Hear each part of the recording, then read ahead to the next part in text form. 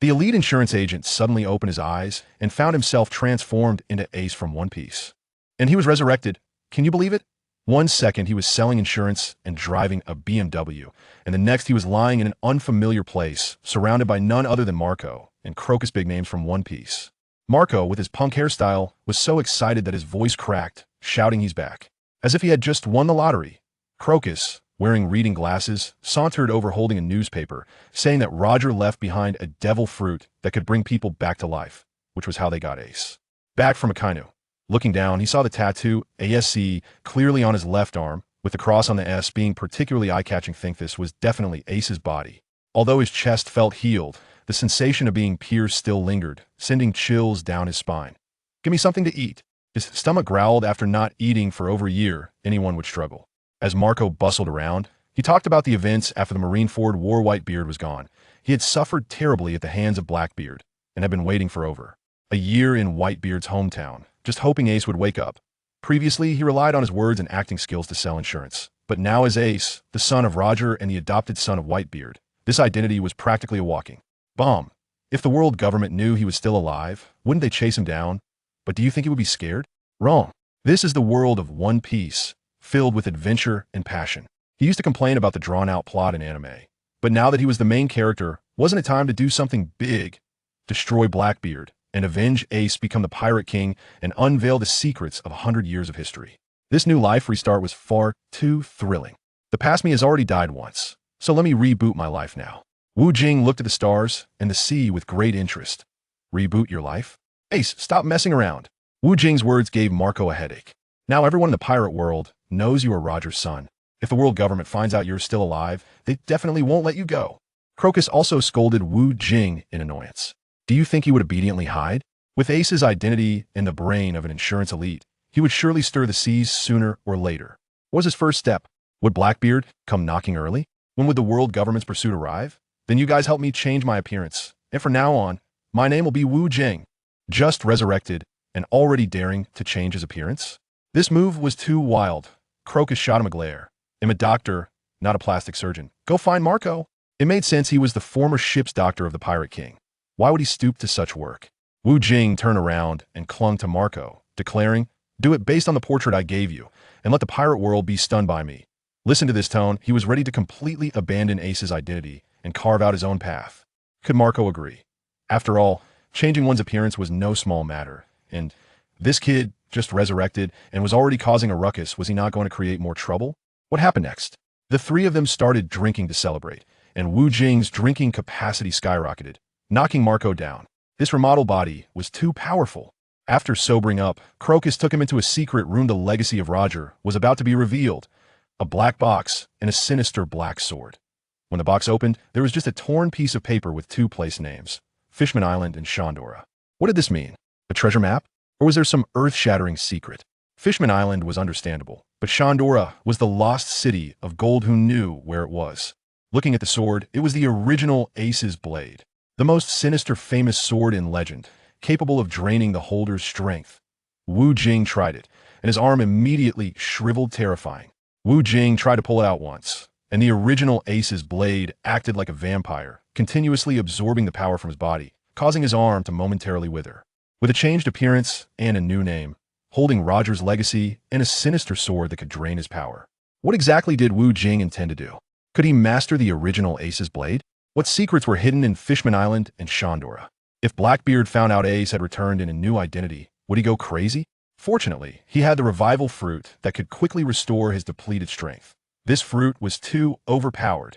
Just seconds after being drained by the original Ace's blade, he was instantly replenished. This recovery speed was insane. Even more amazing, Wu Jing swung the sword, and the sword energy directly created a tsunami on the sea.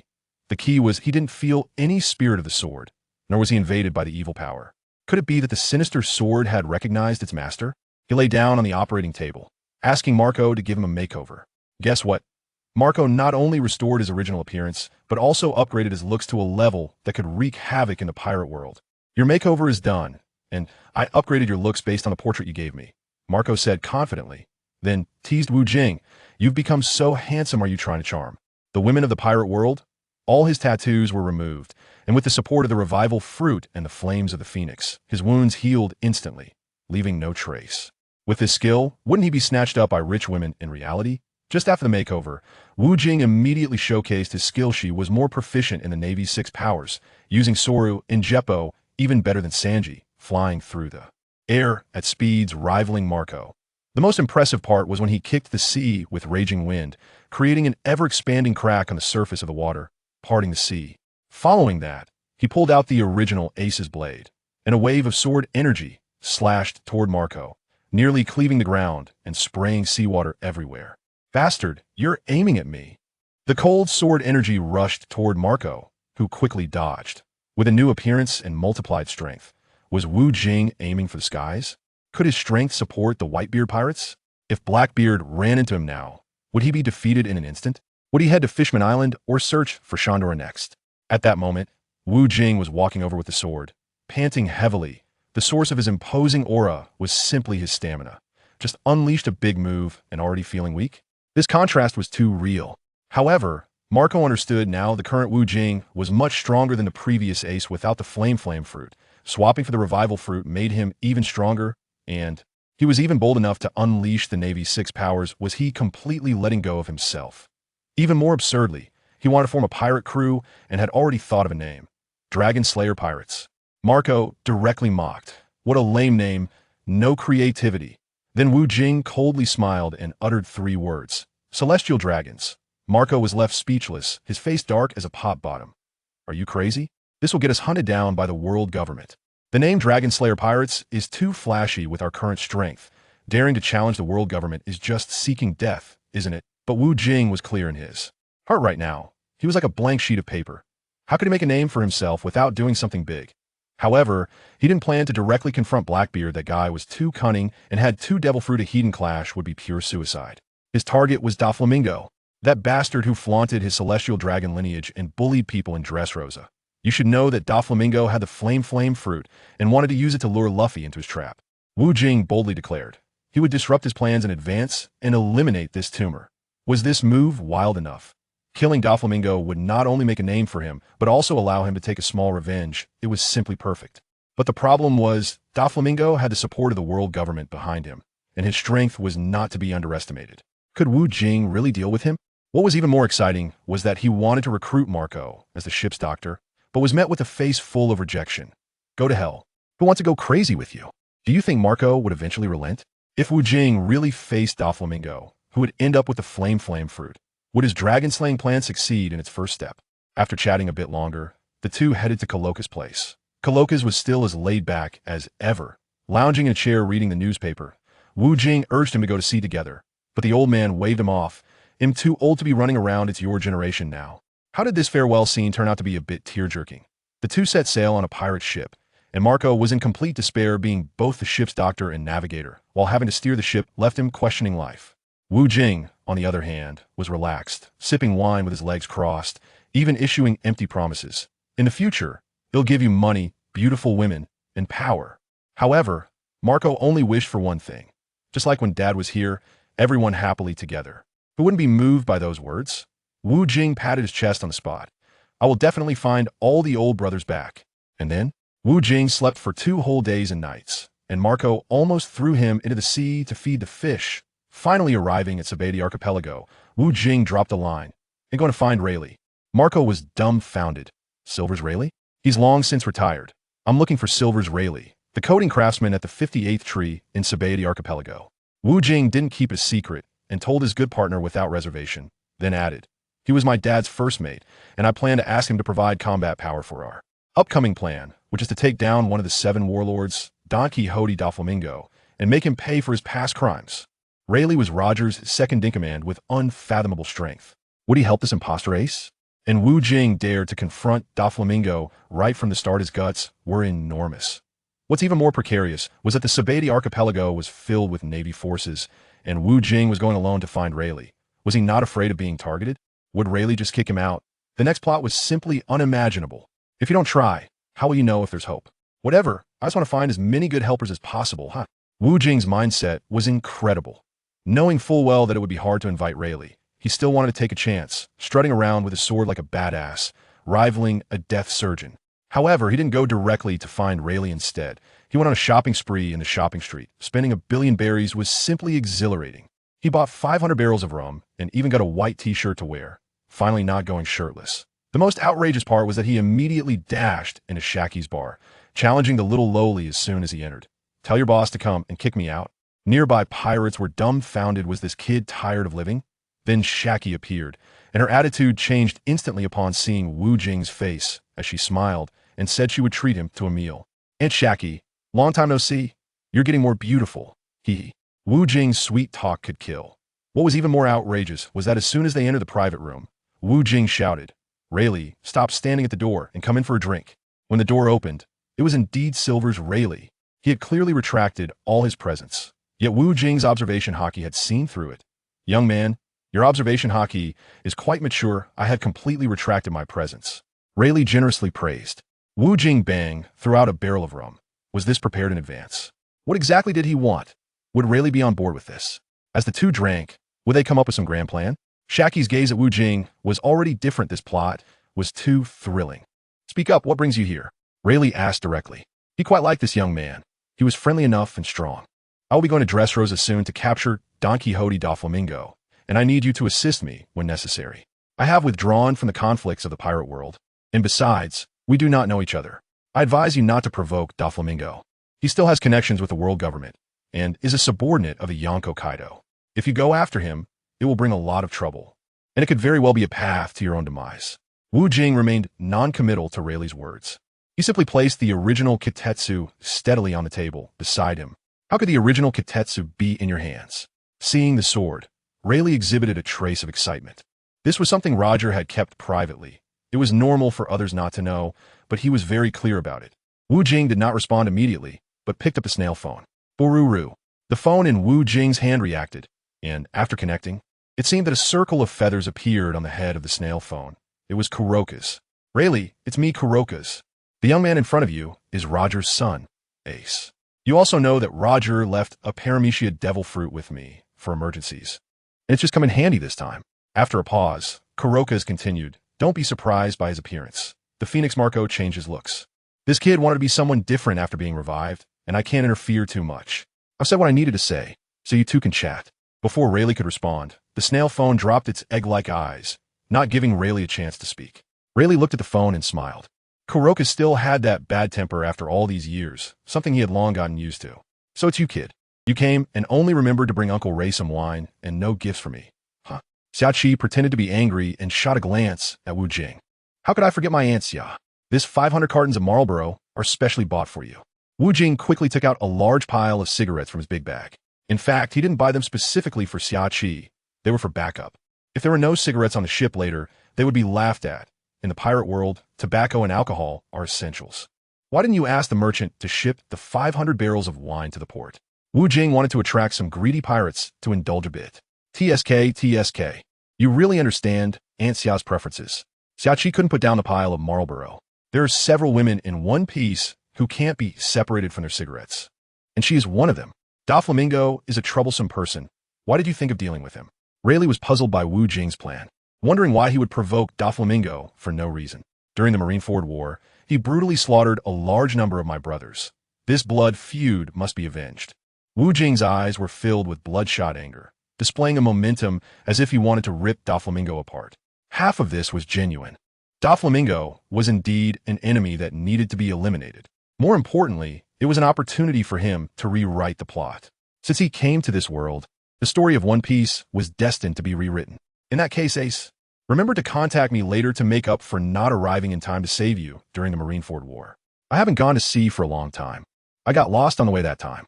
I'm very sorry." Rayleigh readily agreed to Wu Jing's request. He also felt a lot of guilt over Ace's death.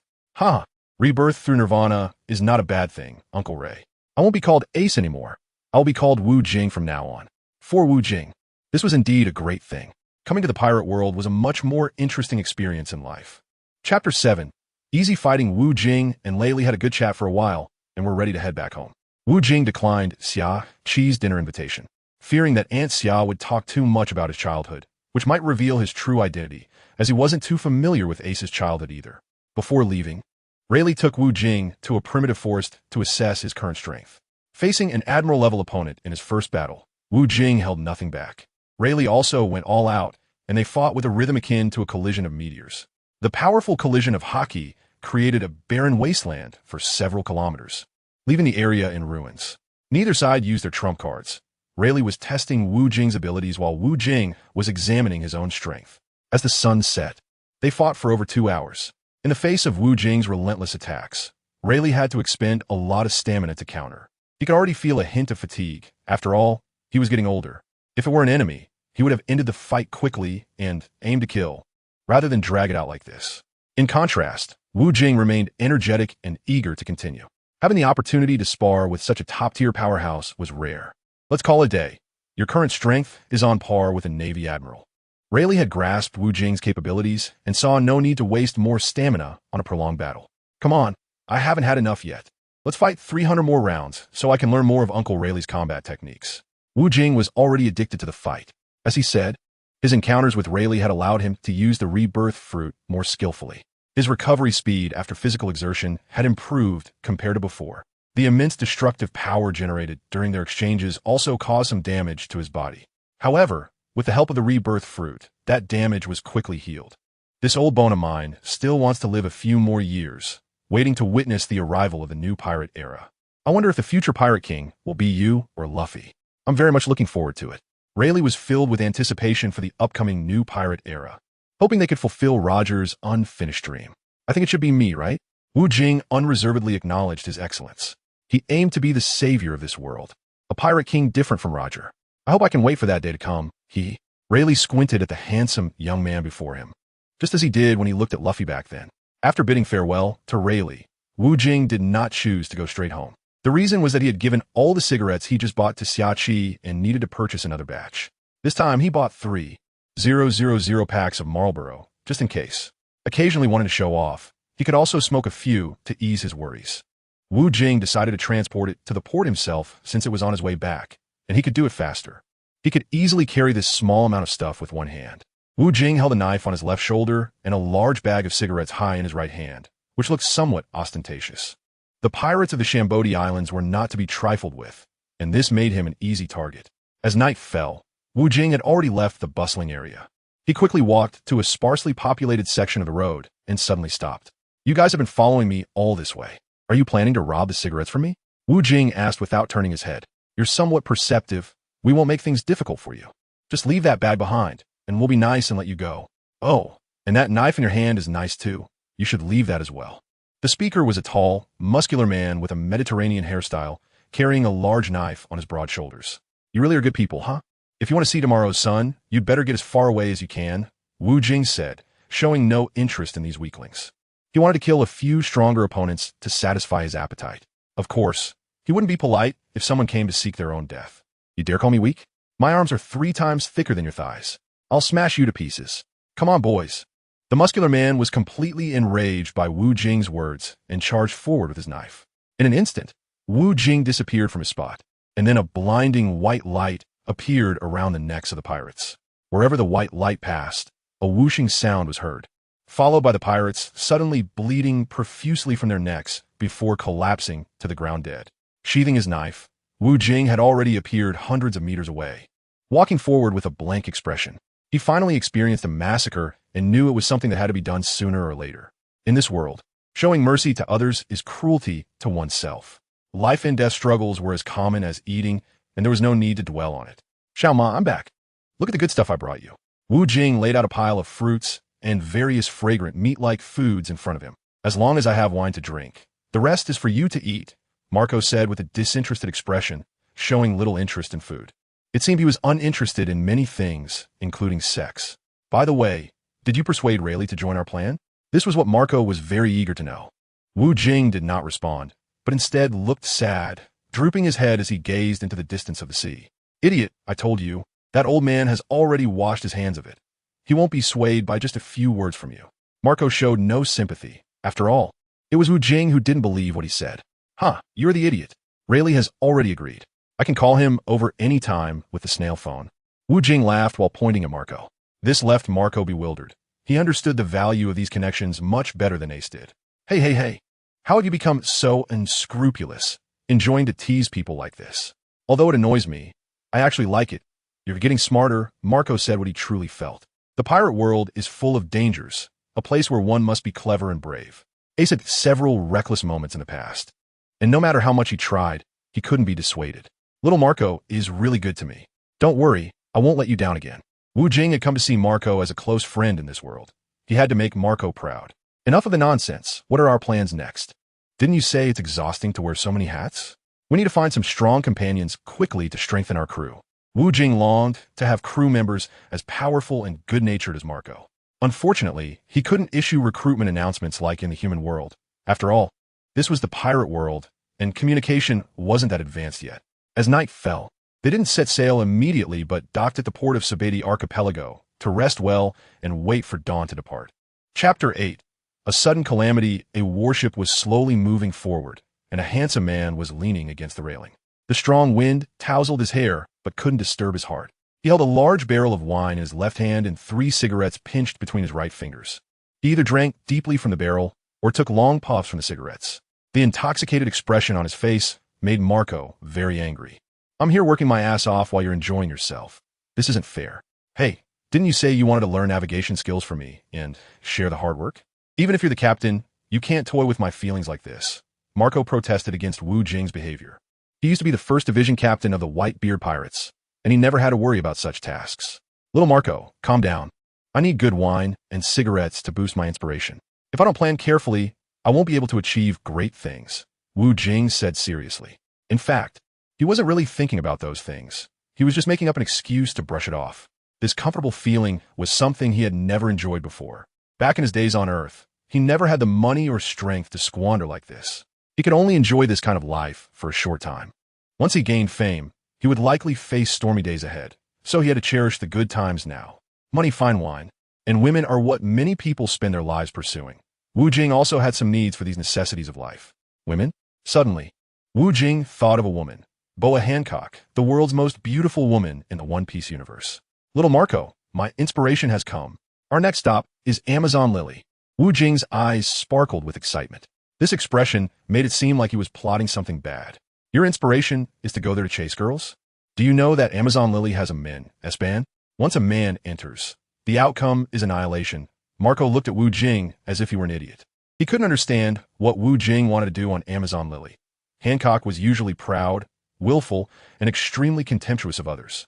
There was no point in going there. It would only strengthen the enemy. If Luffy can go, why can't I? Trust me, it won't be wrong, Wu Jing said with a habitual cheeky grin. Or maybe your brother's charm is just too strong, or Hancock has lost her mind. Who cares? Marco had little interest now. He was more curious about what Wu Jing planned to do there. Women are fickle. Yesterday, she liked my brother, and today, she might like me. My charm must be much stronger than Luffy's. Wu Jing grinned wickedly at the vast sea. The amount of information he had about the pirate world was not inferior to that of the famous journalist Morgan's. Beauty brings disaster. Don't drag me down with you. Marco thought of the men's ban on Amazon Lily and felt a chill. However, he quickly changed the ship's course toward their destination, Amazon Lily. The journey from Sabeti Archipelago to Amazon Lily was long, and along the way, Wu Jing did not have smooth sailing. They encountered several small pirate crews attempting to rob them, all of which were sent to the bottom of the sea with a single slash. Occasionally, when he saw carrier pigeons flying in the sky, he would wave gently. Paying for a newspaper from the pigeons was very convenient. The content of the newspapers was also quite comprehensive. Wu Jing saw that Green Bull had resigned from the Navy and joined the Blackbeard Pirates. He already knew this news from his previous life. The news about Doflamingo offering the Flame fruit as a reward was also announced, and the competition would take place in 3 months at the Dressrosa Bullfighting Arena. Wu Jing casually skimmed through other news. It had been nearly 2 years since the Marineford War ended. Wu Jing knew that the Straw Hat Pirates would gather at Sabeti Archipelago next, as per their agreement 2 years ago. Then they would go to D Islands to prepare to reclaim the Nomi. Now that he has resurrected after entering Ace's body, the script is bound to change. There's a fierce battle happening on the sea ahead. Should we go check it out? Wu Jing saw that a few kilometers away on a small island, people were engaged in intense fighting. His powerful observation haki allowed him to clearly sense the aftermath of the confrontation. What's so interesting about this commotion? We might get caught up in it. Marco has never been one to enjoy watching the excitement. He prefers to stay out of matters that don't concern him. Well then, let's take a detour. Wu Jing could only helplessly give up the thought of watching the excitement. He was full of interest in the pirate world, but unfortunately, his warlike comrade Marco was a rather disinterested fellow. As Wu Jing and the others circled around the small island and continued forward, a loud bang erupted on Wu Jing's pirate ship. The entire ship shook violently, and Malgo, not paying attention, fell over with a cry, landing on his back. Wu Jing turned around and saw that the stern of the boat had been hit by a huge boulder, which had obvious knife marks on it. Damn it, we took a detour, but still couldn't avoid this disaster. It seems they don't want us to escape, so I'll go up and deal with the troublemaker. Wu Jing glared at the small island behind him, feeling that the other party had done it on purpose. Wu Jing jumped high from the ship and used the moonwalk to shoot towards the small island. Mao Gao did not hesitate either and used the ability of the mythical beast-type bird fruit, instantly transforming into a blue phoenix and flying away swiftly. Wu Jing and Mao Gao arrived at the scene in just a few breaths. First, they saw a large man wearing a red belly wrap, with broad shoulders carrying a giant axe. His face and hairstyle resembled that of a girl, and Wu Jing recognized him. This man was a male, the captain of the Navy Headquarters Scientific Troops and the bodyguard of Vegapunk, Jean Tamru. At that moment, Jean Tamru was stepping on a half-orc with a dragon's head and a human body, whose body was already stained with blood. There was a shocking wound on its chest, and Wu Jing guessed it must have been caused by Jean Tamru's giant axe. Mao Gao. Jean Tamru was also very surprised to see Mao Gao, while he completely ignored Wu Jing. A nameless pawn wasn't worth his attention. The rock earlier was something he had deliberately chopped over with his battle axe. The sturdy half-orc under his feet had just thrown that giant rock at him as a weapon. Then Jean Tamru swung his giant axe with great force, sending the rock flying like a golf ball. The rock flew straight toward Wu Jing's warship, and as for why he did that, it was because Wu Jing's ship was a pirate ship, and Jean Tamru naturally wanted to destroy it casually. Chapter 9. A little dragon man, Jean Tamru. Long time no see. You're still so arrogant. Mao Gao looked coldly at Jean Tamru. He understood Jean Tamru's nature well, and a fierce battle was sure to follow. He was already prepared to fight. Hee, it seems I'm really lucky today, catching this fugitive and then catching a big pirate like you. I will definitely receive a generous reward from the Navy headquarters. Thank you, Mao Gao. Jean Tamru grinned widely. He also needed to prove to everyone at the Navy headquarters just how powerful the students taught by Kizuru Polysolino were. The flames of battle were about to ignite, and a clash of gazes had already begun between Mao Gao and Jean Tamru, with killing intent rippling between them. Ahem, can I say something? Wu Jing spoke up at an opportune moment. You can't speak, but I'm quite curious about what you want to say. Go ahead. Jean Tamru looked at Wu Jing like a curious baby. Can you tell me what this fugitive under your foot is all about? I'm the tightest-lipped man in the world, Jean Tamru. I won't tell you. Jean Tamru replied with a face full of disdain. Wu Jing chuckled lightly as he knew this was Jean Tao Wan's catchphrase. With just a little prompting, he would reveal the truth. Clearly unaware of the fugitive's background, he still insisted on being the most tight-lipped man in the world, which was embarrassing. Wu Jing immediately retorted at Jean Tao Wan, who says, I don't know. This dragon man is the world's #1 scientist, Vegapunk, developed from a man-made zoan fruit. Vegapunk entrusted me to deliver him as a pet to the noble lady Liliagong. But unexpectedly, this damn dragon man decided to escape here upon seeing an uninhabited island. Jean Tao Wan revealed everything without reservation, looking proudly at Wu Jing as if to show off his prowess. Thank you for the information. Your mouth is indeed tight. However, I suggest you better sew it shut. Having such a big mouth makes it easy to leak secrets, haha. As expected, Wu Jing quickly extracted the secret from Jean Tao Wan. You. What does it matter if you tell me? As long as I kill you today, no one will know about this. Before Jean Tao Wan could finish his sentence, he swung his giant axe, wrapped in haki, towards Wu Jing at high speed. Paper drawing. Wu Jing's body transformed like clay, allowing him to evade Jean Tao Wan's fierce attack. The 6 powers of the Navy? Jean Tao Wan's jaw nearly dropped in surprise. He was not surprised that Wu Jing easily dodged, but was stunned by Wu Jing's skillful use of one of the Navy's 6 powers, paper drawing. Jean Tao Wan couldn't recall anyone named Wu Jing in the Navy. Could he be a new recruit? No, the Navy couldn't possibly be working with the notorious pirate Marco. The situation left Jean Tao Wan's brain short-circuiting. Who are you? How do you know this technique? Wu Jing did not respond to Jean Tao Wan's question. Shave. He can use that too? Jean Tao Wan showed an incredulous expression. He saw that Wu Jing was quite proficient in the Navy's 6 powers, surpassing even his own skills. As Wu Jing vanished from his sight, Zhang Taowan immediately activated his observation hockey, scanning the area around him. He found no trace of his opponent, which made him sweat nervously. This young man's strength was far beyond his expectations. Suddenly, a hand landed on his shoulder from behind. Zhang Taowan quickly turned around and swung his axe backward, but found nothing there. He continued to feel a hand resting on his shoulder, and in this way, Zhang Taowan swung his axe backward hundreds of times. Yet every time he struck nothing but air, the hand behind him remained, driving him to the brink of madness. Marco, standing nearby, was nearly falling asleep, his eyelids nearly covering his eyes. How could Zhang Taowan's clumsy body keep up with Wu Jing's lightning-fast speed? The half-beastman who had fainted earlier also woke up, his tall body shrinking down. He transformed into a dragon-headed humanoid form, resembling a little dragon man. He pressed his small hands against his chest wound and struggled to crawl to a nearby tree. Leaning against the tree, he began to rest his eyes, having exhausted all his strength from the previous fight. Cowardly brat, do you not have the guts to come out and fight me? Is hiding so much fun? Zhang Taowan felt utterly humiliated. Being toyed with by Wu Jing, he could only resort to verbal sparring. As soon as Zhang Taowan finished speaking, Wu Jing appeared before him, standing tall and looking at Zhang Taowan as if he were a fool. In front of me, you are nothing but a joke. Hearing Wu Jing's words, Marco struggled to lift his drooping eyelids, knowing the main event was about to begin. As the first-generation Kitetsu was unsheathed, the temperature in the air dropped sharply. Both Marco and the little dragon man felt a chill, while Zhang Taowan couldn't help but shudder. Zhang Taowan was the primary target of the first-generation Kitetsu, naturally bearing the most pressure. At this moment, the first-generation Kitetsu was already buzzing, as Wu Jing's haki was continuously infused into it. The originally shiny black Kitetsu, wrapped in a thick aura of evil charm, appeared even more sinister. Moonwalk Cloud Ladder. Wu Jing stepped into the air and ascended. Then, holding the sword with both hands, he plunged down towards the grounded Zhang Taowan. The violent pressure became unbearable for Zhang Taowan. As Wu Jing descended, the pressure multiplied. He found himself unable to move an inch, unable to dodge at all. Zhang Taowan could only grit his teeth and brace himself against Wu Jing's descending strike, the ground beneath his feet cracking from the force. Ah! Zhang Taowan roared to the sky. He raised his hand high, trying to block Wu Jing's powerful blow with the side of his giant axe. Boom! A huge explosion reverberated across the small island.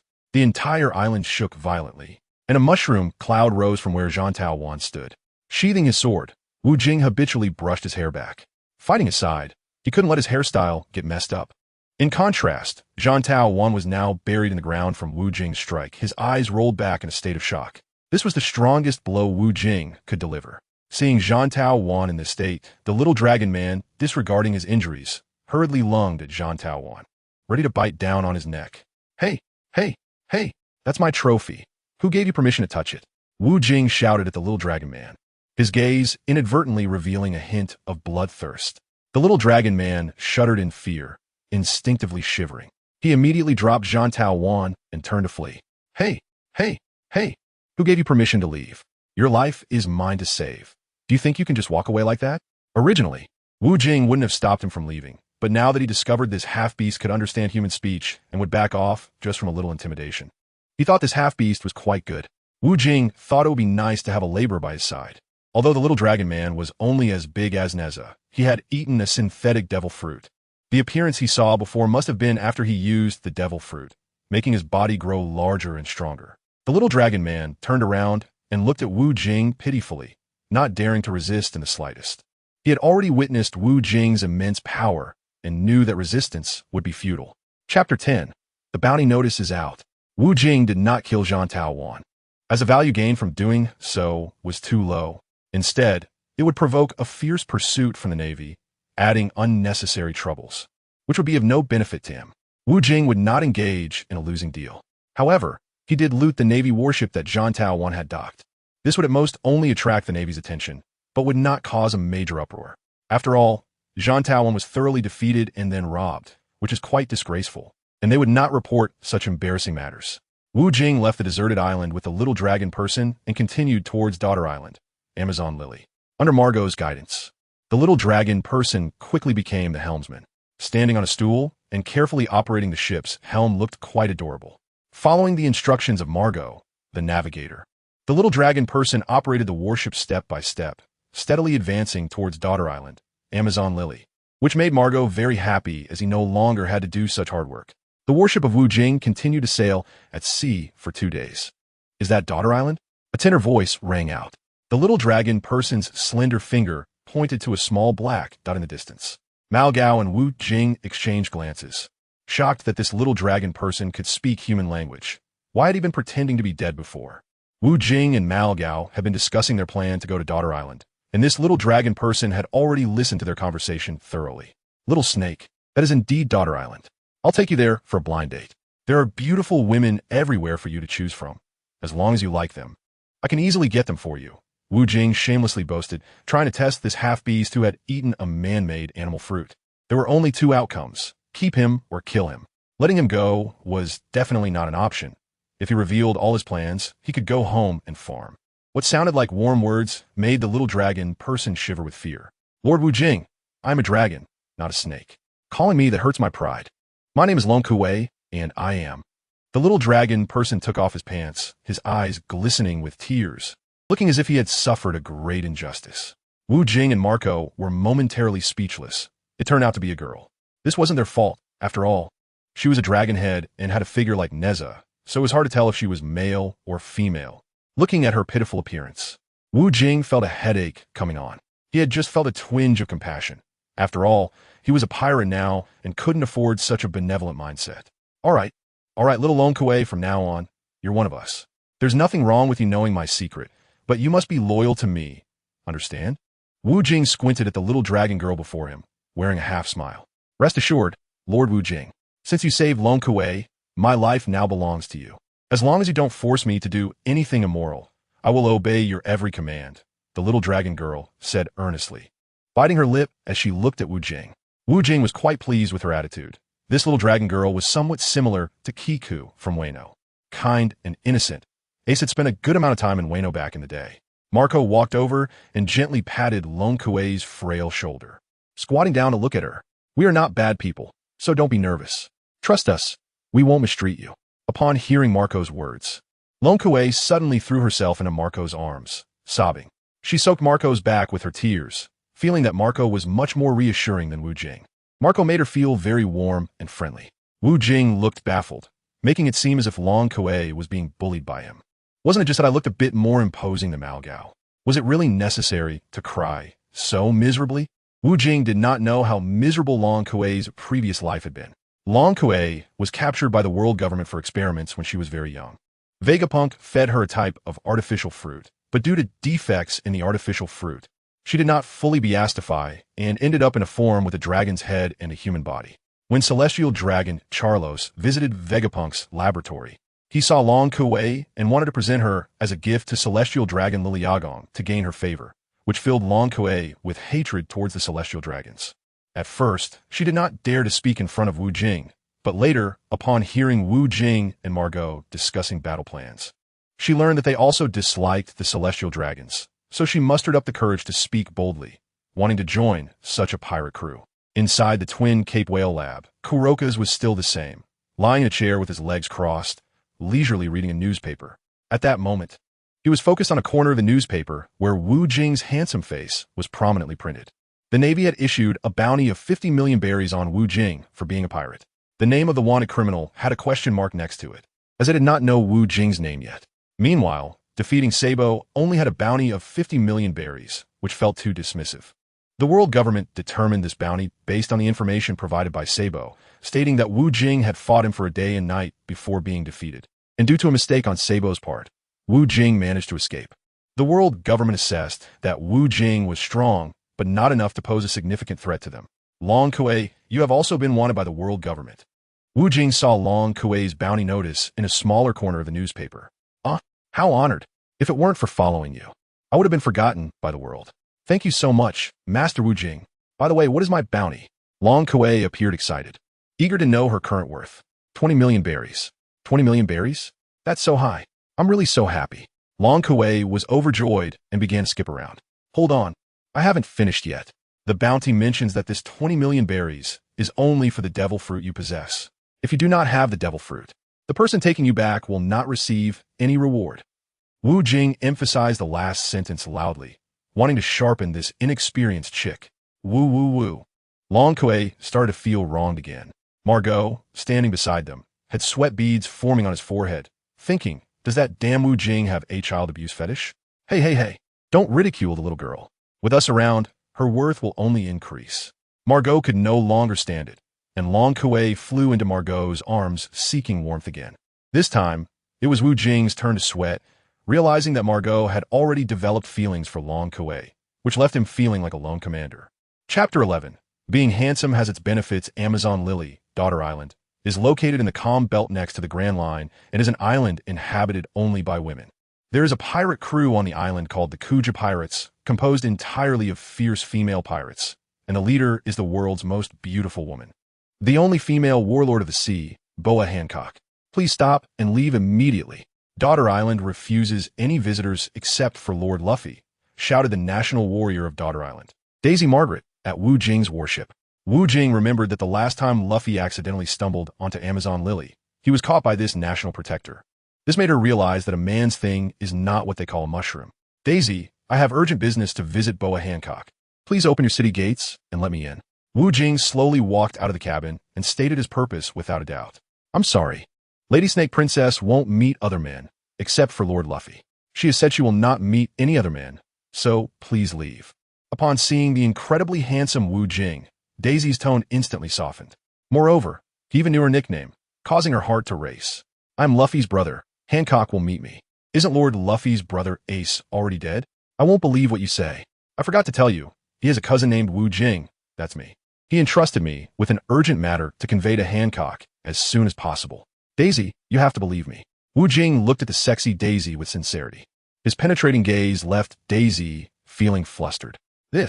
Daisy indeed couldn't withstand Wu Jing's electrifying gaze any longer. This man in front of her was far more attractive than Luffy, even more eye-catching than the pirate Noble Cavendish she had seen in the newspaper. After contemplating for a moment, Daisy slowly opened the door. For someone like her who had never left the island, she was very willing to listen to a handsome guy. You can't go in. Only this gentleman and this pet can enter, Daisy said rudely to Marco, showing no interest in his looks. Wu Jing proudly shook his head at Malgo, saying that being good-looking is the passport to Daughter Island. Malgo had nothing to say and could only stare in silence. Damn. If I had known earlier, I would have gotten plastic surgery for myself, too. Looking at Wu Jing's smug expression, I felt quite unhappy. Lord Wu Jing, follow me. I will take you to Lady Snake's palace, said Daisy gently. She looked as if serving Wu Jing was a very happy thing. A man. Look. Daisy is followed by a man and a pet. What a man. A man. There, a man. I haven't seen a man for a long time. This man is so handsome. Much better looking than that previous man. Daisy, don't you know that Lady Snake has forbidden men from entering? An old woman shouted from a distance, commanding several scantily clad female warriors beside her. Take him down and send him directly to the execution platform. For Wu Jing, as long as he could enter Daughter Island, nothing else was difficult. Grandma, please let me explain. This gentleman is Luffy's cousin. He said he has important matters to discuss with Lady Snake. Daisy hurriedly defended Wu Jing. You believe a few words from him? Stupid Zhuju. What are you all waiting for? Hurry up and deal with this man, Grandma commanded sharply. Upon hearing Grandma's orders, 4 strong figures immediately surrounded Wu Jing. While Long Kuei was completely ignored, Wu Jing casually glanced around, taking in the stunning figures of Kikyo, the muscular Stoby, the provocatively dressed Belladonna, and the tall Avalandra. This was a treatment he could never have enjoyed as a human. The 4 female warriors of Daughter Island did not immediately take action. The man before them was simply too handsome, and they were reluctant to resort to violence. How audacious! Are you all ignoring my orders? I am the great-grandson of Emperor Flame Flow. The harsh voice of Grandma Jia erupted again. Shut up! Wu Jing roared at Grandma Jia, a visible blood-red aura flying towards her quickly. With a loud crash, the old woman rolled her eyes and fell to the ground, unable to get up. The onlookers were confused about what had happened, but the 4 female warriors surrounding Wu Jing, intimidated by his presence, parted to make way. I came to find Hancock. You can all carry on with what you were doing, Wu Jing said, his demeanor shifting from gentle to assertive. This was his true self. The world was vast, but he was the greatest. This man is so handsome. I really like him. One of them exclaimed. Yeah, if he were my man, I'd be the happiest. Another agreed. You're too greedy. Such a beautiful man should be shared. A third chimed in. Right, We should keep him here and let him be our man, to carry on the legacy for Daughter Island.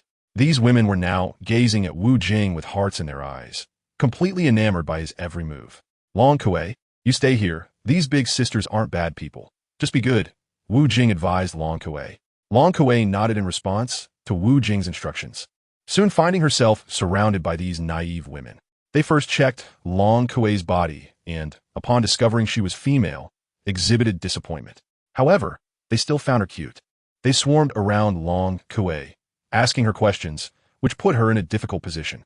She was just a girl and knew very little. Daughter Island wasn't large, and they quickly reached the palace. Just as he and Daisy were about to continue, two exceptionally tall figures blocked their path. Hancock's two younger sisters, Boa Sandersonia and Boa Marigold. Daisy, haven't you learned from your last mistake? Bringing another strange man onto the island. This time, Lady Snake might not forgive you like last time, Sandersonia said with displeasure, her long tongue flicking back and forth. Sister, that pretty boy is quite handsome. Didn't you say you wanted to have a child? Why not let our eldest sister marry him off to you? We could be aunties sooner, Marigold said, staring at Wu Jing with ill intentions. Wu Jing felt a chill run down his spine. He thought, such a disgusting snake. My little brother wouldn't be enough for her to satisfy her desires. Lady Sandersonia, this is Lord Wu Jing beside me. Daisy hurriedly tried to explain. Daisy, don't say any more. I'm not Luffy's cousin, but don't worry, you won't be in trouble. I'll protect you, Wu Jing interrupted her. At this point, Wu Jing no longer needed to hide himself. He could speak directly with nothing to fear. After hearing Wu Jing's words, Daisy was left speechless. However, she felt a strange sweetness in her heart because this man said he would protect her. Did this lord have feelings for her? Daisy fell into a state of self-absorption. And if Wu Jing knew her current emotional state, he would probably spit out a mouthful of blood, thinking how shameless she was. Another brazen young man. A bit reminiscent of the Straw Hat Luffy from years ago, but this one was just so handsome, she found herself starting to like him, giggling. Marigold licked her lips, recently thinking about having a baby. Sister, when you had that thought, this pretty boy just showed up. It's fate. I'm so happy for you. Soon I could be an aunt. Just thinking about it makes me happy. Marigold's already large mouth, which couldn't close, looked even wider when she smiled. Are you two done? Marigold, if you want to be an aunt, I can make it happen. I can have Hancock give birth to a bunch for you, Wu Jing said lightly, his words sounding like thunder to the sisters. This man must be out of his mind. If Hancock heard that, he would definitely be in serious trouble. Little Jean, stop wasting time with him. Let's just capture him and take him to our sister for handling. We'll lock him in a cell and do whatever we want with him, Sandersonia suggested, immediately activating her snake fruit ability to ensnare him with her tail. A massive snake tail quickly surrounded Wu Jing, attempting to coil around him. Moonstep, Cloud Ladder. Where is he? Sandersonia looked around, unable to find Wu Jing. Sister, he's in the air, Marigold exclaimed. She saw Wu Jing walking in midair, heading towards Hancock's palace. In an instant, she activated her snake fruit ability, launching her tail like a spear towards Wu Jing. Steel block. Wu Jing did not dodge. Instead, he reinforced his defense. The powerful strike from the snake tail collided with Wu Jing's body without leaving a mark. Instead, the force propelled Wu Jing forward even faster. Thanks, Wu Jing said, cleverly taking advantage of the situation, perfectly embodying his current demeanor, ruthless and shameless. Damn pretty boy. Chase him, Marigold growled. Wanted to peel Wu Jing's skin off. Using the moon step continuously, a high stamina skill would leave most people exhausted. But Wu Jing could fully recover in just a few breaths. With a creak, Wu Jing leisurely pushed open the main door of the palace. He saw the stunningly curvaceous Hancock, wearing snake-shaped earrings, sitting on her throne, resting her chin on her hand, her deep blue eyes curiously watching Wu Jing. Her guardian snake, Salome, also gazed at Wu Jing with sparkling eyes. The two sides fell into a brief silence. You really are Luffy's cousin, aren't you? Just like him. An extraordinary man that people admire, Hancock was the first to break the silence. She had been observing Wu Jing's every move since he intimidated Grandma Jia with his Conqueror's Haki, noticing that his control over Haki exceeded her own, as he could target fixed points. If Wu Jing hadn't controlled his Conqueror's Haki just now, all the Amazon Lily warriors nearby would have been knocked unconscious. She reflected that she currently was not as strong as Wu Jing, and even Luffy was somewhat lacking. It was only a few days ago during his battle with Rayleigh that Wu Jing realized how to effectively use Haki, specifically by combining Observation Haki and Conqueror's Haki. By using Observation Haki to sense the enemy, He could then instantly release Conqueror's hockey. He had tried countless times before he could barely merge the two types of hockey together. Just now, he had also used Granny as a test subject to practice a bit. Wu Jing had no reaction to this. Instead, he folded his arms and squinted as he looked at Hancock with unabashed interest. Facing Wu Jing's gaze, Hancock made a shy and embarrassed expression. If it were anyone else, they would have lost control long ago and gone on the offensive. However, Wu Jing was quite familiar with most characters in the Pirate King world. He knew that this woman in front of him was not what she seemed. She was trying to confuse him, to lower his guard, and aiming for a fatal strike. With measured steps, Wu Jing approached Hancock, the sound of his little shoes echoing crisply on the floor. "Stop! Don't come near Lady Snake," shouted Gong Denghua and Jin Zhonghua, who had just arrived. "You two step back. Tell everyone to retreat outside the city, and no one is allowed to approach the harem. Otherwise, they will bear the consequences," Hancock said in a tone that revealed a chilling aura. "Sister." Gong Denghua saw Hancock's unquestionable gaze and swallowed the rest of her sentence. The two sisters could only close the door and turn to leave the palace. Soon, they heard the sound of clapping. That was fast. After Hancock's sisters left, Wu Jing clapped his hands. He truly admired the Empress's aura. "Hancock, I know many of your secrets, especially the biggest one on your back." At some point, Wu Jing lit 3 cigarettes and started smoking. He blew the smoke towards the world's #1 beauty, Hancock, enveloping her in a mist, which left Wu Jing entranced. "Then you can only lie there and die. You'll be buried here." Hancock glared furiously at Wu Jing, originally waiting for the right moment. Hancock lost all patience upon hearing Wu Jing's words. This was the greatest humiliation of her life, something she would not allow outsiders to know. Complaining won't solve the problem, especially since you've always kept yourself out of it. That's a sure way to never come to light. Wu Jing bluntly criticized this seemingly strong yet timid woman. Hancock harbored deep hatred for the celestial dragons, yet she had never made any substantial resistance. "Shut up. In my eyes, you are strong, but in theirs, you are nothing but an ant, even less than that. Fighting them leads only to death. Roger is the best proof." Hancock had already collapsed to the ground. She wept pitifully, tears streaming down her face. Hancock despised this world greatly. How she longed to resist. She had tried, only to discover how small and powerless she was, and she resigned herself to fate. There are no ifs in life, if there were no life. Hancock realized she had never had support. After struggling to rely on the government to become one of the 7 warlords of the sea, she finally understood that it was just a joke. She was nothing more than the government's lapdog. As long as she lost her value, she could be kicked out at any time. She had always lacked a sense of security, but could not find anyone to rely on, leaving her heart without a place to rest. Though Luffy was unreliable, he was a very sincere person. So she fantasized about Luffy as her spiritual support, deceiving herself that she was truly in love with him. This era is the best opportunity to change the world-S pattern. And I am the one who has high hopes placed upon me by this era. As long as you join our dragon-slaying pirate crew, I can help you remove the shadow in your heart. Wu Jing slowly extended his hand, as white as jade, towards Hancock, whose complexion was no less than the Empress's. "With just your few words, you think you can buy me? You underestimate me," Hancock replied. After all, she was the Empress who had seen many storms. If she easily shook hands with Wu Jing, it would be a great loss of dignity, almost equivalent to selling herself. "Who said I want to shake hands with you?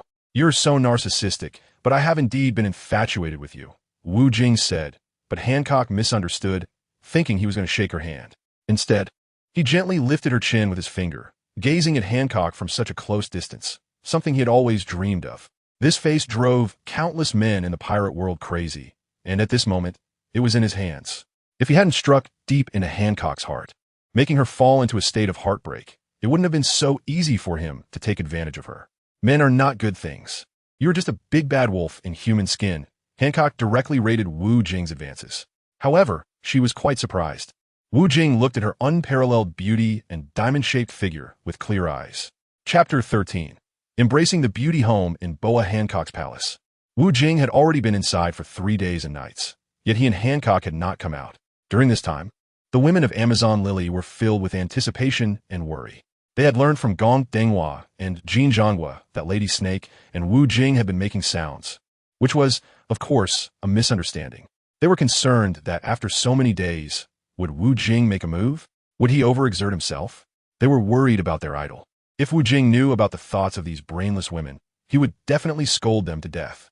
He possesses the ability of the rebirth fruit. So even if he deals with them day and night, he remains energetic.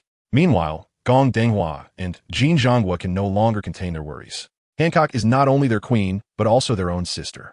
They are ready to break in and see what is happening. Bang!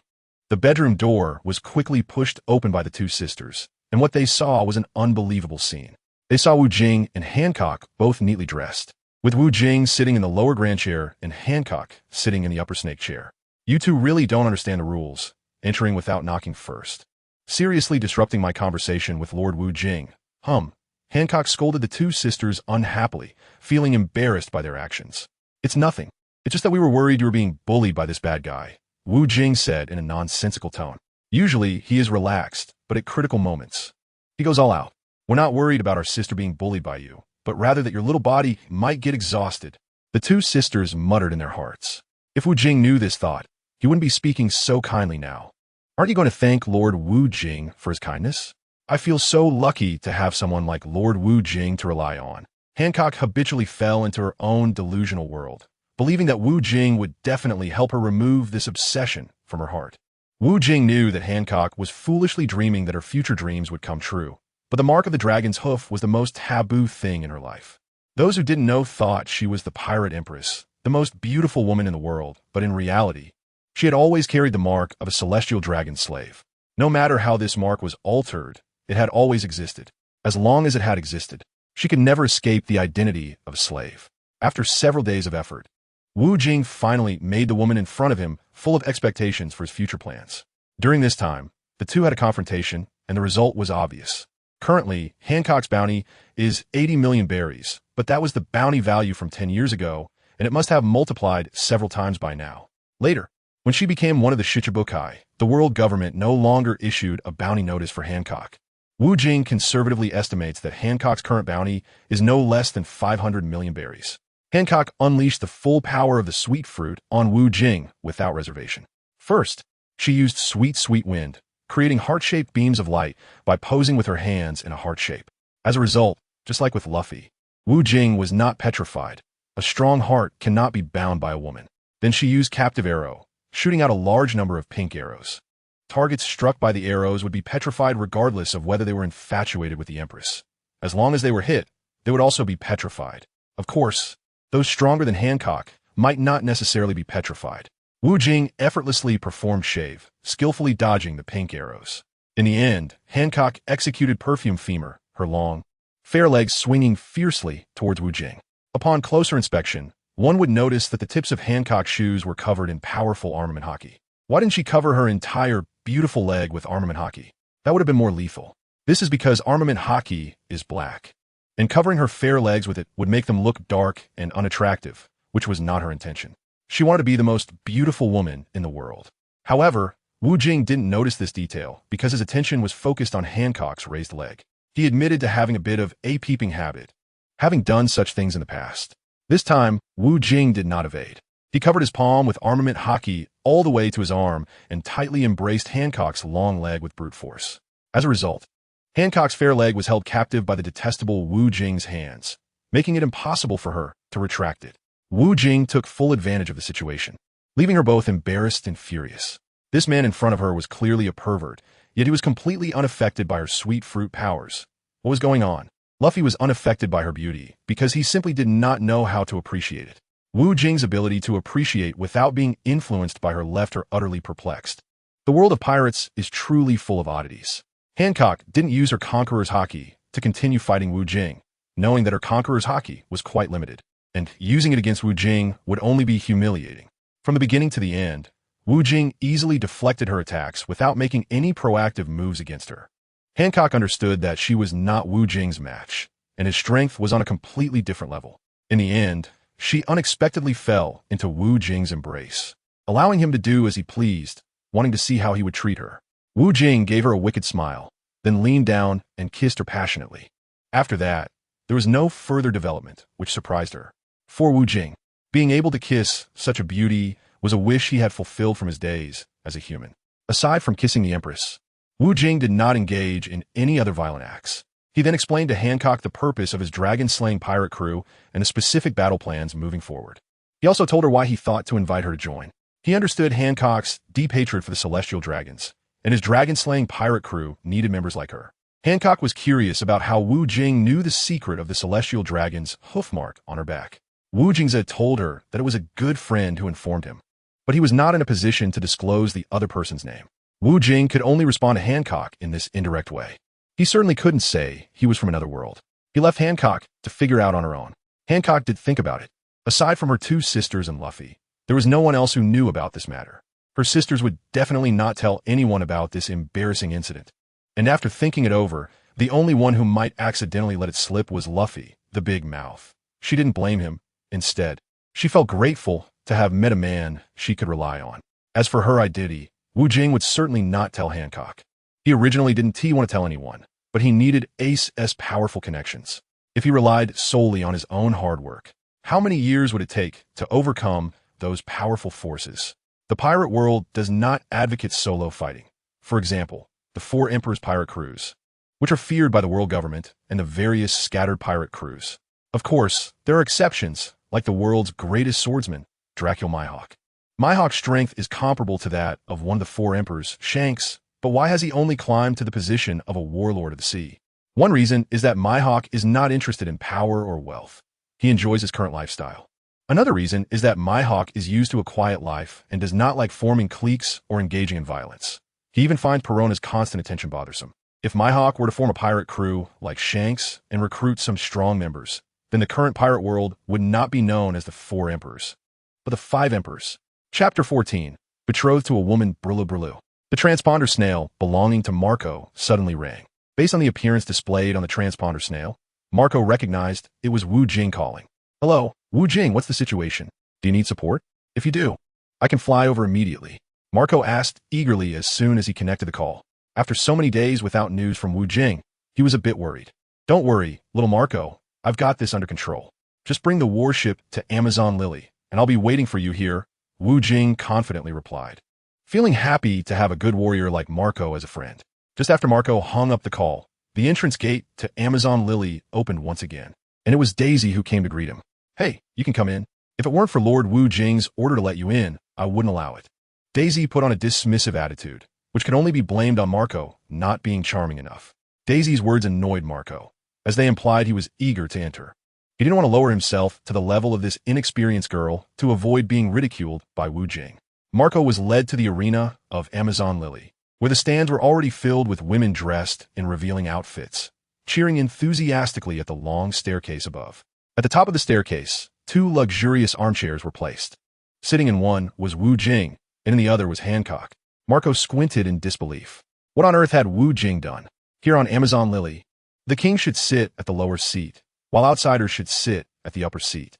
From Hancock's unoffended smiling face, Marco could tell she was there willingly. Moreover, judging by the enthusiastic cheers from the women present, they were also willing to listen to Wu Jing. Marco was puzzled. Wu Jing's charm was too great. He had quickly become the Prince Charming in the eyes of these women, surely thanks to the new face that Marco had helped him achieve. He decided that he should also find a chance to improve his looks. Otherwise, life would be too stifling for him. Marco, you've come. Have you set your eyes on any of our girls here? As long as you like, I will arrange for her to be betrothed to you. Hancock greeted Marco from the staircase. She had no prior interaction with Marco, but she had witnessed his powerful abilities during the Marine Ford War and knew he was not weaker than her. TCH, not interested. The women here are too lacking. I have no interest in any of them, Marco replied, shrugging his punk orange hair and showing disinterest in the women in the stands. Damn it. As if it's good enough that we don't despise your ugly looks, and you still have the nerve to say such pretentious things. How contemptible. This man is so shameless. If I didn't want to have a baby, even if he begged me on his knees, I wouldn't cooperate with him. The women in the stands were incensed by Marco's words, making Wu Jing, who was sitting above, feel a headache. Couldn't he speak more tactfully? Marco's directness had provoked the wrath of the single women on Amazon Lily. Lady Snake, this man actually dares to publicly insult our female comrades. I suggest Lady Snake punish him so that he knows we women of Amazon Lily are not to be trifled with. Daisy jumped out to stand beside Marco, eager to teach this arrogant man a lesson. Stand down, don't be rude. This is a good friend of mine. Hancock did not heed Daisy's request. Daisy was like a caged bird, unaware of how impressive Marco truly was. Upon hearing Hancock's command, Daisy obediently prepared to turn and leave the arena. Wait, Marco suddenly spoke up and chuckled to himself, leaving everyone confused. Hancock, please repeat what you just said. My ears are a bit dull. I didn't hear it clearly. Marco shouted loudly at Hancock, as if afraid she wouldn't hear him. Upon hearing Marco's words, Hancock immediately showed an unhappy expression, ignoring what Marco had said earlier. She disliked that commanding tone. Hancock, say it again. I don't know what he wants. He would definitely side with Marco. True brotherhood. Then listen well. No matter which girl you like, I will arrange for her to be betrothed to you, Hancock declared loudly, her voice echoing like thunder on Amazon Lily. The idea that Wu Jing would seek her out filled her with happiness. All right, then I want her. Marco's voice also erupted immediately as he pointed at Daisy. Daisy was so frightened by Marco's words that her legs went weak. Her nemesis had come to her door. Very well, Daisy, from now on. You will be Marco's woman. Hancock unhesitatingly agreed to Marco's request and gave Daisy the order. The arena erupted into chaos, but the events were not over yet. Please, everyone, be quiet. I have more news to share. Hancock spread her arms to signal for silence. I will be following Lord Wu Jing to venture into the new world. This position will temporarily be taken over by Granny, so please listen to her instructions for now. One wave has not settled, another has risen. Hancock's news has caused an uproar among everyone on Daughter Island. Even Grandma was taken aback, not expecting Hancock to make such a shocking decision, something beyond her control. The thought of being able to be a queen again still makes her quite happy. Wu Jing gestured for Hancock to come over, then whispered a few words in her ear. In order to have a good gathering with everyone before leaving, we will hold a grand wedding for Margao tomorrow at the hour of you. Our Daughter Island has not celebrated for a long time either. Hancock smiled charmingly at Wu Jing, while Wu Jing grinned mischievously at Margao, who awkwardly smiled back. Margao had initially intended to tease Daisy and teach this little cabbage a lesson. Unexpectedly, Wu Jing staged such a scene, that wicked captain. They were actually going to hold a wedding for them. Things had escalated a bit. He could only shake his head secretly, as words once spoken are like water poured out. If they were going to play, they might as well play to the end, and anyway, he would be leaving soon. Congratulations, little Margao finally gets to embrace his beauty. Haha. Chapter 15. Organizing a wedding at the hour of you on the vast ocean. There was an island brightly lit and bustling with voices. A man in a suit, holding a bouquet of flowers, was being pulled along by a cute little girl in front of him. He slowly walked up the stone steps, accompanied by his best man, Wu Jing.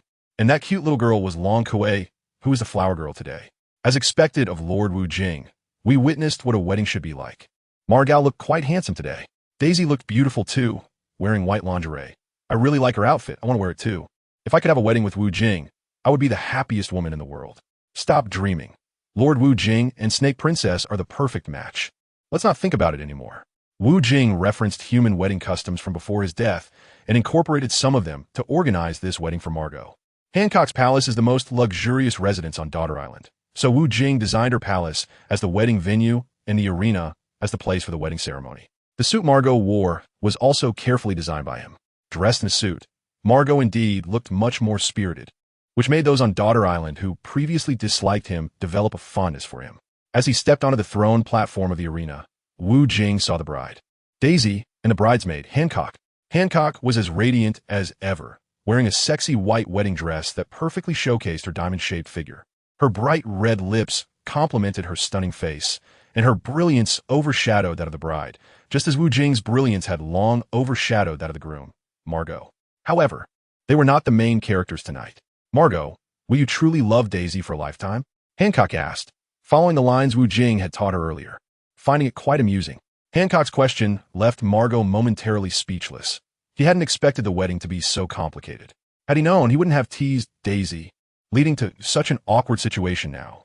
I will, Margot said shyly, glancing at Daisy and seeing her blushing to her ears, which reassured him that she was no longer the fierce woman she once was.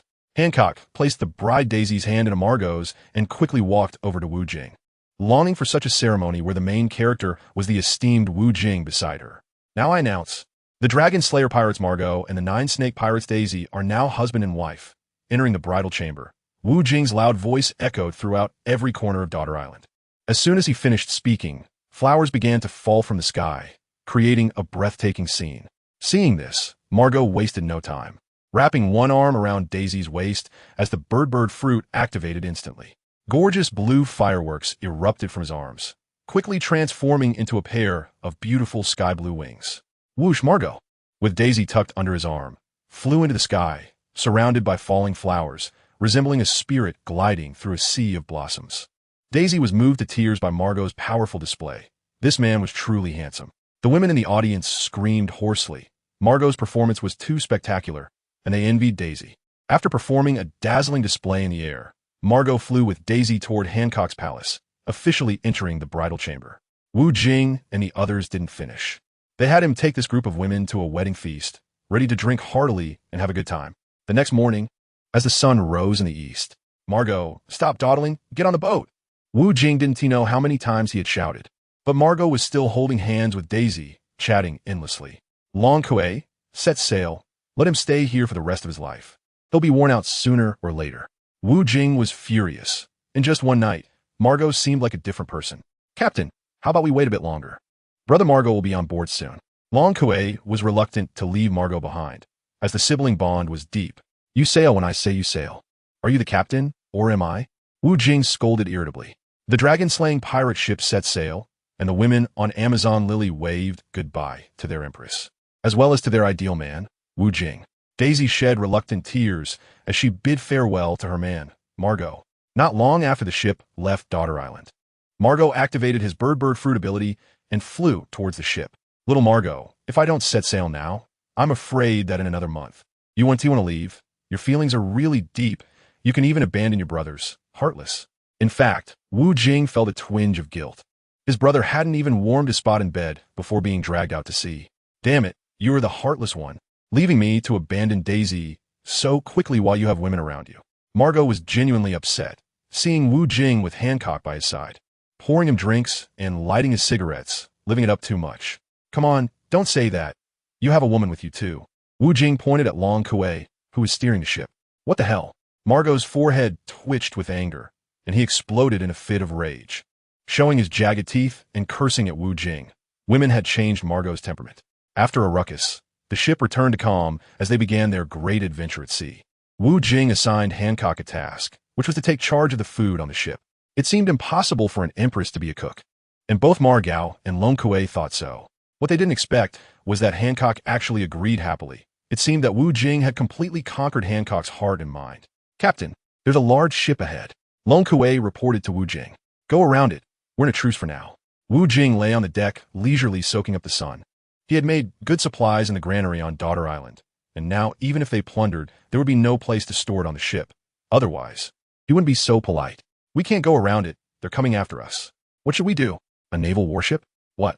Wu Jing and the others immediately stood up and looked at the sea, where a warship was approaching them, moving much faster than they could.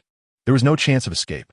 The Navy warships developed by the world government had higher technical specifications and stronger stability than ordinary pirate ships, leaving Wu Jing feeling helpless. The Navy warship quickly caught up with them, but Wu Jing, Marco, and Hancock were not nervous at all. They were already prepared for battle. Report. There are 4 pirates on the ship, namely Marco, Hancock, Long Kuei, and one unknown pirate, who seems to be the one that escaped from the hands of Bartolomeo last time. A Navy officer said to a burly man. Wu Jing saw the burly man holding a staff sword, his eyes closed, with an X-shaped scar running from his forehead to under his eyes. It turned out to be Fujitora, one of the admirals of the Navy headquarters. Chapter 16. Invitation to come aboard. Nice to meet you both. May I ask where you are headed? Fujitora greeted politely, making anyone unaware think they were good friends. No comment, Marco replied indifferently, looking at Fujitora. Although there were only 4 of them, they felt completely unafraid of a single admiral from the Navy. Their only concern was that at sea, they might have their ship destroyed, as all 4 of them were devil fruit users and couldn't swim at all. If they were on land, they could unleash their full power. Well then, why not come aboard my ship for a visit? Otherwise, Fujitora threatened, showing the whites of his eyes. If they didn't comply with his request, he would order the destruction of their pirate ship. Then give it a try. It's been a long time since I've fought, and I'm feeling a bit restless, Hancock retorted, not backing down. She instinctively felt disgusted in the presence of the Navy. A pack of dogs raised by the celestial dragons. Just as both sides were on the verge of confrontation, Wu Jing stepped forward. Since Admiral Fujitora has made such a grand invitation, we can't refuse such hospitality, he said, lightly leaping first onto the Navy warship. Hancock quickly followed. More worried about Wu Jing's safety than Marco was, and Marco didn't lag behind either, leaving Long Koei alone to guard the ship. Fujitora instructed his subordinates to bring them 3 chairs while he sat directly on the ground. Last time you escaped from Bastille. This time I'll be sure to keep you here, hee, Fujitora said without any courtesy. If he knew that Bastille was lying, he probably wouldn't have said that. Huh. Some words may not be the truth, and I'm afraid you might be disappointed later, Wu Jing replied nonchalantly, his expression making the Navy soldiers on board very displeased. They really wanted to raise their long guns and turn Wu Jing into a beehive. This pirate was too arrogant. They wished they could shoot him dead immediately. Gravity, a fall from grace. Wu Jing and the other 2 suddenly lost control of their bodies, and they were pressed uncontrollably toward the ground, the chair beneath them shattering into pieces in an instant. Marco and Hancock felt a sense of panic. They suddenly realized that their bodies had become heavier, causing them to fall to the ground. If they hadn't used their palms to brace themselves against the ground, they would have been embracing the deck. Only Wu Jing managed to maintain a standing position. This surprised Fujitora. Although he could not see, he quickly sensed through his observation hockey that, facing his gravity fruit ability, Wu Jing was the most relaxed. Analyzing the current situation, this man's strength should be no less than that of Bartolomeo. Gravity pressure. Fujitora swung his sword vigorously at the 3 in front of him, increasing the gravitational pressure of the surrounding air by 3-fold, which made the gravity Wu Jing and the others had to bear even greater. Marco and Hancock were already struggling to move, as if they were burdened by millions of pounds, and they were caught off guard by such an attack for the first time. Wu Jing had already drawn his initial demon slayer, bracing himself against the ground to resist Fujitora's powerful gravitational pressure. Wu Jing understood Fujitora's abilities. He could manipulate the strength and direction of gravity at will, instantly raising gravity to tens of thousands of kilometers above the ground, pulling down meteorites carrying high-temperature flames. He could also make objects float in a state of weightlessness, and in addition, he could create repulsive forces with gravity to deflect attacks from opponents. He could also exchange the direction of gravity in a certain area, causing everything on the ground to fall toward the sky. At this moment, the naval warship emitted cracking sounds. Fujitora's gravity fruit ability made the deck beneath Wu Jing and the others emit creaking noises. It turned out that the deck was not made of ordinary wood, but of thick, special steel plates. No wonder it could withstand so long without collapsing. This was to allow Fujitora to better utilize his gravity fruit on the ship without causing too much damage to the deck. The deck emitted intense friction sounds as Wu Jing slowly approached Fujitora while dragging his initial demon slayer. What? Fujitora had an incredulous expression. It was already impressive that Wu Jing could stand against his gravitational pressure, and now he was actually able to move. Wu Jing initially found it difficult to move at all, but after a period of adaptation, his body was able to withstand the gravitational pressure from Fujitora. He estimated that this was related to the resurrection fruit, which had mutated Ace's body.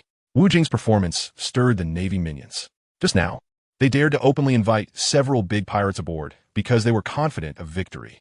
They believed Admiral Fujitora could use the power of the gravity fruit to subdue them, and then capture them when they were exhausted. However, the result was different from what they imagined. Everyone, stand in a line immediately and shoot that pirate. A Navy Major General quickly stepped forward to give orders, as it was his moment to showcase his leadership and gain the appreciation of his superiors, which could lead to his rise in rank. The well-trained Navy immediately formed a neat and orderly line, aiming their guns at Wu Jing's head, waiting for the command. Stand down, Fujitora said expressionlessly. The Major General looked puzzled. Why not seize the opportunity to capture them? This was a chance to achieve great merit, and he was reluctant to let it go. Fujitora sensed a hint of danger from Wu Jing and no longer had absolute confidence in capturing him. He originally thought he could succeed in capturing Marco with this surprising tactic, as Marco couldn't fully exert himself without using his bird fruit ability. As for Hancock and Wu Jing, he didn't take them seriously. Unexpectedly, the lies of Bartolomeo brought him shame. It turned out Wu Jing was the strongest among the 3. Engaging such a powerful opponent on his own battleship could lead to disaster, so he had to abandon the idea of capturing them. Fujitora withdrew his gravity fruit ability. Hancock was already gasping for breath, being the weakest among the 3 and suffering the most damage. Under Fujitora's gravitational pressure, her 2 large breasts rubbed against the ground for a while, much to the delight of the Navy minions. I apologize for offending you 3, Fujitora said politely, with one set of words and another set of actions, which is what one might call inconsistency in words and deeds. Suddenly, a loud bang echoed in the air, startling everyone on the ship. They looked towards the sound and found that the Navy flag, high above on the battleship, had been cut down along with its pole. As the sword returned to its sheath, everyone realized it was Wu Jing's doing. "No need to be polite. It's only fair," Wu Jing said with a cheeky grin. Had it not been for Fujitori's timely intervention, he would have surely killed all the Navy scum on board. Surprisingly, Fujitora smiled at Wu Jing's flag destruction. He was dissatisfied with the current actions of the world government, but he also despised those arrogant and lawless pirates. Wu Jing did not linger any longer and prepared to leave with Hancock and the others. "I hope the next time we meet, we can have a good chat," Fujitora said to Wu Jing with deep meaning. He knew nothing about Wu Jing, but he did not ask. He knew that Wu Jing would not tell him. The Navy warships sailed in another direction. Chapter 17. Uninvited guests. Lord Wu Jing. "Why didn't you eliminate them just now?" Hancock said, "I am powerless. Otherwise, I definitely wouldn't let them return alive." Hancock had just been suppressed by Fujitora's gravity fruit ability, pressed to the ground and unable to rise, her whole body immobilized. This made her feel utterly humiliated, even worse than being forced to kneel. "I originally wanted to kill them, but for us right now, doing so would affect our upcoming plans. Please forgive my mercy this time, Hancock." Wu Jing gently comforted Hancock. For now, he did not want to create more trouble. He was quite clear about Fujitora's character. He was a Navy admiral with a chivalrous spirit. "Lord Wu Jing's concern for me really makes me so happy," Hancock said, covering her beautiful face, flushed with embarrassment, her arms pressed so tightly that her large buns were almost falling out. After the war at the top, the Admiral Fujitora, chosen through the world recruitment selection, was indeed impressive. "I wonder how strong the other admiral, Green Bull, is," Marco remarked nearby. He had been caught off guard by Fujitora's gravity fruit attack. "Green Bull's strength is not weaker than Fujitora's. I haven't fought him yet, so I still don't know what kind of ability he has," Wu Jing casually replied. In fact, he was not concerned about how strong the opponent was. As long as he was strong enough himself, that was all that mattered. Gurgle. Wu Jing touched his uncooperative belly. He had just eaten a lot of food an hour ago, and he was hungry again so soon. It must be that he had consumed too much energy while resisting Fujitora. "Hancock, make me a cup of coffee, and also prepare 10 hot dogs and 5 sandwiches. "I'm hungry," Wu Jing said in an unusually gentle tone. He felt incredibly fortunate to have such a beautiful woman taking care of his food and daily needs. "I'll do it right away. Lord Wu Jing, please wait a moment," Hancock replied eagerly, thrilled to serve someone like Wu Jing. As Hancock spoke, she hurried to the kitchen, eager to cook delicious dishes for her Lord Wu Jing. "Hancock, also make me a cup of coffee," Marco added. "If it weren't for Lord Wu Jing, I wouldn't do something like this for you. I hope there won't be a next time." Hancock immediately turned cold towards Marco. "Sister Cook, could you also make me some donuts? I really like them. Thank you," Long Kuei exclaimed in time. Her sweet voice and her adorable human form after retracting her devil fruit powers made Wu Jing dizzy. But unfortunately, she was too young. "I am Lord Wu Jing's personal chef, belonging only to Lord Wu Jing. You have no right to request anything from me," Hancock said, one hand on her hip and the other pointing at people, tilting her head back. However, she quickly reverted to her gentle and charming demeanor. "Lord Wu Jing, please wait for me. Give me 5 minutes, and I will bring it to you right away." The Dragon Slayer pirates set sail as per Wu Jing's instructions, heading to Water 7 next. Originally, Wu Jing had not intended to go to Water 7, but after being easily chased by Fujitora's Navy warship, he realized that his pirate ship was too low level. Being behind meant getting beaten. According to his previous memories, Water 7 was the best shipbuilding place in the pirate world. 800 years ago, it produced a world-renowned ship, the ancient weapon Pluton, which was said to be capable of sinking an island with a single shot. Wu Jing was certainly not there to seize the title of the Underworld King, as the Underworld King was not currently on Water 7 Island. Otherwise, he would have been forcibly plundered by the world government and those crazy pirates long ago. Although it was far from Water 7 Island, with the addition of 2 women on the ship, Wu Jing was no longer bored. Every day, he would drink merrily with Marco, holding 3 Marlboro cigarettes, enjoying the scenery while admiring the beauties around him. Hancock's presence enriched his life even more, and she served him exceptionally well. Since she was assigned the task of cooking, she had been tirelessly studying culinary skills day and night. However, there was one thing Wu Jing was very dissatisfied with. When he wanted to have intimate moments with her, she had conditions. He had to perform a grand wedding ceremony like Marco's before she would let him do as he pleased. This was something Wu Jing had not expected. Hancock was not as simple as she appeared. She had some wit. After 15 days of sailing, they finally arrived at their destination, Water 7 Island.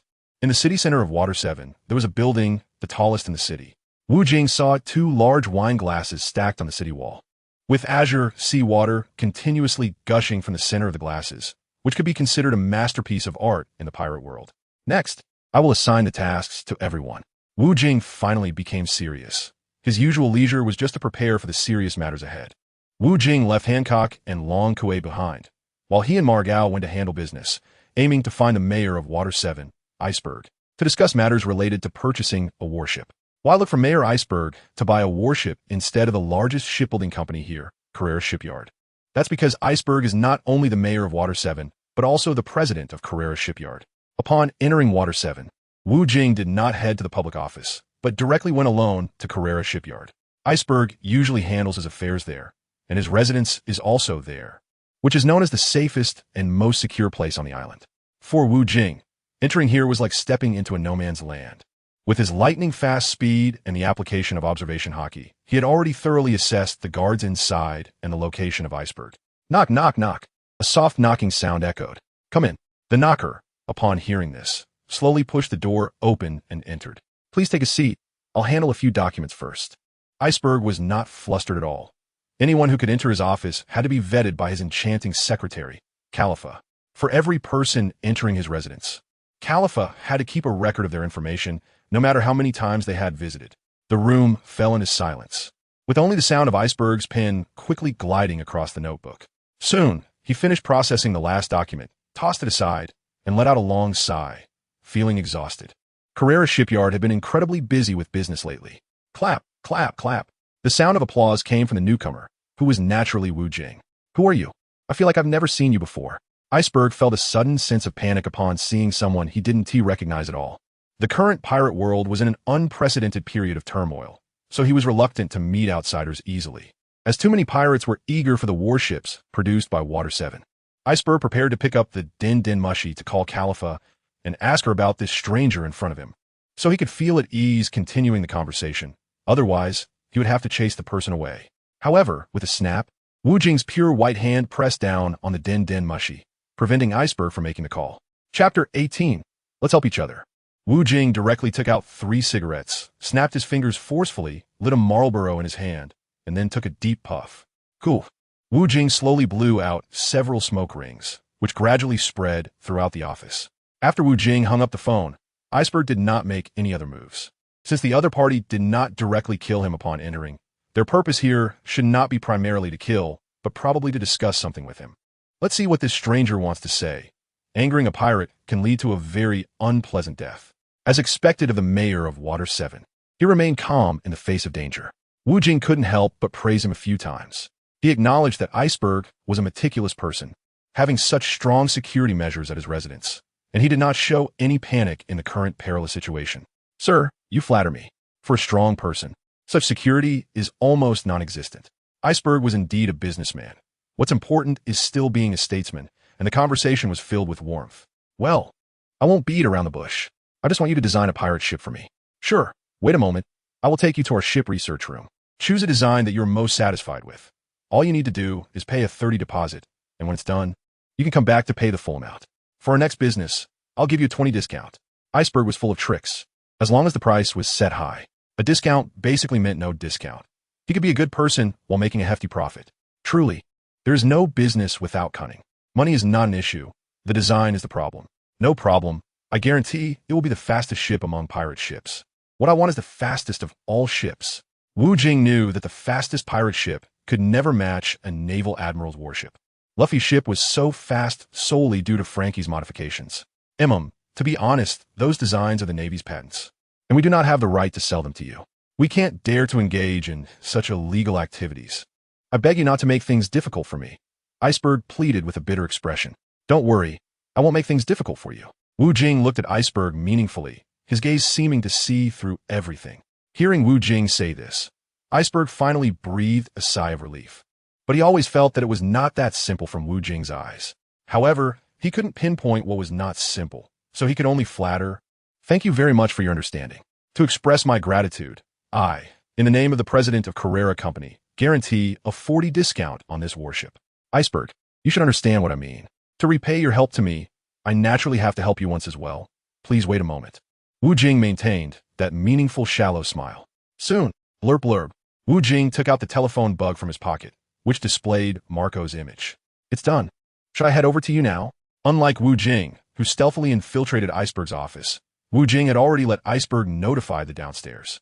Now Marco had unobstructed access and directly entered Carrera Company through the front door. He was carrying a large black bag on his shoulder and was led by the beautiful secretary, Khalifa, to Iceberg's office.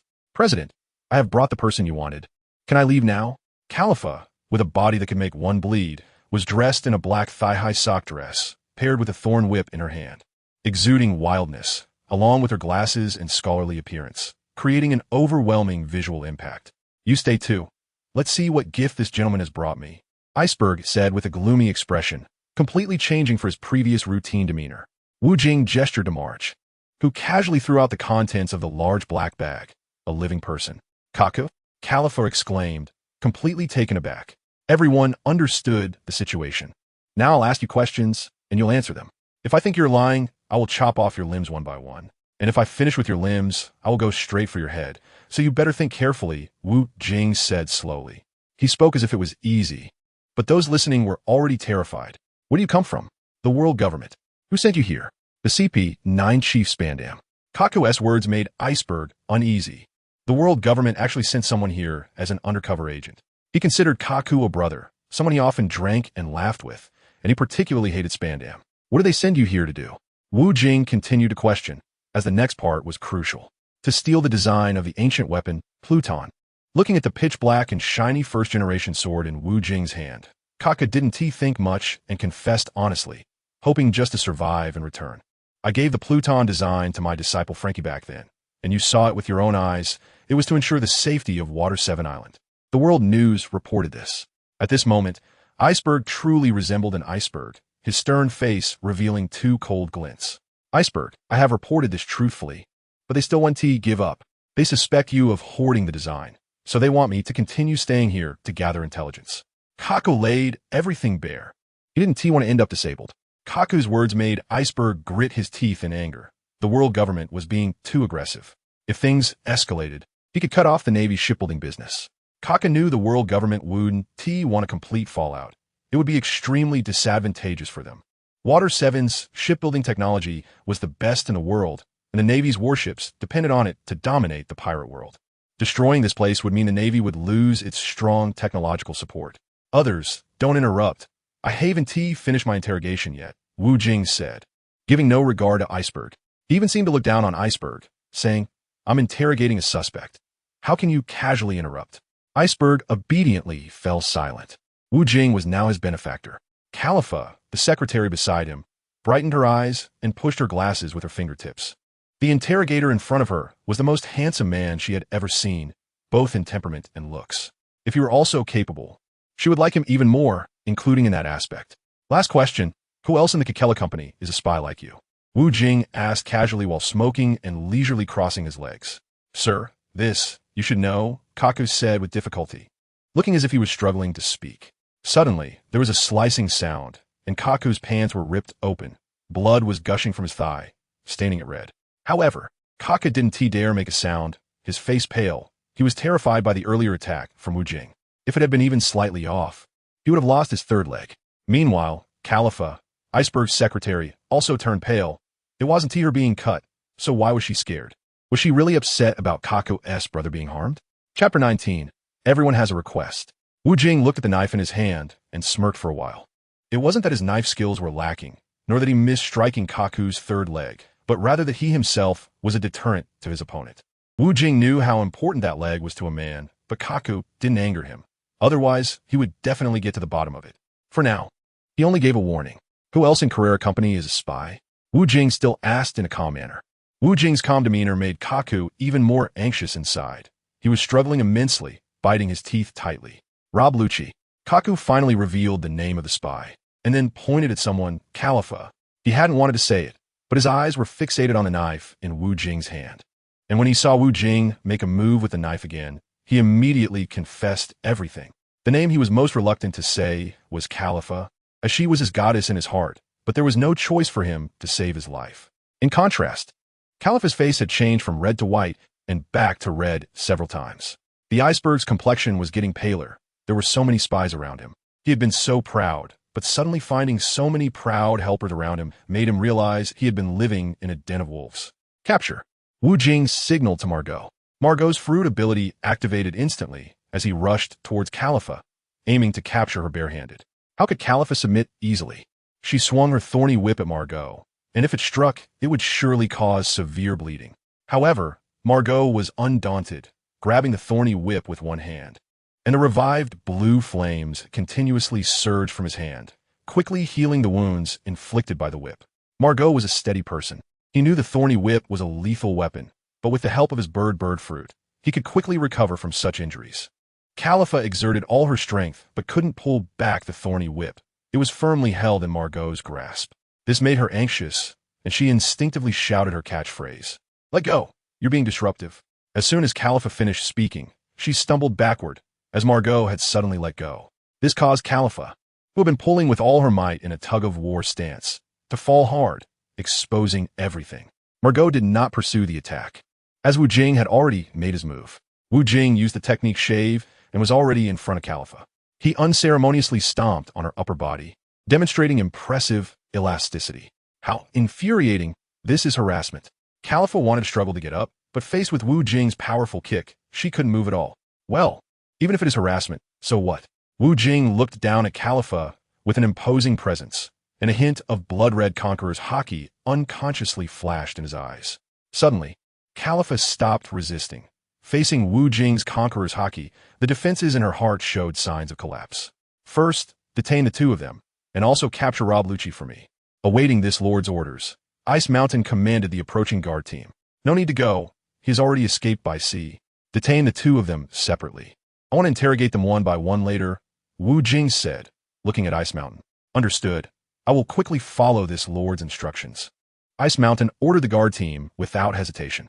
Wu Jing knew that Lu Qi had run away because he had already noticed the white dove on the windowsill earlier. The dove, named Hadoli, was Lu Qi's close pet, specifically trained to eavesdrop on information, and had now vanished without a trace. Wu Jing could have hunted down that pigeon, which would have prevented Lu Qi from discovering what had just happened, allowing him to take the opportunity to capture him. However, Wu Jing did not do so, because wasting effort to capture Lu Qi would not kill him. After all, he was just a dog of the World Certificate Bureau. Killing him would be of no use to Wu Jing and would instead attract the strong attention of the World Certificate Bureau. The guards quickly took the two away, leaving only Wu Jing, Mao Gao, and Ice Mountain at the scene. Thank you very much for your help, my lord. To express my gratitude, I have decided to build you a warship for free, and its speed will not be inferior to that of a naval warship. Ice Mountain looked at Wu Jing with genuine sincerity. He was truly grateful to the man in front of him for helping him out of danger. If these three people had continued to lurk around him, it was hard to guarantee that one day they wouldn't kill him to silence him. I am helping you not just to have you build me a warship, I also want to be your friend. Wu Jing casually opened a bottle of red wine on Ice Mountain's table, and Ice Mountain immediately handed him a large wine glass and helped pour it. To be friends with you, my lord, is something I could not ask for more. Cheers! Ice Mountain also poured himself a glass of red wine and raised his glass, ready to clink with Wu Jing. Wu Jing did not clink glasses with him, but instead tilted his head back and drank it all in one go, leaving the awkward iceberg holding up his wine glass. I want to be friends with you, but whether we can become friends depends on your performance, Wu Jing said with a serious expression. He seemed to understand something in Wu Jing's words that had a deeper meaning, but he was still unsure. Wu Jing knew everything about the spies around him, so it was also possible that he knew more of his secrets. Please speak plainly, my lord, Bing Shan tentatively asked, fearing to anger Wu Jing. Pretending the design of the Pluto is with you, while the design you gave to Frankie is a copy you made imitating the original. Wu Jing looked at Bing Shan directly. This was his true purpose for coming to Water 7. That's right, but this design absolutely cannot be given to you. It was entrusted to me by my master Tom before he died, and I must pass it down for generations. This is the crystallization of our wisdom from Water 7, and I won't give it to anyone. Bing Shan changed from his previous weak demeanor and shouted with all his might. This was his bottom line. Who said I wanted your design? I just want you to build me a warship according to the Pluto design. If you can't agree to this request, you know what will happen next. Wu Jing looked at Bing Shan in confusion, as if he were looking at a fool. I just want a ship, not the design. Even if you give him the design, he doesn't have the energy to study it and build one himself. After hearing Wu Jing's words, Bing Shan finally calmed down his overwhelming emotions. He hadn't lost his composure like this in a long time. The last time was when his master Tom was framed by Spandam. Tom was eventually taken to Eni's lobby and sentenced to death, which devastated Bing Shan. I can help you build such a warship, but you must agree to one request. Bing Shan looked at Wu Jing with a fierce expression. This fierceness was certainly not directed at Wu Jing. He had already considered Wu Jing his partner. Wu Jing did not respond to Bing Shan's words, maintaining a calm expression as if waiting for the other to continue. Help me kill Spandam. Bing Shan's fierce expression remained unchanged. Chapter 20. Handsome men get things done. Tom was implicated because he assisted Pirate King Roger in shipbuilding, and after Roger was executed, he was also brought in for judgment.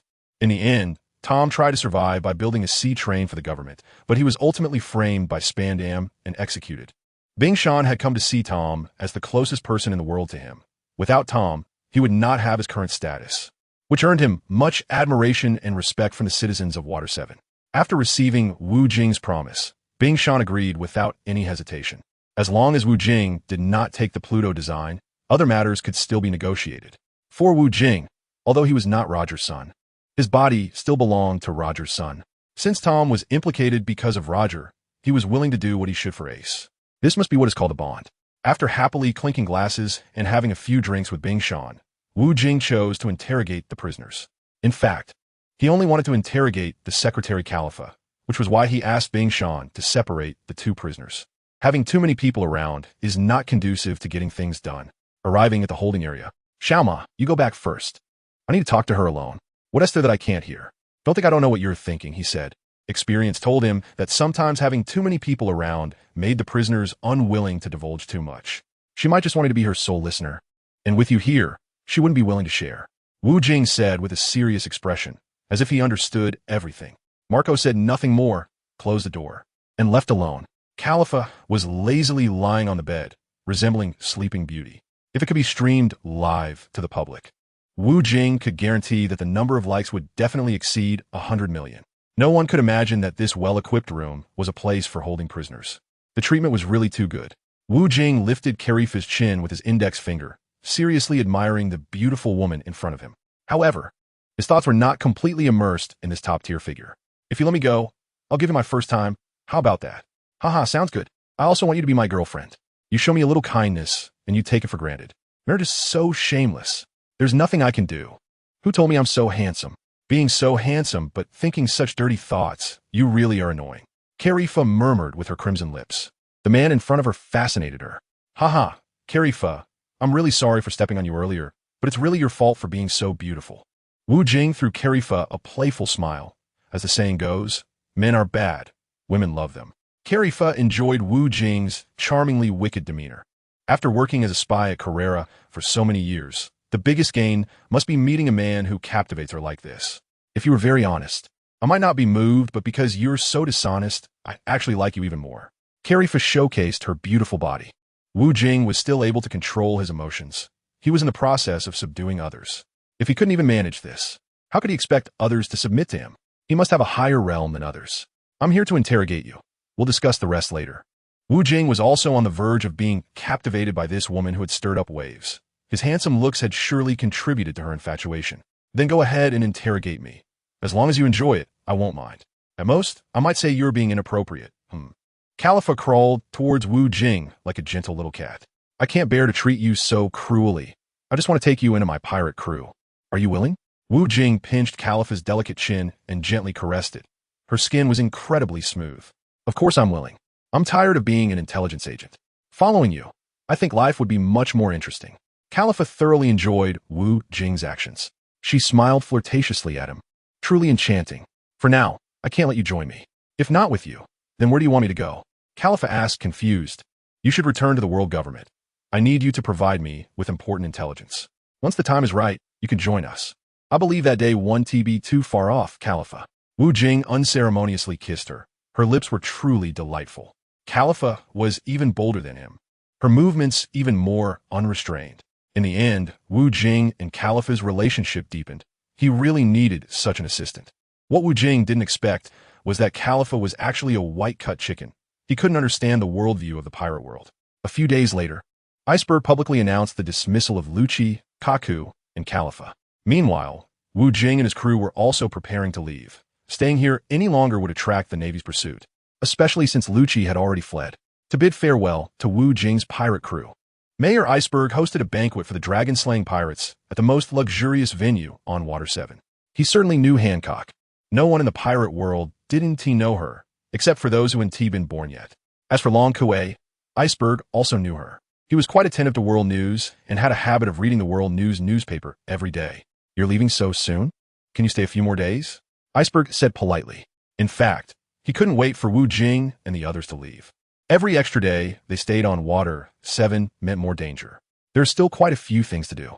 Anyway, I'll come to see you again after a while. Haha. Wu Jing casually draped his arm over Iceberg's shoulder, making it seem to those who didn't know them that Wu Jing and Iceberg had a deep bond. In reality, Iceberg felt bitter upon hearing Wu Jing's words and forced a smile that looked worse than crying. Iceberg certainly knew that Wu Jing wasn't coming to Water 7 to see him, but to take away his dragon-slaying battleship. Over the past few days, Iceberg and Wu Jing had discussed shipbuilding matters tirelessly. It was impossible to follow the design of the Pluto completely. Many precious materials were not available on Water 7, so they could only manufacture it as closely as possible to the ancient weapon Pluto's design. Wu Jing also knew that creating such a powerful warship would take a lot of time, and, in the short term, Ice Mountain would not be able to complete the tasks assigned by Wu Jing, so he could only leave here for now. However, Wu Jing still needed a pirate ship that was no weaker than a naval warship, so he unceremoniously picked a warship from Ice Mountain's Carrera Company for temporary use, which Ice Mountain could not refuse. The matter of the pirate ship was settled, but the pirate flag was not ready yet. So Wu Jing carefully designed the flag of the Dragon Slayer Pirate Group. Since it was the Dragon Slayer Pirate Group, it was certainly about slaying dragons. In the end, the emblem of the pirate flag depicted a dragon being cut in half by a large knife, which perfectly captured the essence of dragon slaying. Chapter 21. Friends coming from afar. In just over a month, the competition for the Mara no Mi would be held at the Dressrosa bullfighting arena. Wu Jing gazed thoughtfully at the distant sea, the strong sea breeze tousling his hair, but unable to disturb his heart. Lord Wu Jing, you can participate in this competition directly. I believe the first place is definitely yours. Hee. Long Kuei was full of confidence in Wu Jing's fighting ability. Just listen well. Lord Wu Jing has his own arrangements. It's not your place to give unnecessary suggestions. Hancock coldly reprimanded Long Kuei. Even though Long Kuei looked as cute as Neza, to her, she was the most beautiful and adorable. Long Kuei couldn't be defiant towards Hancock. After all, she was the weakest. She knew that if she contradicted Hancock, she would be bullied severely. During the days when Wu Jing and Marco went to Water 7 to handle business, only the two of them were left on the ship. During those days, Hancock was not idle. She was carefully preparing various delicacies so that when Wu Jing returned, he could enjoy the food she made. Long Kuei saw the delicious food in the kitchen and was already drooling. Taking advantage of Hancock's inattention, she secretly took some to eat, because it was just too delicious. She ended up eating all the food Hancock had prepared. When Hancock found out, she was furious and kicked Long Kuei into the water, nearly drowning her. If she hadn't been afraid of what to say when Wu Jing returned, she wouldn't have pulled Long Kuei back up. We need to make this devil fruit competition aboard early. Marco, let's head to Punk Hazard first. Wu Jing was well aware that the Mara no Mi reward organized by Doflamingo was a trap. He wouldn't be foolish enough to get involved and be toyed with. What are we going to Punk Hazard for? 2 years ago, Akainu and Akiji fought for the position of Marine Admiral there for 10 days and nights, turning it into an island of ice and fire. Marco was quite puzzled by Wu Jing's intentions. Did he want to go to such a desolate place to suffer? We need a guide. It's very difficult to meet Doflamingo if we go to Dressrosa so openly. Wu Jing understood Doflamingo very well, despite his usual arrogance. He was extremely wary of strangers. After all, he had made too many enemies, and in recent years, those who sought revenge against him numbered in the dozens, if not hundreds, and they all met a tragic end at his hands. The person Wu Jing is looking for is Caesar Clown. A former scientist of the Navy headquarters, he was expelled and wanted by the Science Corps for conducting various inhumane experiments. He is now collaborating with Don Quixote Doflamingo and is hiding in Punk Hazard. Wu Jing knows that Caesar and Minggu appear to be cooperating on the surface. But to put it bluntly, they're just using each other. Both are arrogant and evil people who never take each other seriously. Arrogance is a weakness in a person. One misstep could lead to irreparable consequences. Wu Jing is not an arrogant person, but he is certainly a confident one. If you can't even believe in yourself, Don't expect others to believe in you. One must be confident in life, regardless of whether success is achievable or not. Confidence comes first. After 10 days of sailing, Wu Jing and his crew finally arrived at Punk Hazard in the New World. If they hadn't changed to a new ship, it would have taken them at least another 5 days to get here. Upon arriving in this world of ice and fire, their pirate ship could no longer be used, and they had to proceed on foot. Wu Jing did not take them to the half-island filled with flames, but led them to an island where chunks of floating ice were suspended. The biting cold wind filled this island, which was probably much colder than the Arctic for humans. For Wu Jing now, this bit of cold felt like taking a cold shower, refreshing him to the core. The most unfortunate was Long Kuei, who had started to sniffle.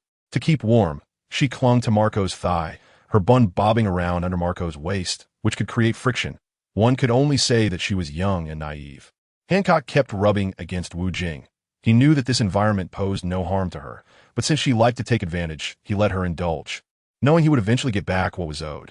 They wandered aimlessly, and at this rate, they would freeze to death in this cursed place. Marco held Long Kuei tightly. As in her human form, Long Kuei was still quite weak. After all, she had not fully absorbed the devil fruit's power yet. Soon, they reached the highest iceberg, and they had arrived at their destination. Wu Jing pointed to the iceberg not far away, which was the tallest in this cold place. Before long, they arrived at the foot of the iceberg. Marco could not see anything unusual about this iceberg. He did not know what Wu Jing was planning to do here. Could someone really be hiding inside this iceberg? On the other side, Caesar's subordinate Smuggy had already discovered these four intruders through the surveillance snail and reported it to Caesar. Caesar quickly arrived at the monitoring center, eager to see who was bold enough to come here. If possible, he wanted to capture them, as he needed living specimens for his experiments. Wow, it's rare that the world's #1 beauty Hancock would appear here. Could it be my outstanding contributions to society have made her develop feelings for me? The thing Caesar said always made people think he was missing a few screws in his head. Boss, look, she yes with Marco. He yes very strong. Smuggy hurriedly reminded. Oh, I've been staring at Hancock, and didn't he notice the person beside her? Did you have to say that? Damn it, get lost. Caesar roared at Smuggy, his venomous glare instilling fear. Smuggy quickly covered his mouth and stepped aside. Caesar's secretary, Monet, who had wanted to persuade him, obediently shut her mouth upon hearing Caesar's words. She knew Caesar's personality well. He was unpredictable and perverse.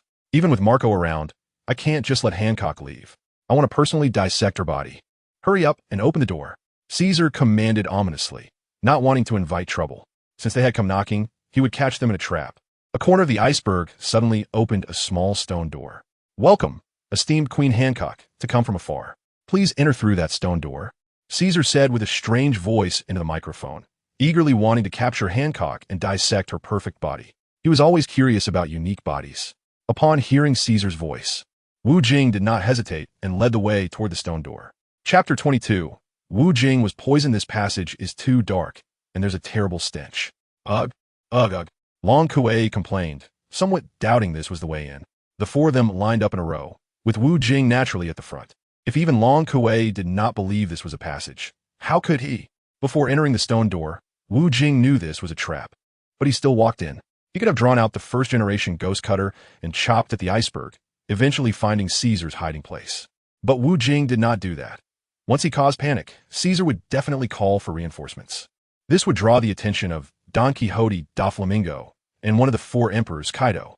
If Wu Jing wanted to quietly take control of this place, he had to endure for now.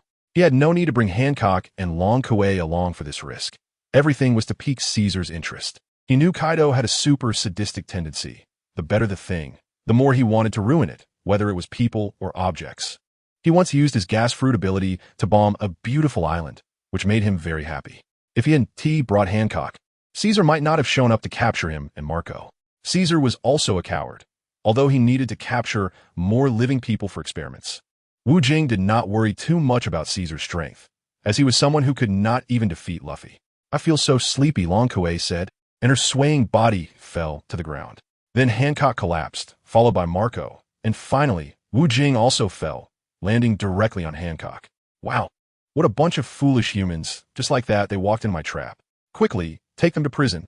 Caesar cackled with delight at his successful scheme, excited at the thought of operating on the world's #1 beauty. Caesar's subordinates quickly locked the four of them in prison, and Caesar soon arrived there as well. Quick, Put C prism stone handcuffs on them. It will be troublesome if they wake up, Caesar ordered urgently, knowing Marco and Hancock were very strong fighters. A few lackeys hurriedly followed Caesar's orders and put C prism stone handcuffs on all four of them, which would restrict their devil fruit abilities. The material of the C prism stone was exceptionally hard. Even those who had not eaten a devil fruit would find it difficult to break these handcuffs. After half an hour, the unconscious individuals slowly woke up, but one person remained unresponsive. Boss, this person seems to be dead. There's no sign of life. Smugkey checked Wu Jing's pulse, which was completely still. Wu Jing's face was pale, clearly showing no signs of life. That's normal. He has been poisoned by the gas produced by my gas fruit. Weaklings are basically doomed, Caesar said, well aware of his gas fruit ability, which had killed many people. Wu Jing, wake up. Woo woo woo. Long Kuei was stunned by the sight before her. Her captain had been poisoned to death. Get your filthy hands off. My Wu Jing won't die. I will kill you all. Hancock's voice was already choked with emotion as she struggled to stand. She wanted to use her sweet fruit ability to kill Caesar and the others, but found she could not lift her arms at all. They were completely limp and powerless. Wow. Wearing C prism stone handcuffs and still wanting to use your fruit ability. How foolish. Margot showed no reaction to the situation before him and stared expressionlessly at Caesar. In response, Caesar looked at Margot as if he were a clown, as he was very interested in Margot's bird fruit. As long as he could extract blood from Margot and study it well, he could create a whole bunch of artificial devil fruits similar to the bird fruit, which would allow him to make a fortune. Margot, you've really done me a huge favor. Once I've studied your body enough, I'll kill you, and I can make a big profit from your devil fruit, he said with a sinister tone. There are many who want to kill me. You're not worthy of that. Even when death was imminent, Margot remained defiant. I was going to give you a quick death, but I've decided to change my mind. I want to torture you slowly to death. Caesar cruelly licked his lips at Margot, knowing that arrogant people couldn't stand being looked down upon. Monet, take this woman to my laboratory alone. I plan to treat her well, Caesar said, his gaze sinister as he looked at Hancock, imagining her in pain, which excited him. An evil laugh echoed once again. Bang, bang. Two sounds of splashing water came, as a man slowly closed the prison window, revealing a handsome, rogue-like smile. Wu Jing certainly won't die. He was just pretending to be dead earlier. Otherwise, he wouldn't have been able to fool Caesar and the others. The resurrection fruit has made his body immune to all poisons, or else he wouldn't have so recklessly entered that stone door. Caesar's schemes are nothing more than poisoning and arson, which he completely disregards. The reason he didn't directly spring up to capture Caesar earlier was because he was worried about being seen by the people in the monitoring room. Once discovered, it could be reported directly to Brother Ming, so this matter still needs to be handled step by step. The surveillance is quite troublesome. First, he needs to go to the monitoring room and deal with those nuisances. Where's the monitoring room? He already asked the two scapegoats earlier. One of them he had stripped and thrown into the sea, and he needs that uniform. Wu Jing was wearing work clothes as he walked beneath the surveillance cameras, his appearance concealed by a work cap. The few lackeys in the surveillance room didn't pay much attention to their own people. Wu Jing easily entered the surveillance room, and Caesar's subordinates didn't get a good look at his face before Wu Jing swiftly dealt with all of them. Then, Wu Jing stayed in the surveillance room for a while, memorizing the layout of the research facility. Wu Jing's first destination was Caesar's laboratory. He saw that Hancock had already been brought to the lab by Caesar, her body fully displayed on the surveillance video. Hancock, your body looks really amazing. It's almost making it hard for me to take action, Caesar said with a sinister smile, his hands already wandering over Hancock's body. Even the weakest man would be unable to resist such an astonishing physique. Hancock offered no resistance. With sea-stone handcuffs on, she was powerless. She still couldn't believe the fact that she was able to survive the poisonous gas while Wu Jing had died. Report, sir. The pirate who just died from the poison has already been thrown into the sea. Damn it, can't you see I'm busy? Get out of here, or next time I'll throw you into sea to feed the fish too. Chapter 23. Counterattack and rescue. Caesar's thoughts were completely immersed in the woman before him. If anyone dared to disturb him now, he would make that person disappear without a trace. Hancock felt an overwhelming surge of emotions upon hearing the previous report. Her body trembled violently. She looked up at the man behind Caesar, tears streaming down her face. Cry, cry. The more you cry in pain, the happier I will be, Caesar thought, believing that Hancock was suffering from his humiliation. Suddenly, a bloody hand fell to the floor. It was Caesar's. His other hand hung beneath Hancock, hesitant to touch her, fearing that if he reached down, he might lose that hand too. He struggled to turn his head to look behind him, his pupils shrinking to pinpoints. Wasn't this person already dead? How would he be here? Is it a ghost? Aren't you dead already? How? The more you know, the faster you will die. Wu Jing's words frightened Caesar into silence. He valued his life too much. Hancock quickly rushed into Wu Jing's arms, burying her head in his large body. She knew this man wouldn't die so easily, and her worry had almost taken her soul away. Stop! Wu Jing held the beauty with his left arm while pointing a knife at Caesar with his right hand. Caesar thought about taking the opportunity to sneak away and picked up his severed hand from the ground before leaving, as he had a way to reattach it. Caesar immediately turned back and forcefully spat out a cannonball at Wu Jing and the others. Despite its small size, the cannonball contained a large amount of gas, and its explosive power was astonishing. He dared to release such a cannonball only in his specialized laboratory. If he did so elsewhere, the entire experimental facility would likely collapse. The cannonball exploded in front of Wu Jing, and the powerful fire engulfed the entire laboratory in chaos. Watching Wu Jing and Hancock disappear in the sea of fire, Caesar felt quite satisfied with his masterpiece. He turned to leave, his mind focused on reattaching his severed hand. A deep black knife was pressed against Caesar's neck, and Wu Jing looked at him with a cold smile, as if he were looking at a clown. If you don't want to die, don't make futile resistance. Otherwise, what I cut off won't be your hand, but your neck. Wu Jing's sharp gaze revealed a bloodthirsty light. There was an undeniable killing intent. For someone like Caesar, it had to be bloody, using violence to counter violence. Wu Jing tied Caesar up tightly and stuffed a dirty rag into Caesar's even dirtier mouth. Wu Jing confiscated the storage bag from Caesar and found a large bunch of keys inside. These keys were very important items for Caesar, and he certainly wanted to keep them safe himself. Some of the keys were for opening his private residence, while others were made of sea tower stone, naturally being the keys to those sea tower stone handcuffs. There was also a phone bug, accompanied by a contact list of some people, which was quite useful information for Wu Jing. Wu Jing used one of the keys to unlock Hancock's handcuffs and then return the handcuffs to Caesar. Once Caesar put on the sea stone handcuffs, he immediately turned into a weakling. This made Caesar start to whimper and cry, regretting his impulsiveness. He originally thought he was confident in capturing these pirates, only to realize it was like inviting a wolf into his home. He could only blame his own arrogance. He never expected that the most dangerous person among them was an obscure little pirate. Caesar was usually very arrogant and overbearing. Those who didn't know him thought he was imposing, while those who did understood that he was extremely timid. You stay here and watch him. I have something to take care of outside, but I'll be back soon. Mua. Hancock gave Wu Jing a hard kiss on his handsome face, leaving a bright red lip print on his cheek. Just leave this to me. You go ahead and be busy. Trafalgar Law. Who? Wu Jing looked at the man in the prison with a half smile. The man was wearing a fluffy hat with leopard spots. Through the video surveillance, he saw that Luo was also imprisoned here, a situation that seemed not to have appeared in the original work. It seemed that his arrival in this world had inadvertently altered the plot, and he would be involved in everything that happened next, determining the fate of this world. Of course, there would also be many uncertain factors. Wu Jing pondered thoughtfully for a moment. Luo, I am here to save you. Wu Jing calmly looked at Luo, who was lying in the prison. Save me? Don't be ridiculous. A lackey of Caesar saying he wants to save me. Haha. Luo revealed his signature sneer. He would never believe a stranger in a research institute uniform. If it weren't for the sea prism stone handcuffs that restrained his devil fruit powers, he could have escaped through spatial transfer long ago. Back then, he had also barged in to save someone, and like Wu Jing and the others, he was captured after being poisoned by Caesar. Caesar didn't hand him over to Doflamingo because he coveted Luo's devil fruit, even extracting Luo's blood for research.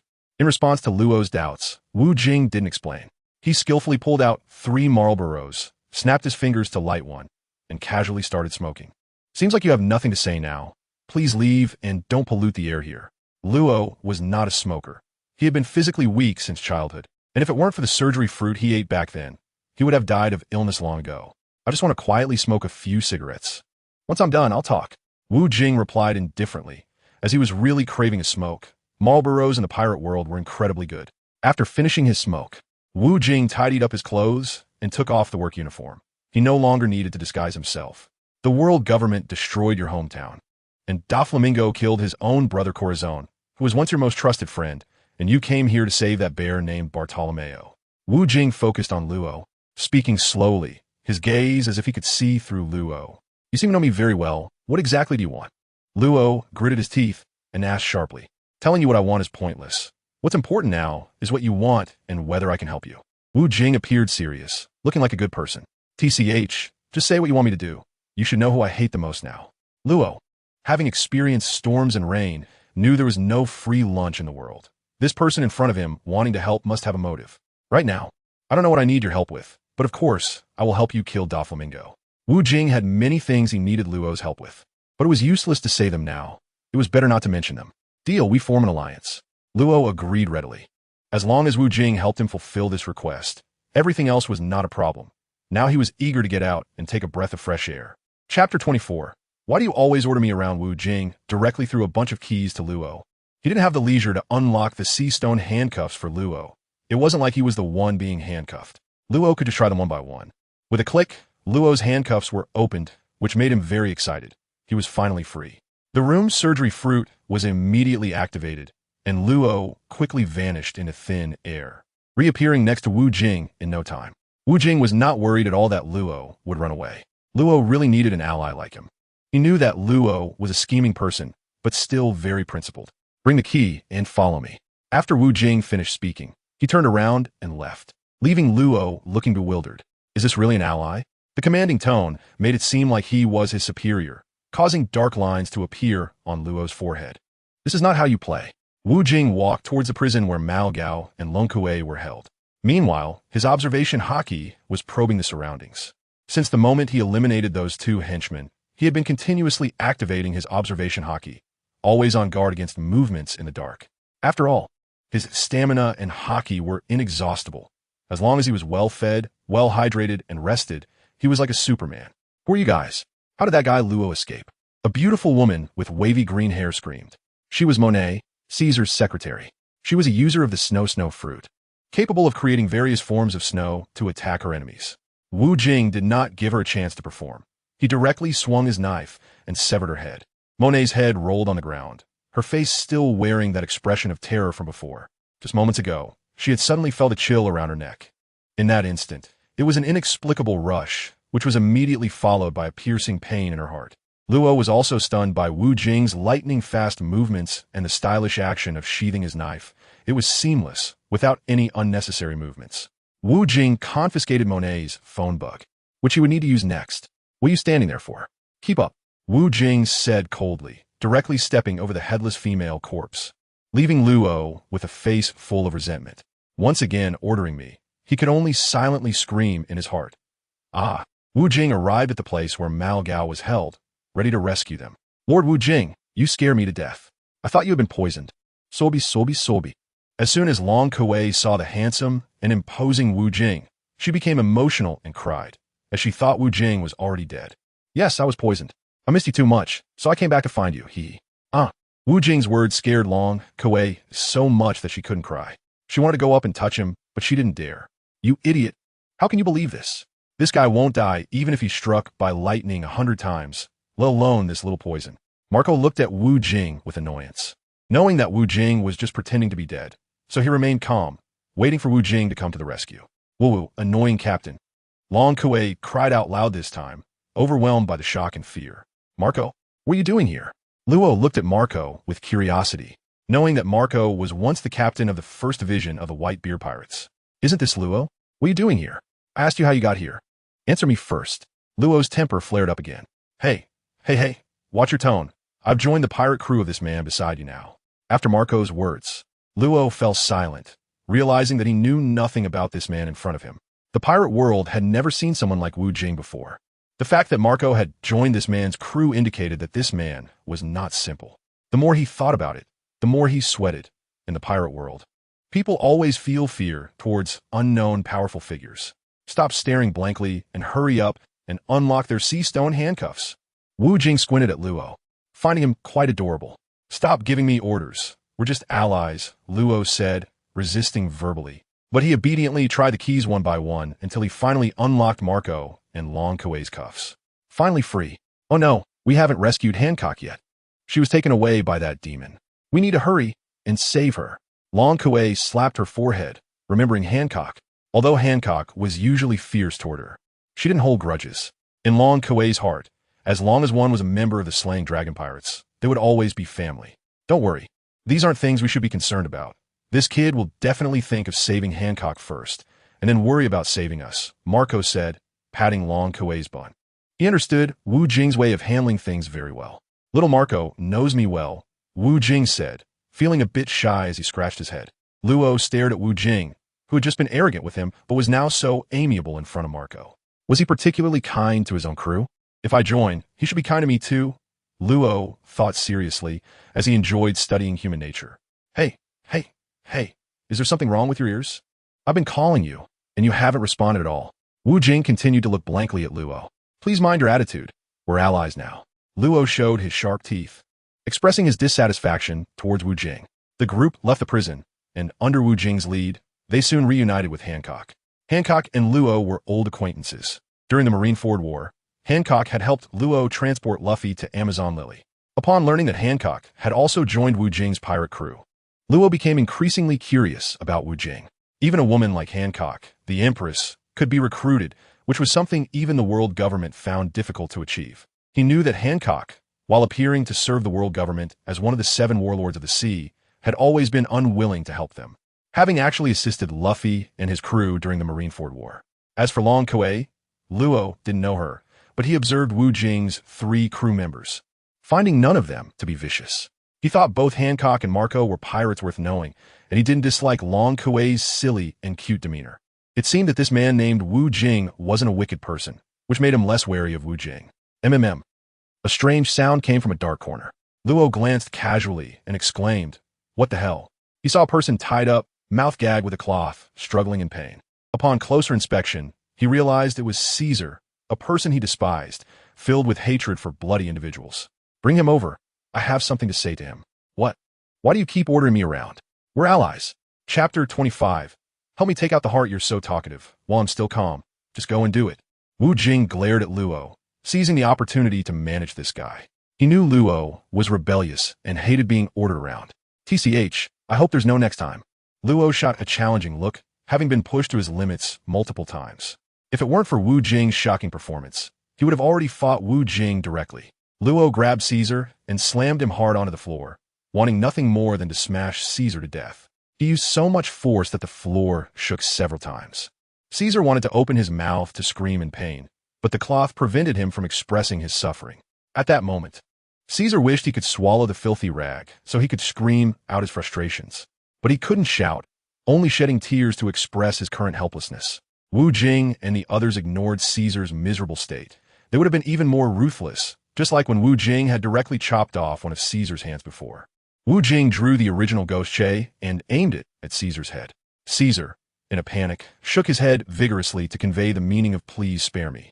Great hero. Wu Jing made a no gesture towards Caesar, which caused Caesar to kneel and beg for mercy, almost bowing his head to admit his fault. The original ghost Che struck Caesar with a blow, accurately hitting his mouth and knocking the rag away. Given your positive attitude in admitting your mistake, I, the great hero, will spare your life today. I hope your performance will be better than just now. Otherwise, next time my knife will drink your blood. Wu Jing displayed a seemingly conscientious demeanor, indicating to Caesar that as long as he satisfied him, he would not mistreat him. Otherwise, whatever you say, I will do, and I only hope that after this is done, you can return my freedom. Caesar knew that his life was now in someone else's hands. Resisting would only dig his own grave. He decided to wait until he regained his freedom to consider revenge, as he was a person who could endure. Wu Jing was fully aware of Caesar's little thoughts. He was just a fool whose words were as good as farting. It's a deal when the time comes. Not only will I return your freedom, but I will also give you a lot of wealth. Wu Jing promised without hesitation, but to motivate you, I have decided to temporarily take away your dirty hands. No, Before Caesar could finish his sentence, Wu Jing stuffed the dirty rag into his mouth. I refuse to work for you. I'm not your subordinate, Luo said casually, finally getting a chance to show off. And he wouldn't agree so easily. Only you can pick someone else's heart without a scratch. If I don't call you, who can I call? Wu Jing looked at Luo's pitiful appearance, feeling helpless. This dark-circled man was quite cute in a way. Since you begged me, I will help you once. Luo finally seized an opportunity to act tsundere. He was a person with his own opinions and didn't like to follow others. The speed of his hands displayed the surgical knife, quickly extracting and packaging Caesar's heart. Even without a heart, Caesar was still alive and intact, and blood dripped from his chest, proving the power of the surgery fruit.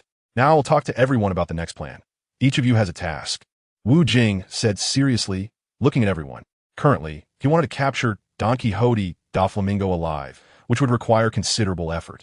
If it were just to kill Doflamingo, he probably wouldn't need Caesar anymore, as he was quite familiar with the terrain of Dressrosa.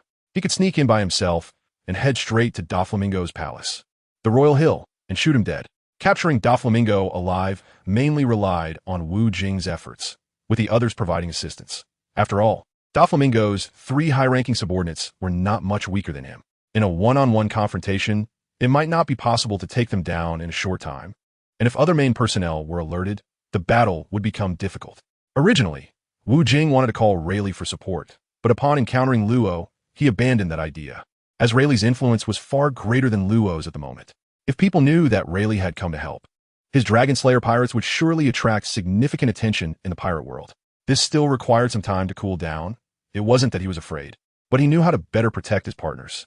To do something well, some time for sedimentation is necessary. In the pirate world, the more dazzling one is, the more likely they are to be targeted. Back in the day, Roger was specifically targeted by the Celestial Dragons. Once Roger fell, the entire pirate crew immediately vanished. No one dared to claim they had any relation to Roger. Otherwise, they would be arrested by the Navy. Iceberg's master, Tom, once built pirate ships for Roger. And after Roger's death, he was also implicated and died due to Spandam schemes. Rayleigh, Buggy, and Shanks have also stopped mentioning Roger. After all, he's already dead. And further entanglement would only bring suffering. They also did not keep Ace by their side. Only figures like Carp, with accomplishments in the Navy, dared to secretly raise Ace. And Sengoku and the others turn a blind eye. Otherwise, Ace would have died in childhood. Unfortunately, Ace ultimately died at the hands of Admiral Akainu. Smokey, is everything handled? Wu Jing took out the Den Den Mushi and called Smokey. He had already bought Smokey off to eliminate Caesar's remnants and take control of the Research Institute. Soon, Smokey arrived with a group of people, most of whom hated Caesar and were very grateful to Wu Jing for helping them escape Caesar's clutches, as they were originally prisoners here. Everyone lived under Caesar's rule in fear, worried that one careless move would anger Caesar and result in being used for experiments. Sir, I have brought everyone, just waiting for your orders, Smokey said, blinking his bulging eyes and cautiously looking at Wu Jing. You all will guard this place well and wait for my notice, Wu Jing said sternly. He planned to let Smokey destroy this place when he captured Doflamingo and then let everyone go their separate ways, as Caesar's so-called research was just a burden for him. Understood. I will carry out everything according to your orders. Please rest assured, sir, Smokey pledged with confidence. This was a routine that Caesar liked. However, for Wu Jing, he only cared about actual actions. He only listened to what was said, but did not take it completely seriously. After explaining everything, Wu Jing prepared to set off and embark on a new journey, as there was less than a month until the fruit competition. Report, Captain Smokey. Surveillance shows someone has broken in. Smokey's intercom suddenly rang. Who is it? Chapter 26. The undercover appears. Wu Jing and others arrived at the monitoring room, wanting to see who had come. Through the video surveillance, Wu Jing saw a man in a checkered coat, wearing sunglasses with lightning-shaped sideburns, a muscular figure. Virgo. How did he get here? Wu Jing recognized him as Vice Admiral Virgo, the base commander of the Navy G5 branch, who was actually one of the 4 highest-ranking executives of Don Quixote Doflamingo. He was acting as an undercover agent for Doflamingo at the Navy headquarters and usually had dealings with Caesar. Suddenly, Caesar's phone bug rang, and the display showed it was a call from Virgo. After considering it for a moment, Wu Jing decided to answer. Hello, Caesar. Hurry up and open the door. I'm at the entrance, Virgo ordered forcefully, showing complete disregard for Caesar. Wu Jing hung up the phone and ordered Samuki, open the door and let him in. Upon hearing Wu Jing's command, Samuki quickly used the intercom to relay the message, and soon the main gate of the Research Institute slowly opened. The clean and tidy path led directly to the hall of the Research Institute. This was the main entrance of the Caesar Research Institute. Virgo seemed very familiar with the place and headed straight towards the prison after entering. Let's meet with him and see what he's doing here. Wu Jing and others walked towards the prison room with Caesar. He had already untied Caesar and let him attend to Virgo while he watched the situation unfold. Virgo, what are you doing here? Caesar was also puzzled by Virgo's arrival as he reached the prison room. Stop pretending. Hand over the person quickly. Virgo looked at Caesar with a cold expression, and if his eyes weren't hidden behind glasses, they would definitely reveal a chilling light. Upon hearing Virgo's words, Caesar suddenly thought, Could they be here to rescue Wu Jing and the others? It seemed that Wu Jing should be with the Navy, given his strong abilities. He should have been famous far and wide by now. It appeared that the Navy liked to hide its trump cards, even more insidious than him. But wait, Wu Jing was with the pirates, and Caesar's mind was in a daze. I don't know what you're talking about. If there's nothing else, you should leave early and stop bothering me. If it weren't for Doflamingo's face, Caesar would have kicked them out long ago. Don't think we don't know about your hiding of law. Do you want to keep the Nomi for yourself? If you make such a mistake again, the young master will personally pay you a visit, Virgo said with a cold-blooded smile, like a bloodthirsty madman. Virgo's words made Caesar break out in a cold sweat. There was an insider. If it were the usual situation, he would have killed all his subordinates, as he couldn't stand the uneasy feeling. He knew that angering Doflamingo would lead to a miserable end. Caesar was very clear about Doflamingo's personality. He could even kill his own father and brothers with a single shot, and he was even more twisted and terrifying. Unfortunately, Law escaped. I originally wanted to report this to Doflamingo. It seems you don't want to live anymore. Then I'll fulfill your wish. I don't think the young master will blame me. Virgo's body suddenly began to bulk up, and his solid muscles quickly tore through his clothes, continuing to grow. His entire body was coated in armament hockey, turning his skin a deep black, making him look like a black gorilla. Virgo stretched his powerful body, and when he clenched his fist, it made a cracking sound. Caesar was so scared that his legs trembled. He currently didn't have a heart and couldn't endure intense fighting. Virgo was proficient in the Navy's 6 powers. He used a moonwalk to quickly approach Caesar and threw a punch with all his strength. Caesar hurriedly called for help and unleashed the gas fruit spray gun to shoot at Virgo. Under normal circumstances, Virgo would definitely be hurt. But now Caesar could only use about half of his strength, which was like a tickle to the currently armored Virgo. Virgo's heavy hook punch directly knocked Caesar to the ground. He didn't expect it to be so easy, but he didn't think much of it, as he would win no matter how he fought. Virgo didn't go for the kill. After all, Caesar was also Kaido's dog, and he didn't dare to offend the world's strongest creature. He took out a din mushy and dialed. BRR, BRR. The person Virgo wanted to contact was surprisingly nearby. Monet, come out quickly. Didn't you tell me that Law was imprisoned by Caesar? Deceiving the young master can lead to a terrible death. How terrible? Speak, and I'll fulfill your request. Wu Jing slowly walked into the prison room from outside, followed by others. Why is Monet's din mushy in your hands? Who are you? Law? Marco? Hancock? Dragon? Virgo looked at the people beside Wu Jing in surprise. Facing so many strong individuals, he felt a bit intimidated. If you want to know, go ask her underground. Wu Jing smiled lightly. He had simply killed Monet earlier because he knew she was the undercover agent Doflamingo left with Caesar, while Virgo was the undercover agent Doflamingo left in the Navy. Doflamingo really liked the rhythm of infiltration, planting spies everywhere. I advise you to hand over Law. Otherwise, the young master won't let you go. Virgo didn't back down and continued to stare firmly at Wu Jing and the others. People in the pirate world are so passionate. They know they are at a disadvantage, but still act tough. Even if hope is slim, they still want to fight with all their might. Thank you for your reminder. We won't need him to let us go. We will soon go find him. Law looked at Virgo with a mocking expression, as if he was about to meet his end, but still acted tough. Do you have anything else to say? If not, I'll send you on your way. Wu Jing blew on his fair and tender fists. He didn't have the time to chat with someone who was about to die. Looking for death, Virgo rushed towards Wu Jing, thinking that Wu Jing was the weakest among them. Handsome people are often weak. He thought Wu Jing was just a pretty face with no real strength. A large, deep black fist came crashing towards Wu Jing, who met Virgo's heavy punch with his own. His fist was not covered in armament hockey. He only used the iron block skill from the Navy's 6 powers. Crack! The two fists clashed, producing a sound of bones breaking. Both of their facial expressions were rich. Virgo showed a mix of pain and surprise, realizing that his large fist, enhanced with armament hockey, couldn't withstand the small fist that was not enhanced, something even Doflamingo couldn't achieve. Wu Jing had a smirk full of arrogance, believing that he only needed to exert a fraction of his strength to deal with someone like you. Virgo did not give up easily and quickly unleashed several storm kick attacks towards Wu Jing, fierce slashes aimed directly at him. Wu Jing easily dodged with paper drawing, passing through the flower bushes without a single leaf touching him. You should have a taste of my power now, huh? Wu Jing did not actively attack, allowing those present to clearly see how strong his abilities were. Wu Jing held the first-generation ghost cutter in his hand, his gaze sharp as a sword's edge, and he activated the attack mode. Wu Jing swiftly activated Shave, a figure spinning around Virgo while wielding a knife. With the energy recovery from the rebirth fruit, Wu Jing showed no restraint, recklessly exhausting his stamina. Virgo was also spinning along, desperately resisting Wu Jing's attacks. This situation made Virgo extremely irritable. Being toyed with like a pet left him humiliated. After a few minutes of fighting, Wu Jing sheathed his knife, while Virgo was already covered in injuries.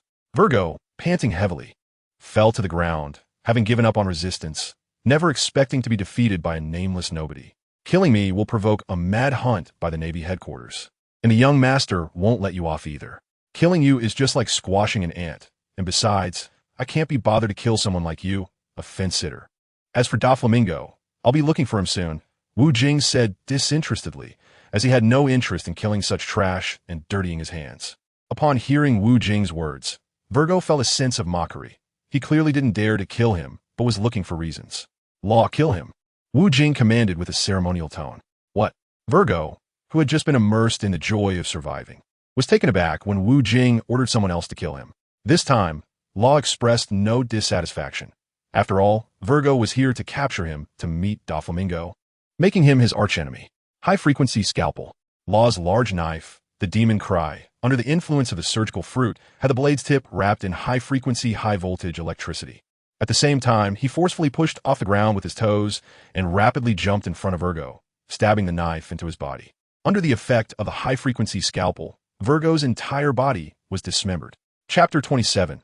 I want to find someone after leaving Punk Hazard Island. Wu Jing and his group escorted Caesar to Dressrosa. Wu Jing was quite pleased to have allied with Law. He had originally planned to meet Law anyway. It was a coincidence that they met like this, which should be seen as the world-'s trajectory helping him. Cool me. Let's drink this barrel of rum to celebrate our return from Punk Hazard. Wu Jing raised a large barrel of rum with his left hand and held 5 Marlboros with his right, wanting to relax. Lord Wu Jing, I'll drink first to show my respect. Long Kuei had learned to drink at some point.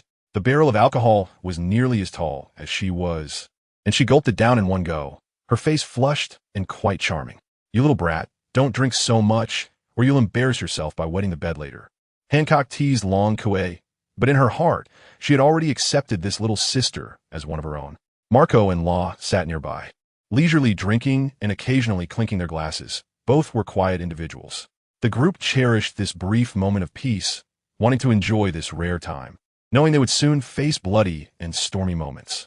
Only Caesar was tied up alone at the main mast, with no food or drink, watching others have fun. His hatred for Wu Jing had reached a staggering level, having cursed him at least 1,000,000 times in his heart.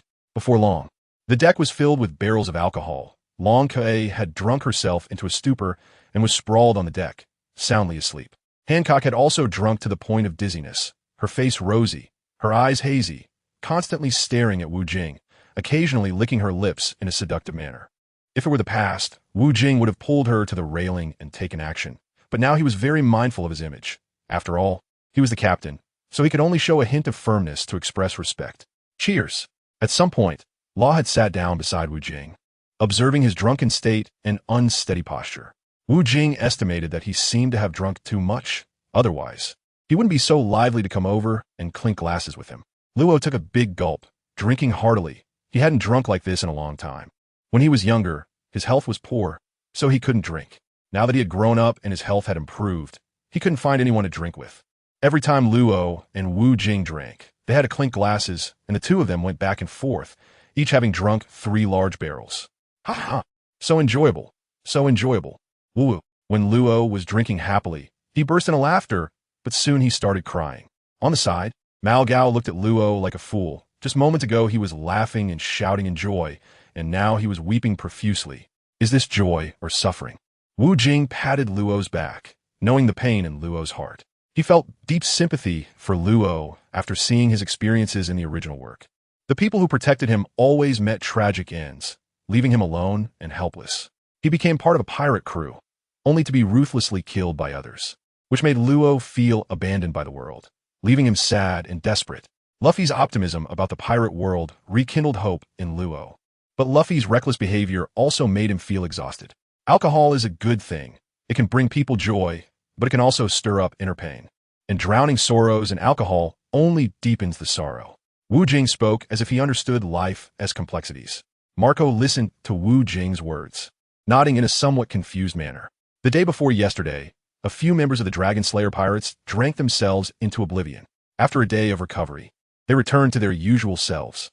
Luo still wore that rebellious expression. Unlike the day, he drunkenly spoke his mind and occasionally cried. Now he felt embarrassed just thinking about it. That damn Wu Jing had gotten him drunk and made him look foolish. Long Kuei had already developed a fondness for alcohol, sneaking sips here and there, and Marco had spanked her multiple times.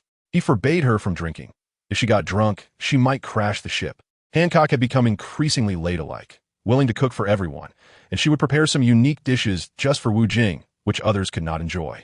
Wu Jing also had a task, as Hancock took care of him, specifically washing her underwear. This made Wu Jing quite excited. It was clearly leading him into temptation. However, when he tried to press Hancock, she refused him, citing her unmarried status. Her virginity required a proper title, which left him torn between being a straight man or a hypocrite. After 6 days of sailing, Wu Jing and his crew had landed on Dressrosa, and everyone had appropriately changed their attire. Each person altered their hairstyle and clothing, and Luo had also switched to a different style of hat. According to Wu Jing's original plan, they were supposed to capture Don Quixote da Flamingo directly and leave Dressrosa. Now, Wu Jing had changed his mind. He wanted to attempt to control this country, which was very prosperous. A strong economic backing was necessary to support its vast manpower and resources. Wu Jingxian first found a hotel for everyone to stay in, asking Hancock and Lonke to stay here to keep a good watch on Caesar, while Luo and Margot went out to check the local defenses and terrain. Wu Jing also has things to do. He needs to find a very beautiful woman, Violette. She is a dancer from the D Island and a killer from the treble core of the Don Quixote family. She possesses the ability of the Dengeki fruit, which allows her to observe things within a radius of 4,000 kilometers, see through objects, and read people's hearts. Why did Wu Jing go to find Ming Ji's subordinate? Isn't that exposing his own whereabouts? Wu Jing would certainly not do something so foolish. He is well aware of the interpersonal relationships here. Violetta's true identity is the Princess of Dressrosa, the second daughter of the former King Riku. King Riku was controlled by Doflamingo's string fruit ability, became a sinner after killing many people, and was forced to abdicate, after which Doflamingo took the throne. In order to survive, Violetta had no choice but to rely on others. Otherwise, she would have no chance of living. For Doflamingo, he believes that anyone he can control and who is useful to him will be recruited without hesitation, as each additional person means more free labor. For example, Law, Violetta, and Rebecca, among others. For him, as a king, he needs these slaves. He doesn't have to consider that they might rebel in the future. Doflamingo thinks he could easily eliminate them at any moment. Chapter 28. Flower picking in the flower fields Lovers Avenue is a famous couple street in Dressrosa, where pairs of lovebirds can be seen. However, today there is only one person who is alone. Wu Jing is strolling down this avenue and spots two familiar faces among the couples. The wanted toy soldier, Kairos, and Rebecca. Wu Jing knows they're not a couple, but a father and daughter. Kairos has been turned into a toy by Sugar's hobby fruit ability, significantly reducing his combat power. For Wu Jing, these two have little use in his current plan, and he will not waste time trying to recruit them. Leaving Lovers Avenue, Wu Jing heads straight for the flower fields, where Violetta's residence is located. This is also the revolutionary headquarters of the Riku Royal Army, serving as the intelligence department's base, allowing them to accurately monitor the movements of the Don Quixote family. Violetta is usually here. On the surface, she serves Doflamingo, but she does not live in the King's Plateau, instead residing in the flower fields. As the saying goes, the most dangerous place is the safest place. Doflamingo rarely visits Violetta's residence and would never send anyone to search it. True to its name, the flower fields are filled with endless sunflowers, and the bright sunlight makes this sea of flowers appear even more vibrant. In a corner of this flower sea stands a large villa, which is Violetta's home. Stop! No entry allowed. Two soldier-like henchmen shouted angrily, raising their guns. The meaning was clear. If Wu Jing took another step forward, they would shoot. Wu Jing showed no reaction to the soldiers' actions and continued to walk confidently towards them. He was not invited, and he knew that no matter how much he pleaded, they wouldn't let him in, so it was better to break in directly and show them how strong he was. Bang, bang, bang. The two soldiers raised their rifles and began shooting at Wu Jing. The powerful steel core bullets struck the intruder, and the soldiers assumed they would pierce through his body. What they didn't expect was that the bullets hitting Wu Jing felt like flies bumping into him, causing no damage whatsoever. At that moment, Wu Jing had activated the Navy's 6 styles: iron block, steel, and with his body enhanced by the rejuvenation fruit. He estimated that his entire body's hardness could rival Kaido. 10 bullets were quickly fired, and the two soldiers immediately started reloading, preparing to shoot the intruder again. "You two should take a good nap." Wu Jing suddenly appeared behind the two soldiers, and before they could react, he gently tapped their heads from behind. The two soldiers rolled their eyes back and fainted. Wu Jing unleashed his powerful observation haki to quickly sense the mansion, discovering that there were still 8 people inside. They were hurriedly running around, startled by the gunfire from earlier. In an instant, Wu Jing's figure flickered and vanished from the spot. Wu Jing was already sitting in an archive room piled with books, while the 8 people in the room were walking back and forth with documents in their arms. Wu Jing did not disturb them, but quietly lit 5 cigarettes. He wanted this group to smell the intoxicating smoke, helping them relax their tense minds. Who the hell has the leisure to smoke? Hurry up and hide these important documents. If we get discovered, we're finished. A woman with an explosive figure shouted like a shrew. But when she saw a stranger sitting with his legs crossed, leisurely smoking on a chair, her throat caught. Unable to speak. "Violet, hello." Wu Jing slowly exhaled a heart-shaped smoke ring toward Violet. "There really are so many beautiful women in the pirate world. Who are you?" Violet suppressed her nervousness. She had just heard about the gunman. Violet directly assumed it was someone from Doflamingo trying to break in. Without even using her strongest ability of the Mera no Mi, the 1,000-mile, I had to spy on who the enemy was. Unexpectedly, it was an incredibly handsome stranger, whose striking looks made her momentarily lose her focus. "Anyway, you wouldn't believe what I say, so why not use your mind's eye to see what I'm thinking right now? That way, you'll naturally understand, and I won't have to waste my breath." After hearing Wu Jing's words, Violet brought the tips of her index fingers and thumbs together to form a circle similar to an OK gesture, and then turned her arms around to place them in front of her eyes. Wu Jing only thought about what he wanted to do at the moment, so Violet could only see that little bit of information. Because if the object of her observation stopped imagining, she could no longer see anything. "You all go out first. I need to have a chat with this adult." Understanding what Wu Jing was thinking, Violet realized that her previous worries were unfounded, and there was no need to hide the information in the archive room anymore. At this moment, the spacious archive room was left with only Wu Jing and Violet. Both of them held wine glasses filled with the finest red wine from Tokushima.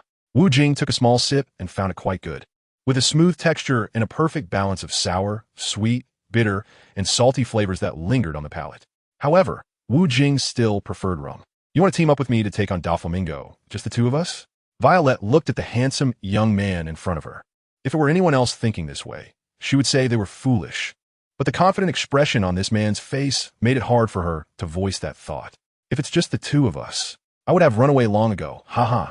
Wu Jing put on a nonchalant expression, looking like a rogue at that moment. You're just a rogue. Who else is there?" "There's my Dragon Slayer pirate crew, and then you'll know who else there is." "You have a pirate crew? How many people are there in total?" "4. 4? You dare call that a pirate crew? What do you know? It's not about the number of people, but about their quality. One of them is our ally." Violet facepalmed. It wasn't that she had a headache, but that she was speechless at Wu Jing's words. "With just a few people, you dared to capture Minga? Isn't that asking for death? Minga has 4 top executives, and one of them, Virgo, has already been killed by law.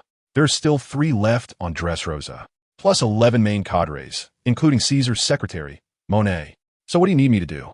Take me to the Little People's Kingdom, Dong-Tata Kingdom."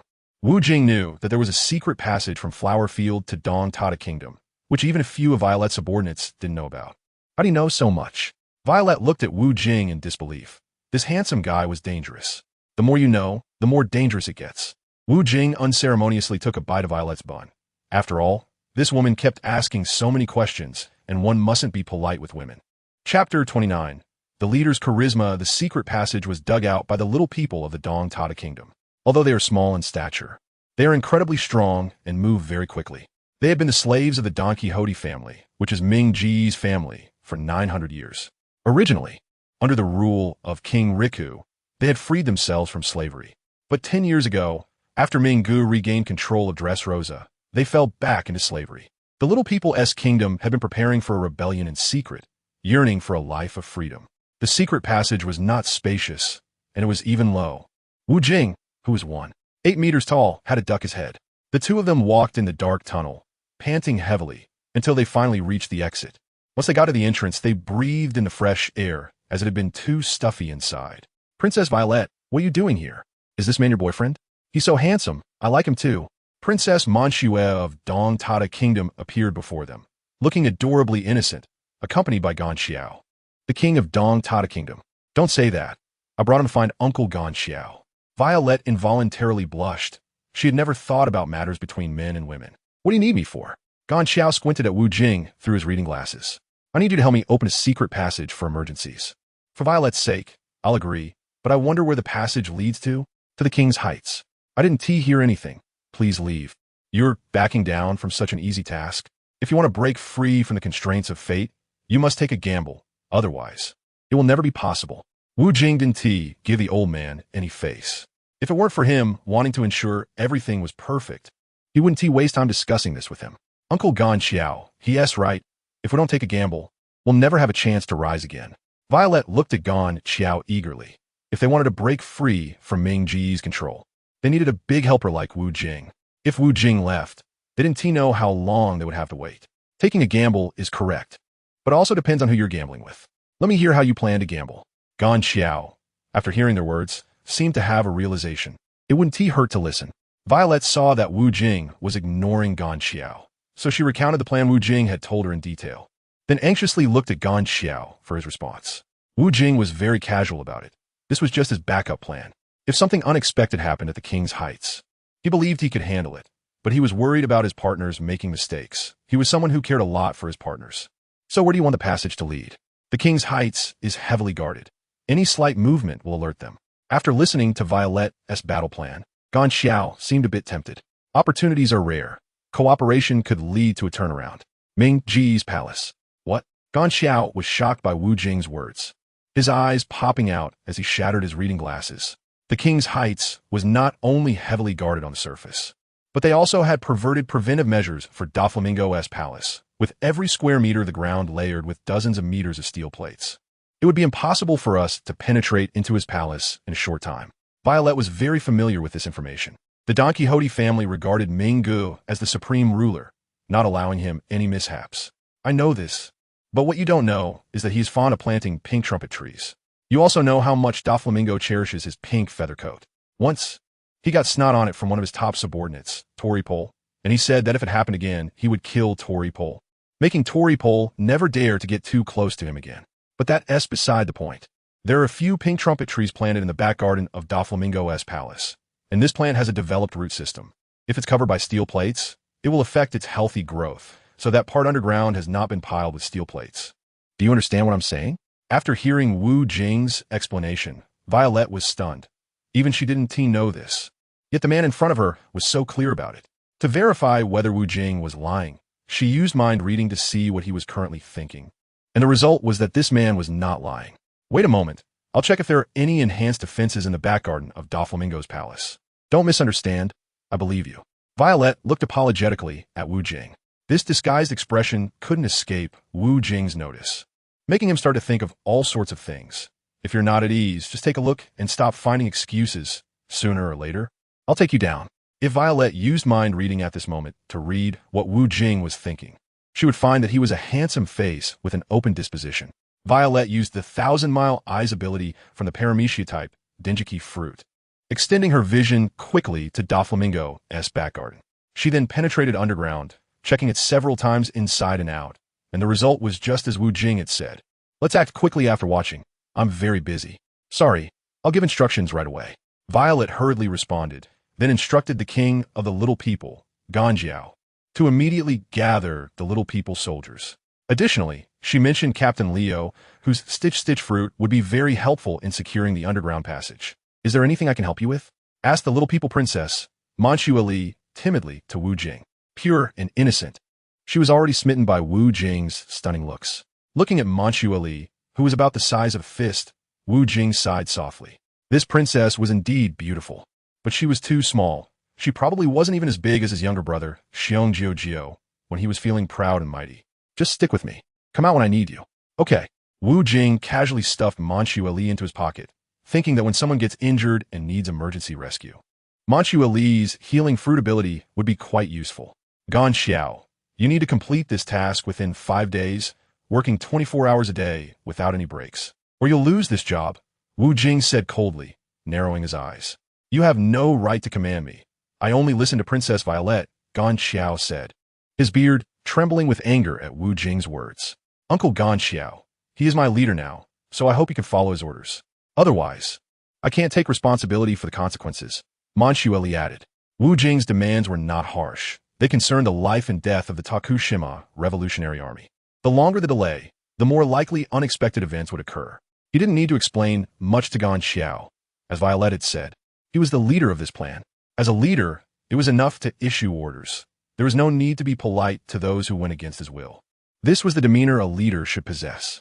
Chapter 30. Preparations before the meeting. After exchanging contact information with Violet, Wu Jing left the flower field.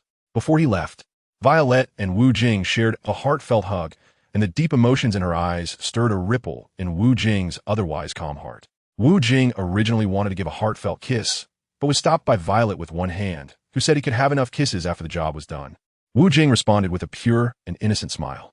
This kind of trick might work on Sanji, who's a bit simple-minded, but even though I'm just as lecherous as him, my awareness of schemes is 500 years ahead of the pirate world. Wu Jing is quite aware of Violet's little thoughts, but he just chuckles. Some things don't need to be stated too clearly, or else the charm is lost. After leaving the flower field, Wu Jing didn't go directly back to the hotel to meet up with his companions. He wanted to buy some things. With so much money in his pocket, it would be a disservice to his conscience not to spend a little. Tokushima is a small country with a relatively well-developed economy, and it has all kinds of delicacies and exquisite clothing shops, famous throughout the pirate world. Wu Jing arrived at the largest shop, purchasing a large quantity of delicious food and clothing. Miraculously occasionally peeked out from her pocket to take a look. She had never been exposed to the wonderful world outside and was filled with immense curiosity about this place. Miraculously, what do you want?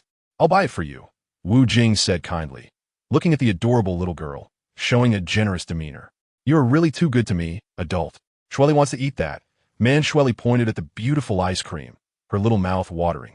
Wu Jing suddenly bought several hundred of them, planning to take them back for Long Kuei to enjoy as well, which made Miraculously so moved that she cried. This is true innocence. Carrying a big package back. When they opened it, all the partners cheered excitedly. This captain is really amazing, always thinking of them. Long Kuei, these ice creams and desserts are for you. Wu Jing directly took out a small package from the big one and tossed it over. Thank you, Lord Wu Jing, Long Kuei said with a beaming face. Holding the package, she loved these snacks the most. Hearing Wu Jing's words, Miraculously angrily crawled out from her pocket, looking like she wanted to have a showdown with Long Kuei. Wu Jing was very clear about Miraculously's childish personality, and immediately took out another small package he had prepared for her. Although it was called a small package, it was actually hundreds of times larger than Miraculously, which made her cry with emotion once again. Hancock, these are for you. This time, Wu Jing personally handed the package to Hancock instead of tossing it over, creating a sense of ritual that made Hancock feel important in his heart. When Hancock opened the package and saw what was inside, her face turned completely red. She playfully said to the mischievous gaze, "You're so annoying." It turned out that the package was filled with all kinds of lingerie, and Wu Jing couldn't remember how many sets there were, but there were at least over 100. Marco, next, try this flavor. Wu Jing threw a large bottle of red wine to Marco.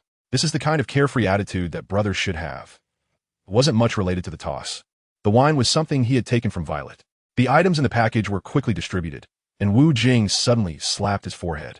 Oh no, I only remembered to buy gifts for my own members, and forgot to get something for our ally Luo. What a sin. Wu Jing pretended to be embarrassed as he looked at Luo, who had been watching him with a gaze full of resentment. Everyone else got gifts, but I didn't. You're clearly neglecting me, Luo thought, but he couldn't voice it out. It was already embarrassing enough, and if he complained, it would only make things worse, leaving him even more ashamed. He might as well bury his face in the ground at that point. Caesar on the side was also gritting his teeth in anger. This period had been the darkest time in his life. He regretted his reckless behavior in the past, which had led to him being expelled from the world government. Otherwise, he could have been a well-known world-class scientist, a key protected figure wherever he went, unlike now, where his life and death depended on the whims of others. Just as Caesar was wallowing in his frustration, Wu Jing threw a set of luxurious suits to him. Caesar had been unable to take care of himself recently, and his clothes were torn. If he went to see brother Ming dressed like that, even a fool like Ming would become suspicious. In a few days, when you wear this suit, we will meet brother Ming. You must perform well, okay? After we succeed, I will definitely keep my promise. Wu Jing said with a bright smile, knowing that no matter how sincere he was, Caesar wouldn't feel reassured. He just casually responded to Caesar. Saying something was better than saying nothing at all. Don't worry, Doflamingo is our common enemy. I will do as you instruct, Caesar replied sincerely. Both were very sincere with each other, but each had their own agenda in their hearts. Only they knew what they were truly thinking. Wu Jing gently unlocked the shackles on Caesar's body. After all, he had been here for several days, and as long as Caesar's heart was in his hands, he wouldn't want to leave even if he could. 5 days later, Wu Jing handed the phone bug to Caesar, asking him to contact Ming Gu and prepare for their meeting at the King's Heights today. The reason he hadn't given the phone bug to Caesar earlier to contact Ming Gu was that contacting him too soon would prevent him from carrying out tasks in the following days and would lead Ming Gu to send people to monitor the port in advance. However, now that they were already inside the island, contacting him on the same day would catch Ming Gu off guard and eliminate many unnecessary steps, such as the welcome before entry. After all, Caesar had achieved a great feat this time by capturing Law, the user of the op fruit. Brew brew. Hee hee. Ming Ge's unique laughter came through from the other end. Shu luo luo luo luo. I'm doing well. I've already caught Law and have him securely transported to island. I'm ready to take him to you at the King's Heights. Caesar responded steadily according to Wu Jing's instructions. Oh, why didn't you tell me sooner? I could have sent someone to welcome you. All right, just come directly to my quarters. The guards at the King's Heights will let you in. Ming Gu seemed very pleased with Caesar's arrival, mainly because Caesar was bringing Law, someone he had long been concerned about. Law's immortality surgery could grant him eternal life, which was his greatest desire. After speaking, Ming Gu directly hung up the phone bug. Wu Jing and Mao Gao have already put on the uniforms of Caesar's subordinates. Although the work hats can cover most of their faces, Law still used his surgical fruit ability to alter their appearances. By casually taking some flesh, he could easily change their looks. Wu Jing transformed into a shifty-eyed and lewd appearance, while Mao Gao became a handsome and composed gentleman. The two of them were escorting Luo to the high ground of the king, and Luo was also wearing sea-stone handcuffs with his big knife, Ghost Cry, being held by Mao Gao. Hancock and Long Kuei did not join the escort. Wu Jing had already arranged for them to meet up with Violet. After all, Hancock's figure was too explosive, and Long Kuei's stature was too small, making it easy to raise suspicions. Man Shirley also followed Hancock and the others. Chapter 31. Has the news leaked? The four of them walked leisurely on the high ground of the king. Since Doflamingo had given orders, the guard showed no obstruction upon seeing Caesar and instead saluted him. At this moment, the mindset of the four was completely different. First, Caesar thought it didn't matter who won. As long as he didn't get involved, he wouldn't be manipulated. If Wu Jing won, he could just take his heart and leave. From what he knew of Wu Jing, he believed Wu Jing wouldn't kill him outright. If Doflamingo won, he could just confess that he was coerced. Doflamingo wouldn't do anything to him, as they were both using each other. He secretly hoped Doflamingo would win, as they were both in the same boat, while Wu Jing was unpredictable. Next was Mao Gao, who felt quite calm. Seeing how smoothly they ascended to the high ground of the king, he felt that their chances should be quite good. 3 of them against 1 Doflamingo was not difficult. Then there was Luo, who was very excited. He was thrilled that Doflamingo was finally going to fall into his hands, and he could take revenge for the deceased Corazon. Finally, there was Wu Jing, whose heart was heavy. The high ground of the king felt eerily calm to him, and his sixth sense told him that this meeting would definitely not be so peaceful. However, there was no need to worry too much. They had already arrived. Even if Doflamingo used his birdcage, he had nothing to fear. Taking him down would solve everything. Just then, the phone bug rang unexpectedly. Wu Jing picked up the phone bug and saw that it was Califa calling. His mood was not pleasant, but rather heavy. After being dismissed by the mayor of Water 7, Iceberg, Califa returned to the world government at Wu Jing's request to serve as a member of CP9. CP9 is a secret intelligence agency directly under the world government, and aside from some very important information she is unaware of, she generally knows most of the information. Wu Jing occasionally contacted Califa for 3 reasons. First, to let her know how much he missed her. Second, to find out what recent actions the world government had taken. And third, to inform Califa about his recent activities, so she would have a heads up. Generally, Califa wouldn't call during the day. Wu Jing's reason for chatting at night was that it was more romantic, but in reality, he didn't want Hancock to know, as it would affect his image of being devoted. Long, it's me, Califa. You need to leave Dressrosa quickly. What's going on? The Navy headquarters just ordered Admiral Greenbull to head to Dressrosa to capture pirates. This is an order from the world government. That's okay. It takes a week for Greenbull to get here from the Navy headquarters. By then, I'll have already left. He's not coming from a Navy headquarters. Green Bull is currently on a mission outside, and he is the closest to Dressrosa, so the Navy headquarters dispatched him to assist Doflamingo. He should arrive in about a day, so you need to leave quickly. Listening to Caliph's delicate and worried voice, Wu Jing couldn't feel any sweetness in his heart at this moment. Just after finishing a call with Doflamingo, this situation arose, indicating that Doflamingo must have requested support. Otherwise, the world government wouldn't have sent someone at such a critical time. So Doflamingo already knew that Caesar was acting strangely. That damn guy, where did the leak occur? Wu Jing didn't have time to figure it out now. Caliph, I understand. Don't worry, I'll come to see you when I have the chance. Wu Jing kissed the snail phone and directly hung up as time was pressing. The other people on the scene were stunned by the call. The situation was completely unexpected. The world government actually sent an admiral to encircle them. Let's escape while Green Bull hasn't arrived yet. It's rumored that Green Bull is even stronger than Fujitora. Caesar was already trembling in fear. If the Navy caught him, he might lose his life, considering all the sins he had committed over the years. Marco and Law's previously good mindset had completely collapsed, and they looked at Wu Jing expressionlessly, waiting for his decision. Since we're already here, we can't just leave empty-handed. Let's proceed with the current plan. Since they think we're fools, we'll just keep playing the fool, Wu Jing said with a cold smile as he glanced at Doflamingo's quarters. Having sent someone observing them from there, Wu Jing noticed that the person was Brother Ming, who was already standing in front of the huge glass window. He watched as Wu Jing and their group entered the King's Heights, his lips curling into a bloodthirsty smile as he licked his lips. In his eyes, Wu Jing and their group were just a bunch of lambs walking into a trap, ready for him to slaughter. After going through several layers of checkpoints, Wu Jing and their group finally arrived outside Brother Ming's palace, yet still saw no sign of anyone. The door creaked open, and two women walked out. One was an innocent little girl, and the other was an extremely ugly old woman. The little girl's name was Sugar, and the old woman's name was Jorah. They were both devil fruit users and two of Brother Ming's 11 main subordinates. Caesar, I've missed you so much, Jorah said, casting a flirtatious glance at Caesar, who was impeccably dressed in a suit, ready to approach him. Jorah was a woman with extremely peculiar tastes. The more evil a person was, the more she liked them, and she didn't care about looks. Old woman, if you don't want to die, get lost, Caesar said, feeling a chill at the sight of the ugly old woman, as he was always subjected to her advances whenever he visited. Caesar, leave your two subordinates here. I'll take you and Law in to see the young master, Sugar said, eating grapes while coldly staring at Caesar's two subordinates. What do you mean? I can't even bring my own people? Caesar knew he had to play along, as his life was in someone else's hands. Let them in. They're all our people. It wouldn't be fun if things got awkward. Torbull appeared behind Sugar. Although Torbull was one of the 4 highest-ranking officers, he was also Sugar's personal bodyguard. Sugar's toy fruit could turn anyone she touched into whatever toy she desired, providing Brother Ming with a large amount of free labor that would never betray him. Reluctantly, Sugar turned to leave. Brother Ming had recently summoned them for a meeting and had begun to suspect Caesar. She knew that allowing these people in would put the young master in danger, so she came out with Jorah to stop Caesar's 2 subordinates from entering. Oh, isn't that Law? My sword has been wanting to drink your blood. A man with 2 facial tattoos, dressed like he was from a tribal community, walked out from inside. The newcomer was Diamante, a user of the Flare fruit and one of Brother Ming's 4 high-ranking officers.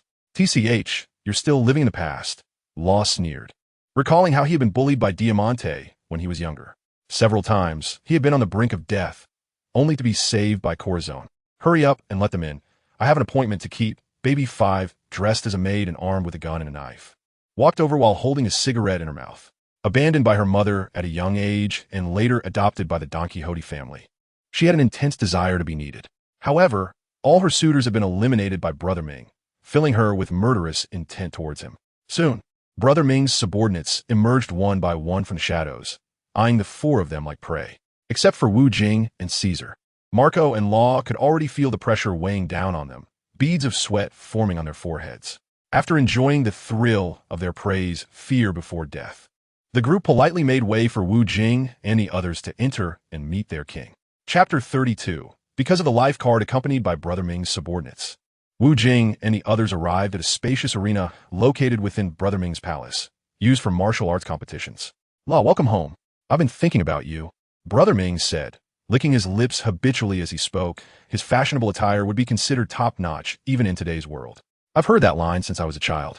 I'm already tired of it, Law replied calmly, staring at Brother Ming, who sat in the center of the arena like a mountain, pressing down on him. Law knew he was merely a pawn in Brother Ming's game. It was said that the peak of his devil fruit ability was an eternal life surgery. And when he performed it for Brother Ming, he would die. I've always considered you my little brother, so forgive my excessive concern for you, Brother Ming said, glancing coldly at the two people behind Law. Caesar, tell me what happened. Brother Ming's forehead suddenly formed a shape, his face filled with menace. Doflamingo, I don't know anything. Please don't ask me. Caesar trembled, knowing he couldn't afford to provoke either side. If they fought, he didn't want to be caught in the crossfire. It seems you've been taken hostage. Otherwise, you wouldn't dare speak like that in front of us, Brother Ming said. Having known Caesar for over a decade and understanding his character well, you two really have a lot of patience. You haven't made a move to kill me yet. I admire your courage. Brother Ming looked at the two unfamiliar faces behind Law, knowing they were definitely not Caesar's subordinates. Earlier, while many of his subordinates had gone out to mock and ridicule Law and Caesar, he had been using his observation hockey to monitor the situation outside. Having sensed the presence of Caesar's two subordinates with his observation hockey, he realized that remaining so calm in front of so many twisted individuals was not something ordinary people could do. I never intended to kill you. What I'm curious about is how you knew it was wrong for Caesar to come to see you, Wu Jing said, speaking the truth, as he was indeed there to capture Brother Ming alive. How could I not know that my top officer, Virgo, was killed? Virgo's life card is with the Navy headquarters, and I have my people there, Brother Ming said, looking at Wu Jing as if he were a clown. This was common knowledge in the world of pirates. Wu Jing slapped his forehead. He knew this common sense, but sometimes his thinking would linger in the past of humanity. This time, he had to learn a lesson. Minggu truly had many undercover agents in the Navy headquarters. It turned out that the death of Virgo was told to him by an undercover agent he had placed in the Navy headquarters. Although Virgo entered Caesar's laboratory alone, he did not go to Punk Hazard alone. It was my bodyguard who sent him to Punk Hazard, but unfortunately, he never came back. We can at least confirm that he died in Caesar's laboratory, but it definitely wasn't Caesar who did it. No wonder Minggu was full of suspicion regarding Caesar's arrival.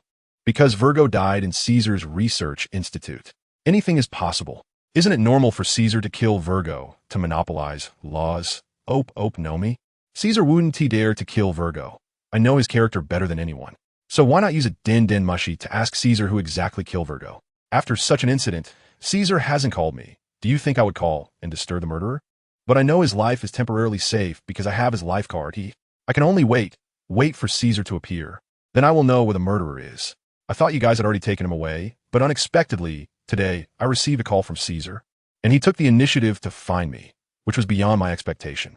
Killing a vice admiral in the Navy headquarters had already angered them. But since the murderer hadn't been found, they hadn't announced it to the public to avoid scaring you off. After receiving the call from Caesar, I made a deal with the Navy. I told them the location of the murderer, with the condition that once the matter was settled, they would hand over Law to me for disposal. As soon as Caesar appeared, Minggu immediately revealed the news to this undercover agent, who then relayed it to the higher-ups, and they quickly sent people to encircle and suppress. A good move to use someone else's knife to kill. Poor Virgo. After he died, his master didn't avenge him, but had to rely on the Navy, which he had betrayed, to seek revenge. Wu Jing showed a mocking expression.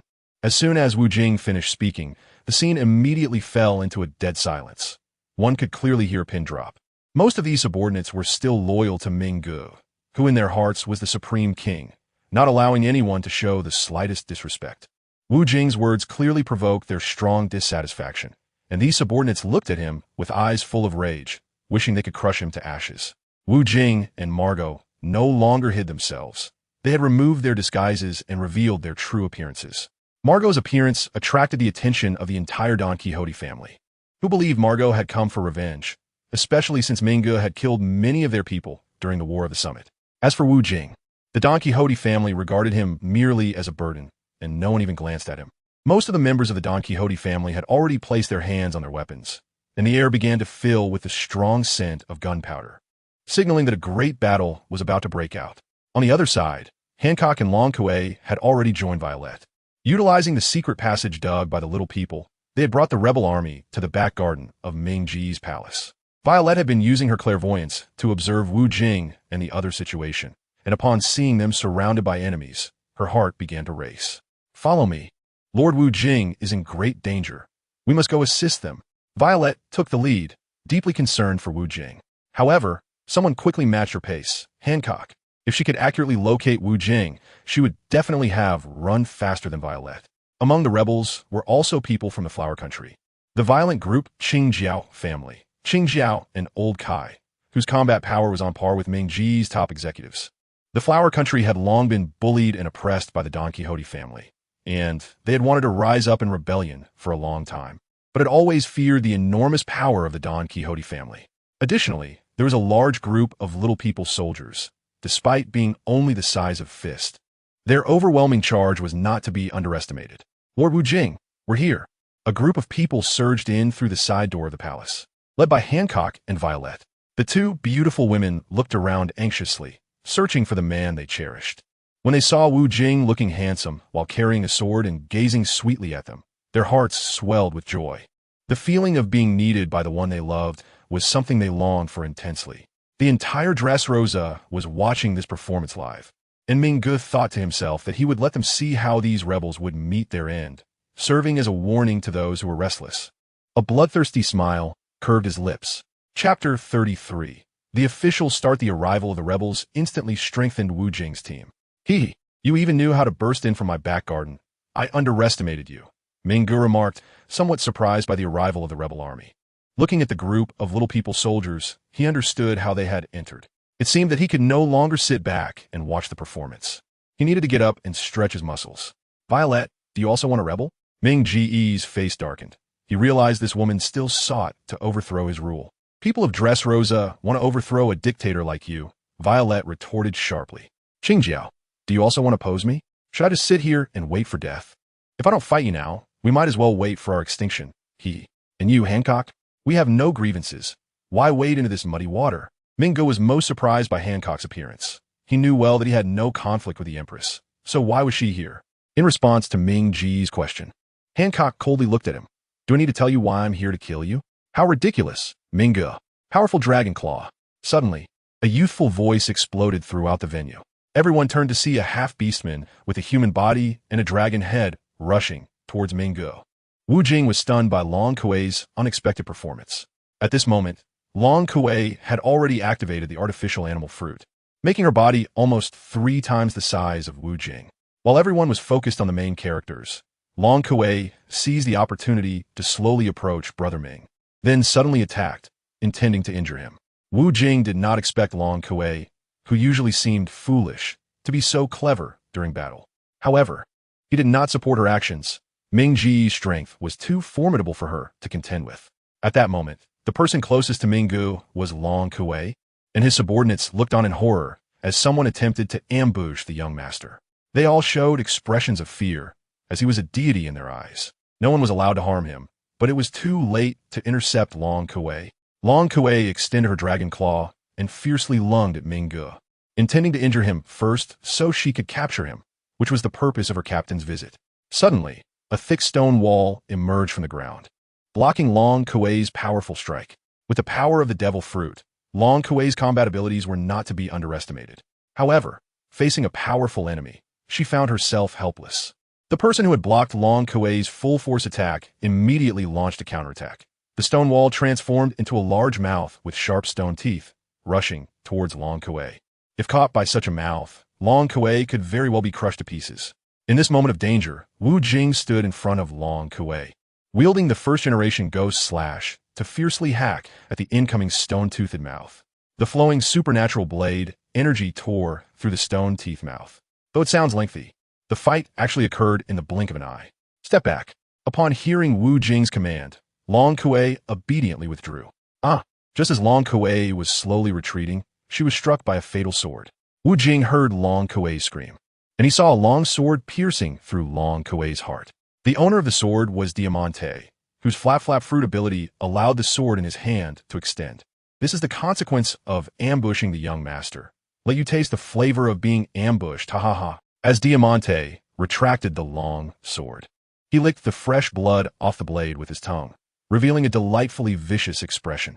Long Kuei had already fallen to the ground, bleeding profusely, and Marco rushed to her side in desperation, while Violet also hurried over with Mancheri. The cadres of Brother Ming looked at the dying ambusher with cold smiles on their faces. How dare he ambush our young master? Killing him like this would be a mercy. A sharp voice came from under Brother Ming's feet. Immediately, a giant clad in armor, wearing a helmet with a cross visor, jumped up from the ground, standing beside Brother Ming. The newcomer was Pika, one of Brother Ming's 4 highest cadres and a stone fruit user.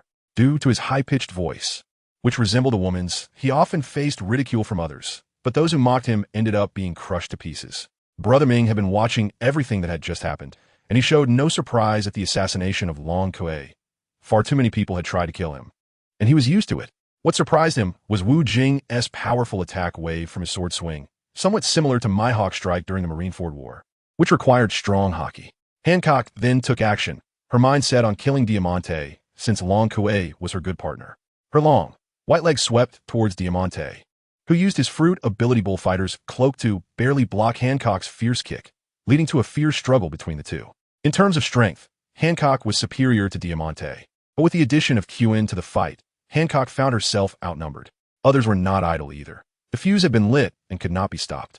Law faced off against 2 opponents, Torpol and Jorah, and he was struggling a bit.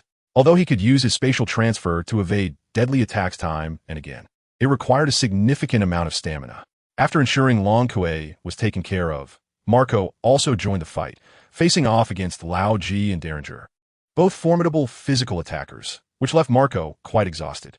The treatment he had just given to Long Kuei had already drained a lot of his energy, making him more beleaguered than Law, with multiple injuries on his body.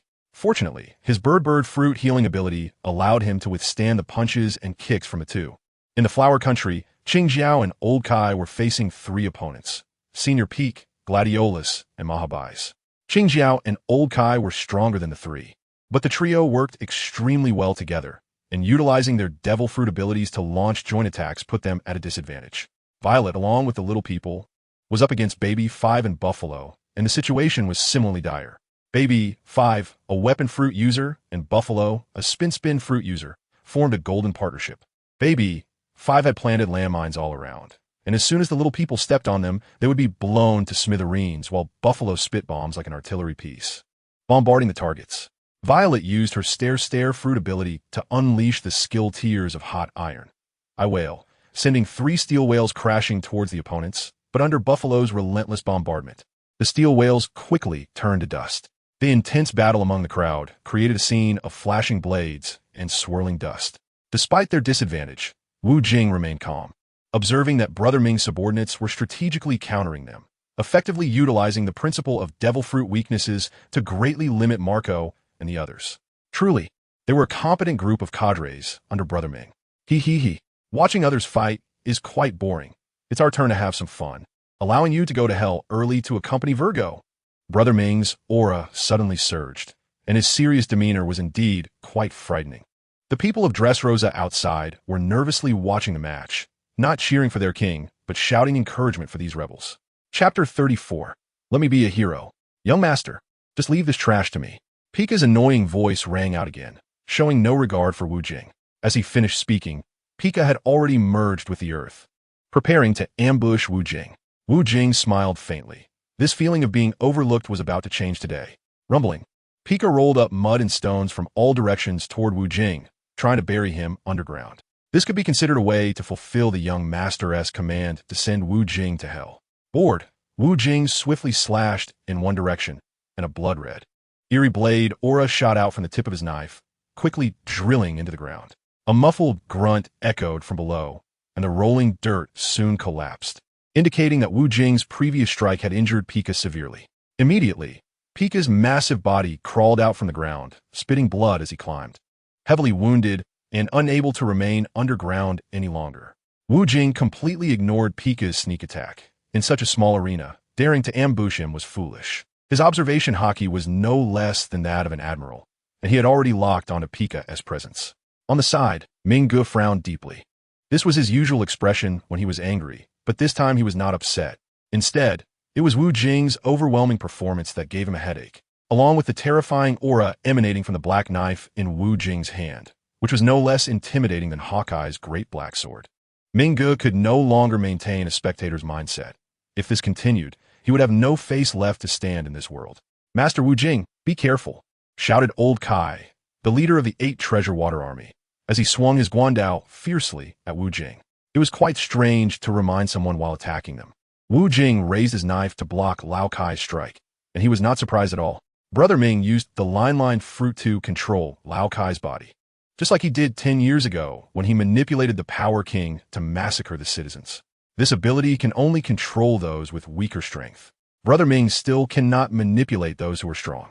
Subsequently, Wu Jing used his first-generation Ghost Slash to swiftly cut off the parasitic lines on Lao Kai, freeing him. The chaotic battle on the field had reached a fever pitch, and Wu Jing's companions and the rebel army had exhausted all their strength, fighting desperately against the enemy. A large number of the small human race had already fallen, and Wu Jing's companions were fighting to the last drop of blood. While Brother Ming's subordinates had also suffered some injuries, but relatively speaking, they were doing much better. At the same time, Wu Jing saw Violet caught in a life-and-death crisis. Baby 5, using the weapon fruit, took advantage of Violet's moment of inattention to fire a heavy cannon at her. By the time Violet noticed, the cannon was already in front of her, and she could smell the scent of death. Wu Jing would not let such a thing happen. He used shafted dash next to Violet and struck the heavy cannon with a single blow, sending it flying. The heavy cannon changed its trajectory and flew towards Diamante, who was engaged in a fierce battle with Hancock, directly blowing Diamante to tatters. Fortunately, he had the bullfighter cloak to protect him. Otherwise, he would have been seriously injured even if he didn't die. Wu Jing immediately made a double achievement by resolving the crisis for the two beautiful women, earning their admiration as they really needed a man like him. Wu Jing did not hesitate, leaping into the air and unleashing powerful blood-red blade energy towards Ming Ji's subordinates on the battlefield. The blade energy seemed to have a mind of its own, accurately striking Ming Ji's men. Ming Ji's two high-ranking officers, Tori Pol and Diamante, used their devil fruit abilities to withstand Wu Jing's attacks, while several other relatively weaker officers were injured by Wu Jing's shockwaves. Caught off guard by Wu Jing's sudden assault, these individuals retreated to Ming Ji's side, which was something they never expected. "Sorry to keep you waiting, everyone," Wu Jing's voice echoed across the king's heights. Seeing that his comrades were in a perilous situation, it was time to showcase his skills. As the saying goes, true heroism is revealed in times of crisis. This was one of the reasons Wu Jing had delayed his actions. He wanted to be the hero who saved the beauty and win her heart. Another reason was to let the people of Dressrosa witness who the man was that could turn the tide. He needed to gain their support. The crowd in Dressrosa watching the live broadcast erupted in cheers upon seeing Wu Jing's powerful performance. Damn it, Minggu could no longer sit still. He had not anticipated that this unfamiliar man would instantly change the situation. Giant wave, white line. Nearby buildings suddenly transformed into streaks, shooting towards Wu Jing like a giant wave. This was a powerful combat technique developed from Ming Ji's awakened devil fruit ability. Wu Jing did not evade.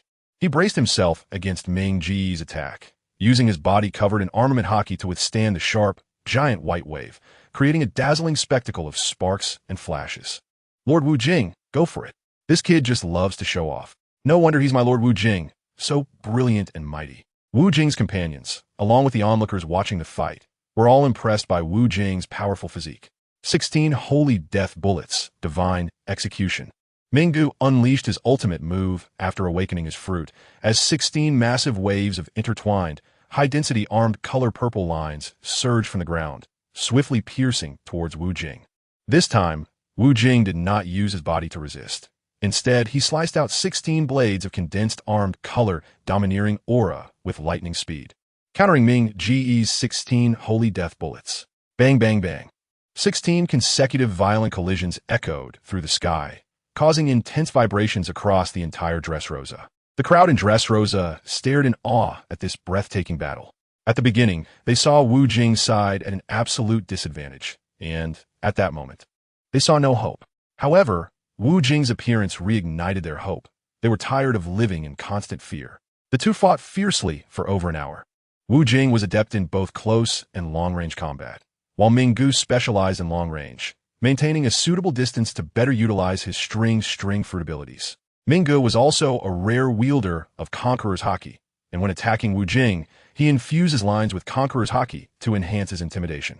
What he did not expect was that Wu Jing was also a Conqueror's Haki user, and in both quantity and quality, he suppressed Minggu.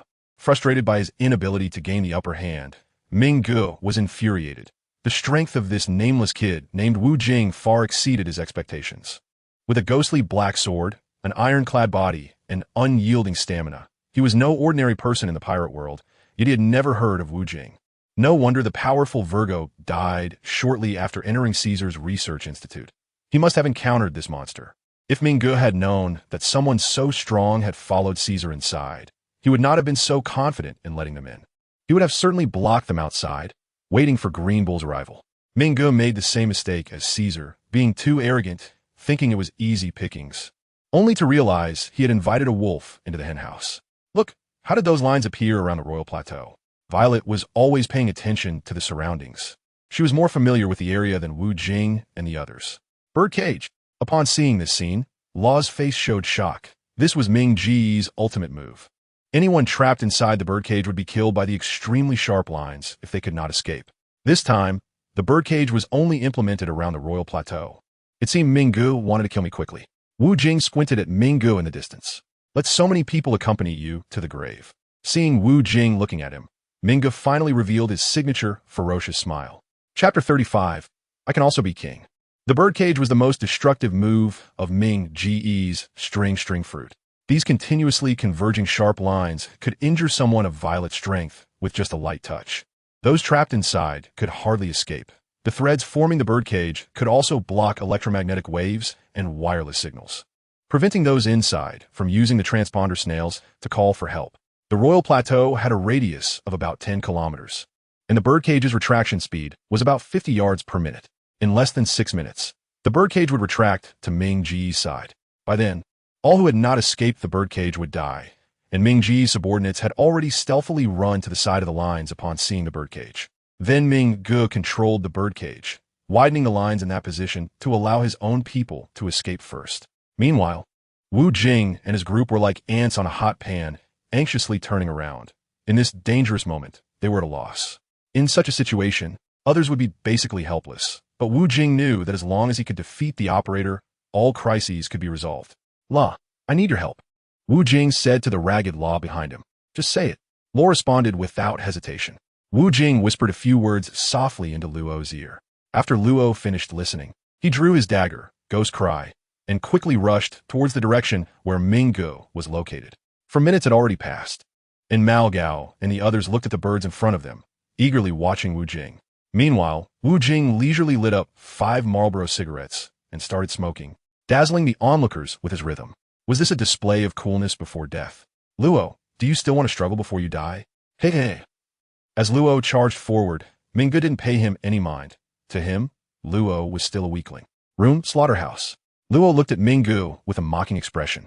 After saying this skill, he disappeared from his spot, and Wu Jing appeared where Luo had just vanished. "Kill the ghost," Wu Jing shouted.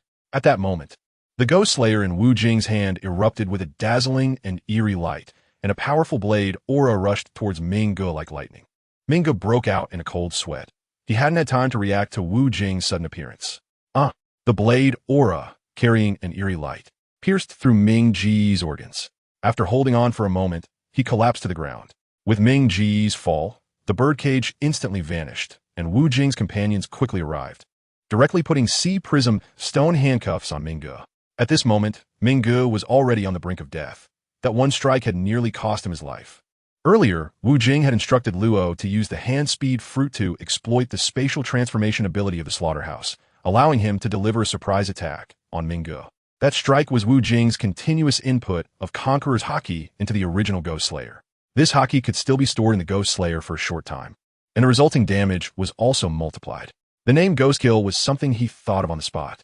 Since this knife was called the original Ghost Slayer and was used for killing, the name Ghost Kill was quite fitting. After Mingge fell, Diamante and the others immediately charged towards Wu Jing. This time, Wu Jing held nothing back and raised the Ghost Slayer to sweep violently at Ming Ji's cadre. The frenzied spectral blade aura rushed towards the cadre, resulting in either severed limbs or instant death. "I knew you liked to watch people die without helping, damn it." Mao Gao could no longer bear to watch. They had fought desperately, while Wu Jing was just standing there with his hands in his pockets, watching the show. He always liked to play the hero, TSK. Luo had an expression of laziness and helplessness. Deep down, he was still very grateful to Wu Jing, as the powerful Mingge was not someone he could handle at the moment. A thunderous cheer erupted from Dressrosa. They had finally seen Ming Ge defeated, and the detestable Don Quixote family had been toppled. This man named Wu Jing was the hero in their hearts. Lord Wu Jing defeated Don Quixote da Flamingo with absolute superiority. Long live Lord Wu Jing. The voice of the live reporter, Gaz, suddenly echoed. Before Ming Ge fell. The live reporter, Gaz, didn't dare to announce such words over the broadcast. Otherwise, if Wu Jing lost, he would be in serious trouble. Long live Lord Wu Jing. The people of Dressrosa worshipped Wu Jing in the video. This was the result Wu Jing wanted. I can also be a king. The unending chants of worship echoed in the sky above Dressrosa. And in the video, Wu Jing was embracing two beauties, Hancock and Violet. In the afternoon, Wu Jing brought Mao Gao and Luo to the prison where Mingo was held. After Mao Gao provided appropriate treatment, Mingo gradually regained consciousness. If it weren't for the sea-stone handcuffs, he could use his string fruit ability to repair his damaged internal organs. Hiv. Do you know that imprisoning a celestial dragon is a desecration? Mingo did not restrain his arrogant demeanor despite being imprisoned. Instead, he was even more domineering.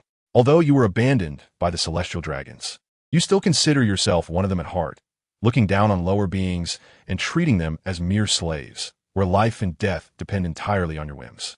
No one can stop me from returning to Mary Geos. Otherwise, your fate will be death. One day, I will return to my homeland. Wu Jing exposed the scars in Mingo's heart. His actions were driven by a desire to become strong enough to return to the ranks of the celestial dragons. This is all you amount to, being abandoned by that group of worthless fools and still dwelling on it. Mingo's face twisted with rage at Wu Jing's mockery, but he did not respond. Now he was a prisoner, and he could only hold onto this hatred for now.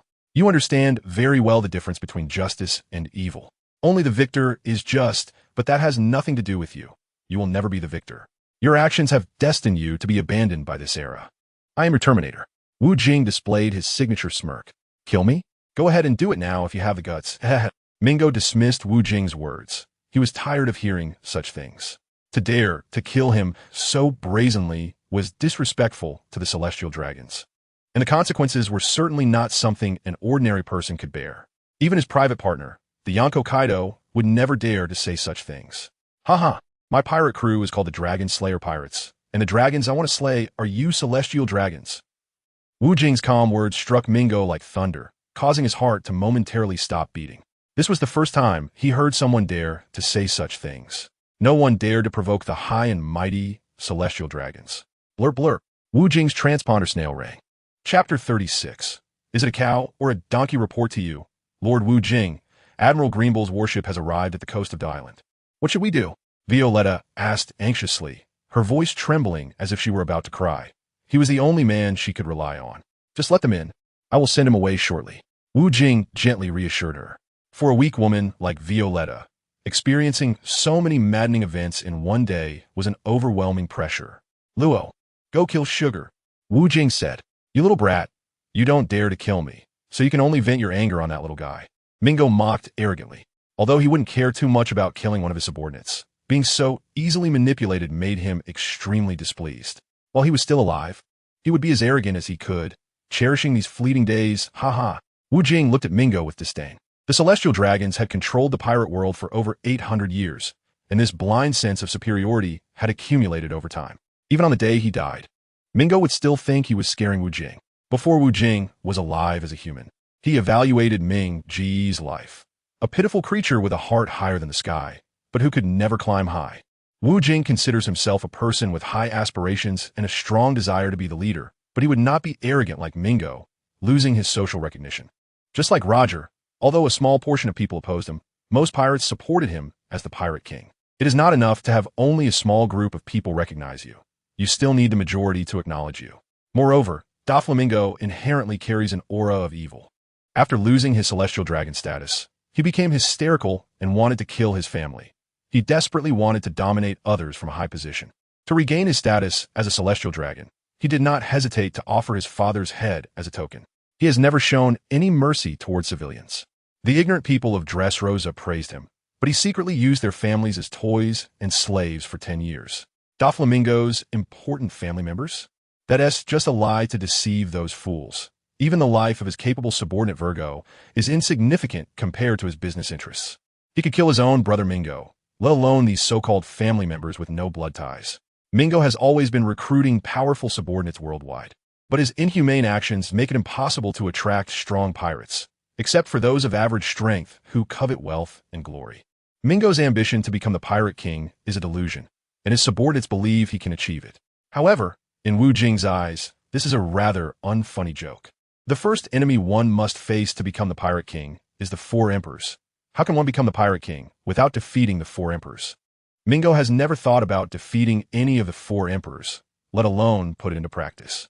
Would anyone willingly hand over the position of pirate king to him? Mingo naturally has his own schemes, but they are too lacking in ambition. He wants to achieve immortality using the Op no Mi, thinking that would guarantee his success. Little does he know, times change, and new great pirates will emerge as the four emperors age. What competitiveness does Mingo have? Excessive confidence is arrogance. Lacking strength while being greedy is a sin, and one must bear the consequences of that sin themselves. After being captured, Mingo still believes the new world would descend into chaos without him, but the world did not fall into chaos at all. Instead, he became a laughingstock and topic of discussion throughout the pirate world. Many people sympathize with Doflamingo's family because Mingo's parents and brother are kind-hearted. However, for Wu Jing, the word sympathy does not exist in his dictionary. Each person's life trajectory is determined by their choices. If Mingo's father had not made that choice, they would not have ended up in this situation. Choosing the most suitable way to live is the right path in life. Otherwise, one can only blame themselves. In the previous pirate world, Mingo was defeated by Luffy and imprisoned in the 6th level of the underwater prison. In this world, Mingo is not so lucky. He is a stepping stone for Wu Jing to pave his path to kingship. Where is Doflamingo? Why hasn't Teehee come out to greet this general? This makes me extremely irritated. If he annoys me, I'll capture him too. A tall, muscular man roared angrily at the royal heights.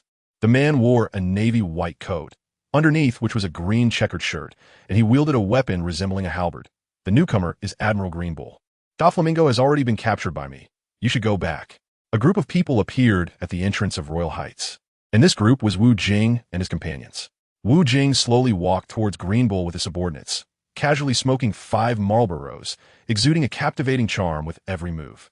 For the women who knew Wu Jing, a man with flawless looks, immense strength, and an understanding of what women like was truly unique in the pirate world. They yearned to work hard by his side. I don't care about Doflamingo's life or death. You're the bastard who killed Virgo, and this general is going to capture you and execute you. Wah! Green Bull laughed wildly at the sky, his laughter strong and powerful, echoing throughout the entire Dressrosa, sending chills down people's spines. Don't think just because you're a bull that you can boast freely. Watch out for the bullwhip, huh? Wu Jing smirked at Green Bull, genuinely interested in his strength. What? Am I so unknown in the pirate world? ISNT it, because I've never encountered a decent pirate? Today, I'll use you to establish my authority. It's your own bad luck, kid.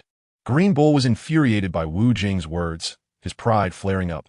He was a man who valued face. He never fought against opponents he deemed unsatisfactory, always sending his subordinates to do the work, as he was extremely concerned about his reputation.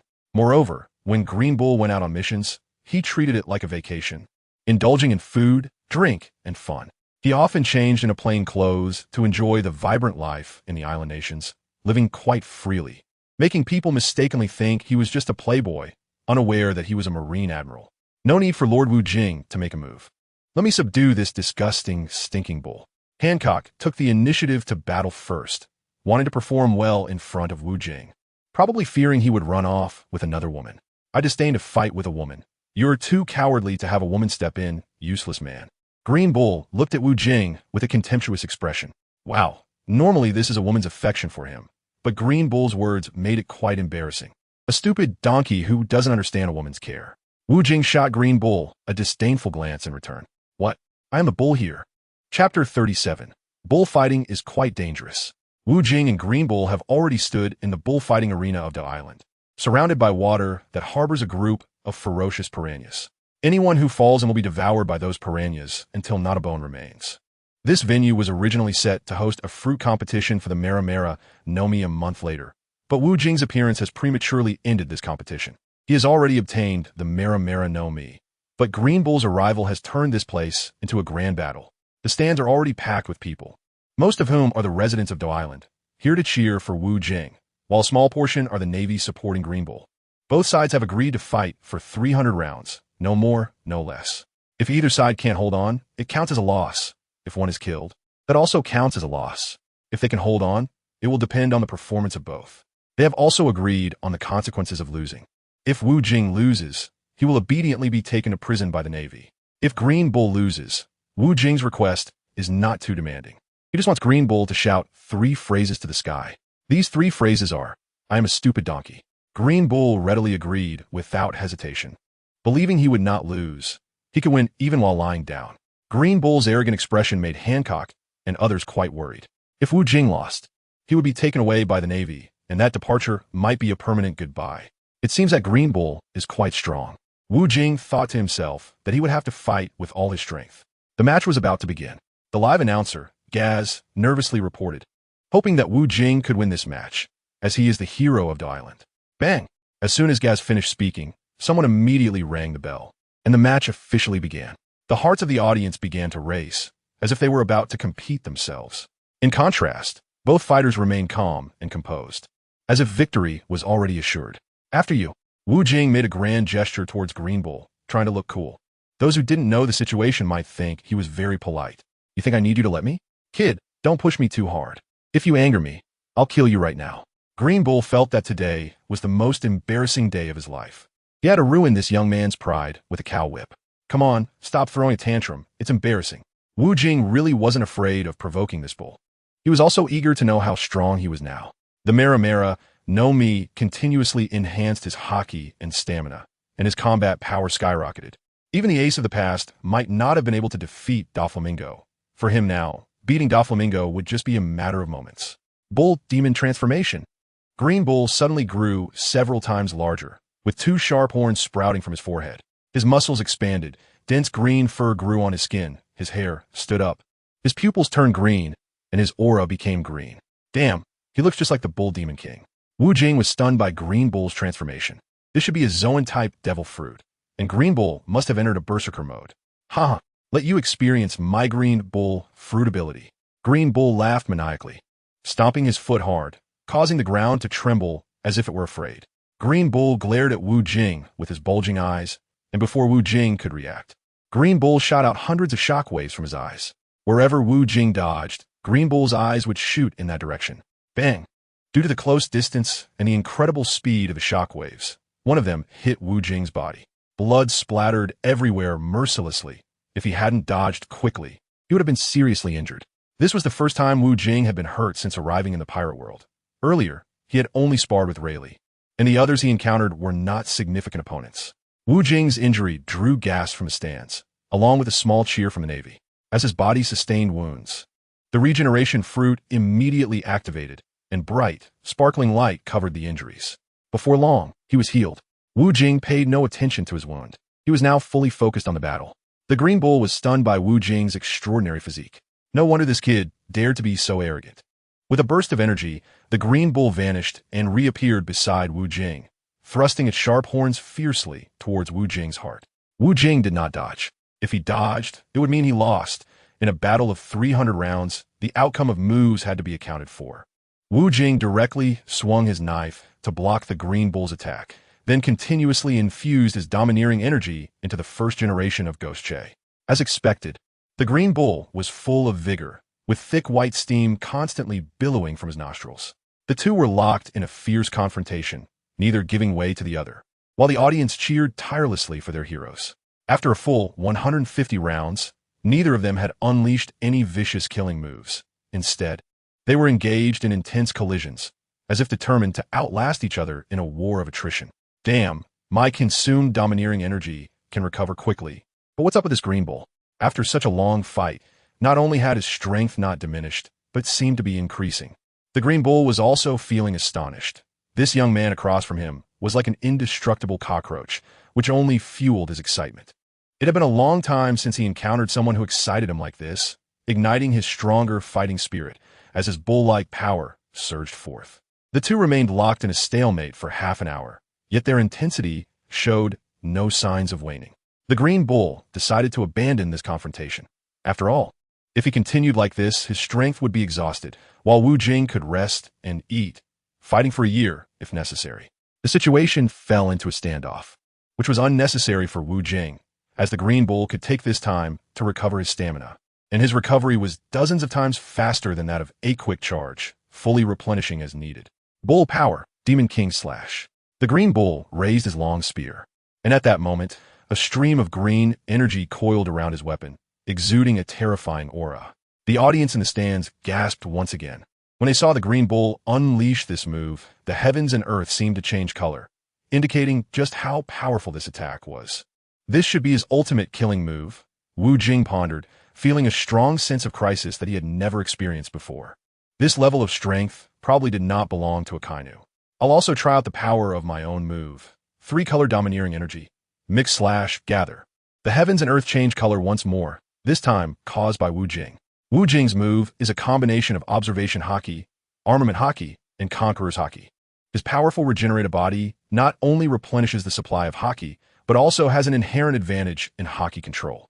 The first-generation Ghost Slash in Wu Jing's hand, after being entwined with the 3-color haki, had grown to be about the same size as Green Bull's long spear, becoming even more supernatural and ghostly, occasionally emitting sounds like howling ghosts and wailing wolves. Kid, I'm quite satisfied with your performance. If you're willing to join my ranks, I'll take responsibility for Virgo's death. Green Bull had developed an appreciation for Wu Jing's strength. If this man joined the Navy, it would significantly enhance the overall power of the Navy. Green Bull, stop trying to make me laugh. If you don't want to fight, just leave early. I'm very busy. Wu Jing was really close to laughing. He came here to become the Pirate King, not to be a dog for the world government. Then don't blame me. Take this move. Green Bull raised his long spear and pointed it at Wu Jing. Come on. Whether it's a bull or a donkey, I'm looking forward to it. Wu Jing also raised his black blade, pointing it at Green Bull. With a whoosh, both of them pushed off the ground with great force and disappeared from their spots, appearing in midair, each raising their weapon and fiercely thrusting toward each other. Chapter 38. Gaining a little brother and a woman bang. The sound of their blades clashing echoed fiercely in the sky above Dressrosa, and it was unbelievable that cracks appeared in the sky, resembling the power of Whitebeard's tremor fruit. If they fought directly on the ground, the destructive power generated by their violent collisions would have devastated everything. So strong, Green Bull has the strength to fight Kaido. This is tough for Wu Jing. Law was stunned by Green Bull's monstrous physical talent. Don't worry, he won T lose. Marco's eyes were fixed on the battle. Though he was also uncertain, he just felt that Wu Jing wouldn't T lose. Let us cheer for the hero of Dressrosa, Lord Wu Jing. Gambat. Announcer Gaz led the cheering for Wu Jing. Lord Wu Jing, Gambat. The audience in the arena's stands, inspired by Gaz, shouted their support for Wu Jing with all their might. Hancock and Violet were also enthusiastically cheering for Wu Jing, their tense emotions causing their chests to rise and fall dramatically, making for a beautiful sight. In the sky, both of them wore fierce expressions, wanting to crush each other with their weapons, engaging in a passionate back-and-forth battle, like hot-blooded warriors. Now, they were colliding fiercely without holding back. Although the speed of their clashes wasn't as fast as at the beginning, these were their most powerful moves. Whoever collapses first loses. They continued this high-stamina battle for nearly 3 hours, yet Green Bull remained vibrant and full of life, truly a monstrous physique. Wu Jing was starting to lose his patience. He wanted to defeat the Green Bull as soon as possible. Under his strong will, Wu Jing suddenly shone with dazzling light. Following that, his combat power doubled, and he struck the Green Bull with a single blow, leaving it gasping for breath. If one strike wasn't enough, then he would just have to make several more. Wu Jing, when he turned into a Green Bull, was like a watermelon, wildly chopping at him with a big knife raised in hand. Wu Jing's regeneration fruit showed signs of awakening, with a continuous stream of energy coming from the audience and living creatures like fish in the water. The Green Bull raised his long spear and fought back with all his might, his hands already showing signs of bleeding. Look, someone has fallen. In their fierce battle, one side must fall. A tall figure plummeted from the sky at high speed, crashing down with a loud thud, creating a mushroom cloud that rose from the ground. As the smoke cleared, the Green Bull, now panting and with an incredulous expression, was revealed in a big shape. That last strike was truly terrifying. Lord Wu Jing has won, Gaz shouted excitedly, his voice igniting the audience's fervor once again as they cheered for Wu Jing. With his sword sheathed, Wu Jing leaped down from the air, using Moon Step-In, stood beside the Green Bull. The Green Bull was indeed strong. He had thought he could exhaust Wu Jing with his brute strength, But in the end, it was he who was exhausted, something he never dreamed of. After such an intense battle, Wu Jing also felt a hint of fatigue. Even though the regeneration fruit had completely restored his stamina, the feeling of tiredness could not be entirely eliminated. Shout, green bull, oh sorry, green donkey. Wu Jing looked at the green bull lying on the ground, intent on making him furious. Wasn't he full of himself? Today, I'll let you ascend to the heavens in anger. Brother, give me some face. I really care about this face. Well, that's your business. I won't give face for no reason. Then you say, as long as you don't make me look bad in public, I can agree to any request. Be my little brother. Change the request. Hurry up and say those 3 sentences. I'm very busy. Wu Jing smiled cruelly, staring at the green bull, licking his lips. The green bull felt a chill from Wu Jing's sinister expression and quickly tightened his legs. This guy was really ruthless. I agree. But don't make me do anything too outrageous. I am a Navy admiral. The green bull had no choice but to relent. This was still considering Wu Jing's powerful strength. Being so strong at such a young age, he would definitely become even stronger in the future. Recognizing someone like him as an older brother wouldn't be too embarrassing. He cared most about face. I know that. Is it the attitude of agreeing? Big brother. After being defeated by Wu Jing, the green bull immediately gathered his men to leave the place.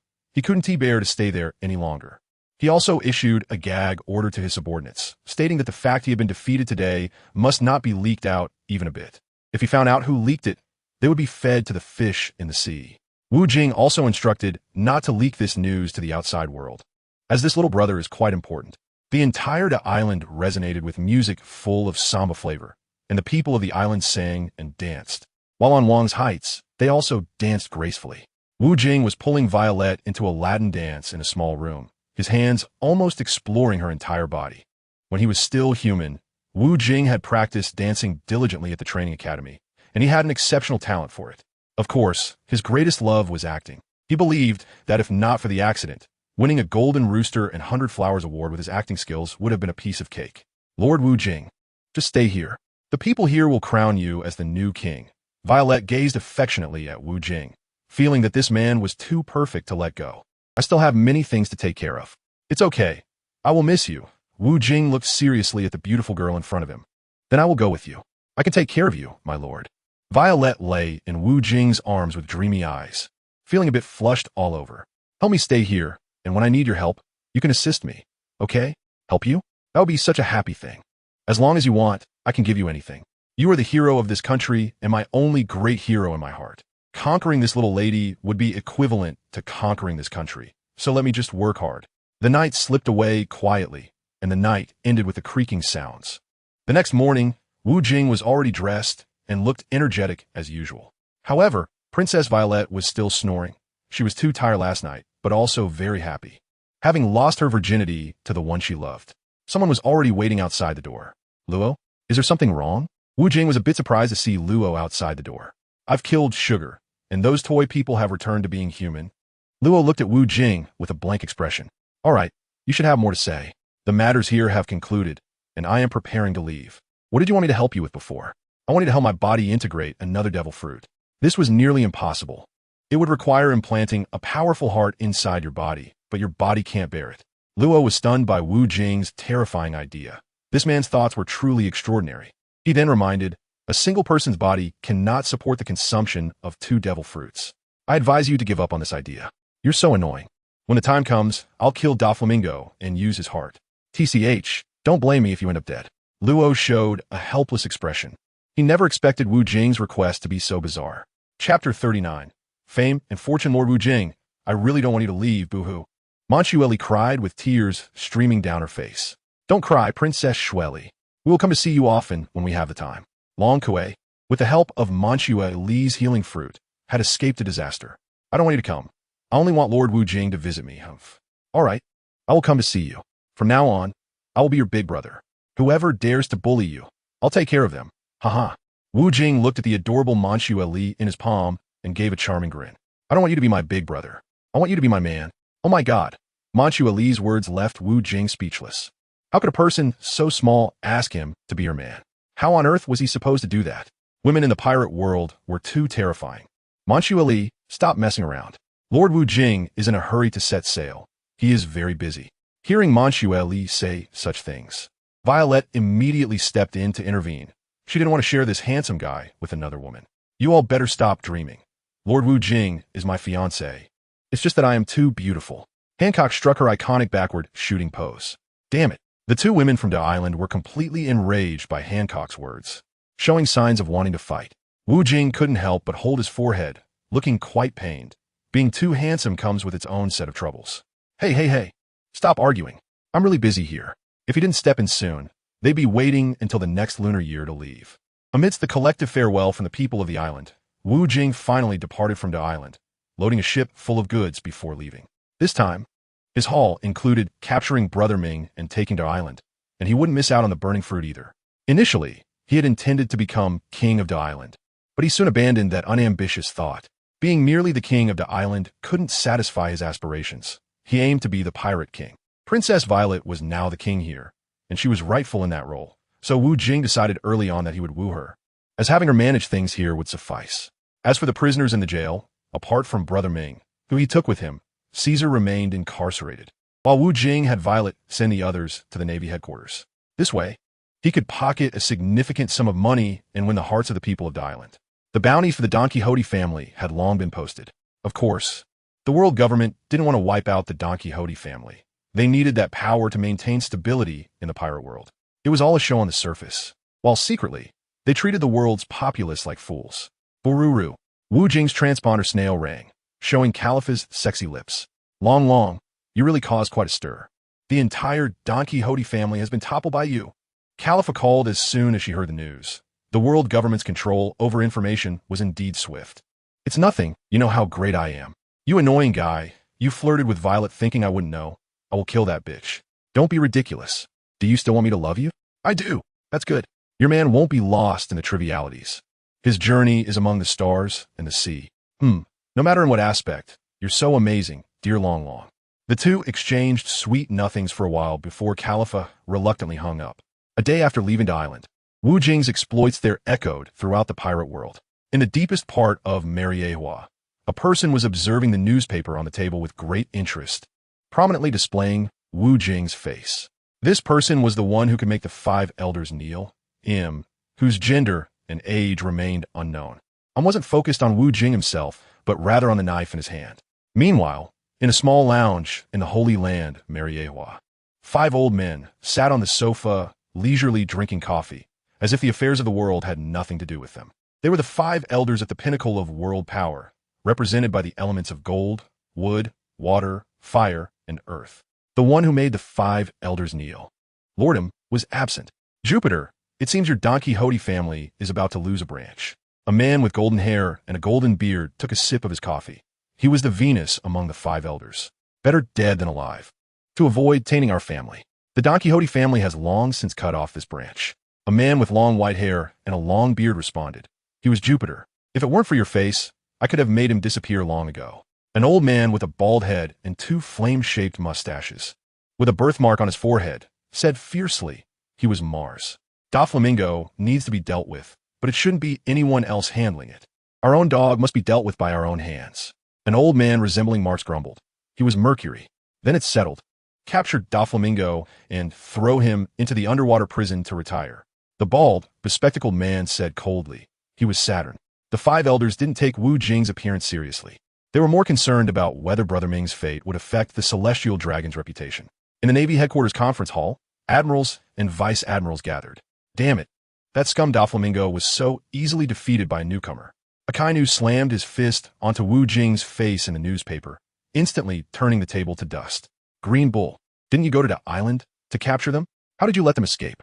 Sengoku stroked his goat with one hand while holding the newspaper in the other, looking at the unfamiliar man. Can you blame me? By the time I got there, they had already fled. Green Bull displayed a helpless expression. So quickly defeated Brother Ming. This person's strength far surpasses mine. Vice Admiral Chafuta said with a sigh. Useless man, with your qualities, you still think you can chase me? Maybe in your next life. Vice Admiral Peach Rabbit showed a disdainful expression. Chafuta had pursued her 100 times, but each time ended in rejection. She was indeed the most beautiful flower in the Navy. Next time I encounter him, I'll let this kid know how hard my fists are. Carp gave Chafuta a hard knock on the head, demonstrating on someone first. How terrifying. Another troublesome guy has appeared. Although Kizaru always said that, he showed a nonchalant expression. The system of the 7 warlords of the sea can also be abolished. These people are of no use and instead are a disgrace. Fujitora finally had the opportunity to overturn the poor policy of the 7 warlords of the sea. Meanwhile, on Onigashima, near Wano country, Kaido of the 100 Beasts was gnashing his teeth in anger, occasionally taking big swigs from the large jug at his waist. Brother Ming's defeat meant a significant loss of benefits for him. He would never tolerate anyone touching his cheese. Rayleigh also called Wu Jing, greatly praising his impressive performance, but still reminding him to be careful and to contact him if anything happened, which made Wu Jing feel quite gratified. The others in the Dragon Slayer pirates were excitedly gathered around, watching the news. Their recent trip to the island had made the headlines. Law ultimately didn't leave, as his agreement with Wu Jing was still unfulfilled. In the Battle of the Island, Wu Jing finally gained massive attention from around the world, marking a significant upheaval in the pirate world. Wu Jing's bounty skyrocketed from 50 million berries to 500 million berries. If Green Bull hadn't concealed the fact that he was defeated, Wu Jing's bounty would have at least doubled. The bounties for Marco and others also saw a small increase. Finally gained some recognition. Wu Jing took a deep breath of the 10 cigarettes in his hand. Life requires both luck and hard work. Congratulations, Lord Wu Jing. Wise and powerful, unifying the world for ages to come. Long Kuei smiled flatteringly. At such a young age, to have so quickly transformed from innocent to a sycophant. Your future is limitless, Wu Jing thought with a mix of emotions. Hancock also looked at him with a flirtatious gaze, which left Wu Jing feeling extremely conflicted. She never let him get close, yet always ignited his hormones, mercilessly. Chapter 40. The Marineford War was not just once after experiencing this upheaval. The Dragon Slayer pirates seemed to have vanished from the pirate world. Neither the Navy nor other pirates could find their traces. Where had they gone? They returned to Amazon Lily. Wu Jing understands the principle of the bigger the tree, the more it attracts the wind. Currently, his pirate crew is in the spotlight, and it's better to wait for the storm to pass before making any bold moves. Even in the pirate world, the 4 emperors do not dare to act arrogantly and recklessly. They know when to be low-key. If one person takes all the attention, others may feel envy and resentment. An important reason for returning to Amazon Lily this time is that Marco's wife, Daisy, is pregnant. Marco is impressive. He hit the mark right away. When Marco learned the news, he was so excited that he almost cried. If it weren't for the last time being a fluke, he hadn't even thought about finding a woman to carry on the family line. Daisy immediately flew into Marco's arms when she saw him. It had been a long time, and she missed Wu Jing so much that she couldn't stop kissing Marco's face. The women of Amazon Lily are quite bold. Marco, being a straightforward person at heart, felt his face flush with so many people watching. The other women on the island were also extremely excited to see Wu Jing return, especially since he brought back a man, and that man was Law. Law felt uncomfortable as these women scrutinized him from head to toe, feeling like a sheep among wolves. Law, pick anyone you like, don't be shy, Wu Jing said with a mischievous grin, blowing smoke rings at the women around him, and they seemed to enjoy it. TCH, I'm not interested in women. I just want some peace and quiet, Law said, showing a lack of interest. He was the type to be easily swayed by ordinary women. Suit yourself. We'll stay here for a few days, and then we'll think about what to do next, Wu Jing said, before walking away with Hancock, surrounded by a group of women, leaving Law with hundreds of women around him. Sir, are you coming to my house to sleep tonight? Come to my house. My sister and I are great at taking care of people. Big guy, why not come to my house? There are 10 of us sisters sleeping together. You can choose anyone. Law broke out in a cold sweat. The women here were too open, not only dressing as if they were barely clothed, but also actively flirting, and it was all free. If it were someone else, they would have been overjoyed, but unfortunately, they encountered Law. Get away from me. I'm not interested in women, Law said, frowning at the women surrounding him, some of whom had started to get touchy. With Law's clear rejection, these women could only sigh and return home alone, truly a difficult situation to navigate. Wu Jing observed the situation here through his senses and couldn't help but sigh. If Daughter Island were on Earth, then men would truly be fortunate. During these days on Women Island, Wu Jing didn't think about anything. He just ate, drank, and relaxed, occasionally contemplating his fighting skills. The previous battle with Green Bull had provided him with a wealth of valuable experience, and he became more adept at using the legendary sword, the original Ghost Chopper. Additionally, the regenerative fruit showed signs of awakening. During the intense 300-round battle with Green Bull, the energy consumption was unprecedentedly severe. if he had recovered at his usual pace, he wouldn't have been able to defeat Green Bull. Driven by a strong desire to win, Wu Jing discovered that the regenerative fruit had begun absorbing the energy from his surroundings. The energy from the spectators in the stands was stolen by the regenerative fruit and transmitted to him. This energy theft couldn't be observed with the naked eye. Instead, he could clearly feel the aura of the energy being transmitted to him by the regenerative fruit. With the recovery of his own power, coupled with the continuous influx of external energy, he managed to defeat Green Bull with a stunning blow. If the regenerative fruit hadn't awakened, Green Bull might not have lost. This guy became more and more invigorated with each fight, practically brimming with courage, relying solely on his own strength. The strongest blow he could deliver had already reached its limit. It was only after absorbing others' power that he delivered that breathtaking strike. Green Bull was defeated inexplicably by a young man who absorbed energy, and at that moment, he wished he could dig a hole to bury himself. Fortunately, Wu Jing helped him save face. Wasn't it just a matter of occasionally lending a hand? It was nothing for him. Only face mattered the most. In the Women Island cafeteria, Wu Jing and his group feasted heartily. The food in the pirate world was truly delicious, and Wu Jing was enjoying it immensely. After satisfying his hunger and thirst, Wu Jing habitually snapped his fingers and elegantly lit up 3 Marlboro cigarettes. Why haven't you killed Minggu yet? Keeping him around will only add trouble. Marco looked at Wu Jing in confusion, a question others also wanted to know. 2 years ago, the top war unfolded in Marineford, where Whitebeard and Ace tragically died. Thinking back, it made him feel quite cold. Shanks did come, but only after the battle ended to show his face. Even as Roger's son, he didn't want to fall out with the Navy, especially since the Navy had the world government backing them. There's no need to mention Kaido and Lin Lin. These two were brainless in their actions, and relying on them was a path to nowhere for pirates. The pirate crew was like loose sand, easily manipulated, having completely lost their dignity as pirates. The world government established the 4 emperors to let them fight among themselves, maintaining balance in the pirate world. They would never allow one to dominate. Roger met his end because of this. To put it simply, the world government wants to control this world, remaining the lofty rulers while we are forever the lowly ones. They will suppress any resistance. And pirates are already filled with disappointment about the future. After saying all this, what exactly do you want to do? After listening to him ramble on, Luo still couldn't understand what Wu Jing was trying to express. We lost face in the top war, so I must reclaim it there. Lord Wu Jing, what do you actually want? Just say it. I'm dying of anxiety. Long Kuei couldn't help but interject. Children always have a particularly strong sense of curiosity. Do you want others to know that you killed Don Quixote, Doflamingo, and Marineford? Marco looked at Wu Jing in disbelief. Wu Jing didn't say anything, just nodded lightly, and continued to smoke, as smoking could bring him inspiration. The others were so shocked that their jaws nearly dropped, their eyes wide open in disbelief, as Wu Jing, the ruthless one, was about to reenact the war on the top. Chapter 41. Killing still requires a reason. Wu Jing's thoughts made Marco and the others feel exhausted all of a sudden. The rest they had enjoyed over the past few days was easily dismissed by his few words.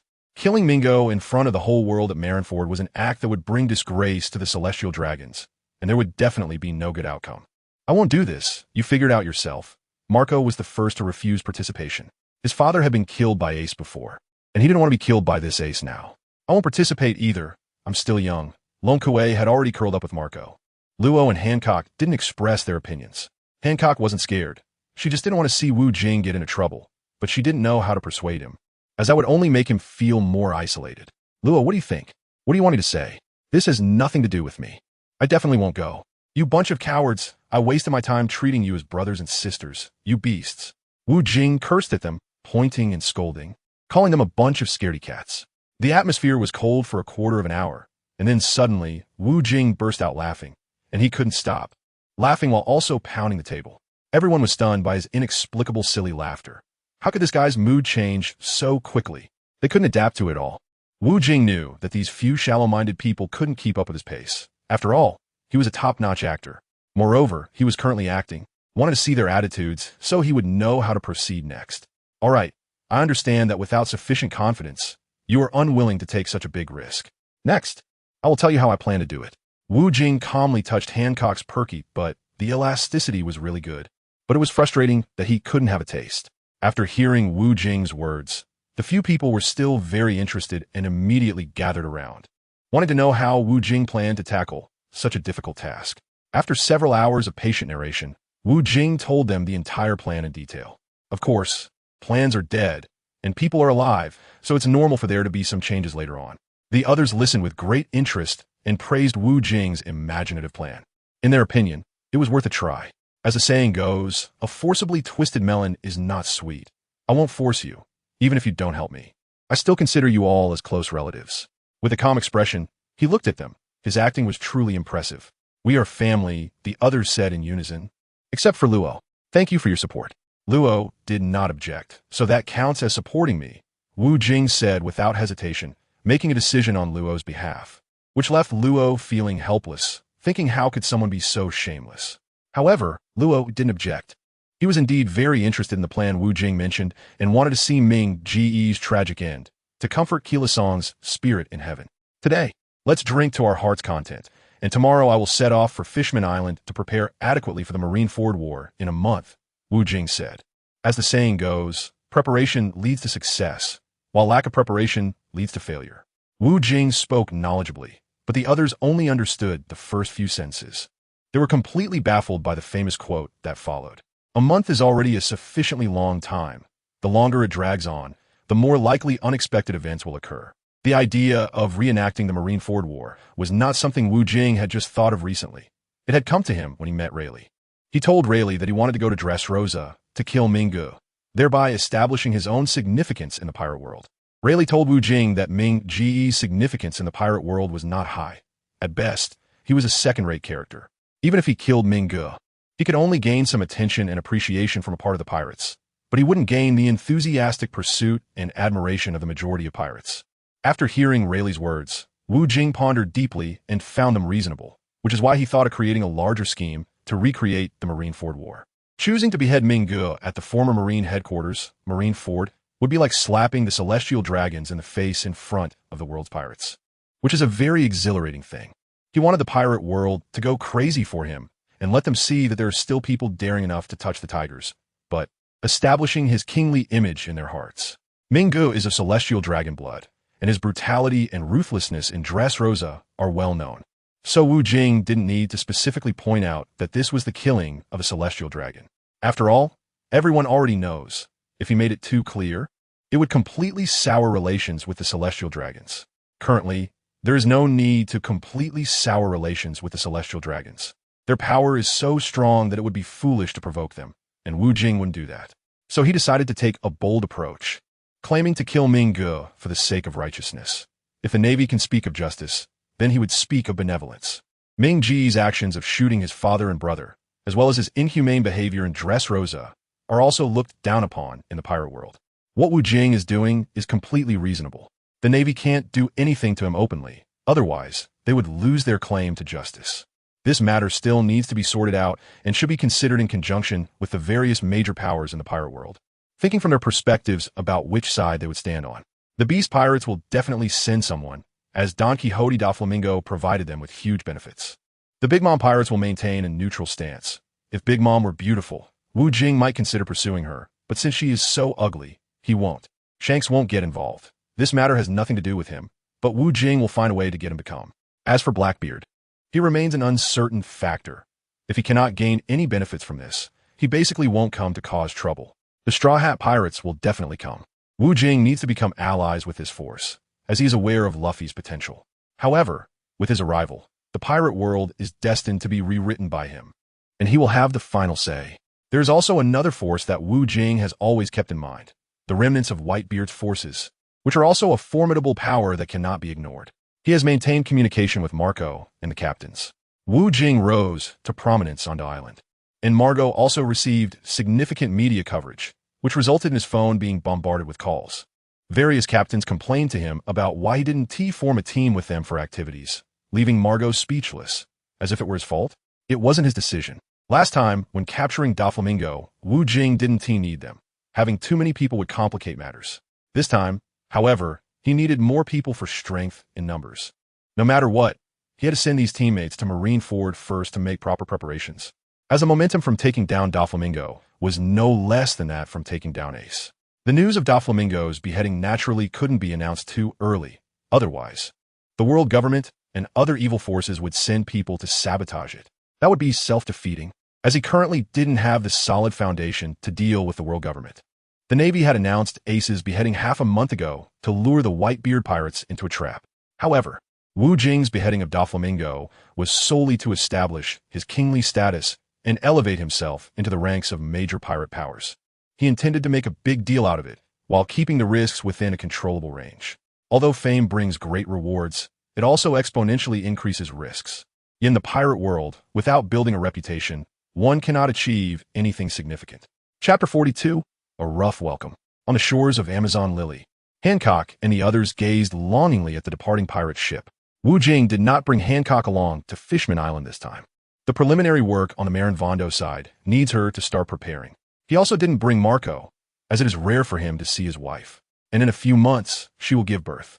It would be better to let Marco stay here with his wife rather than bring him along with such divided attention.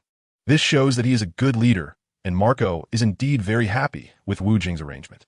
Wu Jing brought along Luo and Long Kuei, one a top doctor and the other an excellent helmsman. As long as they had enough food, there would be no worries. Moreover, with Hancock not around, it was even easier to display a man's dominance. Wu Jing, why did you suddenly want to go to Fishman Island? Luo said casually. Gulp, gulp. Wu Jing raised a large barrel of alcohol in his hand and drank it all in one go, finishing the entire barrel of rum. Refreshing, really refreshing. Ha ha. Luo watched Wu Jing and didn't rush him for an answer. He knew that when Wu Jing was seriously drinking, he wouldn't pay attention to anyone, even if it was the king of heaven. To meet a woman, Wu Jing began to speak mysteriously again. Stop keeping me in suspense. Just say what you need to say, Luo said with a frustrated expression, already familiar with Wu Jing's routine. How outrageous! Wu Jing suddenly gave Luo a knock on the head. Poor Luo had a small mushroom popping up on his head, although his head was pounding. He didn't dare to show any resistance. Continuing to resist would only make it worse. Seeing Luo obediently staying silent, Wu Jing was quite satisfied. Taming Luo was just a matter of a snap of his fingers. Long Kuei was happily playing the role of a bystander, steering the boat while constantly eating, completely ignoring Luo's pitiful state. However, Wu Jing had two reasons for going to Fishman Island. One reason was to meet a woman, and the other reason was the note found among Roger's belongings, which mentioned Fishman Island. He had no idea where the other place, Zangdora, was. The woman Wu Jing went to meet is Princess Shirahoshi of Fishman Island, a mermaid princess who appears once every 800 years and can communicate with the Sea Kings. The Kings of the Sea. At this moment, Shirahoshi has inherited the title of Poseidon, one of the three ancient weapons, and she can communicate with the Sea Kings and command them. However, Shirahoshi is kind-hearted and pure, so she does not use this power for destruction. Otherwise, the world government would have discovered her long ago, and she wouldn't be as free as she is now. Wu Jing is aware of this secret. Shirahoshi can summon the Sea Kings of the pirate world, which is a terrifying power. It's known that a single attack from a Sea King can easily destroy a small island, and the world government would tremble at such power. Perhaps when Poseidon chooses a successor, it considers the person's morality to judge whether they are qualified to inherit this power. If someone like Doflamingo were chosen, the pirate world would have descended into chaos long ago. After several days of sailing, Wu Jing saw the holy land Miraculously in the distance. Towering above the red soil continent are tall buildings, which are the headquarters of the world government, while the smaller houses nearby are the residences of the celestial dragons. Such magnificent architecture. These buildings are truly masterful and unique. No wonder the people living here hold themselves in such high regard, looking down on those below as inferior commoners. Wu Jing couldn't help but sigh. Wu Jing is not going to Miraculously to cause trouble with him, but rather to Fishman Island, which is located 10,000 meters below the sea at Miraculously. This place is also a necessary stop to reach the New World and is the birthplace of most fishmen and merfolk. It is known as the underwater paradise and is a dream-like heaven. The fishmen, like Jinbei, one of the former warlords of the sea, have both human and fish characteristics and can walk upright, while the merfolk, like Shirahoshi, can communicate with fish and live in the Dragon Palace Kingdom of Fishman Island. Located 10,000 meters below the sea, Wu Jing is heading to the Dragon Palace Kingdom, located 10,000 meters below sea level, which is the core of Fishman Island. Ships that want to reach this place usually need to coat their hulls with a special film in the Shambadi archipelago and rely on the ocean currents to safely arrive. Wu Jing had already considered this issue while at Water 7 Island, so he asked Ice Mountain for a small human-powered submarine. If they used a different power source to dive this deep, they might run out of power and sink to the bottom of the sea, and as fruit users, they would often be helpless underwater. However, with the submarine, as long as you have strength, you can freely roam the seabed, and he has plenty of strength. When the ship was still far away, Wu Jing had Long Kuei stop sailing. The closer they got to Miraculously, the more dangerous it became. He could already secretly enter the seabed of Miraculously through the diving ladder. He chose to go alone, feeling a bit uneasy leaving Long Kuei by herself. So he asked Luo to stay with her for support. He was quite confident about himself, but his only concern was the fear of his body touching seawater. However, the quality of this submarine is excellent and can easily withstand ordinary attacks. Although Fishman Island is located deep underwater, it also has sky and clouds. The giant tree, Sun Tree Eve, which grows near Fishman Island, can transmit sunlight from the surface to Fishman Island, and the outer layer of Fishman Island is surrounded by protective film. As long as he enters within this protective film, he will be safe because there is no seawater inside Fishman Island. Instead, it has fresh air like the surface of the pirate world. Wu Jing stepped on the submarine and quickly rushed towards Miraculously at the bottom of the sea. This speed was no slower than that of submarine burning energy. After half an hour of operation, Wu Jing finally saw an island surrounded by bubbles, which was Fishman Island. With full power, Wu Jing's submarine sped towards Fishman Island like an arrow. Once he got in, everything would be negotiable. Beep, beep, beep. The protective membrane of Fishman Island lit up, and Wu Jing secretly cursed, realizing that this rhythm seemed to have been triggered by him. Although he did not touch the protective membrane, the violent turbulence of the water caused by the submarine was enough to activate the alarm mode of the protective membrane. Damn it, the alarm sound triggered Wu Jing's berserk mode, and the turntable beneath his feet was being pressed down like lightning. If he were riding a bicycle now, his speed would still surpass that of a Ferrari. Bang, bang, bang. Several shells quickly shot towards Wu Jing, but he showcased a series of maneuvers, perfectly dodging the artillery fire. However, he broke a sweat. The blast radius after the explosions was too large, and he feared the ship wouldn't be able to withstand it. After all, this was not on land. The seawater was his natural enemy. Not good. Wu Jing's observation haki was always active, and he noticed a weapon shooting towards him rapidly. A golden trident flew towards the submarine like lightning, and it was too late to dodge. Wu Jing remained calm and composed, directly using his armament haki to cover the submarine. He was still able to cope with this physical attack. After a violent collision, the trident returned empty-handed, and at the same time, Wu Jing's submarine successfully entered Fishman Island. That was close. Is this the way to welcome guests? Wu Jing unhappily looked at the few people below, with his main concern being the woman who was even bigger than him. Chapter 43. The Secret of Ghost Che. At the top level of Fishman Island, 5 people stood in the middle of a large luxurious palace built from massive coral reefs. Shells and other materials were a giant dragon coiled. Next to them was a group of subordinates. They were Neptune, the king of Fishman Island, Princess Shirahoshi, Prince Sharkstar, Prince Wangstar, and Prince Flipstar. Wu Jing saw the golden trident in Sharkstar's hand and immediately recognized that the previous strike was unleashed by him. Who are you? State your name, he demanded. Sharkstar furrowed his brows, looking at the stranger as if facing a formidable enemy. He had put all his strength into that last attack, but it was easily blocked by Wu Jing's overwhelming aura. Sharkstar, I haven't even settled the score with you, and you dare to question me? Wu Jing glared fiercely at Sharkstar, making his originally celestial handsome face appear menacing. You trespassed on Fishman Island. What wrong have I done? Sharkstar replied with an innocent expression, sensing the Conqueror's haki emanating from Wu Jing. Wu Jing indeed used Conqueror's haki, but he only revealed a little of it. In this underwater setting, he still had a submissive attitude, making it clear that he was a devil fruit user. If he fell into the water, he would surely die. Well, welcome to Fishman Island. May I ask what brings you here? King Neptune observed for a while before stepping in to mediate. I have no business here other than to chat with Princess Shirahoshi. Wu Jing looked at the exposed Shirahoshi with great interest. This is truly tempting a man to commit a crime, but unfortunately, at 12 meters tall, Shirahoshi is beyond the reach of most men. Are you really here just to chat with me?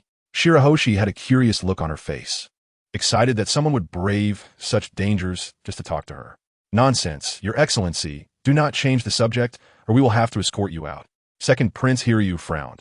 He was someone who had experienced storms and wasn't fooled by Wu Jing's tricks. Then let's see about that. Wu Jing hefted the original ghost cutter in his hand, thinking that just because the tiger didn't show its power, it didn't mean he was a sickly cat. I'm all in. I believe what he says. Everyone return to your posts. disperse. Neptune ordered his subordinates nearby.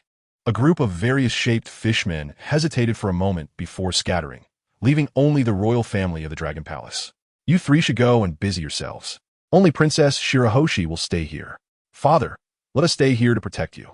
No rudeness. He is a distinguished guest. Leave. Following Neptune's command, his three sons had no choice but to leave obediently.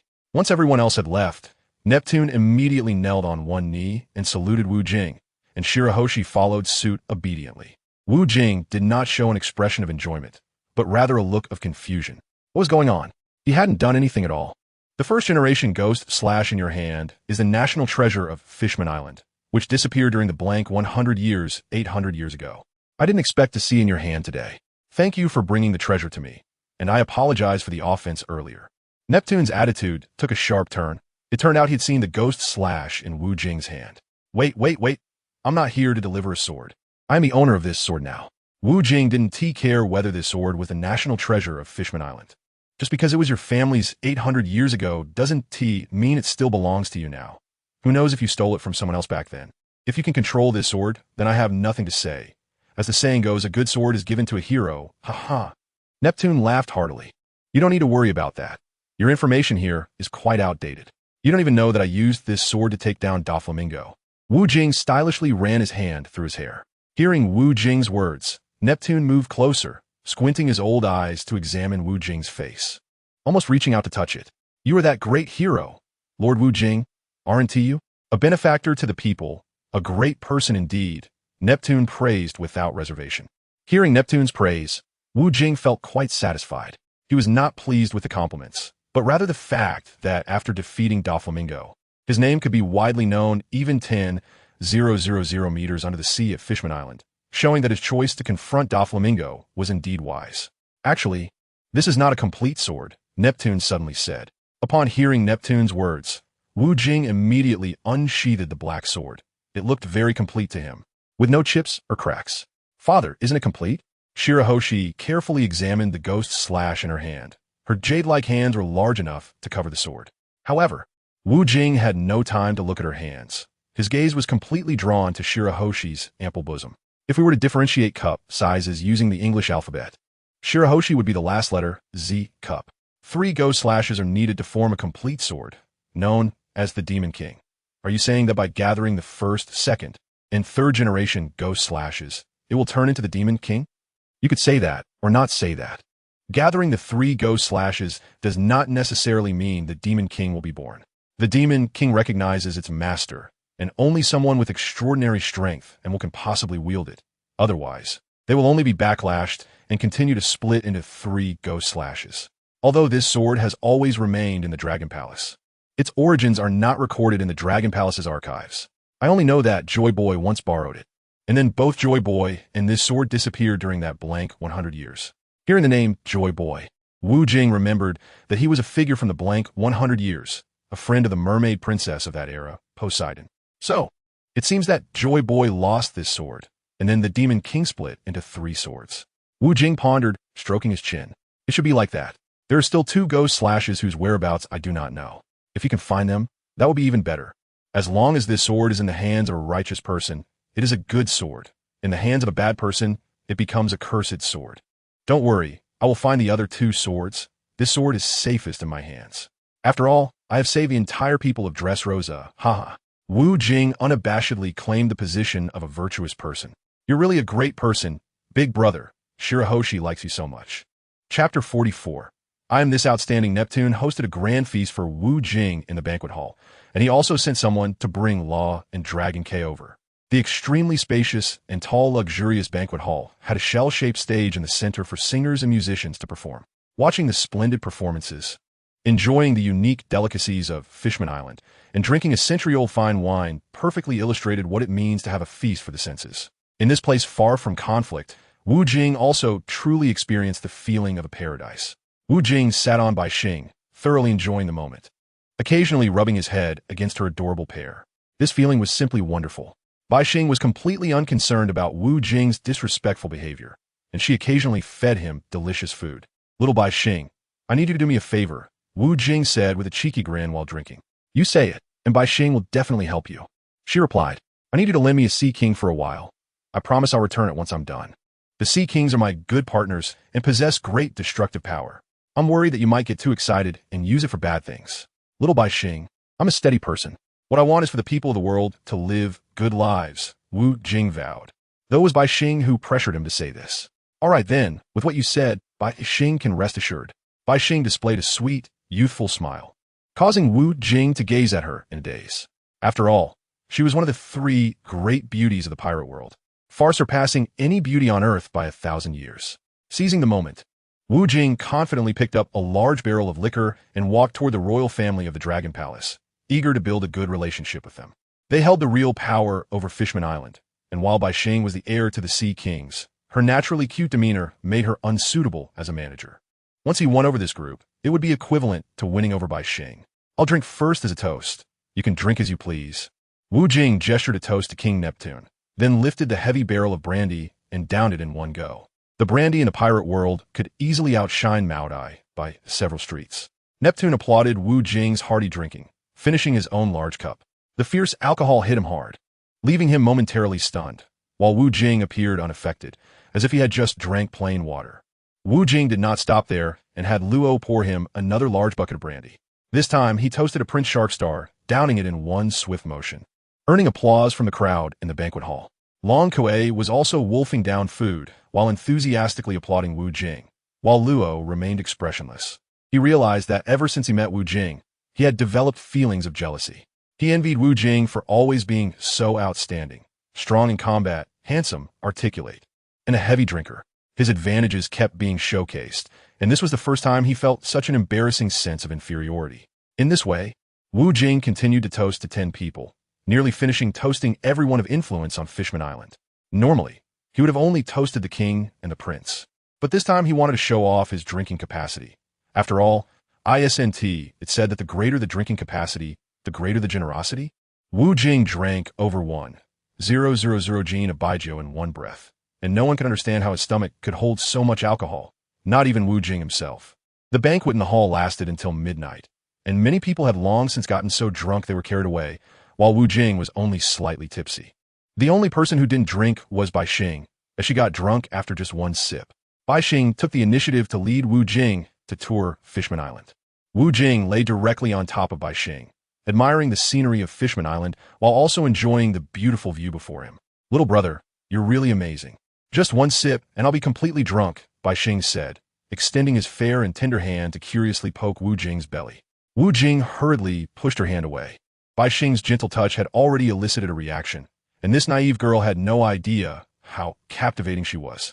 Bai Xing, how are you going to reward my excellent performance? Wu Jing looked at Bai Xing with ulterior motives. He was quite eager to conquer a woman like her, but unfortunately, her emotional intelligence was too low.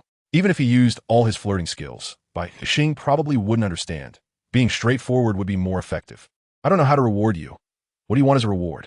Giggled Bai Xing, completely unaware of Wu Jing's dirty thoughts, as she was just that innocent. How about a kiss? Wu Jing suggested. Sure.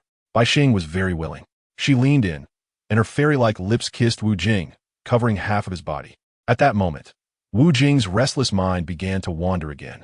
He wished he had Luffy's gum-gum fruit so that his body could become bigger than Bai Xing's. And certain parts could be large or small, thick or thin, freely adjustable. Faced with a top beauty, Wu Jing completely lost control of his principles, especially with someone as innocent as Bai Xing, which was a significant flaw for him. The architecture of the fishmen was quite comprehensive. Bai Xing took Wu Jing to explore places like Jilong Kaode Square, Coral Hill, and Fish Buddha Villa, among others. They finally visited the Mermaid CAF, where Wu Jing knew the owner was named Shaylee, who was also a fortune teller.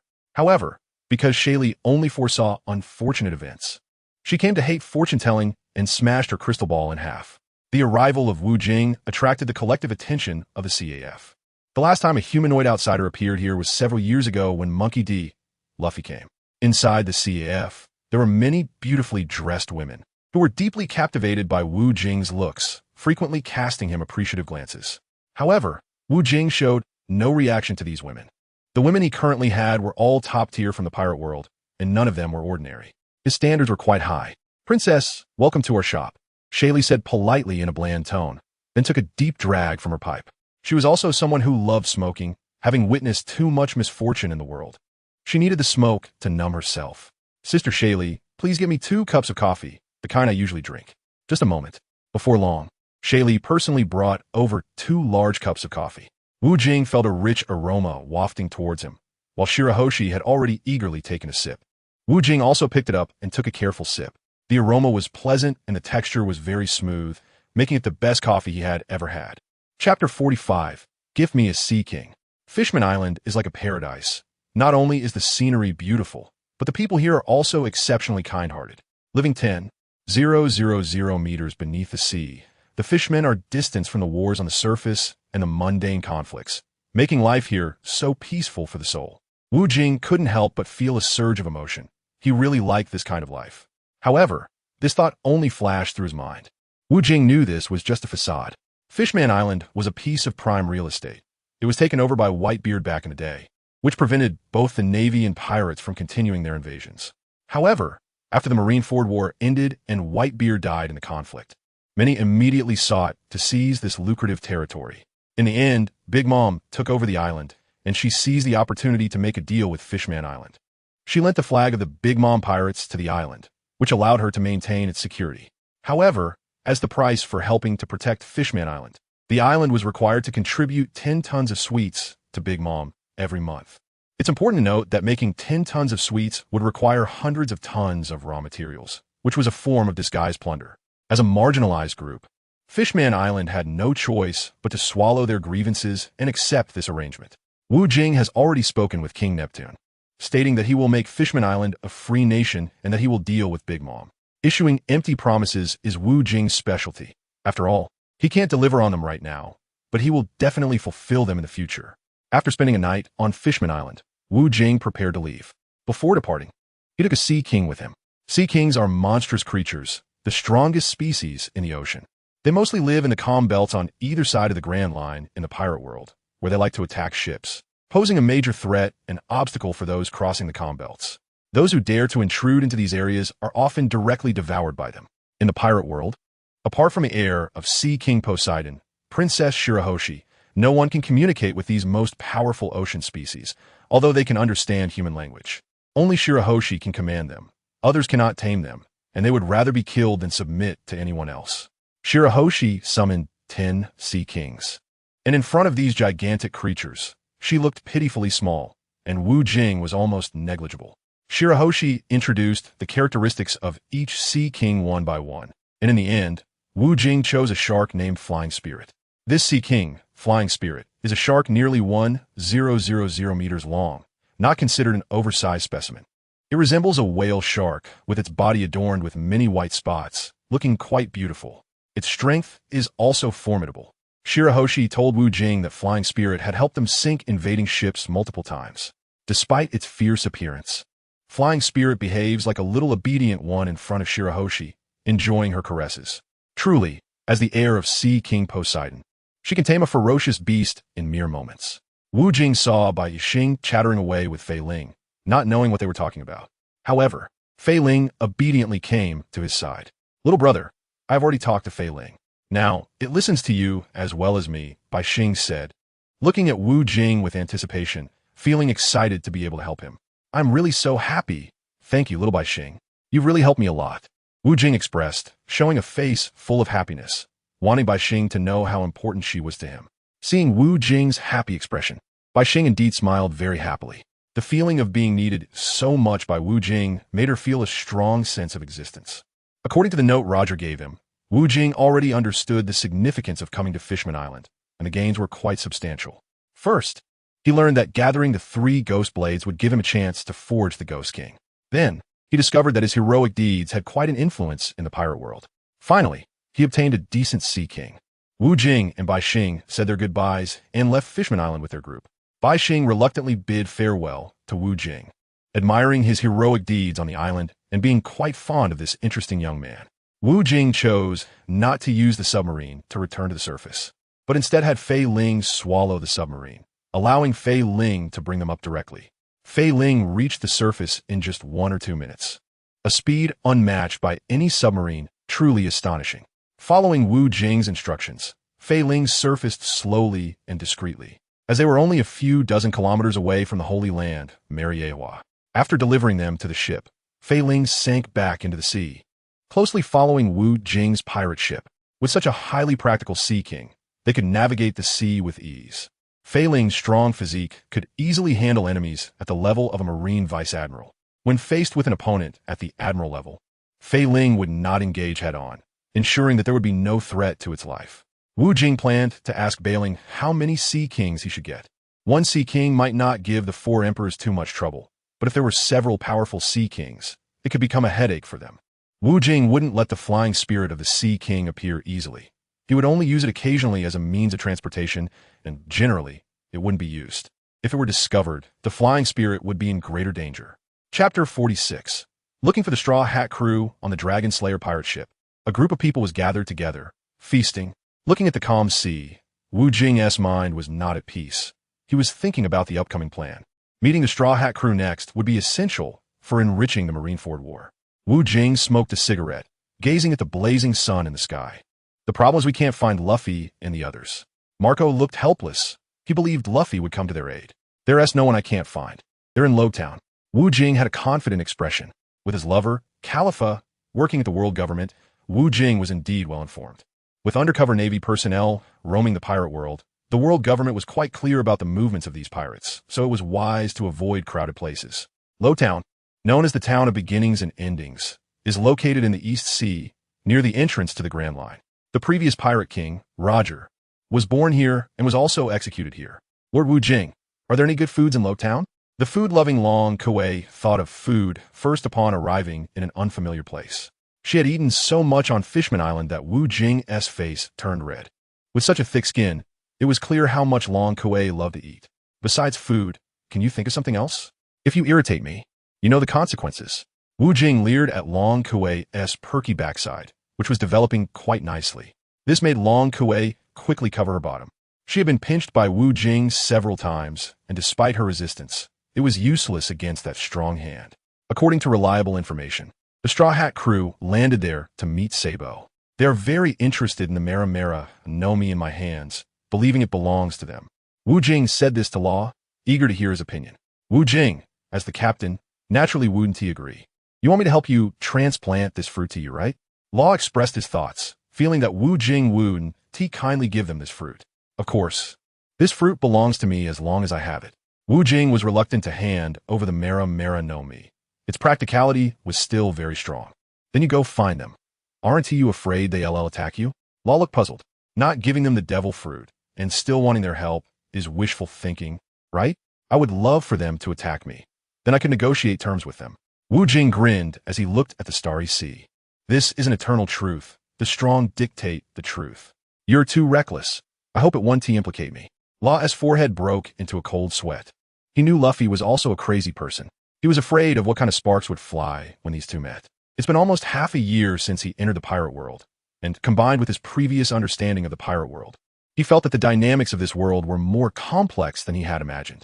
The lower class people were quite simple, but those in the upper class manipulated this world. As long as this world didn't exceed their control, they could remain indifferent.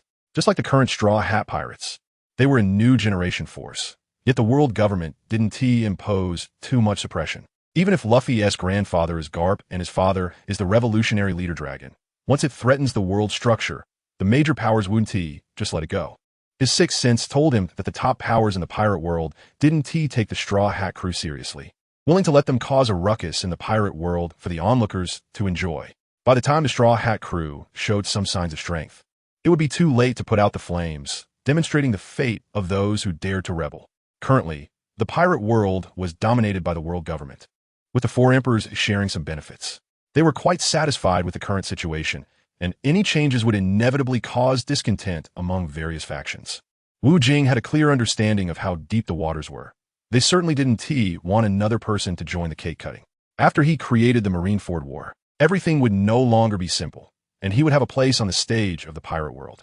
The pirate world would become even more turbulent, which was what Wu Jing wanted. The more turmoil, the more the world government would be on edge. This could be seen as drawing the snake out of its hole. He would then observe how the major powers in the pirate world would react to him. The pirate world was always a scattered sand, and he feared nothing about scattered sand. Chapter 47. Meeting the Straw Hat Crew. Lowtown gained fame in the pirate world due to the legend left by the former pirate king, Roger. Many pirates came here because of Roger, greatly boosting Lowtown's economy. In a large private room of a tavern, a group of people sat together, some wearing straw hats, some wearing top hats, and some wearing sun hats. This group was the Straw Hat Crew and Sabo, as Wu Jing had mentioned earlier, discussing how to retrieve the Miraculously. This guy named Wu Jing is pretty strong. He actually took down Doflamingo. Usopp admired Wu Jing's image. Usopp, you are just borrowing someone else's power to diminish your own prestige. We could take down that clown too. Luffy pointed at Usopp, dissatisfied. I think this person looks quite handsome. Nami rarely showed her infatuation. She had high standards for looks. I think so too, he is such a handsome guy. Robin hugged herself, looking at Wu Jing's image, as the giant was about to be dragged out. Wu Jing's heroic deeds in the pirate world earned her their recognition. And the key is her unparalleled beauty in this world. When women get jealous, they can be even more terrifying than men. Do you two women want to betray me? I will not let this guy go. Sanji was furious to see his two goddesses behaving like infatuated fans in front of a man. I swear I will ruin Wu Jing's handsome face. Hey. We're discussing the battle plan now, so stop talking about things that affect morale. Zoro, lying in a chair with his hands behind his head, scolded. No matter what, we must get this fruit back. It is Ace's legacy. Sabo looked at everyone with determination. He really wanted to possess this excellent fruit. Meanwhile, in the next room, Wu Jing and others were leisurely drinking, and they did not immediately appear in front of the Straw Hat Crew. Wu Jing didn't want to expose himself to the Navy's sight. During this time, he was a key target for the Navy. There were too many people, and if he approached them directly, his whereabouts would be revealed immediately. These were all orders from the world government, which instructed the Navy to capture Wu Jing with the aim of forcing him to hand over Mingo. Instead of going to find the Straw Hat Crew, he decided to let them come to him. Wu Jing gave the tavern keeper 1,000 berries, with the task of delivering a note to the Straw Hat pirates next door. Just by walking a few steps to deliver a small note, he could easily earn 1,000 berries. The tavern keeper was overjoyed and began daydreaming about how great it would be if such good things happened every day. After the note was delivered next door, the Straw Hat pirates quickly left the tavern, closely followed by Wu Jing and the others. In a forest in Rowtown, the Straw Hat pirates looked around anxiously. What's going on? Didn't he say to wait for us here? Damn Wu Jing! Luffy shouted angrily. He clearly saw that the note said, "Meet in the forest outside the city," signed by Wu Jing. Could it be that the Navy lured us here? Let's hurry up and go, Usopp said, trembling with fear. After hearing the cowardly Usopp's words, the Straw Hat pirates and Sabo felt a bit tense. Although the Navy wouldn't do anything to Luffy, they wouldn't be so merciful towards the other pirates in the Straw Hat Crew. This is the background. They always get special treatment, right? Just as everyone was feeling anxious, a voice rang out. Sorry, I'm here, haha. Wu Jing suddenly appeared beside them. Thanks to Law using his room, Butcher's space transfer ability to move a large rock beside the Straw Hat pirates, thus bringing Wu Jing and the others over. Wu Jing's sudden appearance startled Usopp and Chopper, but it caught Nami and Robin's attention as the godlike handsome Wu Jing suddenly appeared before them, like a celestial man descending from the heavens. Wu Jing and his group had already arrived in Rogtown. Wu Jing knew Luffy's whereabouts, but did not go to find him. He only had someone deliver a message. Meeting Luffy in public to discuss the Miraculously issue would inevitably lead to a fight. Wu Jing still chose to meet in a less crowded place, where he could speak freely without worrying about being overheard. He could also have an unrestricted fight, and the winning side would have the final say. Hand over the Miraculously, or you won't be leaving here today. Sabo's eyes lit up when he saw Wu Jing. The Miraculously he had longed for was within reach. That's right, that fruit belongs to Ace, so hand it over quickly. Luffy also raised his voice to pressure him. This fruit doesn't belong to you, it belongs to us. Usopp started to bolster his courage with a sense of justification. A group of people surrounded Wu Jing like debt collectors, demanding the devil fruit, while Wu Jing remained calm, smoking a cigarette. Those watching him in silence might have thought he was backing down. Wu Jing wanted them to speak their minds first before making a statement. If it weren't for the need for these allies, he would have lost his temper long ago. Chapter 48. You all go together. Listening to the Straw Hat Crew's strong demands, Luo and Long Kuei did not express any opinions. They just waited for Wu Jing to make a statement. What Wu Jing wrote on the note was about the burn fruit, which would make it easy to arrange a meeting with the Straw Hat Crew. Is that all? If that's all, let me say a few words. Wu Jing skillfully tapped the ash off his cigarette and took a deep puff. wanting to showcase his charming demeanor like a young gentleman. The two women nearby were indeed mesmerized. This cool action was something their partner Sanji did not possess. Wu Jing fiercely blew smoke rings towards the two beautiful women, while Sanji beside him was already glaring with rage. These two women were his beloved, and he certainly wouldn't allow Wu Jing to flirt with them. The devil fruit belongs to whoever possesses it. Is the Quake fruit really Whitebeard's? Wu Jing displayed an air of superiority. It's all well and good, but depends on who holds it. Dead people can't guard the devil fruit. Sabo, undaunted by Wu Jing's intimidating presence, was determined to obtain the flame fruit to become even stronger. He was an ambitious person. Sabo was right. If you refuse to hand it over, then I have no choice but to kill you. Luffy also shamelessly disregarded Wu Jing, claiming, with a bounty of 500 million, mine is also 500 million now. Sure, strong arming is quite normal in the pirate world, but are you sure you can take it from me? Wu Jing was no longer calm and composed as usual.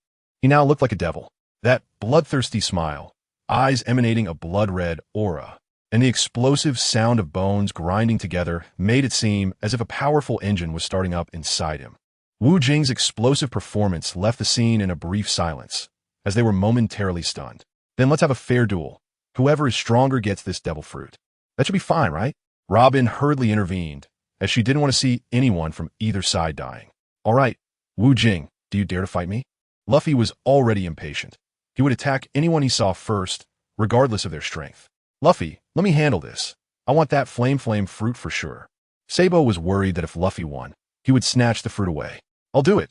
This guy has ulterior motives towards Nami and Robin, and I want to teach him a lesson. Of course, Luffy wouldn't back down. No way. Don't you have me as your brother?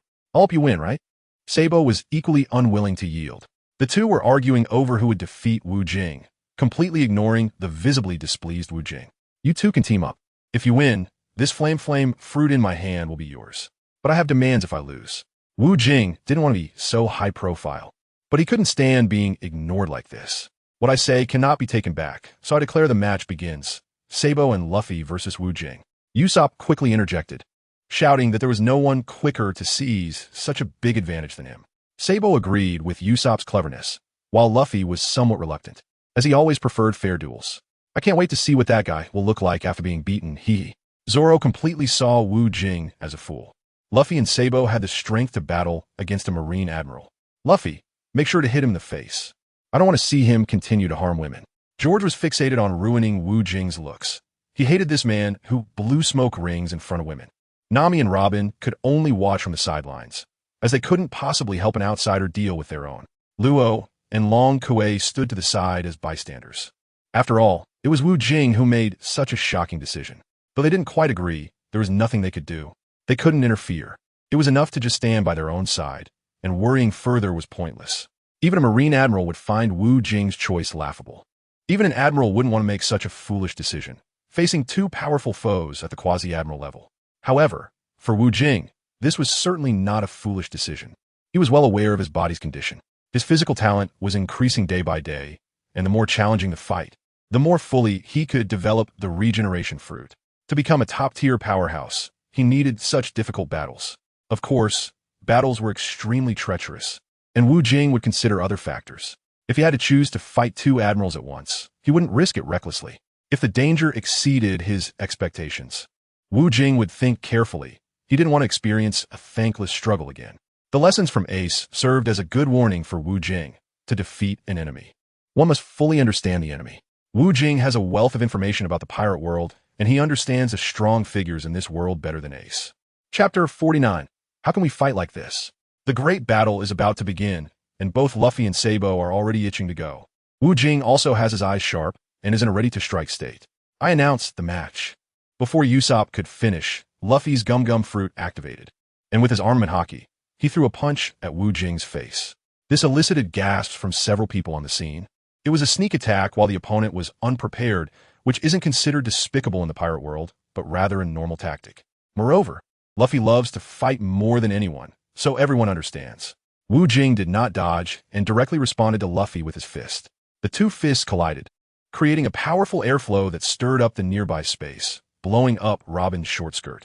This made Robin feel extremely shy, and her beautiful face turned rosy. Wu Jing unconsciously glanced over. OMG, It's lace and transparent. It's really too wild. At the same time, Sabo's Dragon Claw punch also reached for Wu Jing's face. He just couldn't let Wu Jing's handsome face go. Being too handsome is also a fault. Wu Jing also withstood Sabo's attack, with 3 powerful forces intertwined, presenting a situation of equal strength. Quite impressive. One person can actually withstand 2 strong enemies, much stronger than I imagined. But he can only hold on for a little while longer. Soon he will be overwhelmed and defeated, as Luffy and Sabo are battle maniacs. Zoro and Sanji were whispering to each other, and I have to say they do appreciate Wu Jing's strength. If this young man were to face either Luffy or Sabo one-on-one, he might actually win, but unfortunately, this young man is too arrogant. However, Zoro and Sanji have no idea that the issue of running out of strength does not apply to Wu Jing. Instead, he will only become braver as he fights, with endless energy. Dragon's Breath. Sabo's trump card, his right palm, empowered by armament haki, was already shining black. This punch gathered all of Sabo's strength. Wu Jing had already drawn his sword and unleashed the 3-color haki. Mixed Slash, a move that combined the 3 types of haki, which Green Bull could withstand back then. However, Sabo's strength was still a notch below Green Bull's, as Sabo still needed some time to hone his skills. Clang! The fist and sword collided, sparks flying. After a brief standoff between the two, Wu Jing's haki-infused strike sent Sabo flying. Now, only Luffy, who was ready to go, remained on the field. This guy activated Gear 4th, bouncing around on the ground like a balloon. Seeing the spirited Luffy, Wu Jing did not immediately engage, but unconsciously lit a cigarette in his hand. Wu Jing constantly displayed his charming demeanor, effortlessly balancing fighting and smoking. After all, he could handle it. This attitude left the 2 women nearby dumbfounded, while Luffy and the others were quite displeased. This guy was simply too excessive. So arrogant to this extent. Rubber King Kong gun. Luffy retracted his body and struck at Wu Jing with a punch like lightning. Wu Jing raised his sword to block it. Luffy's terrifying strike pushed Wu Jing back dozens of meters before he finally stopped. But Luffy was also knocked back by Wu Jing's powerful counterattack.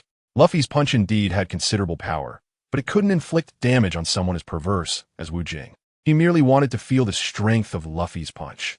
When he was still human, he was shocked by Luffy's monstrous fruit ability.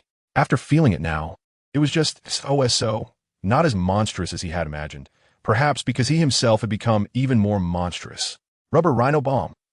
Luffy aimed to take down Wu Jing in one go. After all, his 4th gear was a high-consumption skill that could only last for a little over 10 minutes. Luffy retracted his legs into his body and then shot out towards Wu Jing at high speed, but Wu Jing still took it head-on, kicking back at Luffy with his legs. The 4 legs collided fiercely in midair. It must be said that Luffy's 4th gear combat power was indeed very strong for others. However, for Wu Jing, the power was significantly reduced. Relying on his powerful physique and continuous regenerative power, Wu Jing once again withstood Luffy's strong strike. Be careful. At that moment, people on the sidelines shouted loudly at Wu Jing. Piffich. A sound of flesh piercing echoed. Blood dripped down from the tubular weapon, instantly staining the ground red. Sabo had ambushed Wu Jing from behind. His weapon had pierced into his chest. It turned out this guy had pretended to be knocked back by Wu Jing earlier, then waited for the opportunity to deliver a fatal blow. You tricked me. But it's no big deal. Wu Jing shook his body vigorously, forcing Sabo back. At the same time, the regenerative fruit ability was rapidly operating, and the wound on Wu Jing's back began to glow with layers of light. The halo surrounded the wound, and it healed at a visibly rapid speed. What? Everyone on the scene was stunned by Wu Jing's terrifying recovery ability.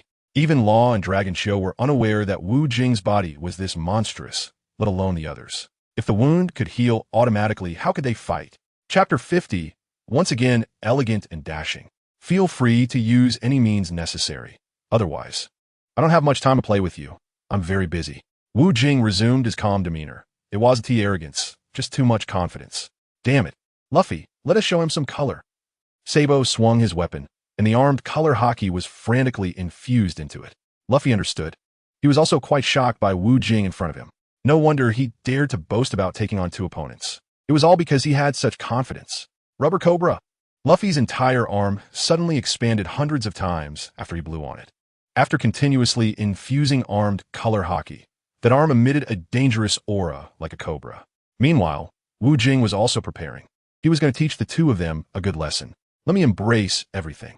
Wu Jing's regenerative fruit began to indiscriminately absorb the energy of the living beings around him. After the battle with Green Bull on Devil Island, Wu Jing's regenerative fruit had awakened, allowing him to utilize it more skillfully. Invisible energy, like a torrential river, rapidly surged into Wu Jing's body. Wu Jing's abnormal body can no longer store so much energy. His entire body began to slowly grow larger, but unlike Luffy, he didn't turn into a muscle monster. He remained himself. However, he had grown about 3 times larger, and Wu Jing's muscle lines were still so proportional and aesthetically pleasing. With such a perfect figure, he naturally looked even more handsome after becoming taller. The phrase "like a tall tree in the wind" doesn't even begin to describe Wu Jing at this moment. He was more charming and handsome than any celestial man. Wow, Master Wu Jing is so handsome. I need to take a picture and send it to Hancock and Violet. Long Kuei said, acting like a spy, betraying Wu Jing for the benefit of those 2 women. Nami and Robin were also captivated by Wu Jing's striking appearance. Such a perfect man appearing in the pirate world was simply a blessing for them. Sanji's small man emotions flared up again as he gritted his teeth, staring at Wu Jing, though he had to admit that Wu Jing was indeed charming at this moment. Luffy and Sabo, however, had no time to admire the enlarged Wu Jing.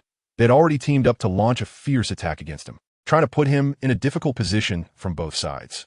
Wu Jing executed the shave technique from the Navy 6 and instantly vanished from everyone's sight. It wasn't that Wu Jing had become invisible. His speed was so fast that his entire figure was undetectable. "Sabo, be careful!" Luffy shouted loudly to Sabo, as he had already sensed Wu Jing's presence. At the moment Luffy warned Sabo, Sabo's haki also sensed someone nearby, and he inwardly cursed. Unfortunately, it was already too late. With a loud bang, Wu Jing, who had suddenly appeared in the air, delivered a powerful hook punch to Sabo. The force of the punch was terrifying, dislocating Sabo's facial features and knocking out his false tooth, which he had lost as a child.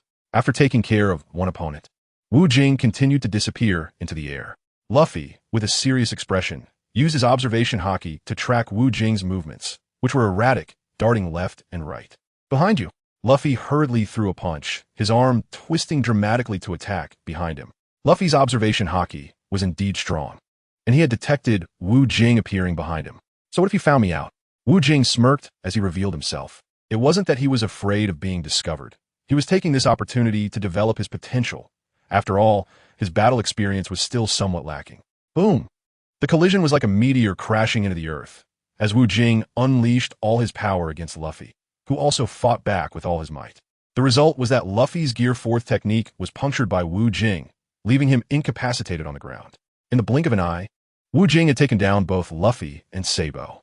Earlier, when he absorbed the surrounding energy, his size had tripled, and simultaneously, all his skills also increased threefold. When Wu Jing used the shave technique, his speed was 3 times faster than usual, making it impossible for others to see his figure. Only those with strong observation haki could catch a glimpse of his presence. At that moment, Wu Jing's full-powered strike was equivalent to being 3 times stronger than usual. Even Admiral Green Bull would have to bow down, and Sabo and Luffy were utterly defeated. The final result was that Wu Jing won the battle 1 against 2, triumphing over his opponents and winning the wager. Long Kuei was cheering with joy, and Law also showed a rare proud smile. Chapter 51. Words are useless. Lord Wu Jing won. Hee. Long Kuei jumped up excitedly, of course, not forgetting to continue taking photos. He is so damn strong. He took down both brothers in just a few breaths. Brook, with his non-corporeal forehead, began to sweat. So damn perfect. He's handsome, powerful, and so charismatic. I think I'm starting to like him. Nami was in a daze. Lord Wu Jing is indeed outstanding. Having such an ally is very beneficial for us. Robin, like Nami, began to swoon. Yes, excellent, but I should check on the captain's injuries first. Chopper hurriedly ran towards Luffy, as he was very worried about him. Zoro and Sanji were speechless. They couldn't refute their companions' praises of Wu Jing because they also recognized his excellence in their hearts. While the Straw Hat crew was still in shock, Wu Jing snapped his fingers, lit up 5 Marlboro cigarettes, and leisurely resumed smoking. He scratched his head while smoking, occasionally sighing, giving off a bit of a solitary victor vibe. The Straw Hat crew completely couldn't believe that this young man could easily defeat both Luffy and Sabo. For Wu Jing, it was anything but easy, only he knew the immense pressure his body had to endure. When the violent power surged within him, he felt like he might explode. Sabo, after being defeated by Wu Jing, was furious, He believed Wu Jing must be an old monster, only looking young on the outside. He didn't even acknowledge Wu Jing, greeted Luffy, and just left. Wu Jing did not stop Sabo. He did not intend to let Sabo join his plan. Like the leader of the Revolutionary Army, Dragon, Sabo had too strong of personal ambitions and was not suited to be an ally. Cough, cough, cough. Luffy spat out some blood and unsteadily stood up. I lost. This fruit belongs to you. But if I beat you in the future, I can ask for it back. Luffy's words made Wu Jing feel a headache as he pressed his forehead. Wasn't this just being unreasonable? However, he also understood Luffy's personality. He was like an indestructible cockroach. That's a matter for the future. Now I need to talk about my demands. Wu Jing casually replied. He knew that Luffy was very stubborn and that it was hard to change his mind once he was set on something. It would help to say too much. He could just teach him a good lesson later. Go ahead, as long as it's not something too outrageous. Luffy was quite trustworthy. It's a good thing. I'm planning to execute Mingo, Wu Jing said lightly. With just a few words, he spoke casually, but the listener was already in turmoil in their heart. Execute Mingo? That is a very troublesome matter. Luffy stared at Wu Jing in shock.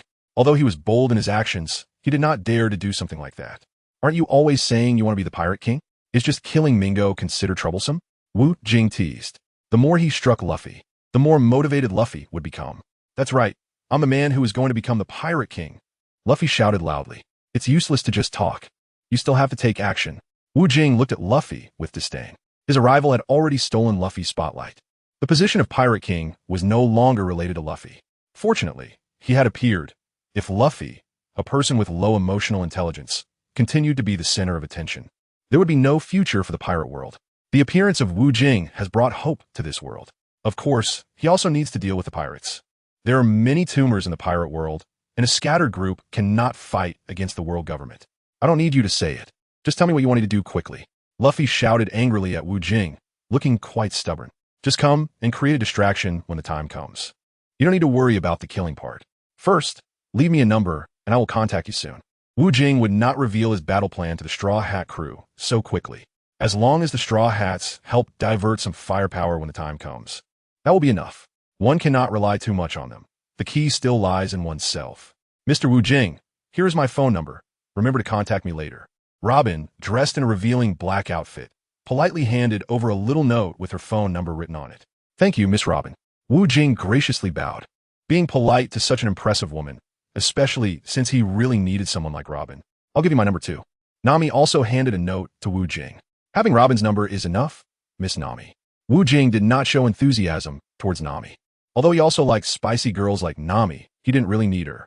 As long as he could present himself as a good man in front of Robin, that would be enough.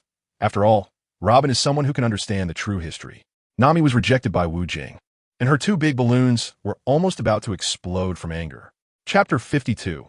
What the Straw Hats represent. There was also someone Wu Jing was quite interested in, and that was Zoro. He had no interest in Zoro himself. What Wu Jing was concerned about was the sword in his hand, the Sandai Kitetsu. To create the King of Ghosts, one must gather all 3 Kitetsu swords. However, Wu Jing did not bring up this topic now. He knew that asking Zoro for this sword would be a foolish act. Zoro wouldn't just give the Sandai Kitetsu to him for no reason. Of course, Wu Jing didn't need him to give it. What he wanted would eventually come to him, since he has not yet gathered all 3 Kitetsu swords. It is fine for Zoro to keep it for now. When the time comes, he could just take it directly. After discussing matters, Wu Jing chose not to leave immediately, but instead took the Straw Hat crew out for a big feast. Luffy is quite fond of delicious food and drinks, and the group had a great time drinking. To celebrate our alliance, let us all drink a toast together. Wu Jing raised the large wine barrel in his hand. Come on, let us help Lord Wu Jing get rid of that big bad Doflamingo. Robin strongly agreed with this. Cheers, I also want to witness this moment. I really dislike that bastard Doflamingo. The group raised their drinks and downed them in one go. The Straw Hat crew was very supportive of Wu Jing's plan to execute Doflamingo and were eager to help. Thus, at the table, they took turns drinking, having a great time, but also being surprised. How was this perverted Wu Jing's drinking capacity so astonishing? Drinking seems easier than drinking water. Wu Jing single-handedly took down that group of people, of course excluding the skeleton man Brook, who was just a pile of bones. After developing some feelings, Wu Jing said goodbye to them, as he needed to hurry and find red-haired Shanks. The Marineford War was a major event that shook the entire world, and without a certain level of confidence, Wu Jing wouldn't recklessly attempt it. he needed to find more reliable helpers. Although Shanks was once a member of the Roger Pirates and had a deep connection with Roger, feelings cannot withstand the ravages of time. And no one knows what Shanks truly thinks now. Shanks gave the straw hat that Roger wore in his youth to Luffy, and this straw hat holds special significance. It embodies courage, companionship, adventure, friendship, freedom, joy, and dreams. Since Roger mentioned the great treasure before his execution, it marked the beginning of the great pirate era. And when Luffy donned this straw hat, it indicated that he inherited Roger's will and aimed to become the Pirate King. However, this position is coveted by many, and no matter how strong a little kid is, it can all be dealt with as long as he is eliminated early. The headache is that Luffy's backing is too strong. His father is the Revolutionary Army leader dragon, and his grandfather is a great hero of the Navy. So most people are unwilling to take action against Luffy. They are all waiting for someone else to take the initiative to kill Luffy, which has given Luffy so much time to grow. But Shanks never considered giving that hat to Roger's son Ace. Perhaps he felt Ace did not possess the qualities of a pirate king, but no one knows what he was thinking at that time. Regarding Ace's life and death, Shanks also expressed concern. He wanted Whitebeard's ship to warn him that Blackbeard was not as simple as he appeared on the surface and was extremely scheming. He urged Whitebeard to recall Ace and not let him go after the unfathomable Blackbeard on his own, but Whitebeard did not listen, and Ace ultimately ended up being executed at the Navy headquarters. The Marineford War was sparked by Ace's execution, and Shanks made his appearance towards the end of the great battle, rather than showing up at the very beginning. Wu Jing's speculation is, first, Shanks no longer cares about Ace's life or death. He thinks that he has tried hard enough in private and will not put himself in a position where he has no place in the pirate world for Ace's sake. He is currently enjoying this wonderful life. Second, he also won't care about Whitebeard. This outcome was caused by Whitebeard himself. If he were to confront the Navy, it would be a slap in the face for him, so he can only be a good person and bury Whitebeard in his hometown. Third, Shanks' appearance is for the Straw Hat Kid, Luffy. The Straw Hat Pirates are a breath of fresh air in the pirate world, and Luffy is the leader of the Straw Hat crew. Without him, the Straw Hat Pirates wouldn't exist, and he needs to ensure Luffy stays alive. In summary, Shanks is willing to fight for Luffy because Luffy's growth contributes to the governance of the pirate world, but he won't provoke the Navy for Ace. In contrast, the world government's awareness in this regard aligns with Shanks' direction. They also do not want to waste resources capturing pirates everywhere. It's best to let someone like Luffy do righteous deeds since Luffy has never challenged the Navy. Another point is that Wu Jing has no clue about Shanks' identity. He only knows that Shanks has the most face among the 4 emperors, and the Gorosei Eye would not dare to openly turn against him. Chapter 53. Meeting Red-Haired Shanks Bruru. The transponder snail rang at an inopportune time, while its owner was happily drinking in a bar, occasionally hugging 5 or 6 bunny girls and playing dice. Whoever loses has to take off a piece of clothing. The 5 or 6 bunny girls could hardly win, and they were almost all undressed. Who is it? So annoying.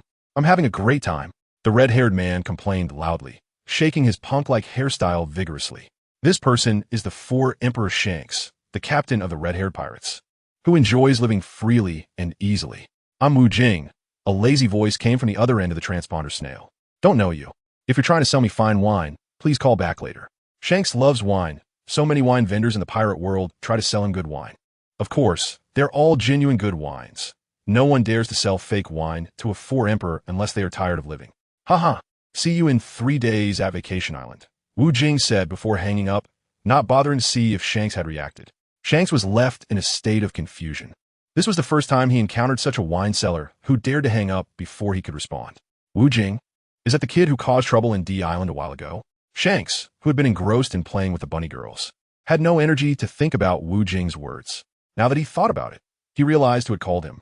3 days at Vacation Island. I heard it's a lot of fun there. Shanks suddenly became interested.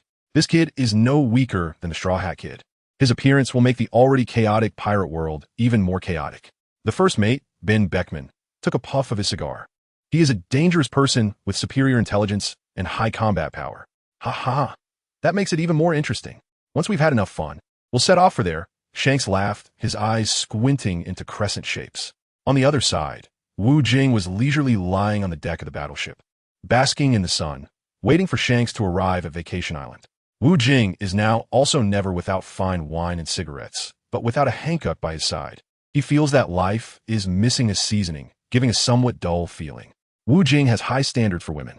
He only chats with the waitresses in these shops and doesn't engage in overly intimate actions. He is very careful about maintaining his persona and wouldn't tarnish his image as the #1 male god in the pirate world. Although Wu Jing has many women now, it doesn't mean he is a casual person. Every woman who follows him is not simple and would be considered goddess level in the pirate world. Wu Jing did not actively seek out Shanks. Although Carifa provided him with the whereabouts of the red-haired pirates, Shanks' movements were erratic, and seeking him out would only lead to trouble. As long as a good location was arranged, Shanks would naturally come. Vacation Island is a high-end resort in the pirate world, owned by one of the 4 lords of the Dark World, the Lone Shark King Rufide, who runs a private club there. Vacation Island appears to be a simple island with a hotel, but the packages inside are quite rich. There are beautiful dance floors, a variety of restaurants, charming bars, and exquisite packages, among other attractions. This is a high-consumption place, but for those who are wealthy enough to come here, spending a little money is nothing, especially for someone like Wu Jing, a big shot. Welcome. May I ask how many companions you brought here for vacation, sir? A beautiful waitress in a uniform named Millie enthusiastically asked Wu Jing, who was walking ahead. I'm not sure, what's the matter? Wu Jing replied with a rare look of confusion. The rule here is that anyone entering Vacation Island must pay a deposit of 100,000 berries, with adjustments made for any excess or shortfall. 100,000 berries? Isn't that extortion? We won't even eat that much. Long Kuei immediately became agitated upon hearing this shocking amount. Then please leave. Millie coldly gestured for them to leave, her previous enthusiasm replaced with indifference towards these country bumpkins. Here's 10 million berries. A red-haired person will come here later. Just tell him which private room I'm in. Wu Jing took out a check, crumpled it up like a piece of waste paper, and threw it to the waitress. Millie quickly picked up the check and counted it seriously. A total of 7 zeros, 10 million berries. A millionaire. Yes, yes, sir. I will take you to the private room.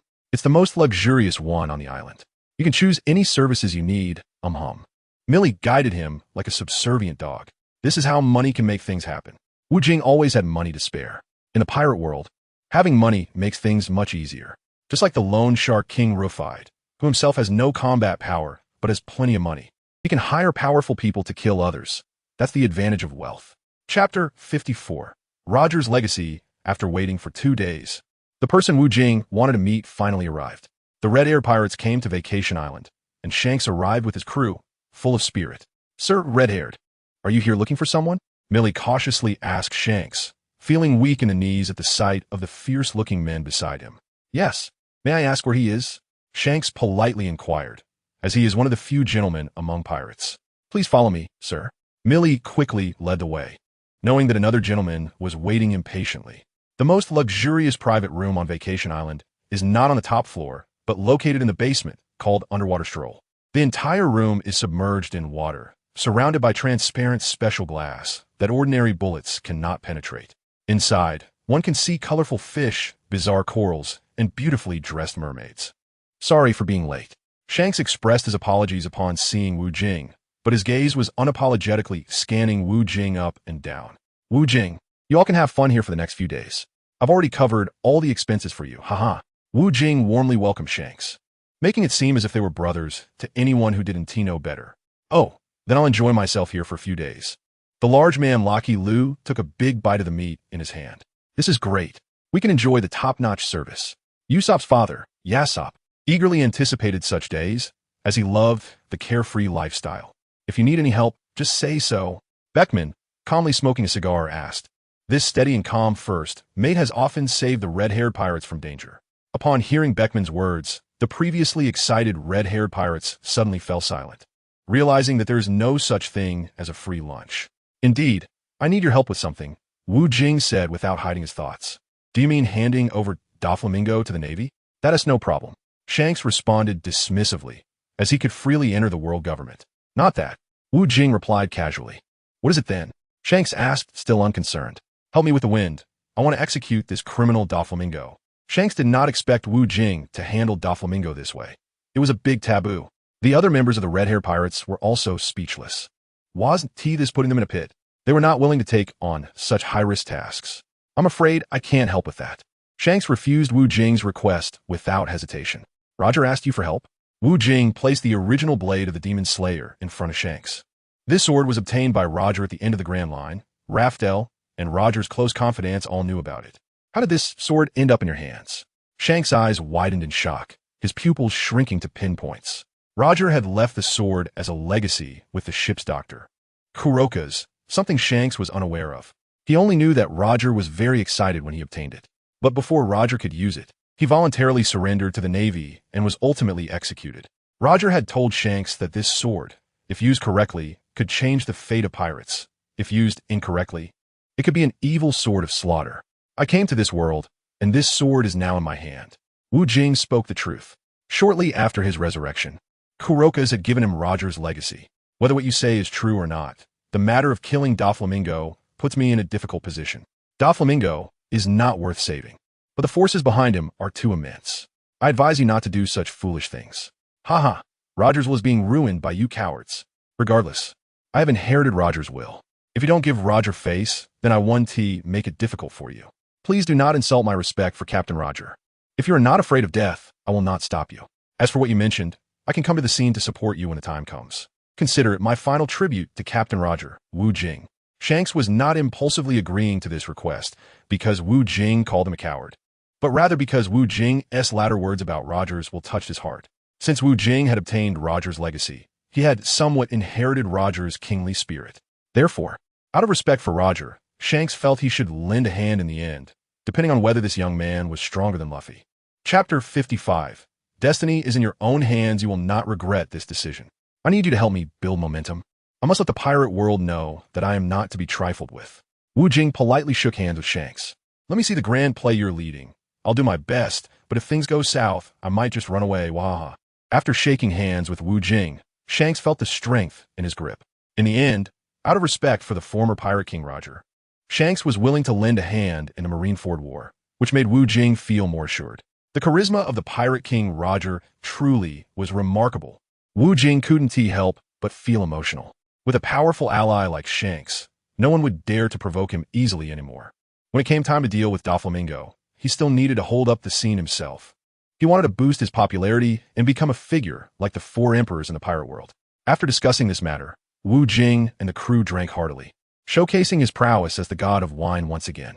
They say drinking can enhance relationships. After the lively feast, the red-haired pirates indeed grew closer to Wu Jing. Since their captain Shanks had agreed to Wu Jing's request, they couldn't oppose it, as they still listened to Shanks.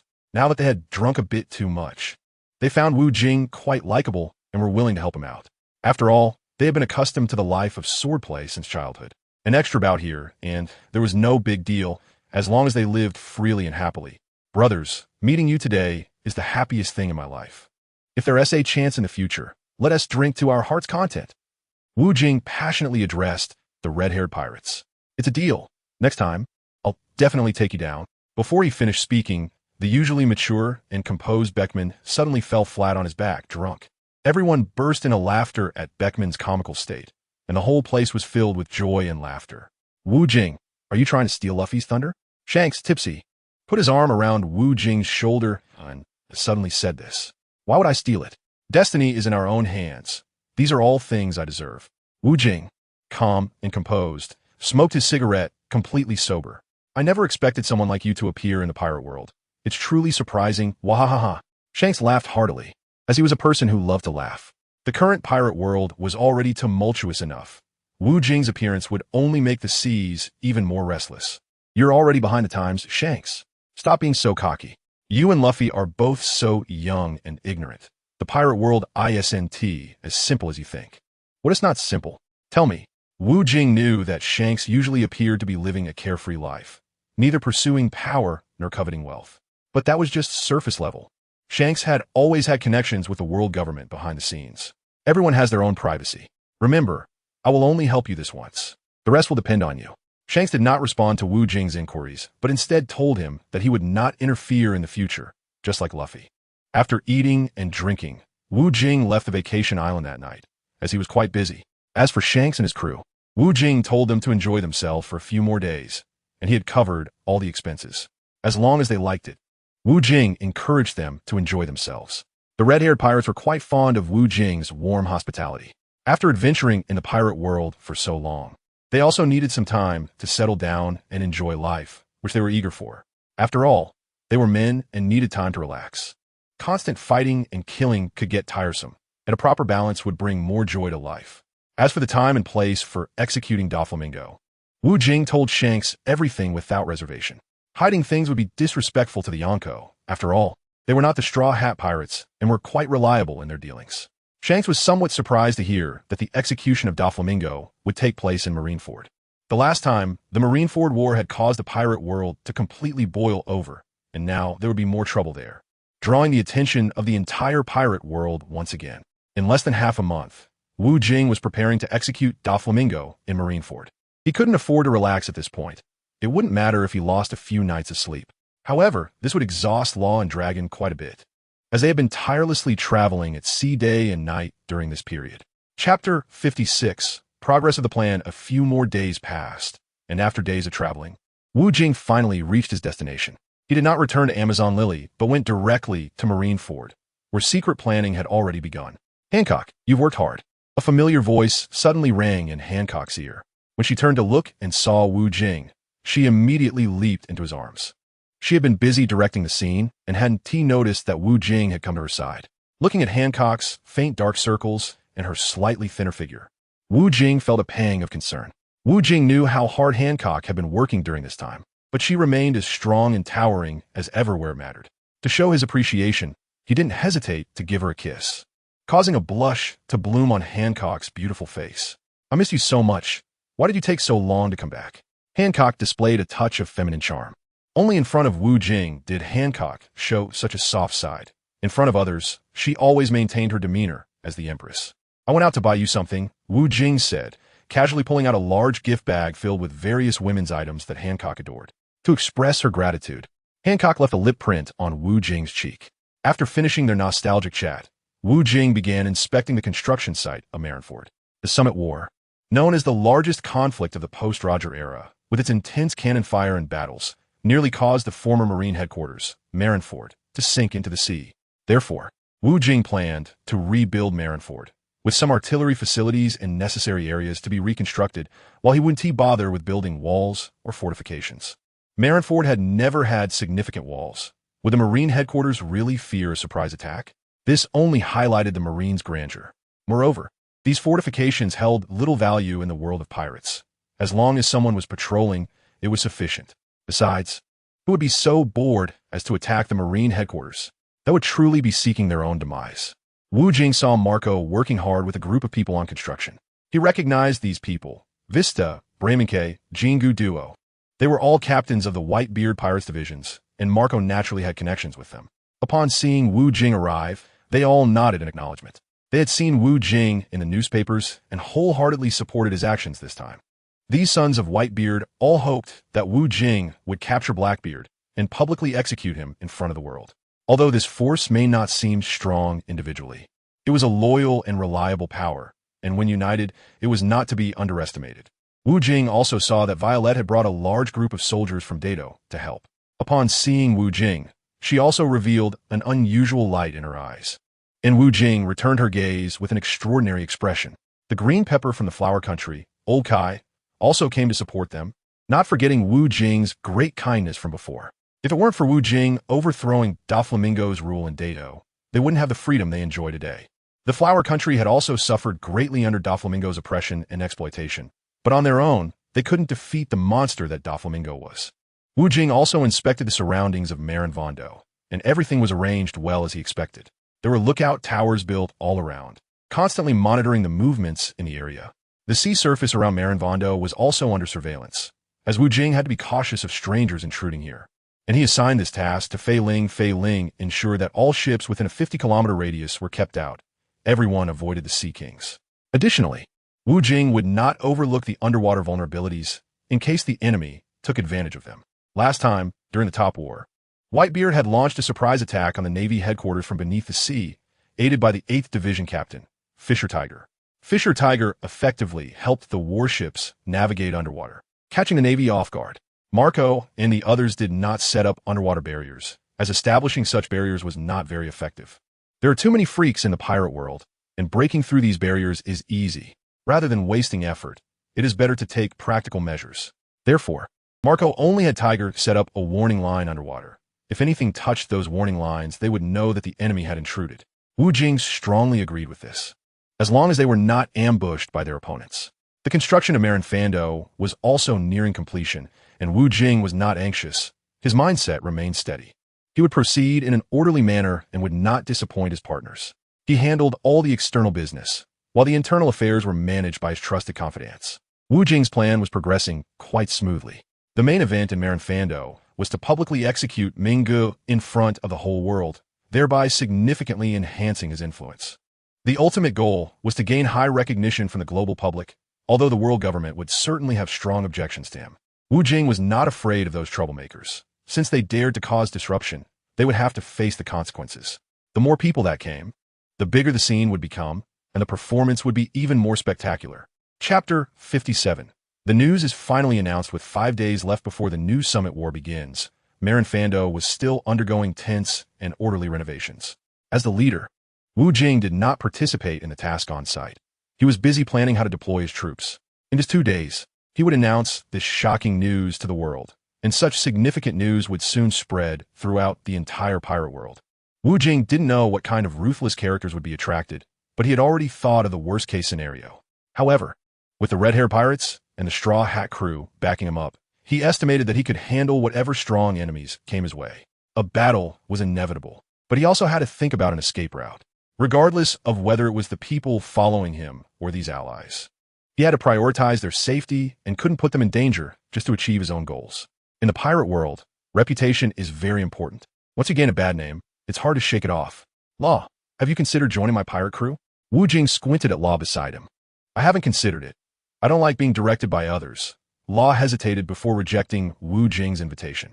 After spending some time with Wu Jing, Law felt that Wu Jing was a man worth following in the pirate world. Haha, I'm very friendly to my partners, Wu Jing said amiably, patting Law on the shoulder. However, you don't even know what I want. Trafalgar-D, Water Law, that's your real name, right? Wu Jing looked at Law with a knowing expression. Normally, people called him Trafalgar Law because he hid the D, water part. He was actually one of the D clan. Law thought he knew Wu Jing quite well, but he was surprised to find out that Wu Jing knew his real name. No one knows my name except for my clan members. Law realized he didn't understand Wu Jing at all. Don't be scared. I knew it long ago, just never mentioned it. What you pursue is the freedom and equality of a D clan, right? Wu Jing continued. I don't even know what the D clan pursues. I just hate this hypocritical world. As long as something is labeled justice, even acts of murder and smuggling can be legal. I want to change this world. After hearing Law's words, Wu Jing didn't reply immediately as he was lost in thought, enjoying his Marlboro. Don't be foolish thinking you can change something all by yourself. Only an idiot would think that. Who said I have to do it alone? I'm going to work with Luffy. Just as in the remembered storyline. Law had high hopes for the Straw Hat crew. Their reputation in the pirate world had already established a deep-rooted influence in many people's hearts over the years. I just want to help you achieve this ideal. It seems I don't need to worry about you anymore, haha. Wu Jing scratched his head nonchalantly, wearing a face that said good intentions were not rewarded. TCH, Wu Jing makes it sound so easy. Let's finish what we have to do first, and we'll think about the rest later. I'm not going to ask you again. This opportunity only comes once. Wu Jing closed his eyes to rest. He had been working too hard lately. While his strength was endless, his energy needed some rest to recover. Leaving the sulking Law behind, he thought, wouldn't it be more sincere to invite me to join? With this attitude, how can I keep my dignity if you want to recruit a genius like me? 3 days before the great battle began, the transformation of Marineford was almost complete, and at the same time, Wu Jing sent people to spread this news to the outside world. Looking at the calm sea at that moment, Wu Jing was lost in thought. He knew that soon a storm would rise here. Such major news, once transmitted to the World Economic News Agency, would quickly spread throughout the world. In less than half a day, countries with developed information networks already knew this big news, and people all over the world began to discuss it excitedly. Great! I can't wait to turn Doflamingo into minced meat. That bastard has harmed us for so many years. Lord Wu Jing is truly great. I really want to be a pirate with him. Idiot, with your bear-like appearance. Someone as outstanding as him must have partners as excellent as Marco. Groups of people gathered together, discussing this matter with great excitement, praising Wu Jing's actions. In contrast, the world government, after learning this news, immediately convened an emergency meeting. The Gora CI summoned several admirals from the Navy headquarters to Miraculously for an important meeting to discuss this matter. You must immediately gather forces to head to Marineford and bring Doflamingo back to impel down, and deal with that troublemaker Wu Jing as well. The bald, bespectacled man issued the orders sternly. He was one of the Gorosei, Saturn. We will take 3 days to reach Marineford. By then, Doflamingo will probably have been executed. The Supreme Commander of the World Government, Fleet Admiral Kong, also appeared at this meeting, rarely seen in public. Whether Doflamingo is dead or not is not important. What matters is that I must make that brat melt under my magma. Fleet Admiral Akainu could no longer contain his anger. A pirate dared to act as a benevolent messenger at the original Navy headquarters, which he absolutely could not tolerate. The other admirals said nothing, seeming indifferent to the situation. They understood very well why the Gorosei were so anxious to gather them. After all, Doflamingo's original identity was a celestial dragon. Although he had been abandoned by them, the blood running through him was still that of a supreme celestial dragon.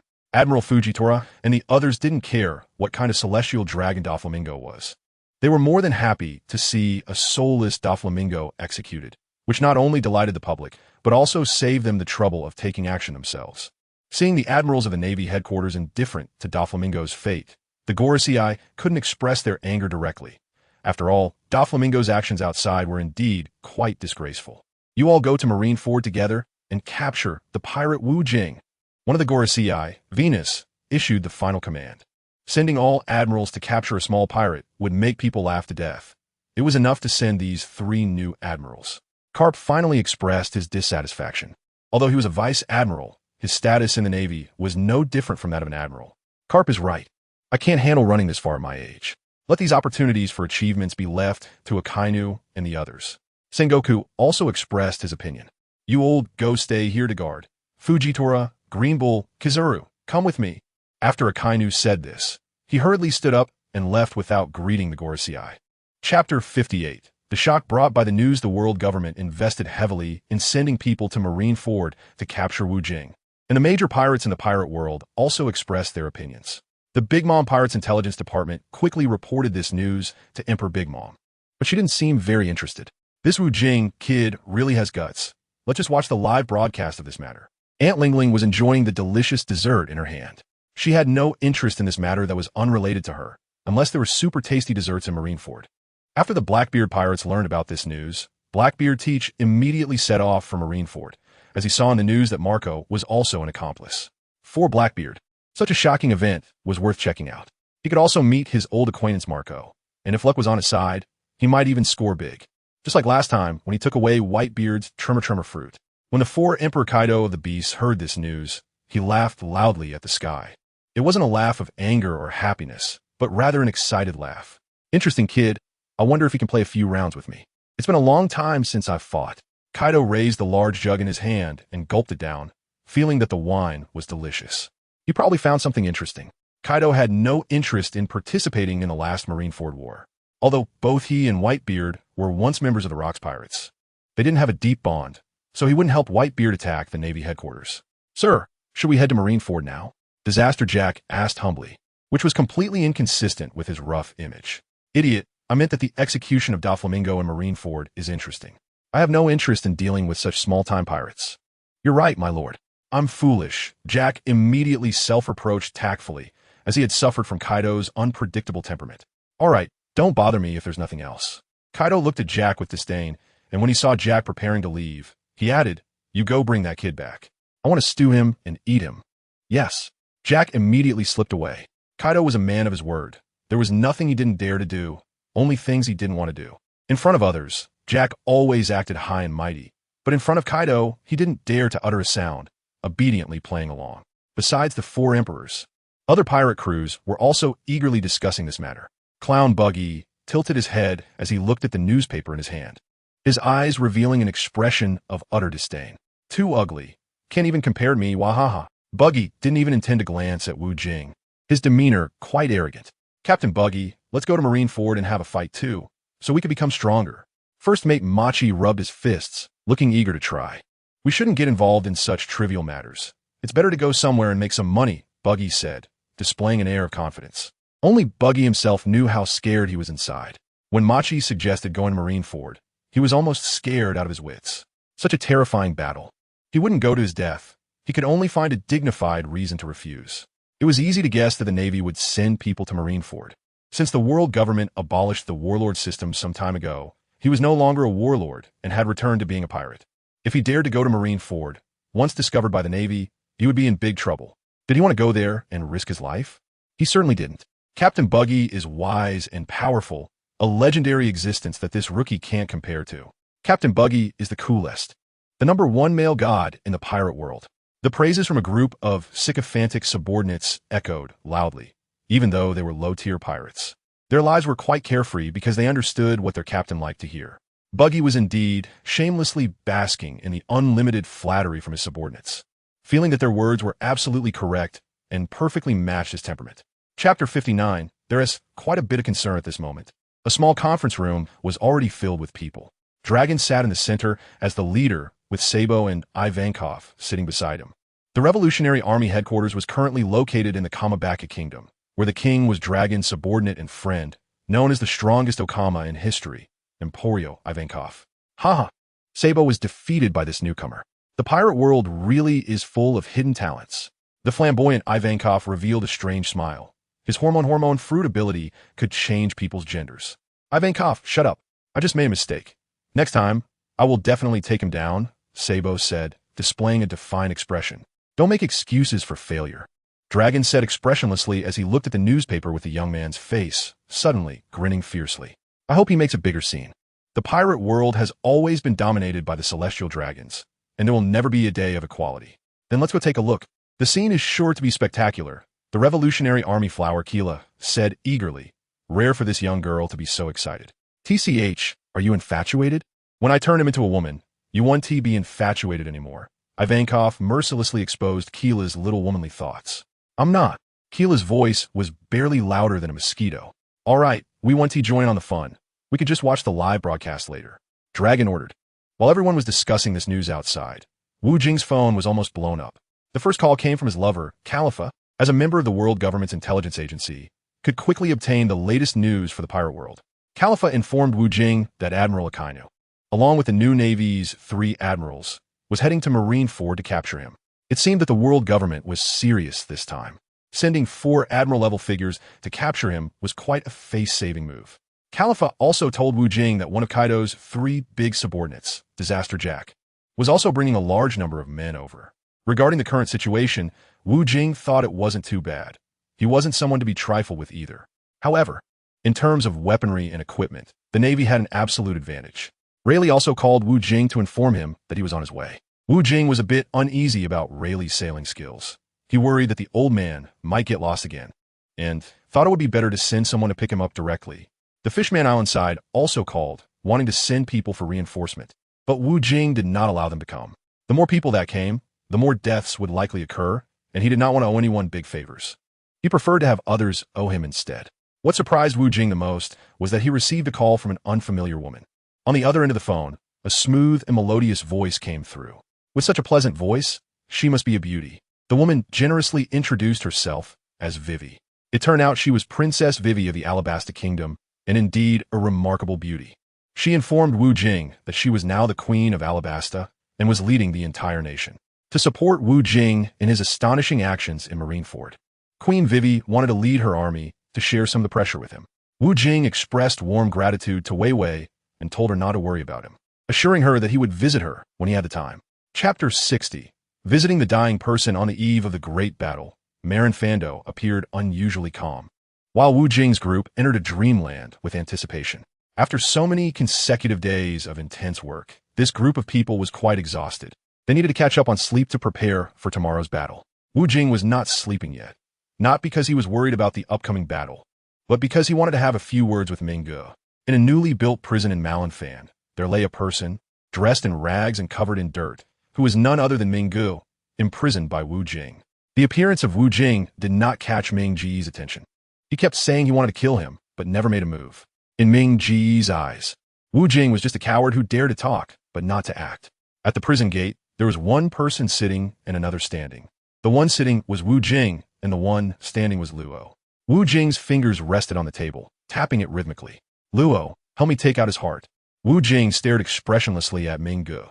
He needed to get this decent heart before executing Minggu tomorrow. TCH. You call me in the middle of the night just for this kind of thing? Luo scoffed. If I tell you to do it, just hurry up and do it. Wu Jing unceremoniously gave Luo a knock on the head. Luo's scalp tingled as little bumps appeared. It's unreasonable that one can't even complain when asked to do something. Luo opened the prison door and walked in, while the disheveled Ming Gu shot a dark look at Luo. Luo, you will pay for what you've done.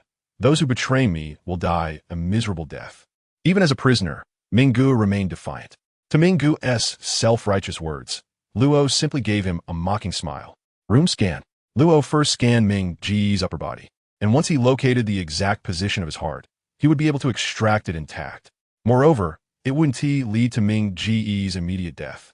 At least he could survive for another year or so. Luo, what do you want to do to me? Ming Gu sensed something was off.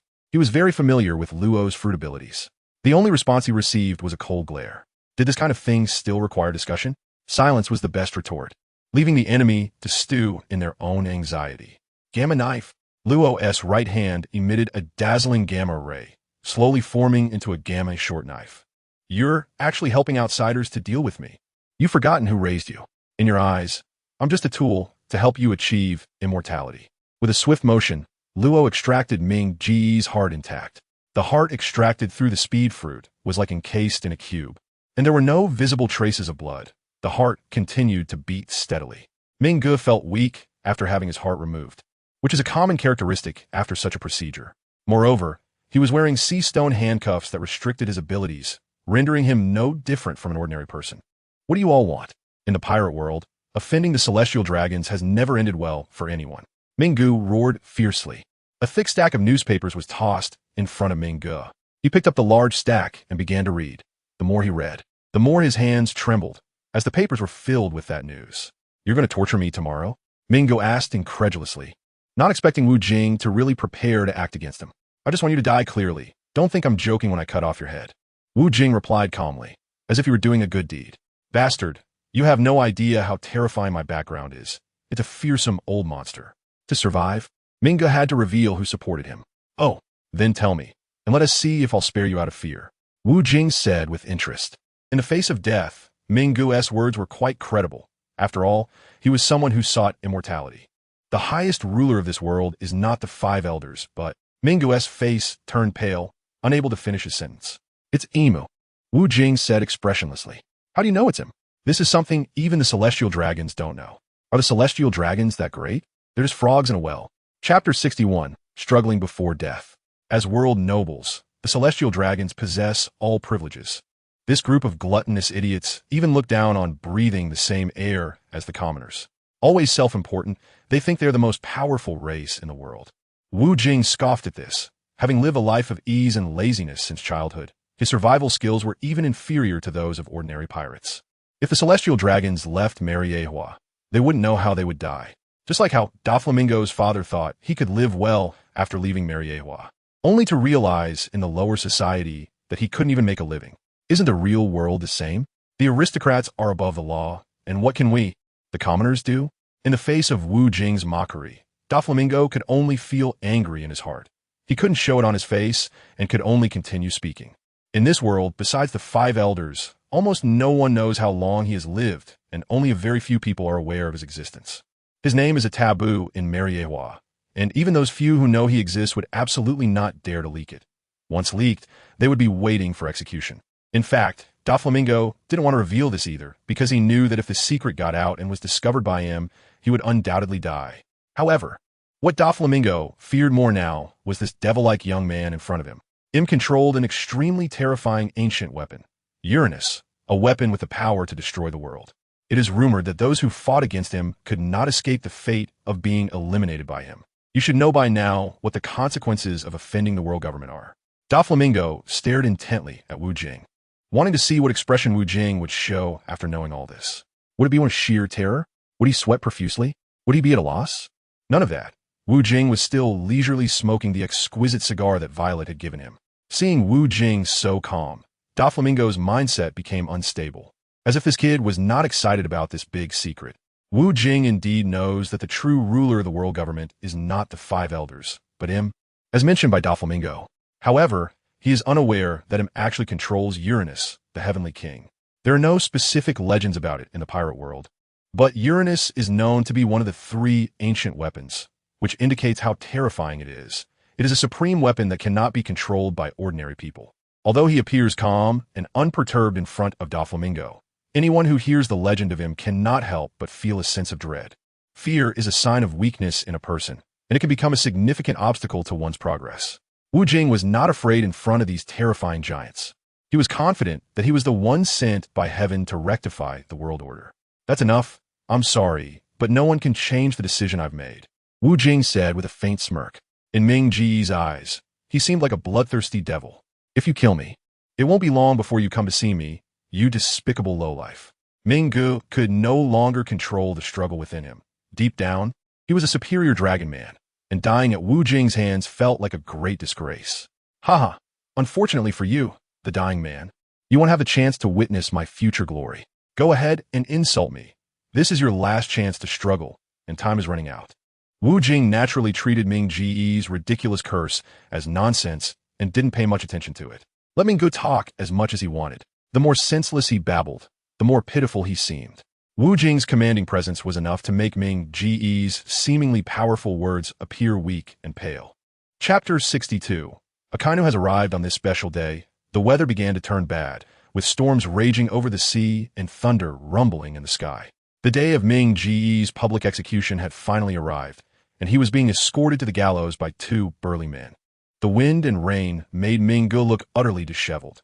This pitiful appearance might have garnered sympathy for someone else, but for Ming Gu, it brought immense satisfaction to many. This was truly a case of deserving his fate. Today was the most humiliating day for Ming Gu, a life as a condemned prisoner he had never imagined. It was something the entire pirate world could not have anticipated. A dignified celestial dragon was to be executed in public. At this moment, Ming Gu finally understood that the words Wu Jing had said back then were not meant to scare him. The extreme humiliation twisted the muscles of Ming Ji's face. He never dreamed that one day he would be publicly executed. "Kill me, and you will only face relentless pursuit by the Navy," ending up locked away and impelled down for life. Ming Gu cursed wildly at the distant Wu Jing. However, his words were instantly drowned out by the fierce weather. Of course, even if Wu Jing heard these words, they could not change his fate. At this moment, on a large sofa on the open-air balcony, Wu Jing was reclining comfortably, sipping fine wine and smoking a cigarette that Sanji had just given him. It indeed tasted good. With such bad weather, "I doubt the Navy will come. Let's just kill Ming Gu and leave here early," Usopp said, feeling anxious as he noticed Wu Jing had not moved. He was eager to finish Ming Gu off so they could safely retreat. "A grown man still so timid. I'm not afraid at all," Long Kuei scoffed, casting a disdainful glance at the trembling, long-nosed man. She was full of fighting spirit. Hey, watch your words, kid." Usopp felt embarrassed upon hearing this. "Why don't you all sit down and have something to eat? We shouldn't start fighting among ourselves before the enemy even arrives," Wu Jing remarked, having caught a whiff of gunpowder. These people were just too hot-blooded. The Straw Hat crew had arrived yesterday, not because they were so eager to help Wu Jing, but because Robin and Nami were very keen to see the godlike beauty of Wu Jing. When women get infatuated, they really can't be stopped. Wu Jing's current looks are inseparable from the superb surgery performed by Ma Gao, as well as the wound healing ability provided by the regeneration fruit within him. Wu Jing's looks when he was on Earth can't be compared to now. His current looks are so handsome that they are mesmerizing, a true heartthrob. Shanks and his crew haven't arrived yet, and the snail phone isn't working, likely due to the bad weather affecting the signal. After 3 hours of strong winds and heavy rain, the rain finally began to lessen. The sky revealed a hint of dawn, and the sea gradually calmed down. The Navy's ships. Usopp was constantly using his telescope to observe the surroundings, proving himself to be an excellent scout. The sea was calm, but Usopp's words instantly unsettled everyone. Soon, they saw that various Navy warships were approaching Marineford from a distance, which was quite a shock. Usopp nearly fainted from fear. Bad weather makes for a bad mood. Even as the weather improved, the mood remained grim, and in fact, it felt worse. What was meant to come finally arrived. So everyone took their positions. Wu Jing remained calm. The woman beside him, Violet, had already used her clairvoyance to inform him of every movement of the Navy. Wu Jing looked very handsome today in a snow-white fitted robe, perfectly outlining his elegant figure, truly a graceful young gentleman. He wanted to give all the female fans in the world a visual feast and let all women know what a real male god is. Soon, naval warships surrounded Marineford, and the number of people coming could be considered quite significant probably around 8,000, if not 10,000. However, Admiral Akainu felt that this number was too many. Under the strong demands of Fleet Admiral Sakazuki, Akainu brought the elite forces of the Navy with him, which made him sneer inwardly. In his view, bringing a few vice admirals was more than enough, and there was no need to bring the 3 admirals Kizaru, Fujitora, and Greenbull. Chapter 63. In the name of benevolence, the arrival of the Navy made the onlookers who had come to watch the excitement quickly retreat. For those spectators, watching the live broadcast was nowhere near as thrilling as being there in person. Moreover, the one being executed this time was the celestial dragon, whom they had long resented. Listen to me. As long as you hand over the criminal Wu Jing, I will let you leave safely in the name of justice. Akainu shouted angrily into a handheld microphone at Marineford. No one responded to Akainu's mercy. Those who understood Akainu knew he was a vicious dog who shouted about justice, but was even more brutal than pirates. Akainu, your little tricks have been seen through since I was in diapers. Wu Jing coolly lit up 5 cigarettes, appearing more relaxed than anyone else, as if chatting about everyday life. Last time during the Marineford War, Akainu had used such tactics to gain the trust of Whitebeard's subordinate, Squardo. Squardo had taken advantage of Akainu's unpreparedness to stab Whitebeard, severely wounding him and greatly diminishing his fighting capability. Kid, in the face of absolute justice, any resistance you put up is just a dying struggle. Please do not implicate those around you. They're innocent. Akainu condemned Wu Jing loudly while claiming to be just. He wanted to continue brainwashing those around Wu Jing, and his methods were truly despicable. Justice? Isn't it all about whose fists hit harder? Let us see whose fists are tougher. Wu Jing scoffed. Most people in the audience showed disdain for Akainu's words. They understood his character better than anyone, knowing he was adept at using language to confuse his enemies. During the Marineford War, Akainu had relied on words to strike a nerve in Ace's heart, ultimately leading to Ace's brutal death. Therefore, people in the pirate world paid no heed to Akainu's words, treating them as nothing more than a foul fart. Wu Jing swiftly moved to Doflamingo's side, folding his arms and holding his sword, exuding an air of a great hero. Since the Navy had arrived, it was time to take action. Today, I will execute the wicked Doflamingo in the name of benevolence, Wu Jing declared, using this as the best reason to carry out the execution. Everyone knew how cruel and ruthless Doflamingo was. Killing him was well-deserved. However, the forces behind him were incredibly deep, and ordinary people would never dare to touch him. But for Wu Jing, it was necessary to eliminate Doflamingo. This was only because Doflamingo was such an excellent stepping stone, which, although risky, could help him rise faster in the pirate world. Another large group had also arrived, but they were not the red-haired pirates. Instead, it was a team from the Beast Pirates, led by one of Kaido's calamities, Jack the Drought. Kid, if you dare kill him, Lord Kaido will definitely not spare you. Jack rushed over to save Doflamingo. But why didn't he come himself? Jack's threats were of no use to Wu Jing. Even if Kaido came personally, he would still kill Doflamingo without hesitation. You're not even worthy for Lord Kaido to come. Hand Doflamingo over to me, or I'll make your death worse than anyone else's. Jack glared fiercely, causing the onlookers to tremble in fear. Suddenly, Luffy jumped out from the crowd, cracking his knuckles at Jack. Jack, I've been remembering what you did to us at sea. Today, I'm going to use your bull head to calm my anger, Luffy said, glaring at Jack, whose bounty was significantly higher than his. But Luffy was undaunted, claiming Jack as his opponent. It was clear that the two were about to clash at any moment. Chapter 64.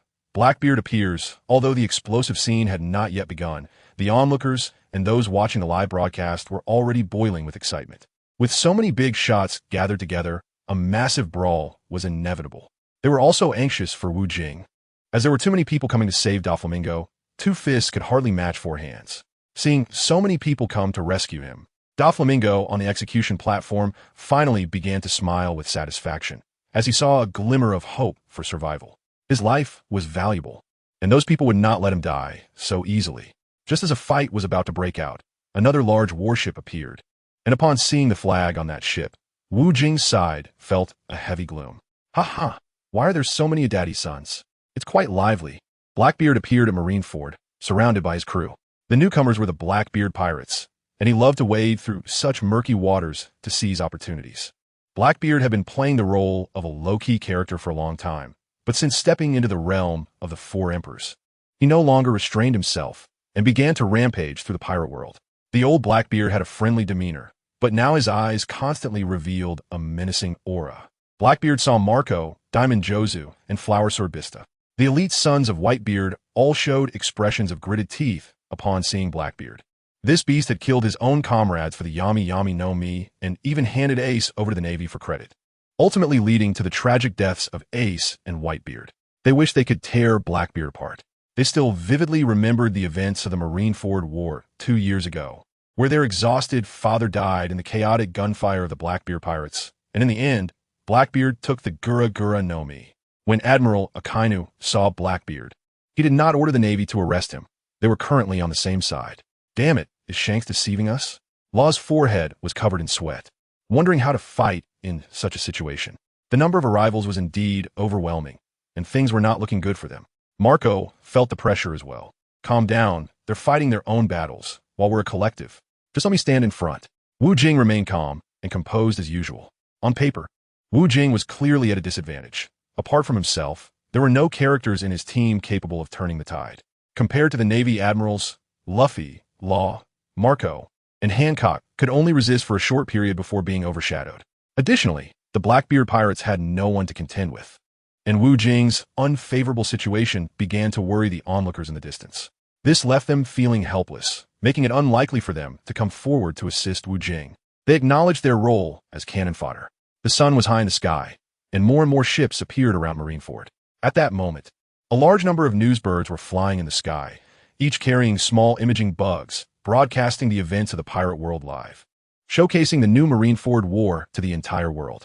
The attention of the entire world was now focused here, and they were more anxious than anyone else, as the clash between Akainu's justice and Wu Jing's benevolence would inevitably determine a victor.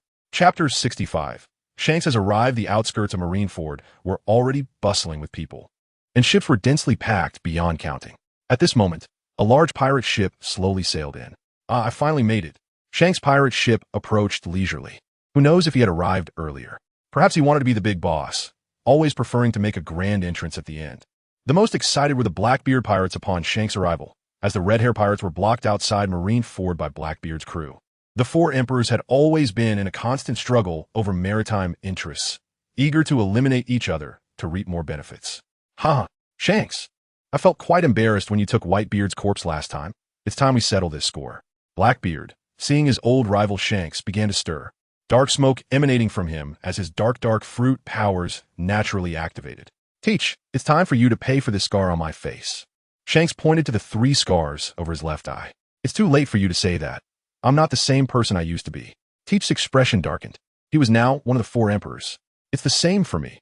I only blame myself for trusting you too much back then and falling for your trap. There are too many fools like you. They are already waiting for you in hell. Given the current situation, a major battle was inevitable. Almost everyone who needed to be there had arrived, and Wu Jing's situation did not look optimistic. In terms of numbers, the Navy and pirates preparing to attack Marineford totaled around 20,000. Wu Jing's side, including the Straw Hats and the red-haired crew, had about 5,000 people. The majority were the onlookers, mostly small pirates, totaling nearly 50,000. This was nearly impossible on Earth. It was madness to come to such a dangerous battlefield just to watch. In terms of combat power, the Navy had a clear advantage, which made the onlookers supporting Wu Jing feel anxious. Akainu's negotiations had ended in failure, and the outcome could only be determined by force. However, the battle still had not begun, which made everyone watching the conflict increasingly tense. This was the best effect Wu Jing wanted to achieve. He was not in a hurry to execute Doflamingo, as delaying his execution would help build up to a climax. After all, he had already announced to the world that he would execute Doflamingo in the name of benevolence. Next, let everyone begin to draw their swords and create a grand scene for the new Marineford War. In this way, his heroic image could be completely elevated to a kind of faith in this battle. Wu Jing had already arranged 500 cannons in an orderly manner, just waiting for his command. If these cannons bombarded an island together, it could be sunk in mere moments. Why don't we fire first? Strike while the iron is hot. Usopp appeared beside Wu Jing, proposing his valuable opinion again. Don't rush. Let's wait for them to strike first, and then we can respond. Wu Jing naturally wouldn't heed this fool's advice. He preferred to follow a strategy of courtesy before aggression, not because he was polite or afraid to bombard the Navy, but because it was a tactic. As long as the Navy fired first, everyone in the world would know that the Navy was the culprit that instigated this war. Not him. Chapter 66. Officially opened fire. The reason the Navy hadn't fired yet was that they were nervously and orderly arranging their formations. 10 first-class battleships had lined up in a row, each equipped with 10 large-caliber cannons, totaling 100 cannons. Although their number of cannons was inferior to Wu Jing's side, their lethality was equal to or greater than his. The powerful cannons all turned their directions, aiming at Marineford. The battle was about to begin, and the excitement was palpable. Lord Wu Jing would surely win. Thanks to Lord Wu Jing for fighting for righteousness and defeating Akainu, this celestial dragon's lapdog. I hate my own powerlessness. Otherwise, I would definitely be there to support Lord Wu Jing. The world.The people following this live broadcast were cheering for Wu Jing, already filled with disgust towards the system of this pirate world. Akainu saw that the soldiers had completed their formations and were just waiting for his command. He didn't think much further. This battle was unavoidable. Fire! Akainu commanded. Military orders were as solid as a mountain, and the Navy immediately fired a barrage of cannons, flames roaring as the shells hurtled towards Wu Jing's direction. At the same time, Wu Jing raised his hand to signal for firing, and 500 cannons simultaneously shot multiple shells, resembling a dark cloud covering the Navy. Such a scene on Earth would be catastrophic, but in the pirate world, shells meant little to them. Boom, boom, boom. Boom, boom, boom. Boom, boom, boom. The deafening sound of cannon fire echoed over Marineford as the great battle officially began. The simultaneous firing of both sides marked the ignition of this war. Before Akainu could give his orders, Hancock had already stood beside Wu Jing, determined to protect her idol. The captive arrow, Hancock lightly touched her lips with her fingers, transforming them into a massive pink heart-shaped material. Then, she pulled back like a bow, and the pink heart turned into thousands of pink arrows that shot towards the Navy's cannonballs. Upon contact with the pink arrows, the cannonballs were immediately petrified and fell into the sea, creating 1,000 waves. Hancock's appearance caused a stir among all the weaklings, both Navy and pirates, leaving them dry-mouthed. Among the spectators watching the battle on site, some came just to witness the Empress's grace. In contrast, on the Navy's side, as Wu Jing's shells rapidly flew towards them, Fujitora appeared at the front of the battleship. Gravity rebound. Fujitora drew his sword. Using his observation haki, Fujitora swiftly waved his sword in the air, causing all the cannonballs within his gravitational range to crash down into the sea at high speed. So many cannonballs exploded directly in the water, resulting in a thunderous roar, staining the sea with blood, as many marine creatures were killed instantly. The remaining cannonballs that were not within Fujitora's gravitational range safely landed around the Navy's battleships and exploded, causing no substantial damage to them. The cannon fire couldn't harm Wu Jing's side, but the Navy would not abandon their attack. Their main mission here was to bring back Doflamingo. Under Akainu's leadership, the powerful Navy forces had already stepped onto the vast square of Marineford, closely followed by Jack leading the Beast Pirates. The red-haired and Blackbeard factions also entered Marineford in succession. Fighting on the sea would surely sink the pirate ships. Blackbeard wouldn't do that. If a Devil Fruit user fell into the water, it would be game over, so it was better to fight on land. Chapter 67. Find your opponent. The Blackbeard pirates and the Red-Hair pirates had deep-seated grudges, and as soon as these two powerful forces stepped into Marineford, they immediately began to clash. Shanks directly confronted Blackbeard, unleashing his Conqueror's haki without restraint against him. Shanks' Conqueror's haki manifested as a blood-red aura, transforming into strands of terrifying energy attacking Blackbeard. The earth will quake and the mountains will crumble.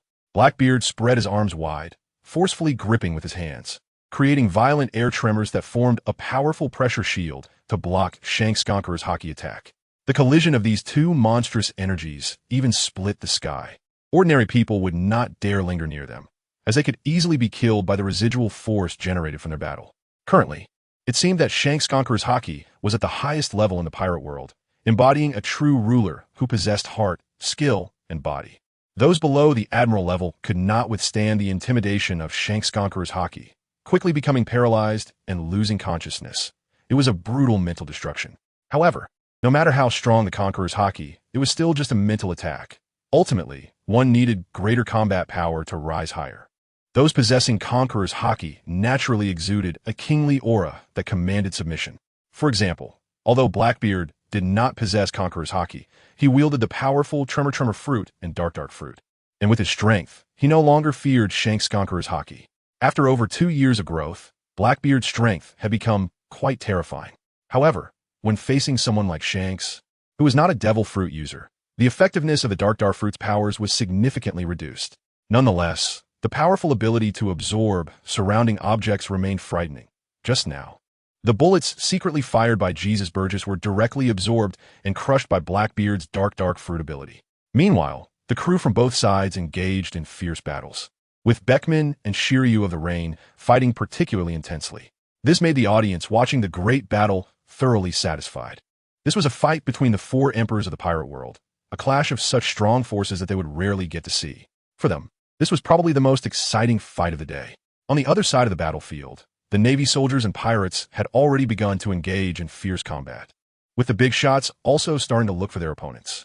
Find an opponent that suits you best, hold out for half an hour, and let me deal with the kind of first. Wu Jing said to Marco and the others that the great battle had already begun. Without saying a word, Luffy went straight to settle scores with Jack the Drought, activating his rubber fruit ability to the 3rd level. Jack, using the animal type elephant fruit ability, transformed directly into his mammoth form. Meanwhile, Zoro from the Straw Hat Pirates approached Marine Headquarters Vice Admiral Spider, who wielded swords with all 8 of his legs, providing Zoro the perfect opportunity to enhance his swordsmanship.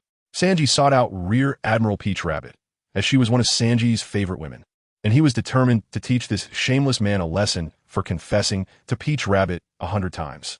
Frankie, Robin, Nami, and the others went to confront some slightly weaker Rear Admirals.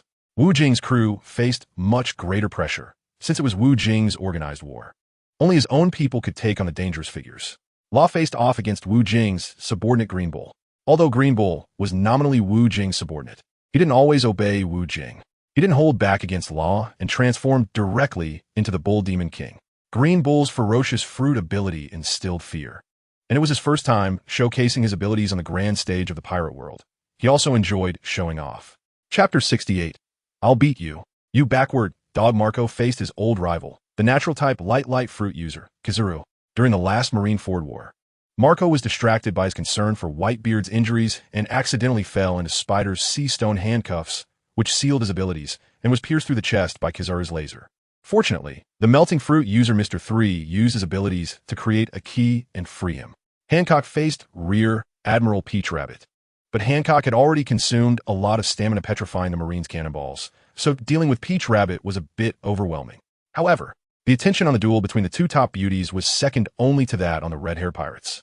Their long, white legs rubbed against each other in the air, much to the delight of the onlooking men.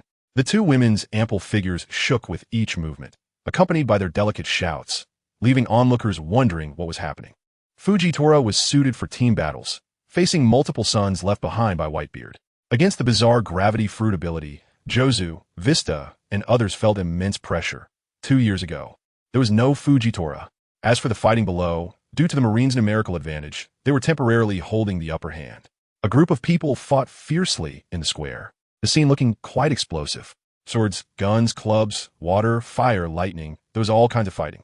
Occasional shouts of anger and screams filled the air, making it hard for the onlookers to keep up. Before long, many on both sides were injured.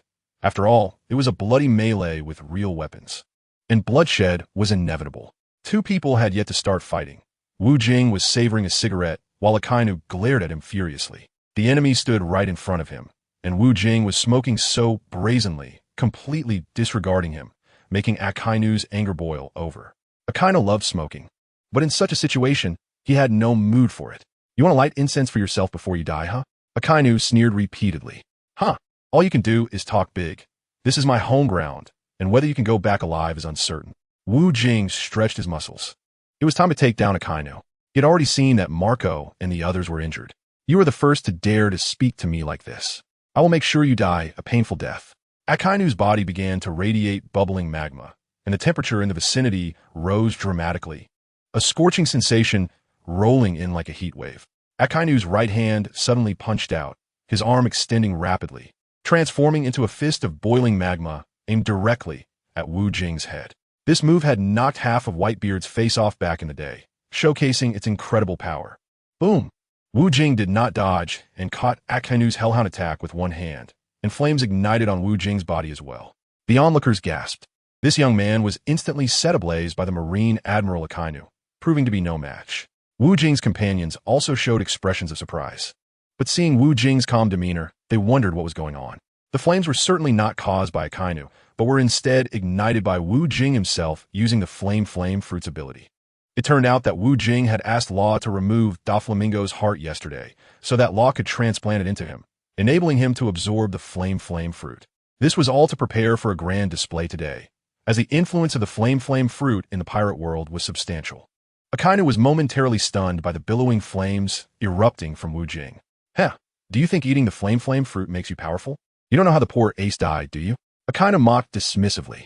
The magma can consume flames and absorb their heat, establishing a superior subordinate relationship with the Flame Fruit, making magma its greatest nemesis. The domineering magma fruit indeed has greater destructive power than the Flame Fruit. When Ace faced Akainu, he was constantly restrained by him. Ace was indeed unfortunate, but that was his choice. Today, let me beat you, a drowning dog, and show you that Ace will never die. Upon hearing Akainu's words, Wu Jing's eyes glinted with killing intent. He despised such autocratic individuals.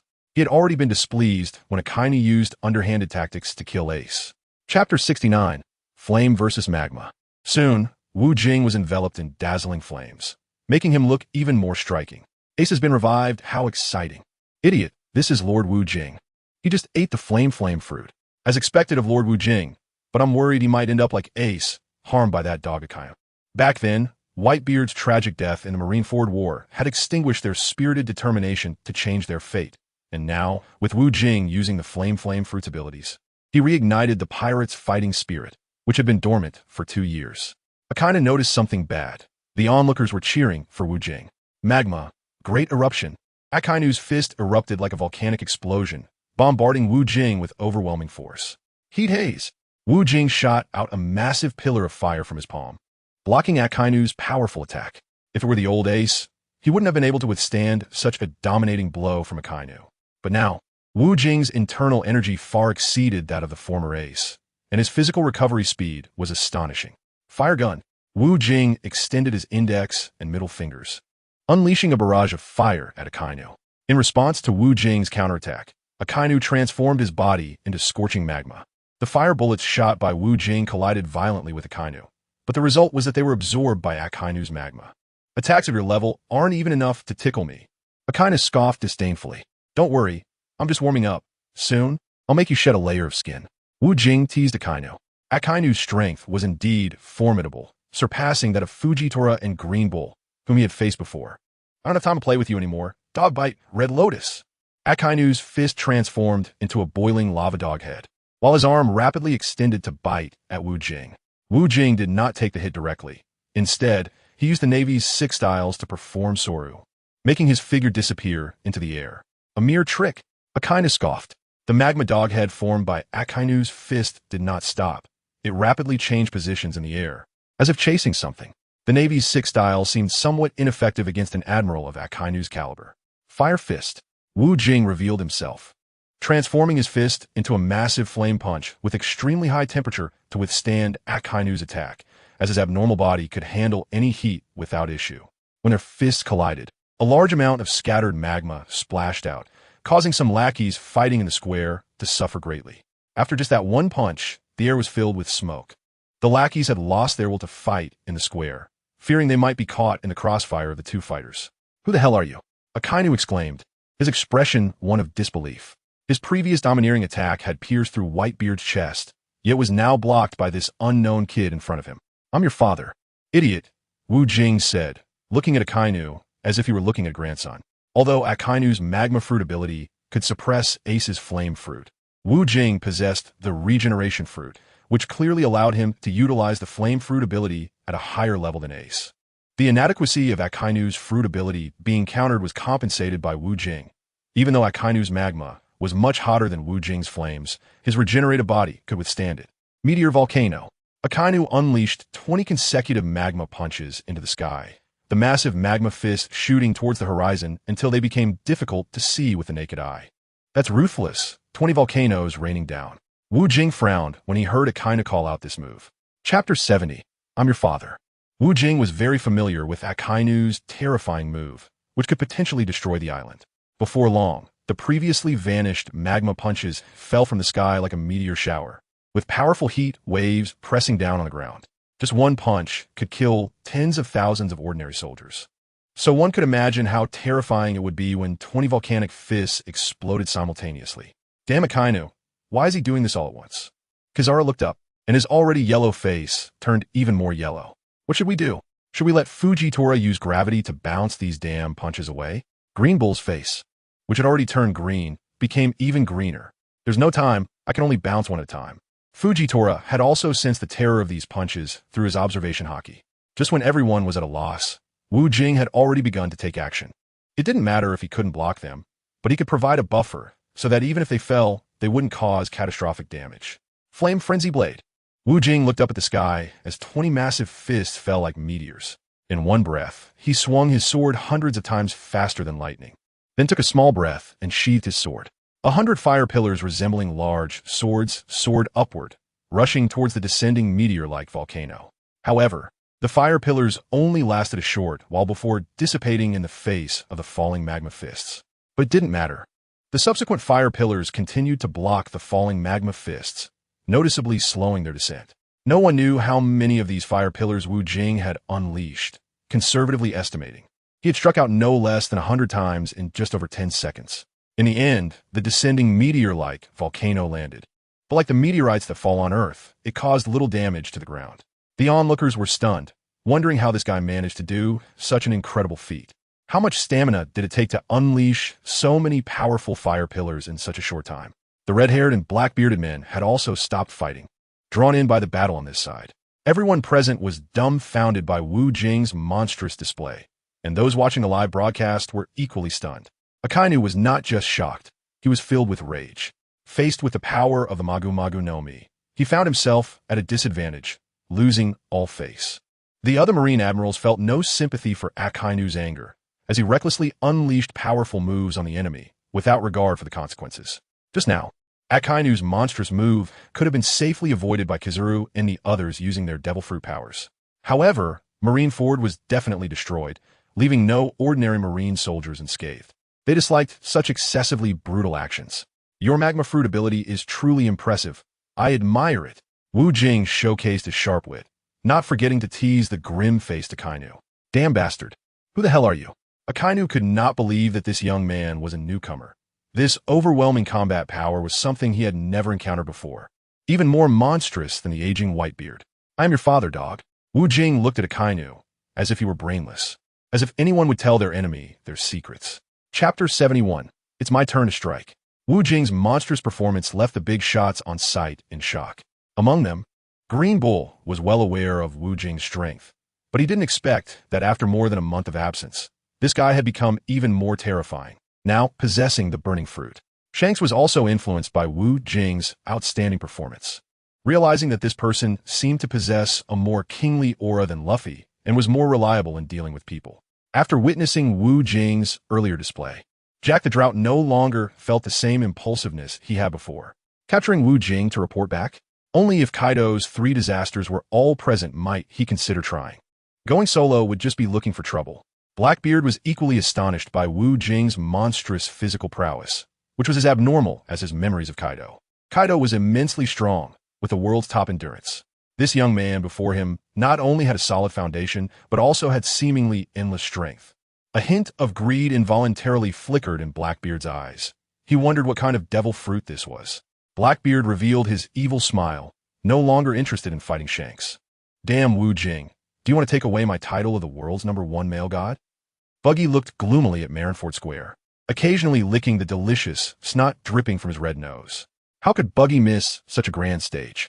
He had long blended in with the onlookers, waiting for the right moment to make a big show. Seeing Buggy's expression of not wanting anyone else to shine, his group of incompetent subordinates began to flatter him again. Regardless of the situation, they would always say the most flattering words to keep Buggy's spirits high. Wu Jing was very satisfied with the current situation.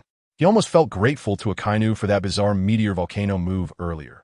If Akainu knew this thought, he would definitely become even angrier. After all the hard work he put into that meteor volcano, it ended up making you shine brightly. He couldn't accept it. Akainu, it's my turn now. Wu Jing gently reminded him, not forgetting to inform him before attacking, which was a great insult to the Navy Admiral Akainu. Damn scum, I will burn you to ashes. The massive consumption of stamina would not make Akainu retreat in the slightest. He certainly wouldn't show weakness no matter what. Great Flame Ring, Flame Emperor, centered around Wu Jing, suddenly produced spiraling rings of dense flames around him. Then, as Wu Jing brought his hands together, these flames quickly gathered toward his fingers, forming a continuously rotating fireball that Wu Jing held high. This was a move that Ace had once used, which unfortunately lost to Blackbeard. It could be said that in the competition of energy, Ace was at a disadvantage. After all, Blackbeard had been around for many years. So Wu Jing aimed to create a Flame Emperor fireball more powerful than Ace's, and at this moment, he was continuously inputting energy into his body. The fireball grew larger and denser, hanging above Wu Jing like the sun, compared to the blazing sun in the sky. The Flame Emperor in Wu Jing's hand was even more dazzling, with a heat that was world apart. Is this his fireball? Why does it look like Mars?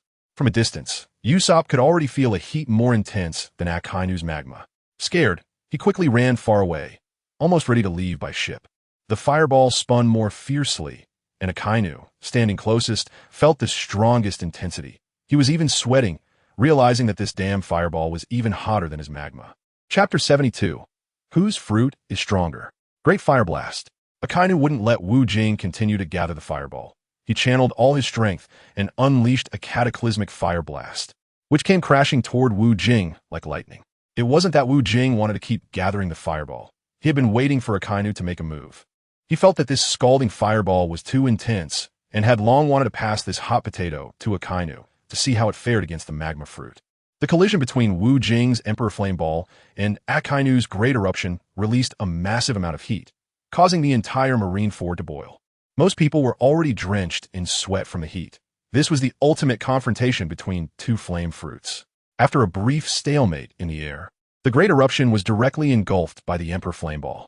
The fireball continued to crush towards Akainu, leaving nothing alive in its wake, truly apocalyptic. Akainu, who was close by, was soon consumed by the fireball, and his screams sounded like a pig being slaughtered. Although Akainu's body was covered in a thick layer of magma to resist the intense heat of the Emperor Flame Ball, it was still unable to withstand the grotesque fireball. His skin was already charred, and the smell of roasted hot dogs could be detected. The screams lasted for a while before fading away. Akainu collapsed to the ground. Groaning in pain, his entire body turned pitch black from the flames, a sight too horrific to behold. If it weren't for the short duration of the Emperor Flame Ball, Akainu would have either died or been left crippled. Weak dog, who do you think has the stronger fruit? Wu Jing jeered without holding back, deciding to spare Akainu's life for now, as killing him would bring nothing but harm. Akainu's crushing defeat at the hands of Wu Jing sent shockwaves through the pirate world.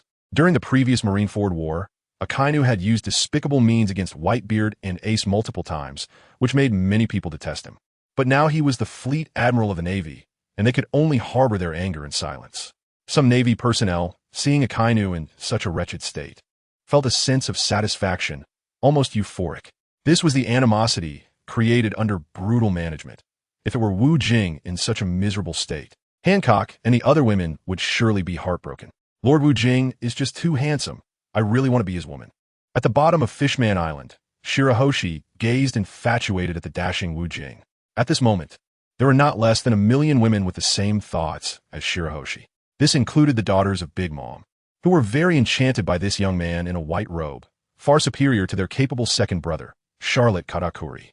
Khalifa also watched him with longing, reminiscing about Wu Jing's imposing physique, making her constantly think about returning to his side. While many women were infatuated, many men harbored hatred towards Wu Jing.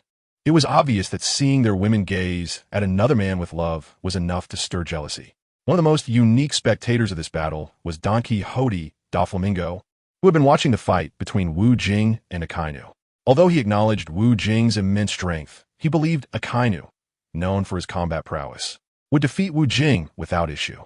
To his surprise, Wu Jing once again left him astounded. How could such a terrifying and monstrous newcomer emerge in the pirate world? Chapter 73. Peach Rabbit comes to challenge Akainu's defeat directly led to signs of collapse within the Navy's morale. They found themselves in a dilemma, creating an awkward situation. Advancing meant continuing the battle, but without Akainu, they believed they had no chance of winning. Retreating would surely anger Akainu when he awoke. The Navy's voluntary surrender would be unacceptable for Akainu. He would undoubtedly deal with them in a bloody manner, just like during the last Marineford War. when a fleeing Navy soldier was unfortunately encountered by a Kainu in a corner. Without a word, a Kainu cruelly used his magma fist to turn that deserter to ashes. A well-known fact within the Navy. For this man who spoke of justice, they feared him more than pirates. Green Bull, go teach that kid a lesson. We need to regain some face for the Navy, Kizaru urged in a tone of an elder. You're being too polite. I'm not going. I admit defeat outright. Green Bull, usually full of bravado, surprised Kizaru with such cowardly words. Then Fujitora, you go take care of him. He must be exhausted now. Your gravity fruit ability is perfect for making him unable to breathe. Kizaru then passed the task to Fujitora. I fought him once before, and it was evenly matched. If I go against him again, I fear it would bring shame to the Navy headquarters. Fujitora looked unwilling. Last time they met at sea, he had a hard-fought battle with Wu Jing. He had originally hoped to teach Wu Jing a good lesson during this new Marineford War, but to his surprise, Wu Jing's strength was so terrifying that he felt like he was becoming obsolete. What should I do? I don't want to take on such a thankless task. Kizaru disliked those life-and-death fights and usually only exerted 6 parts of his strength. While the 3 of them were pushing around who would deal with Wu Jing, a tall woman brushed past them, dressed in a white justice long robe, wearing a red low-cut tight shirt underneath and ultra-short shorts that revealed her hips. Her slender long legs strode confidently towards Wu Jing. She was the Navy's top beauty, Commodore Peach Rabbit, who was disappointed by the performance of the several admirals. Hey, Peach Rabbit, do you want to go to death? Come back. Chato quickly rushed in front of Peach Rabbit, decisively spreading his arms to block her. Our Navy must have someone to deal with that kid, right? Are you going, or am I going? Peach Rabbit posed a choice question to Chato. Faced with Peach Rabbit's question, Chato fell silent, thinking, how could I dare to go? Useless thing, with your bear-like appearance. You have the face to pursue me. Peach Rabbit lifted her jade leg and kicked Chato aside, then leisurely walked towards Wu Jing. This war was fundamentally different from the last, the Whitebeard pirates. The invaders last time were fearless of death, focused on saving Ace.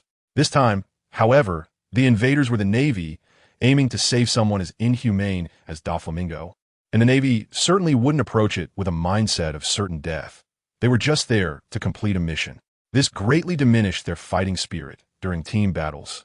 Pirates often fought with more unity and passion. As they watched Peach Rabbit charge towards Wu Jing, the Navy soldiers rarely showed signs of tension.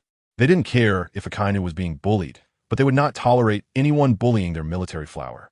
The onlookers were also captivated by Peach Rabbit's bold and beautiful demeanor.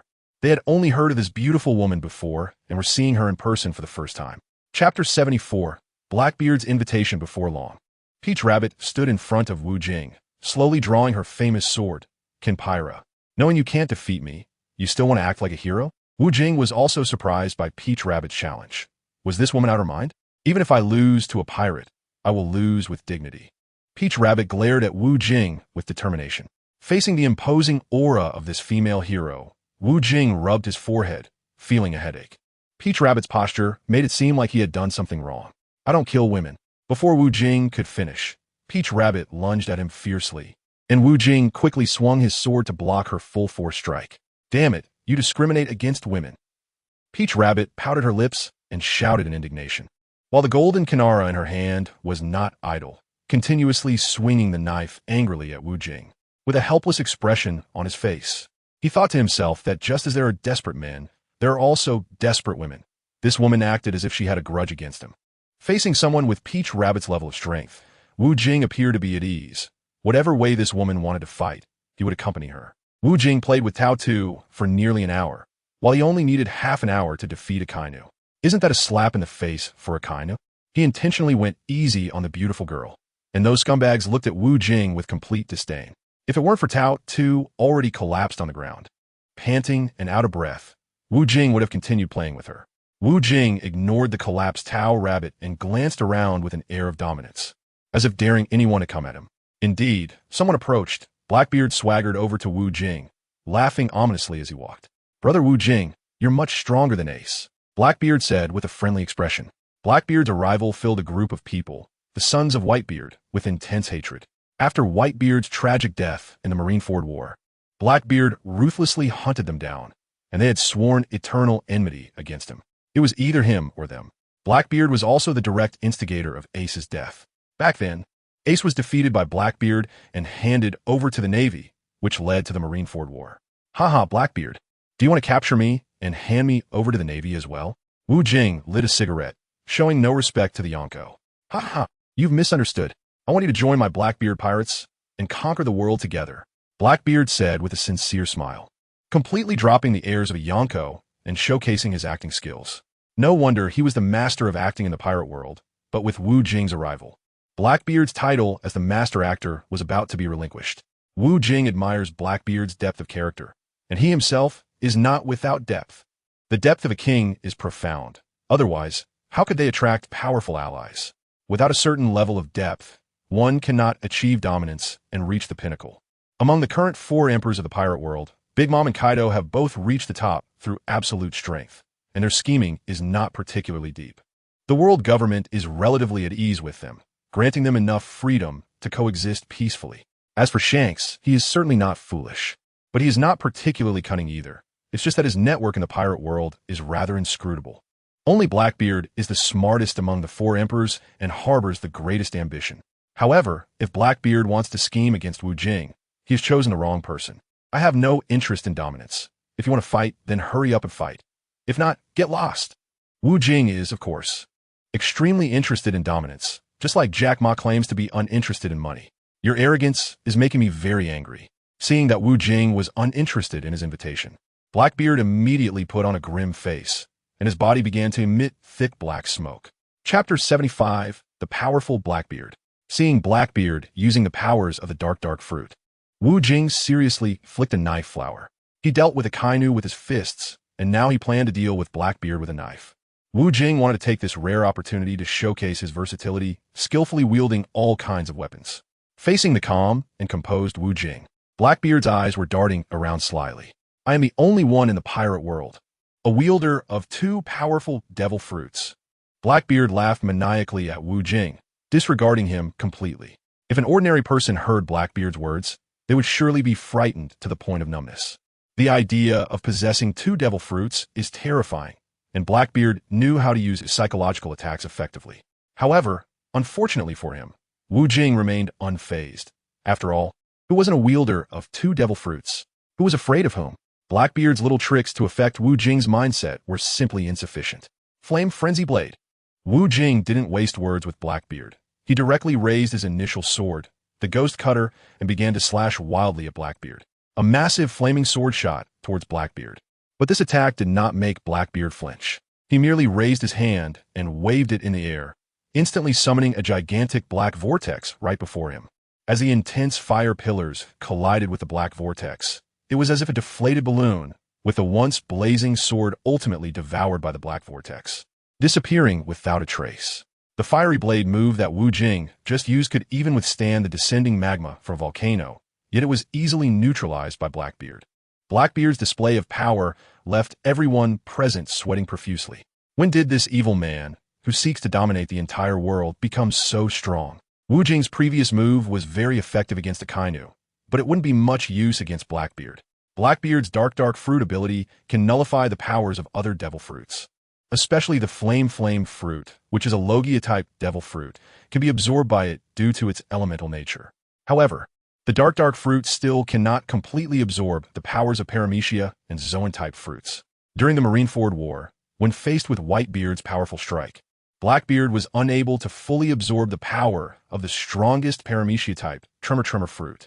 In the end, he was pressed to the ground and rubbed by Whitebeard, which was because the Tremor fruit is a Paramecia-type fruit. Unfortunately, at that time, Whitebeard was already exhausted and lucky for Blackbeard to escape a calamity. If it had been during his prime, even with the dark fruit, Blackbeard would have ultimately met his end under Whitebeard's earth-shattering, soul-shaking punch. However, after 2 years of honing, Blackbeard's dark fruit ability has clearly become much stronger than before. This time it's my turn to strike. Blackbeard glared fiercely at Wu Jing, looking as if he had already secured his victory. Release, shatter. Blackbeard spread his arms. An air dome formed in his left hand, while his right hand flowed with an endless stream of black energy. Blackbeard simultaneously used both of his devil fruit abilities. Then he clenched his fists and forcefully brought them together in the middle. The air flowing on both sides of Wu Jing was like 2 iron walls, rapidly crushing towards him, accompanied by a surge of dark energy quickly surrounding him. Truly, Blackbeard had become this strong. Wu Jing's expression rarely turned serious. This punch actually combined two types of devil fruit powers, and he could already feel the violent airflow in the air. Damn Teach, always fond of disguising himself. Shanks was also quite surprised. Chapter 76. In a weak position just now, when fighting Blackbeard, he didn't even combine the two devil fruit powers in a stacked manner. It was clear that Blackbeard was holding back. But facing Wu Jing, Blackbeard immediately attacked with lethal force.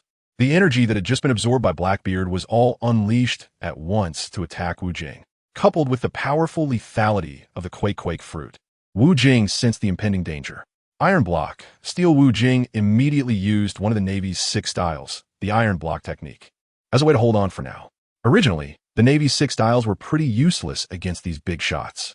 However, the version Wu Jing utilized was the enhanced and refined edition, which was still somewhat effective against Blackbeard. With a loud bang, the two powers from Blackbeard's devil fruits violently collided with Wu Jing. Wu Jing felt a sweetness in his mouth and spat out a mouthful of fresh blood, collapsing onto the ground. This was the first time he had been injured since arriving in the pirate world. Fragmented cracks appeared in the air, and the entire marine fort was swaying on the sea, looking as if it would sink to the bottom at any moment. Those with weaker strength were directly knocked to the ground, rolling about, with some fainting outright. The news birds responsible for live coverage also began to plummet collectively. They were scared out of their wits by the violent sound just now. What is happening? What happened to Lord Wu Jing? Why can't we see the live broadcast? Woo-woo. It seems Lord Wu Jing has fainted, that damn Blackbeard. After battling the Marine Admiral and expending so much energy to barely defeat Peach Rabbit, now he has to face that evil Blackbeard again. No matter how strong a person is, they cannot stand alone against such odds. The interruption of the live broadcast left the viewers in the pirate world in a panic. They were deeply concerned about Wu Jing's safety. Meanwhile, the onlookers at the scene were all shouting and yelling, but none dared to go ashore to help. Wu Jing is just like this, unable to defeat a weakling like Blackbeard. I have knocked Blackbeard down before. Buggy boasted proudly to his incompetent subordinates. Indeed, he had knocked Blackbeard down, but that was 15 years ago. Buggy had encountered Blackbeard at sea, and in order not to reveal his strength, Blackbeard endured a beating from Buggy. Wu Jing's side was quickly rushing over to block Blackbeard. Otherwise, Wu Jing would be in danger. Ha ha ha. The opportunity was given to you, but unfortunately, you did not cherish it. Blackbeard looked at the unconscious Wu Jing and laughed cruelly. Blackbeard walked slowly toward Wu Jing, casually pulling out a flintlock pistol, preparing to pull the trigger to shoot Wu Jing. Teach, if you want to kill him, you should at least ask me first. Shanks appeared in front of Wu Jing, blocking Blackbeard's path. Shanks, keeping this young man around will only bring you trouble. He will eliminate you and take your place. You must not fall for his tricks. Blackbeard began to sow discord again, his cunning mind working smoothly. Stop saying those useless words to me. I've been deceived once. And there won't be a second time. That scar on Shanks' face was due to his excessive trust, nearly leading to his death at the hands of Blackbeard. Then I can only kill you first, Shanks. Blackbeard's face darkened, and suddenly a hand appeared on Shanks' shoulder. Shanks turned around to find it was Wu Jing. Shanks had been completely focused on confronting Blackbeard, and hadn't noticed that Wu Jing had already stood up. Wu Jing patted the dust off his clothes and stylishly fixed his hair, looking nothing like someone who had been injured. Shanks, you go back to the ship and drink well. I'll be there shortly. Wu Jing spoke to Shanks while keeping his eyes narrowed at Blackbeard, not underestimating this scheming opponent. Ha ha, I didn't expect you to stand up again. This time, I won't let you get back up. Blackbeard glared at Wu Jing fiercely, like a bloodthirsty beast. Chapter 77. Who will win? In response to Blackbeard's arrogant tone, Wu Jing gave a charming rogue smile. Whitebeard's previous assessment of Blackbeard as arrogant and reckless was quite accurate. After all, he had spent decades with Blackbeard. Wu Jing didn't take the injury from Blackbeard to heart at all. In this world, it's impossible to have everything go smoothly. One will always encounter difficulties and setbacks. The key is to have a heart that refuses to lose. One failure means nothing. Victory will eventually be yours. That is about enough. As Wu Jing finished this sentence, his height suddenly tripled. Wu Jing has transformed back into that elegant and striking young gentleman, captivating countless eyes. After this transformation, the female audience on site was exceptionally excited, screaming continuously. The male fans also looked at him with admiration, dreaming of becoming such a male god. Meanwhile, those watching the live broadcast could only suffer in agony, as they could no longer see the dynamics happening here.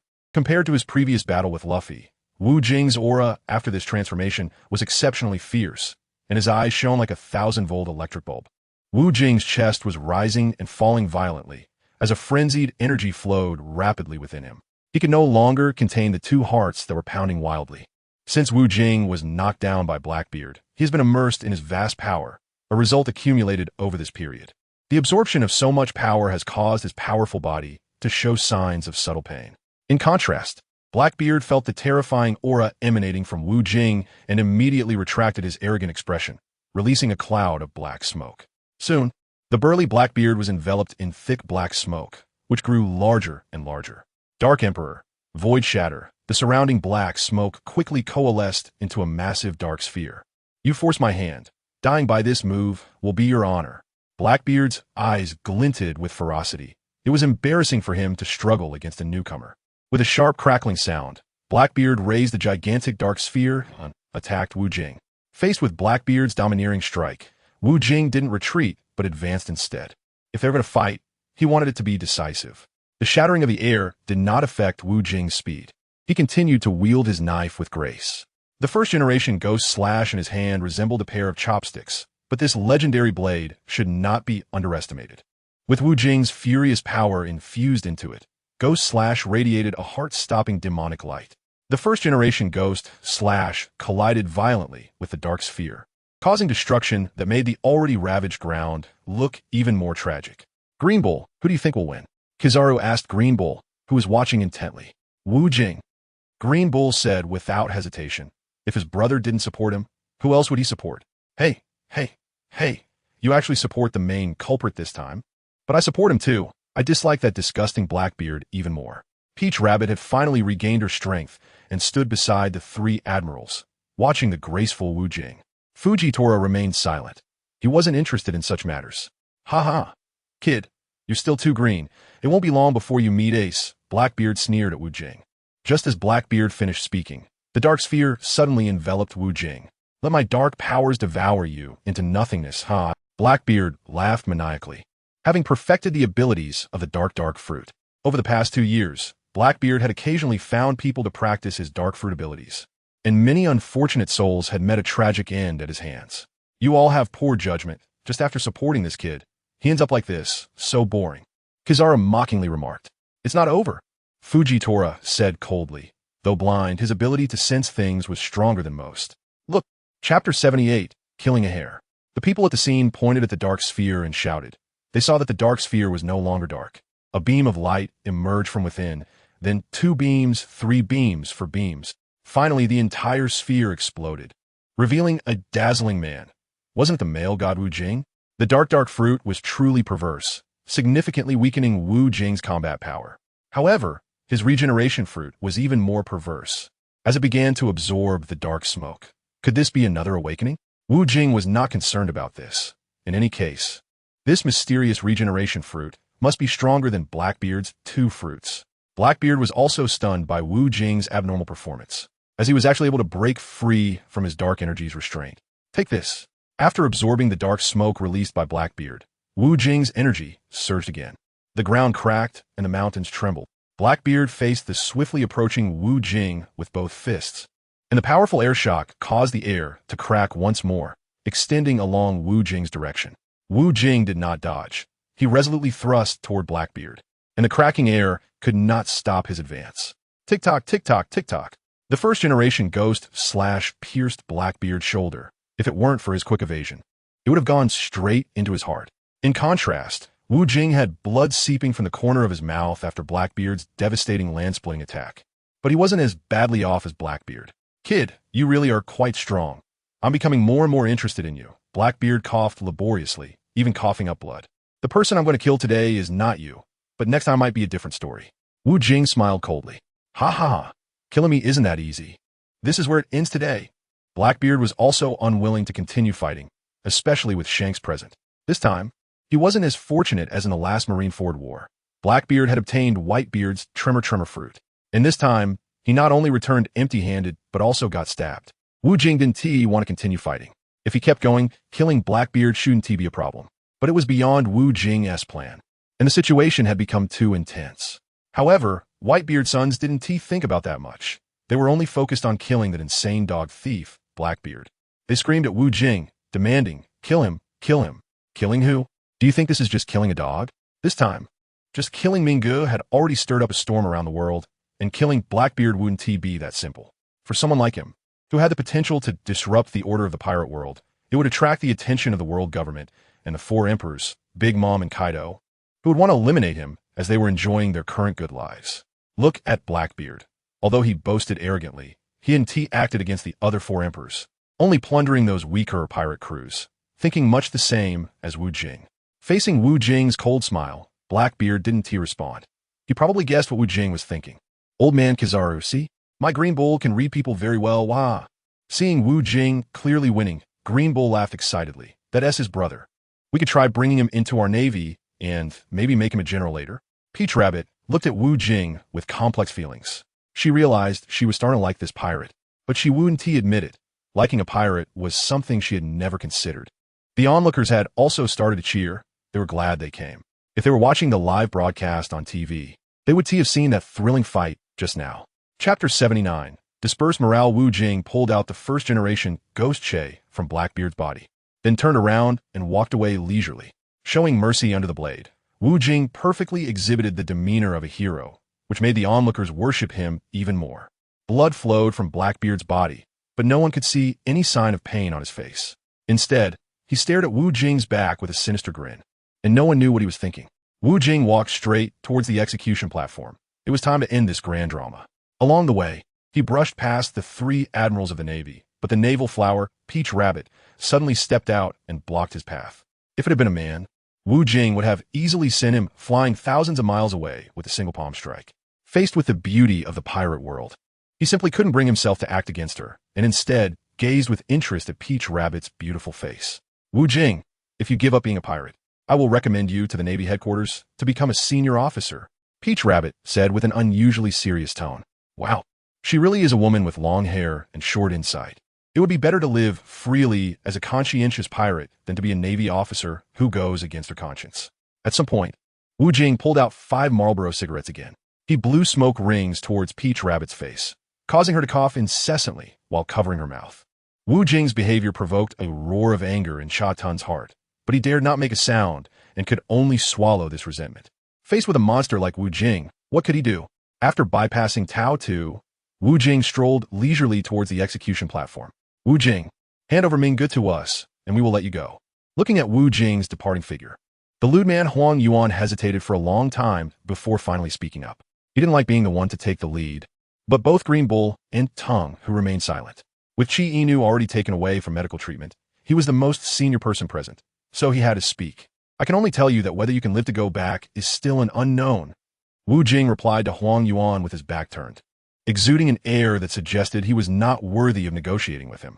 Oh, I'm just here to carry out a mission. If you don't cooperate, there's nothing I can do.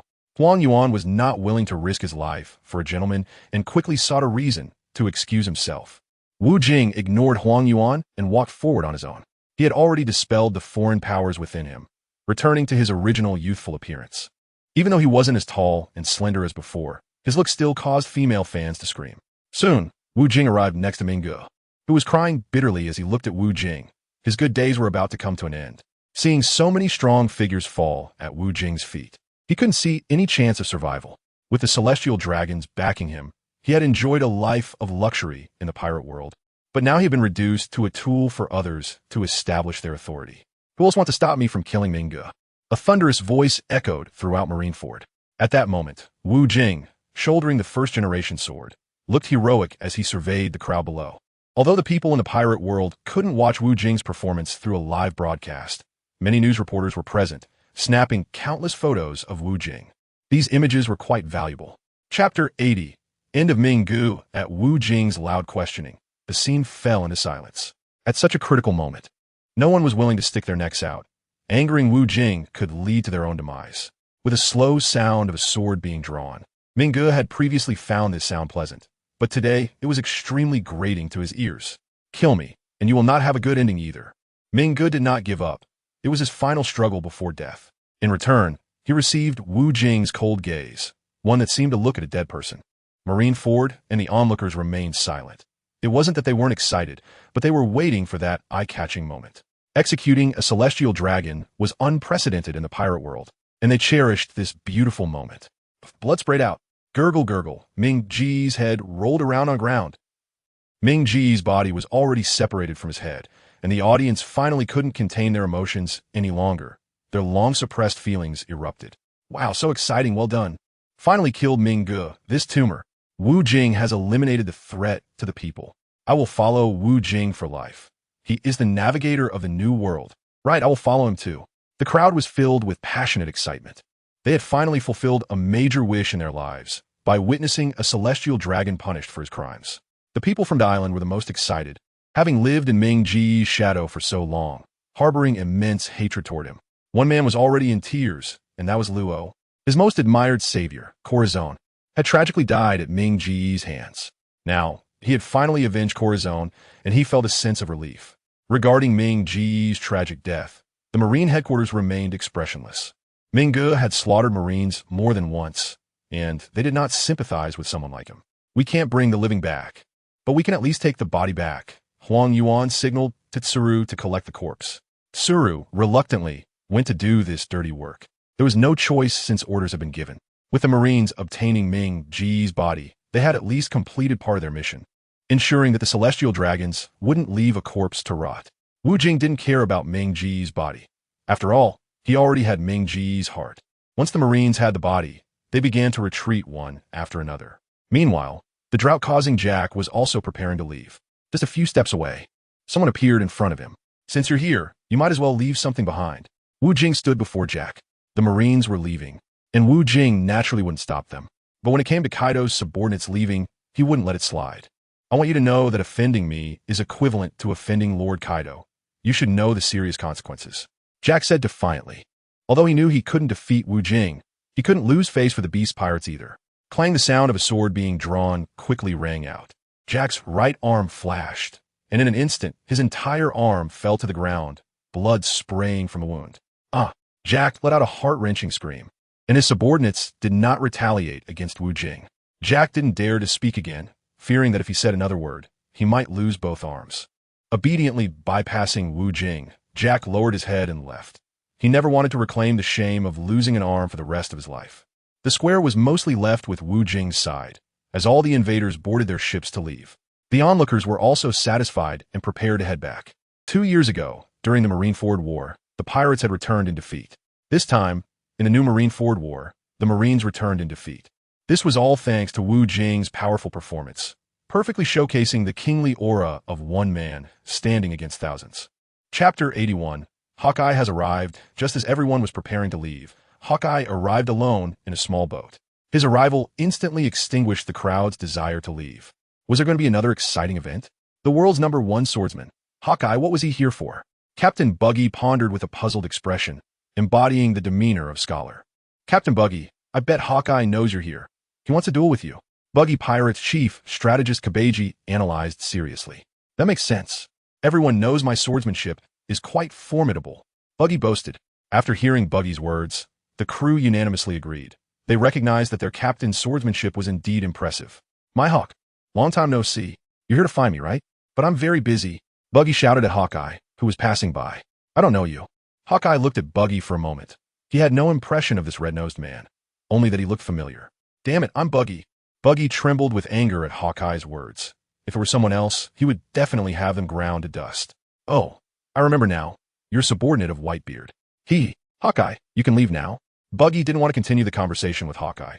The more he talked, the more embarrassed he felt.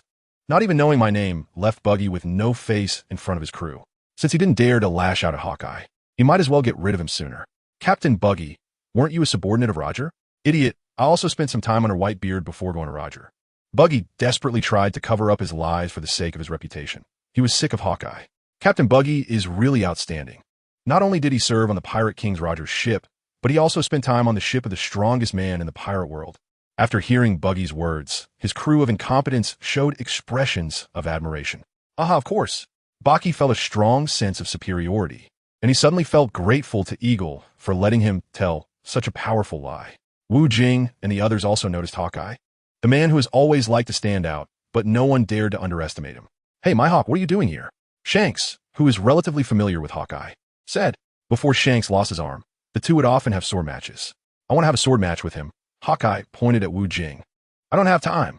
Wu Jing politely replied. If it were someone else, he wouldn't have bothered. "If you're not brave enough, then forget it." Hawkeye was about to turn the ship around, preparing to leave.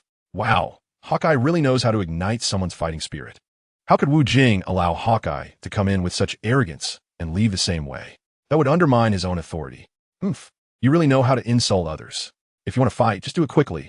I'm very busy. Wu Jing rubbed his forehead. Feeling a headache coming on, today seemed endless. Don't worry, I'll only use one sword. Hawkeye's gaze instantly became sharper, like an eagle catching a chick. He had already regarded Wu Jing as his prey. What a terrifying killing intent. Margot stood beside Wu Jing, feeling that this was even stronger than Mihawk he had encountered 2 years ago. "You guys should head to the ship. Marineford is already in ruins." Wu Jing instructed Margot and the others. It would be useless for them to stay here. It would only be dangerous. Chapter 82. Next time I'll go all out. Soon, only 2 people were left at Marineford. Wu Jing held his sword with both hands, while Hawkeye stared intently at him. The two had been in a stalemate for over an hour, and the sun had already set. "Shanks, what are those two doing? Didn't Mihawk say he would only use one sword? It would be better to use it early and end this," Luffy said impatiently, disliking the prolonged tension. "Luffy, they're waiting for each other's openings." Shanks replied, aware that as a sword master, he had a clearer understanding of the situation than most. "What openings?" "There are no such formalities," Luffy complained loudly, clearly hungry. "You should learn more from Wu Jing. This is very important for sword users." Shanks admired Wu Jing more and more, impressed by his understanding of combat. As Shanks said, both were now waiting for openings. 4 sword masters. Even a small opening can determine the outcome of a match. Hawkeye also admired Wu Jing, while holding the sword in such a simple posture might seem easy to others. To Hawkeye, it was a perfect stance that allowed for both offense and defense. Wu Jing never thought he could win against Hawkeye. He only aimed to stabilize the situation. After so many battles, he was already mentally exhausted, as using the devil fruit required mental control. After another half hour, Wu Jing intentionally revealed an opening. Yawning towards the sky. Whoosh! The world's strongest black sword, Yoru, appeared in Hawkeye's hand. Without any flashy movements, Hawkeye made a simple cut towards Wu Jing. Baiyu, a dazzling and fierce sword aura, as overwhelming as a flood, slashed down towards Wu Jing, more destructive than the sword he used 2 years ago. Demon King Slash. Wu Jing seemed to merge with the first-generation Ghost Slash, using all his strength to strike back at Hawkeye. The violent, ghostly sword aura charged towards Hawkeye like a ghostly shadow. Boom! The 2 sword auras intertwined in the air, as if they had gained souls. The immense destructive power of the 2 sword auras made the already crumbling Marineford appear even more battered, and the fractured island began to slowly sink into the sea. The ground beneath Wu Jing and Hawkeye was no longer able to support anyone, and they quickly left Marineford. The 2 streams of sword energy disappeared into the air along with the vanishing island. "I have been watching your battle from a distance, knowing that you had fought several people before, so I only used 5% of my strength. Next time we meet, I will fight with all my might." Hawkeye stared intently at Wu Jing, intrigued by Wu Jing's previous strike. As Hawkeye said, he had actually arrived at Marineford early and had been observing their battle situation. He also knew that Wu Jing had exhausted a lot of energy earlier, and he was already surprised that he could withstand Hawkeye's devastating sword strike. This young man was no less formidable than Whitebeard at his peak. "I've already given you face by playing along this time. If I'm in a bad mood next time, I want to play with you. If you insist on me playing, I will make you bleed." Wu Jing replied to Hawkeye without reservation. Hearing Wu Jing's words, Hawkeye laughed happily and then left in his small boat without looking back. Marineford had completely disappeared from the sea surface. After watching the fight between Wu Jing and Hawkeye, everyone else, except for Wu Jing's group, quickly left. With so many mixed characters around, the onlookers fled faster than anyone. There was still a ship called the Buggy Pirates that refused to leave, as Captain Buggy had not yet given the order to set sail. "Captain Buggy, are we not leaving?" "Leaving? Why should I run like those pitiful cowards?" Buggy looked ahead at Wu Jing and the others with a commanding presence. In fact, Buggy wanted to leave early, but he wanted to be the last one to go, to show how impressive he was. Truly our Captain Buggy, with extraordinary courage. With Captain Buggy around, we are not afraid at all. Hee nonsense. I am a man who can become the Pirate King. Buggy fantasized proudly about his future as the Pirate King. Chapter 83. Talking about life after drinking Buggy. Why did it take you so long to come to our aid?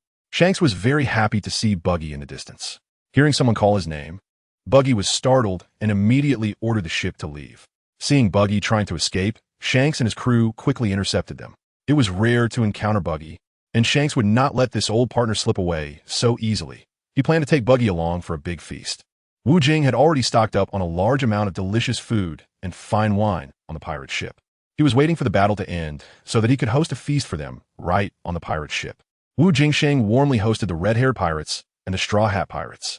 Although this battle relied mainly on himself, their arrival was a great help in stabilizing the situation. At a large round table for 100 people sat the main participants of this battle. Naturally, Wu Jing occupied the top position as the head of the family. I'm counting on you all for this battle. Let's drink to our heart's content today. To express my gratitude, I'll go first with this cup, Wu Jing said, raising a beautifully crafted large cup and downing it in one gulp. Don't mention it. It's only right for brothers to help each other, Buggy said first, showing his politeness, which was typical of his character. Clown Buggy, what help did you provide?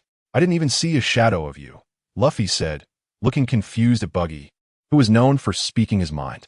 You bastard, if I hadn't kept that group of pirates in check, you would have been done for. Buggy protested loudly. Which group of pirates, Buggy? Shanks was also left puzzled by Buggy's words. Didn't you see that there were tens of thousands of pirates at sea? They were coming to attack you. It was all thanks to my crew that we suppressed them, After hearing Buggy's words, Shanks finally understood. He knew Buggy was that shameless, so he just smiled and didn't expose him. Oh, I see. Then thank you for that. Wu Jing also shook his head and chuckled. He knew very well what kind of person Buggy was. Some things were better left unsaid, as it would be pointless. And anyway, Buggy was harmless to him. Everyone didn't pay much attention to Buggy's words and treated him as a way to liven up the atmosphere, making everyone laugh more joyfully. Isn't it said that smiling can increase familiarity? Indeed, everyone began to chat more animatedly. What are your plans next? Shanks asked Wu Jing beside him. I still don't know. I guess I should lay low for a while. Although I'm not afraid. I don't like living a life where I'm chased every day, Wu Jing said as he finished his drink. The alcohol in the pirate world was a rare delicacy. If sold on Earth, it would definitely be unaffordable for ordinary people. After this battle, your influence will be no less than that of the 4 emperors. The future will depend on you.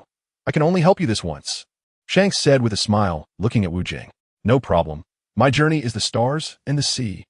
For such a globally watched battle, Wu Jing had called them over to maintain stability. Another more important reason was that he wanted to demonstrate his charisma in the pirate world. Being able to call the red-haired pirates and the straw hat pirates showed how much face he had. With such allies, others would have to think twice before attempting to attack him. Anyway, now that this goal had been achieved, Wu Jing wouldn't call on them again in the future. He was no longer the inexperienced newcomer. With his current strength, he wouldn't find himself in too difficult a situation, and his crew would only continue to grow stronger. Chapter 84. Rest after drinking. After 3 rounds of drinks, it was already midnight. Those who should be drunk were drunk, and those who should vomit were vomiting. Wu Jing also left the banquet hall with Hancock's support. Originally, Violet had volunteered to assist Wu Jing, but Hancock, of course, was unwilling to allow that. This left both Wu Jing and Violet quite saddened, as they wanted to spend the night together. Hancock was currently not going to yield to Wu Jing. She wanted to be his legitimate wife before offering her body, and for now, she was only willing to let him see and touch. Wu Jing had ways to deal with enemies, but he felt a headache when it came to women, especially such beautiful ones. Hancock, are you trying to suffocate me? I want you. Wu Jing kissed Hancock's beautiful face. Who told you to not marry me properly? I am a very proper woman. My body is to be saved for the wedding night, Hancock complained. Usually, Hancock displayed the imposing demeanor of an empress. However, this cute side of her was only shown in front of Wu Jing. No one else had the charm to subdue Hancock's proud demeanor like Wu Jing did. Don't rush. We'll have the wedding later when we have time. For now, let me enjoy you first. Wu Jing's hands had already started to explore Hancock's curves, with both hands barely able to cover one of her muscles. Having drunk so much, and with the beautiful Hancock in such disheveled clothing, how could he resist his unruly self? Wu Jing's body had already swollen to an unbearable level, his blood and energy surging, and his temper beginning to flare. Lord Wu Jing, I will help you resolve this, Hancock said, diligently burying her head in her work. On a sleepless night, just as dawn broke, the people below sent up the day's newspaper to Wu Jing, who read it with great interest. Lord Wu Jing, it's breakfast time. A sweet voice rang out from outside the door. Violet had come early to bring breakfast. Coming so early is not simple, Wu Jing thought to himself. Violet's early visit was not just to deliver breakfast. She also wanted to see if Hancock was sleeping with Wu Jing, as women tend to keep a close eye on the men they love. The result was satisfactory. Hancock was not with Wu Jing. Princess Violet, thank you. Wu Jing's magnetic voice made Violet's heart flutter. Violet kindly fed Wu Jing breakfast, just as he was about to make an overly bold move. Suddenly, someone else arrived. Damn it. Who comes to disturb me so early without even announcing themselves? Hancock? Violet looked in surprise at the woman who had walked in. Violet was somewhat uncertain. This woman with a chubby, swollen face looked so much like Hancock. If it weren't for her clothing, height, and figure, she wouldn't have been able to tell. As for why Hancock's mouth was swollen, let the readers figure that out themselves. Oomph. Hancock shot a furious glare at Violet, elegantly walking towards Wu Jing with breakfast in hand. It turned out that Hancock had also brought breakfast for Wu Jing, making him feel incredibly happy. A successful man not only enjoys wealth and honor, but also has beautiful women around him, all because he is simply too outstanding. Lord Wu Jing, what news has you so engrossed? Hancock asked curiously. It's just about yesterday's events. You can read for yourself. Wu Jing directly handed the newspaper to Hancock. After receiving the newspaper, Hancock's expression turned to shock after reading for a short while. Chapter 85. Lost again, the red-haired members of the Straw Hat Pirates parted ways with Wu Jing halfway, while Whitebeard's former subordinates continued to follow Marco. After yesterday's battle, the pirate world was in an uproar, and Wu Jing had become a well-known figure. Pirates from all over the world had begun to idolize Wu Jing, which made the world government uneasy. The world government had classified Wu Jing as the world's most dangerous criminal, which was undoubtedly unexpected. But many people still acknowledged the world government's assessment. According to the world government's analysis, Wu Jing was still so young, had such strong connections in the pirate world, and most importantly, possessed such terrifying strength. If he continued to grow, the consequences would be unimaginable. Wu Jing's bounty has reached an astonishing 5 billion berries, surpassing Blackbeard's bounty, officially making him the 5th emperor of the pirate world. Wu Jing is quite happy about becoming the 5th emperor. He wants his subordinates to chant, "Long live the 5th emperor." This sounds just like "Long live our emperor," and is a perfect way to experience what it's like to be an emperor. Lord Wu Jing, why did I have to encounter such a perfect man like you? I am truly so happy. Hancock couldn't contain her admiration and threw herself into Wu Jing's arms. The pirate world has never seen a man as outstanding as Lord Wu Jing. I am willing to serve him for life. Violet immediately declared her determination. After hearing Violet's words, Hancock didn't immediately respond. A man as exceptional as Wu Jing, who appears only once in 100 years. She knew she couldn't keep him to herself. As long as she could be with Wu Jing, what difference would one more woman make? Violet, Lord Wu Jing is already my fiancé. Hancock, it's normal for Lord Wu Jing to have 3 wives and 4 concubines. You can't. Upon hearing Hancock's words, Violet became anxious. I know, so let's both serve Lord Wu Jing well together. From now on, you can call me sister. After hearing Hancock's words, Violet's earlier anxiety finally eased. She felt sweeter than honey and obediently called her sister. Listening to the 2 women discuss these matters, Wu Jing felt a mix of emotions. Shouldn't it be up to me to decide? He wouldn't let them off for taking matters into their own hands. Just then, Wu Jing's transponder snail rang. Hello, Wu Jing, this is Rayleigh. Uncle Ray, do you need something? Wu Jing was quite confused by Rayleigh's sudden call. Haha, sorry. I got lost on my way to Marineford. Luckily, you're okay. Realizing that Rayleigh was coming to support him in the new Marineford War, Wu Jing thought to himself that this old man always gets lost. He couldn't rely on him at all. Ah, it's fine, Uncle Ray. You saw the news, right? You're now one of the 5 emperors. I really didn't expect that. Sigh. The new era belongs to you young people, Rayleigh said with emotion. Truly the son of Roger. If he knew that Wu Jing was not Ace himself, what would he think? Wu Jing talked with Rayleigh for a while, and then hung up the phone. He would no longer rely on Rayleigh for help. He would still get lost when the time came. Chapter 86. The 5 Emperors. Wu Jing's reputation has completely taken off, and for some time to come, his rumors will continue to spread in the pirate world. Every major force has its own thoughts on this, but Wu Jing does not concern himself with them. After all, if they don't come looking for him, he will go looking for them. Wu Jing will not be satisfied with the status quo. He knows he is already at the top of the pirate world. However, the influence he brings to the pirate world is merely a little story that people enjoy discussing. It will not become an indelible legend. Compared to the achievements of the former pirate king Roger, he is just a small fry. Roger has become an immortal legend in the history of the pirate world. Usually, Wu Jing is true to himself. He enjoys food, drink, and pleasures. But he is also a person with grand ambitions. In the past, Wu Jing would say, like Luffy, that he wanted to become the Pirate King. Now, what Wu Jing wants to say is that he wants to become a man who surpasses the Pirate King. At the Navy headquarters, Akainu was full of energy the next day. Navy Major Tina stood outside the door with a basket of fruit, looking at the messy room with a frown. She did not participate in the new Marineford War, but since the fleet admiral was injured and unconscious yesterday as a subordinate, she had to show some concern and visit him. Admiral, this is your favorite watermelon. Tina placed the basket of fruit on the table. Before she could steady the fruit, with a loud crash, the table turned to dust. A large table was destroyed by Akainu's punch, and the watermelon fell to the ground, smashed to pieces. I don't have a mood to eat watermelon now. Quickly bring me my military uniform. I'm going to kill the criminal Wu Jing right now. Akainu was furious, feeling humiliated in public, and he wished he could tear Wu Jing to pieces. Admiral, you are seriously injured. It's better to wait a while before taking action. Facing Akainu's command, Tina still offered reasonable advice. What I say, little external injury. I told you to get it, so go get it. Akainu's eyes gleamed with coldness. He didn't appreciate Tina's goodwill. If others didn't agree with what he believed, he considered them antagonists of the organization. Don't you think this is embarrassing enough? The higher-ups have already decided to temporarily revoke your position as Fleet Admiral, and I will take over for now. Fleet Admiral Kong appeared at the door. Damn it, even if I'm not the Fleet Admiral, I will not let that kid go. Akainu smashed another table with a punch. Since encountering Wu Jing, Akainu felt that nothing was going smoothly. The mission in the new Marineford War failed, and he was beaten by the enemy, resulting in his current removal from the position of Fleet Admiral. Akainu was already in a state of madness. After yesterday's battle, the sea was no longer ruled by 4 emperors, but 5 emperors. What? You guys have pushed a newcomer to the position of Pirate Emperor so quickly? Akainu questioned Kong in disbelief. Foolish. The title of Pirate Emperor is just a term of respect from those pirates. We call them all pirates.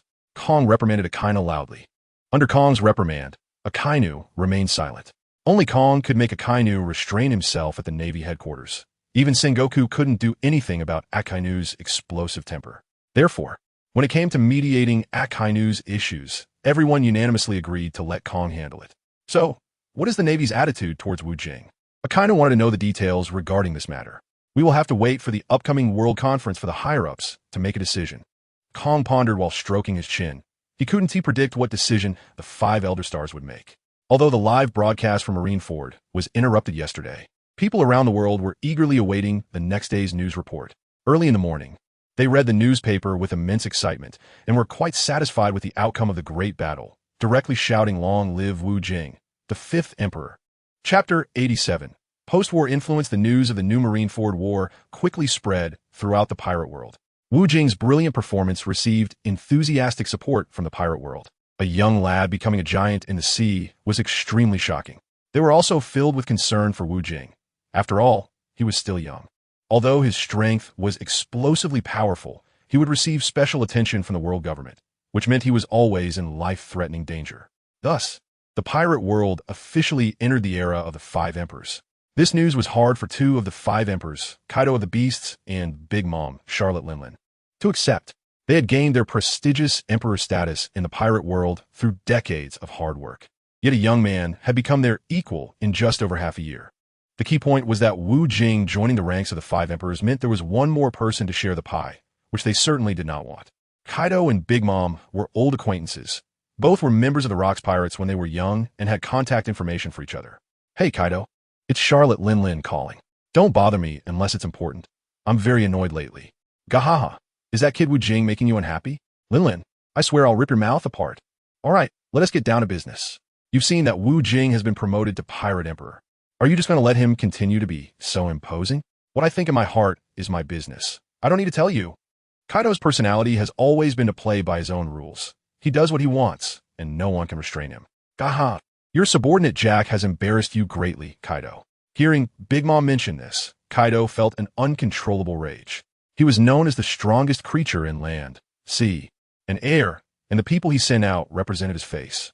Disaster Jack had been toyed with by Wu Jing in the new Marineford War, which greatly affected the reputation of the Beast Pirates. Coincidentally, Kaido had been drinking, and under the influence of alcohol, he could do anything.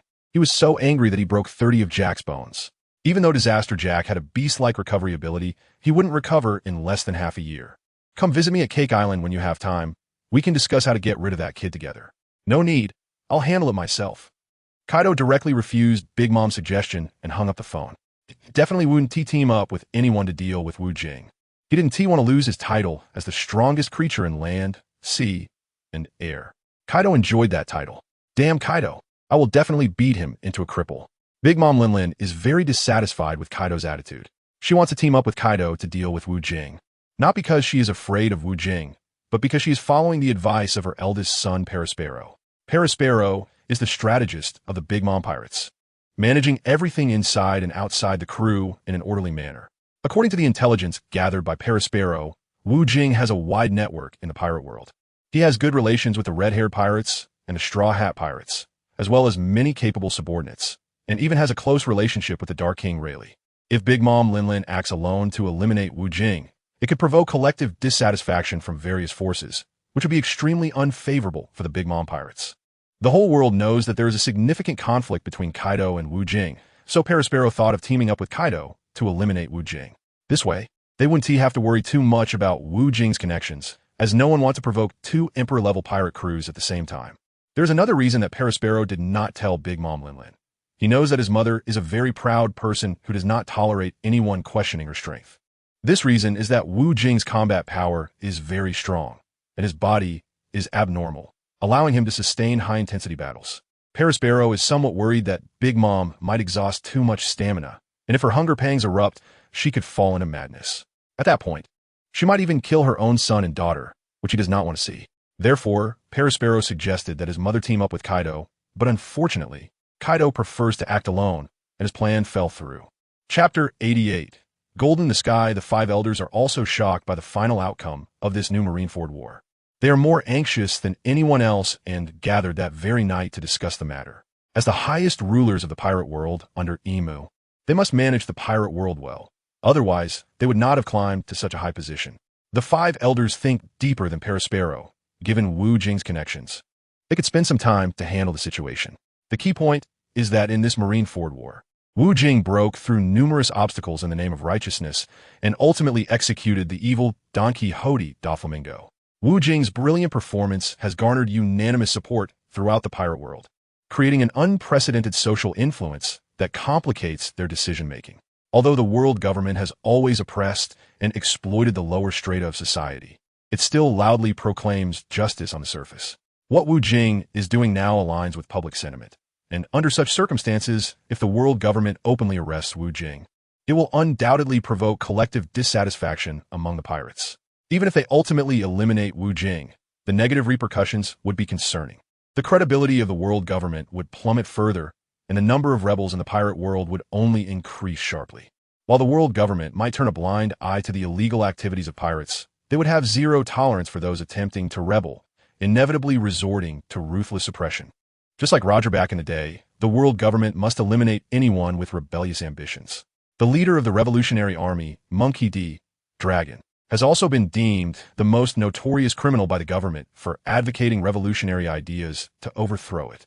Due to Dragon's elusive movements and his constant waiting for an opportunity to overthrow the world government, they currently have no means to deal with him. Considering all these factors, it would be prudent to pause on this matter for now. Wu Jing has already anticipated these calculations of the five elders. He has figured out their cowardly and trouble-averse nature. As long as he doesn't provoke them too much, there is room for negotiation, especially since his actions align with the people's will. That is why he confidently orchestrated the new Marineford War and, through his fierce battle, successfully ascended to the ranks of the emperors. While others take decades to reach the top, he only needed a single day, with a preparation time of just over 6 months. This is primarily due to Wu Jing's formidable strength and meticulous planning. Currently, the world government has significantly increased Wu Jing's bounty, but the higher the bounty, the fewer people dare to covet it. Just like the bounties of the previous 4 emperors, no one would risk their lives for such money. Regarding how to handle the difficult issue of Wu Jing, the world government has decided to address it at the upcoming world government meeting in a month. The world government consists of 170 member countries, each required to pay a substantial amount of tribute annually, essentially a protection fee. Those impoverished countries that cannot afford the tribute cannot become member states. Non-member countries face similar fates, becoming lawless lands ravaged by pirates and human traffickers, leading to the downfall of more and more nations. Despite having 170 member countries, only 50 actually qualify to participate in the world meeting. Thus, not all kings in the world can attend the world meeting, and populous countries like Dressrosa must participate. At that time, the kings of the 50 countries will gather at Miraculously for this quadrennial meeting to discuss global security and order issues. The 5 elders will present how to deal with Jing as a proposal for everyone. They're not seeking to adopt anyone's opinions, but rather want to observe the attitudes of the kings toward this pirate. If the monarchs support taking down Jing, then they won't have to worry about their subjects. These monarchs can still suppress their subjects effectively.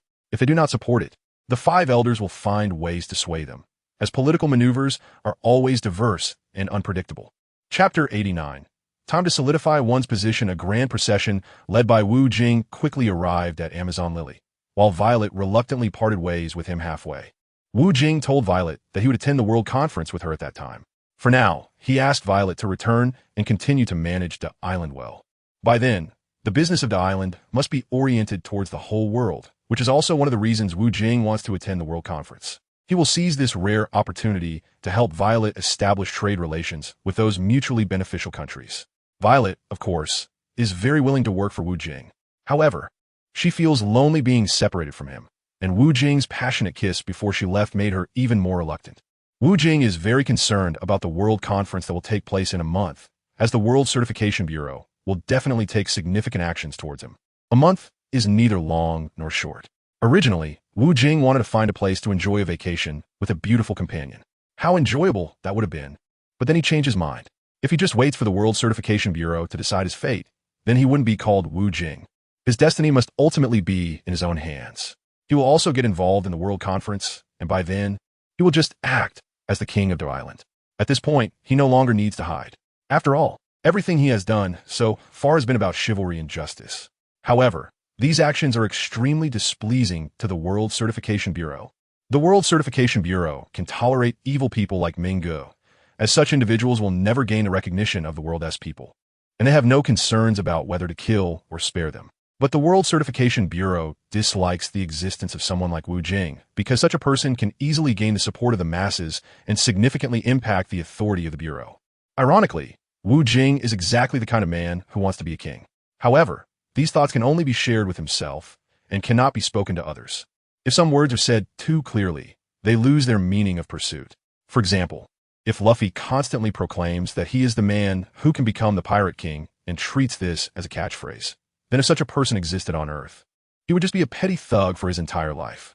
One must stand high, see far, and think deeply. Jing now realizes that he can't stop. Once he does, the road ahead may become difficult. What he needs to do now is to solidify his position. As the saying goes, no matter how luxurious a house is, if it doesn't have a solid foundation, it could collapse at any time. People like Aunt Lingling and Kaido have their own vast businesses, and they support so many subordinates, which allows them to dominate a region. On the other hand, Shanks seems uninterested in all this. He doesn't have to do anything. He has food and drink, living an incredibly carefree and leisurely life. It's obvious that Shanks must have connections with the world government. As for Jing, apart from managing Devil Island, he must develop more industrial chains. He had previously bought many books on this subject when he was human and studied them. Unfortunately, at that time, he had no opportunity to put that knowledge to use. Now, he must make good use of it. Having money makes things easier, but in the pirate world, strength is the ultimate truth. Thinking about this, Jing feels like he has truly become an emperor, with a sense of being overwhelmed by responsibilities. A chef needs to focus on cooking well. A cleaning lady needs to ensure the place is clean, while an emperor has to consider hundreds of matters. Fortunately, he has many women around him, and they will naturally help him share the burdens. He has already stepped into the upper echelons of the pirate world, but that still doesn't satisfy Jing's ambitions. Jing felt that coming to the pirate world was an adventure in itself, as there were still too many unknowns concealed in this world. He would achieve all the goals that were meant to be realized, one by one, without missing any. Chapter 90. Luo's helplessness. The long night was endless, and he had no desire to sleep. In an attic on Women Island, 3 men sat, each holding a large barrel of fragrant trum rum. Wu Jing took a deep breath naturally. The feeling of being surrounded by clouds and mist was so pleasant and comforting. Marco, you can assign the positions to our previous brothers. Whitebeard sons are quite strong and reliable, so we must make good use of them. Don't worry. Some brothers want to find women, so I'll leave them on Women Island. Those who want to continue adventuring at sea, I'll let them form teams and go together. They will return whenever needed. Thanks to you for helping me manage the internal affairs. You are becoming more and more capable. Daisy should really thank me for finding her such an excellent man. Haha, idiot. Wasn't this kind of small thing all done by me before? Marco felt confused by Wu Jing's words. After hearing Marco's words, Wu Jing seemed to understand what it meant. Whitebeard's crew has nearly 10,000 people, and these internal affairs of the Whitebeard pirates were probably managed by Marco. No wonder Marco did it so effortlessly. It turns out he was the chief steward. Although Wu Jing was a staunch fan of the Pirate King before, he still didn't know many personal details about these matters. After all, he didn't have Ace's memories. Law, I've already killed Doflamingo for you. You can leave now. This was someone Wu Jing had in mind tonight. Didn't you want me to join your Dragon Slayer pirates? Law was a bit doubtful of Wu Jing's words. Now he was being given the boot. Idiot. That was an invitation. I never said you had to come. Wu Jing shrugged casually at Law, then looked at him with disdain. To put it bluntly, I think you're quite good and want to protect you. The more people know about your op know me, the more people like Doflamingo will come to catch you. Wu Jing's words left Luo speechless for a moment. He felt that what Wu Jing said was very true, extremely correct. In this case, he should thank Wu Jing for staying by his side during this time, protecting his safety every day. After spending so much time with Wu Jing, Luo felt quite good. Being a few years younger than him made communication with his captain effortless. Plus, the group of people around Wu Jing were all vibrant and energetic, suitable for long-term companionship. I've decided to join your pirate crew. Luo looked at Wu Jing with an unusually determined gaze. I've already given you the opportunity. You just didn't cherish it. How about this? I'll think about it some more. After all, this is not a joke. I have to consider our crew's well-being. Wu Jing revealed a troubled expression. In fact, he was secretly overjoyed. How could he bear to let such an outstanding talent slip away? TCH. Luo gritted his teeth in frustration. The opportunity was right there, yet he was still being hesitant. Wu Jing had a calm and relaxed expression, smiling as he looked at Luo, and he couldn't be blamed for that.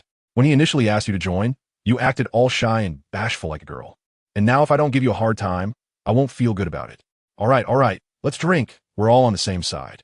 Malgao timely stepped in to smooth things over. Under Wu Jing's influence, Malgao was much sharper than before. However, compared to Wu Jing's effortless style, he was still far behind. The group continued to sip their drinks leisurely. Rare moments like this allowed them to chat properly, and they planned to talk until the early hours of the morning. Chapter 91. Wanting to meet someone after a week of recuperation on Women's Island, Wu Jing prepared to gather the key members for a small meeting. Generally, he didn't hold meetings, but since he was holding one, there were always some things he needed to discuss with everyone. Wu Jing looked down on those formal meetings on Earth, most of which were held just for the sake of holding them, purely a waste of life. In fact, many meetings had no effect at all. Everyone seemed to be listening, but turned around and forgot everything completely.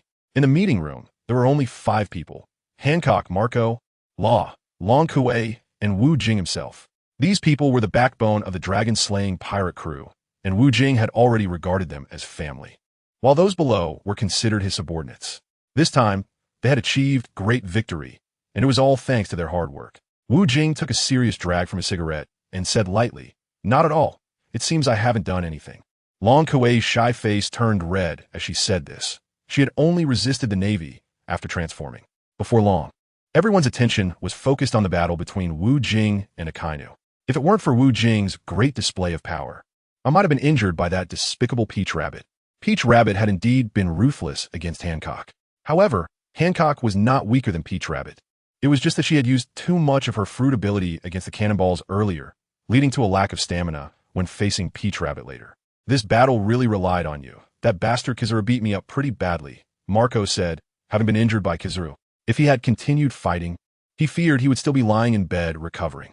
Law felt the same way, but he didn't express his feelings. He didn't like to say flattering words. What you said is true, but it still depends on everyone's hard work. Wu Jing unceremoniously acknowledged this achievement and praised the collective effort. The fruits and desserts on the table made Long Kuei very happy. Being the smallest, she ate more than anyone else. Everyone joyfully ate and held this unique meeting, which was indeed different from those dull meetings. This was all because the leader was Wu Jing, He wouldn't play so many tricks with his own people. In front of them, Wu Jing wouldn't put on any airs as a leader. He needed to maintain a sense of approachability with these close partners. Being an emperor requires both ruthlessness and the ability to win people's hearts. If it was outsiders, he would have to follow the rules and could be ruthless to the point of being unrecognizable. Tomorrow we're going out to sea, Wu Jing suddenly said, which was what he wanted to convey today. Going out to sea? Where to? Law, who rarely spoke, was very interested in this topic. To find someone. Who? Marco suddenly became interested as well. What Wu Jing wanted to do always piqued everyone's curiosity. Du Feld, Wu Jing said with narrowed eyes. Who is that? Seems like nobody famous, Long Kuei asked curiously. Long Kuei was quite familiar with the big figures in the pirate world now. However, she knew nothing about the person Wu Jing mentioned, so she thought he must be an unknown nobody, one of the 6 big bosses of the dark world, mainly engaged in usury, known as Fortune God. Marco couldn't help but sweat a little. He had some knowledge of the person Wu Jing mentioned. This was a big creditor, living in luxury. Money was as real as paper to him. There were some gamblers in the White-Beard pirates who lost everything and went to borrow from such usurers, ultimately losing themselves and being captured as slaves. Although White-Beard cared for his sons, it was a willing buyer and a willing seller. He couldn't blame others. Just think, if even White-Beard's sons dared to act against them, how dark these people were. These scandals were only known to those within White-Beard's crew. White-Beard had no face to expose such disgraceful matters. These people usually kept a low profile. After all, they were engaged in bloody businesses, and those who exposed themselves didn't live long. Chapter 92. The King of Usury, Little Marco. You know quite a bit. Yes, that's him, the King of Usury, Du Feld. Wu Jing took a deep drag from a cigarette. The refreshing smoke allowed his mind to work faster. With his current abnormal physique, even if he smoked 10 packs a day and drank 10 bottles of rum, it would have no effect, but rather acted like a tonic, giving him more motivation. But you won't be able to find him. Didn't your old man look for him for a long time and get no response? Marco said. He was responsible for finding Feld back then, but he had used all methods without success. Anyone who owes money and can't pay it back, no matter who they are, Feld won't let them go. Such a ruthless person is certainly hard to find. Otherwise, he would have died thousands of times already. Wu Jing downed the bottle of liquor in his hand, feeling quite refreshed. If it weren't for dire necessity, who would dare to borrow such blood-sucking usury? Except for those gamblers who are red-eyed, they have already gambled their lives and are ready to take one last gamble. Apart from these gamblers, there are also people in this world who are caught in a financial bind and have no one else to borrow from. So they're forced to borrow usury and have to gamble the fate of their whole family. Borrowing is a life and death gamble. Not borrowing means certain death. Even if they worked hard every day, aside from barely having enough food to survive, the rest was taken away by usury, and many still couldn't pay the daily interest. So how can they repay the principal? This isn't usury, it's bloodletting, and most people can't repay it. Once you borrow money from Feld, it's basically impossible to repay on your own. Anyone in the pirate world who borrows usury has essentially gambled their life. This situation will continue until they completely collapse. When the usurers find that they can no longer extract more profit from them, they will directly take action to capture them. Their families will also be taken as slaves, allowing for another free profit. One can imagine how rich the Fortune God Du Feld's assets are. Of course, the world government will also take a cut. No matter how hidden you are, as long as you are out there, someone will always know where you are. As for why Wu Jing is so confident in finding Feld, it is precisely because his lover, Khalifa, works in intelligence gathering for the world government. Of course, he wouldn't tell the core members this. If Hancock found out, she might lose her rationality and explode. Wu Jing has learned that Feld has been living it up recently in the kingdom of Kamabaka, which is known as the Peach Paradise Kingdom of Dream Island, and is reputed to be the second daughter island in the pirate world. Feld's private life is extremely chaotic, and he has lost count of how many illegitimate children he has. However, he doesn't care about this. In any case, his money is endless, and he doesn't even know how many people he can support with just one day's income. Wu Jing was preparing to take Margao, Luo, and Long Kuei with him, but he definitely wouldn't take Hancock. Bringing a woman to such a place would affect his work. Hancock, you stay behind and spend more time with the sisters. We'll be back soon. Wu Jing showed a lot of care. Lord Wu Jing, I want to be with you every day. I'm afraid you might run off with someone else, Hancock said with a look of a suspicious wife. Damn. Hancock's words made Wu Jing feel what it's like to be under a strict wife. I really want to hit her with a magic stick, he thought. My heart is with you. Even if I wanted to run, I couldn't. Wu Jing said, lightly brushing Hancock's nose with his index finger. Her skin was really smooth. Upon hearing Wu Jing's heartfelt words, Hancock's beautiful face turned redder than the clouds in the sky. Chapter 93. Funding after finishing the meeting. Wu Jing immediately set off for the Peach Paradise Kingdom of Kamabaka. The king of Kamabaka is the Revolutionary Army cadre, previously mentioned, the transgender king, Emporio Ivankov. However, she rarely stays in her own country and has been working for the Revolutionary Army leader, Dragon. Originally, Wu Jing wanted to bring Flying Spirit along, as its arrow-like speed would get them to the destination quickly. But after thinking it over, he decided against it. He didn't let Flying Spirit appear during the Marineford War, fearing that the Navy would find out. If he could control the Sea Kings, they would definitely think of the Sea King Poseidon. Are we going to find field to borrow high-interest loans? It seems we don't lack money at all. Marco has always found it difficult to understand Wu Jing's thoughts. Now that Wu Jing has the economic support from both the island and Women Island, he is not short on money at all. Who would complain about having too much money? No one. As our team continues to grow, we need more funds. Wu Jing needs to establish a complete organization in the pirate world, which naturally requires a large amount of funding.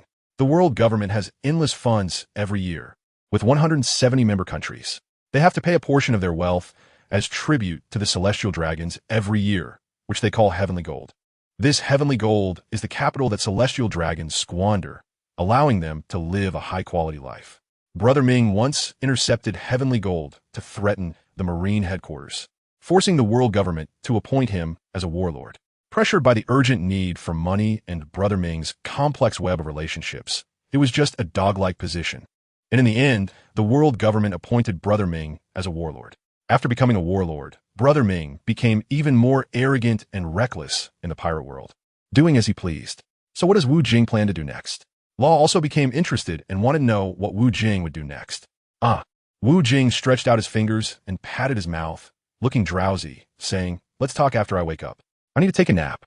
After saying that, Wu Jing lay down on the deck, stretching out his limbs, and fell into a deep sleep. TCH, Law weakly expressed his dissatisfaction. As soon as he asked a question, Wu Jing fell asleep, which was too cruel. It was quite a distance to the Kamabaka kingdom, and after a week of traveling day and night, they finally arrived at their destination. From a distance, the entire island was filled with a peach-pink color. This made the nearby sky reflect a pink hue, attracting those in need of romantic luck to come and stroll around.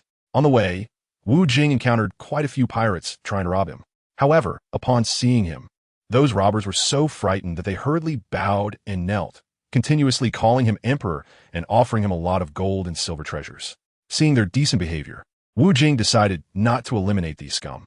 Although killing them would bring peace to the area, it wouldn't be long before someone else took over the territory, creating a vicious cycle. Wu Jing is quite helpless as well.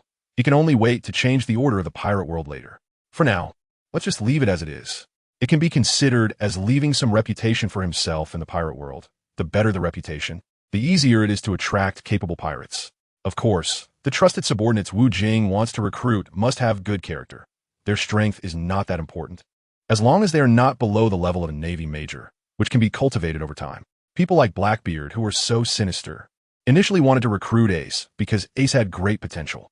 However, even when faced with Blackbeard's death threats, Ace did not yield, and Blackbeard could only helplessly hand Ace over to the Navy for credit. Such a duplicitous villain like Blackbeard only has a few evildoers who escape from Impel Down willing to follow him. But such followers could betray him at any moment. Chapter 94. Stronger than Dad. Hey, Wu Jing, it's been a week already, and you still haven't told me what you're planning to do next?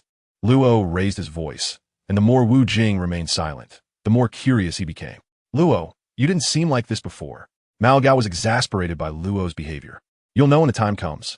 What's the rush? Killing and robbing, then? Killing whom? Who do you think I would kill? I'll kill whoever I want. Wu Jing's words left Mao Gao and Luo feeling a headache. He wouldn't really be here to kill the king of loan sharks, Feld, would he? They had previously agreed that Wu Jing came here to negotiate terms with Feld, and they never expected he would come to eliminate a big shot in the dark world. This is not something an ordinary person would dare to do. We could just extort a large sum from him. There's no need to kill him, right? Mao Gao couldn't understand Wu Jing's thinking. Sure, extorting a large sum of money is pretty good, but once it's spent, it's gone. What I want is a continuous source of income, Wu Jing said, his eyes shining as he licked the corner of his mouth. You really think far ahead. You're much better than my old man. Mao Gao sighed. After going through so much, Mao Gao attributed Wu Jing's incredible strength to that regenerative fruit. The ace in front of him, who had undergone such a transformation, was not just a matter of cosmetic surgery. Every aspect of him had changed for the better. Wu Jing being in charge. Saying these things is easy, but doing them is quite difficult. To take revenge for Wu Jing's previous neglect of him, Luo couldn't help but tease him with a remark. Wu Jing did not answer Luo and directly gave him a flick on the forehead. Someone like Luo is considered a very talented person on Earth, but he is simply too poor in terms of verbal skills. It is almost impossible for him to rise to a high leadership position. At most, he would be a minor official. Luo, if you want to say something, just speak honestly. Would our captain undertake something without certainty? No wonder he always gets beaten up. Mao Gao rolled his eyes at Luo. It seemed that Luo understood a bit from Mao Gao's teachings. In fact, he thought the same way as Mao Gao. Wu Jing meticulously plans important matters, but he just can't help himself from being sharp-tongued. As for Luo's poor speaking skills, Wu Jing didn't care. He knew Luo was straightforward and wasn't really used to hearing flattering words from him. He usually wanted to teach him a good lesson, but couldn't find a reason. Now that Luo was looking for trouble himself, he was more than happy to oblige.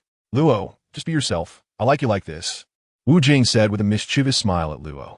Poor Luo looked very displeased and called Mao Gao bro, wondering why the gap between people was so vast. The group had a bit of playful scuffling before they docked and entered the kingdom of Kamabaka. Wu Jing was quite familiar with the road conditions here, as if he had been here before. This was because Wu Jing had a detailed map of the area and had studied it carefully before arriving.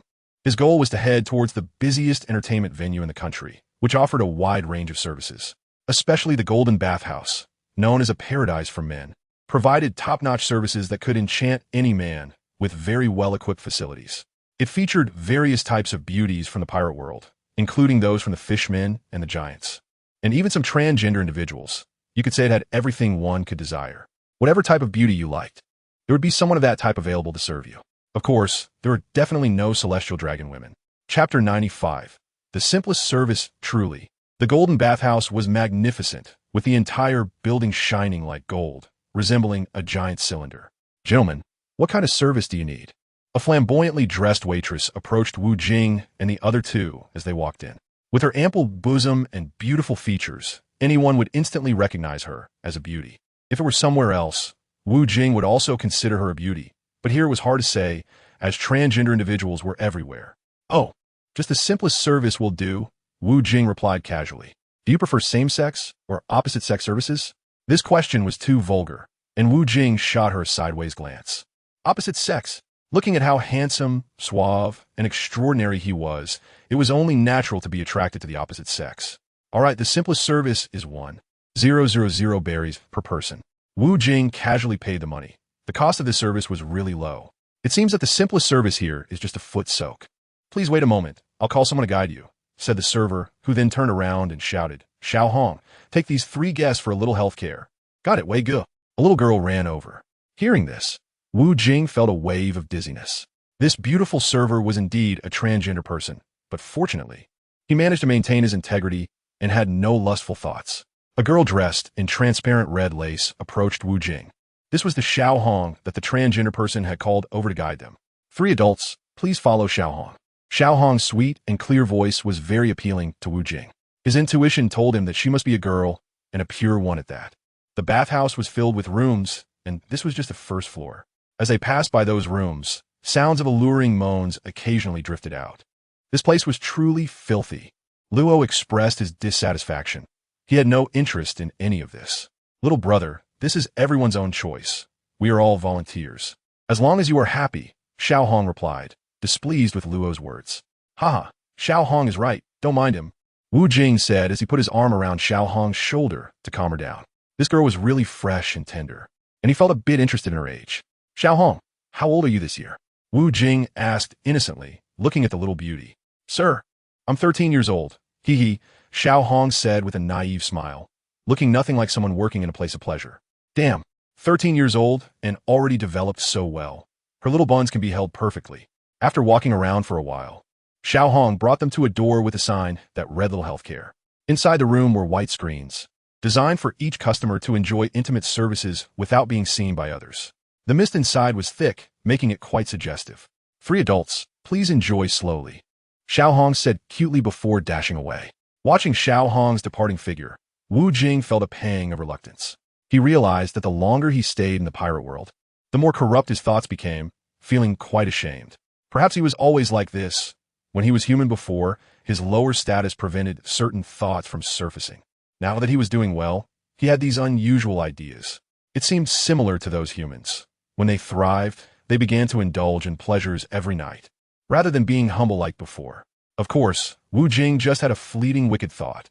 What he sought was not these trivial pleasures, but the vast stars and seas. Please take off your clothes. A seductive woman who seemed to be wearing nothing appeared in front of Wu Jing and the others, accompanied by two similarly dressed women. What? Luo roared hoarsely. Isn't this the simplest service? Why do we have to take off our clothes? Wu Jing was also at a loss.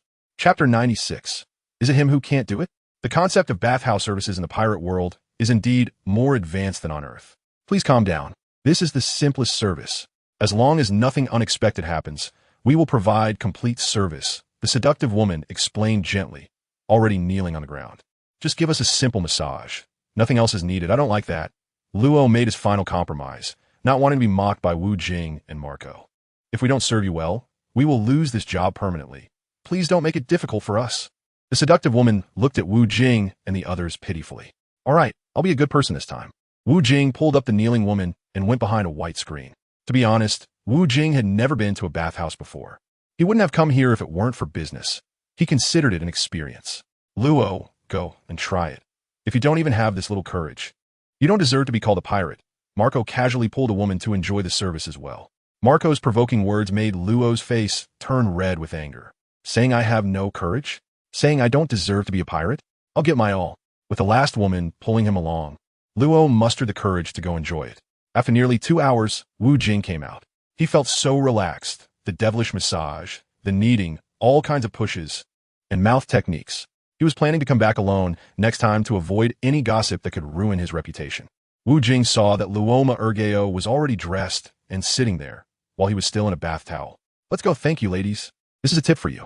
Wu Jing took out 3 stacks of money from his pocket, each stack containing 500,000 berries.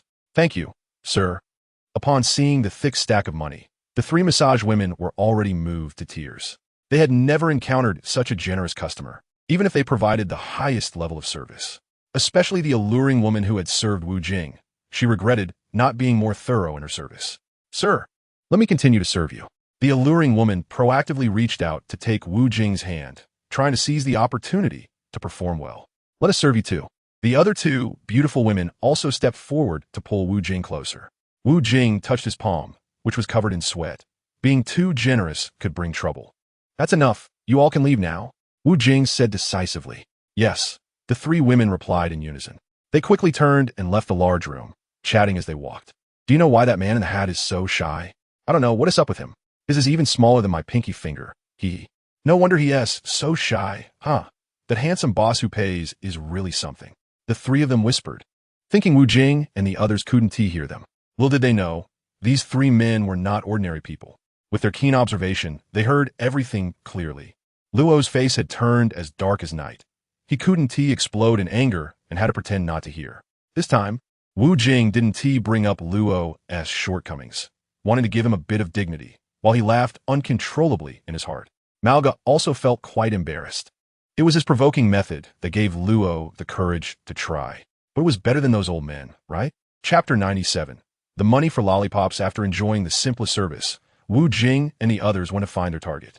If they barged in without enjoying the bathhouse services first, it would only escalate the situation unnecessarily. Of course, Wu Jing also wanted to experience the devilish services of the bathhouse and help Luo unleash his masculine side. So Luo didn't blame Wu Jing. After boldly showcasing his flaws, he felt less dark inside. The condition of his body was due to the World Certification Bureau recklessly mining a material called lead amber in Luo's country. This led to him developing lead amber disease in his childhood, which not only put his life at risk, but also stunted his physical development. Therefore, Luo hated the brutal rule of the World Certification Bureau and had already regarded Wu Jing as someone to follow for life. Welcome back, gentlemen. As soon as they came out, Xiao Hong appeared immediately. The service was indeed top-notch. Xiao Hong, here, this is the money for lollipops from your brother. Wu Jing handed Xiao Hong 500,000 berry. Malga and Luo looked at each other, feeling a headache. No wonder she was always thinking about money. The spending speed was too fast. Thank you, handsome brother. You don't have to give me so much. One is enough for a long time. Xiao Hong said happily as she took one. Wu Jing didn't give her any more money, respecting the child's choice. He really liked this kind of pure humanity, even though he himself was quite slick. Xiaohong, take me to the place with the best service here. Handsome brother, that place has been booked out for the past few days. Why don't you come back the day after tomorrow? I'll make a reservation for you today. It's fine. I'm just here to take a look around. Okay. Xiaohong bounced ahead, her curvy figure swaying enticingly. Following Xiaohong's pace, Wu Jing arrived at the top floor of the golden bathhouse. Standing in front of the transparent glass, he could almost overlook the entire Karmabaka kingdom, and the endless sea stretched out before him.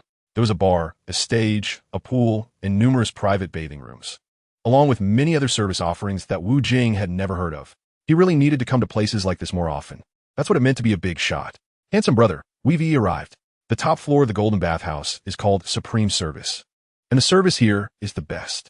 Come back another day, and I guarantee you'll be satisfied. Xiaohong was indeed capable, very good at attracting customers. Wu Jing noted this person in his heart. In the future, when his business grew larger, he would have to nurture young talents like her, both beautiful and capable. So obedient. You go ahead and get busy. I'll just take a stroll here before leaving. Wu Jing pinched her little face, feeling a bit like kissing her. After hearing Wu Jing's words, Xiaohong politely said goodbye and left, while Wu Jing walked directly towards a private room. Wherever he saw guards, it was basically Feld's people. This guy definitely brought a lot of people with him when he went out.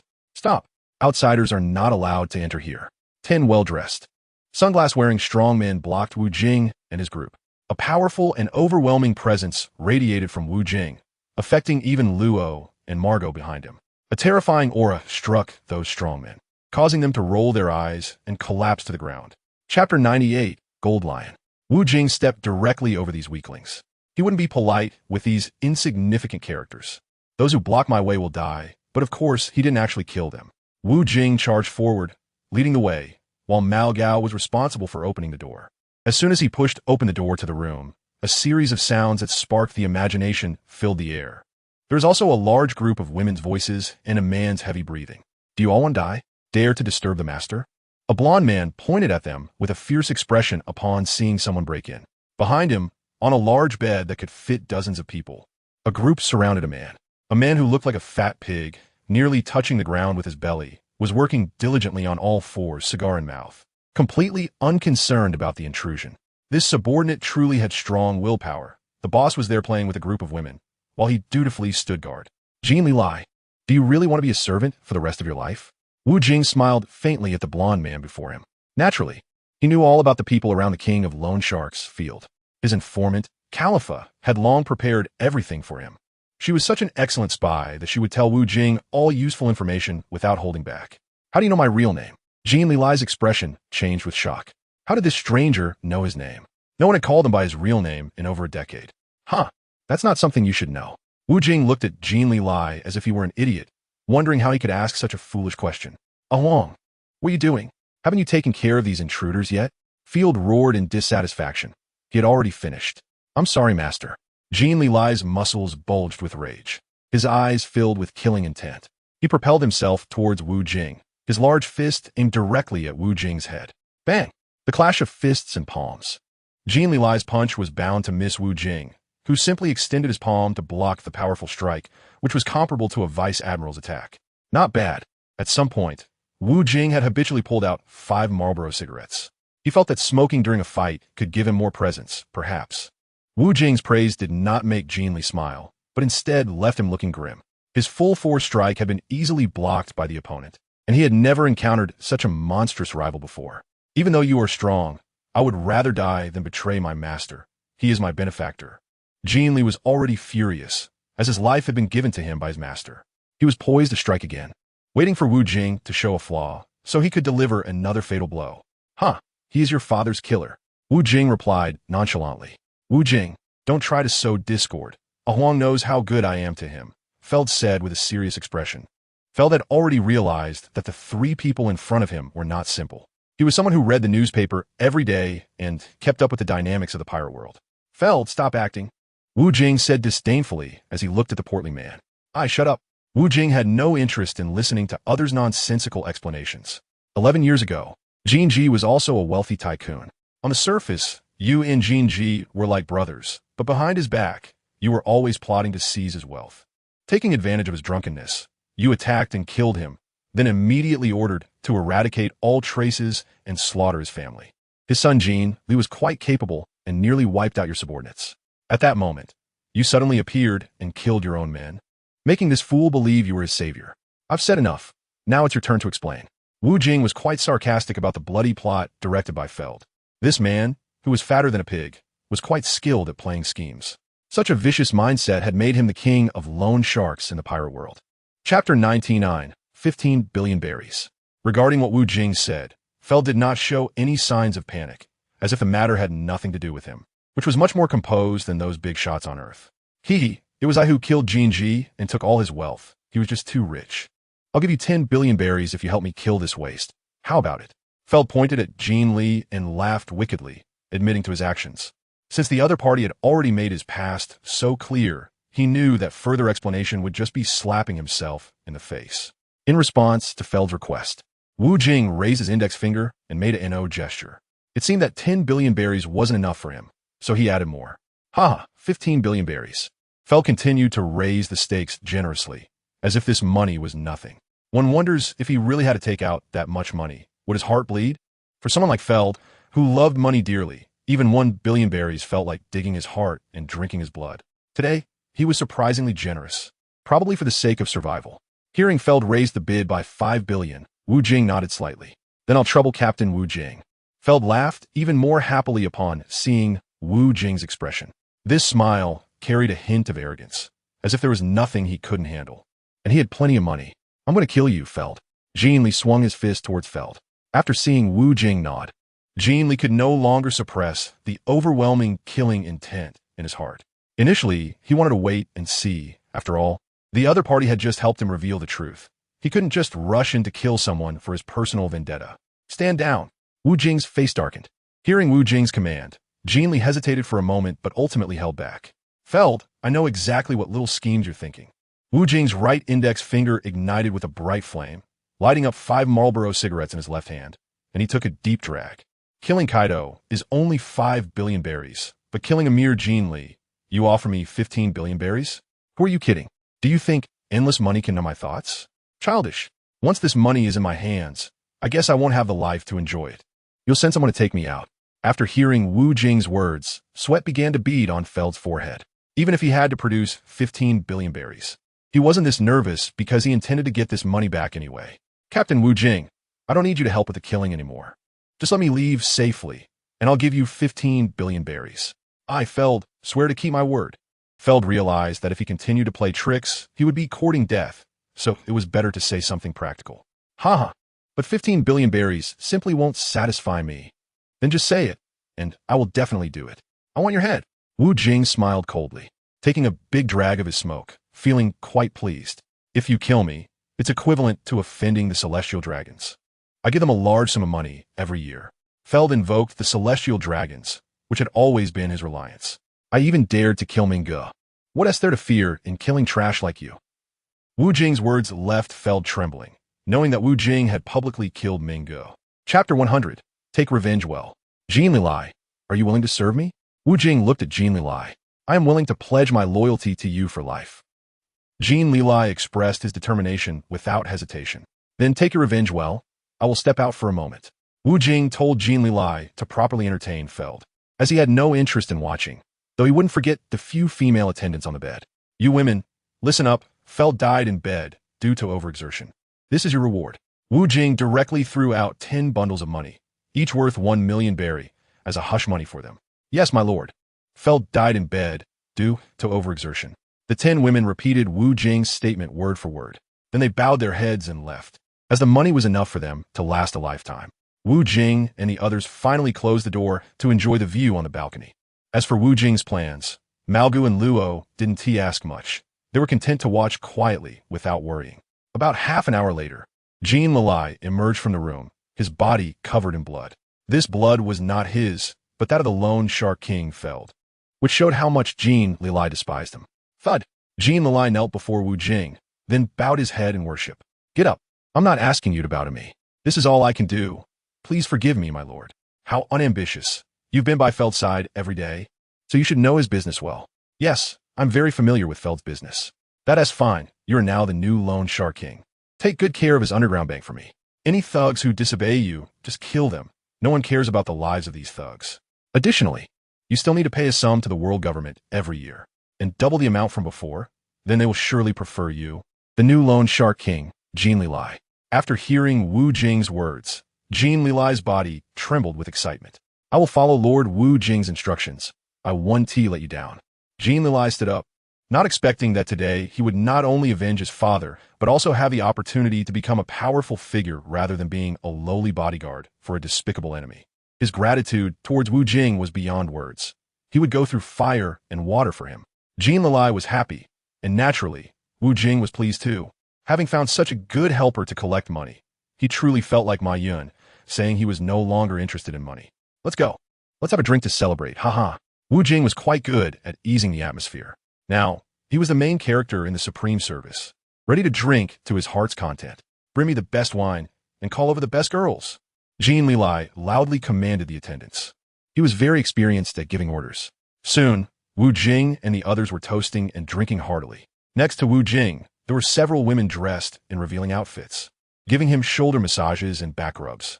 Jing Lilai had specially arranged such treatment for Wu Jing, which Marco and Luo were not fortunate enough to enjoy. Marco and Luo were indifferent to this. It was also an opportunity for them to show their loyalty to their master. Wu Jing was quite satisfied with his capable subordinates who took special care of him. Chapter 101. Attending the World Conference after gaining control over the usury industry. Wu Jing left the kingdom of Kamabaka one day later. The news of Feld's death was quickly announced worldwide, confirming Wu Jing's statement. Feld died in bed due to overwork. Now taking over his business was Feld's loyal subordinate, Jing Li. Such matters did not attract much attention in the pirate world. Feld was secretly one of the 6 kings of the dark world, engaging in the heinous business of usury, which were things that could not be publicly acknowledged. Therefore, on the surface, Feld was not well known in the pirate world. He was only famous within the upper social circles. With more than half a month until the World Conference began, Wu Jing chose not to return to Daughter Island, but went directly to Do Island. He was preparing to attend the World Conference with Violet, aiming to give the world government an unexpected surprise. I plan to attend the upcoming World Conference. What do you think?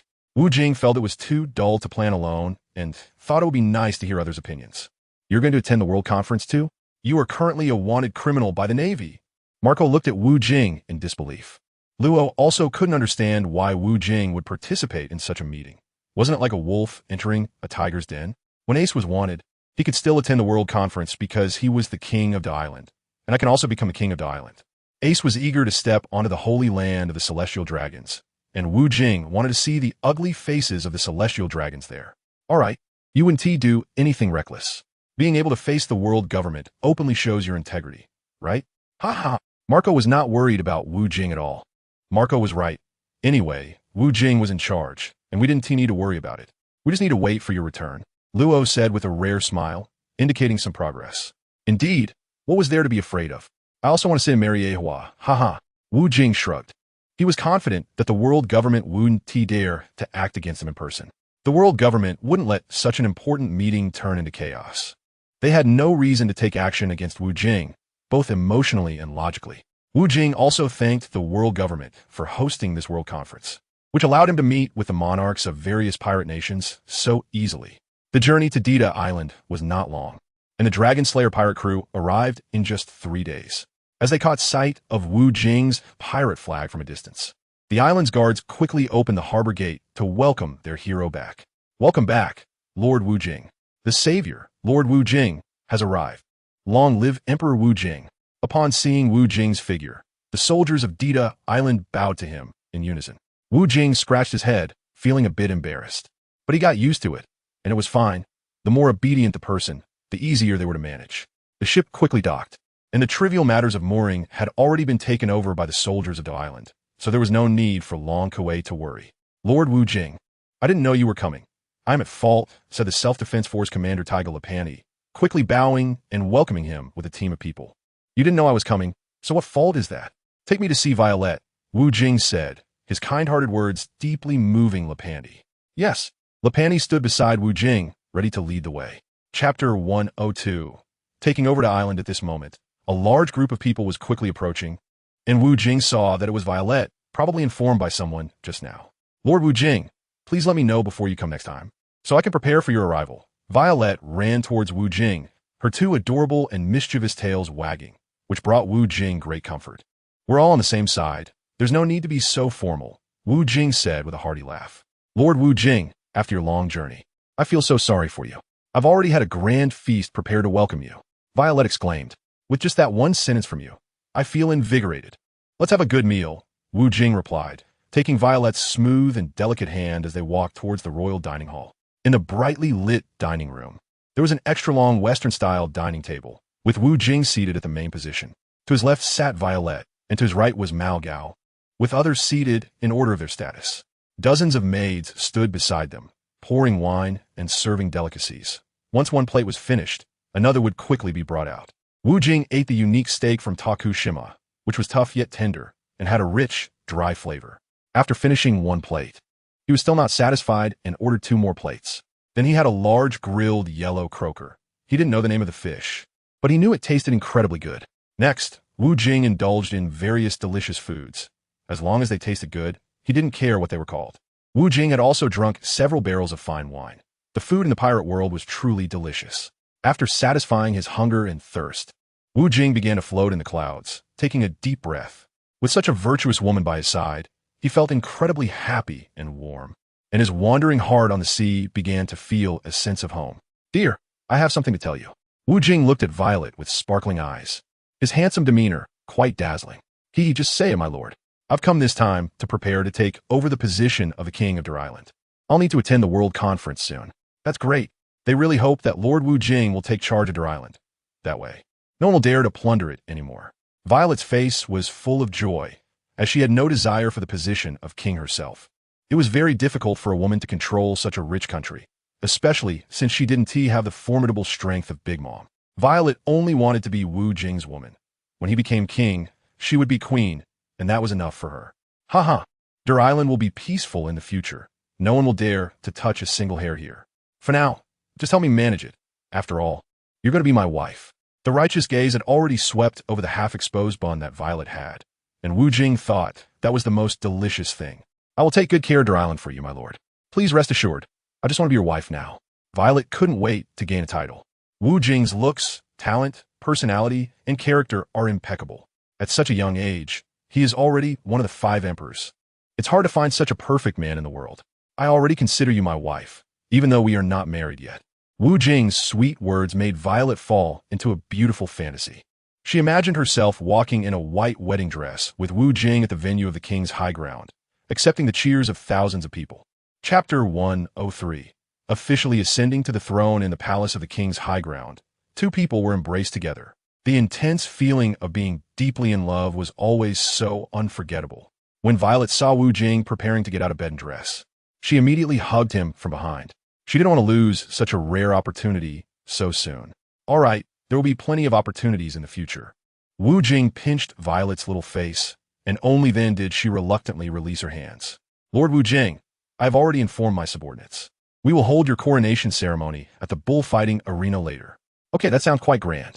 Wu Jing thought it would just be a gathering of civil and military officials to make an announcement, followed by a notice to inform the citizens.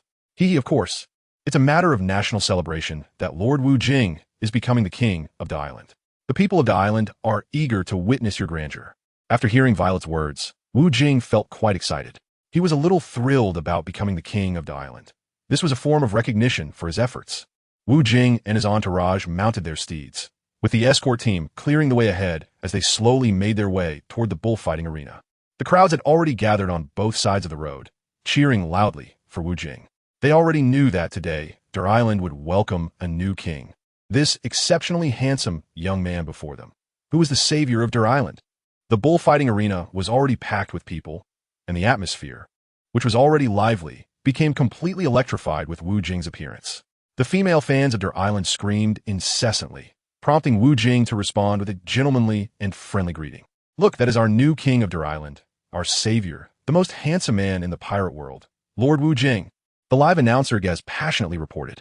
The people of Der Island were extremely excited, cheering loudly. They needed a great monarch like Wu Jing. Wu Jing also saw his own inscribed bronze statue. Why had it changed from the statue of the sword fighter Cyrus to his? Violet, how did it change to my statue? Wu Jing asked with a curious look. It's the people's demand. They believe you are the true hero of the revival of their island, and they think Cyrus is no longer worthy of having statue here. So, I had Cyrus's statue removed and specially erected one for you. Every day, little girls come here to secretly see you. Look at your statue's face. It has a bright red lip print on it. Violet chattered on like a little hen. After hearing this, Wu Jing felt a bit guilty. He hadn't killed Minggu to save the island, but it did indirectly help the people of the island.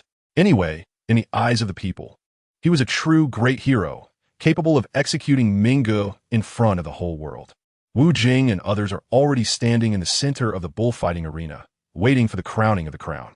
Everyone present has stood up, applauding and shouting for him. Today is the most glorious day in the history of Der Island, and this moment will surely be remembered in the annals of history.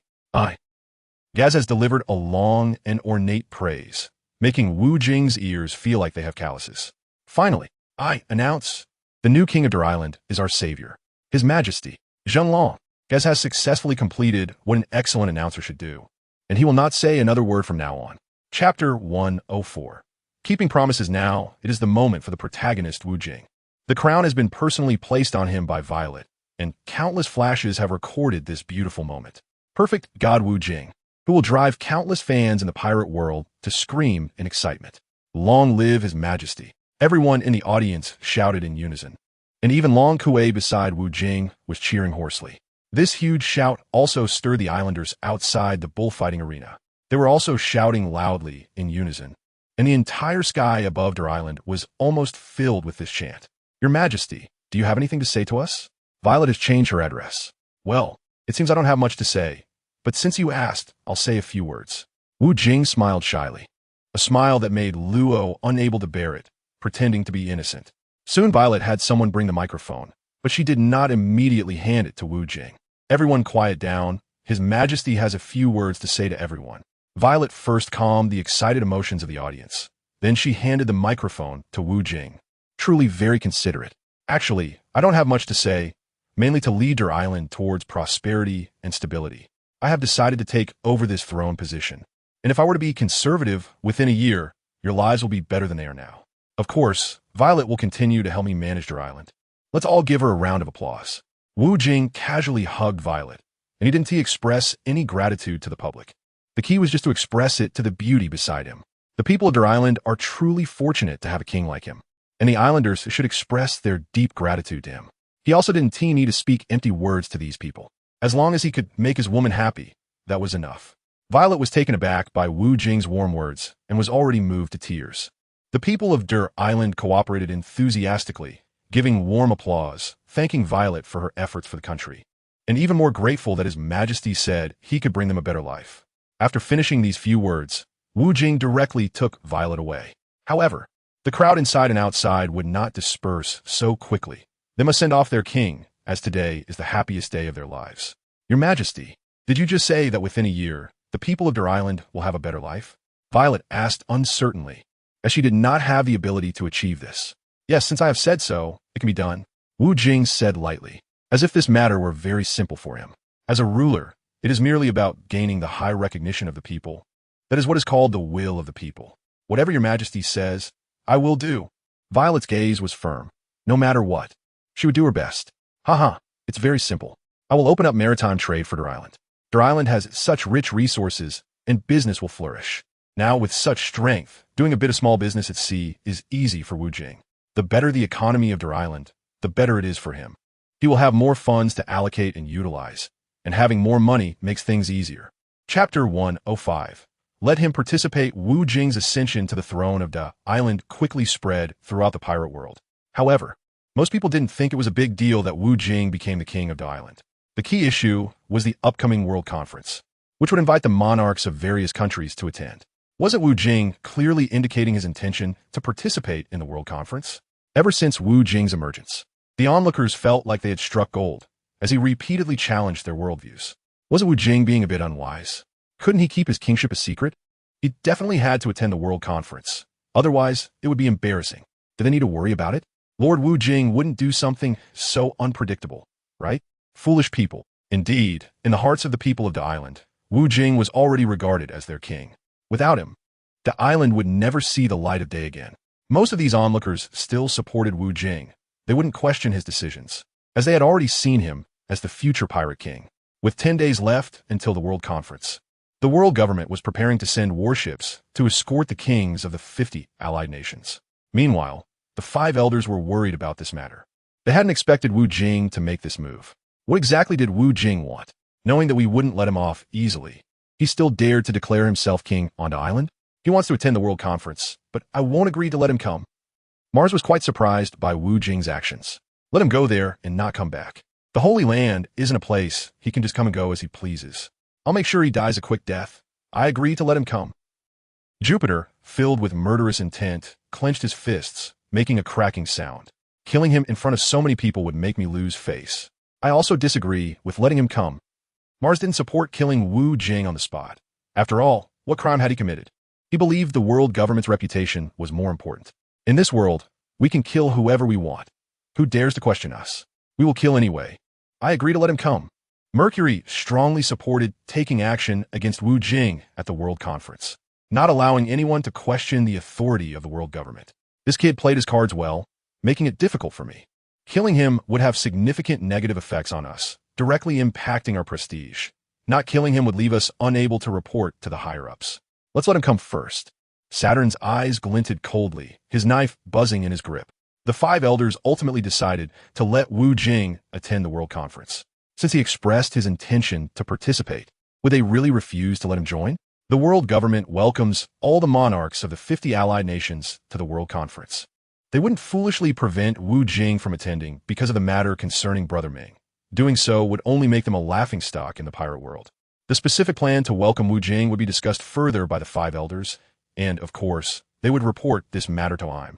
He was the highest ruler, but usually he didn't involve himself in political affairs and would only show himself in very special circumstances. Regardless, the 5 elders would treat Wu Jing with great importance. When Wu Jing arrived, they would surely host him well. Chapter 106. The little brother came to pick him up with 5 days left until the World Conference. The warships sent by the world government had arrived at the island to escort the kings. On the open-air terrace of the Royal Heights, facing the sea, Wu Jing was leisurely enjoying the vast expanse of the ocean in his pajamas. Big brother, I'm here to pick you up, huh? Green Bull came alone to pick up Wu Jing. If there were too many people, it wouldn't be convenient for him to call him Big Brother. In fact, Green Bull felt quite troubled. He didn't want to come pick up Wu Jing.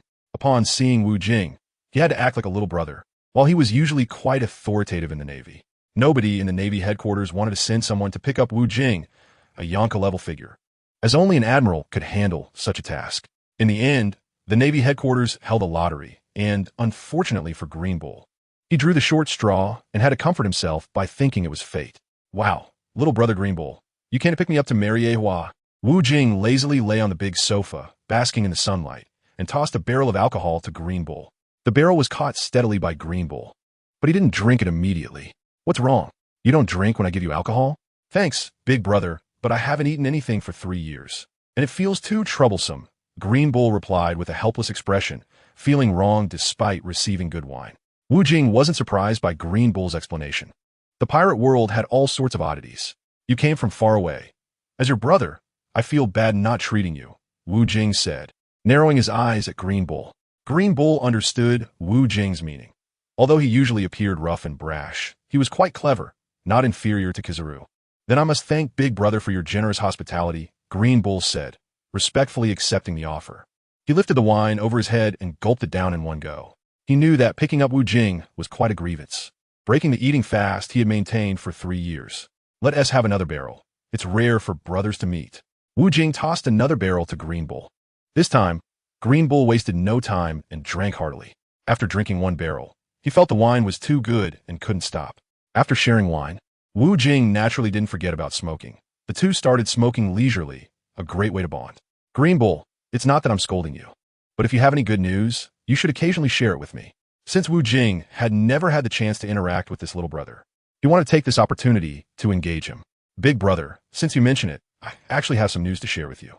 Because of your outstanding performance and good reputation in the pirate world, the Navy headquarters wants to offer you the position of Admiral, Green Bull said seriously. Looking at Wu Jing, he wanted to see how Wu Jing would react to this news. But the result was that there was no reaction at all. Wu Jing has no interest in this at all. Even if the Admiral offered it to him, he wouldn't want it.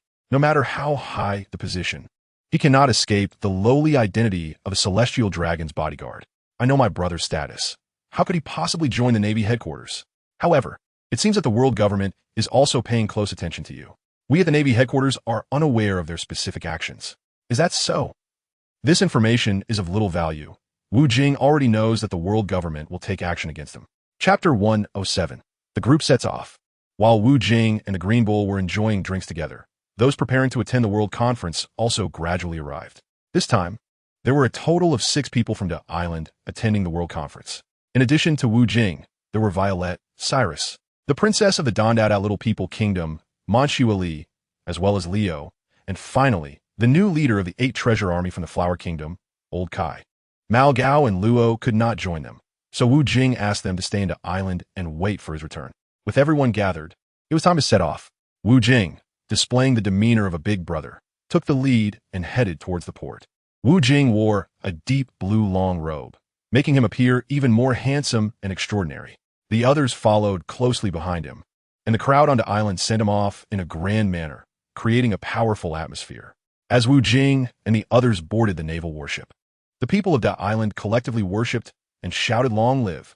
The journey to Miraculously was smooth and unobstructed. As soon as the pirates saw this large naval warship of admiral level, they had long taken a detour, knowing that they couldn't handle such a formidable opponent. Although no pirates dared to raid the military ship that Wu Jing and his group were on, those who were escorted by junior naval officers were not so fortunate. Wu Jing and his group happened to encounter a naval warship being attacked by pirates. The ship, escorted by Colonel Dasky, was surrounded by a group of nameless pirates that Wu Jing did not recognize. If it were another naval warship being attacked, Wu Jing would have stood by, as Green Bull and the others would take action. However, upon discovering that it was the petite, cute, and upright Dasky, Wu Jing decided to become a hero once again. Wu Jingdong used the gun techniques from the burning fruit, firing at full force to sweep away the pirates. In just a few minutes, he took them all down. Dasky realized that the great pirate Wu Jing had helped her, but she didn't thank him, as she had always harbored a grudge against pirates. Wu Jing was completely unconcerned about this. People would surely be grateful to him in their hearts, but on the surface, they appeared as cold as ice. King Snow of the Rommel Kingdom, who attended the World Conference, expressed his sincere gratitude to Wu Jing. Wu Jing just smiled it off, which is what they call the demeanor of a great hero. Reputation is built up in such an intangible way. The small warship, led by Dasky, followed closely behind Wu Jing's large warship, with Wu Jing and the others around. Even the King of Heaven would have to take a detour. However, their group did not travel at full speed, as they could arrive in less than 3 days at full speed. Green Bull arranged for an early pickup, considering various unfavorable factors, such as typhoons, tsunamis, and other severe weather, the warship encountering issues, or Wu Jing and others dawdling. Fortunately, the weather had been very good these past few days, with clear skies and no occurrence of the aforementioned situations, so Green Bull allowed the warship to slow its pace. Every day, Green Bull and Wu Jing got along well, sharing drinks and laughter. If they told others, no one would believe that one was a Navy officer and the other a pirate. For these few days, Wu Jing acted like a boss on the Navy warship, even having the Navy attend his foot bath. Green Bull had those soldiers treating him like a lord. This made Dasky very displeased, but she was powerless to do anything about it. As a minor officer, she had no right to complain to a high-ranking leader like Green Bull. Everyone in the Navy headquarters knew that Green Bull had quite the temper, even daring to confront a Kainu. If she angered Green Bull, she would definitely suffer the consequences. Thus, after 5 days, the warship that Green Bull was escorting arrived at the Red Land continent in the pirate world. This continent is the largest in the pirate world and the highest in elevation. Chapter 108. Stepping onto the Holy Land not far from the Red Land continent was the former G1 branch, which is now the new Navy headquarters, where Admiral Akainu Sakazuki and others were on standby, while the Holy Land Miraculously was situated at the very peak of the Red Land continent. They were the gatekeepers of the celestial dragons, always protecting their safety. The Holy Land Miraculously is one of the 2 routes to reach the New World. It is located between the first half and the second half of the Grand Line, making it the very center of the pirate world. At this moment, The coastline of the Redland continent was filled with ships of all sizes. Many had already arrived here, boarded Miraculously, and were waiting for the upcoming World Conference to begin. Looking at the magnificent buildings of the highest point of the Redland continent, Jing knew that was Miraculously, where the lofty, celestial dragons and the rulers of the world resided. Jing and his group set foot on the Red Earth continent, with Green Bull leading the way. As soon as the guards at the checkpoints saw that it was General Green Bull, they naturally knew he was leading the monarchs of the allied countries to attend the World Conference, and they let him pass without hesitation. Finally, they boarded an elevator that slowly ascended towards the sky, but the elevator did not take them directly to the top of the Red Earth continent. Instead, it stopped at an extremely large and long staircase, and Jing and his group had to ascend the steps. Only after traversing this long staircase did they truly reach Miraculously. Your Majesty, they just take the elevator to the top? Why do they make us waste so much energy climbing such a staircase? Meng Shuili sat on Jing's shoulder. Although she didn't have to walk, she felt very dissatisfied and was worried about Jing. This is the distinction between the rich and the poor. The celestial dragons want us to know that you lowly people aren't allowed to take the elevator. In the end, you still have to rely on your own 2 feet to ascend to Miraculously. Jing directly exposed the ugly mentality of the celestial dragons. It's really despicable. If it weren't for wanting to be with your Majesty, I wouldn't come here at all. Little girl, don't be angry. We stooped to their level. Jing still wanted to calm this single-minded little princess. Normally, he wouldn't care, but it was because he didn't want those narrow-minded celestial dragons to hear. Once provoked, they would pounce on you like wild dogs, biting and attacking you relentlessly. No one would dare to kill a celestial dragon in Miraculously. After climbing the long staircase, what came into Jing's view were rows of luxurious apartments, which were the residences of the celestial dragons. In the distance, the magnificent palace-like building was the center of the world, the Pangeal Castle. That was where the 5 elders lived, and the king of the empty throne, resided within the gardens of Pangeal Castle. Another door caught Jing's attention, the Celestial Dragon Gate, which was said to lead to the realm of the gods, a legendary land. This was an unsolved mystery, and no one knew what was hidden there. The Celestial Dragon Square was already filled with royal members from 49 countries, and the country of Dressrosa, represented by Jing, was the last to arrive.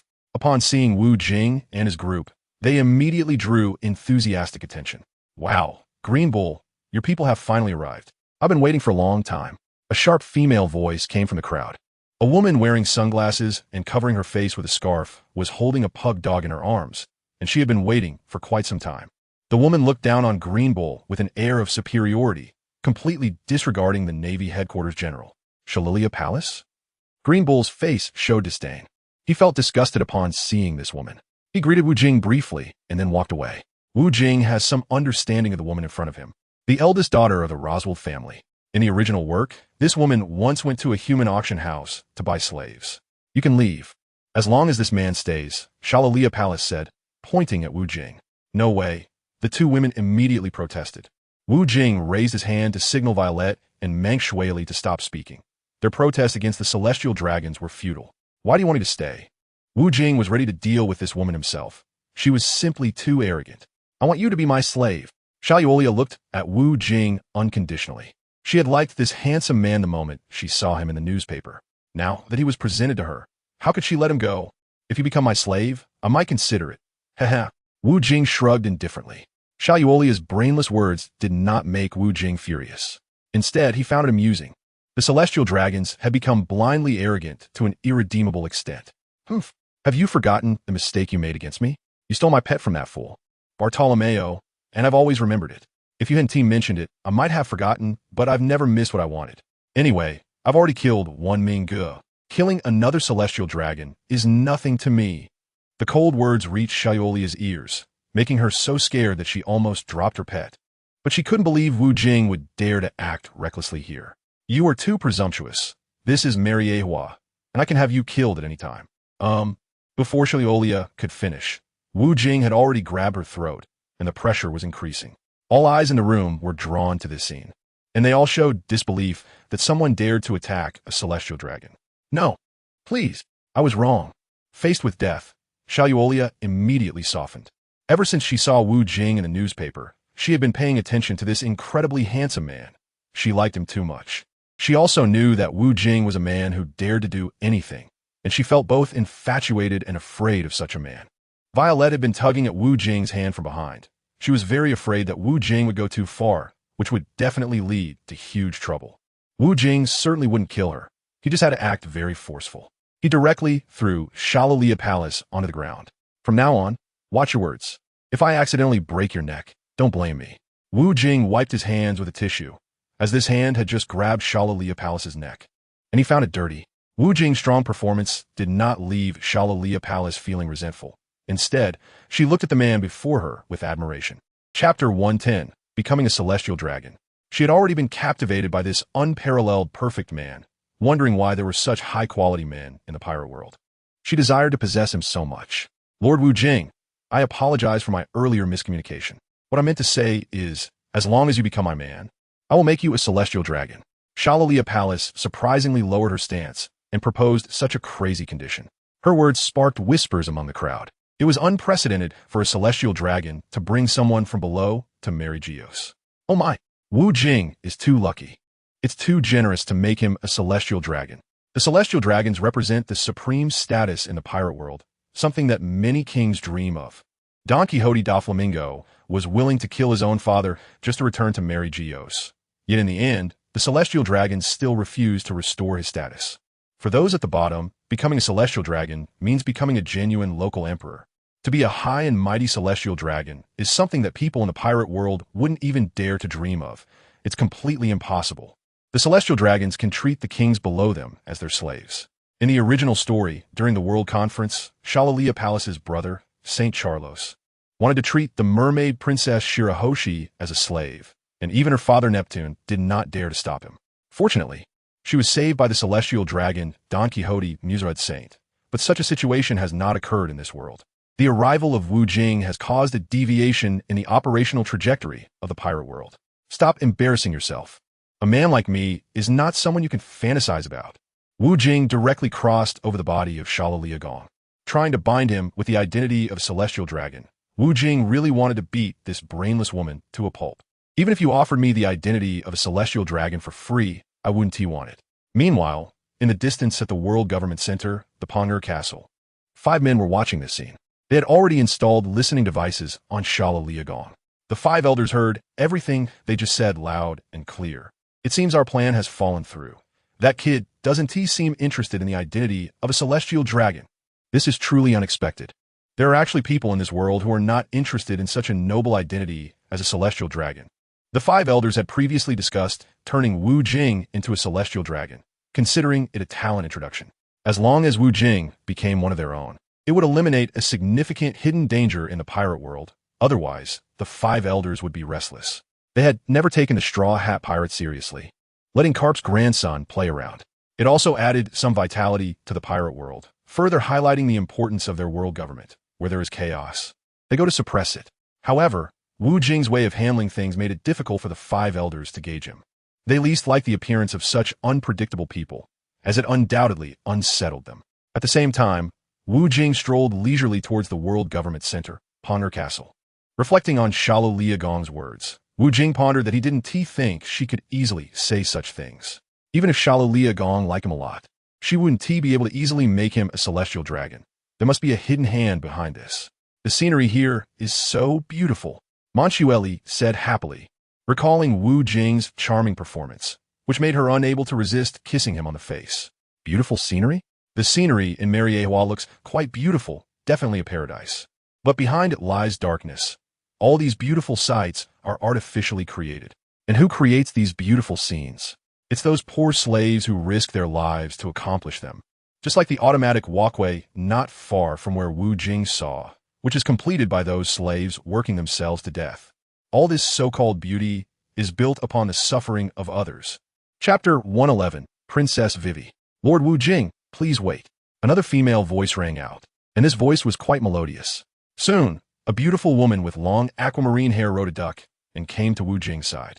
As soon as Wu Jing saw the beautiful woman, he recognized her as the princess of the Alabasta Kingdom, Nefertari Vivi. Previously, when Wu Jing was preparing to kill Minggu in Marineford, Princess Vivi had actively called him. She was ready to bring troops to support Wu Jing, but he had politely declined. Wu Jing felt it was quite embarrassing to have a woman support him, even though he was eager to meet this beautiful woman. Vivi, do you need something from me?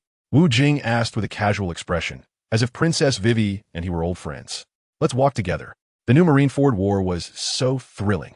Lord Wu Jing ultimately executed that scoundrel Minggu, which was a relief for us lowly nations, she said. Haha, these are all things I should do. My mission is to make the pirate world filled with righteousness and eliminate those evil tumors, Wu Jing said lightly, as if these deeds were not particularly remarkable. That's great. The pirate world needs heroes like you. You must come visit Alabasta when you have time, Vivi said. Her silver, bell-like laughter was truly delightful, and Wu Jing was quite satisfied. Wu Jing knows that Alabasta is a superpower and is the only descendant of the original 20 people who remained in the lower world. At this moment, the kings of those countries in the Miraculously social square all have their eyes on Wu Jing. They want to see if this man, who had recently stirred up a commotion in the pirate world, is as handsome and extraordinary as he appeared in the live broadcast. The result is that this man looks even more perfect than in the live stream. Lord Wu Jing, you finally came. Upon seeing Wu Jing, Shirahoshi was so happy that she almost cried. She directly pressed Wu Jing under her Mount Everest, which was too enthusiastic. Wu Jing could hardly catch his breath. The queens of other countries also wanted to approach Wu Jing for a chat, but there were already so many beauties around him. They had no chance to get a share and could only feast their eyes. Damn Wu Jing, he is just a bit more handsome than me. Why are all those beauties surrounding him? This is so unfair. A man with a bowl-shaped hairstyle was filled with envy and jealousy. He couldn't stand seeing any man better than him. This man named Wu Jing knows is the king of the Goya Kingdom, the country where Luffy and Ace lived during their childhood. All the personnel have arrived, and under the guidance of the world government workers, the dense crowd slowly walked towards the Ponger Castle. Many people were already standing on the moving walkway, so they wouldn't have to walk and could be taken directly to the entrance of Ponger Castle. Wu Jing and his companions chose to walk, which made him feel justified. After all, he didn't enjoy the hospitality of the world government. These extremely hypocritical rulers had been deceiving the humble populace. At that moment, 3 people appeared in Wu Jing's line of sight, approaching him. Lu Qi, Spandam, and Califa, the 3 who had been undercover for 5 years on Water 7. The appearance of Wu Jing revealed their undercover identities. And now they have all returned to the world government, continuing to work in the intelligence agency. Previously, they were part of CP9, but now they have been reassigned to the world government's directly subordinate secret highest intelligence agency, CP0. Chapter 112. Good dogs don't block the way the last time you came to Water City. I just happened to have something to do and left. Lu Qi looked proudly at Wu Jing. Lu Qi has a pigeon that usually perches on the windowsill of the Iceberg's office, monitoring Iceberg's every move. They have always wanted to steal the design drawings of the ancient weapon Pluto. Oh, I don't know you. Wu Jing directly ignored him and glanced at Spandam instead. Damn it, today I'll make you remember who I am. Lu Qi's body transformed into a jaguar, having activated the powers of the cat fruit. Lu Qi was previously known as the strongest and most ruthless weapon of CP9 in history, claimed to be the strongest in CP9 for 800 years on Sabaody Archipelago. Lu Qi's strength is comparable to that of an admiral, representing the hidden justice of the world government. Now, being so directly ignored by Wu Jing, he can no longer suppress the killing intent in his heart. Lu Qi, they are guests today. If you want to make a move, you should wait until they leave, Spandam said ominously, as he is the commander of CP0. At that time, Iceberg offered to replicate a Pluto battleship as a condition for Wu Jing to kill Spandam. Avenging his master, Tom. This is something Wu Jing would not do now. Such a weakling could be dealt with in one blow in the future. Spandam's warning made Lu Qi very displeased. He had always been hostile towards this commander. However, he acknowledged Spandam's words. If he fought Wu Jing here, he would be looked down upon by those above. Califa stood expressionless beside them, silently watching Wu Jing. In fact, her heart had melted long ago. The man she had been thinking about day and night had actually come to see her. She felt that Wu Jing's main purpose for coming to Miraculously was not for the meeting, but to see her. However, she could only maintain her icy demeanor like this. If anyone discovered her relationship with Wu Jing, she would no longer be able to serve this unparalleled man. Good dogs don't block the way. Don't obstruct my path, Wu Jing impatiently said to Lu Qi, this ignorant fool. Who wouldn't he have pressed Lu Qi to the ground to eat dirt if it weren't for being in Miraculously? Last time at Water 7, Lu Qi had sneakily escaped to report back, and Wu Jing had planned to teach him a lesson the next time they met. Unfortunately, this place was not suitable. Lu Qi had held back under Spandam's warning. and Wu Jing wouldn't seek trouble with Lu Qi to make things awkward for himself. Wu Jing, no matter how strong one person is, it is limited. I advise you to be more restrained. Just obediently be the king of the D kingdom, and the world government will definitely not mistreat you. Spandam said with a facade of kindness. Commander Spandam, I understand. Thank you. Wu Jing casually replied, knowing Spandam's true nature very well. This man with the heart of a beast would do anything for his career, scheming relentlessly. Lu Qi, under Spandam's strong pulling, very reluctantly made way. He had regarded this as the greatest humiliation of his life. To give way to a kid who was still a pirate half a month ago in front of everyone was simply too embarrassing. A group of beautiful women, led by Violet, surrounded Wu Jing like the stars surrounding the moon, and this impressive group headed towards the conference center. The weak want to compete with the eagle. How naive that idea is. As Wu Jing brushed past Lu Qi, he casually remarked. Lu Qi could only stare in disbelief, and he would have to prove in the future whether he was weak or not. Chapter 113. Boring meeting. The world government organized this world conference very seriously.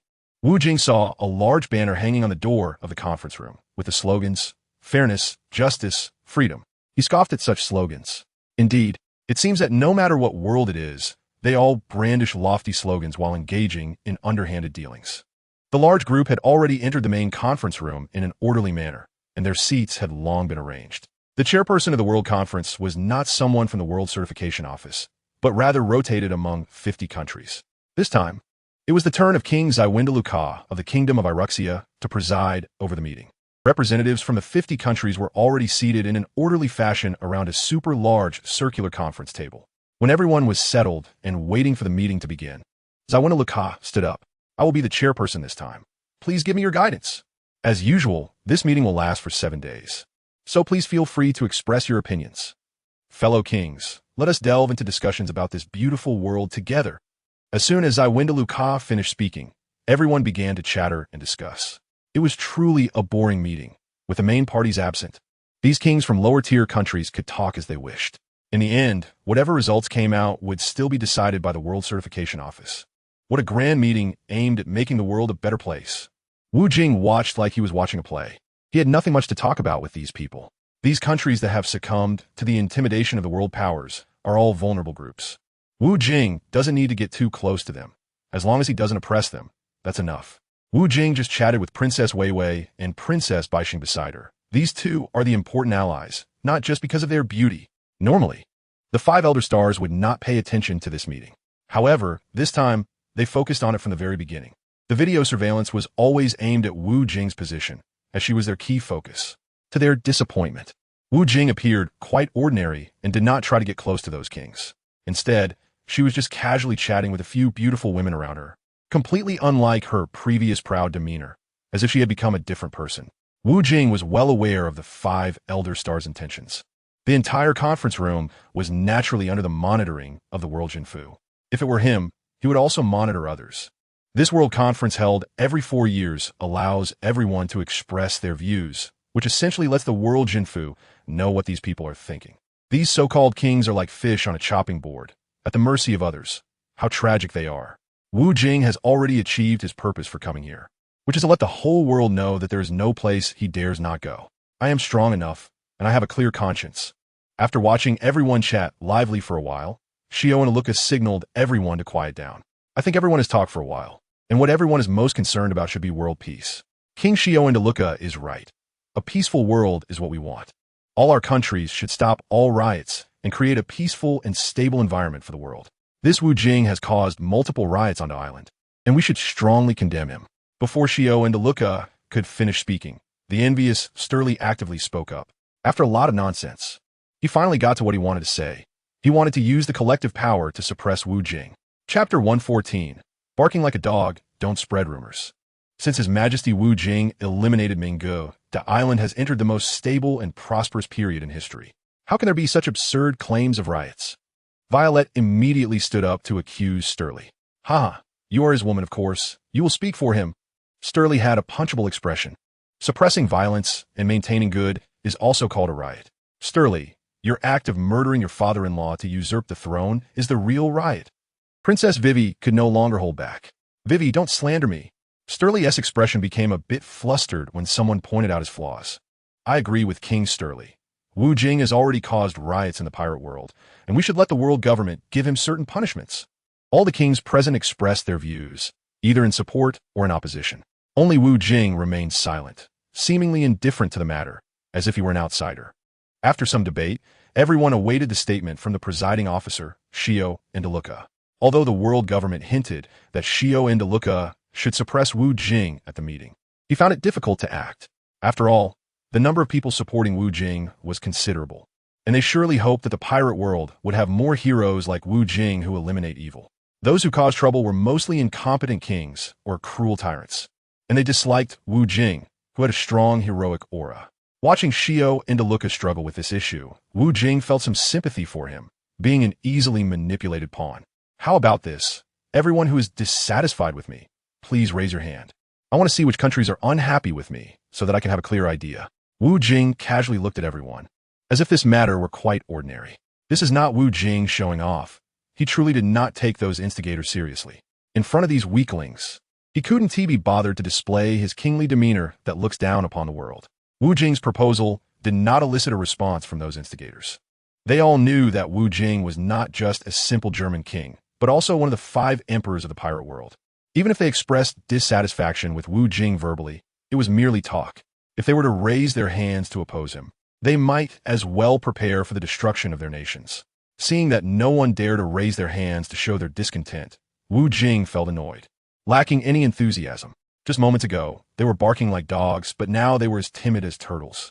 This was the unchangeable syndrome of bullying the weak and fearing the strong. We were just gathering everyone's opinions earlier. I will record everything and submit it to the world government. Everything will await their judgment. Shio Indaluka's expression was unpredictable. He could only push all responsibilities away. Responsibilities he could not bear.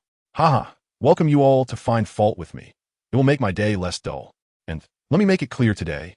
Anyone who tries to stop me from eliminating the cancer of the pirate world will not be spared. Wu Jing once again showcased his heroic demeanor, which is the benevolence he has always advocated. Naturally, Wu Jing would fully develop this banner he was flying, just like those celebrities on Earth. Some have a persona of kindness and innocence, while in reality, they are seasoned veterans. Some create an image of being a good man, yet behind the scenes, they are involved with multiple women, indulging in romance. These personas are mere false images created to gain fan recognition. Their true nature is quite different. As human nature is largely similar, Wu Jing also aimed to establish his persona in the pirate world as a person full of benevolence. Chapter 115. The meeting the World Conference, which had lasted for 7 days, was now on its final day. Except for the initial moments when some targeted Wu Jing, no one dared to criticize him again. Wu Jing was only mentioned by others on the first day, and after saying a few words, he easily suppressed them. Wu Jing was not surprised by those trivial matters. He could only blame himself for being too prominent recently, as there would always be someone targeting him. He then completely adopted the role of an onlooker, as these matters had nothing to do with him. He wished for this meeting to end as soon as possible so he could leave this dreadful place. He despised such pointless meetings because they had no real say in the pirate world. Hello, Your Majesty Wu Jing. I am Khalifa. At some point, a wild-looking woman in work clothes stood beside Wu Jing. Hello. Wu Jing looked at Khalifa with deep meaning. Khalifa understood his gaze, but she remained expressionless. Please come with me. Khalifa bent slightly, making an inviting gesture. The terrifyingly large buns on her chest were almost spilling out, and Wu Jing focused on her face rather than her assets. He would not easily succumb to a woman's extraordinary charm. When a beautiful woman invited him, Wu Jing stood up and left without hesitation. He had been sitting long enough for his back to hurt. Khalifa was a member of the world government's CP0, and her appearance did not attract much attention from the crowd. However, Wu Jing following her did catch some people's eyes. What a disgrace. With so many beautiful women around him, yet he's not satisfied and likes to flirt around. The culprit, Starry, was quite displeased. He felt that the world was too unfair. For him, the world had to be fair to him, while he could be unfair to it. Following the broad-shouldered woman, Wu Jing did not lose himself. From the moment Khalifa appeared, he remained calm. This was not the time for him to indulge himself. Wu Jing certainly understood that Khalifa would not invite him in such a dangerous environment. Khalifa was a top spy and would not be so foolish as to expose the unusual relationship between her and Wu Jing.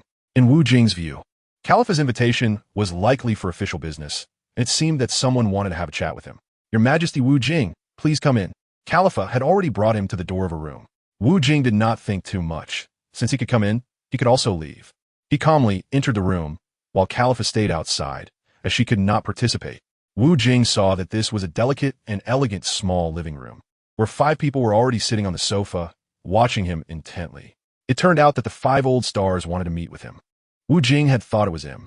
Wu Jing was also very interested in Im's appearance, but unfortunately, Im did not want to talk to him, which seemed to indicate that Im did not regard him highly enough.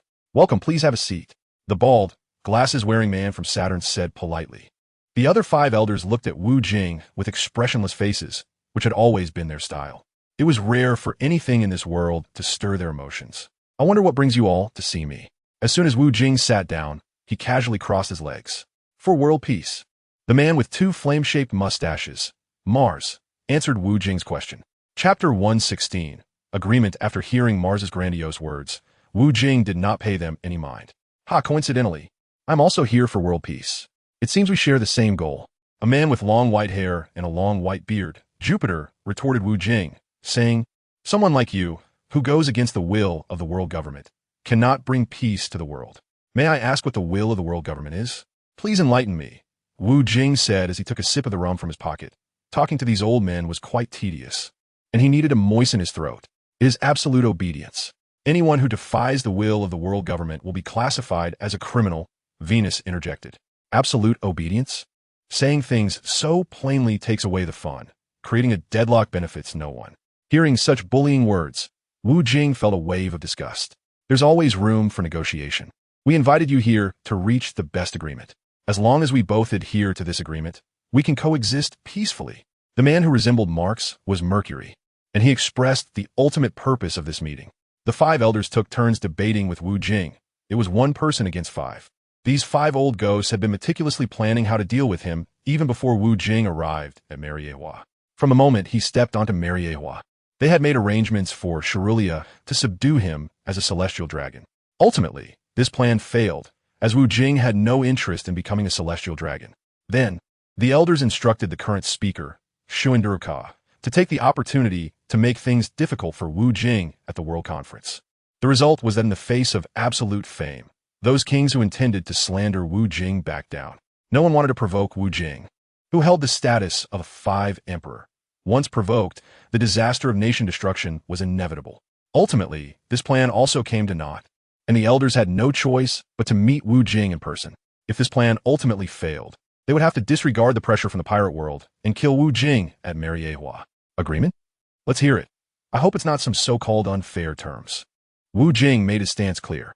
He would not accept just any agreement. This agreement is to refrain from doing anything that poses a threat to the world government. Mercury said unequivocally. "I don't quite understand." Wu Jing pondered, stroking his chin. To not pose a threat to the world government means not to undermine its authority.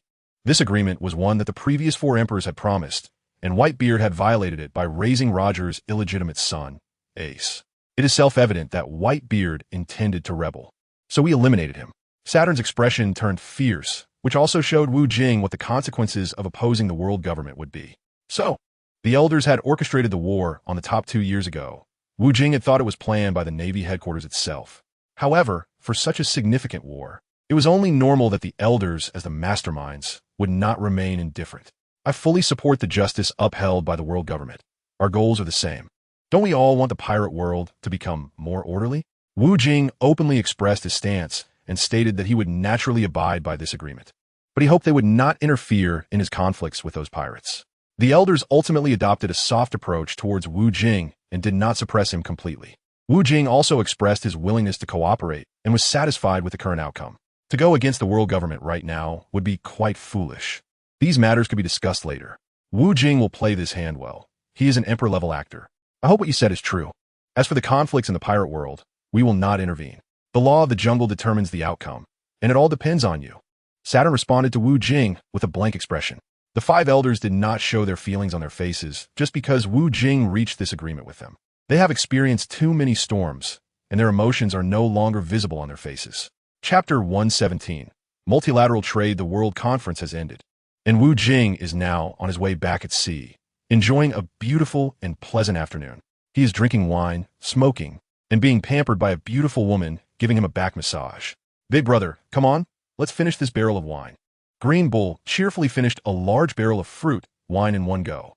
Since the last time Green Bull broke his eating restraint, Wu Jing had Violet send 500 barrels of specialty fruit wine from the island to Green Bull's worship. This was a sign of Big Brother's care for his little brother, which made Green Bull extremely happy. He had never tasted such delicious wine before. All the good wine at the Navy headquarters had been plundered by the celestial dragons. The wine they usually drank could not compare to the richness and aroma of the island's wine, which Green Bull planned to keep well stored. I wonder what Big Brother's plans are next?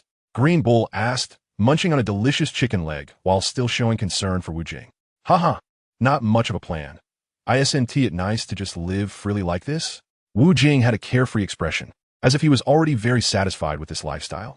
That's good, otherwise little brother would worry about you. The world government will not relax their vigilance against you. They're still closely monitoring you. If they find out you go against their will, they will decisively act. I've led troops to destroy several countries before. Green Bull earnestly reminded Wu Jing. Haha, don't worry, I'm not interested in provoking the world government. I just find some pirates quite displeasing. Wu Jing indeed had no intention of doing such things at the moment, but whether he would in the future, the journey back was quick. In less than 3 days, Wu Jing and the others arrived at their island. After all, the warship was moving at full speed on the way back. Previously, Wu Jing had told Green Bull that he had no plans recently, which was naturally his subtle way of answering. He had plenty of plans. Now that Wu Jing had settled things with the world government, as long as he did not take action against the world government's people, he could do whatever he wanted in the pirate world. However, he was not in a hurry to take action. The world conference had just ended, so it was better to let the pirate world cool down for a bit. He was also quite busy with the large-scale business he was running, which needed his guidance. Once the business matured, he could leave these trivial matters behind. The underground bank's business was growing rapidly under Jing Li's control. Those troublemakers from the original personnel of the underground bank were all unceremoniously thrown into the sea to feed the fish by Jing Li. Additionally, the various businesses on the island had already started trade with over 20 countries, including Women Island, Water City, the Sabaody Archipelago, and Alabasta. This was also thanks to the World Conference. Wu Jing did not bother with the kings of other countries, as that was unnecessary for him. Wu Jingrang allows Violet to selectively engage with several countries to develop mutually beneficial economic strategies. The island and these countries conduct economic trade with each other. You need our country's products, we sell them to you. I need your country's products, you sell them to me. In this way, along with some previously familiar countries, the island has already established trade with more than 20 countries. Wu Jing believes that this trade will continue to grow larger. After all, the world of pirates has over 300 countries, among which 170 are member states of the world government. Choosing these stable countries for trade will yield steady returns. Chapter 118. 4 stones the day after the World Conference concluded, a flood of news reports emerged immediately. This undoubtedly sparked intense interest in the pirate world, with the focus naturally on the idol that countless people worship, Wu Jing. What kind of magic did this man use to visit the holy land of Miraculously and return unscathed? No one knows. The unpleasant events that occurred during the World Conference will not be reported in the newspapers. The world government is aware of these disgraceful matters themselves. Empress Hancock is also back from her island, as she has been constantly worried about Wu Jing. Such a man is coveted by every woman. With his people gathered, Wu Jing shared his experiences from the trip to Miraculously and discussed some matters with the 5 elders, of whom Marco and the others were completely unaware. The highest echelons of the world government have hardly ever appeared in the pirate world. Important matters are usually discussed among them and then announced to the public by Spandam, a representative of the CP0. Wu Jing plans to rest in the island for a few months while consolidating his business. Then he will embark on his grand adventure plan. It is time to obtain the 4 road poneglyphs. Collecting the 4 road poneglyphs and 9 information poneglyphs will form the true history, revealing the buried century of history. That missing century of history marks the birth of the world government, which occurred 800 years ago in the pirate world. Wu Jing aims to gather the 4 road poneglyphs, which are 4 red stones known as the red stones. Each red stone records a location, and when these points are connected on a map, the final island, Laughtail, will emerge at the center. However, gathering the 4 road poneglyphs alone will not reveal the blank century of history. He also needs to collect the 9 information poneglyphs. But Wu Jing will not go to great lengths to gather them. This is because Roger had already collected the 9 information poneglyphs. but he left that information in Laugh-Tale. As long as he reaches the final island, Laugh-Tale, he will uncover the history of the blank century. Thus, Roger used the treasure as a lure to inspire all pirates to head to Laugh-Tale. Wu Jing speculated that Roger wanted to reveal the truth of history, but he did not disclose that information before his death, which must have had significant reasons behind it.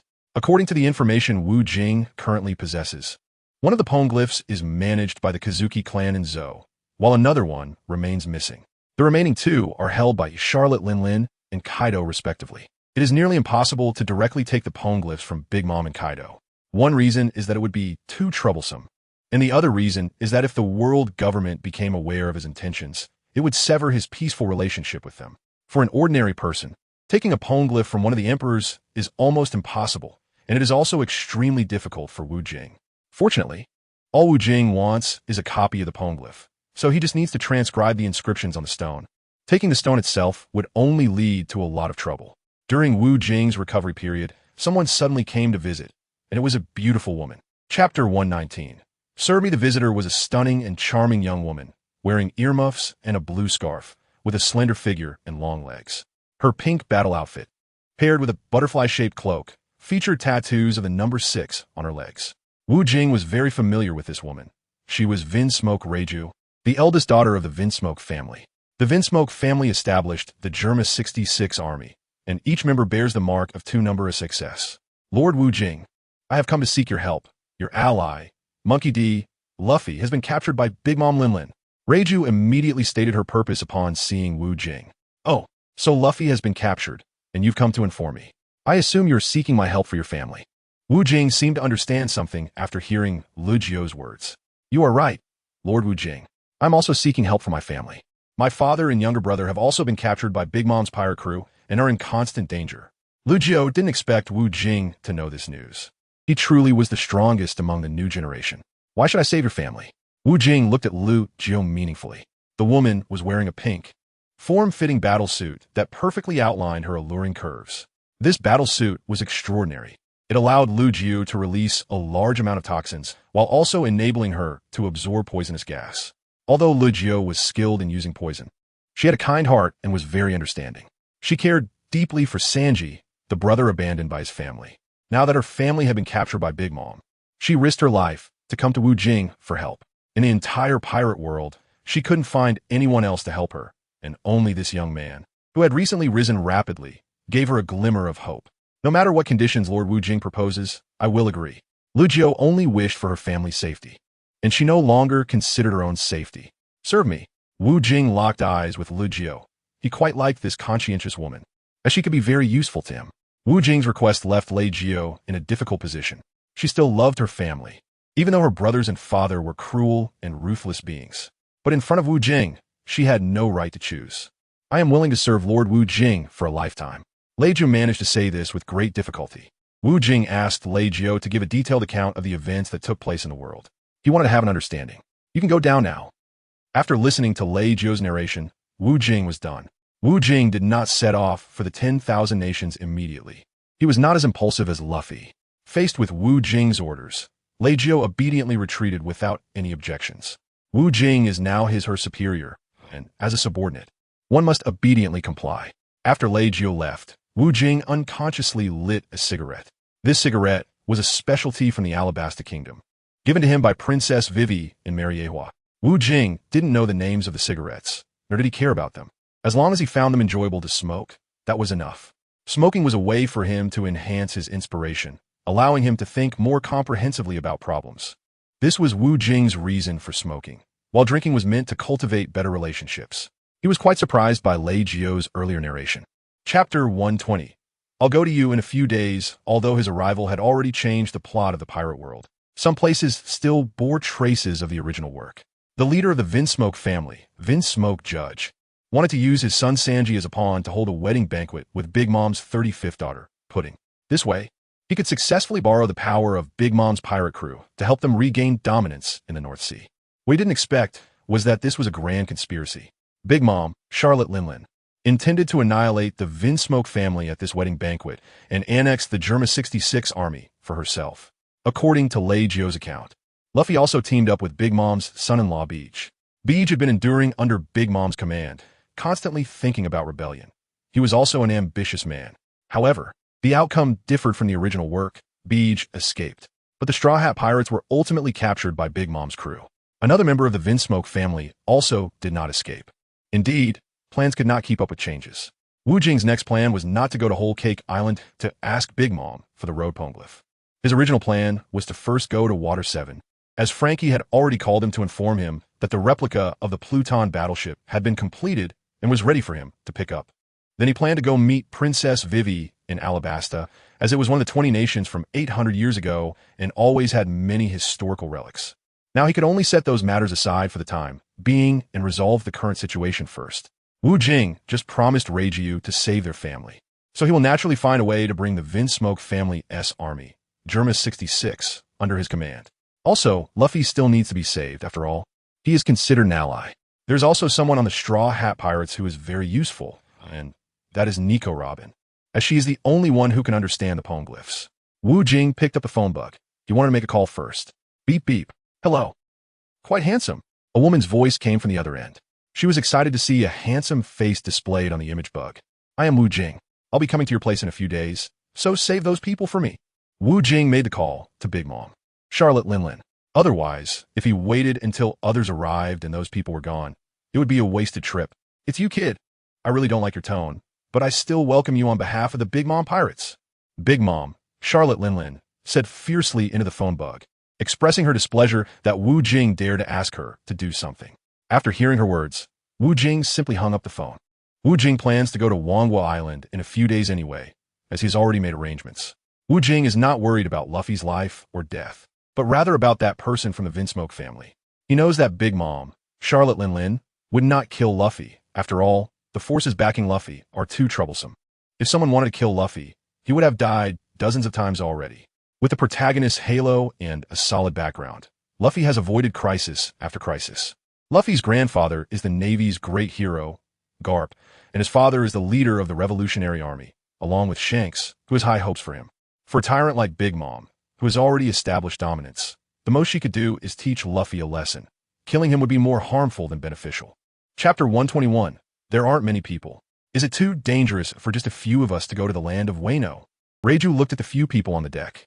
Wu Jing only brought Marco, Luo, and Long Kuei with him, and did not take the female Emperor Hancock. A high-quality woman like Hancock was not someone Wu Jing could bear to send out to charge into battle. Such a stunning beauty was meant to be the recipient of his firepower, while he would handle all the fighting and killing himself. It's not about the number of people, but about their quality. Leading tens of thousands of people to attack a city and angering Big Mom could very well result in us only getting the corpses of your family members. In fact, Wu Jing didn't want to go to war against Big Mom just for a few weaklings. It was unnecessary. He had a more important purpose in meeting Big Mom, which was the historical text. Big Mom Lingling's strength was even greater than Blackbeard's, so it was better to be cautious. Marco was now a father, and his wife Zhou had given birth to a chubby little son. A man with a family in his heart already had worries at home. I'm so scared. Seeing that old lady frightens me. I'm really afraid she might go crazy and eat me. Long Kuei felt a wave of fear when he heard they were going to meet Lingling in the land of Wa. The 5 emperors Lingling could suffer from food dementia, and once it flared up, she could go into a frenzy and even bite people to death. Only Luo remained silent, though he was also full of grievances in his heart. However, every time he expressed his grievances, he would be shot in the head, so he thought it was more cost-effective to appear deep and composed. The companions around him began to feel anxious, but Wu Jing was completely unperturbed. He dared to go to Miraculously, so he was even calmer about going to meet Big Mom in the land of Wa. The land of Wa is officially called Totland Kingdom, centered around Cake Island, with 34 islands scattered around it. Big Mom lived on Cake Island, and the other 34 islands were governed by her 34 biological children. This is what is known as extreme bureaucratism, where power is held in the hands of one's own family.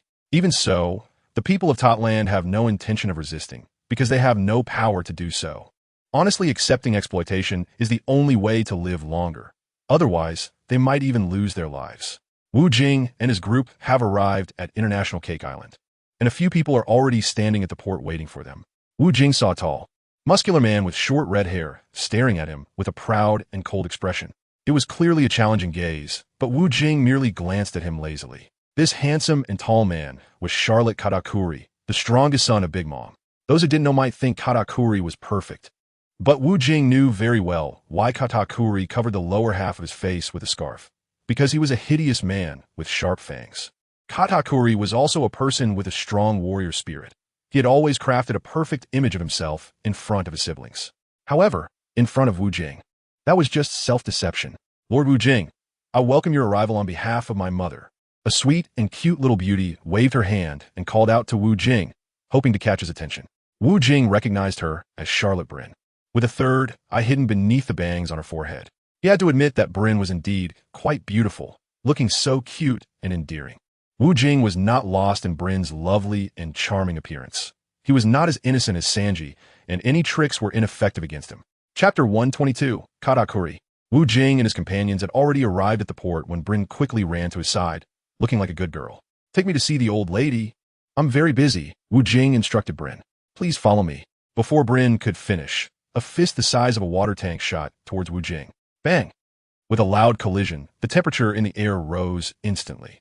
Just now, Katakuri had used the power of the mochi fruit against Wu Jing, causing his arm to turn into a gooey substance and then launch towards him. However, this long-prepared heavy artillery strike was easily neutralized by Wu Jing's fiery punch. The battle was not over. Katakuri's already gooey hand continued to compress, with rolling hot air swirling around it. Facing Katakuri's aggressive momentum, Wu Jing responded with a contemptuous smile. This only fueled Katakuri's fighting spirit even more. He had long wanted to fight Wu Jing. His jealousy had fully erupted because Wu Jing had shone so brightly in Marineford. A top-notch young man could act like a king during the Paramount War, which Katakuri found hard to believe. He wanted to personally verify what kind of person this young man was. Otherwise, he would never believe that there were young people in this world better than him. It was not surprising to have such peculiar personalities in the pirate world, and people like Katakuri were common. Roasted rice cake. From a distance, Katakuri launched another attack. His hand transformed into a rocket launcher, bombarding Wu Jing relentlessly. Wu Jing felt a powerful pressure. The force no less than Luffy's fourth gear move, Rubber King Kong Gun. Fire Fist, enhanced version. Wu Jing's fists were getting bigger and bigger, already engulfed in raging flames. If Katakuri's fists were scalding hot, then Wu Jing's fists were hotter than scalding. The two high-temperature fists collided violently, and this time Katakuri was not unscathed. Katakuri's entire fist was smashed to pieces by Wu Jing, and one could faintly smell the scent of burnt glue. Wu Jing's fire fist was simply too hot. Katakuri's expression darkened. Having been pressured and beaten by Wu Jing twice in a row, he felt frustrated. He considered his talent to be top tier in the pirate world, but facing the young Wu Jing, he felt utterly mediocre. Katakuri prepared to continue attacking Wu Jing. He had many trump cards yet to be revealed. Brother, stop it, Broly shouted. You go away. Katakuri completely ignored his sister Broly's obstruction. If you host guests like this, Mama will be unhappy. Lord Wu Jing is our esteemed guest. Thinking of their mother, who was more monstrous than a monster, Katakuri felt a headache coming on. There will be another opportunity to compete with you. Katakuri gave up on continuing the attack. Compete? That should be something your mother is worthy of saying. Wu Jing smirked slightly, his signature mischievous smile perfectly displayed. This smile drove women wild and made men go crazy. The confidence it exuded was heart-stopping. This made Katakuri's eyes widen in anger, yet he chose not to strike again. Lord Wu Jing, my brother is usually very calm. I don't know what's wrong with him today. Please don't mind him. Please follow me. Mama has already prepared a lavish lunch for you. Broly's sweet voice, along with her blushing cute face, made people feel very friendly. However, Wu Jing remained calm and composed, not like Sanji, who would be enchanted by Broly, because he knew very well. Chapter 123, A Lavish Dinner Mama. Lord Wu Jing has arrived. Before even seeing Big Charlotte Linlin, Broly happily shouted as if reporting good news. Mama. In a brilliantly lit, large living room, the iconic laughter of Mama Linlin echoed. Wu Jing swaggered in with Lei Jiao and the others, acting as if he were the master of the place. Lord Wu Jing, please have a seat. Bulin attentively served him. Mama Linlin watched Wu Jing with a beaming smile, drooling. Damn it, this overly enthusiastic welcome gave Wu Jing goosebumps. Mama Linlin has a total of 43 husbands, which means she can be considered a promiscuous woman. One can only imagine how many unfortunate men have been forced by her. Sit down, Kid Wu Jing. Let us eat to our heart's content. Mama Linlin had already thrown a large piece of dessert into her mouth, her favorite, upon hearing Mama Linlin shout to eat. The other people at the table also began to feast voraciously. These people are ministers from 34 islands, and they are also Mama Linlin's children. The table was filled with a dazzling array of delicacies: fragrant roasted whole beef, flavorful roasted whole lamb, a fish the size of a shark, and various desserts like chocolate, jam bread, cheese, cookies, and candies. Delicacies from mountain and sea, fine wines and dishes, everything one could wish for. The most eye-catching was naturally the cake over 10 meters tall, placed right in front of Mama Linlin, which no one else dared to touch. That was exclusively from Mama Linlin. Not even a bite could be taken by others. This was too extravagant. Long Kuei was already drooling uncontrollably. Facing the lavish lunch, Long Kuei had forgotten that they were in enemy territory. As for Malgo and Luo, they showed little interest in the delicious food, merely sipping a few drinks. Lei Jiao hadn't eaten anything. Her mind was solely focused on how to rescue her family. Wu Jing, like Long Kuei, began to feast heartily. Long Kuei is greedy, while Wu Jing is calm. Wu Jing thought that since people had come, there was no need to be too constrained. He would not be bound by the situation in front of him. This is the demeanor of someone with a kingly aura. No matter how difficult the circumstances, he remained calm and composed. Facing a group of food lovers, the mountain of food on the table was quickly devoured. But it was fine, as another batch of steaming delicacies soon arrived. Annie Lingling had many cooks, probably around 100. They were always on standby to fill her belly, because if she got hungry and suffered from cravings, it could lead to not only chaos but also the destruction of the islands. Wu Jing picked up his wine glass and walked towards Aunt Lingling. Aunt Lingling was still engrossed in the delicious food and hadn't noticed him approaching. Lingling, thank you for your hospitality. Wu Jing raised his glass, preparing to clink it with Aunt Lingling's. It was only when he called her name that she realized he was standing next to her. She didn't immediately raise her glass to toast because both her hands were occupied with tasty cakes. Chapter 124. Try my cooking, of course. Now that you are mine, Aunt Lingling said. After finishing her sweet treat, she lifted her large cup, ready to toast with Wu Jing. You are mine? Upon hearing this, Wu Jing immediately withdrew his cup. He couldn't toast anymore. This old woman wanted to have a young man like him? How shameless! His heart began to boil with anger. Don't think too much. With your build, even toothpicks wouldn't be enough for me. I plan to marry my daughter, Bruin, to you. I will hold a grand wedding for you in the kingdom. Hearing her mother's words, Bruin's face turned red, but Wu Jing felt extremely displeased. Marry into your family? Do you think you're the queen mother? Do you want me to ruin the kingdom? I'm here to ask for people, not to mess around with you. Wu Jing no longer held back. A barbaric woman like Aunt Lingling could only be dealt with forcefully. If you marry my daughter, I'll return those people to you. Aunt Lingling's eyes glinted fiercely, but her mouth didn't stop as she occasionally took bites of the delicious cake. I'll think about it, because I have too many women. Wu Jing's sharp gaze softened. What harm was there in holding back for a moment? He then took a piece of cake in front of him to taste how it was. Aunt Lingling's children were shocked by Wu Jing's audacious behavior, their jaws nearly dropping, and their eyes wide open in disbelief. How dare someone touch their mother's dessert? Wu Jing was the first person in history to do so and still be alive. Wu Jing took a bite and thought the dessert was okay, but still preferred the one he had on the island. The fruit cakes made by the little people on the island were incredibly delicious because there weren't any plants that their race couldn't cultivate. The little people grew a lot of tasty fruits and then decorated them on the special cream cakes from the island, making them so delicious that one could forget everything else. Dare to touch my dessert. Aunt Lingling's face darkened with annoyance, and the ground began to tremble. It's not that great, try what I made. Wu Jing pulled out a bag of dessert from his pocket and threw it directly onto the table. Wu Jing's rude gesture made the aunt's children very indignant, as if he treated their mother like a beggar. However, Big Mom didn't care at all, because what Wu Jing threw to her was dessert, and there was no way for her to resist. She directly picked up the bag of dessert on the table and stuffed it into her mouth without hesitation. What was considered a bag of dessert in Wu Jing's hands was just a tiny bit in Big Mom's hands. As the dessert entered her mouth, Big Mom remained unmoved, as if she felt nothing about the dessert Wu Jing had given her. Her children began to sympathize with Wu Jing. Their mother had very high standards for desserts, and Wu Jing's attempt to deceive her would definitely not end well. How could there be such delicious desserts? I want you to provide me with 50 tons every month. Just when everyone thought Big Mom was dissatisfied with the dessert Wu Jing had given her, she expressed heartfelt feelings and strongly demanded that Wu Jing meet her request. Ho, Lingling, this is just a gift for our meeting. I can't agree to that request. Those desserts were all prepared in advance by Wu Jing. He wanted to exploit Ling Ling's weakness. Usually, he carried either cigarettes or alcohol, and he wouldn't carry snacks with him. Chapter 125. You must marry my daughter Wu Jing. You stuffing my teeth with such a gift makes me very angry. Big Mom seemed to have a food craving. Drooling. The dessert Wu Jing provided was much tastier than the ones from the whole cake island. This made her children anxious again. If their mother had a craving, it would surely lead to chaos. That is fine as long as you let those people go. I will provide 50 tons of dessert every month. Wu Jing easily agreed. No, you must marry my daughter Bruli, and you must also provide desserts. Big Mom unreasonably rejected Wu Jing's request. Her words made Wu Jing hold his forehead in pain. There was really no reasoning with these emperor-level figures. Unless they were defeated, there would never be room for discussion. Just like with Whitebeard.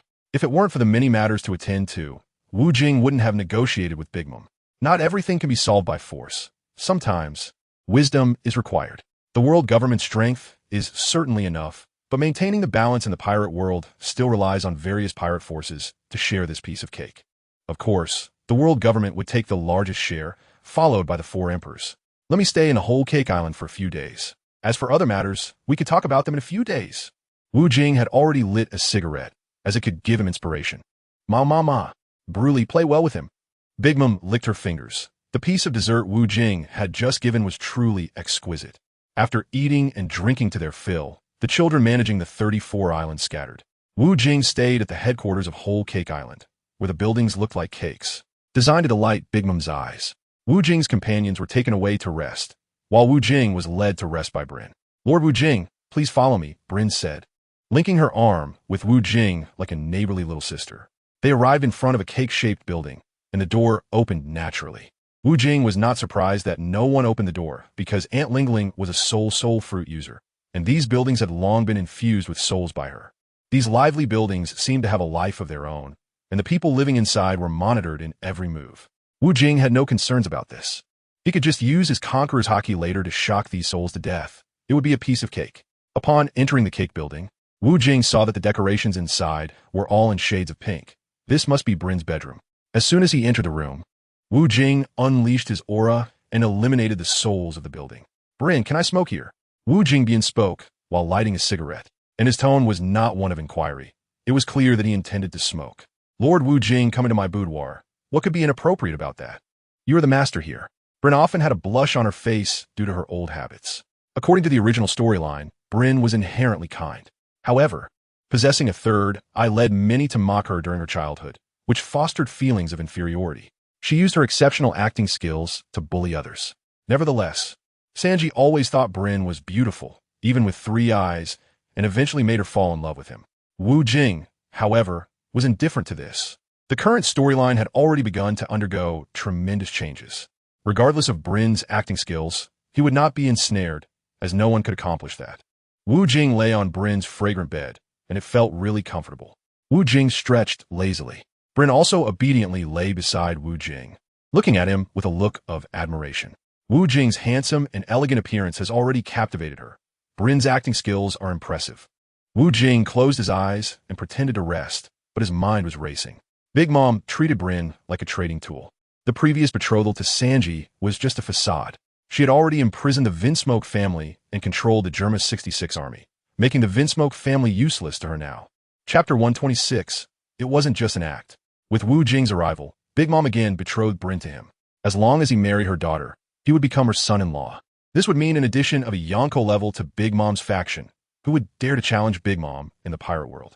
These sea emperors loved to recruit powerful subordinates. Kaido, like Big Mom, also enjoyed gathering capable underlings for his own use. Becoming Big Mom's son-in-law felt like a significant disadvantage for Wu Jing, as he would be overshadowed by her status. If Big Mom had married him in her younger days, he might have considered it.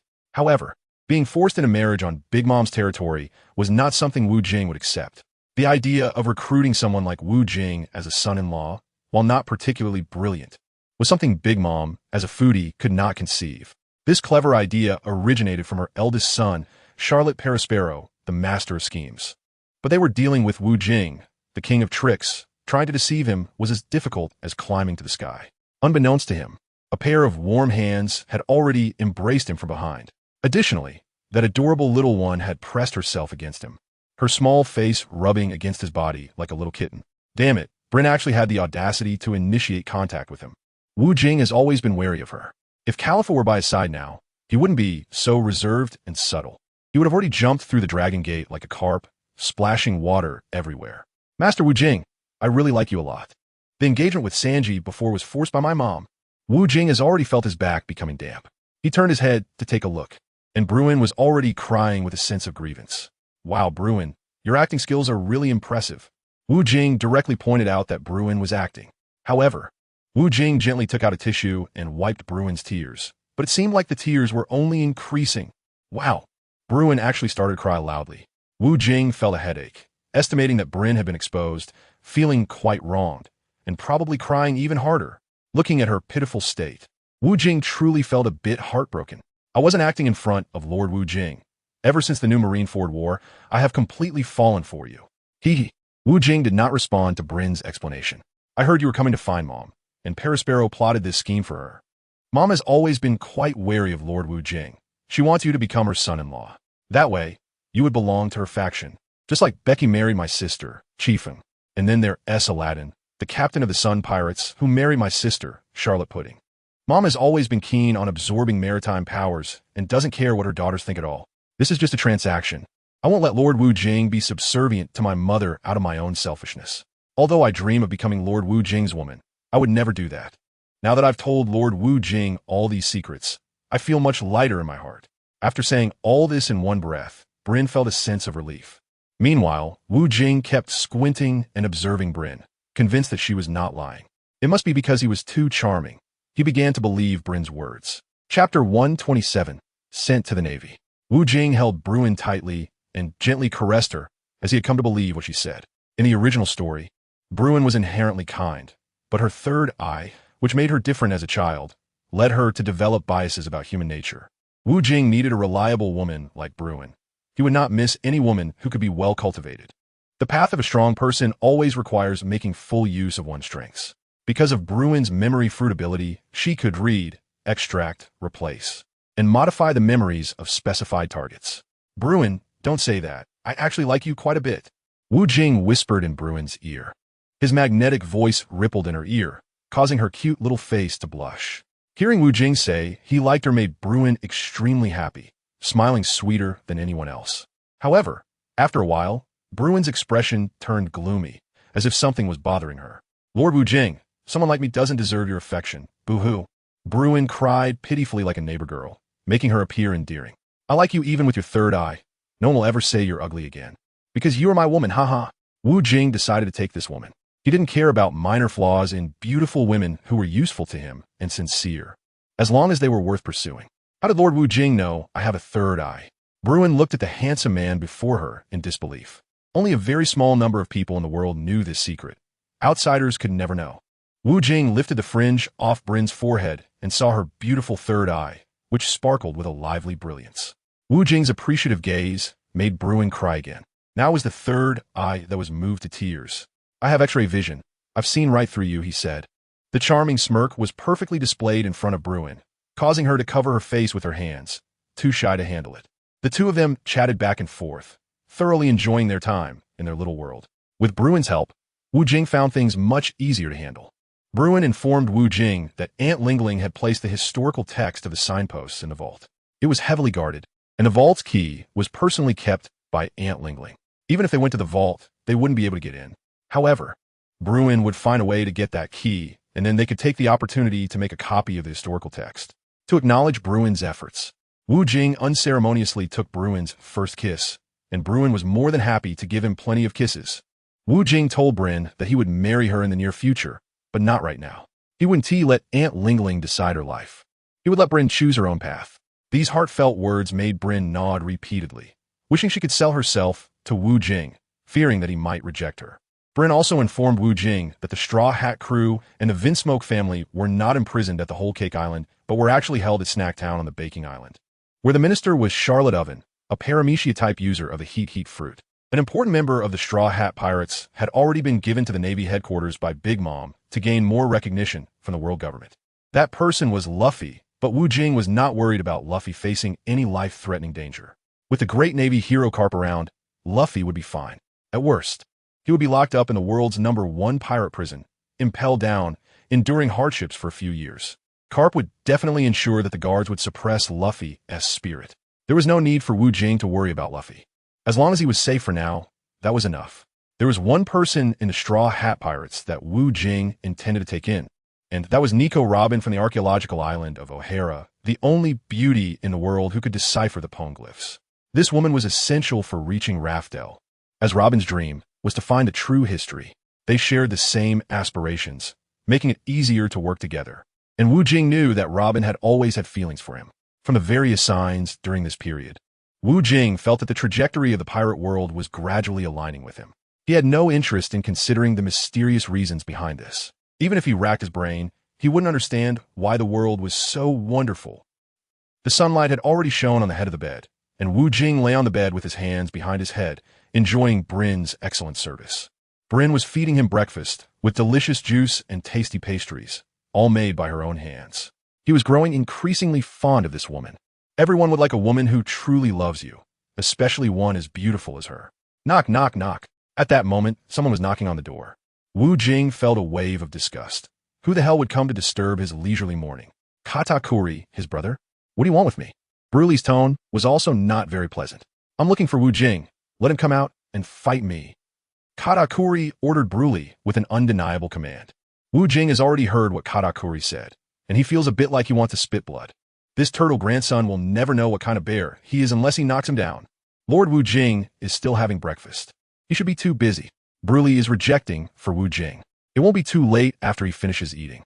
Katakuri directly pushed the door and entered, ready to watch Wu Jing finish his meal. It's really a case of a big tree attracting the wind. All kinds of winds can be drawn in. Brulee couldn't control Katakuri. After all, this brother holds a very high position in the whole Cake Island. Besides their mother, Katakuri is the highest, because his combat power is the strongest among these children. Wu Jing had finished his breakfast and habitually lit a cigarette, ignoring Katakuri beside him. Katakuri, standing in front of him, didn't urge him either, as he didn't care about such a short wait. However, after Wu Jing finished his cigarette, he still ignored Katakuri, acting as if he didn't exist. This behavior is quite disrespectful to an opponent. Katakuri's eyes glinted coldly. In the world of Wano, he had never received such arrogant treatment. Those younger siblings regarded him like a god. Katakuri was their perfect older brother. Opponent? You think too highly of yourself, kid. If it weren't for Brulee, Wu Jing would have kicked him away without a second thought. Conqueror's haki. Katakuri unleashed it without hesitation, causing everything in the room to turn to dust. However, under Wu Jing's protection, Brulee was not affected by the Conqueror's haki. This is too much disregard for his sister's life, Wu Jing thought, and he must teach this frog in the well a good lesson. Chapter 129. I no longer want to eat rice cake. Katakuri's powerful Conqueror's haki did not inflict any harm on Wu Jing. At most, it was like a tickle, and Wu Jing even found Katakuri's tickling insufficiently forceful. Hurry up and show your moves, weakling Katakuri. Wu Jing thought of a basketball star on Earth named Curry, and in front of him was Katakuri. Katakuri's arms had transformed into a rice cake shape, and his special paramecia-type mochi fruit powers were now in effect. He could freely change his body shape, stretch, and enlarge, which was quite similar to Luffy's gum fruit. He could also perform moves similar to Luffy's, but with greater lethality. Machi Spike.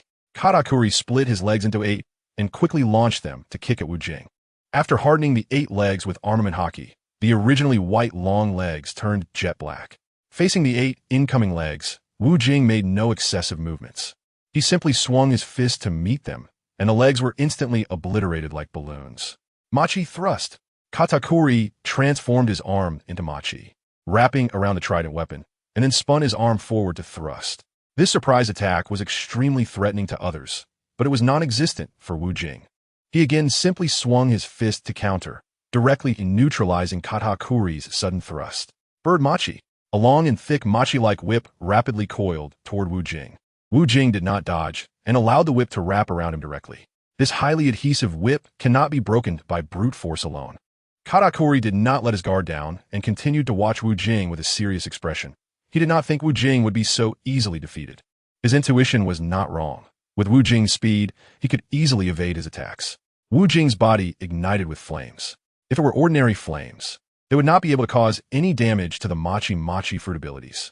However, these were the intense flames produced by the Mara fruit. And under the trigger of the powerful energy within Wu Jing, the mochi whips were quickly burned through. Katakuri was still not willing to give up and continued to unleash other fruit ability techniques.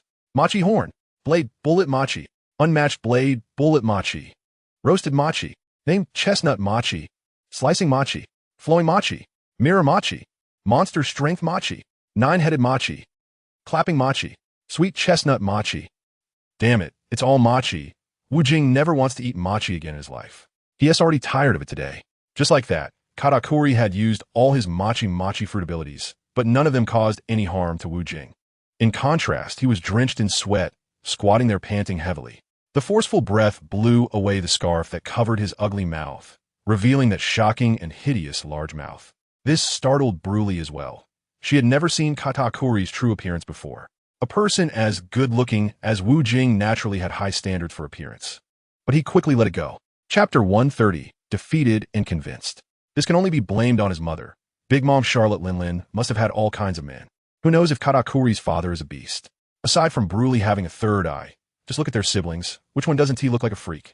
Either with a long tongue, a long neck, or a fishtail. I admit defeat. Your strength is far greater than I imagined. Looking at the calm and composed Wu Jing, Katakuri completely conceded. Just now, Wu Jing had never taken the initiative to attack, easily responding to his attacks. Katakuri fully understood that no matter how this battle was fought, he was going to lose. Just as Katakuri was about to turn and leave, Wu Jing shot forward with a whoosh. Before Katakuri could react, Wu Jing was already in front of him, delivering a beautiful uppercut directly to Katakuri's jaw. A figure shot into the air like a rocket, and with a loud bang, Katakuri was slammed into the ceiling. His head was already embedded in the ceiling, his whole body hanging precariously from it. After swaying a few times, he finally fell down. With a loud thud, Katakuri landed on the floor, face up. Wu Jing made sure he enjoyed this wonderful feeling of flying and crashing. Katakuri coughed up blood and was in a semi-conscious state. Wu Jing is not holding back. He wants Katakuri to realize how weak he truly is. In the end, Katakuri understands that he cannot defeat Wu Jing, and then he concedes and prepares to leave. Wu Jing would not let him leave unscathed. After all, one must reciprocate. Today, out of respect for Brin, I played with you once. If there's next time, I might just take your life. Wu Jing shot a cold glance at Katakuri. Then he casually fixed his hairstyle. A head can be severed, but a hairstyle must not be messed up, for he is the #1 male god in the pirate world. Katakuri did not dare to argue with Wu Jing's words. This man had the audacity to kill the celestial dragon, and killing him was even less of a concern. Today, he accepted his defeat wholeheartedly. Wu Jing was an insurmountable mountain to him, and this shadow was one he could no longer shake off. Picking up the trident weapon, the Earth Dragon, Katakuri walked away dejectedly. Brin did not approach to comfort Katakuri. This was of his own making, and she was more concerned about her lord Wu Jing. Wu Jing no longer needed her to worry. He had elegantly lit up a unique international cigarette. This was specially brought to him by Bruin. Wu Jing took a deep puff, and it was quite good, although it couldn't compare to the powerful cigarette gifted by Princess Wei Wei. The international brand still had its own flavor. Thank you, Lord Wu Jing, for showing mercy. It's all my brother's fault for offending you, Bruin said, looking at her idol with admiration. Just a moment ago, she had been immersed in the impressive and stylish fight, and her brother Katakuri, recognized as the best man in the world, was no match for her idol. He has good luck. If it weren't for your brother, I really wouldn't have let him walk away alive, Wu Jing said with a slight smile, showing his care. Wu Jing's sweet words made Brin feel like she was the happiest woman in the world. Lord Wu Jing is truly too good to her, and the key is that he is also extraordinarily powerful and has an exceptional appearance. Chapter 131, Men Are Not Good Things. Brin's residence was left in ruins after the intense battle, just now, riddled with holes. Even if Liu Ban were to be reborn, it would be impossible to repair it. She could only rebuild another one. But for now, Brin still needed to find a place to warmly host Wu Jing.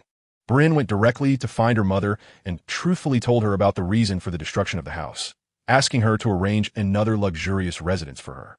Aunt Lingling was not surprised at all by Katakuri's crushing defeat at Wu Jing's hands. She was well aware of Wu Jing's extraordinary strength. Regarding her son being treated like a dog, Aunt Lingling did not express any dissatisfaction. On the contrary, she was grateful to Wu Jing for being able to teach her proud son a good lesson. Aunt Lingling readily agreed to Brin's request to change residences. However, she was most concerned about how Brin was doing with Wu Jing in other aspects. To outsiders, they all regarded Wu Jing as a big pervert. The rumors about Wu Jing and the beautiful women in the pirate world were also spreading wildly. The onlookers were quite envious and jealous of Wu Jing, believing that he was successful on the battlefield and even more successful in romance. The impressive achievements in romance were not much weaker than those on the battlefield. Empress Hancock, Princess Violet of Dressrosa, Princess Vivi of Alabasta, and Princess Shirahoshi of Fishman Island. Which one of them isn't a top beauty? These famous beauties in the pirate world were all thought to have something to do with Wu Jing. After requesting to change residences, Brin also made another request to Aunt Lingling. That was for her dowry. Brin said that on her wedding day, she wanted to wear the most beautiful and precious jewelry, and that she wanted to choose it herself from the treasury. If it were Sanji who was getting married, Aunt Lingling would absolutely not be willing to give Brin the best jewelry, as she would want to keep it to exchange for more delicious food. But this time, the person Brin was marrying was not someone Sanji could compare to because he was Wu Jing. Aunt Lingling agreed to Brin's request, saying that she would let Baron Dan accompany her to choose it. Although Brin was her biological daughter, Aunt Lingling trusted her confidant more. Then Aunt Lingling told Brin that the wedding would take place in 10 days and the banquet would be held at Cake Island. Aunt Lingling arranged a new residence for Brin, which was even more magnificent than the previous 10-meter-high house, standing at about 50 meters tall. This could be considered Aunt Lingling's new wedding gift for Brin. Aunt Lingling felt it was a bit shabby since her son-in-law was one of the 4 emperors. Apart from her own residence, which was over 100 meters tall, this 50-meter-high cake house was the second tallest on Cake Island. She was unwilling to give up her own palace for Brin's wedding house. Since Wu Jing arrived, the number of maids around Brin had tripled. This was partly to better serve Wu Jing and, more importantly, to monitor him. Wu Jing understood Aunt Lingling's little thoughts very well. Other than playing around and being affectionate with Brin every day, he had no other special matters. Occasionally, he would drink and chat with Marco and the others, which made Aunt Lingling very satisfied. On the contrary, it made Reiju feel that she had been deceived by Wu Jing. She didn't expect that the 5 emperors Wu Jing was indeed such a person. She felt that the rumors were right. Wu Jing was indeed a fickle man. Once he arrived at Cake Island, he became immersed in his passionate relationship with Brin, completely forgetting his previous promises. Reiju had never been in a relationship before. Her days were filled with fighting alongside her father. However, she had heard a saying, all men in the world are not good. She didn't believe it before, but now she did. Chapter 132, Choosing the Dowry. Originally, Wu Jing was seen as a prince charming in Reiju's eyes.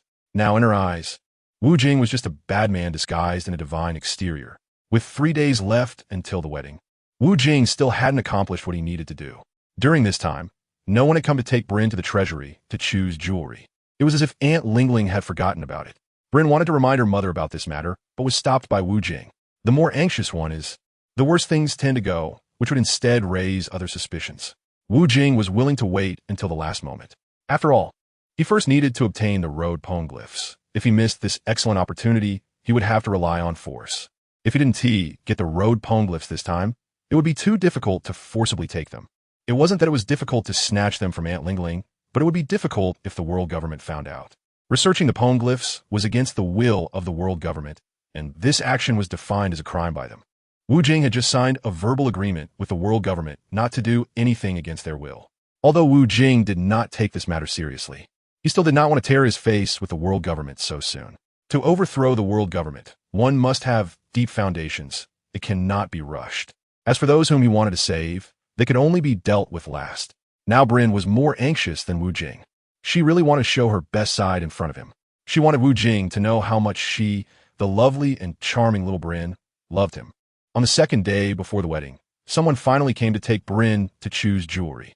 A gentleman wearing egg-shaped pants appeared, and Wu Jing recognized him as Baron Dan, a combatant from the Big Mom Pirates. Lady Brin, I am here to take you to choose jewelry, Baron Dan said very gentlemanly, bowing to Brin, proving to be an excellent baron. Thank you, Uncle Dan, Brin replied sweetly. Now, it was her time to act. She wanted to play her part well for the man she loved and do her utmost to achieve her goals. Brin took Wu Jing's hand, preparing to go to the treasury together. Lady Brin, Lord Wu Jing cannot go, Baron Dan said anxiously when he saw Brin trying to take Wu Jing with her. No outsiders are allowed in there. You know that. Who would dare to defy Empress Lingling's orders? In whole Cake Island, no one would dare to do so. Those who dared have long since left this world. Outsider? You say my fiancé, Lord Wu Jing, is an outsider? Uncle Dan, you mustn't let Mama hear you say that, or you'll be in trouble, Bryn teased. Oh dear, I really short-circuited there. Lord Wu Jing is indeed your fiancé. Please forgive my oversight, Lady Bryn and Lord Wu Jing. Baron Dan immediately expressed sincere apologies upon being reminded by Bryn.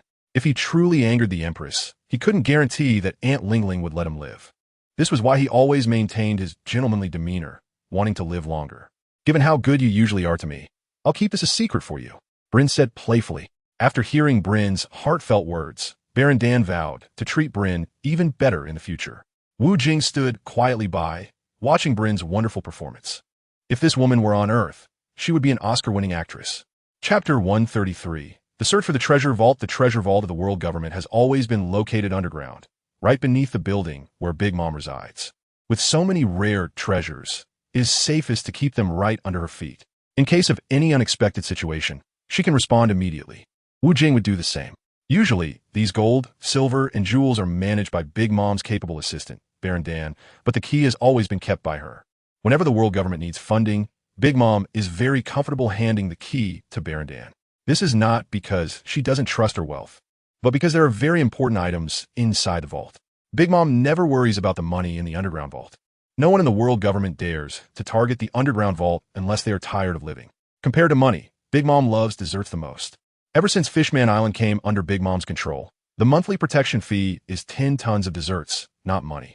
If presented with desserts and treasures, would Big Mom choose food or treasures? Of course, she would choose food. She loves eating that much, and money cannot be eaten. It's as simple as that. But someone might ask, doesn't having more money mean you can buy more food? However, this reasoning does not work with Big Mom. Her first choice is always desserts, with no reason needed. Wu Jing and his companions had arrived at the entrance of the vault. Baron Dan greeted the guards and let them in. Baron Dan skillfully opened the vault door and said to Wu Jing and Bryn, "Please come in," while making a very standard gesture. Only Bryn, Wu Jing, and Baron Dan were allowed inside the vault. The other attendants were not qualified to enter. As soon as Wu Jing entered the vault, he saw glittering gold bricks, gold necklaces, gold bracelets, and then various pearls, jades, and all sorts of famous swords and treasures, etc. There were some treasures that Wu Jing couldn't even name, but he wasn't interested in those treasures at the moment. What he was most concerned about was that red stone. No, Wu Jing muttered to himself.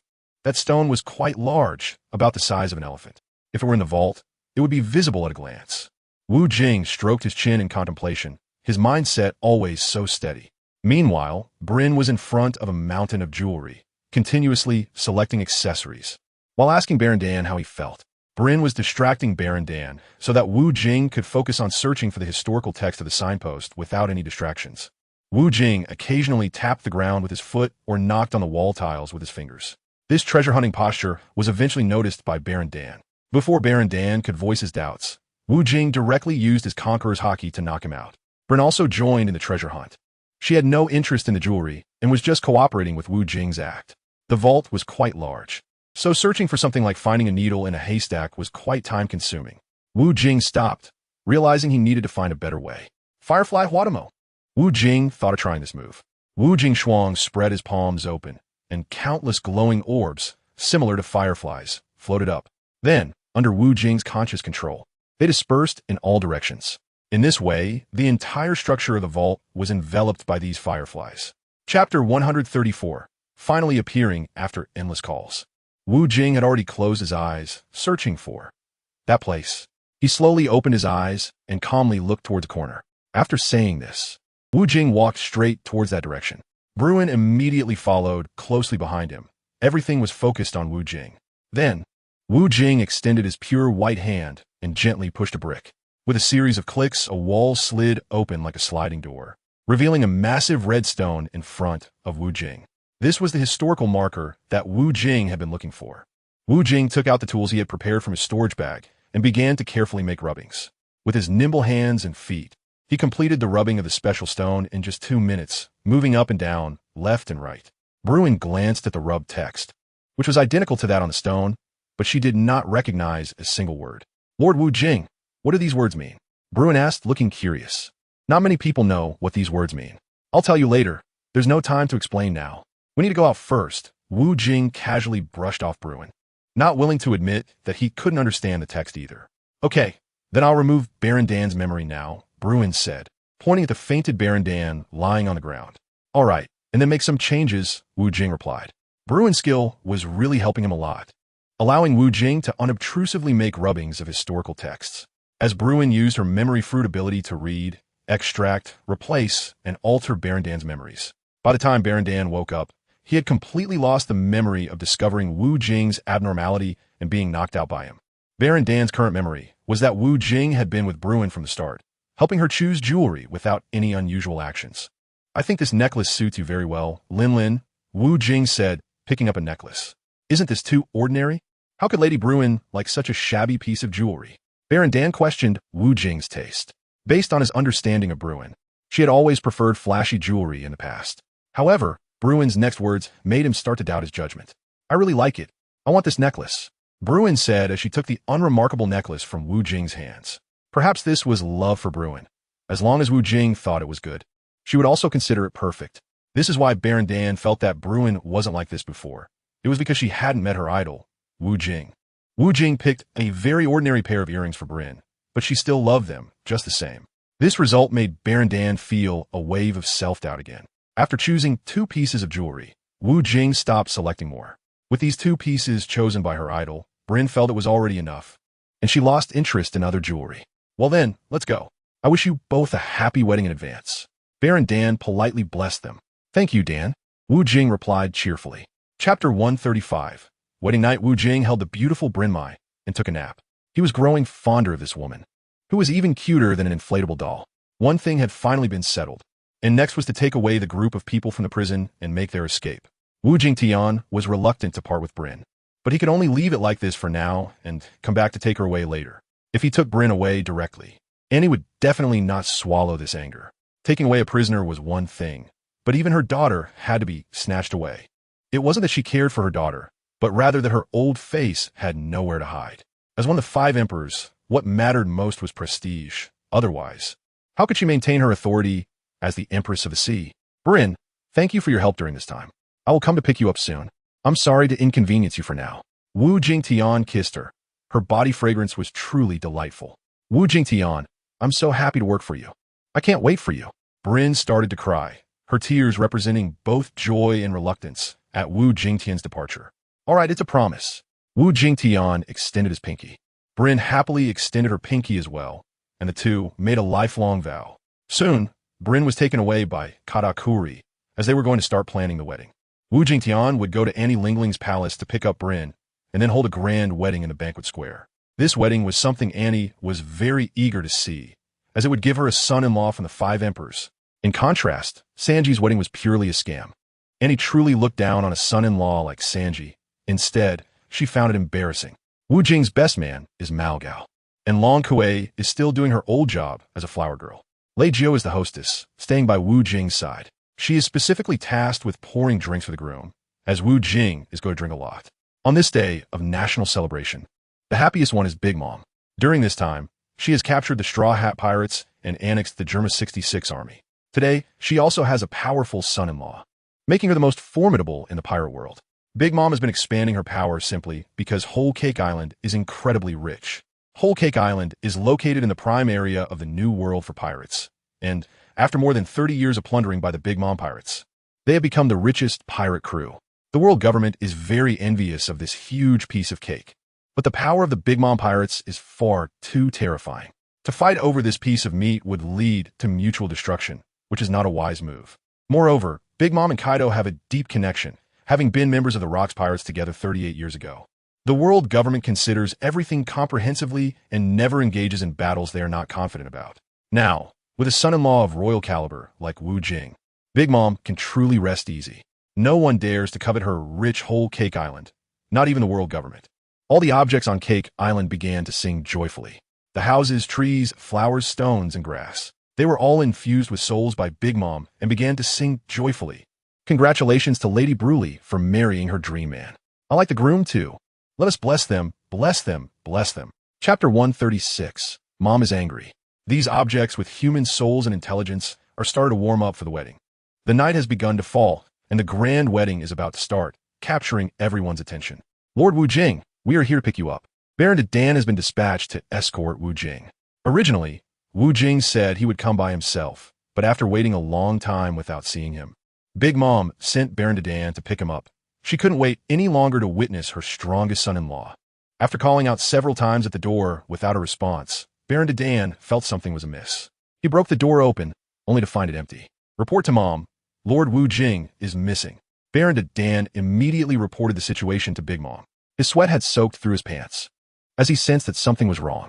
Meanwhile, report to Lord Owen. There's an outsider who has invaded the Biscuit Islands full town. Charlotte Owen is the ruler of Biscuit Islands full town, and now his subordinate is reporting this news to him. Owen quickly reported this news to Big Mom, intending to return and resolve this issue before coming back to attend the wedding. With two coincidental pieces of news, even Big Mom, who rarely thinks, realized that it was Wu Jing's doing. That brat actually dared to play tricks on me, Big Mom fumed. The two strongest soul creations beside Big Mom, Zeus and Prometheus, were startled. They both knew that when Big Mom got angry, it was more terrifying than an earthquake. Mom, don't be angry. Perhaps that kid is bringing those prisoners to the wedding? Zeus tried to comfort the raging mother tiger. Mom, calm down. That kid wouldn't give up on such a beautiful wife as Bruley. Prometheus hurriedly tried to persuade Big Mom. This Wu Jing kid actually dared to deceive my mom. I want to kill that brat. Suddenly, the hat on Big Mom's head came to life, growing eyes. This hat is also one of the strongest soul creations made by Big Mom, called Napoleon the Straw Hat. It is the fiercest and strongest among the three strongest soul creations made by Big Mom. Napoleon can transform into a great sword, with considerable power. Maha, maha. Let's go kill that brat Wu Jing right now. Big Mom glared fiercely, her long tongue instinctively licking her lips. Damn Napoleon, always stirring up trouble. Prometheus glared angrily at Napoleon. Zeus also glared at Napoleon, this damned troublemaker. At Biscuit Island's full town, there was a flurry of gunfire, but quickly calmed down. Facing soldiers weaker than chickens, Wu Jing and his group swiftly dealt with them. The ruler of this area, Minister Owen, was still attending Bruley's wedding on Cake Island. Wu Jing skillfully orchestrated this wedding, carefully planning to avoid the real dangers and achieve his goals easily. Big Mom's crew is also on their way, while Wu Jing is heading straight for the heart of the matter. Biscuit Island's full town is less than an hour's journey from Cake Island, and time is of the essence now. Wu Jing had a soldier take them to the prison. He wanted to break out quickly. Chapter 137, The Mastermind. In less than a month, 2 grand weddings took place in the world government. Each wedding captured the attention of everyone in the world government. The first wedding was Big Mom's scheme to annex Germa 66. It was a deception, and the mastermind was Big Mom Linlin. Bruley successfully completed the task assigned by her mother, beautifully performing in that play, which was also Bruley's helplessness. As Big Mom Linlin said, Bruley was just a puppet tool made by her, and everything had to follow her orders. If she disobeyed, this toy could be destroyed by Big Mom at any time. The second wedding was Wu Jing's. This wedding was Big Mom's attempt to recruit the 5 Emperors Wu Jing into her family. This wedding was also a deception, with Wu Jing as the mastermind. Wu Jing naturally would not hold his wedding in a foreign country. He didn't want to bear the humiliating title of being a son-in-law. He really wanted to marry Bruin, but if he were to marry Bruin, he would have to bring her back to his own country, Do Island. He didn't want her to stay at her mother's house all the time, as his aunt was too eager to swallow up Wu Jing's power. In this major performance, Bruin also played her part beautifully in cooperation with Wu Jing. Bruin was not forced in the slightest. Rather, she was very willing, or you could say she took the initiative to play this role, because the protagonist of this act was Wu Jing, not her mother. Sir, the prison is right ahead. Can I leave now? The soldier was already trembling with fear. Just now, he saw Wu Jing do nothing and yet knocked his companions unconscious on the ground. All right, you can go, Wu Jing said kindly. The soldier was very happy and hurriedly turned to leave, but after a few steps, his legs went weak and he collapsed on the ground, his eyes rolling back. Outside the prison, several guard soldiers also raised their sniper rifles and opened fire at Wu Jing and the others. Wu Jing didn't dodge at all, allowing those random shots to hit him as much as they wanted. The guards were dumbfounded. When the bullets hit Wu Jing, it felt like mosquitoes bumping into a person, completely ineffective. Firearms. Wu Jing also raised his finger and crazily fired back at those random attackers. The power was like a dozen machine guns firing simultaneously, directly reducing those soldiers to a state of utter devastation. This frenzied shooting allowed Wu Jing to truly experience the feeling of being a bandit. It was incredibly enjoyable. The prison wasn't large, with only about 10 rooms. Apart from a few members of the Straw Hat crew, there was also the Vinsmoke family, a father and his 4 sons. Pirates looked down on imprisoning criminals. It was a waste of food. Those deemed worthless were killed, while valuable ones were sent to the Navy branch for a bounty.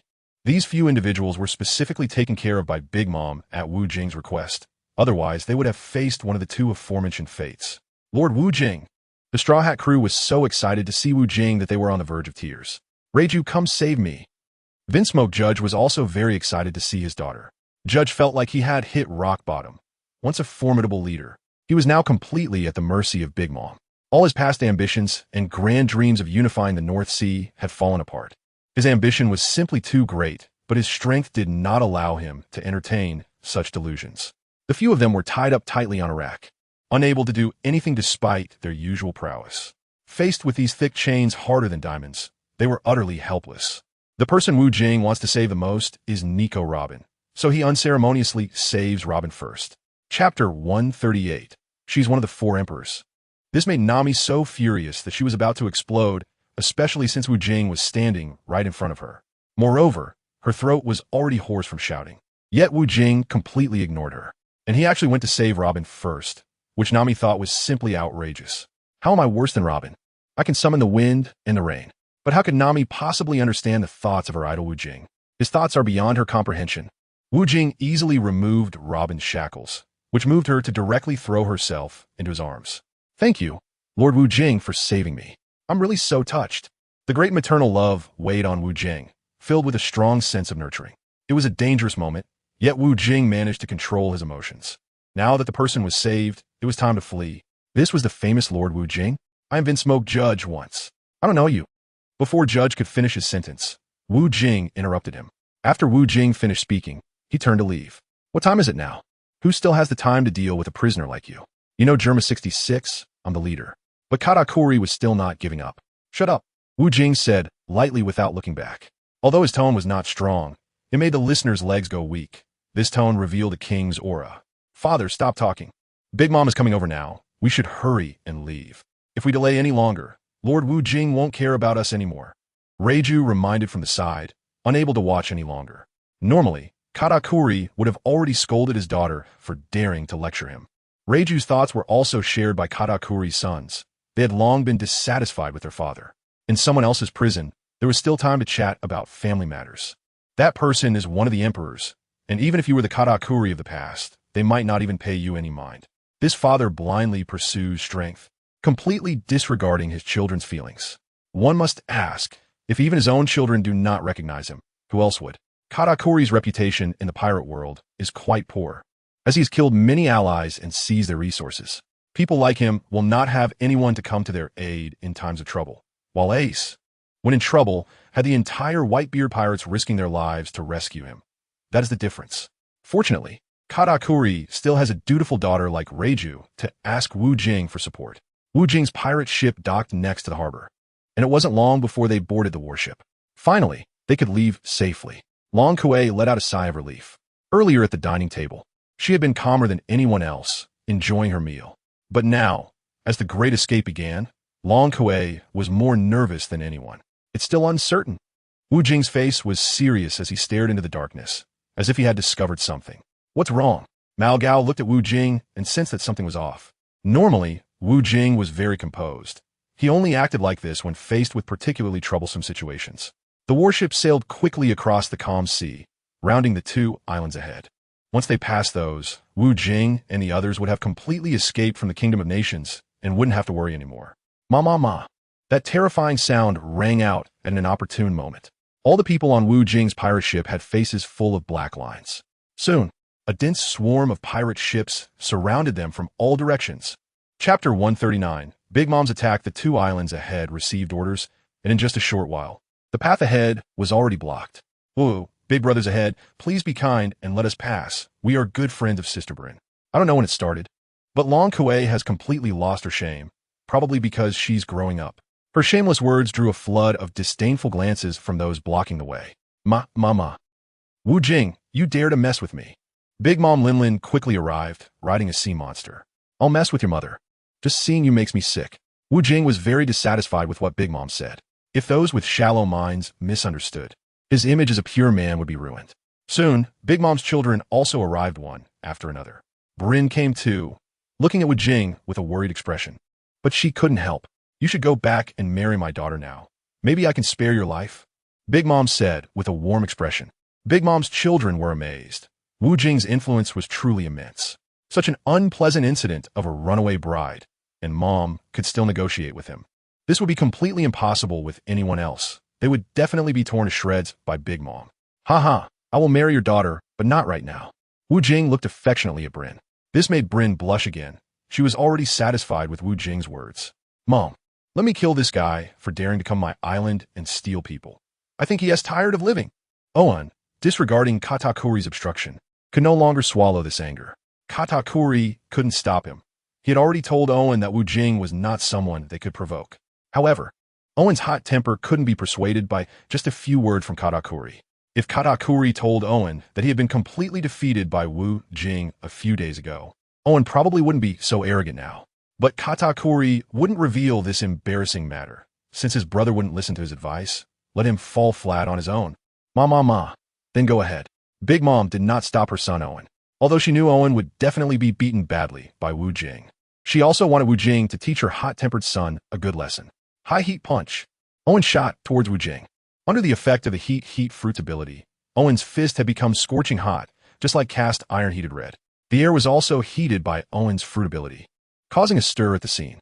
So hot, many people were sweating profusely. Bryn looked at Wu Jing with full concern. Wu Jing remained motionless, quietly waiting for Owen to come to his demise. Owen had already propelled himself in front of Wu Jing, his fist, radiating intense heat, was aimed directly at Wu Jing's heart, intent on delivering a fatal blow. Fire fist. With a loud crash, the temperature of the air instantly intensified. The nearby soldiers felt their clothes catch fire. They quickly scrambled to get as far away as possible. If they didn't move further, they would be burned alive. A bright red fist collided with another fist engulfed in flames. Visually, the bright red fist temperature was clearly much higher than that of the flaming fist. However, the result was the opposite. The bright red fist was charred. Chapter 140. Dare to kill my son, damn it. How could this happen? Owen quickly retracted his fist.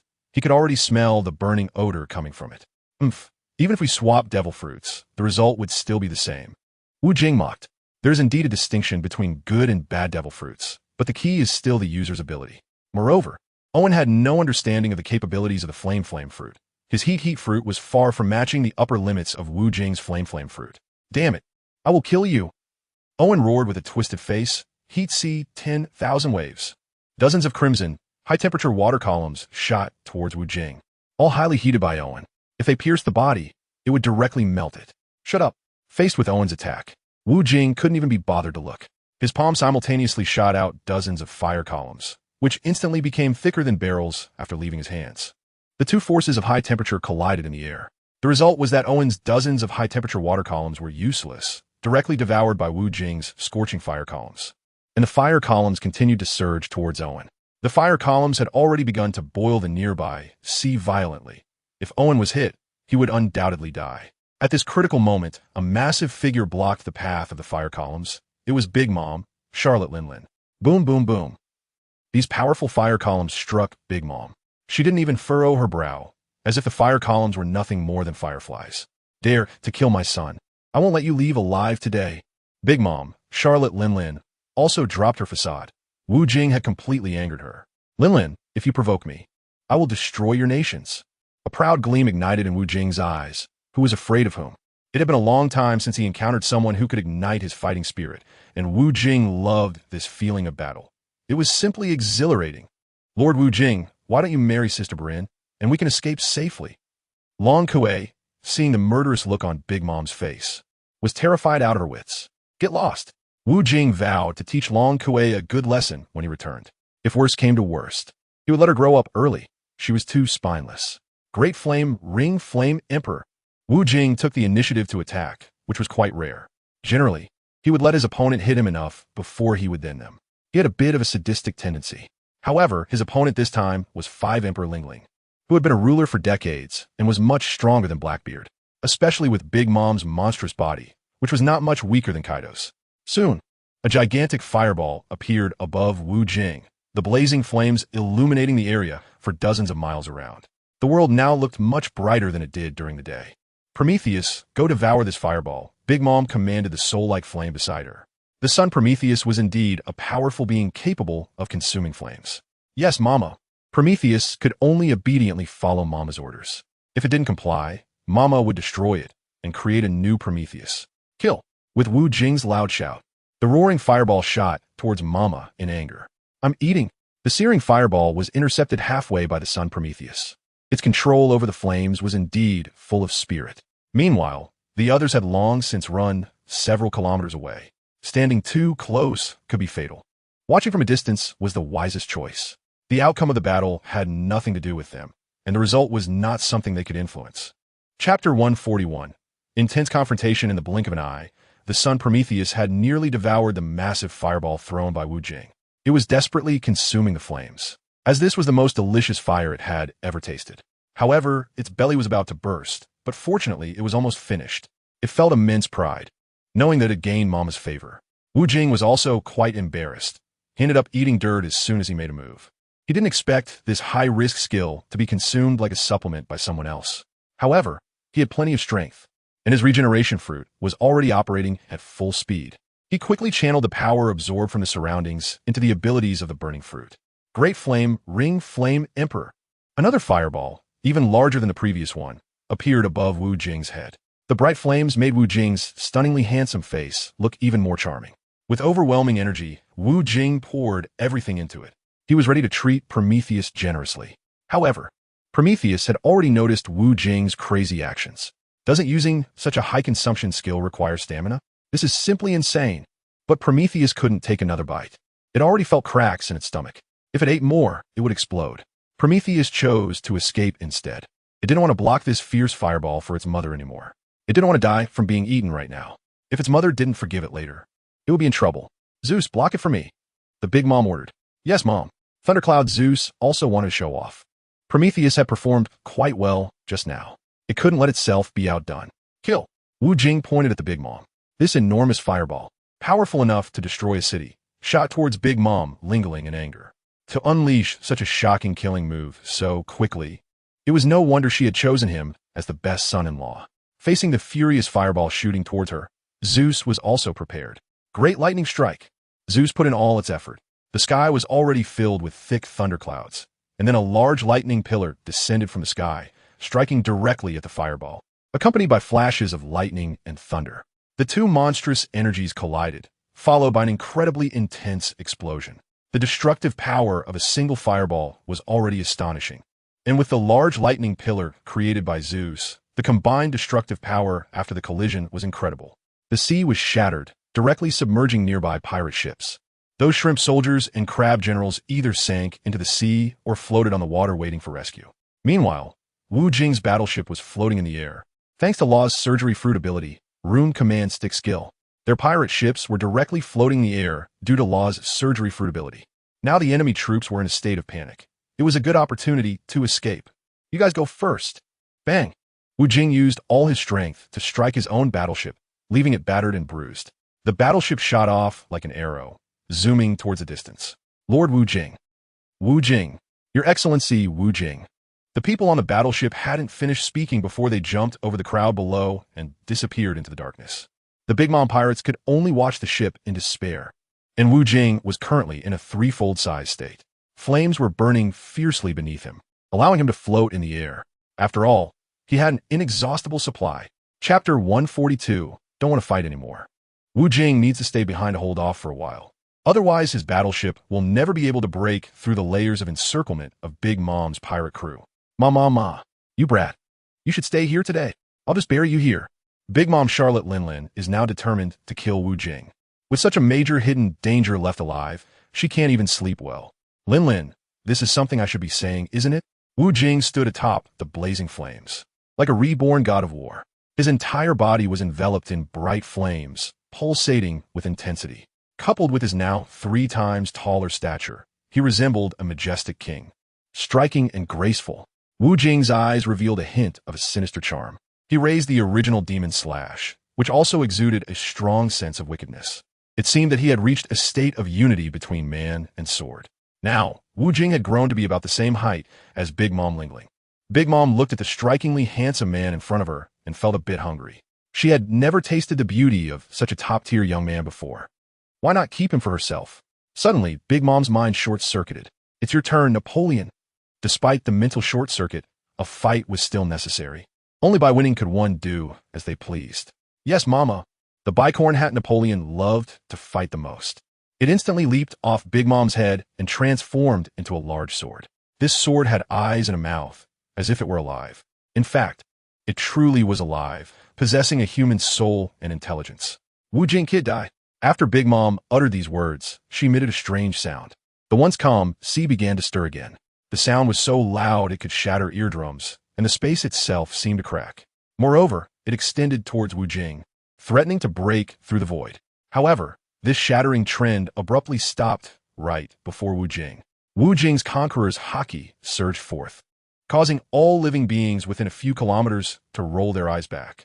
Whether in the water or in the air, everyone except for Big Mom was knocked unconscious by Wu Jing's conqueror's haki. Those who weren't knocked out by the haki were wise, as they had all moved further away. The range of Wu Jing's combat power was simply too vast. Using strange sounds was unable to harm Wu Jing, and Big Mom was not surprised. This was her warm-up. Elbaf Spear, Kingdom of Might. Big Mom raised her Napoleon high. This was a technique of the giant race. Demon Slayer. Wu Jing also raised the first-generation Guiche in his hand, which exuded a chilling, ghostly aura. Immediately after, the old lady swiftly slashed, sending a massive sword energy rushing towards Wu Jing at high speed. At the same time, Wu Jing's Guiche also shot out a dazzling light, accompanied by a sound of breaking air. The clash of sword energies resulted in a stalemate, but the surrounding islands suffered greatly. Wherever the sword energy passed, not only was there no life left, but it was directly cut in half. Let's leave it at that for now, old lady. I will come back to the world of nations later. Wu Jing has already sheathed his sword. He doesn't want to continue fighting. First, the old lady is Bryn's biological mother, and he has to give Bryn some face. Second, his companions have already run far enough. If they go any further, he won't be able to find them. Third, if he continues to fight, he won't gain any benefits. Absolutely not. Chapter 143. Hurry up and leave. The old lady certainly doesn't want Wu Jing to leave. She must keep him here, whether alive or dead. Prometheus, Zeus, Napoleon, all the warriors of the nations, capture him together. The old lady, Lingling, issued the imperial order. Regardless of life or death, these people must stop Wu Jing to give the old lady a chance to eliminate him. For the honor of our nations, let's charge. For our Lady Bryn, let's take down this big liar. For our mother, let's kill this bastard together. Although they are afraid of the powerful Wu Jing, the old lady's pirate crew is still united as one. Most of them would rather bravely fight to the death than live in humiliation. Faced with the collective fighting spirit, Wu Jing feels as if the air around him has solidified, making his movements less agile. Hurry up and leave. Wu Jing has already sensed that things are not looking good. With the power of the flame fruit and the rapid steps of the Navy's 6 powers, he leaps into the air, leaving behind a beautiful spark. The scenery is picturesque. However, Wu Jing's current situation is quite dire. Wu Jing was changing directions in midair, jumping rapidly. This was to dodge the astonishing firepower below and to escape from Wanghua. The Big Mom pirates had aimed all their firepower at Wu Jing, along with various devil fruit abilities. The combined skills and firepower of everyone formed an extremely terrifying force. Additionally, Big Mom Linlin was continuously attacking Wu Jing in the air, creating a scene that was quite thrilling. Although Wu Jing managed to evade many lethal attacks in the air, he still endured numerous hits to his body. If he were to face Big Mom alone, Wu Jing believed that with his abnormal physique, he could outlast her. After all, Big Mom's body was not invincible and could not withstand the ravages of time. However, having Wu Jing face countless warriors from Wanghua alone was something no one could handle. Just the combined attacks from Big Mom's children were terrifying, each possessing formidable devil fruit powers. Naturally, the best devil fruits were reserved for her children. Wu Jing has already felt a tremendous sense of crisis. Now, he is covered in blood, but fortunately, the regeneration fruit has given him a strong physique and a perverse recovery ability. Otherwise, he would have been shattered to pieces. In the air, movement is always inconvenient. After all, the flame fruit and the regeneration fruit do not provide flying abilities. Faced with such a fierce danger, it is clear that the devil fruits are not perfect. Damn it, he can't shake off this group of people. Wu Jing has already reached his maximum speed. Although Wu Jing is leaping quickly in the air, he still cannot shake off some of the high-speed sailing Big Mom pirate ships. Ma. Wu Jing. No one can save you now. Big Mom, riding on Zeus, is charging towards Wu Jing. Zeus can carry Big Mom while flying, but earlier it used up too much energy with its thunderclouds. Now, it has almost recovered and can fly for a long distance. This flying speed is much stronger than Wu Jing's jumps in the air. Big Mom wields Napoleon, performing the Emperor's sword, breaking blade. Napoleon, engulfed in raging flames, is pressed down towards Wu Jing as Big Mom aims to knock him into the sea. Chapter 144. Difficulties clang. The intense sound of weapons clashing. Under Big Mom's powerful blow, Wu Jing is sent plummeting towards the sea. What bad luck. I thought I could change the plot of the pirate world, but it seems I was overthinking it. Wu Jing falls helplessly. Once he hits the water, he won't be able to fight. Just as the Big Mom pirates were preparing to cheer, the sea surface began to churn violently. Splashing water, a sea king emerged from the depths. With its bright, red eyes glaring, it watched Wu Jing falling from the sky. Without hesitation, the sea king opened its mouth full of fangs and swallowed the plummeting Wu Jing in one bite. Then, with a flick of its tail, it instantly sank to the bottom of the sea. Everyone from the 100 nations was caught off guard. How could a sea king suddenly appear? They lived in an area that was not the calm belt, where sea kings had never been seen before. Lord Wu Jing, a piercing female voice cried out. It was Bruli, who collapsed to the ground in sorrow upon seeing Wu Jing swallowed by the terrifying sea king. Being consumed by the sea king in the ocean, there was no hope of survival. Wu Jing is dead, and the Big Mom pirates have achieved their goal. They have begun to cheer on the sea. Those who dare to cause trouble in the land of Wano cannot walk out alive. Only the poor Brin is left with tearful eyes. On Wu Jing's warship, Marco and the others are anxiously waiting for his appearance. After traveling several dozen kilometers, they finally stopped. They were afraid of going too far, and that Wu Jing would not be able to find them, which was something they were very unwilling to see. Marco even activated his bird fruit ability, his whole body surrounded by striking blue flames, so that Wu Jing could quickly spot them. Even though Marco and the others were dozens of kilometers away from the battlefield, they could still hear the fierce sounds of battle. Their captain is protecting them, single-handedly bearing the firepower of thousands. This made Wu Jing's companions feel very guilty. The captain is fighting while they are safely escaping. Although it was Wu Jing who strongly helped them escape, they couldn't shake off their conscience. There were tears in the corners of Marco's eyes. Why does the tragic story of a good captain's death keep repeating? It was like that during the Marineford War. And now it's the same with Wu Jing in the land of Wano. He didn't want to see such a tragic plot again. The intense sounds of fighting lasted nearly an hour. Eventually, Marco and the others could no longer hear it, which meant that the battle on Wu Jing's side had ended.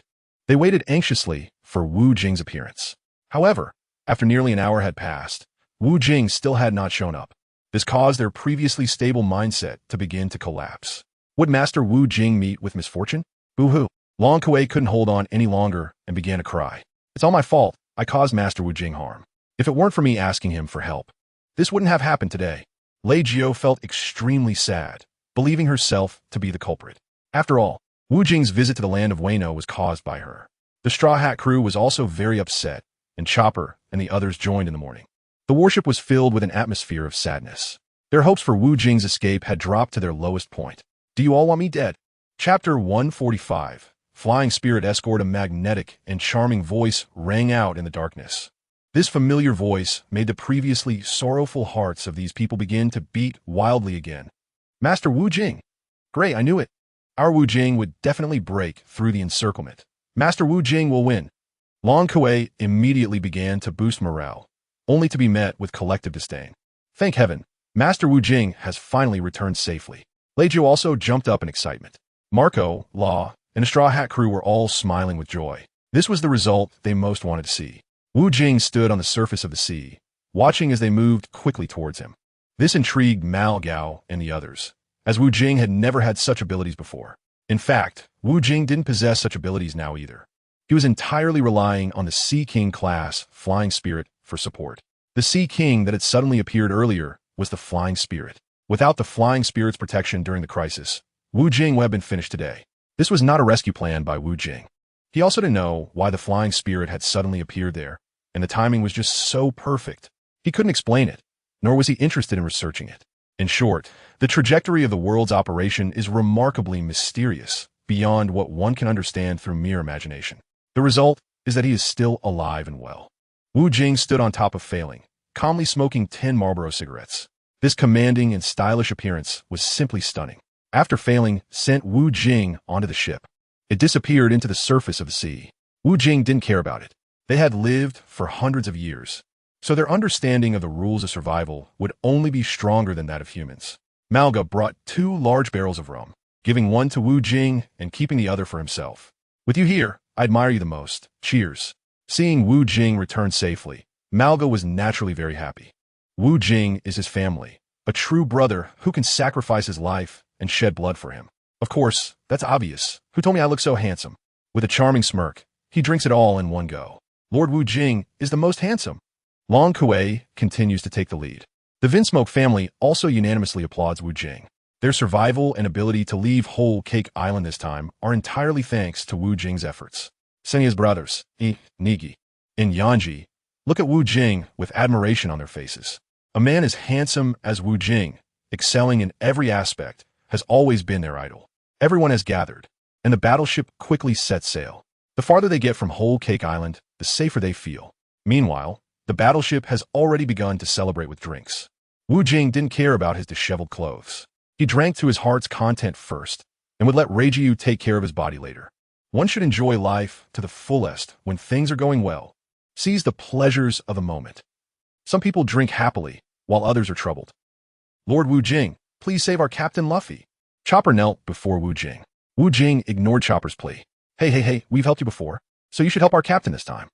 Zoro had an unhappy expression on his face. Wu Jing did not pay attention to Sanji's pleas. Wu Jing did not pay attention to Nami's pleas. Wu Jing did not pay attention to Frankie's pleas. Wu Jing did not pay attention to Brooke's pleas. Wu Jing first let them plead enough. Chapter 146. I have a condition. Each member of the Straw Hat crew pleaded with Wu Jing for Luffy. It was clear that the Straw Hat pirates were indeed very united. Wu Jing is quite admirable, and of course, his pirate crew is more united than theirs. After all, the greater the leadership charisma, the more one can win people's support. No one has ever raised objections to the plans he proposed. It's not that people like Marco and others were afraid to speak up. It's because his plans are flawless. Haha, I risked my life to rescue you from here. So that should be enough to repay the favor from last time, right? Regarding the Straw Hat crew's request, Wu Jing also shared his perspective. During the last Marineford War, although the Straw Hat crew did lend him some help, in the end, it was Wu Jing who took on everything himself and did not put them in danger. If we were to balance the contributions, it's obvious that Wu Jing's achievement this time, pulling teeth from a tiger's mouth, is much greater. Wu Jing's words left the Straw Hat crew in an awkward silence. They truly could not ask Wu Jing to do anything more for them. Wu Jing has already done enough for them. They just want to rescue Luffy too much. Besides Wu Jing, who has the guts to break into Impel Down, they can't think of anyone else who would dare to do that. I don't have time to save Luffy right now. Let's talk about that later. After a while, Wu Jing added, it can be seen as easing their frustrated feelings. After hearing Wu Jing's words, the Straw Hat crew, who were originally frowning, began to brighten up. However, I have one condition. Wu Jing did not forget to add a sentence. His words caused the Straw Hat crew to show expressions of astonishment.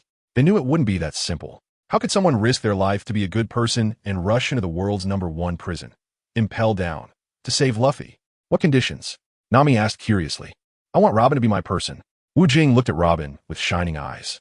Robin's face turned red under Wu Jing's sharp gaze. Why not me? Nami glared fiercely. She believed she was no worse than Robin, but Wu Jing just wasn't interested in her. Facing Nami's question, Wu Jing smiled faintly. Some things lose their meaning when said too clearly. I'm willing. Since she could save Luffy and also be efficient for a guy like Wu Jing, why wouldn't she be happy? The other members of the Straw Hat Pirates were reluctant to let Robin leave them, but there was no other way. Only with Wu Jing's help was there a chance to save Luffy. That was the deal. If you think it's unsafe at sea, you're always welcome to come to their island, Wu Jing said kindly. Since they were Robin's former teammates, he still considered them. After all, the Straw Hat Pirates had caused enough trouble before, making too many enemies. If they continued to wander at sea like this, it would be easy for unforeseen events to occur. I want to continue training in the pirate world. One day, I will become the world's greatest swordsman. This was Zoro's ultimate goal. I'll go with you. I still prefer a wandering life. Sanji also chose to continue adventuring at sea. In the end, everyone except Robin chose to continue exploring the sea. After all, they were still concerned about Luffy, and after years of trials and tribulations, they found it hard to let go of their long-standing feelings. Chapter 147. Big Mom really knows how to brag as the sun rose. Strange and wonderful sea birds flew in the blue sky. Many of these sea birds did not exist on Earth. They were full of spirit. The carrier pigeons were particularly human-like. Whenever they saw ships at sea, they would circle above for a while before leaving, just to make the customers below consider whether to buy their newspapers. If they sold more newspapers in a day, their owner would give them more delicious food. People and animals are the same. The more rewards, the harder they work. If you give more, but the results are the same, then who will be willing to give more? They would just do enough and be unwilling to put in extra effort. Upon seeing a carrier pigeon flying in the sky, Luo snapped his fingers. The carrier pigeon flew to Luo's shoulder as soon as it heard the snap. Luo requested a newspaper and then placed some berries in the carrier pigeon's pocket. These carrier pigeons wore specially made work uniforms and had dedicated storage bags for collecting money. Luo glanced at the newspaper and frowned. After a while, he handed the newspaper to Wu Jing. Whenever there was big news, Luo would always show it to Wu Jing. Wu Jing took the newspaper that Luo handed over. He casually glanced through it, and his brows furrowed into a frown. Damn, he saw the ominous news. The report stated that he was already dead. The cause of death was that Wu Jing had broken into the international prison and was ultimately killed by Ant Lingling at sea. Instead of being devoured by the Sea King, wasn't Ant Lingling just flaunting her power? Killing a terrifying figure like Wu Jing would surely make the ant pirates even more formidable in the pirate world. Let Lingling enjoy her moment of triumph for now. Wu Jing lightly crumpled the newspaper. It instantly turned to dust, scattering with the wind into the sea. This shocking news quickly spread across the world. Wu Jing's phone was bombarded with calls. The few women close to him, upon seeing the news, felt their hearts shatter. Hancock, Violet, Califa, Princess Vivi, Princess Shirahoshi. These individuals were more anxious than anyone else. However, no one was answering Wu Jing's phone. This only made their heartbreak even worse. The inability to connect by phone could only indicate bad news. Little did they know, Wu Jing's phone was already in a state of shock. With hundreds of people calling at once, how could it not be overwhelmed? The big shots in the pirate world were also stunned by this news. Some felt regret. Others took pleasure in his misfortune, and some applauded. Different groups had different emotions. Under the lighthouse at Gemini Cape, an old man was leisurely reading a newspaper. Lingling had really puffed herself up. She would soon be waiting to slap herself in the face. Hee. Kurokas sneered coldly. When Kurokas received this newspaper, he was also taken aback. He quickly took out a box to check, and only then did he feel relieved. He scoffed at the news, believing it would soon turn into a big joke. This joke would become a stain on Big Mom, one that could never be washed away. Inside the box was Wu Jing's life card, safely and quietly resting within. Kurokas had collected it before Wu Jing left, allowing him to have a sense of Wu Jing's life and death. This was perhaps the last person he cared about in his remaining days. Now, as soon as he got the newspaper, he looked for news about Wu Jing, because every time he read about Wu Jing, it was so exciting, making him engrossed. If there was no news about Wu Jing in the newspaper, Kurokas would find it utterly dull. Chapter 148. The phone bug exploded. After several days of sailing, Wu Jing and the others finally arrived at Der Island. Violet and Hancock had long been waiting eagerly by the port. As soon as Wu Jing's pirate ship appeared, the port's soldiers immediately reported it to Violet. Now, people all over the world believe that Wu Jing is dead. However, Violet cannot accept this fact without final confirmation. Hancock has also arrived at the island of Derivative. With such a big incident happening, she has no mood to stay in the Amazon Lily any longer. Their concern for Wu Jing's life and death is more important than anything else, and they will not give up until the very end. Meanwhile, Wu Jing has not revealed to anyone that he is still alive. It is a rare opportunity for him to pretend to be dead. He wants to quietly observe the attitude of the pirate world. Wu Jing's pirate ship has docked at the port, and the people of their island have almost all arrived. One by one, they show expressions of sorrow. If Wu Jing saw this, I wonder what he would feel. Marco and the others were the first to leave the cabin, looking at the crowd without a trace of Wu Jing. Hancock and Violet had already shed tears of sadness. It seemed that their idol had truly met with misfortune. Others on the island shared the same thought. Lord Wu Jing. Boo-hoo. The little human princess Miraculously was the first to cry. Others were also moved to tears by Miraculously's sadness, and a scene of heartbreak was about to unfold. However, it was interrupted by someone. Who called me? Wu Jing leisurely appeared at the back of the crowd, casually smoking a cigarette. Lord Wu Jing is still alive? Miraculously wiped her big eyes. Your Majesty is alive. That's great. I knew it. Your Majesty is wise and powerful, unifying the world for ages. Long live your majesty. The people of the island cheered excitedly. Their king had returned triumphant. Violet and Hancock rushed into Wu Jing's embrace one after the other. Only then did they confirm that he was really alive. They needed to verify it in person to believe it wasn't a dream. How annoying. You didn't even give me a call, making me worry about you day and night. Hancock had buried her head on his shoulder. Sister said, I was also very worried about you. Luckily you're okay. This is the result I wanted to see the most. Violet buried her head on Wu Jing's other shoulder. With a bow on each side, it was truly a mutual affection. Ladies, my snail phone has been completely wrecked by everyone. Wu Jing took out the broken snail phone. Looking helpless. The snail phone wasn't destroyed by them. It was damaged during the fierce battle with Big Mom. Next time, Wu Jing won't keep the phone on him, otherwise. It would break every time someone called, which is too troublesome. The snail phone in his hand was already useless, and he would use a new one later. Many people wouldn't know his new phone number, and, of course, Wu Jing had also lost their numbers. But that wasn't a problem. Khalifa could still provide him with those numbers. He missed her a lot. I'm hungry. Let me have a good meal quickly, haha. Wu Jing patted his flat stomach. Hee, let's cook a feast for his majesty together. I guarantee you'll be satisfied. Hancock confidently puffed out her chest. Chapter 149. It's that simple. After staying on the island for a few days, Zoro and the others prepared to set sail. Wu Jing sent them a warship, and he had already done his utmost. Before leaving, Wu Jing accepted the third-generation sword Enma from Zoro. The Vinsmoke family chose to stay on Dressrosa, as they were now homeless. These people were still quite useful to Wu Jing. He needed them to enhance the technological level of Dressrosa, which was ultimately Wu Jing's goal in helping Reiju. This trip to the world government was very risky, but of course the rewards were also significant. Great adventures yield great rewards. If there are similar dangerous places next time, Wu Jing will still move forward without hesitation. He is not afraid at all. Always playing it safe will never bring opportunities. Sometimes you have to take a gamble. Next, Wu Jing wants to take a trip to Alabasta. That great nation was one of the 20 countries 800 years ago. I don't know if there are any useful remnants left, but only by going can he find out. Wu Jing walked down the corridor, heading to see Robin. Knock, knock, knock. Wu Jing tapped on the door. Who? A voice from inside sounded uncertain. Me. The door quickly opened upon hearing Wu Jing's voice. With a man like him knocking, how could she not open the door? Captain Wu Jing. Is there something you need at this late hour? Robin had an expectant expression, which was quite tantalizing. Just came to see you. As a captain, I always have to care for my crew. Wu Jing held 3 cigarettes in his mouth, while enthusiastically handing over a basket of fruit. He had done plenty of such things back on Earth. In the insurance business, if you want to attract clients, you have to show some kindness to gain recognition. For instance, he once went to university to sell student insurance and ended up giving a lot of gifts to the female principal. He almost offered himself, but he couldn't bring himself to do it since she was over 50. Thank you, Captain. I really appreciate you coming to see me so late, Robin said, feeling quite touched. Aren't you going to invite me in to sit down? Wu Jing politely asked for permission. I'm so sorry. Please come in. I'll make you a cup of coffee. Robin's heart raced, and she forgot to offer Wu Jing hospitality. A lonely man and woman, alone in a room together. And it was already the middle of the night. Robin felt even more flustered.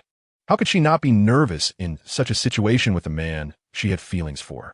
Seeing Robin's girlish demeanor, Wu Jing felt amused. He wasn't planning anything against her. Robin, you saw that historical inscription on the signpost in Zhou. What was recorded on it? Wu Jing opened the conversation. You want to know what was on the red stone that Robin had seen? I haven't been to Zhou. Robin looked completely bewildered. Wu Jing also looked confused. Robin didn't lie to him.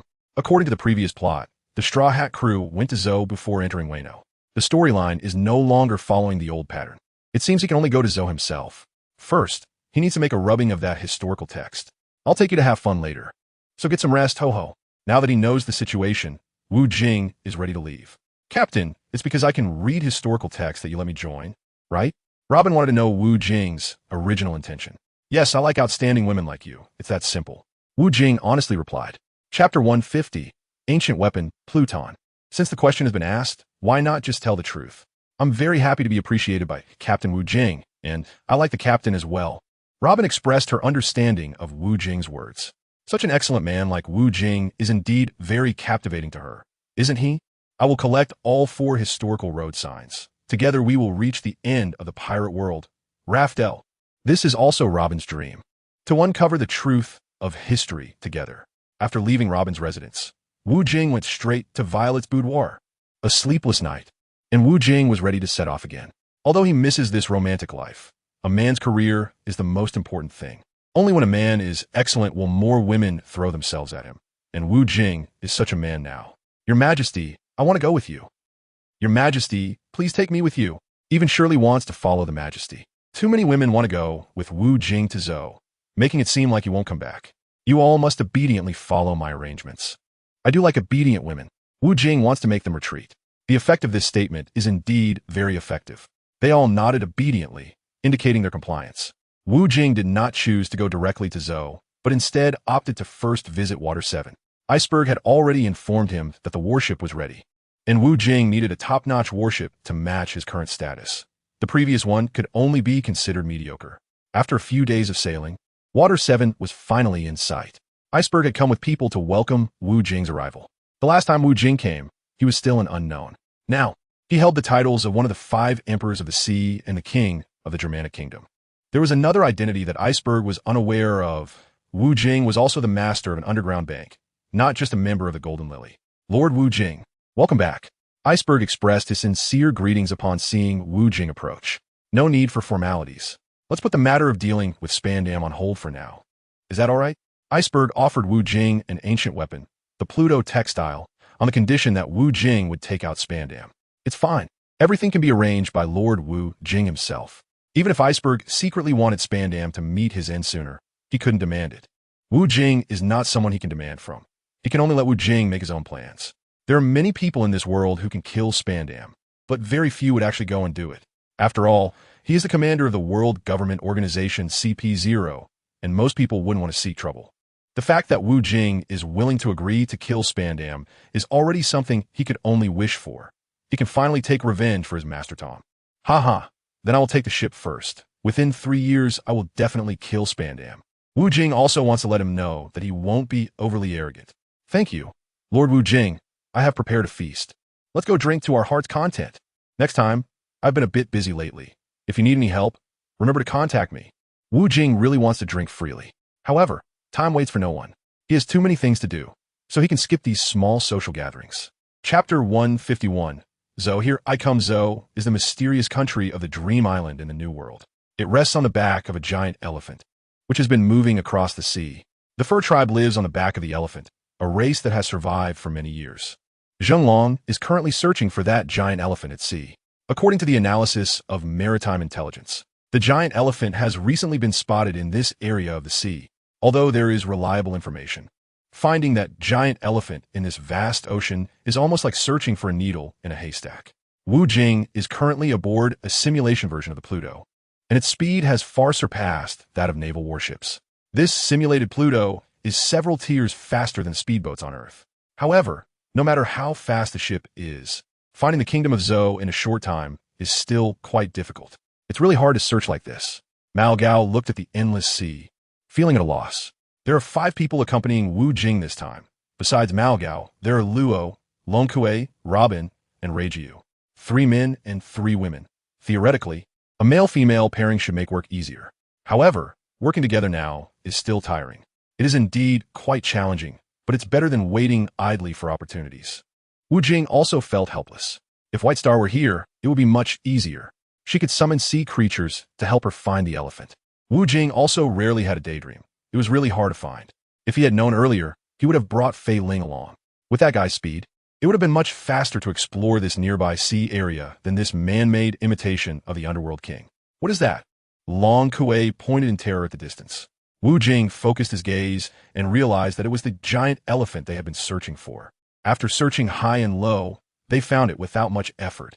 A magnificent structure was slowly moving across the sea, and upon closer inspection, it turned out to be a giant elephant.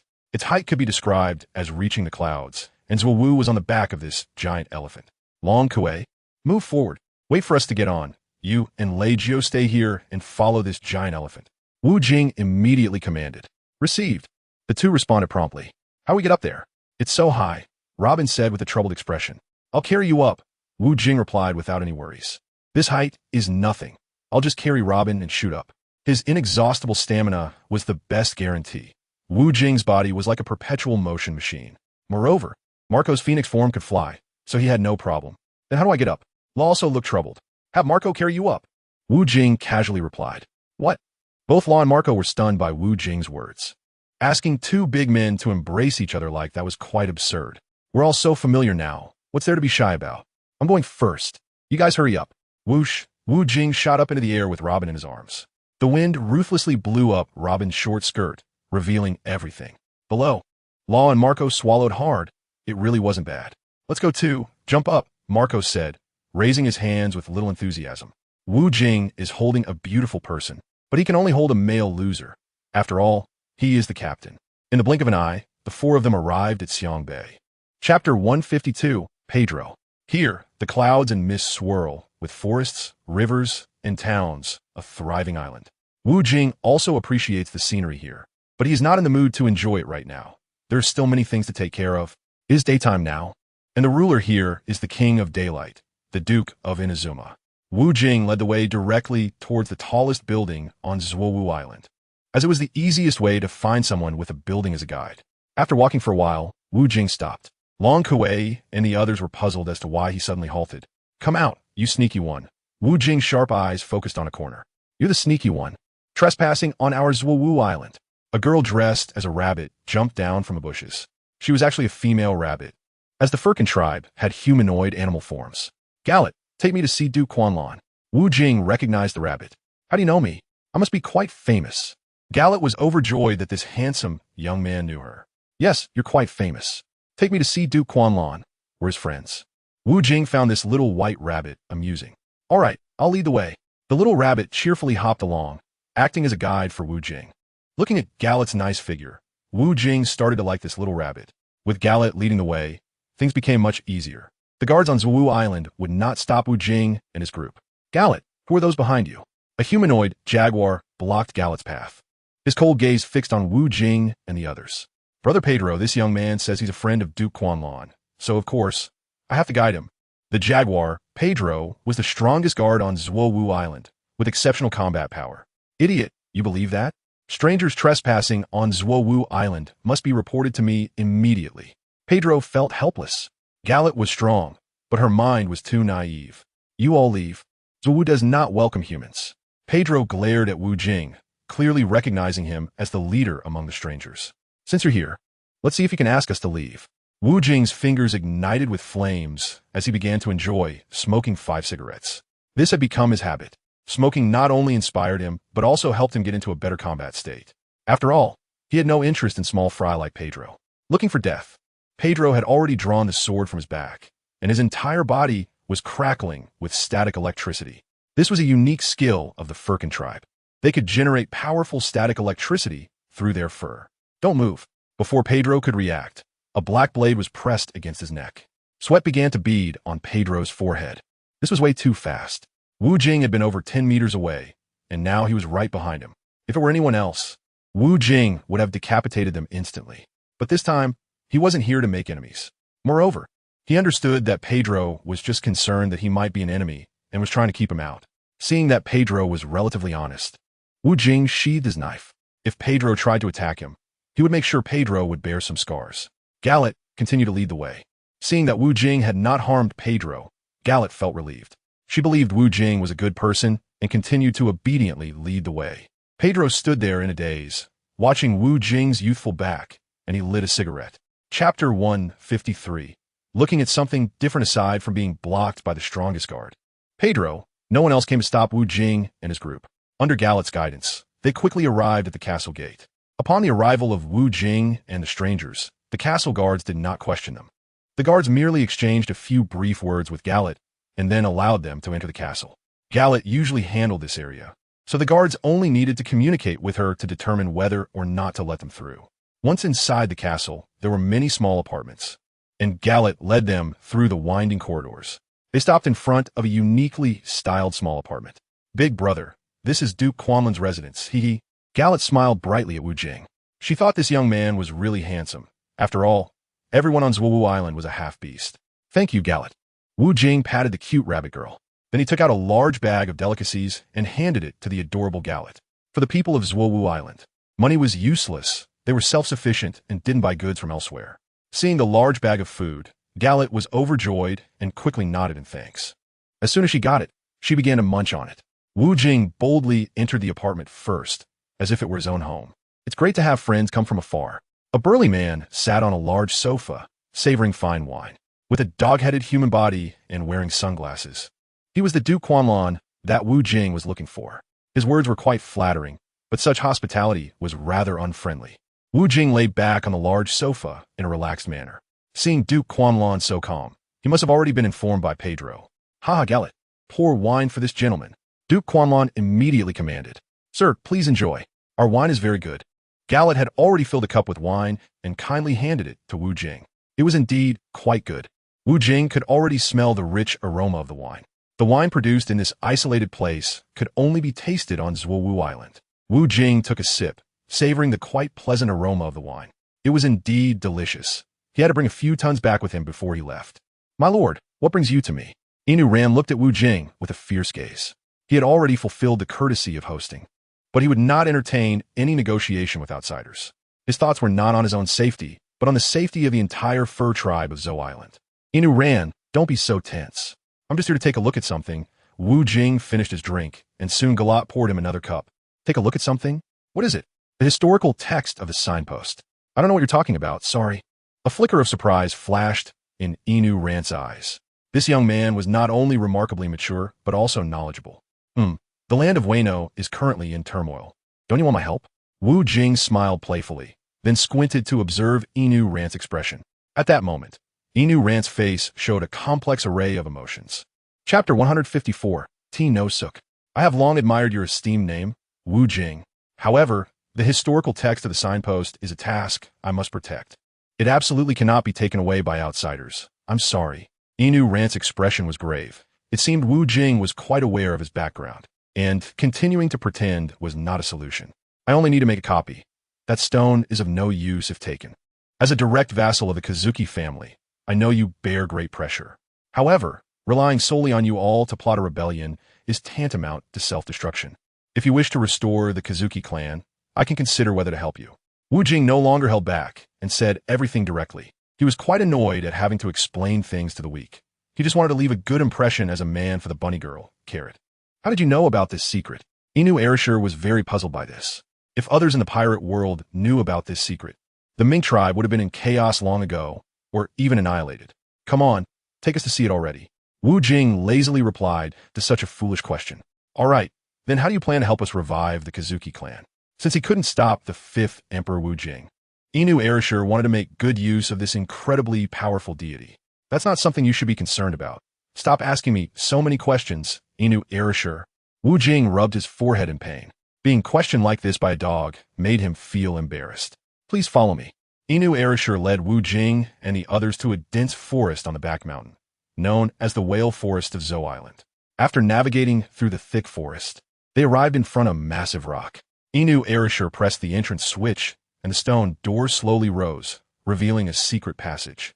As they went deeper, it became increasingly dark, and Wu Jing ignited a bright flame to illuminate their path. We're here. Inu Erishur pointed ahead. A red square stone appeared before them, and Robin was the first to rush forward. Studying the historical text was Robin's lifelong pursuit. She was already immersed in the wonderful reading, her beautiful big eyes sparkling with excitement. Seeing her captivated expression, the others curiously stepped forward to watch. After a while, they gave up. These tadpole-like characters were completely incomprehensible to them. Wu Jing was also embarrassed. This was not text. It was clearly just symbols. I've finished reading, Robin said softly while standing next to Wu Jing. As for the content, Robin certainly wouldn't say anything. She just needed to listen to Wu Jing, just to be safe. I'll make a rubbing of it, Wu Jing said as he took out some rice paper and completed the rubbing in the blink of an eye. Inuyarashi, hasn't there always been a man named Reizo guarding this place? Wu Jing asked curiously. In the original work, Reizo was always guarding this red stone in Zou. Reizo was also a direct vassal of the Kazuki clan and had been on the run with Kinemon. Kinemon had been protecting the heir of the Kazuki clan, Momonosuke, as they sought revenge. The Kazuki clan had already been overthrown by the current Wano country daimyo, Orochi, who seized the leadership of the Kazuki clan in Wano. Reizo had already gone to meet Kinemon, and something unfortunate had happened to Lord Momonosuke. Sigh. Inuyarashi had a despondent expression. Momonosuke was actually dead. Wu Jing also felt a moment of daze. This did not happen in the original work. Chapter 155. Kazuki Hiyori Inuarashi truthfully told Wu Jing that Momonosuke had been assassinated by the Calamity, Ashura. Usually, Momonosuke and Kinemon played the roles of father and son, but later their whereabouts were discovered. Momonosuke's true identity was unexpectedly exposed, and upon learning this news, Orochi panicked immediately. He would definitely not allow the bloodline of the Kazuki clan to survive, as it would threaten his rule. Orochi went to Onigashima to seek help from Kaido, the king of beasts, who sent his trusted subordinate, one of the three calamities, Ashura. Ashura's strength was not something Kinemon could withstand, especially with a sudden ambush. Kinemon was unable to fend him off. Ultimately, Momonosuke died at the hands of Ashura's devil fruit ability, while Kinemon escaped in a hurry. Now that Momonosuke is dead, you don't really need to seek revenge, do you? The bloodline of the Kazuki clan has been severed. You no longer have anyone to support as king. Wu Jing pondered while stroking his chin. No, the bloodline of the Kazuki clan has not been severed. Inuarashi looked sharply at Wu Jing. Oh, I almost forgot about one person, Kazuki Hiyori. That is now Kamurasaki. Once Inuarashi reminded him. Wu Jing recalled this stunning beauty. She was one of the three top beauties in the world of One Piece, the most beautiful woman in Wano. Now, going by the name Kamurasaki, Kazuki Hiyori disguised herself as an arrogant and frivolous courtesan, the top courtesan in Wano. Kazuki Hiyori used her beauty to swindle wealthy men for the sake of the poor, showing genuine compassion for the people. Your Excellency Wu Jing, as expected of one of the 5 emperors in the pirate world, you know all these secrets. Inuarashi increasingly admired this young man. The matter of Kazuki Hiyori, going by the name Kamurasaki, was known only to the direct vassals of the Kazuki clan. Outsiders were completely unaware. If I didn't know these secrets, how could I come here to find you? Wu Jing smiled mysteriously. This was all thanks to his attention to the plot of One Piece. These secrets were no longer secrets to him. He was well aware of them. Our next plan is to support Hiyori as the shogun, but now the people of Wano have all been brainwashed by Orochi, making it very difficult to overthrow his rule. The most terrifying part is that he has Kaido backing him up. Sigh. Inuarashi sighed. Mentioning Kaido filled Inuarashi with fear, as he was the strongest creature in the pirate world. Killing that little snake would be too easy, but dealing with Kaido would take some effort. Wu Jing lit up 5 Marlboro cigarettes. It is always good to ponder over deep questions while smoking. Those literary figures just love to drink and smoke to inspire their creativity, right? We can negotiate with Kaido, as long as Wano continues to cooperate with him. He might accept the Kazuki clan's rule over Wano. Inuarashi expressed his opinion. The Kazuki clan relying on you vassals is bound to perish sooner or later. You don't need to worry about Kaido. Since I promised to help you revive the Kazuki clan, I will naturally do so. Wu Jing scolded Inuarashi, pointing at him. Inuarashi looked bitter after being scolded by Wu Jing. He had his own grievances. You say I don't have the strength. How can I manage? If I had your strength, I would dare to say such arrogant words. Now, Inuarashi could only rely on Wu Jing, their savior. They had been waiting for 20 years to revive the Kazuki clan. Chapter 156. The King of Night, the retainers of the Kazuki clan had been pushed to the edge. If they didn't act quickly, they would grow too old, and then they would just hide away and farm. Then we will rely entirely on you, Your Excellency. The few of us retainers will follow you with all our might.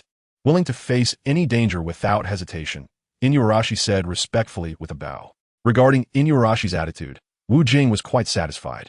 Even if Wu Jing didn't agree to help Inuarashi in Wano, he would still go. He had long planned to visit Wano. However, reviving the Kazuki clan would complicate matters greatly. If it were just to accomplish his own tasks, Wu Jing would find it quite easy. Wu Jing will also go to Ghost Island to meet Kaido, as he wants to obtain the copy of the road poneglyph from Kaido. For assisting Kazuki Oden in becoming the shogun of Wano country, this is a favorable opportunity, and Wu Jing is quite willing. In a place like Wano country, which is a treasure trove of good fortune, it's always beneficial to maintain good relations. Wu Jing also wanted to meet this beautiful courtesan, the #1 courtesan of Wano, Kamurasaki. He had already met the 2 top beauties of the pirate world, Hancock and Shirahoshi. Now, only this one remained. As dusk fell, the stars began to twinkle in the sky. After marking the historical text, Wu Jing briefly discussed the battle plan for Wano with Inuarashi. He didn't set off immediately to return. He still had to meet someone. Strictly speaking, it wasn't a person, but an animal similar to Inuarashi. Zou Island was controlled by 2 kings. During the day, it was ruled by the Day King, Inuarashi, while at night, it was ruled by the Night King, Jack. Both had their own teams. These two kings of Zhou had conflicting temperaments and acted like mortal enemies when they met, determined to fight to the death. If Wu Jing couldn't mediate their relationship, it would mean losing two aides. Although losing these two wouldn't significantly affect Wu Jing. Having them was still better than not at all. Night officially arrived, and Inuarashi had already entered his apartment. The stage no longer belonged to him, and he wouldn't appear at night unless there was an external threat. Just as Jack would never appear during the day, both adhered to this agreement. If anyone broke it, they would become the subordinate of the other, and the control of Zhou Island would fall entirely to one person. Meow, meow, meow. The delightful night had finally arrived. A large cat with a fierce appearance, sharp teeth, and a pipe in its mouth swaggered in. Compared to Inuarashi's restraint, Jack's personality was extremely violent. Seeing Wu Jing and the others, he immediately showed a murderous intent, ready to fight. Who are you? Damn, Inuarashi. Didn't he get rid of you intruders and left this mess for me? Jack didn't take Wu Jing and the others seriously. Lord Jack, Duke Inuarashi has allied with them. They are now our allies, and this is Captain Wu Jing, the bunny girl carrot quickly explained. Wu Jing? Never heard of him. Just because Inuarashi allied with them has nothing to do with me. To me, they are still intruders, and I'll kill them without hesitation. Even if I kill them, that old dog Inuarashi can't blame me. Meow, meow, meow. Jack's gaze was cold as he fixed it on Wu Jing and the others. Chapter 157. Rampage. Wu Jing and the others looked coldly at Jack's extremely arrogant expression. This cat was truly lawless, like a cat in a cage. It was normal not to recognize Reiju, as she had never stood out in the pirate world. Not recognizing Marco and Law was already a serious oversight, but not even knowing the recently popular Wu Jing was unforgivable. It seemed that Jack never read newspapers and didn't care about recent events in the pirate world. The Kazuki clan, relying solely on these capable but dull-witted retainers, had no hope of revival. Wu Jing thought with some emotion. They were lucky to encounter a big shot like him, who could change their miserable fate. Wu Jing chose to take matters into his own hands and teach this ferocious cat a lesson. The combat power of the cat viper was not weaker than that of Margot and Luo, and when in peak condition, it could even surpass them. Little fat cat, if you're going to make a move, do it quickly. After that, I'll tell you some things, Wu Jing urged. He was too lazy to explain to the cat viper. There was no point in saying too much, as this guy only understood reason through his fists. The cat viper growled fiercely, but in reality, it was still puffing on its dry tobacco. However, upon hearing Wu Jing's teasing, its cold gaze was immediately filled with killing intent. Its sharp teeth sparkled even more brightly, as if it wanted to devour Wu Jing alive. The cat viper's body crackled with bright electric shocks, and in the blink of an eye, it transformed into a bolt of lightning and charged at Wu Jing. So fast, Lei Jiu exclaimed in shock. Margot was also astonished by the speed of the cat viper. Its physique was too abnormal, much faster than his phoenix form. Wu Jing's entire body was engulfed in dazzling flames, and with the flame's momentum, he directly leaped off the ground, causing the cat viper to miss its attack. Meow, meow, meow. You're pretty quick at escaping. The cat viper didn't expect this young man to be so fast. Bang! The cat viper angrily kicked off on the ground, shattering it beneath him, and then his figure appeared in midair. As he aimed to kill Wu Jing, who was suspended in the air, Wu Jing still did not counterattack. Instead, his figure flashed and reappeared on the ground. Damn it, I don't believe I can't catch you. After missing again, the cat viper had already lost his calm demeanor. Thus, the two of them played a game of chase for over an hour, like a game of hide and seek. Watching Wu Jing move like lightning, constantly dodging, left Lei Jiu quite puzzled. Why doesn't Lord Wu Jing just take down that big cat directly? Lei Jiu didn't quite understand. The powerful Wu Jing could easily confront the cat viper head-on. Marco and Luo were well aware of Wu Jing's intentions. He wanted to make the cat admit defeat willingly. They knew that Wu Jing had a tendency for cruelty, and they couldn't help but feel sympathy for the cat viper. The cat viper was already panting heavily, while Wu Jing remained as calm as ever. Not going to chase anymore? Little kitty. Wu Jing spread his hands and inquired with a look that begged for a beating. You coward. All you do is run away. I really want to tear you apart. Come on, tear me apart, but don't disappoint me. Wu Jing stood like a pine tree, quietly waiting for the attack of the cat-belly snake. Meow, meow, meow. The cat-belly snake lay flat on the ground, its fur growing longer and longer, its eyes glowing bright red. Moreover, its sharp claws were continuously lengthening, resembling daggers. The current cat-belly snake looked like a rampaging lion. Chapter 158. What a background. Wu Jing remained calm and composed, which only made the cat-belly snake more displeased. in its entire life of battles. No one had dared to be so self-assured. However, if the cat-belly snake knew that the young man standing in front of it was one of the 4 emperors of the pirate world, it would have probably lowered its flag and ceased hostilities. Whoosh, the cat-belly snake disappeared from its original spot again, a surge of violent power rushing towards Wu Jing. Wu Jing felt the power of this force, and the cat-belly serpent had unleashed its full strength. Fire Fist! A massive fist appeared in the air, attacking the claws of the cat-belly serpent. Bang! The fist and claw collided.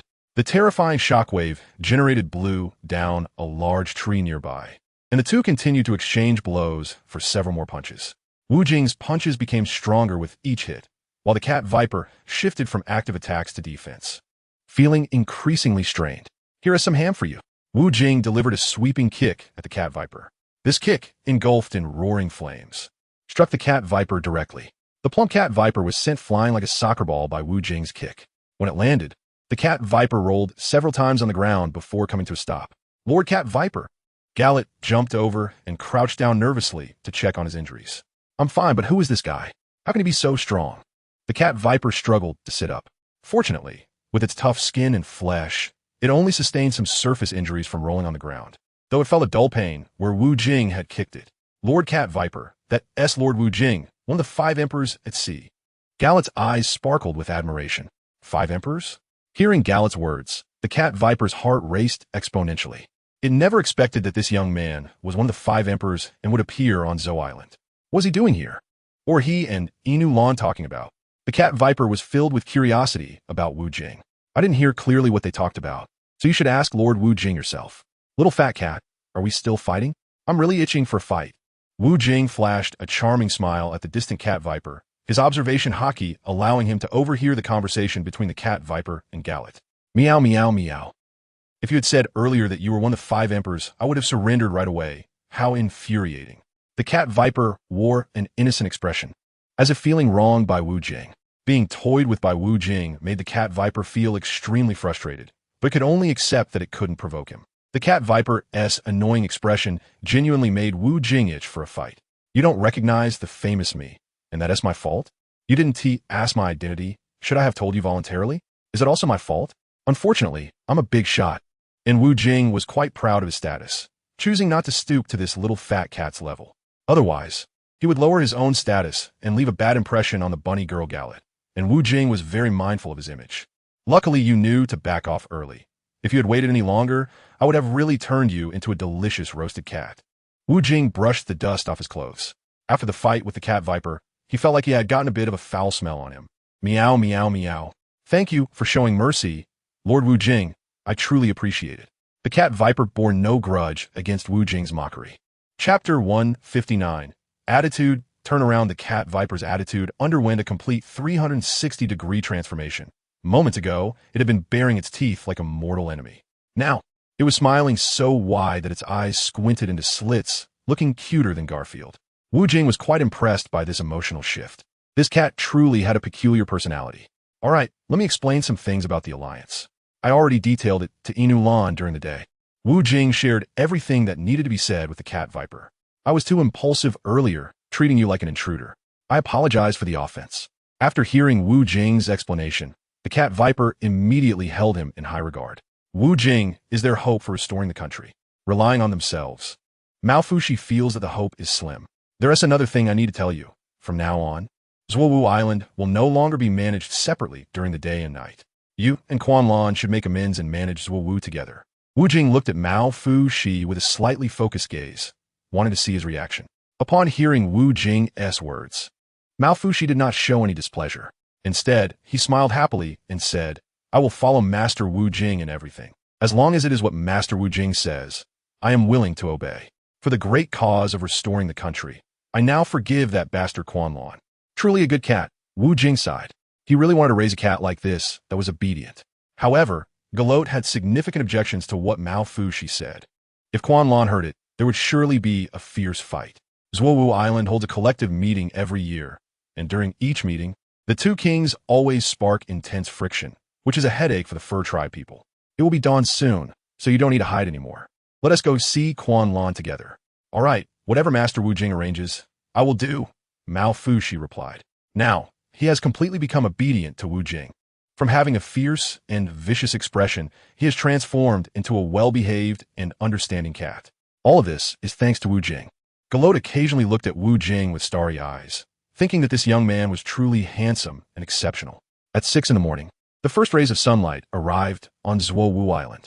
Haha, finally it's dawn. That annoying night owl has finally returned to its nest, and I can come out and stretch my limbs. Quanlan's loud cheer echoed from his residence. This loud cheer was heard clearly by several people outside the residence. Upon hearing Quanlan's words, Mao Fuxi's face darkened as if it could drip water. He had transformed back from a well-behaved cat to a naughty cat, and his claws had unconsciously begun to grow sharper. As the door opened, Quanlan stepped outside. However, the scene before him caught him off guard. A group of people was quietly sipping tea in his yard. He also saw someone he really did not want to see. That chubby Mao Fuxi. Lord Wu Jing, I thought you had left. My apologies, Quanlan said, first greeting Wu Jing cordially. Then, Quanlan walked steadily toward Mao Fuxi, who was his archenemy. You filthy cat appearing outside during the day is my time to govern, which violates the promise. From now on, you'll be my subordinate. Haha, Quanlan smirked. Although Quanlan did not want to see this filthy cat, he was still quite happy to see Mao Fuxi now. Chapter 160. A cat and a dog. Once Mao Fuxi appears during the day, it's considered a breach of contract. From now on, Zuowu will have only one king. You old dog, what are you talking about? Do you think you can stop me from appearing? Mao Fuxi refused to back down, not mentioning that this was Wu Jing's arrangement. He would not show weakness in front of Quanlan. In front of Quanlan, Mao Fuxi always maintained a strong demeanor, and Quanlan had the same attitude. They were like lifelong enemies, wishing to crush each other to pieces. The two had already begun to confront each other head-on, neither willing to give an inch. Their four sharp gazes had already engaged in a fierce clash without words. Wu Jing quietly watched and thought to let them burn with passion for a while before extinguishing it later. Usually, Wu Jing was quite interested in the fierce battles between this cat and dog. This was unlike the small cat and dog fights on Earth. It was a violent clash that could shake the ground. You damn stinking cat, you are untrustworthy. Today, Inu Ran, will definitely slay you. Inu Ran angrily pointed at the cat viper's nose and cursed. Meow, meow, meow. You old dog think you can eliminate me? Wait until the next life. It will be easy for me, cat lord, to kill you. The cat viper also pointed at Inu Ran's nose and cursed back. The flames of battle were about to ignite, and Wu Jing rubbed his head. Are you two really going to leave me out of this? You have no sense of decorum at all. Wu Jing was ready to intervene. These two hot-tempered guys were fuming at each other as soon as they met. How could they go to the land of harmony without resolving their conflicts? The enemy hadn't even been eliminated, and their own people were already fighting to the death. What a disgrace. I brought you two together to resolve your conflicts. Weren't you once good brothers fighting side by side? Wu Jing was quite curious about the conflict between these two, which had not been explained in the original text. Lord Wu Jing, our conflict cannot be resolved. I absolutely will not fight alongside him again. Yes, Your Excellency Wu Jing, Inu Ran, will no longer have any common language with this stinking cat. Either he goes with you to the land of harmony, or I go with you. Hey. You two, clarify for me what exactly caused your discord. Wu Jing questioned, insisting on an explanation today. Faced with Wu Jing's inquiry, the two were momentarily speechless, as if there was something difficult to say. Wu Jing didn't press them any further, but stared intently at Inu Ranj and Nico Mamba. Nico Mamba and Inu Ranj exchanged a glance, realizing that they couldn't avoid the conversation any longer. You bastard Nico Mamba. You didn't protect Lena and caused her die at the hands of Jack during the drought. Inu Ranj said sharply. Nonsense. I let her follow you for safety, and you insisted on protecting Lord Kazuki Odin, which made it inconvenient to take her with you. If you had listened to me, she wouldn't have had any issues. Through the two's incessant debate, Wu Jing finally understood the situation. It turned out that this cat and dog had both fallen in love with a female warrior named Lena from the Beast Pirates.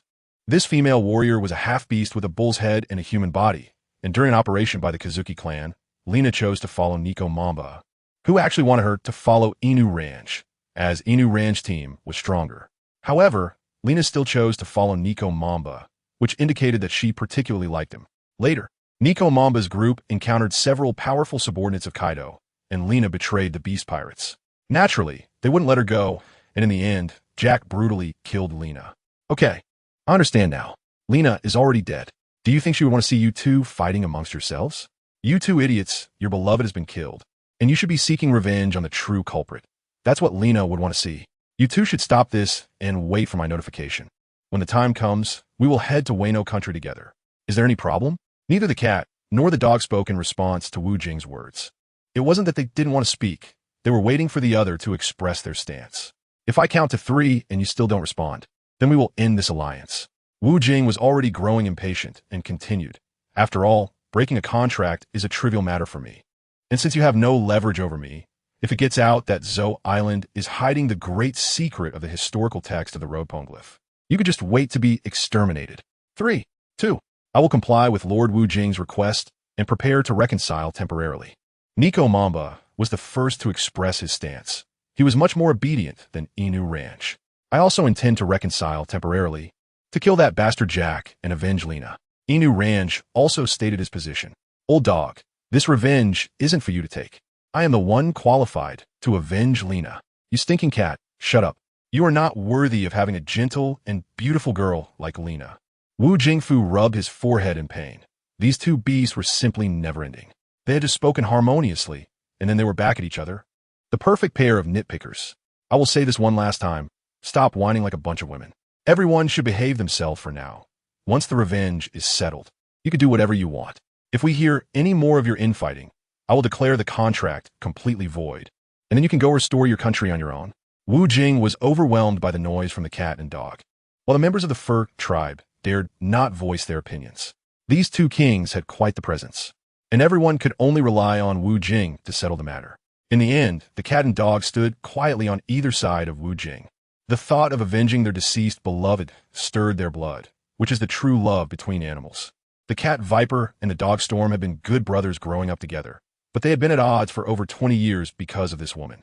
Although Lena's death was not their fault, they both blamed each other for not protecting her well. The conflict escalated to an irreconcilable degree. Wu Jing skillfully resolved the deadlock between the cat and the dog. After avenging Lena, Wu Jing estimated that the cat and the dog would reconcile. The best way to resolve this conflict was to have them kill Jack, but Wu Jing knew they would never do that. For now, the priority was to ease the resentment between the two animals. Killing Jack in front of Kaido was something even the Navy wouldn't dare to do, let alone this cat and dog. Wu Jing wouldn't do that either. It's really foolish to completely sever ties with Kaido now. The matter with Jack can be dealt with later. At that time, it would be good to resolve it quietly, without anyone knowing. Chapter 162. The Kingdom of Alabasta finally leaving Zhou Island. That cat and dog were just too noisy. Wu Jing was lounging on a deck chair, enjoying the service, while Reiju was working hard to massage him. Wu Jing, are we going directly to Wano country now? Marco was also working hard. This was a gift from Zhou Island to them, and aside from food, it was still food, which made Long Koei very happy. If she weren't busy sailing, she would have already started feasting. Let's not go to Wano country for now. Let's head to the Kingdom of Alabasta first. Wu Jing responded to Marco. What are we going to Alabasta for? You don't want to meet Princess Vivi, do you? Luo's old paranoia kicked in again, expressing suspicion about Wu Jing's decision. Thud! A wine barrel hit Luo on the forehead, shattering and spilling wine all over him. I haven't hit you in a long time. Are you feeling itchy again, Luo? Facing Wu Jing's violent behavior, Luo didn't resist and could only glare at him with resentment. He knew that if he talked back, he might end up with a worse fate. Alabasta was one of the 20 countries 800 years ago, and taking a trip there is quite necessary. Such a superpower with rich resources can help us establish trade earlier, which is more beneficial for strengthening our own industry. Idiot Luo, do you understand? Wu Jing gave Luo a disdainful look. Not a bad choice. Alabasta has a population of 5 million. Marco appreciated Wu Jing's plan. The few countries under Wu Jing's control had seen explosive economic growth. Moreover, this also stimulated other countries, and if this continues, Wu Jing's prestige would increase exponentially. This was all a solid foundation laid by Wu Jing. As long as he wasn't doing anything bad, the world government wouldn't interfere with him. As long as he paid more heavenly gold to the world government than anyone else. Alabasta is one of the superpowers located in the Grand Line, where the former kings Shichibukai, Crocodile, once caused chaos. Later, with the efforts of Princess Vivi and the Straw Hat Pirates, Crocodile was ultimately defeated. Wu Jing is quite familiar with the history of Alabasta, and Luffy also gained fame through adventures like this. However, for Wu Jing, it feels like playing house, as the rewards are simply too meager. To obtain the greatest rewards, he needs to take control of this country. His goal is not just to proclaim himself as the Pirate King. The journey to Alabasta is still quite distant and must pass through the Calm Belt. Although Wu Jing's replica of the Pluton is very fast, it still took him over a week to reach Alabasta. As for the incident of Wu Jing's death in the world government, it seems to have settled down. The pirate world unanimously believes that Wu Jing is dead. A month has passed, and Wu Jing has not shown any signs of life, especially not in the face of a monster like Big Mom. Wu Jing's death is not a surprising matter anymore. Wu Jing just chuckled at the increasingly intense reports. Those who wished for his early demise were even happier. And when the time comes, the slap in the face will hurt even more. Stop. If you advance any further, we will open fire and sink your fine warship. A sturdy young man stood on the city wall, warning loudly. Chapter 163, Royal Token. He wore an Arab-style headscarf and a white long robe, both adorned with many black square star patterns. Wu Jing recognized this person. The young man was named Bell, the strongest warrior of the Alabasta Kingdom, with the strength of a rear admiral. Wu Jing slowly walked out of the cabin wearing a veil, then casually flicked her hand. A bright object flew towards Bell, but he easily caught it. Upon closer inspection, Bell saw that it was a token that was as warm and smooth as jade. Wu Jing's earlier action caused a stir among the guards around Bell, who believed the enemy had launched an attack. Just as those guards were preparing to retaliate, Bell angrily shouted at them, "Stop!" Then he commanded, "Open the city gates and let them in." "Yes, sir." The city gates quickly opened, and Bell personally came down to greet Wu Jing and his party, handing over the royal token with both hands. This is a royal token. Whoever possesses it can freely enter and exit the kingdom of Alabastan. This has been a long-standing iron rule of Alabastan. This royal token was specifically left for Wu Jing by Wei Wei at the World Conference, as she really wanted him to come visit her. Normally, Wei Wei had no time to meet Wu Jing as she had to manage state affairs. "My lord, my subordinates have been disrespectful just now. Please forgive us." Bell knelt down on one knee. Wu Jing was not surprised by Bell's polite apology. Alabastan is a superpower, and its people naturally have more rules than those of smaller countries. Ignorance is no excuse. "Get up. Take me to see your princess," Wu Jing said indifferently. "Thank you, my lord. Please follow me," Bell said as he got up and walked ahead, then instructed his subordinates, "Quickly send the amphibious transport turtle to pick them up. This is a distinguished guest." Thus, Wu Jing and his party boarded the amphibious transport turtle and headed towards the capital of the Kingdom of Alabastan, Albana. As they traveled, observing the bustling Alabastan citizens, Wu Jing felt as if he had arrived in a big city. Alabastan was already quite large, but the population here was still very dense. With Bell leading the way, they moved smoothly without obstruction. Buildings resembling Miraculously appeared before Wu Jing. It was so luxurious, no wonder it was a superpower. The layout was grand without lacking in exquisite detail, and beautiful, colorful flowers were planted all around. The roads were exceptionally clean and tidy, almost spotless. Wu Jing analyzed various situations and concluded that Alabasta has entered a civilized society, unlike those small countries. "Matey, go notify Queen Vivi that all the honored guests have arrived for the audience." BER stopped outside the palace gate and asked for Wu Jing's token first. BER then handed the token to the maid Matey, as one must report to the queen before the audience. Hearing the name Queen Vivi, Wu Jing was quite surprised. She had become a queen and managed the country so well, which was impressive. After a moment, the maid Matey came running over. It wasn't that she didn't want to run fast. She really wanted to, but her skirt was too tight, making it hard to take long strides. "Commander BER, the queen wants you to bring the honored guests to her inner palace immediately," Matey said, panting, her beautiful back damp with sweat. BER did not respond and ran ahead to lead the way, with Wu Jing and the others following closely behind. "Report to the queen, the guests have been brought in," BER reported as he reached the entrance of the inner palace. Chapter 164. Queen Vivi, a beautiful woman, hurriedly emerged from the inner palace. It was the current king of Alabasta, Nefertari Vivi. Looking at the mysterious man in front of her who wore a veil, Princess Vivi's eyes started to redden. From his figure, it was clearly her long-missed idol, Wu Jing. Since learning about Wu Jing's supposed death in the kingdom of 10,000, Vivi had cried for several days and nights. To escape from such a heavily guarded place, such a person was one in a million. Everyone believed that Wu Jing had no hope of survival, but she couldn't accept this fact if it weren't for her family stopping her. She would have gone to the kingdom of 10,000 with Princess White Star to see for herself, even wanting to confront Aunt Lingling in person. "Welcome to our country. Please take a seat." Vivi gestured to Wu Jing. She really wanted to lift the veil to see him properly. As long as it was him, she would feel at ease. Otherwise, her heart would always be in suspense. Vivi thought Wu Jing wore the veil to hide his disfigurement, but she didn't mind. Her heart was already tied to him. However, she managed to control her excited emotions. She couldn't act recklessly. "Thank you for the Queen's warm hospitality," Wu Jing said as he sat down, and a maid immediately poured him wine and served it. "I couldn't have asked for more for you to honor us with your presence. You all can leave now," Vivi ordered the servants. As for Wu Jing and his companions, she did not give any orders, as they were not under her command. "You all should go have a good meal. I'll join you shortly," Wu Jing signaled to Margot. Margot understood, while Luo's face turned pale and flushed. There were things that couldn't be said in front of them. "Let's hurry up and eat." Long Kuei ran faster than anyone else. "Eat, eat. Every time you eat the most, but I don't see you growing. You're wasting food." Luo wouldn't be polite to Long Kuei when it came to complaining about Wu Jing. Finally, the group left, and only Wu Jing and Vivi remained in the inner palace. "Lord Wu Jing, is it really you?" "Of course it's me. I'm dressed like this to make those fools happy for a few more days." Wu Jing removed the veil from his face. Wu Jing's enviable handsome face was perfectly presented in front of Wei Wei. With the constant conditioning from the rebirth fruit, Wu Jing's looks became even more dazzling, and he was even more handsome than when Wei Wei first saw him. "Lord Wu Jing," Wei Wei cried out as she threw herself into his arms.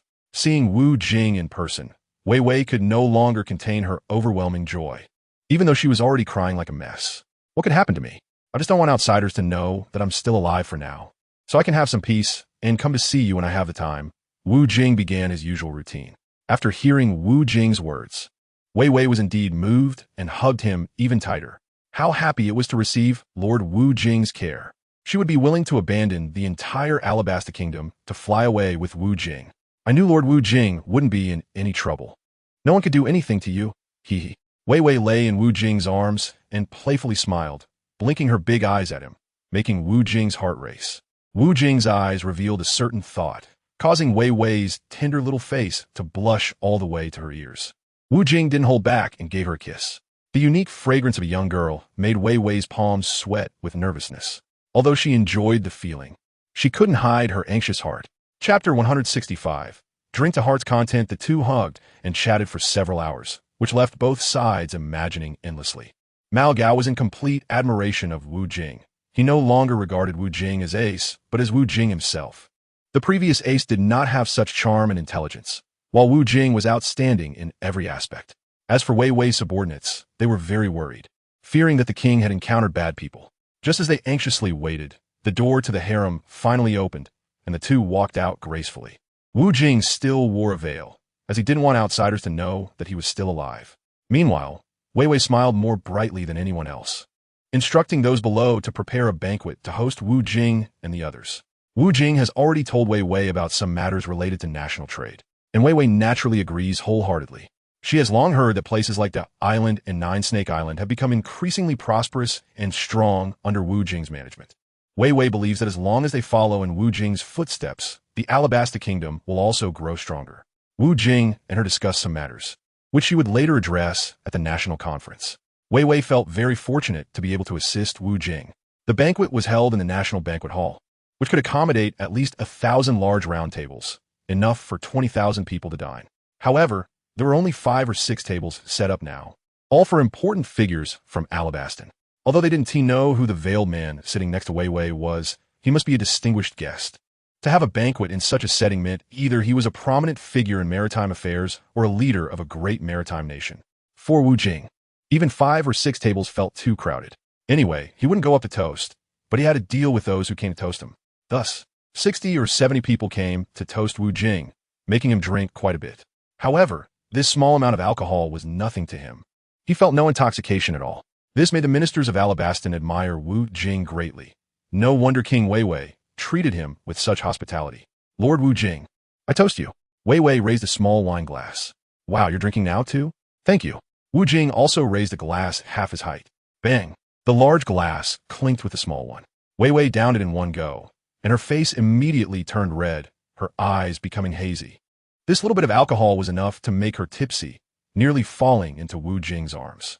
Wu Jing, of course, finished his drink as well, remaining calm and composed as always. "Lord Wu Jing, I toast you again. Thank you for taking the time to see me. I'm really so happy. Wei Wei felt that the wine used to taste so bad before. Today's wine is so delicious. This was all because her idol was by her side, making her feel incredibly good. Everything seemed so beautiful in her eyes. I toast you again. I miss you so much. Wei Wei was already slurring her words. She had a poor tolerance for alcohol, and a few drinks were enough to make her lose her composure. Your Majesty, you can't drink anymore. Shut up. He rarely comes here. Let him drink to his heart's content. Wei Wei scolded the minister. Once she drank too much, she would no longer be reserved. Seeing Wei Wei in her drunken state, Wu Jing also felt quite guilty. It was all his fault for leading her astray. All right, I'm already drunk. Let us drink again next time. Wu Jing took the wine glass from Wei Wei's hand. Okay, I'll listen to you. Wei Wei responded gently to Wu Jing's actions. After all, he was Wu Jing. This made the ministers below feel extremely jealous of this distinguished veiled man. His charm was just too great. Chapter 166. Rain Banquet. The reception banquet ended, and a group of people strolled around the Grand Plaza. Wu Jing was walking with Wei Wei, who had had too much to drink and was leaning on his shoulder, unsteady on her feet. Such a rare opportunity was one that Wei Wei wanted to cherish, knowing that Wu Jing was a very busy man. This farewell could last for a long time, possibly until the World Conference 4 years later. Just as everyone was enjoying their peaceful walk, a scream broke out from the crowd. What? Lost 1 billion berries? What happened? I'm on my way. A middle-aged man dressed as a gentleman immediately ran up to Wei Wei. Queen Wei Wei, I need to go to the Rain Banquet. There have been huge losses there today. Go ahead. Wei Wei frowned slightly. It was unusual for the usually composed Jaka to be so anxious, indicating something serious must have occurred. The Rain Banquet Casino was located in the city of Rain, the largest casino in the dream city of Alabaston. Let's go take a look. Wu Jing lit up a local specialty cigarette. This cigarette is good. I should bring back a lot of it later. To minimize the impact, Wu Jing asked Wei Wei to dismiss the ministers. They wouldn't be of any use there and would only attract collective attention. It was enough for just a few of them to go to the Rain Banquet. The nightlife in Rain was vibrant, bustling with activity. It was the sleepless place of Alabaston, with nightlife even livelier than during the day. Many people would go to the large casino to gamble a bit. If they won, they would head to nightclubs to celebrate. If they lost, they would return home to sleep. It was that simple. It was somewhat similar to the casinos in Macau, where gamblers were quite honest and did not let wins or losses affect public order, a hallmark of a highly civilized country. The casino's annual profits were impressive, providing significant financial income for Alabaston. Usually, the casino employed professional gamblers, hired at high salaries. Gamblers of all levels would be matched with corresponding professional gamblers. Some of these hired gamblers would intentionally lose. As long as other gamblers won, the overall profit would still be there. Today's casino was no different from usual, filled with wealthy patrons looking to pass the time. In one private room, a fierce battle was taking place at the gambling table. I won again. Ha ha ha. A gaunt young man laughed triumphantly. He was the gambler who had won over 1 billion berries today, and the professional gambler sitting across from him was the best they had hired. If he was losing, then no one else could win against this gambler. These hired gambling experts did not cheat to win. Rather, their expertise in gambling and their psychological analysis of clients were quite precise. Initially, the gambler might have good luck, and the hired experts might lose, but over time, the winnings would be recouped. Jaka, the boss, I can't take it anymore.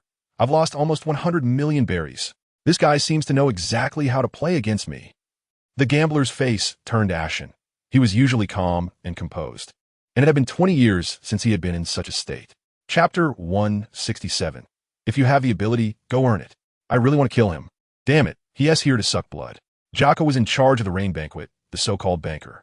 Although Jaka was the highest authority there, he never participated in gambling.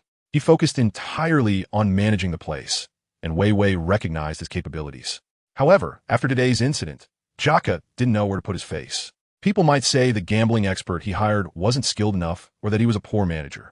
Just thinking about it gave Jaka a headache. Alabaston was known worldwide as a civilized country, and killing that young man was unrealistic. Is there no one left to play? If not, I'll leave. The gaunt young man stood up, preparing to leave. His name was Luo Wei. He wanted to cash in his chips, nearly won. 1 billion berries. Enough for him to live lavishly for a lifetime.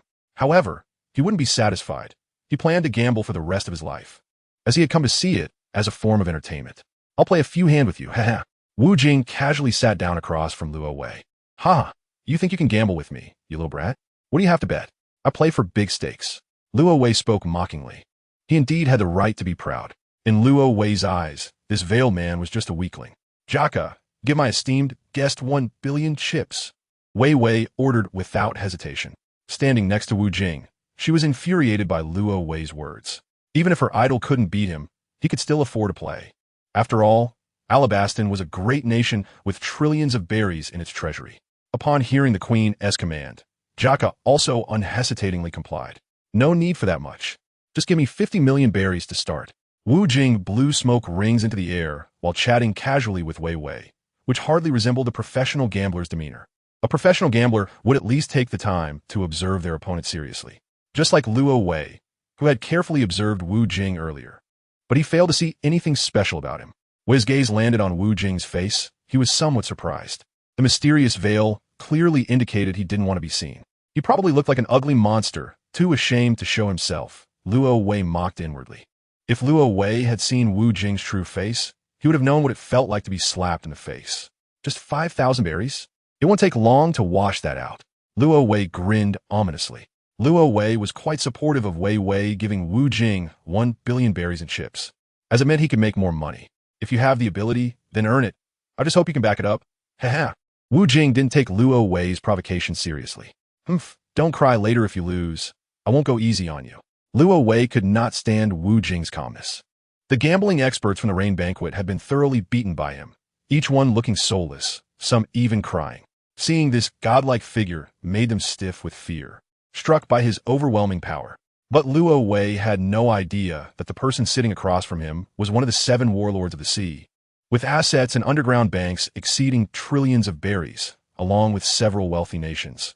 Wu Jing's wealth was enough for him to gamble for a lifetime, let alone the fact that he might not even lose.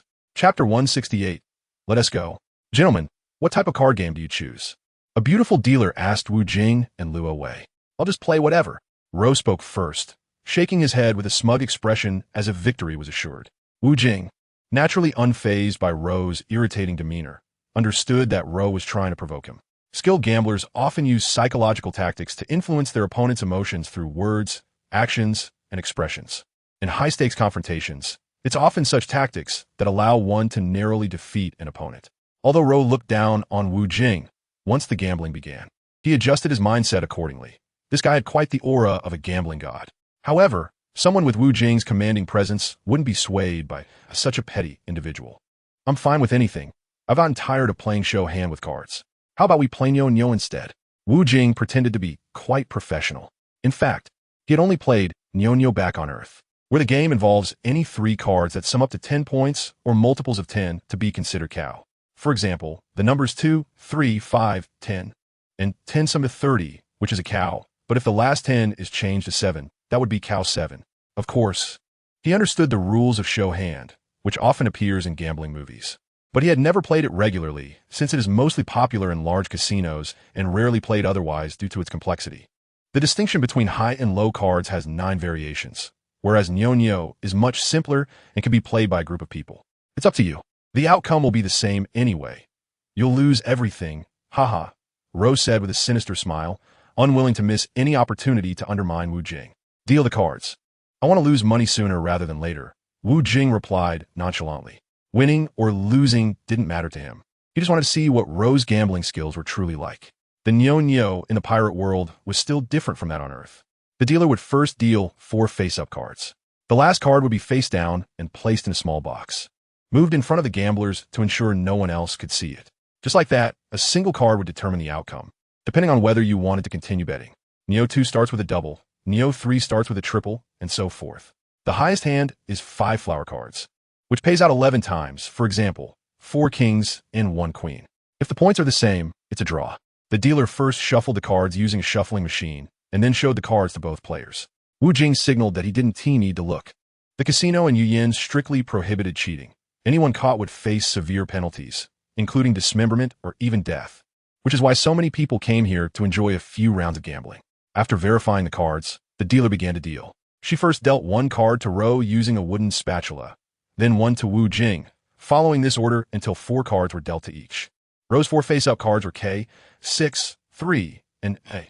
Wu Jing's 4 open cards are 6, 6, 5, 2. Then both players' last hidden cards are dealt into a small box. The dealer will move the hidden cards from the small box to in front of them, and both players will take a look at their hidden cards. From the card faces, it is clear that Luo Wei has the upper hand. Let's bet 300,000 berries. Luo Wei casually gestures. In the first round, regardless of winning or losing, Luo Wei will bet, as it is his personal habit. The first round is just to get into the game and set the stage for the upcoming performance. Wow, I'll follow. Wu Jing also puts in 300,000 chips. Wei Wei nervously waits for the result, not because she cares about the money, but because she really wants her idol to win. The last card for Luo Wei is just a 2, while Wu Jing surprisingly has an 8. The result is that Wu Jing's Bull 7 beats Luo Wei's Bull 2, and the 300,000 berries triples. So Luo Wei has to give Wu Jing 1 million berries. Not bad luck, I'm so scared, kid. Luo Wei still smiles ominously, which is his signature expression. Wow, stop talking nonsense. Wu Jing casually smokes 5 Marlboro cigarettes in his hand. Deal the cards. This time Luo Wei speaks first. He says that the dealer can bet later. The dealer first deals the cards to Wu Jing. And soon both players have 4 open cards and 1 hidden card on the table. Luo Wei's 4 open cards are 7, 8, 9, 5. Wu Jing's 4 face-up card are 7, 8, 6, Q. Once again, Luo Wei has the upper hand. Wu Jing did not think much and also chose to bet, putting in 10,000 berry. His bet was lower than Luo Wei's, and he just casually played with the cards. Ha ha ha, coward betting so little. Winning wouldn't even be interesting for me. I'll just follow. Luo Wei indeed looked down on Wu Jing's meager bet, but he was quite satisfied to be able to mock Wu Jing like this. Open cards. As a result, this time Wu Jing lost. His last card was an 8, no bull. Luo Wei's last card was AK, which is a bull 9, and Wu Jing gave Luo Wei 90,000 berry in chips. Although after 2 rounds the score was tied, Luo Wei's betting amount was much higher than Wu Jing's, which allowed Wu Jing to still make a profit, earning 2.01 million berry. Thus, the two played back and forth for dozens of rounds. And every time Luo Wei bet more than 500,000 berry, Wu Jing would give up, even when he had a bull 8. In the end, the bottom cards were all face-up, and the result was that Luo Wei's larger bets usually had cards bigger than Wu Jing's, with only a few occasions where Luo Wei's cards were smaller. Win some, lose some, and surprisingly, after dozens of rounds, it was almost a tie. This was unacceptable for Luo Wei, who had proclaimed himself a gambling god. No matter how Luo Wei provoked Wu Jing, he remained unmoved, sticking to his conservative small bets, leaving Luo Wei with no way to counter it. Wu Jing didn't want to bet large amounts. He still hadn't figured out what kind of superb gambling skills Luo Wei had. Luo Wei was also at a loss with Wu Jing, thinking this kid was too slippery, as all his attempts to entice him into making large bets had failed. Just keep being a loser like this, and you'll never lose your 50 million berry. Hey, don't elevate yourself too high, thinking you are a great god, 1 million. In response to Luo Wei's provoking words, Wu Jing showed a face full of dissatisfaction. Wu Jing casually tossed out a few chips, exuding an aura that suggested not to be underestimated. Luo Wei saw the shift in Wu Jing's emotions, and the corners of his mouth curled up even more. This was the result he wanted to see. If the enemy moves, I remain still. If the enemy remains still, I move. Luo Wei understood these combat strategies well. In his eyes, Wu Jing was a big fish that would eventually be hooked securely. Chapter 170.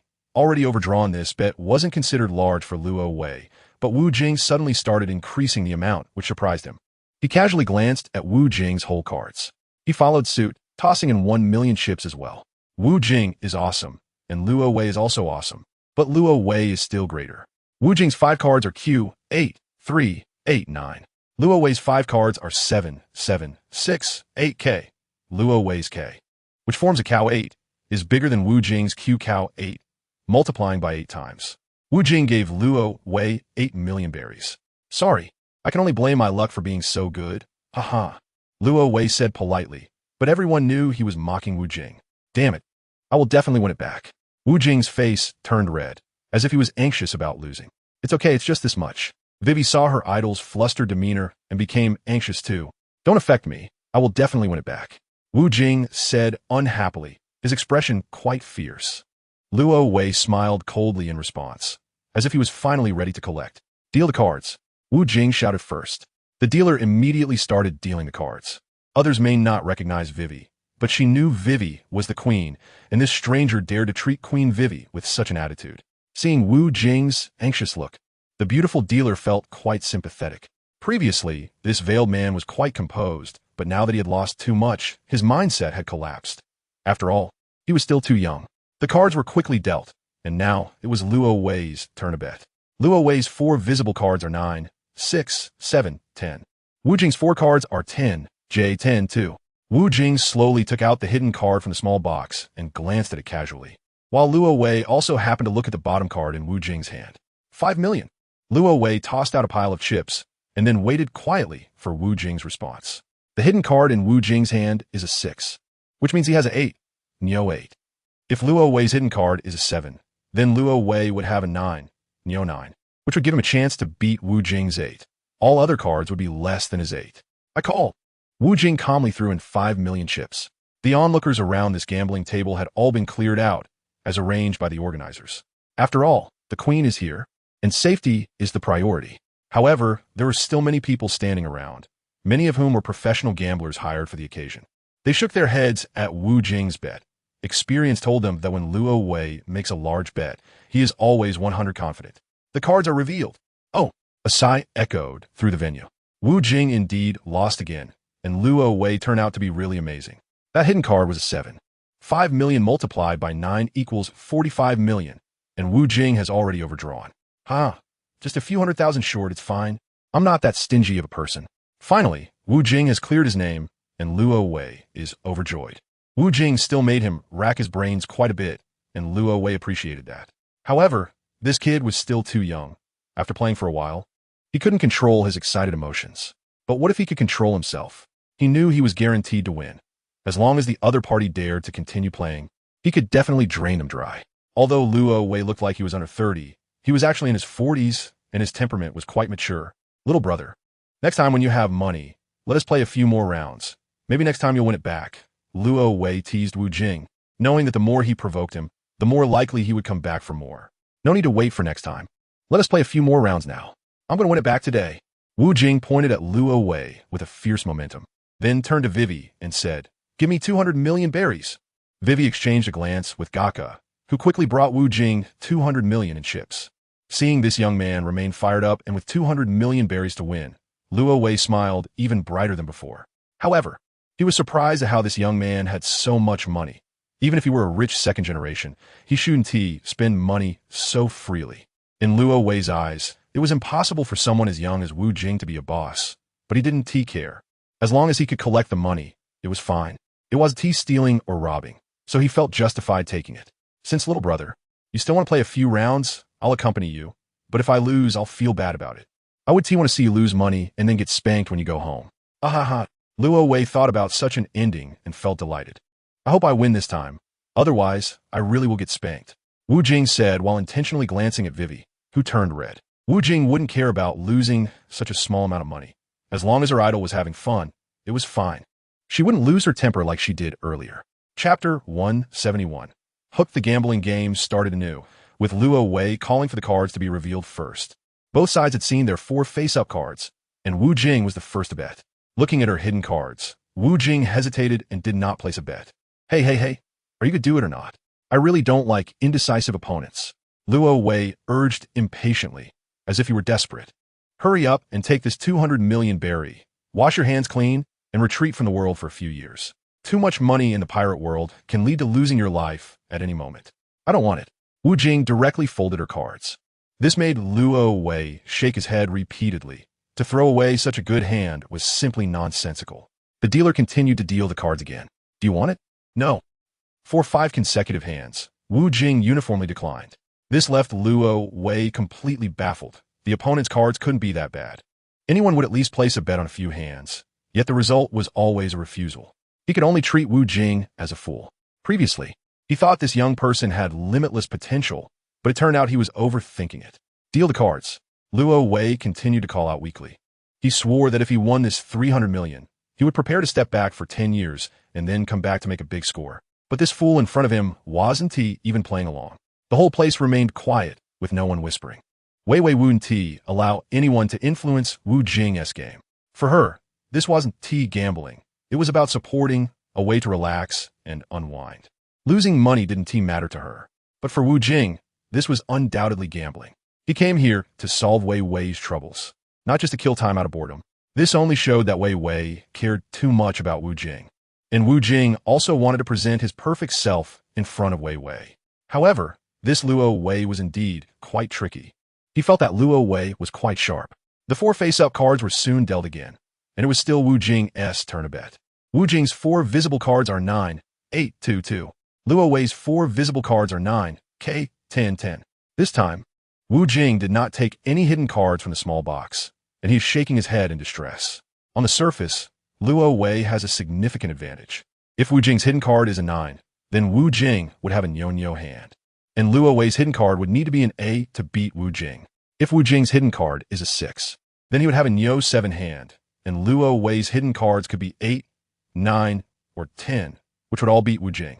Wu Jing held the hidden card in his palm, glancing at it casually, contemplating whether to discard it or not. It was clear it wouldn't be very good, but also didn't feel too bad. What? You want to throw the card again? What coward? Just throw it already. Luo Wei kept staring at Wu Jing's hand, as if trying to see through it. What did you say? Damn it, we're playing cards civilly here. Whether to throw the card or not is not up to you. I bet it all. Wu Jing was furious. 300 million all in. If the opponent had a 9, it would be a 9-fold increase, way too impulsive. Wei Wei's subordinates were sweating profusely. A 9-fold increase would mean 7 billion berries, an astonishing amount. Everyone on site felt Wu Jing was too impulsive, including the deeply caring Wei Wei, but she still understood.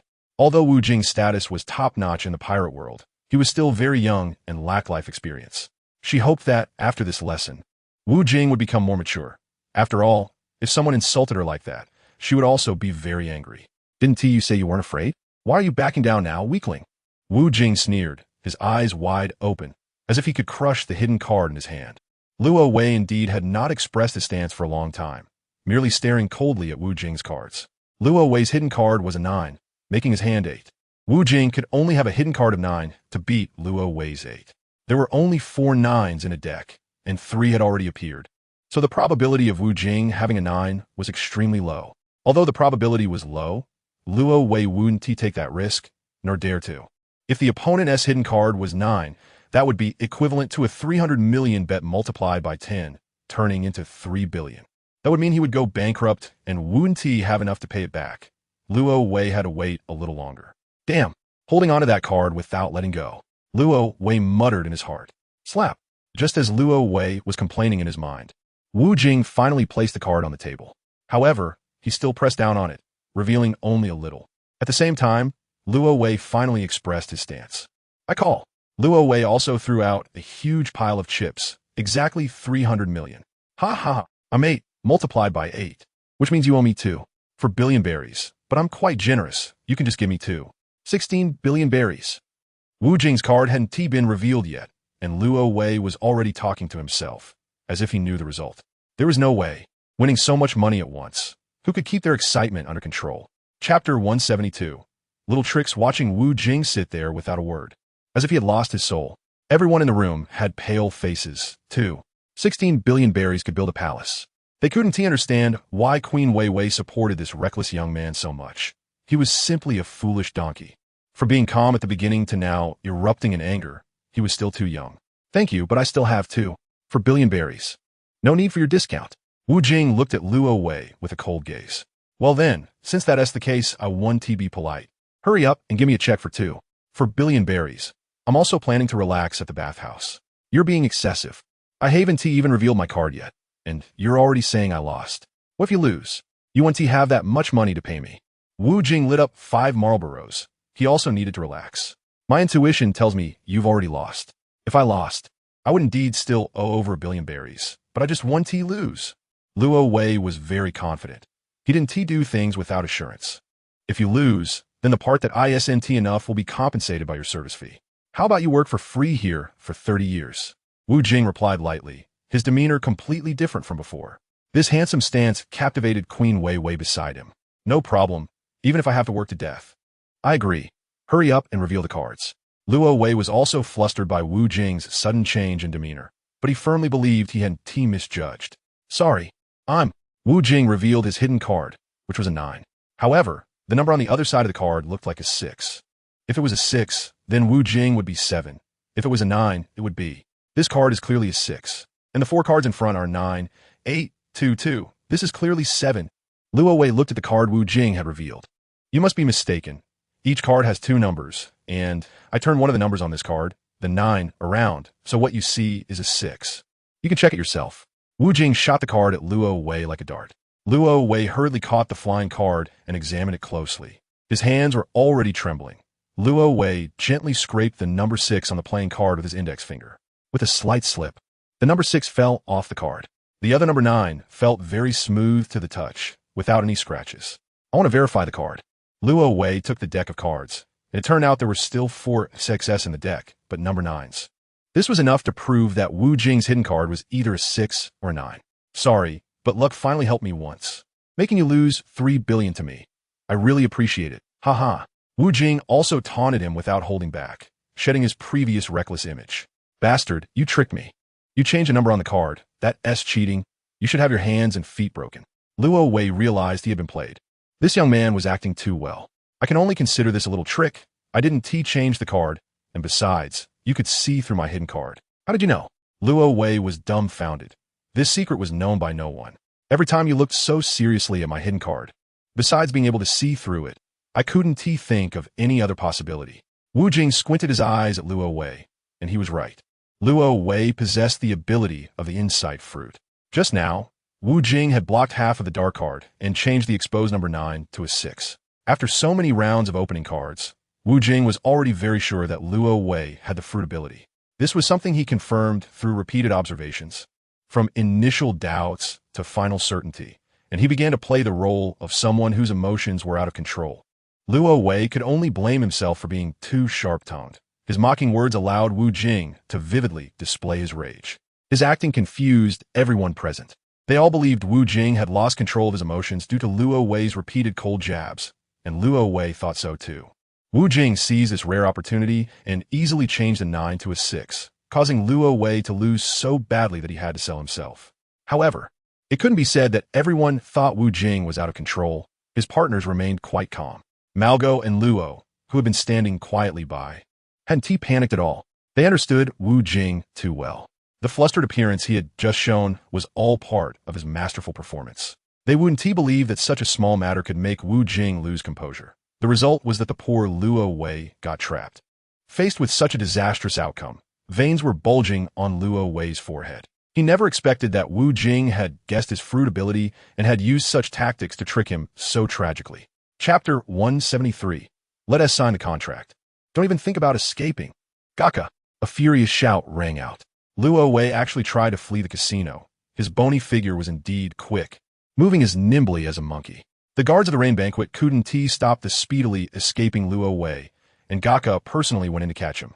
Just as Luo Wei was about to escape, everyone present was filled with rage. They had just reveled in their winnings. Now they faced someone who lost and tried to run away. Stop! A nearly invisible blood-red aura swept past. Luo Wei fell down, his eyes rolling back as he fainted. Wu Jing had controlled his power well. If he had gone all out, Luo Wei would have been dead. Who is this person? He looks younger than me. How can he be so powerful? I don't know, but look how Queen Vivi respects him. He must be a top figure in the sea, that's for sure. He's so formidable in the casino. His combat power is terrifying. The only regret is that he always wears a veil. I really want to see his true face. The crowd was astounded by Wu Jing. Even the gambling god Luo Wei, who couldn't be defeated by the best gambler of the rain banquet, was subdued, and with just a simple command, he was captured. They had never encountered such a situation in their lives. They had never witnessed the overlord's hockey in reality. They didn't know that such seemingly effortless words could be lethal, but it was incredibly rare. Only red-haired Shanks and Wu Jing were known to use it so purely. Let's restrain him with sea stone handcuffs, Wu Jing instructed Gaka. Yes, sir. Gaka had no doubts at all. Even the queen, who usually relied on him, felt it was enough to call him sir, but he couldn't call Wu Jing king. Vivi's affection for Wu Jing grew even stronger. He was far more impressive than she had imagined. She didn't expect that the earlier display was all part of her idol's act. After a while, Luo Wei regained consciousness. He wanted to continue fleeing, but found his legs weak. Looking at the handcuffs in his hands, he realized they were sea stone cuffs. Damn it. Huh. Wanted to run after losing? The casino rules state that such people must be punished severely. Wu Jing swirled the red wine in his glass and took a sip. I've already given you the money. I'm broke. What else do you want from me? You don't have to be so ruthless. Luo Wei's face was as dark as if he could drip water. You owe me 30 billion berries, and you only have 12 billion. You still owe me 18 billion. According to the original bet, if you can't pay back, you'll have to repay with 30 years of labor. Isn't that merciful enough? Wu Jing said leisurely. Bastard, you want me to stay here for 30 years? You might as well kill me. I'm free-spirited and love freedom. Now, it was Luo Wei's turn to lose control of his emotions. However, this wasn't an act. It was a true reflection of his heart. He really loved a free and easy life and didn't like this kind of captivity. All right, I'll be a bit merciful like you. I want to kill you. Thank you so much. I will remember your great kindness. If I have money, I will repay the 18 billion berries I owe you. Thank you, handsome. Luo Wei began to express his gratitude, but Wu Jing naturally didn't believe him. Luo Wei's words were as empty as farting. Not killing you doesn't mean I'm letting you go. You'll just stay in prison for life. If I have time, I'll come to see you often. Wu Jing smiled wickedly. Damn heartless. Luo Wei's face was filled with despair. He believed this young man would keep him in prison for a lifetime. He felt a chill whenever he saw Wu Jing. This two-faced guy was too good at tricking people. Fine, I choose to work in a casino for 30 years, sob. Luo Wei was already in tears. Choosing to work in such a luxurious casino was 100 times better than being in prison. And here he could live lavishly and enjoy life. The only downside was the lack of freedom, but he had no other choice. I'm not satisfied with your attitude. I'll think about it. Wu Jing wanted to torment this lecherous man a bit more, to teach him a lesson for being disobedient. I beg you, sir. I will work hard at Rain Banquet for life, not just 30 years, sob. Luo Wei completely compromised, almost kneeling to bow. All right, based on your words. I agree. Let us sign a lifelong contract then. Wu Jing said with a kind expression. What? Lifelong contract? Luo Wei was just saying it casually. He didn't expect to really work for a lifetime. What? Do you like to go back on your word? No. That's not it. I like lifelong contracts, hee. Luo Wei's smile was uglier than crying. The entire audience applauded for Luo Wei, but their eyes were all on the veiled man, full of admiration. Chapter 174. Go to the land of harmony, Master Wu Jing. Want you stay and play a few more days? Vivi reluctantly held Wu Jing's hand. You know I'm busy. I will definitely come to see you when I have the time. I'll be waiting for you. Wu Jing has been staying in Alabasta for about a week, and he has almost explored the entire place without discovering anything particularly special. It makes sense. If there were anything noteworthy here, it would have already attracted the attention of the world government.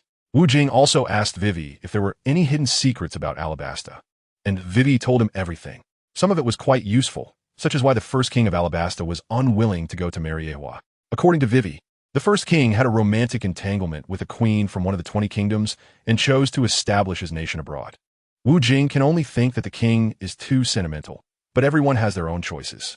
Another useful piece of information is the location of the Golden Island, Zangdora, which was mentioned in the note Roger left for Wu Jing, but it did not specify the exact location. Vivi told Wu Jing that the location of Zangdora is on a historical road sign text, but she does not know where that historical text is. According to the 2 rubbings of historical road sign text that Wu Jing currently has, Zangdora is not mentioned. So it seems to be on the other 2 road sign historical texts. One is currently in Kaido's hands, and the other is unknown. It appears that to know the exact location of Zangdora, he can only obtain the rubbings of the other 2 road sign historical texts. This is also a win-win situation, as Wu Jing originally intended to collect all 4 road sign historical texts, then have Robin interpret the information on the stones, and ultimately reach the final island of the pirate world, Raftel. After bidding farewell to Vivi, Wu Jing set off towards Wano country. Wu Jing came empty-handed but returned satisfied, as Vivi had prepared many gifts for him.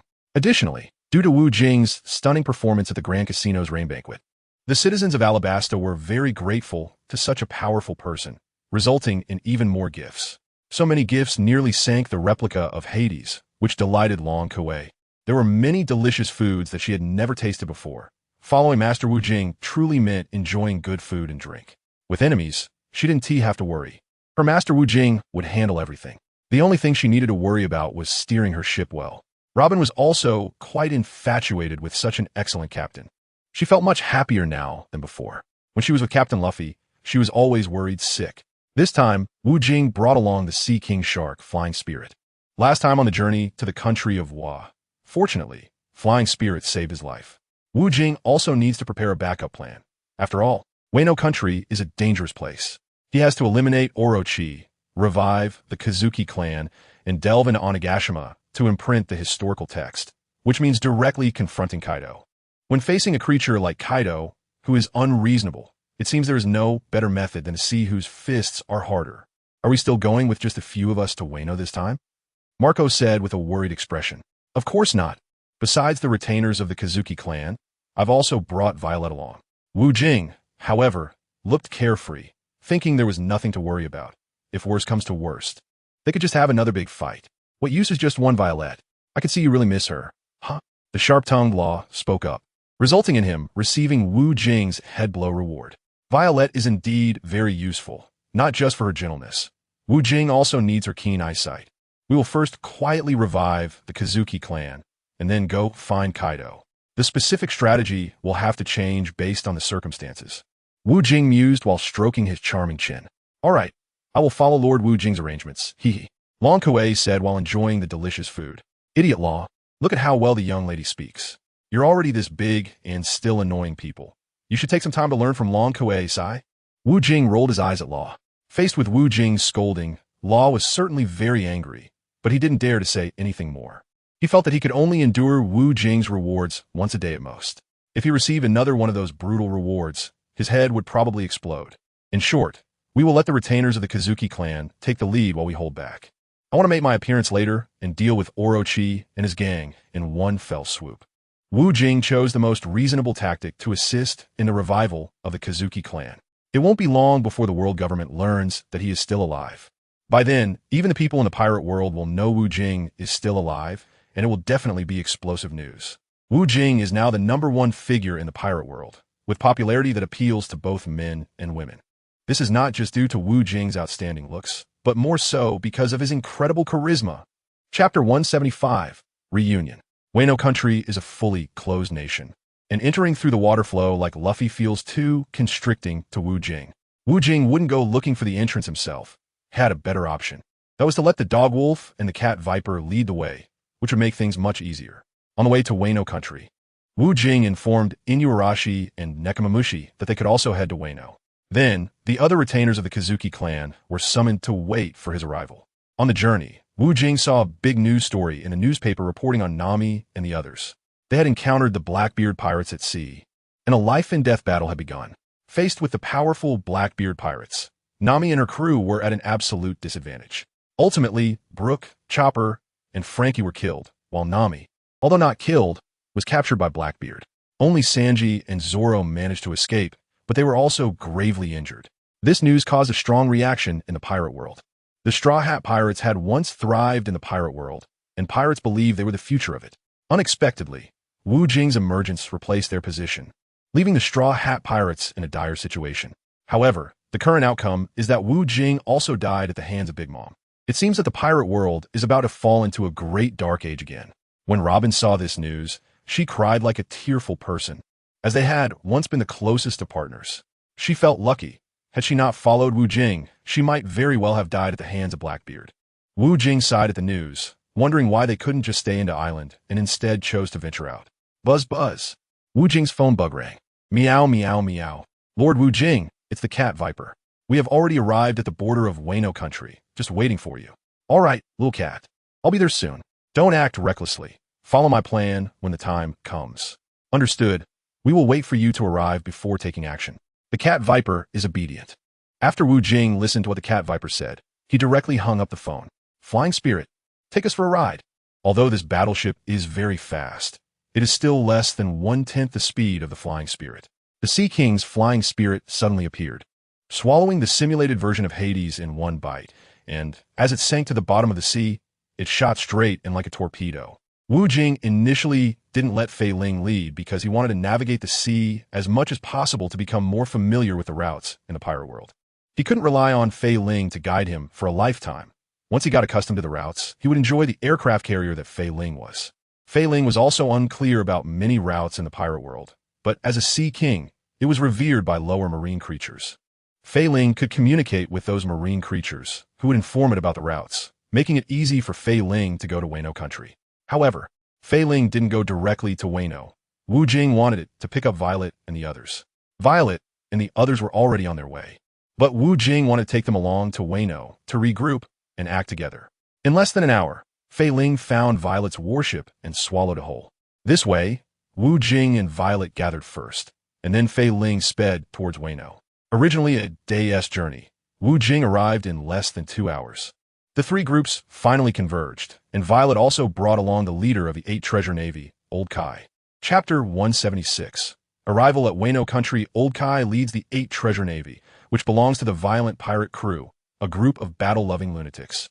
Fighting not only relies on strength, but also requires a spirit of risking one's life. The Cat Viper and the others also had a strong team, including him, Inu Arashur, and several retainers, Kinemon, Kanjuro, and Reizu. At that time, Kinemon and the others would contact the old retainers Ashura and Dinjiro, who were in Wano.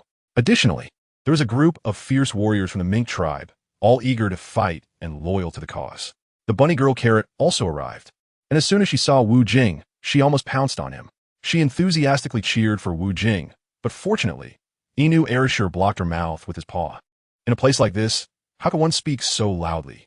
If overheard, their efforts would be in vain. Carrot realized her mistake and stopped calling out Wu Jing's name loudly. Instead, she jumped a few times and landed on Wu Jing's ship. Lord Wu Jing, you finally made it. I thought you weren't coming, Carrot said softly, snuggling up to Wu Jing. I'm here now, aren't I? Wu Jing couldn't help but scratch Carrot's cute bunny nose. Thank you all for waiting. The plan is simple. When you enter Wano, contact those partners who have been infiltrating Wano for many years. Meanwhile, we will familiarize ourselves with Wano. When the time is right, we will take Wano by storm. Support Kazuki Momonosuke as the shogun, and successfully revive the Kazuki clan. Thank you very much, Lord Wu Jing, for your help. However, I have a map of Wano here, so you don't need to familiarize yourself with it anymore. Kinemon took out an oilcloth map. That's good for me, but I still want to get familiar with it. Once you gather your people, I can make my appearance, Wu Jing said as he took the map. Familiarizing himself with Wano was just an excuse. Wu Jinglai knows that there are other matters in Wano country, and only he knows what he is truly thinking. Once, the scenery of Wano was like a paradise on earth, with excellent location, water sources, and weather, enjoying the best of nature and geography. Although this place is isolated from the world, the people here live quite happily, as the abundant resources allow them to live comfortably. However, the richness of these resources has attracted the attention of the beast pirates. Kaido's group is also in need of help and protection from Black Carbon Orochi to better control Wano, and Orochi tacitly allows the beast pirates to seize territory and resources. The Hanazono where Black Carbon Orochi resides is picturesque and has fresh air, while other areas of Wano are suffering from pollution and destruction. The beast pirates have occupied the good lands here to set up factories, which has greatly polluted the water and air quality. This has rendered many lands unsuitable for cultivation, leading to a difficult life for the people who are living in dire straits, struggling to find food, and even having difficulty drinking water. The people dare not voice their anger. Speaking up would be futile and could lead to brutal killings. Wu Jing also understands Black Carbon Orochi, a person who is extremely cruel and a womanizer. Just like his name, Black Carbon, his ugly heart is darker than charcoal. The people of Wano are suffering under Orochi's immense oppression and exploitation, and his subordinate, Kayashiro, is also a ruthless character. Chapter 177.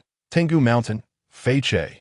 Kayashiro is the designated businessman for Black Carbon Orochi, the money changer, managing the economic pulse of the country, with only one goal, to continuously fill Orochi's wallet. Wu Jing, based on the oilcloth map given by Jean Wayman, first chose to arrive at Juli Bianli Village. Wu Jing came to Juli Bianli Village to find Tengu Mountain Fei Che, who is a person, not a dog, and his red nose is longer than Usopp's. Who are you? Outsiders are not welcome here. A porcelain doll-like little girl blinked her big eyes, looking innocent and harmless. I'm here to find your master. Could you please inform her? Wu Jing, still wearing a veil, spoke in a very gentle tone. He certainly recognized the little girl, named Xiao Yu, who had interacted with Ace in the past. Ace had promised Xiao Yu that he would return to save Wano country, but he never came back. Master, there's a big brother who wants to see you. Xiao Yu turned around to announce inside the house. Not seeing. My master said she won't see you, sorry. Xiao Yu said apologetically. Then please give me the second generation of Oni Che. Wu Jing demanded towards Tengu Mountain Fei Che inside the house, his tone brooking no argument. Jiada Jiada. The sound of wooden sandals came from inside. Tengu Mountain Fei Che walked out, and the knife hanging his waist was the second generation of Oni Che, one of the great swords. The purple scabbard shimmered with an enchanting aura. The second generation of Oni Che was forged by Tengu Mountain Fei Che's ancestor, Gu Che. This knife was forged by my ancestors and should belong to Wano country. You have no right to possess it, Tengu Mountain Fei Che said angrily, while looking at Wu Jing and the others. I know this, but look at these two knives on me. They were also forged by others, and now they are mine. Good swords should be wielded by good hands. Keeping it with you would be a waste, Wu Jing replied honestly. Even if I don't use it, I won't give it to outsiders. I want to leave it for Kazuki Oden. And how do you have the first and third generations of Oni Che? They were also forged by our ancestors. Tengu Mountain Fei Che was stunned when he saw the two black swords Wu Jing revealed. The Kazuki clan is preparing for revival. You should know this, right? We are your allies, Margot casually added, stating that if they weren't allies, they would have just taken the swords and left without all this talk with Tengu Mountain Fei Che. Wano country is isolated, and they can't even receive newspapers. They know very little about the outside world and are not concerned about outside news. Kinemon and I have already talked. They have indeed entered Wano country and started their actions, but he didn't tell me that you were looking for me, so I can't trust you. Tengu Mountain Fei Che still didn't believe Wu Jing and the others. Foolish, the Din Din Mushi can be monitored. Your revival plan may have already been leaked. But even if Kaido and the others know, it doesn't matter. Reviving Wano country is a small matter. The key is that I need to find Kaido. Wu Jing was particularly concerned about this point. Kinemon and the others organized the remnants of the Kazuki family. But Wu Jing specifically instructed Kinemon not to leak his news to prevent outsiders from knowing. You still want to find Kaido? Tengu Mountain Fei Che was sweating. After all, that was a terrifying monster that even Kaido had to bow to. Chapter 178. 800 years ago, that's not something you need to worry about. It doesn't matter if you don't give me the knife. I can have Kazuki Oden come to take it later. After speaking, Wu Jing turned to leave. He could take the knife at any moment. He just didn't want to snatch it. He preferred things that were given to him. Seeing Wu Jing turn to leave, Tengu Mountain Fei Che thought it over several times and decided to trust Wu Jing. Wano country needs capable people to help. And this young man clearly was not an ordinary person. I believe what you said, catch. Tengu Mountain Fei Che threw the second generation of Oni Che in Wu Jing's direction. Sending a famous sword was nothing compared to reviving the Kazuki clan. Wu Jing caught the second generation Gue Che with one hand, and before the blade was even drawn, it was already emanating an enchanting aura. However, I advise you this. When three Gue Chis come together, they will merge into a terrifying large black sword called Demon King. The Demon King will crazily devour the user's power, and I'm afraid your body won't be able to handle it, Tengu Mountain Fei Che kindly warned. In response to Tengu Mountain Fei Che's warning, Wu Jing smiled slightly. He slowly drew out the second generation Gue Che, and the intense enchanting aura became even stronger. Clang! Wu Jing quickly returned the sword to its sheath, as he felt the other two Gue Chis at his waist emitting a sword cry. Only after closing the second generation Gue Che did this phenomenon disappear, indicating that these swords were sensing each other. Wu Jing had already known about Tengu Mountain Fei Che's warning back at Fishman Island, where the king of Fishman Island, Neptune, had informed him.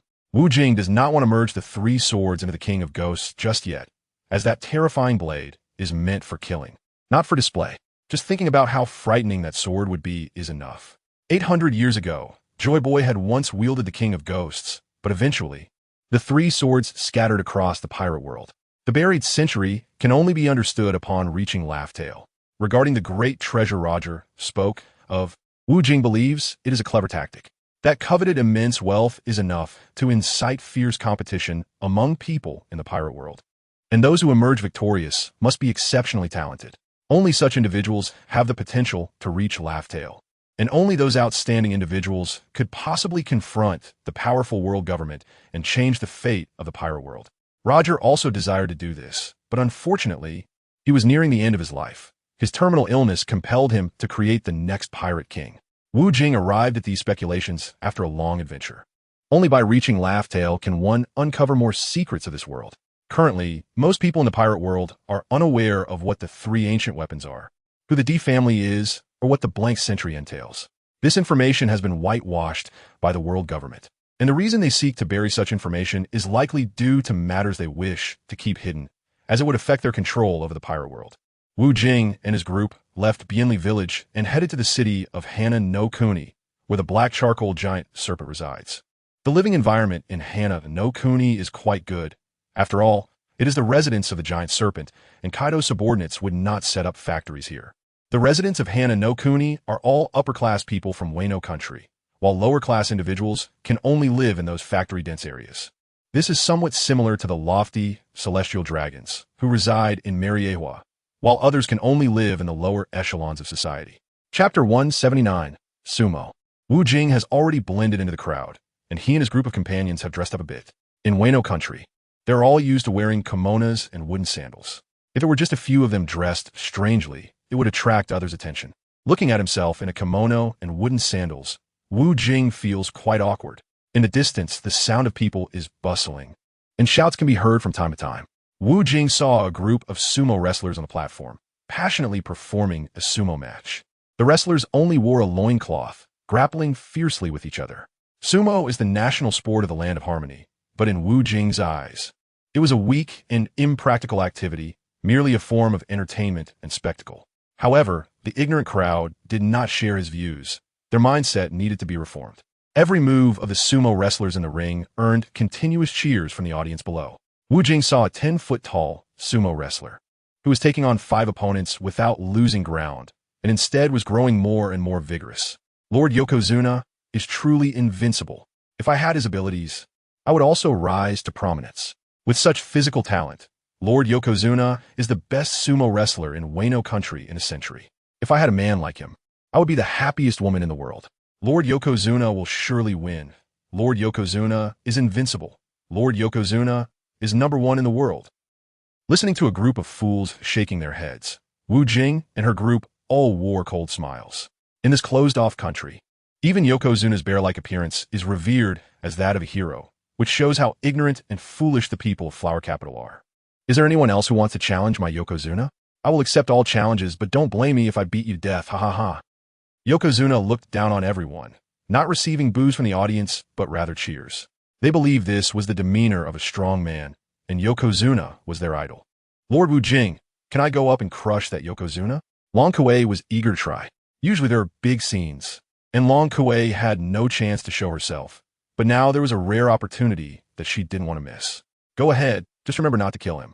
Wu Jing thought about it and agreed, as long as no one dies. It would also let these foolish people know what it means to be someone beyond others. I will accept the challenge. After her body grew 5 times larger, Long Kuei appeared among the crowd.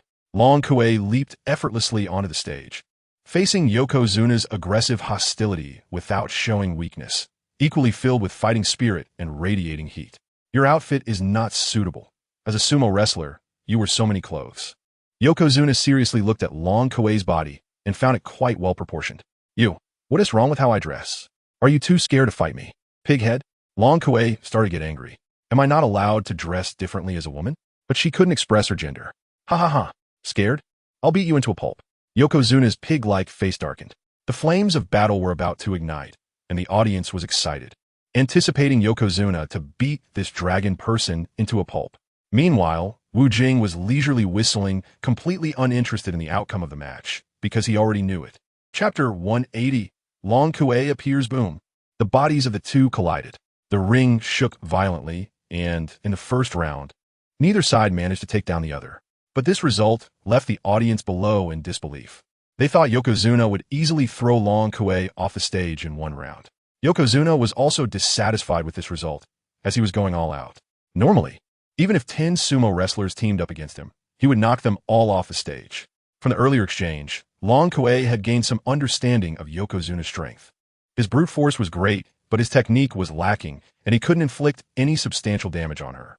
Despite Long Kuei now being 5 times larger, her agility did not diminish. In fact, she was even more nimble. After activating the artificial dragon fruit, Long Kuei was now like a superhuman. Damn it, this time I will definitely knock you off the stage. Yokozuna's eyes bulged with bloodshot intensity. He was the undefeated champion of Wano's sumo scene. That should be my line, weakling Yokozuna. Long Kuei licked her dragon snake, She planned to have a good time with this fat guy. I pounce. Yokozuna lunged at Long Kuei rapidly. However, he missed, as Long Kuei easily dodged Yokozuna's wild lunge with a sideways move. I pounce. I pounce. I pounce. Yokozuna had lunged over 100 times, all easily dodged by Long Kuei, and he was now panting like a pig. Such a massive body, constantly exerting itself to pounce on an opponent, was incredibly exhausting. Long Kuei was also sweating, but she was still full of energy. She learned Wu Jing's fighting style, focusing on defense rather than offense, letting Yokozuna embarrass himself enough. The audience gasped. How could this dragon person be so powerful? The people of Wano were already accustomed to half-beasts like Long Kuei. Many of Kaido's subordinates lived in Wano, and the Beast Pirates had become the 100 Beast Pirates. This pirate group was made up of many half-beasts, some of whom had challenged Yokozuna but were defeated. Therefore, the people of Wano did not hold high expectations for Long Kuei's strength simply because she was a half-beast. But little did they know, the challenges posed to Yokozuna by Kaido's subordinates were all staged. In a real fight, Yokozuna would only be the one getting beaten. Those half-beasts were much stronger than him. The half-beasts pretended to be defeated by Yokozuna just to create his heroic image. The goal was to gain better recognition from the public. And Yokozuna was also a subordinate of Kaido, all for a better rule over Wano. So when Long Kuei said she wanted to teach Yokozuna a lesson, Wu Jing thought about it and agreed. Weakling Yokozuna, it's my turn to strike. Long Kuei had a poised expression ready to unleash her power. Damn it. How can this dragon person be so strong? Yokozuna was already swaying, nearly collapsing. If he weren't still standing on the stage, he would have fallen asleep. This couldn't be blamed on Long Kuei's strength. It was just that he was a frog at the bottom of a well. Someone who was elevated by a group of fools couldn't be too great. Watch out! Long Kuei instantly moved beside Yokozuna, then struck a graceful punching pose. That fist, as large as a face, came crashing toward Yokozuna. Yokozuna pushed forward with both hands, attempting to block Long Kuei's strike. Chapter 181. Tombstone. The furious wind from Long Kuei's punch ruffled Yokozuna's topknot, and he felt an unprecedented sense of crisis. With a thunderous boom, Yokozuna was sent flying by Long Kuei's brutal punch, soaring backward and crashing into the audience below. The audience scattered in panic. No one was willing to sacrifice themselves to be a cushion for Yokozuna. With his 1,000-pound body crashing down, even a water buffalo would be crushed to pieces. Bang! The sumo wrestler, Hekig, slammed his massive body onto the stone floor, shattering the stones beneath him. He spat blood and collapsed to the ground, unable to get up. The spectators were taken aback. The Dragon Man, who had been dodging all along, had subdued the strongest sumo wrestler of Wano country with a single blow. It seemed that the Dragon Man had been toying with Hekig all along, wanting to play around before finishing him off with one punch, quite ruthless. The psychological and physical humiliation would likely leave a lasting impact on Hekig, who had been treated like a monkey. His experience would be treated as a joke by the onlookers in Wano country. The once invincible sumo king Hekig had been knocked off the stage by a single punch. Many soldiers from Wano had already surrounded Hekig, as he was a national-level protected figure. Since he had fainted, they would surely rush to provide emergency treatment. Once the crowd confirmed that Hekig was okay, their attention shifted back to the Dragon Man on the stage. To their surprise, the ring was already empty. Long Kuei had disappeared into the crowd with Wu Jing. This was merely a small episode in their visit to Wano, and their real purpose had yet to begin. In Wano country, in a place known as the Northern Graveyard, it was desolate and silent. Tombstones stood atop the hill, and Wu Jing was currently there. These tombstones belonged to the Kazuki family, including their retainers. The names of Kinemon and others were engraved on the stones, leading outsiders to believe that Kinemon and the others were dead. However, Kinemon and the others were alive and well, thanks to the assistance of Lady Toki, the wife of Kazuki Oden. Lady Toki was a user of the Time fruit, allowing people to travel to the future but not to the past. She helped Momonosuke and Kinemon travel 20 years into the future, so Momonosuke appeared as a child, while his sister, Kazuki Hiyori, had grown into a graceful beauty. Now that Momonosuke had been assassinated, Wu Jing could only assist Hiyori in becoming the daimyo.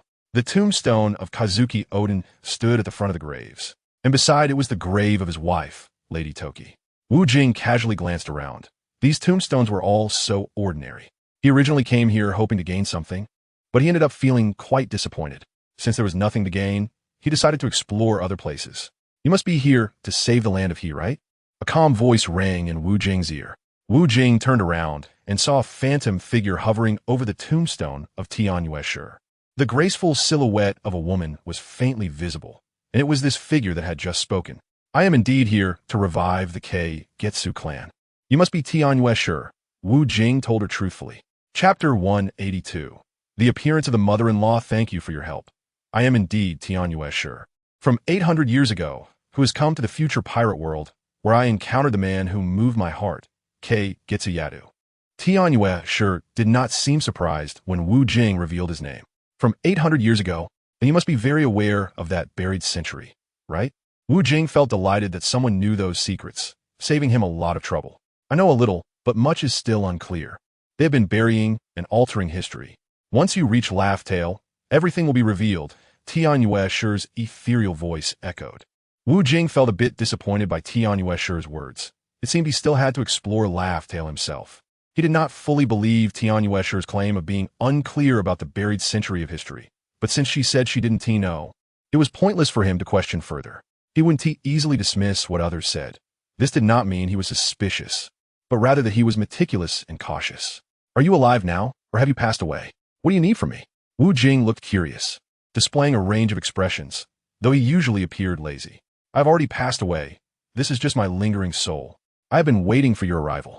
I hope you will marry my daughter, Getsu Hayori, Tianyue's voice continued, as if it could break off at any moment. The phantom was growing fainter, and it seemed that it would not be long before it disappeared completely. Why would I marry your daughter? Wu Jing appeared bewildered. He already had many women. Although Getsu Hayori was one of the three great beauties of the pirate world, Wu Jing had never considered such a connection, although a lingering relationship was inevitable. The strength of Wano country is too weak.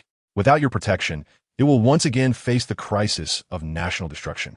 Only you can ensure the long-term stability of Wano. And only you can win the heart of my proud daughter, Getsu Hayori lamented. Even if Wu Jing helped the Getsu clan achieve revival, once he left, Kaido would overthrow them again, seeking a puppet to take over Wano. Kaido needed a compliant dog to do his bidding and would not allow the benevolent Getsu family to govern the nation. It seems I can ensure the long-term stability of Wano, and soon, Wano will enter a period of prosperity. The question is, what do I get in return? Wu Jing stroked his charming chin. I can protect your daughter, but you must offer some benefits. Although your daughter possesses beauty that surpasses the world, he added, the more power you gather, the more you can achieve your goals. Don't think I don't know what you're thinking. Let me tell you what the D clan represents. Tianyue was not a simple character. She understood Wu Jing's thoughts to some extent. All right, tell me what the D clan represents. I'm quite interested in that. Wu Jing replied, not wanting to appear to take advantage. A beauty like Getsu Hayori would be desired by any man. Naturally, he wanted to win her over. Moreover, if he married Getsu Hayori after she became the daimyo, it would mean he had control over all of Wano, significantly increasing his backup strength. If Wu Jing married Getsu Hayori, then Tianyue would indeed become his mother-in-law. Chapter 183. The D clan. This is the world that the D clan seeks. But the world government will not allow the D clan to grow. If this group becomes strong, the world government will face the crisis of collapse. Tianyue briefly spoke to Wu Jing about the secrets of the D clan, and then her lingering soul could no longer hold on, disappearing into the air. After listening to Tianyue's words, Wu Jing fell into deep thought. 800 years ago, during that buried century of history, the rulers of the pirate world were the D family, and now the world government is at a disadvantage. The world that the D family pursues is one of freedom and equality, free from racial discrimination, promoting an atmosphere of equality among all people.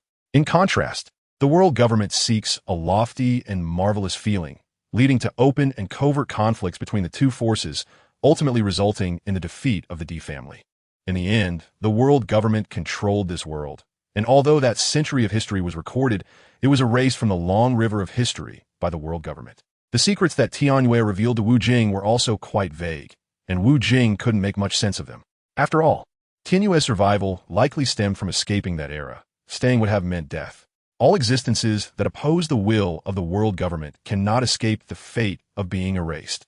It turns out that the D family was once in control of the pirate world, which explains why the world government has always been hostile towards them. Wu Jing has already agreed to marry Tianyue's daughter. Now, he has almost toured the entire country of He. He is not planning to wait for Jinwei men to gather the troops, to deal with Orochi and the others. he does not need the support of those remaining forces. With his own companions and the assistance of Kazuki Odin, it is enough. Wu Jing still believes in himself more. After more than 20 years of trials, it's inevitable that some remnants of the Kazuki clan would harbor divided loyalties. Gathering these subordinates is actually a very unwise choice.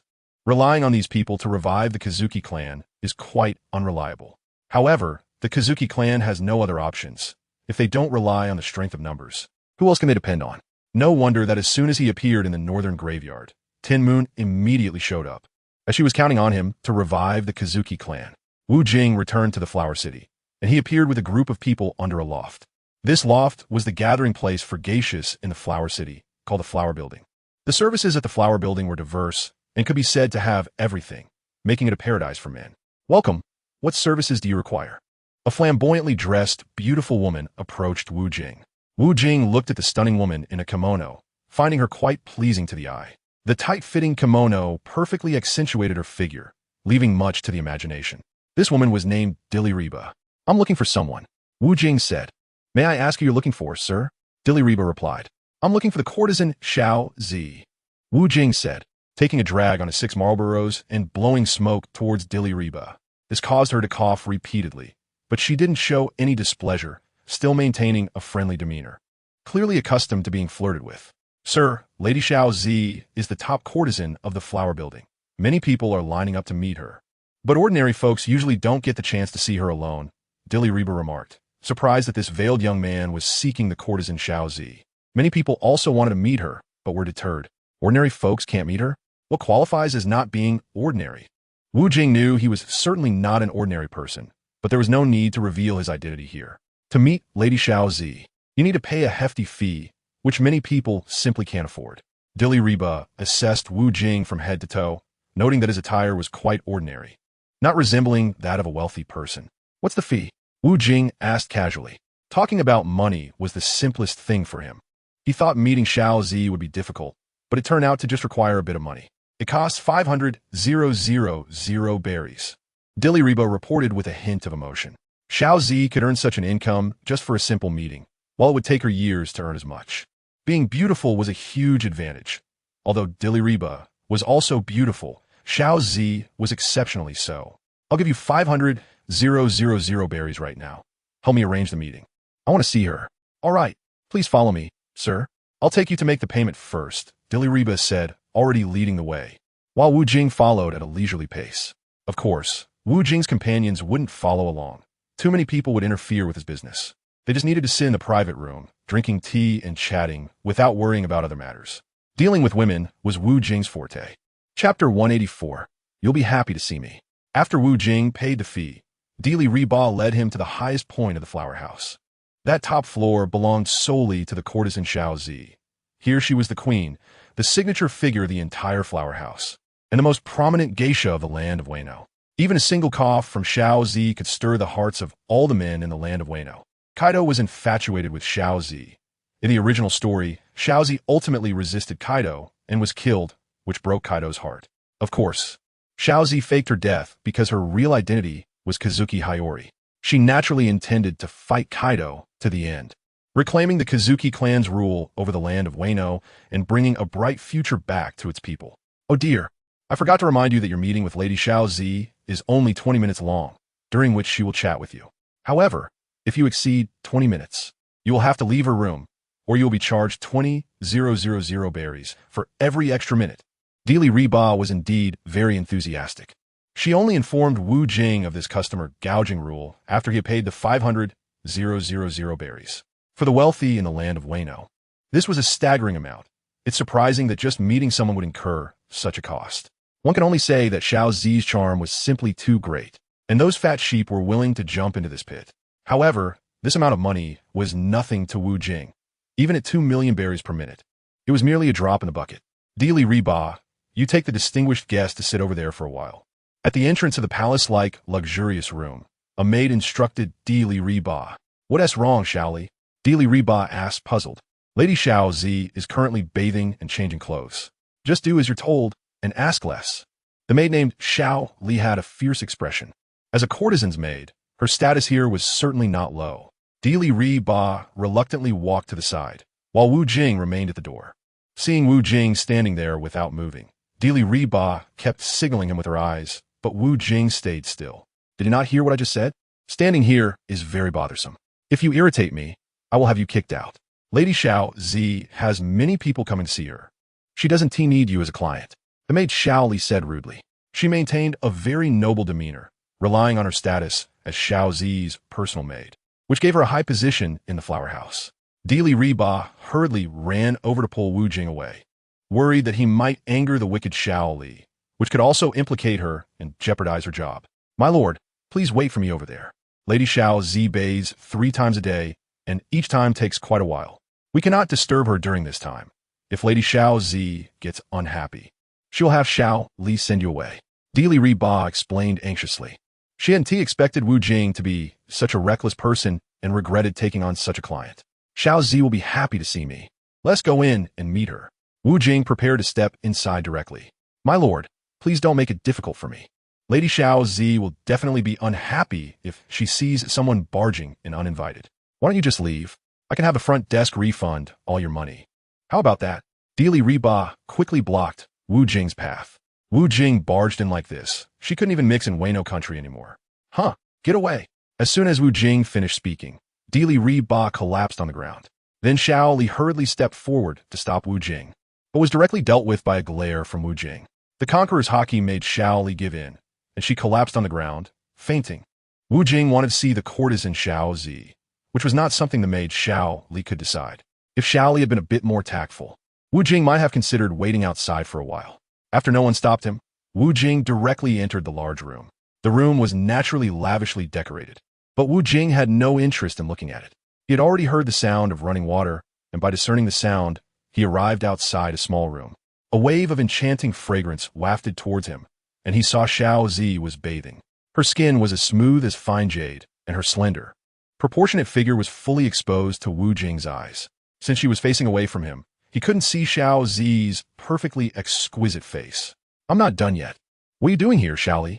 Xiao Zi's displeased voice rang out. Well, since you're not done, I'll come help you, Wu Jing said. Who? Hearing a man's voice behind her, Xiao Zi quickly turned around. The sight of her breathtaking figure was fully revealed to Wu Jing, along with her stunningly beautiful face, perfectly presented before him.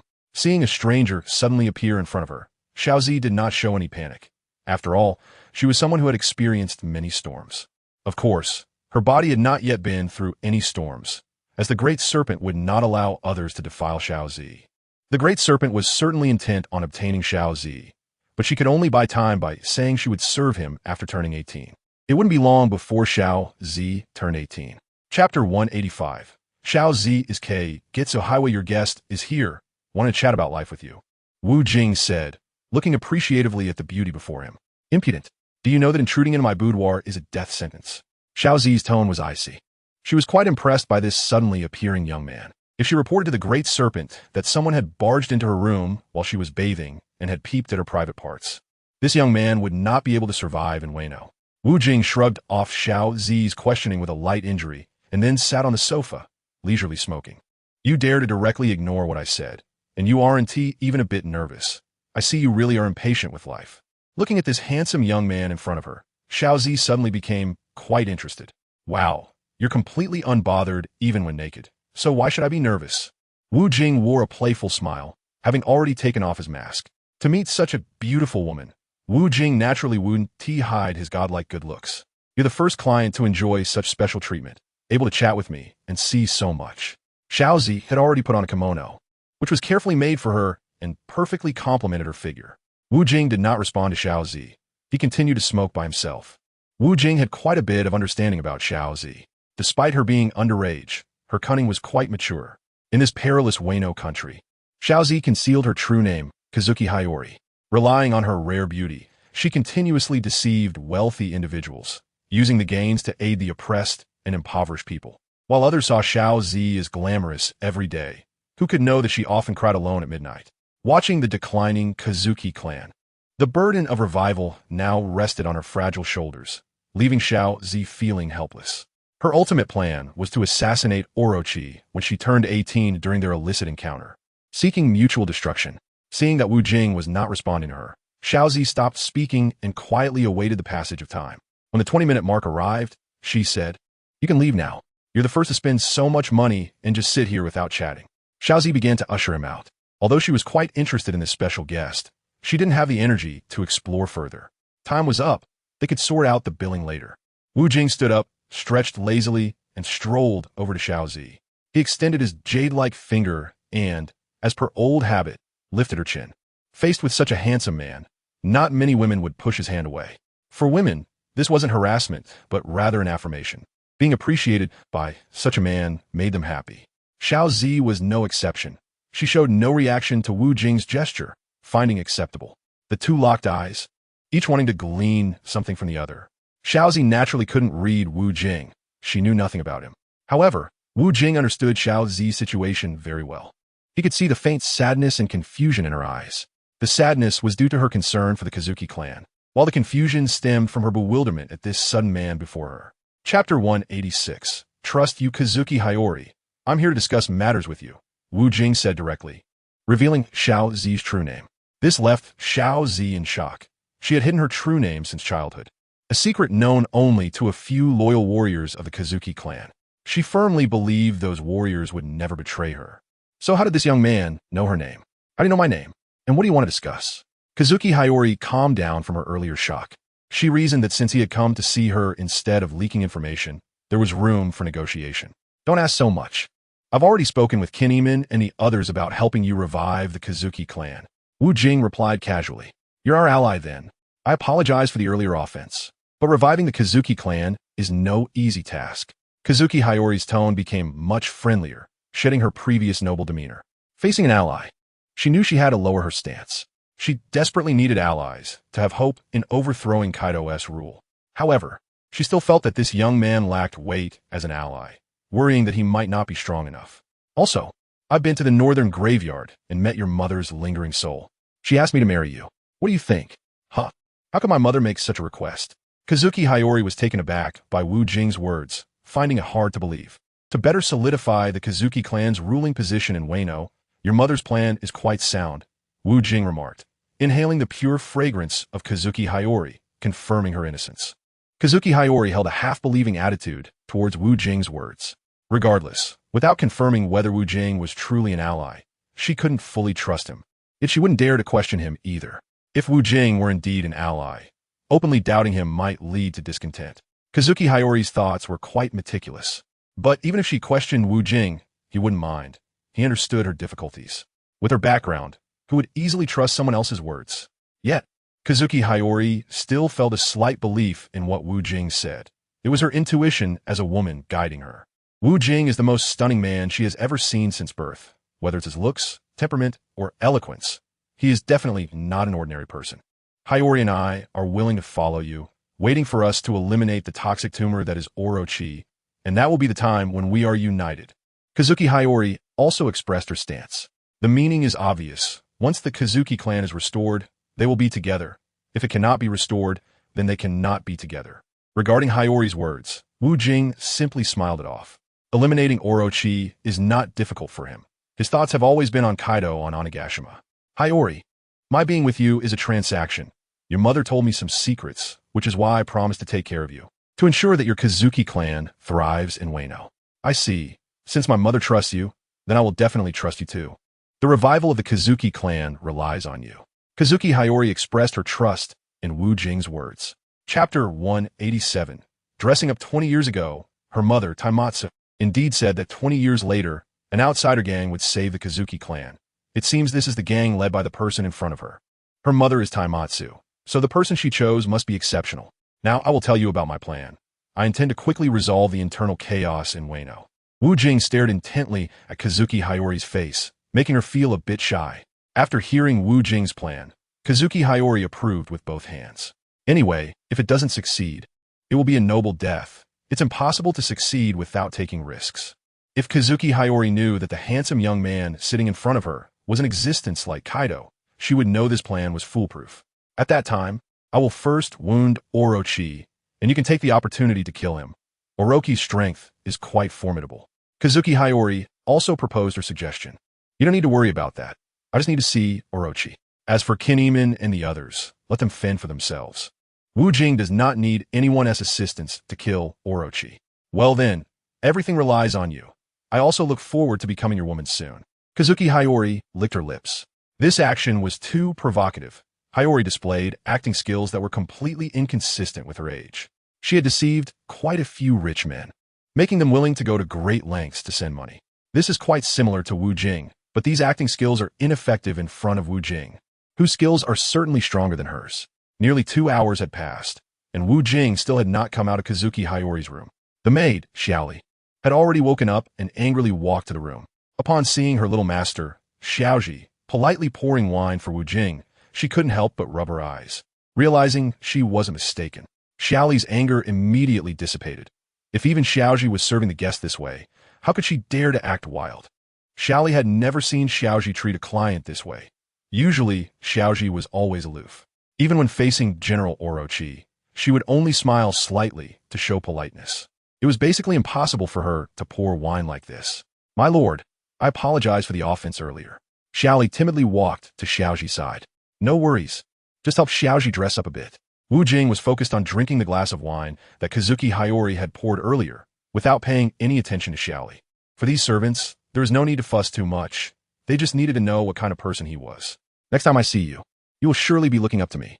Yes, my lord. I'll dress up Xiaoji right away. Xiaoli glanced at Xiaoji, asking if she should do as Wu Jing said. Kazuki Hayori nodded in agreement. She indeed needed to dress beautifully, even though she was already stunning. In front of Wu Jing, Kazuki Hayori took off her clothes, once again refreshing Xiaoli's understanding of Wu Jing. This had never happened before. How could this young man have such great charm? Xiaoli, put on the wedding dress I prepared for my marriage. I'm going to see Lord Orochi. Yes, little master. So she's going to see General Orochi. No wonder she needs to disguise herself. Now she's even going to wear a wedding dress. Could it be that little master is preparing to marry Lord Orochi? Little master is indeed turning 18 in a few days. Xiaoli quickly thought her mind. However, she did not neglect her work. It seemed this handsome young man should be sent by Orochi. With this thought, the doubts in Xiaoli's heart were resolved, and she couldn't help but nod and bow to Wu Jing. After all, he is a person of power. It's always right to flatter him. Chapter 188. Entering the palace with crimson lips, a fair and beautiful face, and a gracious, noble demeanor, after careful dressing, Kazuki Hayori became even more radiant. Wu Jing felt a bit excited watching from the side, slightly stiffening to show respect. Such a beauty falling into the hands of the black charcoal big snake was simply a waste, and Wu Jing certainly wouldn't allow such a thing to happen. Lady Xiaozi, shall we go meet Lord Ishi now? Looking at the darkening sky, the maid Xiaoli showed a puzzled expression. The grand wedding hasn't been completed yet, and meeting that lecherous General.The, she now could jeopardize your purity. This clearly showed that the maid Xiaoli cared a lot for Kei Getsuriho, even though she usually liked to act aloof. Let's go now. All right, I'll have Xiao Gao come to escort you to the palace right away. Soon, a man named Xiao Gao arrived with a palanquin carried by 8 bearers. Lady Xiaozi, who are these gentlemen beside you? Xiao Gao asked in confusion. Seeing the 3 unfamiliar men next to Kei Getsuriho, Xiao Gao remained quite vigilant. These 3 unfamiliar men were Wu Jing, Mao Gao, and Luo. That's not something you should ask. Just do your job, Wu Jing said coldly. Who are you? How dare you speak to me like that? Do you know I'm the cousin of Lord Kaisho? Xiao Gao expressed his dissatisfaction, feeling powerful in Wano. The only task given to him by she was to keep a close watch on Kei Getsuriho, and he usually protected her during her outings, reporting her every move to Shi. He was essentially a spy planted by Shi beside Kei Getsuriho, worried that Xiaozi was too beautiful and might attract unwanted attention. Xiao Gao, don't cause trouble here. I can make sure you spend your life in a cell with just one word. Kei Getsuriho began to defend her own. As long as she voiced her dissatisfaction about Xiao Gao to Shi, he would be punished. Xiao Gao was aware of this. Lady Xiaozi was deeply favored by General Shi. While he could flaunt his power in front of others, it wouldn't work with Xiaozi. If she accused him of misconduct, he would be done for, and she wouldn't listen to any of his explanations, not even from his cousin Kai Shi. I was wrong, Lady Xiaozi, haha. Xiao Gao immediately admitted his mistake, but his expression towards Wu Jing was quite unfriendly. He couldn't do anything to Wu Jing in front of Xiaozi, but he could send someone else. Wu Jing's thoughts about this dog servant were clear at a glance, but he just smiled and let it go. Wu Jing is now heading to Orochi's palace as the guard of Kazuki Hayori, and he plans to take Marco in law with him. Meanwhile, Qin Yimin and his group have already started causing a commotion.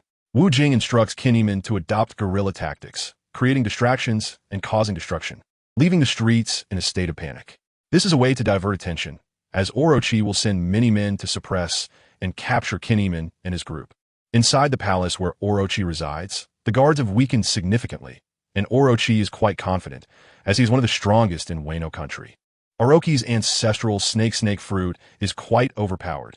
It is a mythical Zoan type that allows him to transform into the 8-headed serpent Yamada no Orochi. This means that when Kaido enters battle mode, his body can manifest 8 large snakes. Under the leadership of the small, high-ranking official, Wu Jing and his group have already made their way to the palace where Orochi resides. Chapter 189. The guard dog Orochi's palace is located atop a towering crescent-shaped tree in the flower capital. It is a landmark of Wano country and represents the highest status. Currently, Orochi resides there as the highest ruler of Wano country. Although Orochi is very powerful, he is also quite fearful of death. Everyone entering the palace must register, and the guards must conduct body searches on entrance. Xiao Gao, who are you escorting inside? An old man blocked their path. He was the chief guard, and everyone entering must have his approval. Brother Wu Tong, look at this purple 8-pole palanquin. Besides Lady Purple, who else is qualified to sit in it? Xiao Gao shook his head, claiming this was a coveted job. Being qualified to escort Lady Purple means receiving special attention from General Orochi. Ahem, isn't this my job?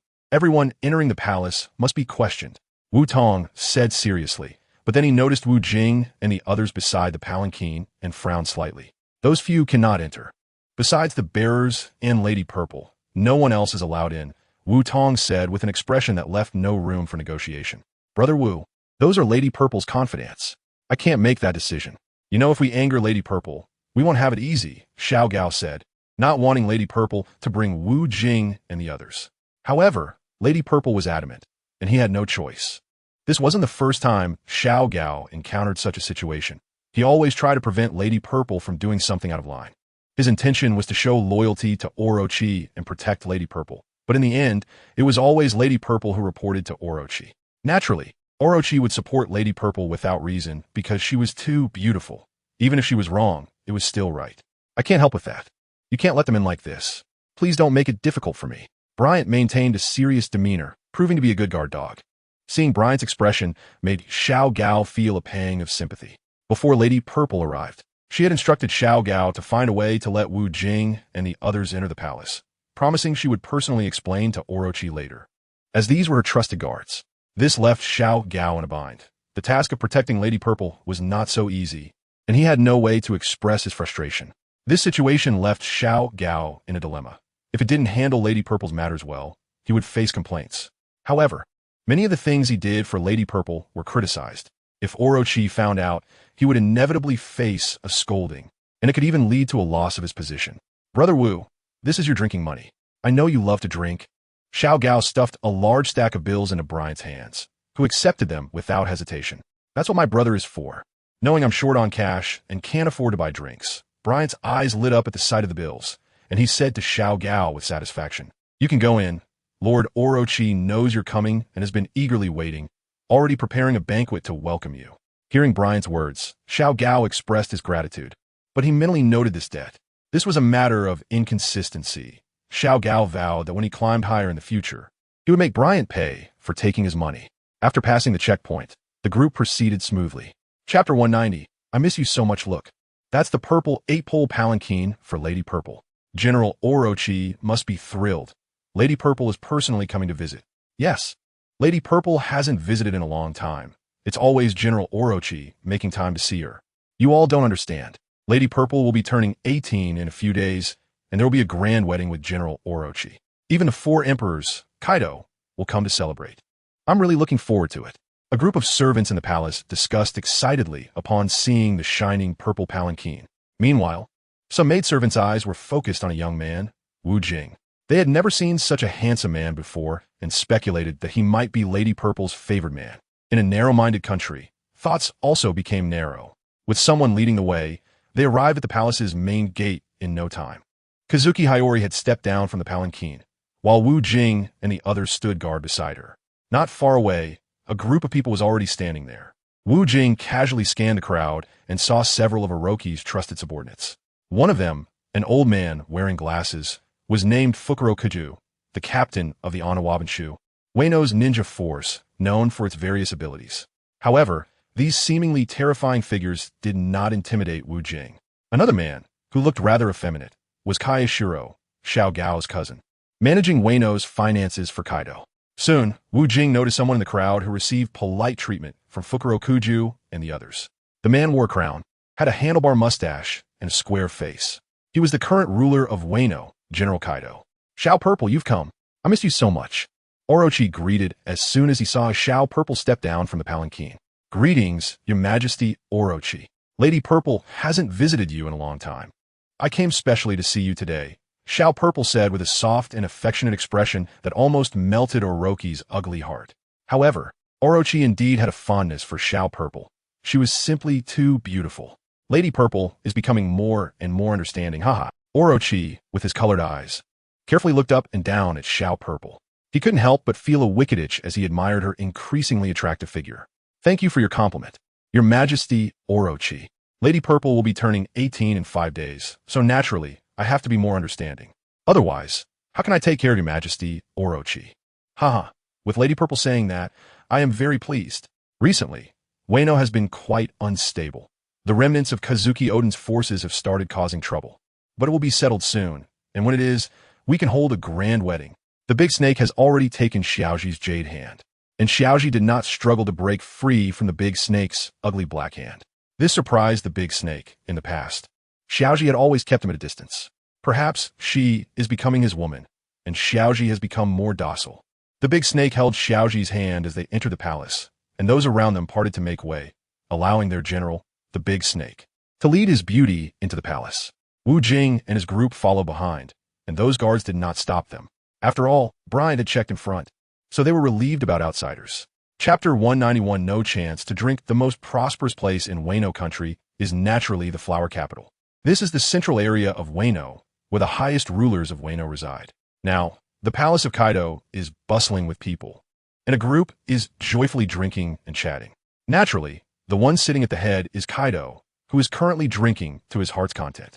With the first courtesan of Wano, Kamurasaki, personally pouring wine for him, he drinks it all in one go, and then Kamurasaki fills his cup again, making Kaido enjoy her service.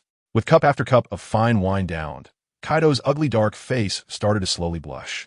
Half of this was due to the strong alcohol, and the other half was due to his wicked thoughts.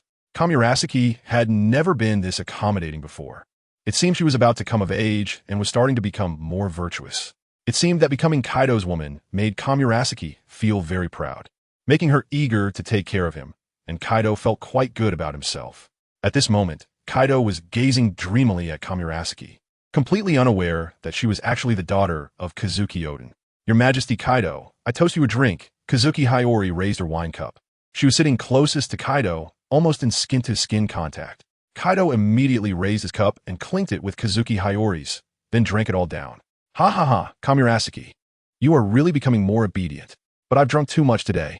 Those remnants of the Kazuki clan actually rebelled today, and I still need to guard against them." Although Kaido was enjoying himself, he was still controlling his state well. After all, Kinemon and the others were rebelling today. "Your Majesty Kaido, please rest assured.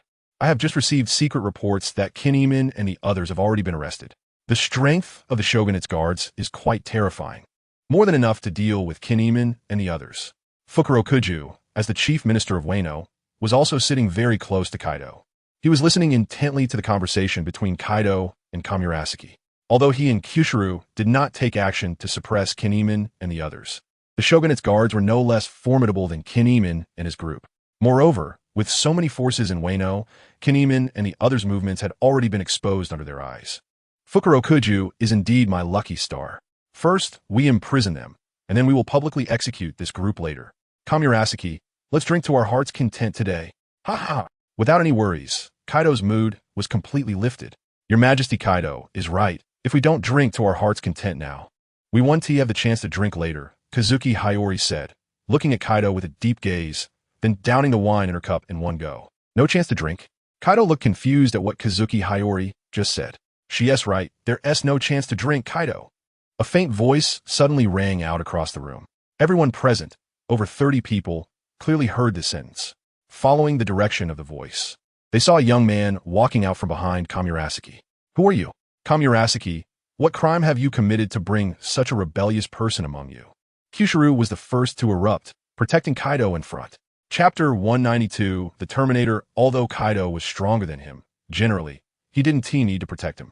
However, protecting him is a great achievement, and Kyushiru certainly wanted to take the initiative. Those who achieve great merits will naturally gain Kaido's more recognition, thus obtaining more wealth and power. For Kyushiru's angry shout, Kamurasaki remained silent, as if she hadn't heard, only looking coldly at Kaido. This made Kaido feel a chill down his spine. She had just been gentle and virtuous, and in the blink of an eye, she seemed to have a deep-seated grudge. "I am your Terminator. You can call me Lord Wu Jing." Wu Jing tossed aside his helmet, revealing his godlike appearance. The helmet was too restrictive. He had long wanted to take it off and throw it away. "Terminator? You're just a little brat still suckling on your mother's milk. And you dare to be so arrogant here? I see you're tired of living." Fukurokuju took a stance, preparing to fight Wu Jing. "Wait, you are the newly appointed 5th Emperor, Wu Jing? Aren't you already in Wanakuni?" Kaido's face showed shock, but he couldn't finish his sentence. It is very taboo to say someone is dead in front of a living person, especially when the young man in front of him was no ordinary person. Although Wano had a closed-door policy, many people did not know about it. Kaido was an exception. He specifically had someone deliver newspapers to him, and he paid close attention to news from the outside world. After all, he had obtained his current position through improper means, and he was always a bit anxious. So paying more attention to the pirate world was a way to ensure his own safety. "Yes, it's me." Wu Jing sat down directly and picked up an empty wine cup. Soon, Kamurasaki personally poured him a cup of fine wine, and Wu Jing began to savor it. He drank a cup to quench his thirst. After all, Kaido was right in front of him, and he couldn't escape now. "Lord Wu Jing, I didn't know you came from afar. I'm sorry for my neglect." Kaido wore a flattering expression, completely devoid of his usual high and mighty demeanor. Wu Jing, of course, was unmoved by Kaido's sycophantic expression. He knew Kaido was a venomous snake, always ready to bite. Everything he said was meant to protect himself. Facing the 5th Emperor, Kaido naturally wouldn't resist. Bowing and flattering was the best strategy. "Haha, you indeed should be sorry, and I'll fulfill that for you." Wu Jing rarely displayed a bloodthirsty smile. Seeing Wu Jing's bloodthirsty expression, Kaido's heart raced more than anyone else's. That expression no longer showed any hope of appeasement. Kaido could only signal Fukurokuju with his eyes. He needed to quickly inform Kaido and Onigashima to come for support, and those so-called freaks from the shogunate should come to buffer the situation and wait for rescue. Kaido was very self-aware. He could act without restraint against Kinemon and the others, but facing the powerful Wu Jing, he knew that patience was the wisest choice. However, Wu Jing would not delay time with him. As Fukurokuju was preparing to sneak out to send a warning, he was already targeted. The original ghost quickly unsheathed, and Wu Jing's figure vanished from spot. With a thud, a head fell to the ground, and the headless corpse stiffly collapsed, accompanied by the sound of blood gushing out. Chapter 193, I am not Kamurasaki hiss. Kaido's capable subordinates all gasped. The powerful Fukurokuju was actually dispatched like cutting melons, and Fukurokuju's head rolled on tea. The recent killing of Fukurokuju has already had a deterrent effect. The ministers are now standing still like frightened cats. At this moment, Orochi is angrily staring at Kamurasaki, his large face filled with both anger and fear. The anger is directed at Kamurasaki for bringing the 5th Emperor to kill him, while the fear is naturally due to the appearance of Wu Jing, as he is on the brink of a life-and-death crisis that is making his heart nearly explode with fear. "I am not Kamurasaki," Orochi exclaimed. Kei Murasaki Hayori is also angrily looking at Orochi. "Who are you? Are you the moon?" Orochi's forehead is already beaded with cold sweat. "Yes, I am Kei Murasaki Hayori, hiding my identity for many years. I have been waiting for this day, thanks to Lord Wu Jing. Without him, I would probably never have been able to avenge this great hatred in my lifetime." Before Orochi could finish speaking, Kei Murasaki Hayori took over his words. She has been suppressing this hatred for a full 20 years, and now can no longer contain herself. Upon saying that, Kei Murasaki Hayori felt a great sense of relief in her heart. "Damn traitor, how dare you rebel? I will expose you to public humiliation and make you suffer at the hands of those men." A fierce light flickered in Orochi's eyes. In the eyes of Orochi, The once beautiful Miraculously has now become a venomous woman. This is the nature of human perception. When you have no opinion of a person, you find them quite good, excellent, beautiful, or handsome. But once you form an opinion, you no longer see the person as good, and may even consider them to be despicable or superficial. Rebellion? What a ridiculous term. May I ask how you came to hold the position of shogun? Murasaki Hayori choked up for a moment before continuing. You used insidious and deceitful means to strangle the Kazuki clan and ultimately seize the throne. To consolidate your unstable position, you colluded with Kaido of the Beast for protection, which has directly led to the suffering of the people of Wano. The term rebellion suits you better. At this moment, Murasaki Hayori was already in tears, the years of endurance finally erupting today. Orochi was momentarily speechless in response to her words. The ministers present all knew the truth behind what Murasaki Hayori had said, and they had actively supported Orochi's commands. Orochi realized there was no need to defend himself, as it would be futile and would only embarrass him further. Lord Wujing, you also know that we have Kaido backing us, and conflicting with us is not a good option. I suggest we partner up. Wano will allocate territory to you, and I believe His Majesty Orochi will agree. Kyushu also mustered the courage to speak. Yes, I absolutely agree. As long as Lord Wujing does not make things difficult for me, we will be permanent partners. Orochi hurriedly expressed his stance, grateful to Kyushu for helping him in a time of crisis. Chapter 194. Kyushu, the fence-sitter. Why allocate territory? I will take over all of Wano. Wujing has already sat down at the table and started drinking alone. Wujing looked at the tall man in front of him, sporting a trendy hairstyle and slender eyes, dressed in a fashionable cross-dressing outfit. What exactly does he want to achieve before he stops?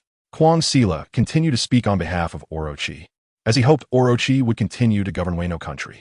If Kazuki Oden were to take control, there would be no place for him, as he had done many things to betray the Kazuki clan. Killing you insignificant people, huh? Wujing bluntly expressed his thoughts. The scene fell into a brief silence again. Wujing still did not make a move, perhaps to let these dying people enjoy what it means to be tortured. Please spare my life, Lord Wujing. Kwang Sila is willing to serve you. Kwang Sila showed his willingness to compromise. He no longer cared about Orochi's fate, as his own survival was paramount. Kwang Sila knew that the young man in front of him had the audacity to execute Doflamingo in front of the whole world. There was nothing Wujing wouldn't dare to do, and rather than helplessly resist, it was more stable to surrender early. Kwang Sila, someone like you would only be liked by a master like Orochi. I certainly do not like you. Wujing showed a disinterested expression. What does Lord Wujing want me to do? I, Kwang Sila, will do as you say, and I will not disappoint you. Kwang Sila raised his voice to express his loyalty. This made the ministers of Wano country feel happy and wavering inside, wanting to follow Wujing like Kwang Sila. All right, then help me kill Orochi. Wujing displayed an expression of anticipation. Kwang Sila did not expect Wujing to ask him to do such a thing. Black Charcoal Orochi's strength was greater than his. Looking at Wujing's ambiguous expression, Kwang Sila felt a cold sweat break out. Damn it, being caught in the middle is really tough. Kwang Sila looked over at Orochi, who was also glaring at him, unsure if Kwang Sila would turn against him. If it were him, he would definitely turn against him. Your Majesty Orochi, I have been loyal to you all these years. As you know, Kwang Sila was now in tears, his thin eyes barely open. Kwang Sila, I know you're my good subordinate. Let us get through this together. Orochi also said a caring remark. I'm sorry, Your Majesty Orochi. I have decided to follow Lord Wujing. We are enemies now. Kwang Sila made a complete turnaround, a hint of ruthless light flashing in his thin eyes. Those who rise to power speak as if they are farting. And Wujing found it annoying. They all speak smoothly, adapting their words to their audience. Orochi was also infuriated by Kwang Sila, who looked like a woman and could change his face faster than anyone. Eight-headed serpent form. Orochi activated his mythical Zoan-type snake fruit ability. 8 snake heads with diamond-shaped features emerged from his body, each looking ferocious, eagerly flicking their tongues as if they were starving. I will first eliminate you. The traitor Kwang Sila. Black Charcoal Orochi revealed his vicious fangs. Chapter 195. Kwang Sila's death. In such an unfavorable situation, Orochi had no choice but to fight back. The others stepped aside, leaving the center of the banquet hall to Kwang Sila and Black Charcoal Orochi. Just a few minutes ago, there was a deep bond between lord and subject. Now, they were enemies confronting each other with weapons. And the one orchestrating this sudden change was none other than Wu Jing, the great director. You really are something, Wu Jing. Seeing the situation unfold, Marco couldn't help but chuckle while holding his forehead. This is natural. Our Captain Wu Jing is the best at sowing discord. Law started to complain again, but Wu Jing was too busy to deal with him now. Law, if you can't speak properly, then say less. This is strategy, the most efficient revival plan. Both Kazuki Odin and Law were eager to hit Law's head. Before Wu Jing could even make a move, Orochi was already filled with fear, something she had not anticipated. Now, Kazuki Odin genuinely liked Wu Jing from the bottom of her heart and was very grateful to her mother, Taimatsu, for finding such an outstanding man for her. No wonder her mother held Wu Jing in such high regard. You guys like to talk bad behind my back, huh? Wu Jing naturally heard them talking. The battle has already begun, and Kayashiro is an excellent swordsman. His combat power is not much inferior to Zoro. However, compared to Orochi's snake fruit ability, he still pales in comparison. The snake fruit has 8 heads that can attack in coordination, which Kayashiro can endure for a short time. But over time, he would struggle to cope and appear quite passive. The excessive physical exertion was making it hard for him to hold on. Lord Wu Jing, I can't hold on much longer. Please come help me kill Orochi. Kayashiro began to call for Wu Jing's aid. Since you are so useless, what use do I have for you? Wu Jing had a helpless expression. Damn it, you are clearly playing me. Your Majesty Orochi, let us team up. Kayashiro began to turn to Kaido. Shut up. You betrayed me and still want to come back. No way. I'll kill you first and then deal with that scumbag Wu Jing later. Orochi had ignited the flames of battle and had forgotten what fear meant. No. Under Orochi's fierce attacks, Kayashiro was covered in blood. With a piercing sound of flesh being pierced, Kayashiro spat out blood. His eyes rolled back as he fell to the ground, unable to get up. Orochi killed Kayashiro, but he also consumed a lot of energy and was panting heavily. If you join me in killing these outsiders, I will definitely reward you generously. You will have wealth and honor beyond your imagination. Orochi instructed the group of ministers. What he received was a dead silence. They would not do such foolish things. If they lost their lives, how would they have the chance to enjoy any wealth and honor? Ha! Foolish Orochi. Taimatsu is not a simple woman. She has long been prepared to revive the Kazuki clan, and I am the person she relies on. I will manage Wano well in the future, and I will meet with Kaido in a few days. The damn Taimatsu. If she kills me, Kaido will not let you go. I've heard enough of that. Doflamingo threatened me not to kill him, but after I killed him, nothing happened at all. Instead, I got along very well with the world government. And Kaido hasn't come to trouble me. When you have a strong fist, everything is negotiable. Wu Jing shook his fist at Orochi. The novel can be downloaded via the open-source free Xingxuan downloader developed by Xingyu. If you obtain the novel file through proxy downloading and the vendor did not provide the software source code or open source address, please request a refund immediately and report the vendor. Author's email, Xingyu Outlook. Authors QQ, 201-759-3710 Official QQ Group, 149050832 Official TG Group, https, Me FQ Tool, Chapter 196, Destroy Orochi. Wu Jing's shocking deeds in the pirate world are well known to Orochi, who is also quite wary of such a super abnormal character. However, he secretly feels fortunate that he and Wu Jing have no past grievances. Otherwise, it would be difficult for him to live a good life. But what Orochi never expected was that the 5th Emperor Wu Jing would actually come knocking at his door, leaving him feeling quite aggrieved. In his youth, as a noble, Kurizumi Orochi also felt frustrated when his family fell into decline, thinking he was truly unlucky. After putting in painstaking efforts to eliminate Kazuki Odin, he became the highest leader of Wano country and believed his life was finally on the rise. For the past 20 years, Orochi's life has been one of indulgence. And aside from being somewhat suppressed by Kaido, he has truly been above everyone else. Orochi thought that his life would no longer be so unfortunate. But Wu Jing's appearance today made him realize that he could never escape his unlucky fate. Yamada no Orochi tear. The 8-headed serpent lunged at Wu Jing, eager to tear apart the person before it. Shave. Wu Jing vanished from his spot. Boom, boom, boom, with a series of crashing sounds. The ground where Wu Jing had just stood was bombarded into dust by the 8 serpent heads, leaving the ground in a state of ruin. Seeing Wu Jing easily evade the giant snake's attack, Kazuki Hiyori let out a sigh of relief, her delicate hands pressed against her chest.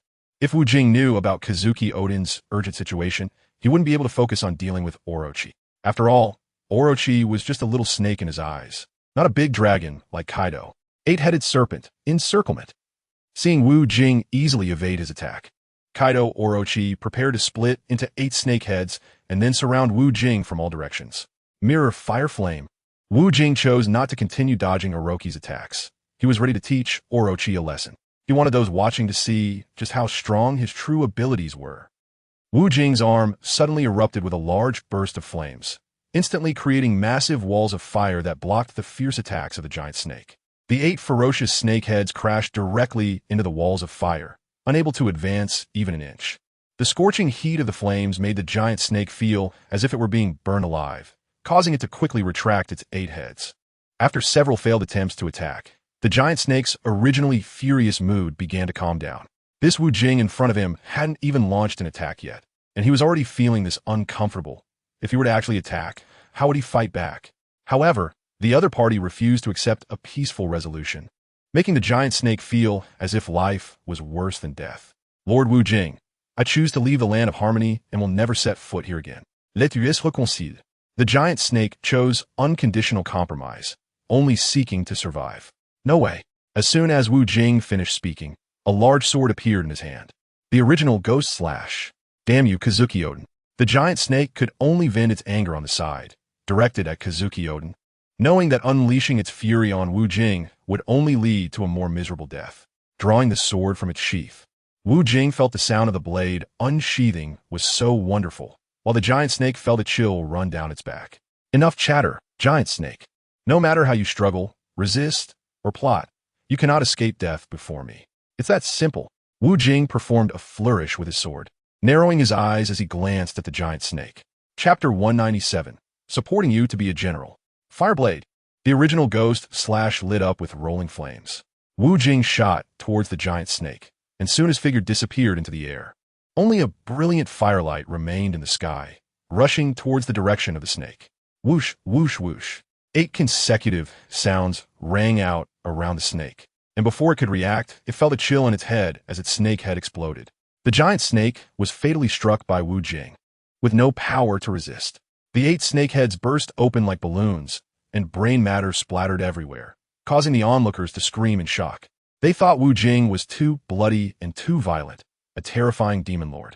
This was precisely the result Wu Jing wanted to achieve. Usually, he would just sever the snake's head without creating such a bloody scene. The purpose was to instill a deep-rooted sense of fear, making these people dare not act recklessly again. The fate of the giant snake served as the best lesson. Wu Jing blew away the blood on the blade and sheathed the knife. Clean up the scene for me, Wu Jing said. As soon as Wu Jing gang finished speaking, a minister rushed out. Yes, my lord, the minister replied, bowing in acknowledgement. The scene quickly returned to an orderly state. But now the main character at the banquet had changed. Wu Jing sat at the head of the table, instead of the black charcoal great serpent. As you all saw, I have killed the black charcoal great serpent. Such a scoundrel cannot remain in Wano country, or it will eventually perish. Do you think what I said makes sense? Wu Jing looked around at the crowd. Those people nodded in agreement with Wu Jing's words, acknowledging that he was indeed speaking the truth, especially since he now controlled Wano country. The great serpent is dead, and Wano country cannot be without a leader for even a day. I want to ask everyone, who do you think would be a good general for Wano country? Wu Jing continued to seek everyone's opinion, wanting to see their attitudes. He needed to keep a group of useful people around him, and he could simply get rid of those who were not. I support Master Wu Jing as our general. A bald man was the first to express his opinion. I also support the great Master Wu Jing as our general. I also support. A crowd of people all supported Wu Jing as the leader of Wano country, and who could blame them for his strength? This left Wu Jing with a headache. Wu Jing originally thought that this group of people would support Kazuki Hayori, the daughter of Kazuki Oden, to become the shogun, but none of them supported her. Instead, they all supported themselves to become the shogun of Wano country. Hey, quiet down. I'm not interested in becoming the shogun of Wano country. I've decided to let Kazuki Hayori become the shogun. Wu Jing expressed his stance, now that he was the one in charge. Kazuki Hayori? She's a woman. Wano country has never allowed women to become shoguns. I don't support Kazuki Hayori becoming the shogun. Women are not qualified to be shoguns. I also don't support Kazuki Hayori, even if she is a descendant of the Kazuki clan. Watching this group of people vehemently oppose Kazuki Hayori becoming the shogun, Wu Jing's jade-like face began to darken. Everyone shut up. I say who becomes the shogun. And that person is the shogun. I declare Kazuki Hayori to be the first female shogun of Wano country. Those who have objections, step forward. I will support you. Wu Jing shouted loudly, completely changing from his previous calm demeanor. Naturally, the ministers dare not say a word against Wu Jing and immediately bowed to Kazuki Hayori. Chapter 198. Our ultimate goal. Kazuki Hayori looked at Wu Jing with gratitude. If it weren't for him, she wouldn't be able to subdue this group of ministers. In their subconscious, they had deeply ingrained the belief that only men were qualified to become shoguns of Wano country, while women did not have this qualification. Rules are dead. As long as they can manage Wano country well, what does it matter if a woman is a shogun? This matter ends here. Wu Jing continued to speak for Kazuki Hayori. After all, she was his woman, even though the two of them were still nominally together. We will follow Lord Wu Jing's orders and support Kazuki Hayori as the new shogun of Wano country. A group of ministers responded to Wu Jing, no longer daring to voice any dissent. Let's sit down and have a drink. In a few days, we will announce this to the outside world, understood? Wu Jing didn't want this matter to become a huge uproar outside. After all, Wano country still has Kaido subordinates. Once they learn about this coup, not only will Kaido know he is still alive, but the entire pirate world will also know he is still alive. Lord Wu Jing, thank you for your help. Hayori is truly grateful. Kazuki Hayori immediately raised her wine glass. Although she couldn't hold her liquor, Wu Jing saved her Kazuki clan, and she was more than willing to get drunk. We are all our own people. The word gratitude doesn't suit us. Wu Jing smiled slightly. He was certainly willing to help this beauty. Hearing Wu Jing's words, Kazuki Hayori's face flushed red, all the way to her ears. She then drank down the wine in her glass, her neck even starting to turn red. Wu Jing saw it all. This scene was truly touching. The banquet soon came to an end, and Wu Jing completed a transaction that was beneficial for both parties. Wu Jing helped Tian Yue fulfill her last wish and revive the Kazuki clan. Now, he is set to take this woman for himself. For Kazuki Hayori, relying on him is naturally a great thing for Wano country. With Wu Jing's woman in the top position of Wano country, it means he has gained a voice in another nation. Wu Jing will have Kazuki Hayori change the isolationist policy of Wano country.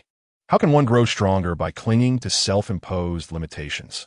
The resources here are so abundant that as long as they are utilized properly, it not only benefits others, but also strengthens one's own economy.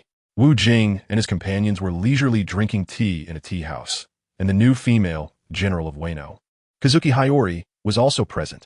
Lord Wu Jing, you say you want to go to Onigashima to find Kaido? Kazuki Hayori was surprised by Wu Jing's decision. No one would willingly go seek out Kaido. That's right, my ultimate goal is to find Kaido. Wu Jing took a sip of fragrant tea. He usually drank alcohol in one go, but he was quite particular about tea.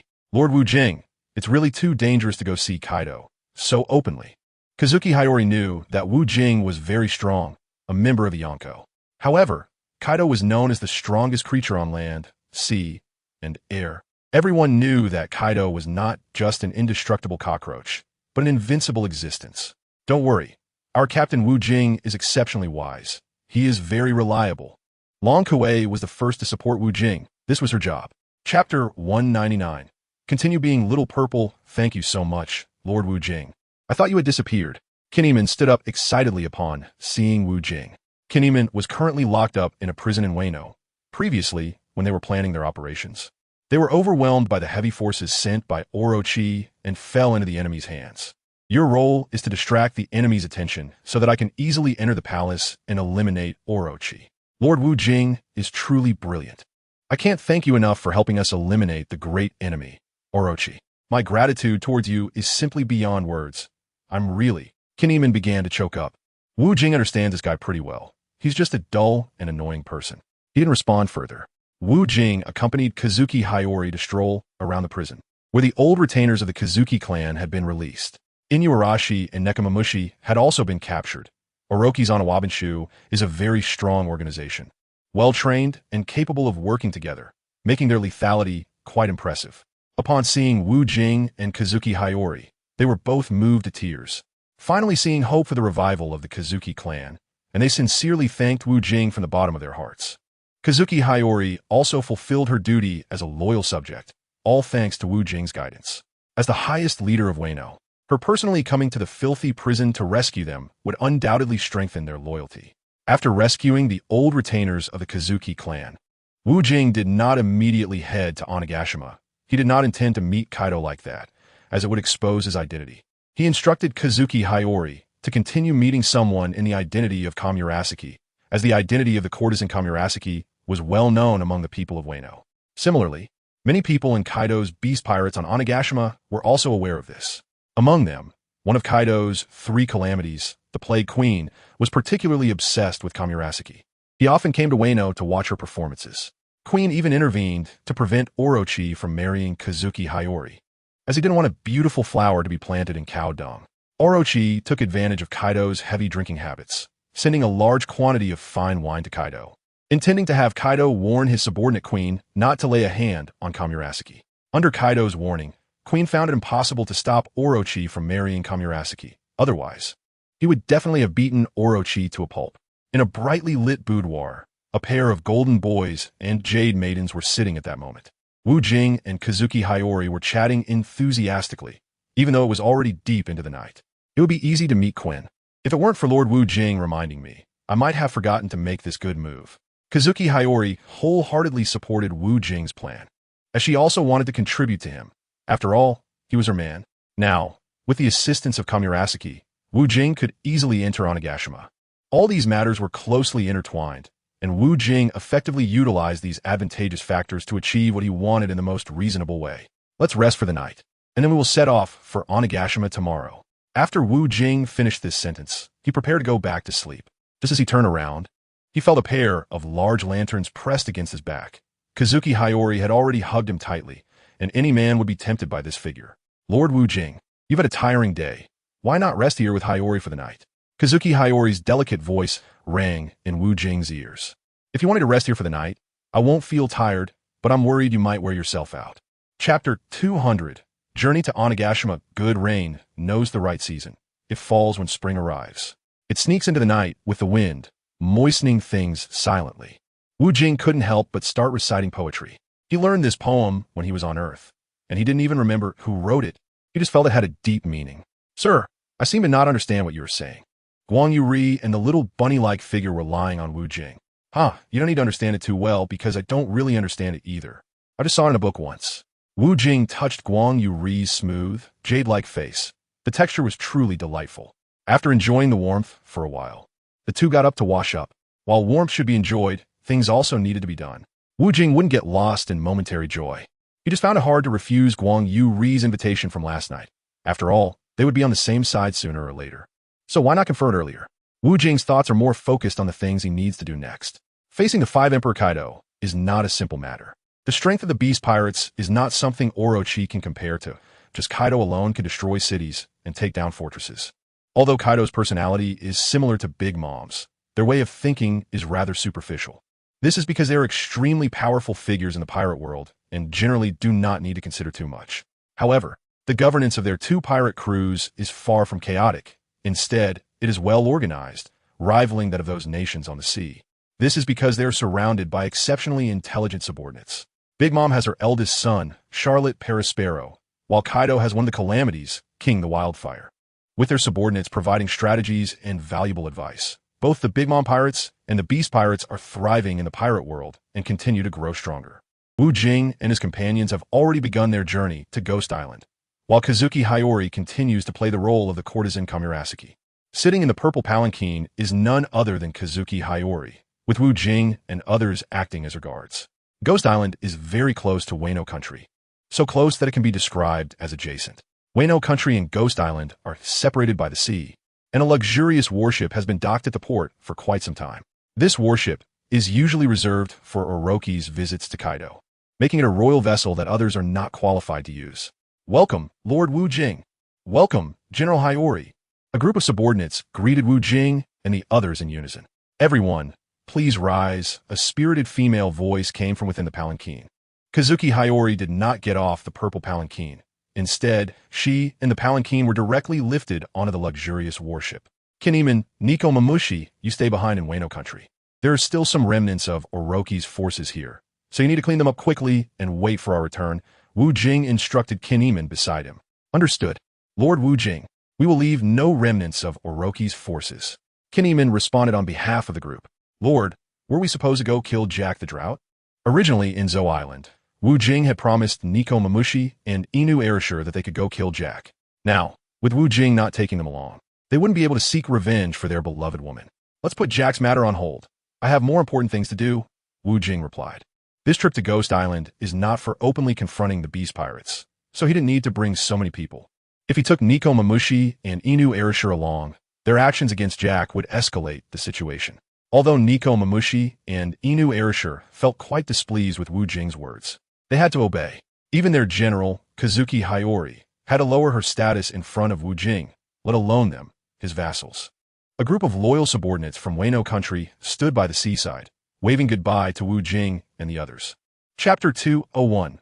We still have to meet Kaido on the way to Ghost Island. Aside from the subordinates from Wano country and Kazuki Hayori, Wu Jing's companions included Marco, Law, Violet, Dragonfly, Robin, and Reiju. The women would serve as Kazuki Hayori's maids, while the men would act as guards, which was perfectly fine. Violet and Robin were very gracious about Kazuki Hayori being so close to Wu Jing, not showing any displeasure. They even felt proud of Wu Jing for being able to attract a goddess like Kazuki Hayori, which only proved how excellent their idol Wu Jing truly is. Lord Wu Jing, I've already contacted Queen. He will be waiting for us at Ghost Island. Kazuki Hayori leaned on Wu Jing's shoulder. If Queen knows you are my woman, I wonder what he would think. Haha, Wu Jing said with a proud smile. Feeling the fragrance of the person beside him, Wu Jing felt relaxed and at ease, marveling at how wonderful the world was. What does it matter? He can only be my fan while I am your fan. Hee, Kazuki Hayori said playfully, but soon her mouth was covered and the two began to indulge in each other. Wu Jing ate the sun and a mouthful of saliva, as the other party was too proactive, pushing hard towards him. Just follow my plan with your beauty trick. Getting the historical text of the road sign is not difficult. No problem. We will complete it smoothly and then leave Onigashima quickly to avoid being discovered by Kaido and the others. Haha. I'm going to Onigashima first to get the historical text of the road sign to reduce the world's attention. I still have to meet Kaido. Wu Jing is not simply going to get the text. He naturally wants to meet Kaido. He even wants to meet the four emperors Kaido. Kazuki Hayori's mouth was opened wider than an egg. She didn't expect Wu Jing to be so cautious in breaking into Onigashima. After accomplishing the task, instead of retreating, he still wants to stay and meet Kaido. Who else would have the courage to do that? Only this handsome man in front of her dares to do so. If he doesn't meet Kaido, Wano country will never be able to break free from Kaido's control. I have to deal with Kaido's industries, so meeting Kaido is a must. Wu Jing spoke the truth. The apparent king of Wano country was Kaido the Beast, but the real king of Wano was Kaido, and the high-ranking officials of Wano refer to Kaido as the Bright King of Wano. When Kaido discovers that the leader of Wano has changed to Kazuki Hayori, he will definitely fly into a rage, and Wano will inevitably face another war. Will I then have to rush to rescue? This is too troublesome for Wu Jing. It's better to resolve these troubles early, and if a fight breaks out, then let it be. Understanding Kaido's strength is also a good choice. I worry about Wu Jing's safety. Kaido's temper is volatile, and Black Charcoal Orochi had to meet Kaido out of necessity. Every time he meets Kaido, he ends up sick. I heard it's because he was frightened. Although Kazuki Hayori agrees with what Wu Jing said, she is more concerned about his safety. She would rather lose Wano country than lose the man in front of her. Fool, would I be afraid of Kaido? I hope Kaido won't let me down. Don't worry, I won't be in trouble. As long as I'm in Wano, it will always be free. Wu Jing is very confident in himself. How can a soft worm like Black Charcoal Orochi be compared to him? Wu Jing's words moved Guan Yue right to tears. Her mother, Tian Yue, had actually found her such a good man. Chapter 202, My Fairy.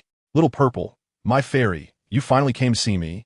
A hefty man shouted toward an approaching warship from the city wall. As soon as he finished shouting, the hefty man drank up a cup of rice cake and red bean soup in his hand, as he was extremely fond of eating rice cake and red bean soup. Wu Jing glanced over, and the man with a cigar in his mouth, sporting 2 golden whiskers and wearing glasses tied with 2 ropes, was none other than one of Kaido's 3 major officers, Queen the Plague. Seeing Queen's extremely excited expression, Wu Jing understood.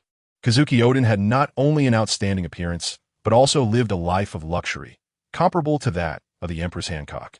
However, the Empress's figure was very attractive, and many men's choices regarding their goddesses often went beyond mere looks. They paid more attention to body shape. As the saying goes, everyone has their own preferences. But this phrase doesn't quite apply to Hancock and Kazuki Oden, as goddesses like them are loved by everyone. With Queen's instructions, the band began to play music on the sidelines.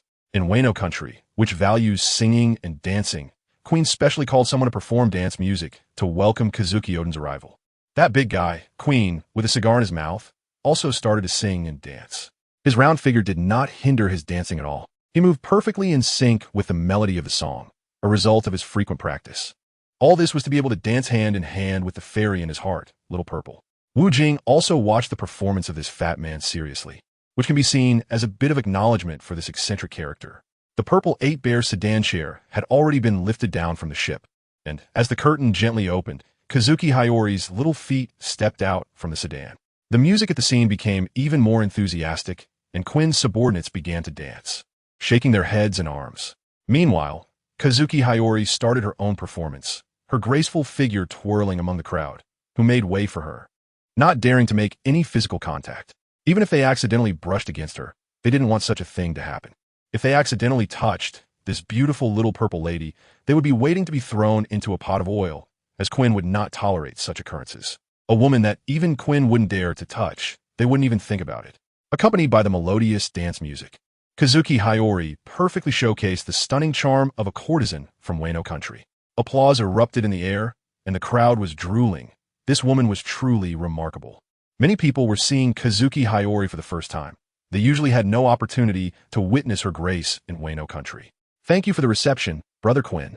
I've long wanted to come see you," Kazuki Hayori said, her words sweet as honey, making Quinn so happy that he started to cry. "Woo-woo, little purple girl. With your words, I, Quinn, feel like my heartache for you is not in vain," he said, crying and puffing on his cigar, which was quite a sight. Surrounded by the crowd, Kazuki Hayori returned to the 8-bear sedan chair. She didn't want to come down to perform at first. It was Wu Jing who secretly encouraged her to do so. Since someone was so kind-hearted to welcome him, it was only right to show some appreciation. Look at the result. Quinn and his group have already been captivated by Hayori's beautiful dance. Quinn led the way, now taking his little purple sister to his residence. Chapter 203.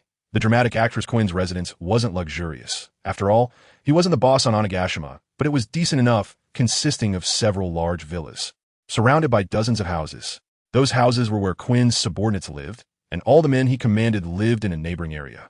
For these rough men, mixing together meant either indulging in drunken revelry or fighting and gambling. Wu Jing was more concerned about the small mountain behind Quinn's residence than the appearance of the residence itself. This was the reason Wu Jing specifically came to find Quinn. The path to that small mountain had to go through Quinn's residence, otherwise there was no way to reach it. Wu Jing was going to that small mountain to retrieve the road sign historical text. Before coming, Wu Jing had learned that the road sign historical text that Kaido possessed wasn't kept by himself, but entrusted to his most trusted Quinn. The road sign historical text was of great importance, but someone like Kaido had no heart to manage such things, so he confidently handed it over to Quinn. Quinn had been his comrade in arms for decades, and Kaido was very clear that Quinn would never betray him. Wu Jing didn't need Quinn to betray Kaido. He just needed to come openly. After all, what he could get his hands on was his own ability. Looking at the lavish feast on the table, Wu Jing felt a wave of emotion. There are really foodies everywhere in the pirate world, with the top foodie being the rumored big eater girl, Jewelry Bonnie, whom Wu Jing had yet to meet. "Sister Purple, how many days are you planning to stay here?" Quinn had already picked up a leg of lamb from the table and started chewing heartily. He was such a rude person, even in front of Goddess. He didn't care about his image, being a standard foodie. Of course, he respected Kazuki Oden and would never lay a hand on her. He was still quite a healthy-minded person. "You want me to stay for a few days? I will stay for a few days. Anyway, I'm quite bored in Wano, and soon I will have to marry that detestable Kaido. After that, I'm afraid I won't have the chance to catch up with you anymore." Listening to Kazuki Oden's lament, Quinn's forehead almost formed a cross. "That detestable Kaido. Lord Kaido is working hard for the growth of our beast pirates and doesn't allow me to pursue you. Otherwise, I would definitely chop that stinky snake into 100 pieces to make snake soup." Quinn felt powerless about this situation. After all, Kaido sacrificed his personal interests for everyone's benefit, and Quinn was a person who valued loyalty. Since the boss was working so hard for the collective interest and found such a good place in Wano to develop industry, he couldn't just seek trouble with his partner. "Kaido, for personal gain. Thank you, big brother. Since we can't be a couple, being good siblings is also nice." Kazuki Oden looked at Quinn with affectionate eyes, appearing pitiful. "Wow, you really are a drama queen," Wu Jing muttered in his heart. If he acted with Quinn on Earth, just one performance could sweep all the heavyweight awards in the film industry. "Ah, Why didn't you say this earlier, Sister Purple? It's too late to say these things now. I thought you didn't like me. I've always liked you. Just lacked the confidence to make you my woman. Quinn's silly expression started again, making his subordinates feel quite awkward. Their usually fearsome captain seemed to have taken the wrong medicine today, acting all soft like a woman, and they all cast him disdainful looks. Chapter 204. Playing on the mountain, this regretful emotion made Quinn drink uncontrollably. He didn't expect that the beautiful Sister Purple actually had feelings for him. He regretted not confessing earlier. Usually feeling unattractive, Quinn now thought he looked handsome. Otherwise, how could he attract Sister Purple's affection? Brother Quinn, why is there light on that little mountain behind your house? Through the transparent glass window, Kazuki Odin pointed to the light on the mountain. Ah, that's a key location I guard, our armory. No one can go up without passing my checkpoint. Hee. Speaking of this, Quinn became excited. On Onigashima, Kaido naturally ranked first in combat power, with Ember second and Quinn third. However, everyone in the Beast Pirates knew that Quinn held a high position within the crew. Although Ember was slightly stronger than Quinn, Quinn's status was higher because he had been with Kaido the longest, even respected by Drought Jack. Quinn managed the strongest 6 pillars. The Flying Six, which was a powerful assassination organization. Brother Quinn is amazing. Sister Purple really admires you. She looked at him with hearts in her eyes, perfectly portraying her admiration. Ha ha, that's natural. I'm just that great. The only pity is, Brother Quinn, don't think too much. What if Kaido dies one day? Then we can be together.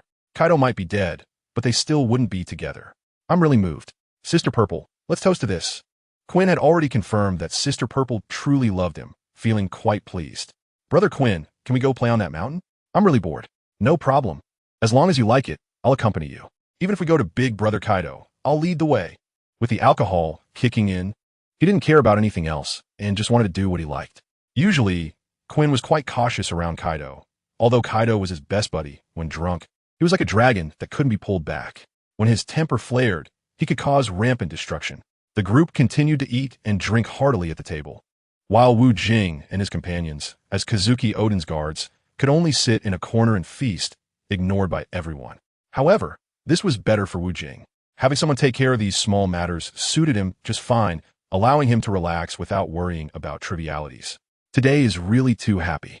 It feels like the happiest moment of my life, huh? After a full meal and drink, Quinn expressed his inner satisfaction. Lord Quinn is wise and mighty, and to receive the love of Lady Purple is well-deserved. Of course, with Lord Quinn's handsome and extraordinary looks, which woman wouldn't like him? It's a pity that Lady Purple is already engaged. Otherwise, only our Lord Quinn would be worthy of her. These flattery words made Quinn even more arrogant, striking a pose that screamed, I'm handsome. Who would have thought that Kazuki Odin was currently suppressing the urge to vomit? She admitted her acting skills were good, but Quinn's narcissistic expression really made her want to throw up. With such a gluttonous appearance, he was still so self-absorbed. She was really at a loss. Chapter 205. Can't be moved casually. Well then, Sister Purple, let's go stroll around the back mountain now. Quinn took Kazuki Odin's delicate hand, feeling less restrained after drinking. Touching her smooth, jade-like hand, Quinn felt incredibly happy. I have to burn my guards, otherwise I'm afraid it might be dangerous. Kazuki Odin playfully smiled, her charm captivating. Of course, I also want to bring my brothers along. I haven't been there in a long time and need to inspect it. Quinn held Kazuki Odin's hand and led the way. Kazuki Odin glanced at Wu Jing. His expression was still as calm as water, which reassured her a lot. If Wu Jing had looked displeased, she wouldn't have let Quinn continue holding her hand. Regarding the earlier situation, Wu Jing's expression remained unchanged. However, he felt a bit unhappy. It was somewhat uncomfortable for Quinn to hold his woman's hand in front of him, but it quickly faded. It was just a handhold, and those who accomplish great things don't sweat the small stuff. The group proceeded to the back mountain in order of rank, with Wu Jing and his companions naturally at the end. Damn it, our Wu Jing is the best. How come he's at the back? Reiju complained on behalf of Wu Jing. You're right, these fools are truly blind, ignoring our Captain Wu Jing's status. The follow-up of Lone Kue. All right, Knob, if we get discovered, we'll have to put in more effort. Remember, the big shots always make their appearances last. Wu Jing lit up the cigarette in his hand and took the lead to follow the group ahead. The others stayed silent. As Wu Jing said, too many people talking could attract attention. Lord Quinn, what brings you here? A strong man stepped forward to greet them. He had noticed a large group approaching from a distance, which had made him nervous. Was it possible that Quinn's defenses had collapsed? But upon realizing it was Quinn, the strong man breathed a sigh of relief. Ah, Rosbash, I'm just here for a stroll. This is Lady Xiaozi, the most beautiful woman from Wano country. She came specifically to see me. Quinn wouldn't miss an opportunity to show off. After all, who would pass up a chance to prove their excellence? Lady Xiaozi, you are so beautiful. Thank you for coming to see me. Rosbash reached out his hand, ready to shake hands with Kazuki Hayori. Smack! A loud sound. How dare you? My little sister Xiaozi is not someone you can just touch. And how could she come to see you, you fool? She is here to have fun. When Quinn got angry, his 1-meter-long beard flew up in the air, showing just how furious he was. I was just being polite, Rosbash said, looking at his swollen hand, feeling utterly helpless. Quinn was being too ruthless. Rosbash's reasoning was not wrong, but anyone who understood the situation knew he had ulterior motives. Next time you dare to give such a polite greeting, I'll make sure your hand says goodbye to you, Quinn said, taking a puff from a cigar and blowing smoke at Rosbash. Rosbash's legs began to shake, as if Quinn was spraying killing intent. The upper echelons of the Beast Pirates were all Zoan fruit users, and their way of handling matters was not much different from that of ferocious beasts. A disagreement could easily lead to a violent confrontation. Chapter 206. Checking the room, the group had entered the armory. From a distance, this small mountain didn't seem very large, but once inside the armory, Wu Jing realized just how big it was. The Beast Pirates had dug a large hole into the mountain, using it as an armory, storing a large amount of military supplies, weapons, and warships. Large weapons were displayed outside, while the armory contained many small rooms, and they couldn't see what was inside. At this moment, Violet's eyes began to shine. It was time for her to showcase her talents. Before long, Violet whispered a few words in Wu Jing's ear, and he nodded to indicate he understood. Little sister Xiaozi, there is nothing much to see here. Apart from the cold weapons, it's still just weapons. There is no atmosphere here.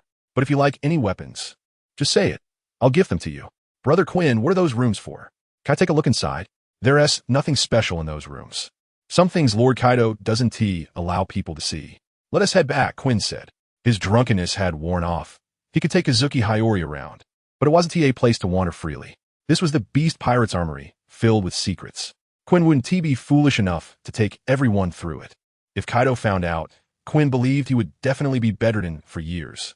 Kazuki Hayori shook off Quinn's fat hand, showing an unhappy expression. This made Quinn a bit anxious. His beloved was upset, and he felt heartbroken. All right, little sister Xiaozi, don't be angry. I'll take you to explore now. But you look even prettier when you're angry. In Quinn's eyes, no matter how Xiaozi looked, she was incredibly beautiful. After all, she was perfectly flawless. This time, Kazuki Hayori actively took Quinn's hand, which made Quinn secretly commend his wise decision. If he and performed well, his little sister, Xiaozi wouldn't have taken the initiative to hold his hand. He felt incredibly happy and was determined to find a way to eliminate Kurizumi Orochi and win back his beloved. For love, he was ready to go all out.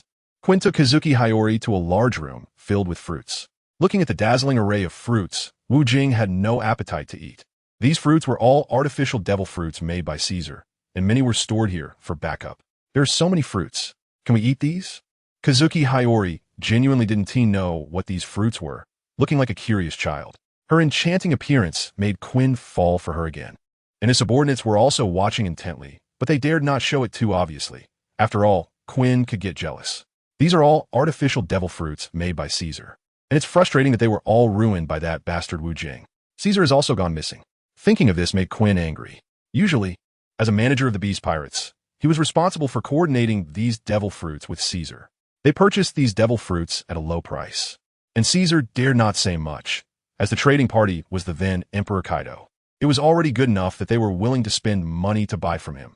Caesar had regarded Kaido as his backing. After checking out this room, Quinn prepared to take Kazuki Hayori outside. Chapter 207. Exposure. Let us check out other rooms too. It'll be good for me to broaden my horizons. Kazuki Hayori was still not satisfied.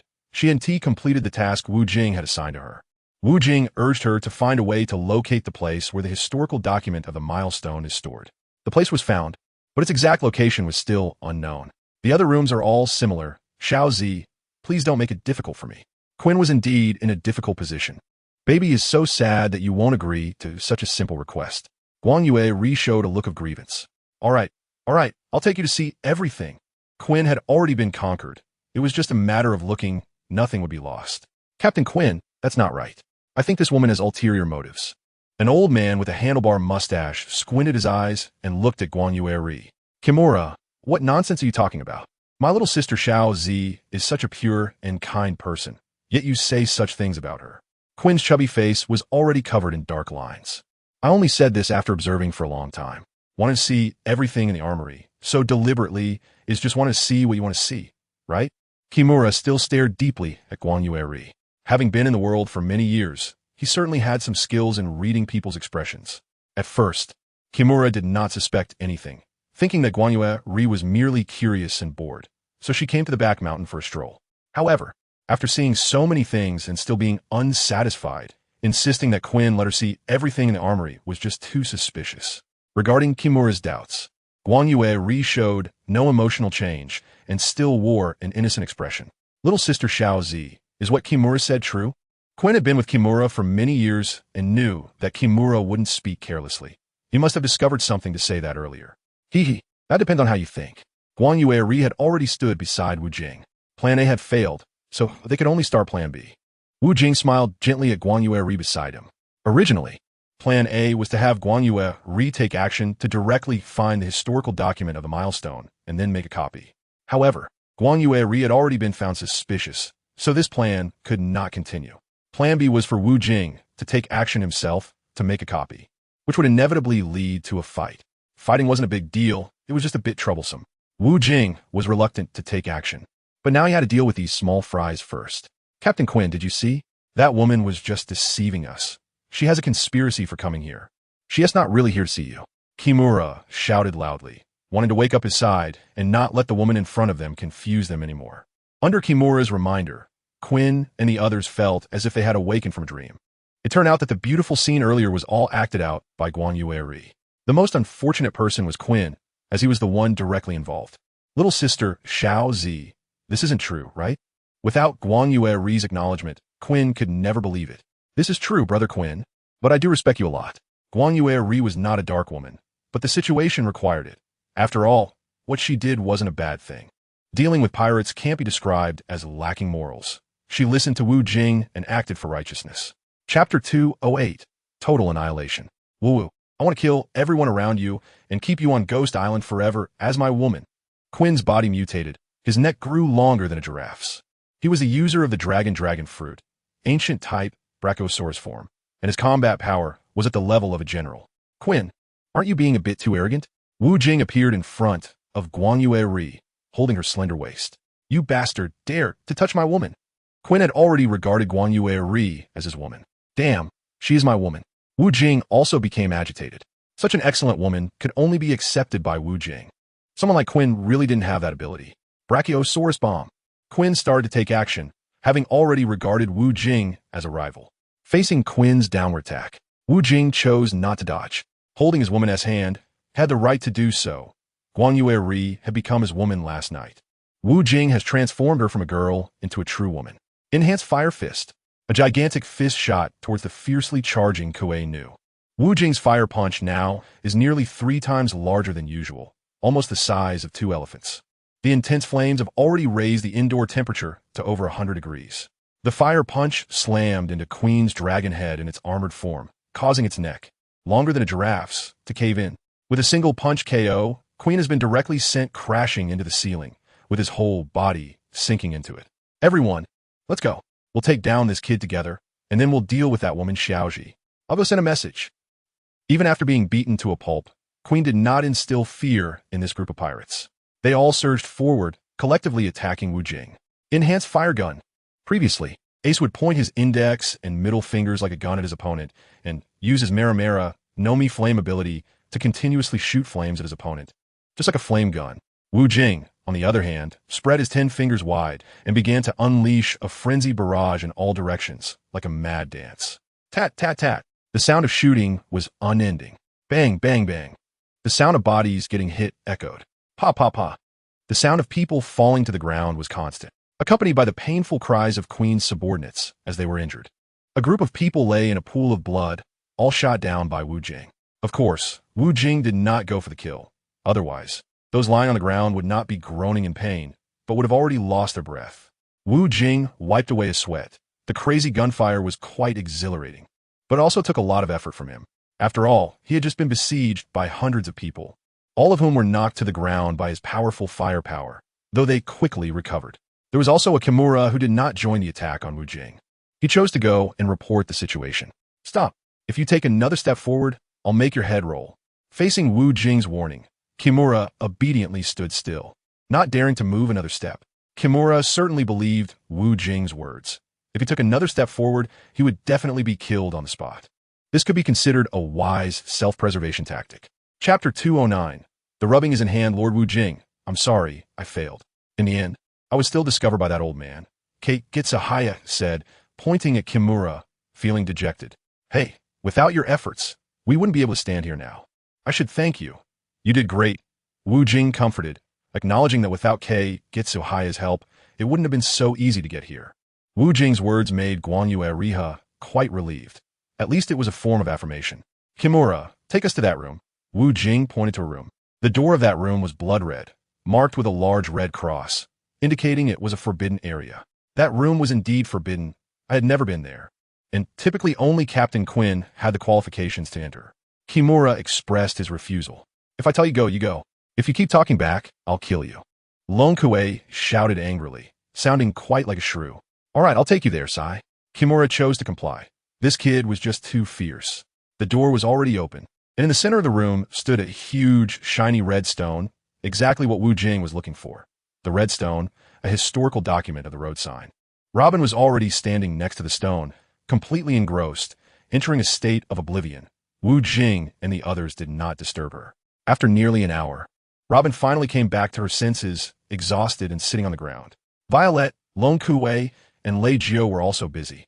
The three female assistants quickly went to make a rubbing of the roadside historical document. With these capable subordinates, Wu Jing felt much more at ease. Women are indeed capable. Neither Law nor Marco were as proactive in these matters. Have you all finished? We've finished, but I still need to study it further. There are some parts one still don't quite understand.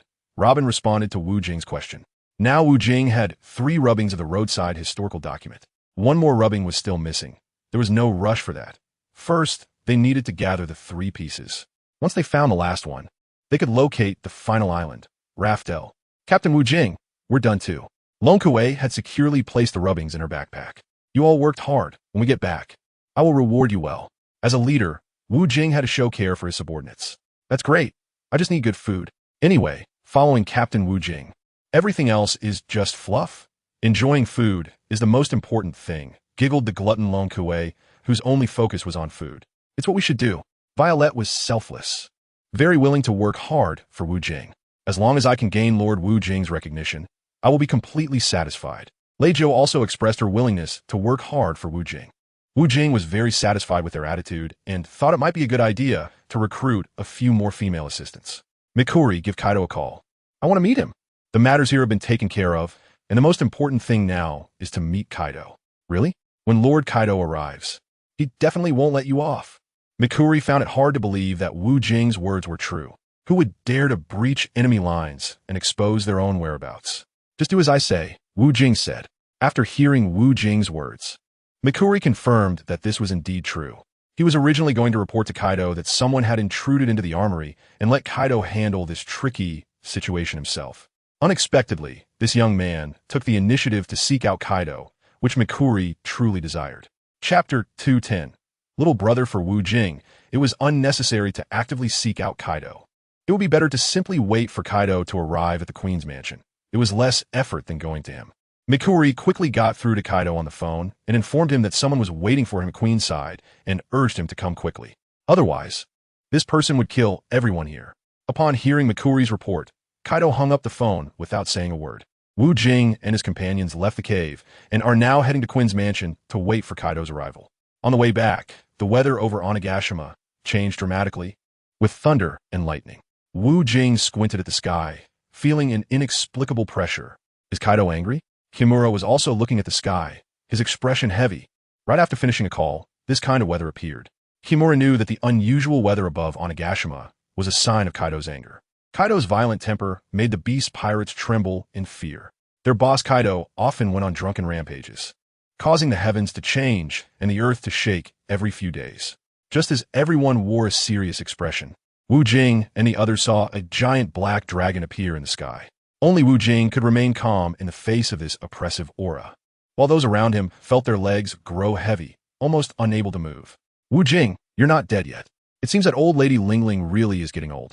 Today, I'll make you stay on Onigashima as my little brother, so you won't disturb the pirate world. The giant dragon roared at Wu Jing. A shockwave of air surged toward Wu Jing, but he did not dodge. His aura had already spread out. Marco Law Violet, and others were already swept away by this violent aura. Kaido, I'm just here to uphold justice. Is that my fault? Wu Jing displayed an imposing aura without anger. Although not as wild as Kaido's earlier display, his presence was no less formidable. Nonsense justice. I despise people like you who preach morality. I only believe in the strong having the final say. All other nonsense can roll away. Well, since you said so, let's see who is stronger. But first, let us set a condition. Condition? Just say it. Anyway, my condition is that you become my little brother. Kaido's condition seemed simple, but it was anything but. Once Wu Jing became his little brother, all the industries under Wu Jing would belong to Kaido, making him the #1 tyrant of the sea. Your condition is really excessive, but I'll agree. My condition is that your forces must not appear on my territory. Heh. All right, little brother. I regret a bit. I want to change the condition. Whoever loses becomes the little brother. Who would dare take a little brother like me? I have a natural, kingly aura. No one should think of stepping on my head. Captain Rocks was taken down because he tried to boss me around. Kaido, Big Mom, and Whitebeard were once members of the Rocks Pirates. After the Rocks Pirates were defeated by Roger and Garp, no one knew where Captain Rocks had gone. It turned out he was killed by the Beast Kaido. Let us set another condition. I don't want a burdensome little brother who makes me clean up after him. Wu Jing didn't he really want this little brother? Having a rebellious little brother like Kaido would be quite a headache. It would tarnish his reputation instead of enhancing it. Chapter 211. Whoever bleeds first loses, you brat. Do you not know the dangers? No one has ever dared to speak to me like that. Don't blame me for killing you later. Kaido glared angrily. I've never heard anyone say they would kill me. You're the first. Enough with the nonsense. Let us start the battle. The giant dragon prepared to attack, and Kaido was ready to fight. Wait, what else do you want? What are you rushing for? We haven't even discussed how to compete. ISNT fighting, just fighting? Why don't you tell me how? Kaido became interested in Wu Jing's words. Regardless of how they fought, Kaido believed he wouldn't lose. He was just bored and enjoyed fighting. It's simple. Whoever gets injured first and bleeds loses. How about that? Ha ha, ha ha ha, ha ha ha. Kaido laughed until his stomach hurt. Whoever gets hurt loses. I'm a body that can't die. Kaido had endured over 1,000 tortures and had been sentenced to death 40 times. But even when subjected to hanging, he would break the chains. Even on the guillotine, he could crush the blade, and even being pierced by a spear would end with the spear breaking. No one could kill him, including himself. Wu Jing surprisingly competed with him to see who would bleed or get hurt first. Kaido thought Wu Jing's brain must have been kicked by a donkey. Wu Jing, you idiot. Are you really competing with me on this? I'm invulnerable. I think you should just admit defeat. But if we don't compete, who knows who will win? Wu Jing certainly knows about Kaido's superhuman physical qualities, but Kaido is not invincible. The X-shaped scar on Kaido's right abdomen is a mark of a past injury. Though Kaido's flesh is not something ordinary combat power can harm. All right, let me convince you thoroughly. Having one of the 4 emperors as a subordinate isn't a bad idea. Just think, I could take you to fight in Miraculously. Aha. Kaido was in a state of exuberance. This truly made him happy. He really liked having top-notch subordinates like Wu Jing. Originally, Kaido was complaining about Big Mom, who took Luffy to give to the Navy instead of sending him to be his subordinate. Now that Wu Jing has come to him, Kaido is actually grateful that Big Mom didn't send Luffy to him. Now he has a more outstanding subordinate. Wu Jing is way better than that fool Luffy, at least several streets ahead of him. Wu Jing is not only much stronger than his subordinate, the 3 disasters, but Kaido also knows that Wu Jing has defeated Blackbeard. However, Kaido has never regarded Blackbeard highly and instead thinks that Shanks is a more difficult opponent. Heat breath. Kaido's dragon head began to spew flames, as he could no longer wait to recruit Wu Jing as his excellent subordinate. Flame ring, fire pillar. Countless scorching flames erupted from Wu Jing, which could be described as overwhelming. Kaido tilted his head back and unleashed his heat breath, the scorching fireballs shooting towards Wu Jing like cannonballs. Wu Jing's impressive fire pillar also shot towards Kaido, fueled by the power of the regeneration fruit, and the fire pillar he shot out was equally imposing. Boom! The heat breath clashed with the fire pillar, and the 2 forces exploded in the air, causing no substantial harm to each other. However, Marco was scorched by the residual waves of power, and it was wise to stay far away from the battle between these two monstrous figures. The residual waves generated by this level of power could harm others, but for Kaido and Wu Jing, it was merely like a strong wind. They were completely unharmed. Chapter 212. Reciprocity, Continuous Breath. Kaido unleashed a barrage of flame-like energy blasts at Wu Jing. Faced with this onslaught of dozens of attacks, Wu Jing was fully prepared for battle. The original Demon Slayer had already been drawn, and a ghostly, dazzling purple aura enveloped the blade. Against the flame-like energy blasts, Wu Jing swung his sword to meet them head-on. He could have dodged this terrifying attack, but Wu Jing chose to take it head-on. In the pirate world, it is somewhat disgraceful for experts to dodge. They prefer to withstand their opponent's attacks, with the one who can't handle it admitting defeat. Those weaklings certainly have to learn to dodge, or they would directly perish at the hands of others. The energy blast spewed forth by Kaido exploded upon contact with the original Demon Slayer's blade, erupting around Wu Jing. The place where Wu Jing stood was in ruins. After the smoke cleared, everyone saw that Wu Jing's clothes were in a terrible state, almost reduced to just a pair of shorts. "Lord Wu Jing, are you okay?" It's really a sight to behold. If women saw this figure, there would definitely be a chorus of screams. "What are you talking about, Luo? Right now, we need to focus on Lord Wu Jing's safety." Wu Jing's group of subordinates gave sincere feedback on his current outfit of just a pair of boxers. "You all step back, I'm fine." Wu Jing was indeed fine. He just wanted to experience Kaido's fierce attack. Wu Jing was not bleeding. Those small wounds healed in the blink of an eye. "Kid, you can take a hit, huh?" "Ah-ha-ha." Kaido was also quite amazed by Wu Jing's abnormal body, but he didn't think much of it. If he could defeat Wu Jing that quickly, it would be too boring for him. Kaido hoped Wu Jing could last a bit longer. He wanted to have a good fight. "Use all your strength, Kaido. With your current firepower, even if we fought for another 100 years, I wouldn't shed a single drop of blood. My strongest battle state is not the form you just saw, but this one." Kaido had transformed into his human form, a tall and sturdy figure, with long black hair cascading down his shoulders, holding a pitch-black kanabo. He also had a pair of horns on his head and long mustaches resembling dragon whiskers. Looking like a demon, Wu Jing also utilized his ability to regenerate fruit, swallowing the surrounding energy, and his body grew as tall as Kaido's. This outstanding demeanor, like a jade tree facing the wind, formed a stark contrast with Kaido's beast-like aura. Although they had two completely different styles, the presence they exuded was equally terrifying, like that of monsters. It had been a long time since he felt this way, and now he felt so excited.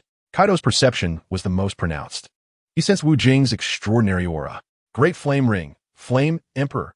Wu Jing raised a fireball as large as a hill, and the fireball continued to grow. With the constant supply of energy from Wu Jing's body, the fireball had become as hot as a hot potato, reaching Wu Jing's limit. The massive fireball was thrown by Wu Jing like a shot put, hurtling towards Kaido like a shockwave. Kaido chose not to dodge. If Wu Jing could withstand his continuous breath attacks, then he could endure Wu Jing's domineering assault. Boom! The massive fireball violently collided with Kaido, instantly engulfing him, and Kaido was surrounded by intense flames. Chapter 213. Monster-like Battle Kaido. Immediately surround and eliminate the intruder. Kill without mercy. A group of people rushed towards the battlefield, led by Jack the Drought and Enel the Flame, who were leading a group of subordinates. After receiving the news, Kaido transformed into a dragon and rushed over alone, while they couldn't match his speed. Upon arriving, they immediately panicked at the sight before them. Seeing Kaido being engulfed by the fireball Wu Jing had just unleashed made Kaido's subordinates anxious. "Get out of my way!" A roar shook the air. Kaido, covered in intense flames, shook violently, scattering the flames that clung to him. Kaido shook off the flames enveloping him, and he remained unharmed. Wu Jing's previous strike did not cause any injury to Kaido's body. Both of them have such abnormal and invincible physiques. This kind of constitution is among the best in the pirate world. The battle continued as the two entered close combat. Kaido swung his kanabo and struck fiercely at Wu Jing's body, while Wu Jing also swung his sword and delivered a powerful slash. Kaido's heavy blow could destroy a mountain, and Wu Jing's fierce slash could do the same. As their weapons clashed, two immense forces of combat power instantly rippled through the air. Several of Kaido's subordinates who were watching nearby were directly flattened by the shockwave. Kaido didn't care at all about the deaths of a few weak subordinates. He could only blame them for being so blind to the situation. Seeing a battle of this caliber and standing so close was foolish. Meanwhile, Queen's Mansion was also reduced to rubble by the destructive power generated by Wu Jing and Kaido's ferocious fighting. This was really too monstrous. Their combat power was even more terrifying than Big Mom's. Marco was also stunned. This was stronger than Whitebeard back in the day, even from this distance. We could feel Kaido's monstrous aura. Law's cheeks were wet. The aging Whitebeard back then was indeed not as strong as the currently vigorous Kaido. What nonsense are you all talking about? Can't you see that our Captain Wu Jing is not at all at a disadvantage? Yes, yes, yes. Our Lord Wu Jing is the strongest. He will definitely not lose. The two men were shocked by Kaido's combat power, while the three women were obviously supporting Wu Jing. In contrast, Kaido's side was collectively stunned by Wu Jing's combat power. They hadn't seen anyone able to withstand the Beast King Kaido for a long time, and they didn't expect this young newcomer, Wu Jing, to be capable of it. This kid's skin looks softer than a woman's. How can he take hits like this? It's unbelievable. The masked and goggle-wearing Ember was seeing Wu Jing in reality for the first time. I told you last time that this kid is probably some kind of monster transformed into a human. His combat power is at a monster level, even stronger than what I saw during the Marineford War. Jack, who originally had a fierce look in his eyes, also showed signs of fear. In this world, besides Kaido, the only one who could make Disaster Jack act this way is Wu Jing. The fight between Wu Jing and Kaido was still ongoing, with close combat proving to be even more lethal as they both aimed to draw blood from each other. Both of them were nearly 9 meters tall, and their massive bodies did not affect their agility at all. Wu Jing now looked like a prince, with handsome and graceful movements, executing his techniques with calmness in the face of danger. Like Kaido, he was thoroughly enjoying the battle. Chapter 214. The Endless Battle, Thunderous 8 Trigrams. Kaido swung his lightning-wrapped kanabo at Wu Jing with incredible speed. Demon Slayer. Wu Jing slashed at Kaido with his initial generation of Demon Cutter, which was wrapped in a chilling aura. This time, both sides struck each other's flesh, sending each other flying. The two massive bodies flew in opposite directions, eventually landing on the ground in a parabolic arc. As soon as they hit the ground, both of them quickly scrambled back up. They checked each other's bodies for any signs of bleeding, but neither had drawn blood. Wu Jing's body, which was just struck by Kaido, was already stained with blood, causing significant damage. Normally, Wu Jing would have been bleeding profusely. However, now he was using the power of his regeneration fruit to enhance the protection of his body, and a layer of nearly invisible protective film was already flowing over him. Kaido also had a bruise on his shoulder, with a faint knife scar left on it. Damn kid, you're much stronger than I imagined. If you became my subordinate, I'd worry about being replaced. Hee. Kaido said, You're stronger than I thought too, Kaido. If that last knife had hit Akainu, it would have split him in half. At this crucial moment, Wu Jing surprisingly began to smoke. Kaido appreciated Wu Jing's reckless demeanor. He saw a reflection of his younger self in him, the fearless fighting spirit of a young bull. Kaido also took a swig from his large flask. Drinking made his combat power even stronger. The two resumed their frenzied fight, which lasted for 5 days and nights. The nearby buildings had long since disappeared, and they were no longer fighting on the ground. They were battling in a massive pit they had created with their overwhelming firepower. Marco and Kaido's subordinates stood nervously at the edge of the pit, watching the fight. After so many days of fighting, neither of them showed any signs of fatigue. Kaido continued his fierce assault on Wu Jing, and Wu Jing retaliated with equal force. Onlookers were bewildered by the two fighters' endurance. Eating and drinking seemed unnecessary as they fought vigorously for 5 days and nights. How long is this going to last? Neither of them has bled yet. I can't keep watching. One exclaimed. Me too. I haven't slept in days. I'm about to collapse. Another added. I think Lord Kaido is looking a bit tired. But that kid Wu Jing's moves don't seem as powerful as before. I really don't know who will win this match. Wu Jing and Kaido have been fighting for 10 days and nights, just as the onlookers said. Kaido indeed feels physically exhausted. After all, this is a high-load battle. If he were dealing with those minions, he could fight for months without a problem. Similarly, Wu Jing is not feeling well either. The high-load effect of the devil fruit is almost outpacing his stamina consumption. If this continues, he might really lose, and Wu Jing absolutely cannot afford to lose. Losing would mean that Wano country remains under Kaido's control. Kaido continues to play the role of the king of Wano, while Kazuki Oden is just his pawn. Chapter 215. The Birth of the Demon King. The physical bodies of these two have exceeded my medical understanding. Law is the top physician in the pirate world, and he is very familiar with the strength of the body. If Daddy were to fight them, he would have probably lost a long time ago. No wonder Wu Jing dares to confront Kaido. That devil fruit is truly abnormal. Marco, what fruit is it? I really don't know what fruit Wu Jing has eaten. You should ask him yourself. I don't want to reveal too much information about him, Marco casually said. Bastard, do you want to get hit by him? Asking him is like hitting a wall. It's just looking for trouble. La Wun-Ti do something so foolish. Wu Jing definitely wouldn't easily share his personal privacy. Just as La and Marco were discussing Wu Jing, the battlefield situation reached a climax. Wu Jingliang revealed 3 ghost swords. Originally, he wanted to keep fighting to exhaust Kaido. However, Kaido's body seemed to possess endless energy, as if it could not be depleted. Wu Jing himself felt his body entering an overload state. After all, a 5-fold enhancement of the body was something he had never attempted before. This time, facing the physically abnormal Kaido, Wu Jing certainly had to significantly enhance his own physical prowess. Otherwise, he would have no chance of winning. 3-sword style? Looking at Wu Jing revealing 3 large swords flowing with a ghostly aura, Kaido was quite surprised. The first-generation ghost sword had already allowed him to experience the eerie and fierce sword energy, and now with 3, the sword energy would surely be even more terrifying. Haha, who said it's a 3-sword style?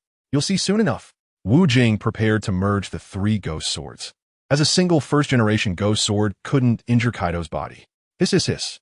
Wu Jing simultaneously drew 3 ghost swords, and the originally hot battlefield instantly shifted into a cold rhythm.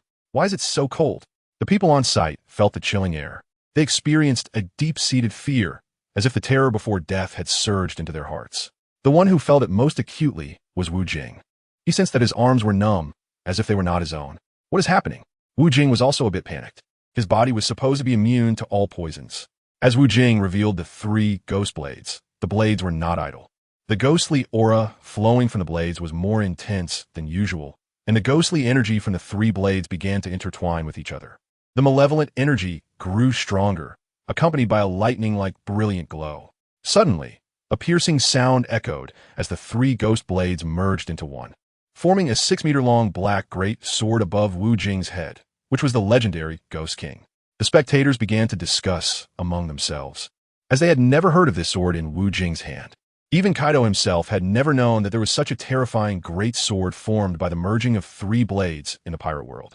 And finally, Marco and the others understood why Wu Jing had asked Zoro for a sword and then collected another one in Wano.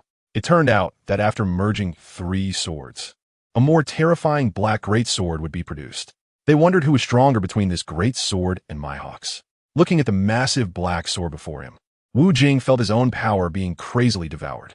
Moreover, there was no sign of it stopping, which was incredibly ruthless. Wu Jing's regeneration speed of his fruit was almost unable to keep up with the speed of being devoured. If this continued, he would soon be exhausted. Chapter 2:16. That scar just when Wu Jing was in a state of panic and helplessness, the rhythm of the Ghost King's devouring of Wu Jing's power finally eased. This made Wu Jing breathe a sigh of relief. He was scared to death. No wonder Neptune, the king of Fishman Island, told him that when the Ghost King appears, it is usually impossible to resist and one would be devoured alive. It seems that what he said was not false. Where did you get that knife? Kaido's gaze showed a flicker for the first time, no longer the confident look he had before. Hey, will you tell me who your father is? Bastard, do you think having a big knife can do anything to me? Ha ha! Kaido laughed wildly, for he was the strongest creature on land, sea, and air. Dragon form. With Kaido's loud shout, his body began to change. Originally, Kaido only had dragon scales tattooed on his left arm, but now his entire body was covered in dragon scales without any blind spots. This was not the simple dragon scale tattoo from before, but real dragon scales, exuding a dangerous aura. To force me to use my ultimate move, you should be proud. Even if Whitebeard were alive, I could still crush him the same way. Kaido's dragon form state could be described as a human-dragon fusion state, perfectly combining Kaido's strongest human state and dragon state. In recent years, Kaido's fruit ability had also achieved a perfect awakening, elevating his combat state to a higher level. Just as Kaido was boasting, a cold voice appeared in Wu Jing's mind. You little brat can actually make me revive? That's quite incredible. Who? I'm right in front of you. Looking at the Ghost King before him, Wu Jing realized that the one speaking just now was this big black knife. Since it was a communication of consciousness, others did not know about the dialogue between Wu Jing and the Ghost King. The Ghost King was a knife with a soul. So Wu Jing did not find it strange that it could speak. Instead, he thought it was quite normal. In the world of pirates, even flowers can talk. For example, Big Mom, Charlotte Linlin, can use her fruit ability to implant souls into flowers, allowing those flowers to speak.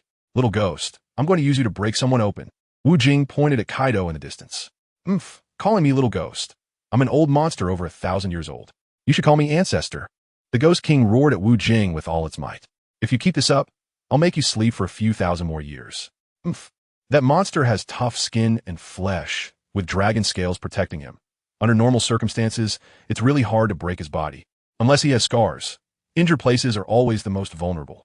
Alright, I know what to do now. I'm going to use you to deliver a full force strike against that guy. Wu Jing thought the advice provided by the Ghost King was very reasonable. Wu Jing had long noticed the X-shaped scar on Kaido's right side. Although it was now covered by dragon scales, Wu Jing could still accurately determine the location of that scar. With Kaido's current physique, even his earlier fierce attack couldn't inflict any damage on him. Therefore, it would be difficult for others to cause such significant harm to Kaido's body as well. Wu Jing guessed that the scar was likely left by Kaido in his younger years. As for who caused the injury, Wu Jing did not know. And of course, he had no interest in finding out. Chapter 217, The Origin of the Scar. Shave. Wu Jing disappeared from the spot, and Kaido certainly noticed the situation. He would not underestimate Wu Jing. Otherwise, he wouldn't have entered his furious state. Bang! The sound of intense metal clashing. Wu Jing's Ghost King Great Knife struck heavily against Kaido's arm. And surprisingly, Kaido was able to resist the knife with his bare hands. One can imagine how astonishing Kaido's defense was at that moment. With one hand blocking the knife and the other fist delivering powerful blows to Wu Jing's body. Kaido's stance was quite imposing. Due to the close distance and Kaido's agility now being nearly 5 times faster than before, coupled with Wu Jing's excessive physical exhaustion, the situation was dire. Wu Jing could not evade Kaido's terrifying blow, which struck him directly in the chest, causing a slight indentation. He fell like a kite with a broken string, landing far away.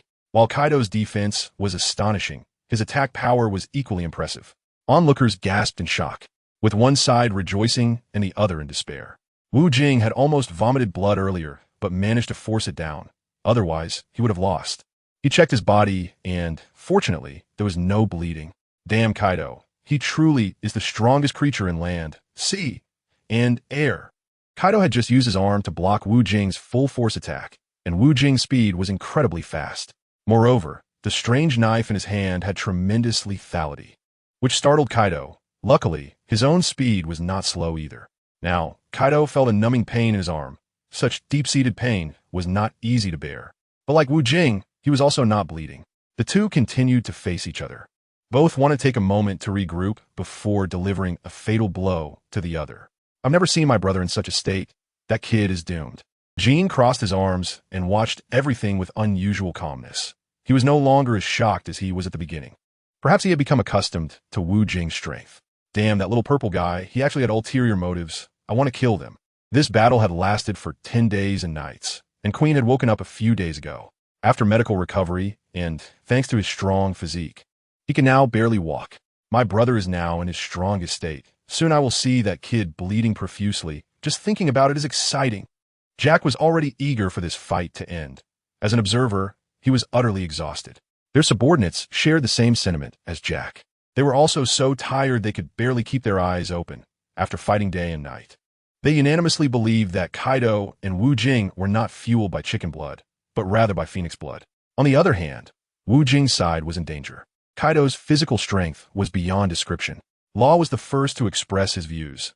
Although he verbally challenged Wu Jing, he naturally supported him in his heart. Damn it, Kaido is way stronger than he was 17 years ago. Back then, he fought evenly with my father. Marco initially didn't want to bring up this past, but he couldn't help it now. It was a painful memory.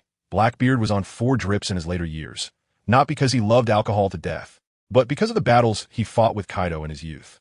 With Whitebeard's constitution, even if he loved alcohol dearly, it wouldn't bring him down. It was the aftermath of his deadly fight with Kaido that left him with lasting effects. The X-shaped scar on Kaido's abdomen was from being injured by Whitebeard back then. In the original work, this scar was caused by Kazuki Oden, and Oda's design is too low. The result was that Whitebeard won over Kaido by a slim margin. A fact that few people knew. One reason was that Whitebeard, Newgate, didn't care for such hollow fame. And another reason was that Kaido naturally didn't want others to know about his disgrace. Thus, very few people knew about this matter. Marco only learned of it after Whitebeard accidentally let it slip while drunk. Chapter 218. Battle results. The consumption of power was too great. This knife felt like a bottomless pit. Wu Jing had realized the severity of the situation. Just now, when he swung the knife at Kaido, it had nearly drained all his strength. Otherwise, how could he have been so easily blown away by Kaido? Now, Wu Jing felt a dull pain in his chest. Kaido was truly terrifying, and this was the first time Wu Jing had fought so miserably in the pirate world. If it weren't for the powerful regeneration ability of his fruit, he wouldn't even be able to stand up now. Huff! Wu Jing closed his eyes and took a deep breath. He did not attack Kaido, and Kaido did not attack him either. The two continued to stalemate for a while, until Wu Jing slowly opened his eyes. They were no longer the clear and bright eyes, but rather filled with a blood-red aura. Kaido also noticed Wu Jing's change. He no longer entertained the thought of recruiting Wu Jing as a subordinate.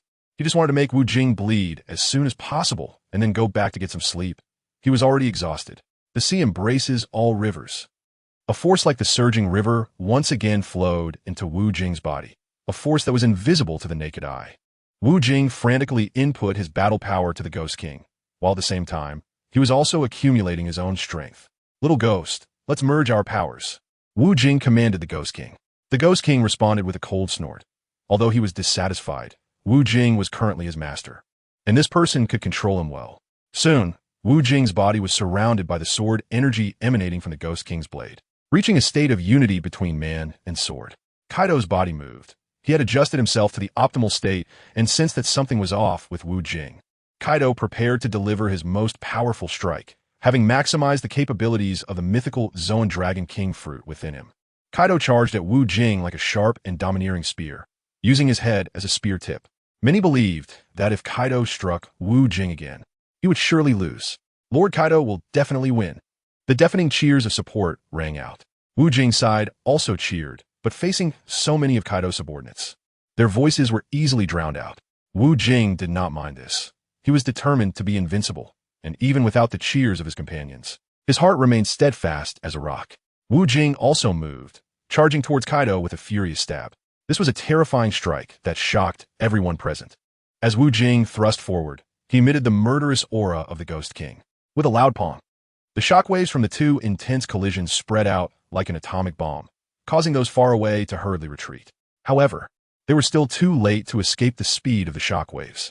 Those affected either died or were injured, without exception. If it weren't for Law's spatial transferability at such a critical moment, Wu Jing's group would likely have suffered severe injuries as well.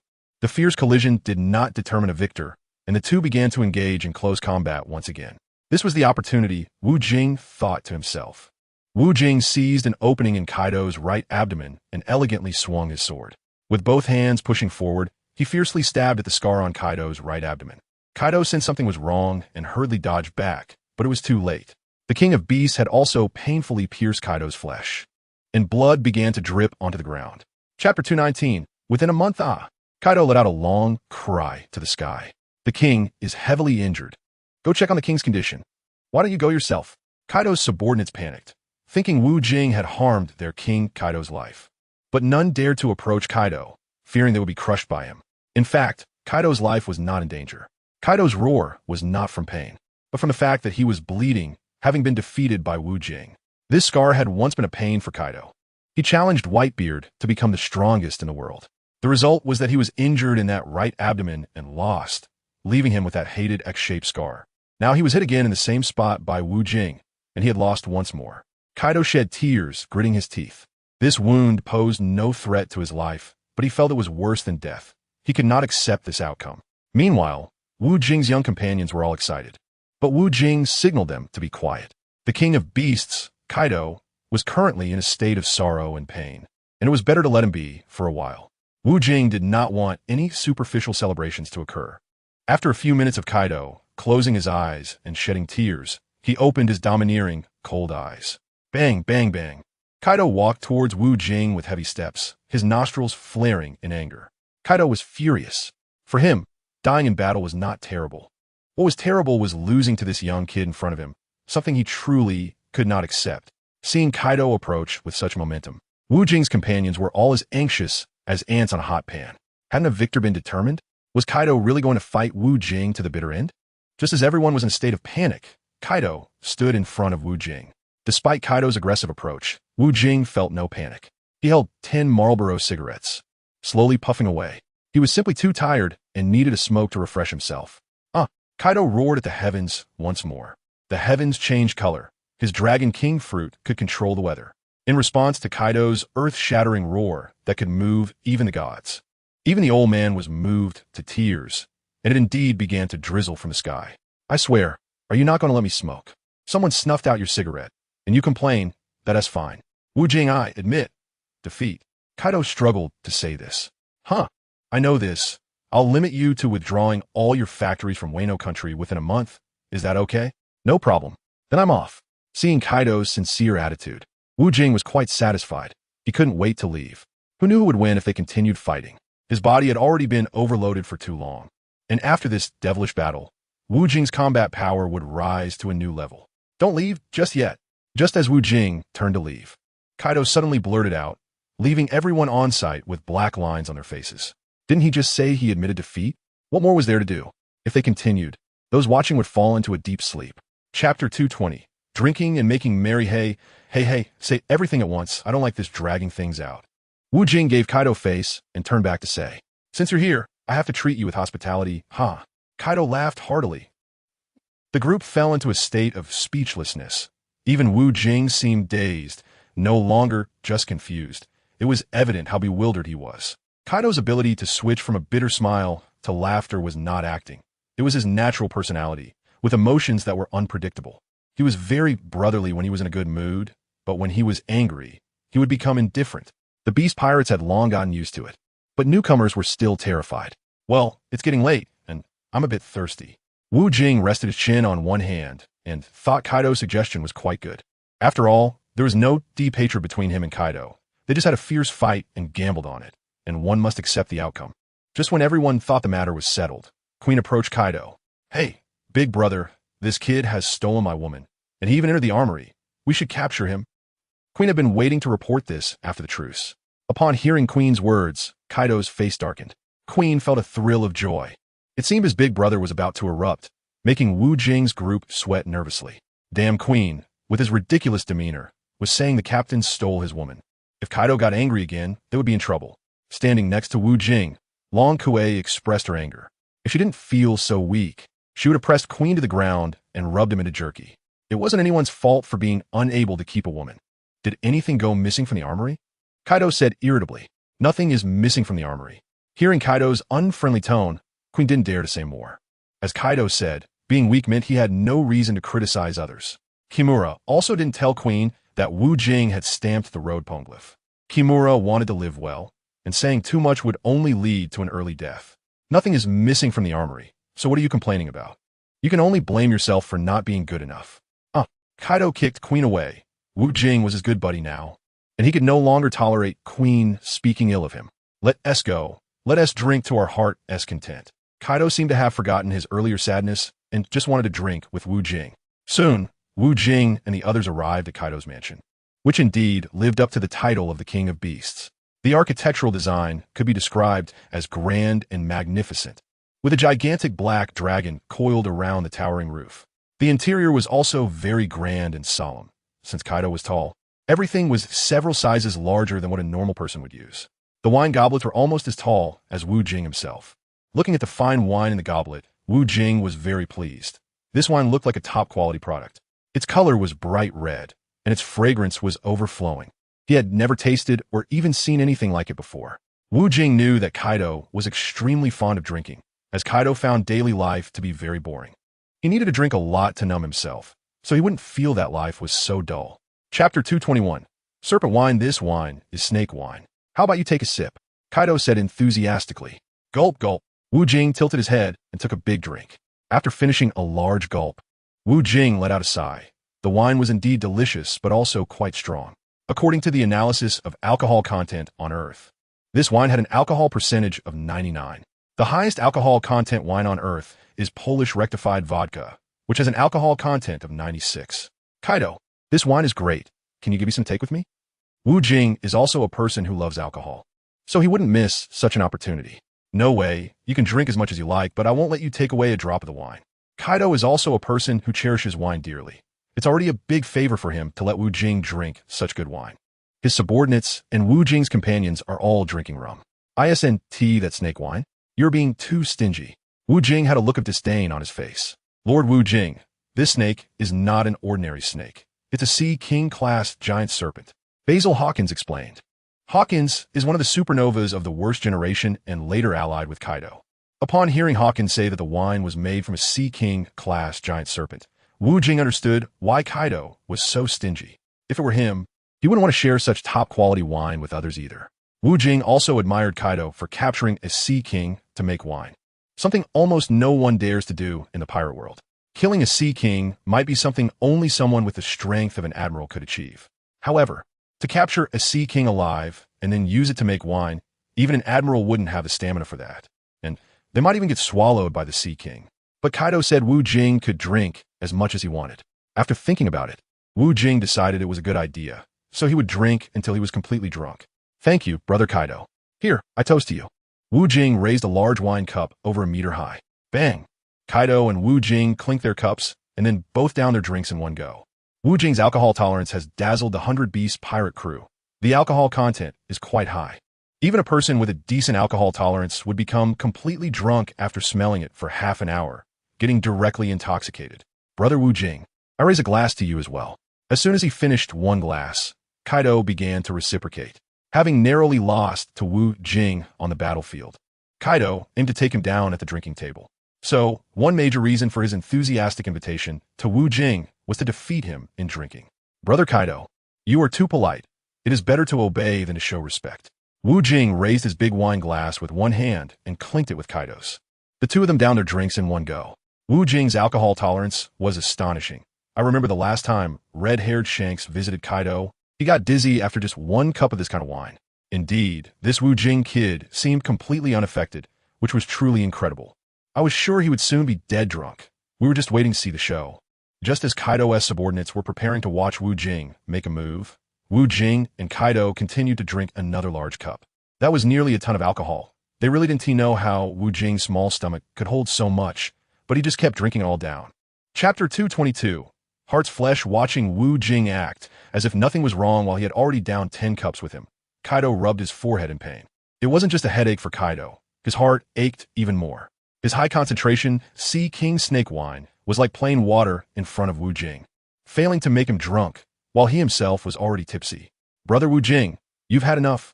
Let's rest early. I'm also very tired. Kaido prepared to withdraw, realizing that if he continued drinking, he would end up on the floor. Hey, are we not drinking anymore? Are you afraid I'll drink it all? Wu Jing lazily shook his head and shrugged casually. I'm worried you'll get drunk. This wine has a high alcohol content, and too much is harmful to your health. Kaido spoke the truth, but he wasn't going to care about whether Wu Jing would get hurt. What mattered more to him was the precious wine. This doesn't apply to me. Give me 3 more cups. After all, you said I could drink freely. Wu Jing was going to be polite with Kaido and downed 3 more cups. All right then, I'll drink 3 more with you. Kaido was already feeling the effects of the alcohol, his face flushed, looking quite adorable. So, the two of them continued to drink, supposedly just 3 cups. However, after Kaido finished those 3 cups, he began to lose control. He kept calling for more wine and drank nearly 100 tons of Sea King snake wine with Wu Jing. Of course, Kaido could no longer drink anymore, while Wu Jing was still gulping it down. The final result was that the nearly empty Sea King snake wine was completely consumed. Kaido had long since collapsed, being helped away from the table. Wu Jing was also feeling dizzy, with Violet supporting him as they left the table. Violet's sister. Let me help you support Captain Wu Jing. Kazuki Oden hurriedly came to help. Marco and the others returned to their respective lounges, as they didn't need to worry about Wu Jing. With so many capable women around, Wu Jing was certainly lucky. With the help of Violet and Kazuki Oden, Wu Jing successfully reached the lounge. Due to his high status, his lounge was a VIP room. The 2 beautiful women helped Wu Jing remove his clothes and then covered him with a blanket, preparing to leave. Wu Jing suddenly pulled the 2 women close. He was drunk, but really needed their company. Violet was an old acquaintance and wouldn't be too shy. However, Guangyue Rai was extremely shy, hesitating between rejection and acceptance. The mindset of the little woman must be one of shyness, but she had been secretly in love with such an outstanding man like Wu Jing. Since Lord Wu Jing needed her, Guangyue Rai could only accept it. Oh, my head hurts a bit. When Wu Jing woke up in the morning, he pressed his temples. He had indeed drunk too much last night. If it had been the usual rum, it wouldn't have made Wu Jing's head hurt. But Kaido's Sea King Snake wine had an alcohol content more than double that of rum. The main thing was that the Sea King Snake wine was simply too delicious, and Kaido only let him drink freely at the table. So Wu Jing definitely wouldn't miss such a good opportunity. He drank to his heart's content, and the result was that he finished off all of Kaido's Sea King Snake wine, which made Kaido's heart bleed. Kaido had put in a lot of effort to capture that Sea King. Normally, Kaido only drank this wine himself. His subordinates weren't qualified to drink it. Occasionally, Kaido would use it to entertain VIPs, and now that it had been finished by Wu Jing, Kaido could only blame himself for underestimating Wu Jing's drinking capacity. Chapter 223. Get lost, damn Wu Jing. How could he finish all my wine? After waking up, Kaido felt extremely melancholic. He couldn't win in a fight, and couldn't outdrink him either. If this got out, his reputation as the strongest creature on land, sea, and air would be laughed at. No, I must not let outsiders know about this. For the sake of his reputation, many people would cover up their stains. Even Kaido, who wasn't human, would do the same. My lord, that Wu Jing requests an audience, a guard reported to Kaido. Let him in. Wu Jing appeared in Kaido's palace under the escort of the guards. Kaido, brother, the wine yesterday was really good. Is there any more of that fine wine? I want to drink to my heart's content. Wu Jing licked his lips, looking unsatisfied. You should leave quickly. I want to be quiet for a few days. Kaido directly sent him away, regretting why he invited such a monster to drink yesterday. Kaido really wanted to punch someone like Wu Jing, who only consumes without contributing. But Wu Jing was like a cockroach that couldn't be killed. I still want to stay here for a few more days. It's hard to come by. Get lost. I've already been polite by hosting you once. You think you can stay longer? No way. Well, in that case, I can only take my leave. If there is more of that good wine, remember to call me. Wu Jing, obsessed with the fine wine, knew very well that Kaido was resentful toward him. Wu Jing's shameless demeanor left Kaido staring in disbelief. But the fact that the good wine was all gone was his own doing. Who could he blame? Kaido felt incredibly frustrated. He never thought he would be in a situation where someone drank all his precious wine, especially since it was so valuable. After leaving Onigashima, Wu Jing didn't head straight back to their island. He accompanied Kazuki Hiyori back to Wano. Wu Jing returned from the trip to Onigashima with a full bounty. He easily obtained the historical text of the road poneglyph, risked his life to win a bet against Kaido, and enjoyed a lavish feast of Sea King snake wine. Speaking of which, after drinking this wine, Wu Jing felt that his physique had slightly improved. No wonder Kaido was so pained. That wine was a supplement, meant to enhance his physical strength, and it had been ruthlessly consumed by Wu Jing without a drop left. Lord Wu Jing, thank you for saving Wano. You helped Wano escape from suffering, and I don't know how to repay your kindness. Kazuki Hiyori expressed her gratitude profoundly. Hiyori, you're being too polite. You're my person now, so Wano is kind of my home too. Let us not mention this matter again. It's only right for me to do anything for you, Wu Jing said, his warm words and magnetic voice perfectly expressing his affection. He got it. Kazuki Hiyori's happy smile was enough to show how much she enjoyed Wu Jing's care. Meanwhile, the other members on the ship were busy with their own tasks. Law was carefully wiping his treasured sword, the Ghost Cry, which had accompanied him through countless battles over the years. Just like Mihawk, he cherished his supreme sword, the Knight, to an extreme degree. When dealing with ordinary pirates, Mihawk would rather not draw his treasure blade, only using a small cross-shaped knife tied to his chest to defeat enemies. Zoro was easily defeated by the small cross-shaped knife when he first encountered Mihawk. Chapter 224. The flag was cut. Marco was also busy, diligently cleaning up. With so many people living on the replica of the Pluton, there was bound to be a lot of garbage. Marco followed Wu Jing's advice well, sorting the trash. Anything that could be thrown into the sea was discarded directly into the ocean. As for items that couldn't be thrown into the sea, they were carefully packaged, to be processed once they returned to shore. This advanced concept of Wu Jing did not exist in the world of pirates before. Wu Jing proposed to start garbage classification treatment to better protect the beautiful ocean. He will eventually make this system popular in the pirate world. If the ocean becomes severely polluted, many creatures in the pirate world will not be able to survive, and the consequences can be imagined. Reiju and Violet are responsible for washing Wu Jing's clothes, which are simply too many. Because he fights a lot, his clothes get dirty quickly, and he has to pay more attention to his image now. So the frequency of changing clothes is also faster than usual. Moreover, Wu Jing has many women, and sweating is inevitable. Watching these two beautiful women working hard to wash his clothes, Wu Jing felt a surge of happiness. A virtuous woman truly makes things easier and less burdensome. As for everyone's diet, it is managed by Robin. Robin is a user of the Hana no Mi, a fruit that allows her to grow arms anywhere she wants. Wu Jing saw 2 arms growing out of the panel, chopping vegetables, while 4 arms grew beside the stove cooking, and several other arms were busy with various cooking-related tasks. Having this ability made cooking incredibly convenient. Meanwhile, the food enthusiast Long Kuei was still focused on her own job, steering the ship. However, she wasn't idle either, continuously stuffing her mouth with delicious food while steering. This made her very happy, and Long Kuei truly enjoyed such days. The one with the most leisure on the ship was Wu Jing, who was lounging in a deck chair basking in the sun. With a glass of red wine in each hand and a pack of Marlboro cigarettes in his right hand, he had his legs crossed high and was shaking them freely. Everyone understood Wu Jing. The previous high-stakes battle with Kaido had drained him completely. If it were them, they probably would have died dozens of times by now.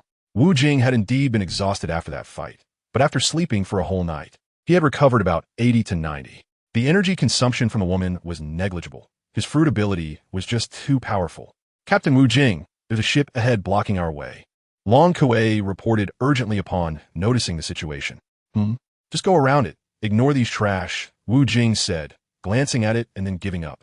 The battleship blocking their path was just too small. It was clear that there wouldn't be much profit from it, and he had no interest in such a gang, especially since he was already too wealthy to even estimate. Hearing Wu Jing's instructions, Long Kuei executed her skilled maneuvering, attempting to forcibly go around the battleship ahead. With the speed of the simulated version of a Moria ship, bypassing this vessel was not difficult. The problem was that they had actually initiated an attack on Wu Jing's ship. A fierce attack struck the sails of Wu Jing's ship, causing the flag of the simulated version of Amoria to fall in the wind. Chapter 225, Whitebeard's Son. Are you getting impatient with life? Who dares to trouble us? Marco's eyes gleamed coldly. Wu Jing's warship stopped advancing. Someone came to pick a fight. Why should they hide? Look at the break in the flagpole. It was damaged by blade energy. This attack power is quite impressive. Wu Jing looked at the warship getting closer in front of him, feeling quite curious. The owner of the ship hadn't come out yet, so who could be attacking them for no reason? Just as Wu Jing was feeling frustrated, a childish voice rang out. Ka. Marco, you traitor, you've embezzled my father's wealth. Today, I will bury you at the bottom of the sea. A man with thin, short legs and a plump upper body appeared on the deck of the rapidly approaching ship, accompanied by a short old lady. Upon seeing these two, Wu Jing immediately recognized them. The clown-like man was Edward Weevil, the self-proclaimed son of Whitebeard, and the old lady beside him was called Miss Backen. She claimed to be Whitebeard's wife, but Whitebeard himself had never acknowledged the existence of these two. Edward Weevil, you acting as my father's son is what should be punished. My father never had a son like you. Marco had long wanted to eliminate Weevil. Whitebeard's illustrious name could not be tarnished by this scoundrel. I am Whitebeard's former woman. He is the one who made me pregnant with Weevil, and that is undeniable, Backen said in a strange and annoying tone. Faced with Backen's unreasonable words, Marco had no suitable retort and could only feel inwardly displeased. These two had been living off his father's reputation and had done many despicable things over the years. Wu Jing held a negative attitude towards what Bajin said. If Whitebeard had a biological son, he definitely wouldn't be someone like Weibel. The current Weibel has thin and short legs, a bulky upper body, and completely lacks the kingly demeanor of Whitebeard. Additionally, Weibel's beard shows obvious signs of post-production. It feels entirely fake. Whitebeard usually treats his subordinates as sons and cares for them deeply, so if Weibel were his biological son, he would certainly acknowledge him. Furthermore, why didn't Whitebeard too seek him out while Whitebeard was alive? Why only start looking for him after his death? Isn't that even more confusing? Wu Jing believes that Whitebeard too wants to use Whitebeard's name to inherit his legacy, but in reality, Whitebeard didn't have much of an inheritance. The wealth he captured was distributed among his sons, and whatever little he kept for himself was all given back to his hometown. As for that Miss Bakin, who claims to be Whitebeard too's mother, she is old and ugly. Whitebeard rarely sought out women, and if he did, he certainly wouldn't choose someone like her. Her miserable appearance is something any man would despise. Moreover, all of Whitebeard too's actions are dictated by his mother. He does whatever she tells him to do. His mother instilled in him from an early age the idea that he is Whitebeard's son and that he should possess everything Whitebeard left behind. Wu Jing believes this is all the idea of Whitebeard too's mother, who is impersonating Whitebeard's son to obtain Whitebeard's inheritance. Therefore, Neither Wu Jing nor Ma Gao will ever acknowledge Whitebeard 2 as Whitebeard's son. They see it as a conspiracy. Chapter 226. You are the best. A character like Whitebeard would never look at a little ugly creature like you. I bet you wouldn't even believe it yourself. Wu Jing sneered. Shut up. My mom is a very beautiful woman, and I won't allow you to insult her like that. The disgusting voice of Whitebeard 2 echoed again. Wu Jing did not respond to Whitebeard 2's words, as there was no point in debating with such a simpleton. It was better to just ignore him. Hee hee.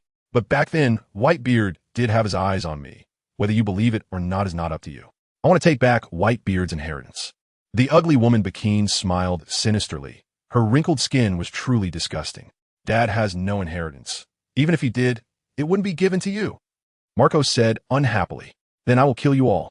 Whitebeard, too, raised the large knife in his hand, which was very similar to Whitebeard's. But it was not the same one.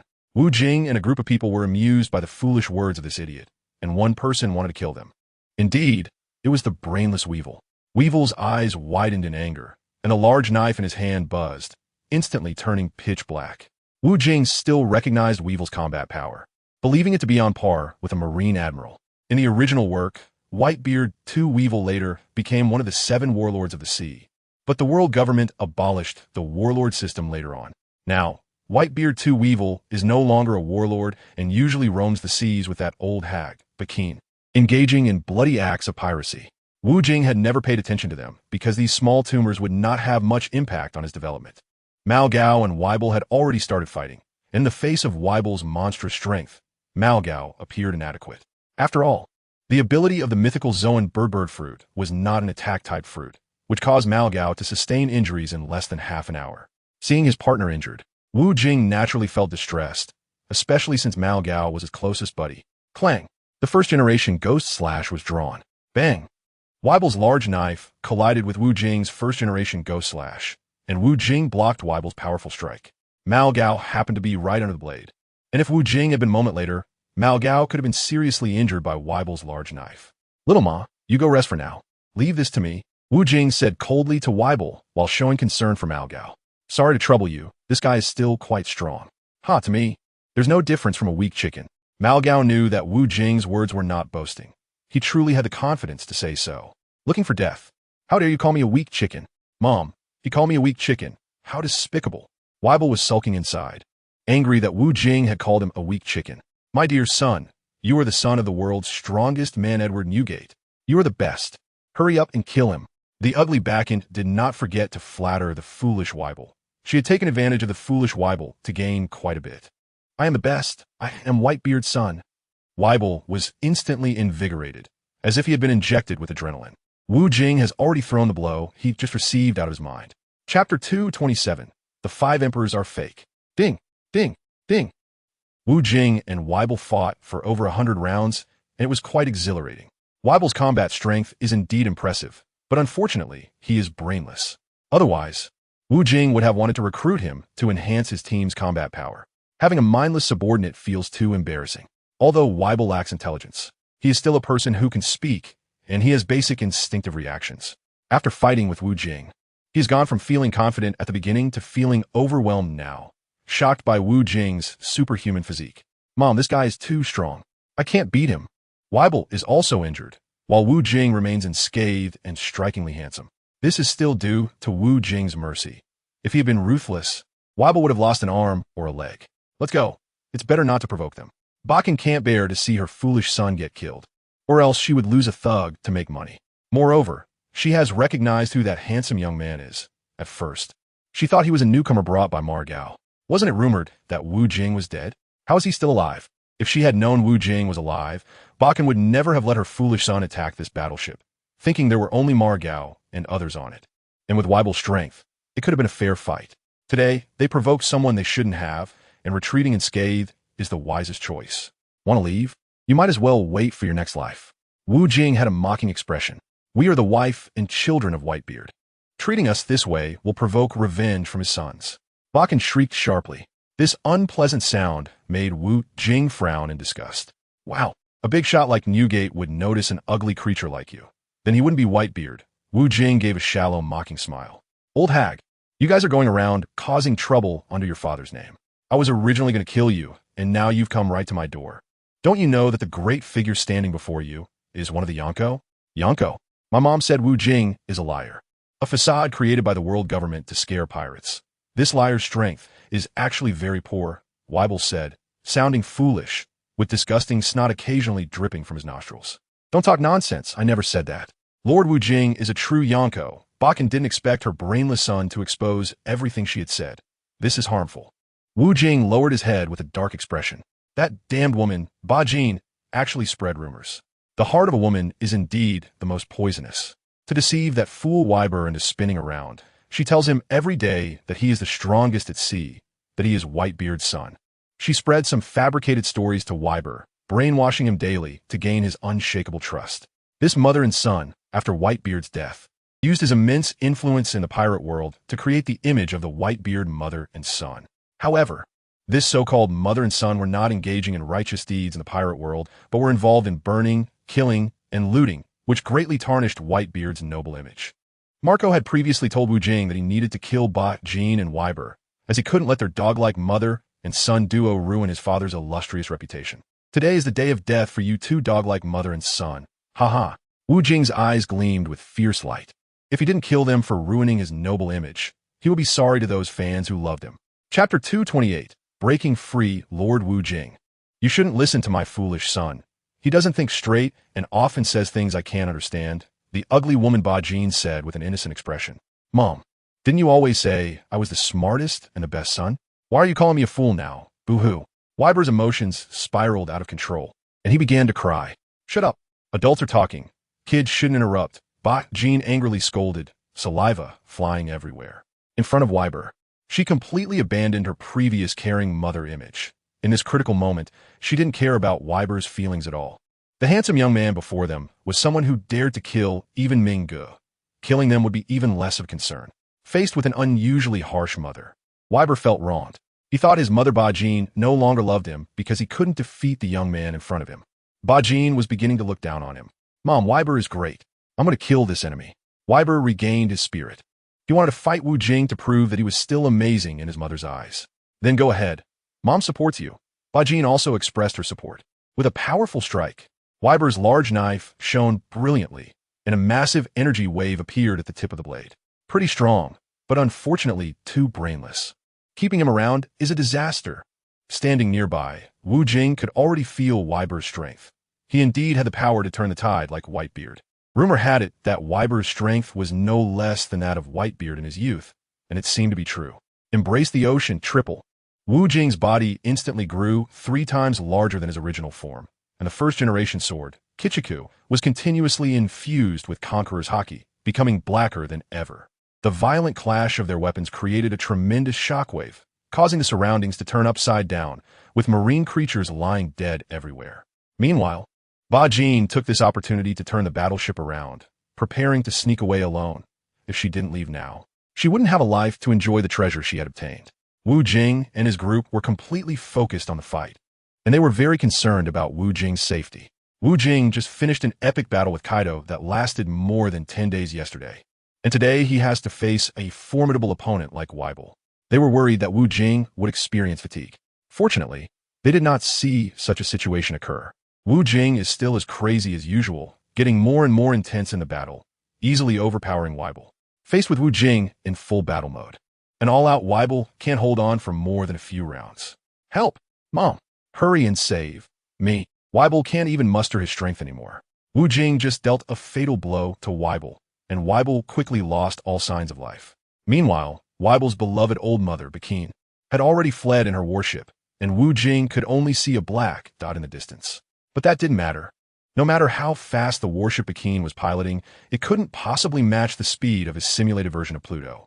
Moreover, the Sea King-class Lark was constantly wandering nearby. Catching up to the fleeing Bakin was simply a matter of moments. Hith, let's chase her down and take that old woman's life too, so she won't continue to tarnish my unsullied brilliance.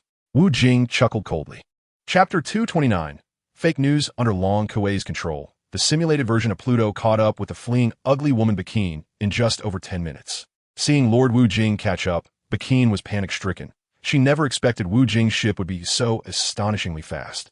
Even the top naval warships might not be able to catch up with her warship. Wu Jing didn't waste words with the old woman.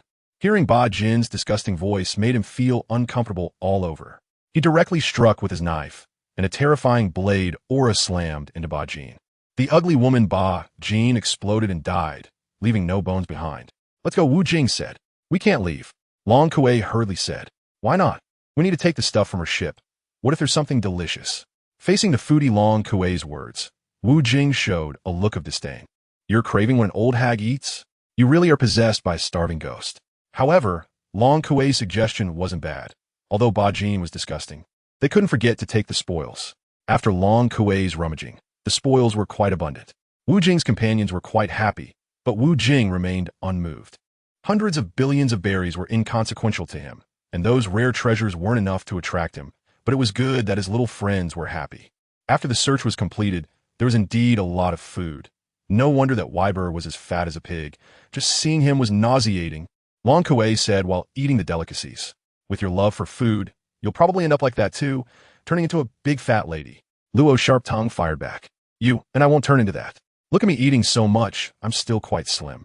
Where I should grow, I've grown, and where I shouldn't grow, I haven't grown at all." Long Kuei showcased her decent figure. If it weren't for her being a bit too short, her figure was indeed quite good. It could already be described as having curves.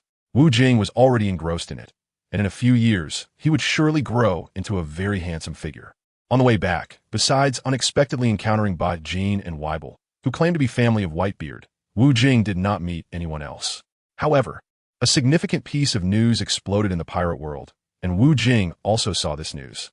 This news was also of great interest in the pirate world, which was that Wu Jing was still alive. Wu Jing's influence on Ghost Island was too great, and eventually someone revealed that Wu Jing was not dead. He was still alive. The world news learned that Wu Jing was alive and immediately reported the news. After nearly a month of silence, the pirate world was once again ignited by Wu Jing. If it were just nonsense news, naturally no one would believe it. But the news reported by World News was trusted by many, as it represented a credible news organization. Kaido actually claimed to have defeated Captain Wu Jing, which was truly despicable and shameful.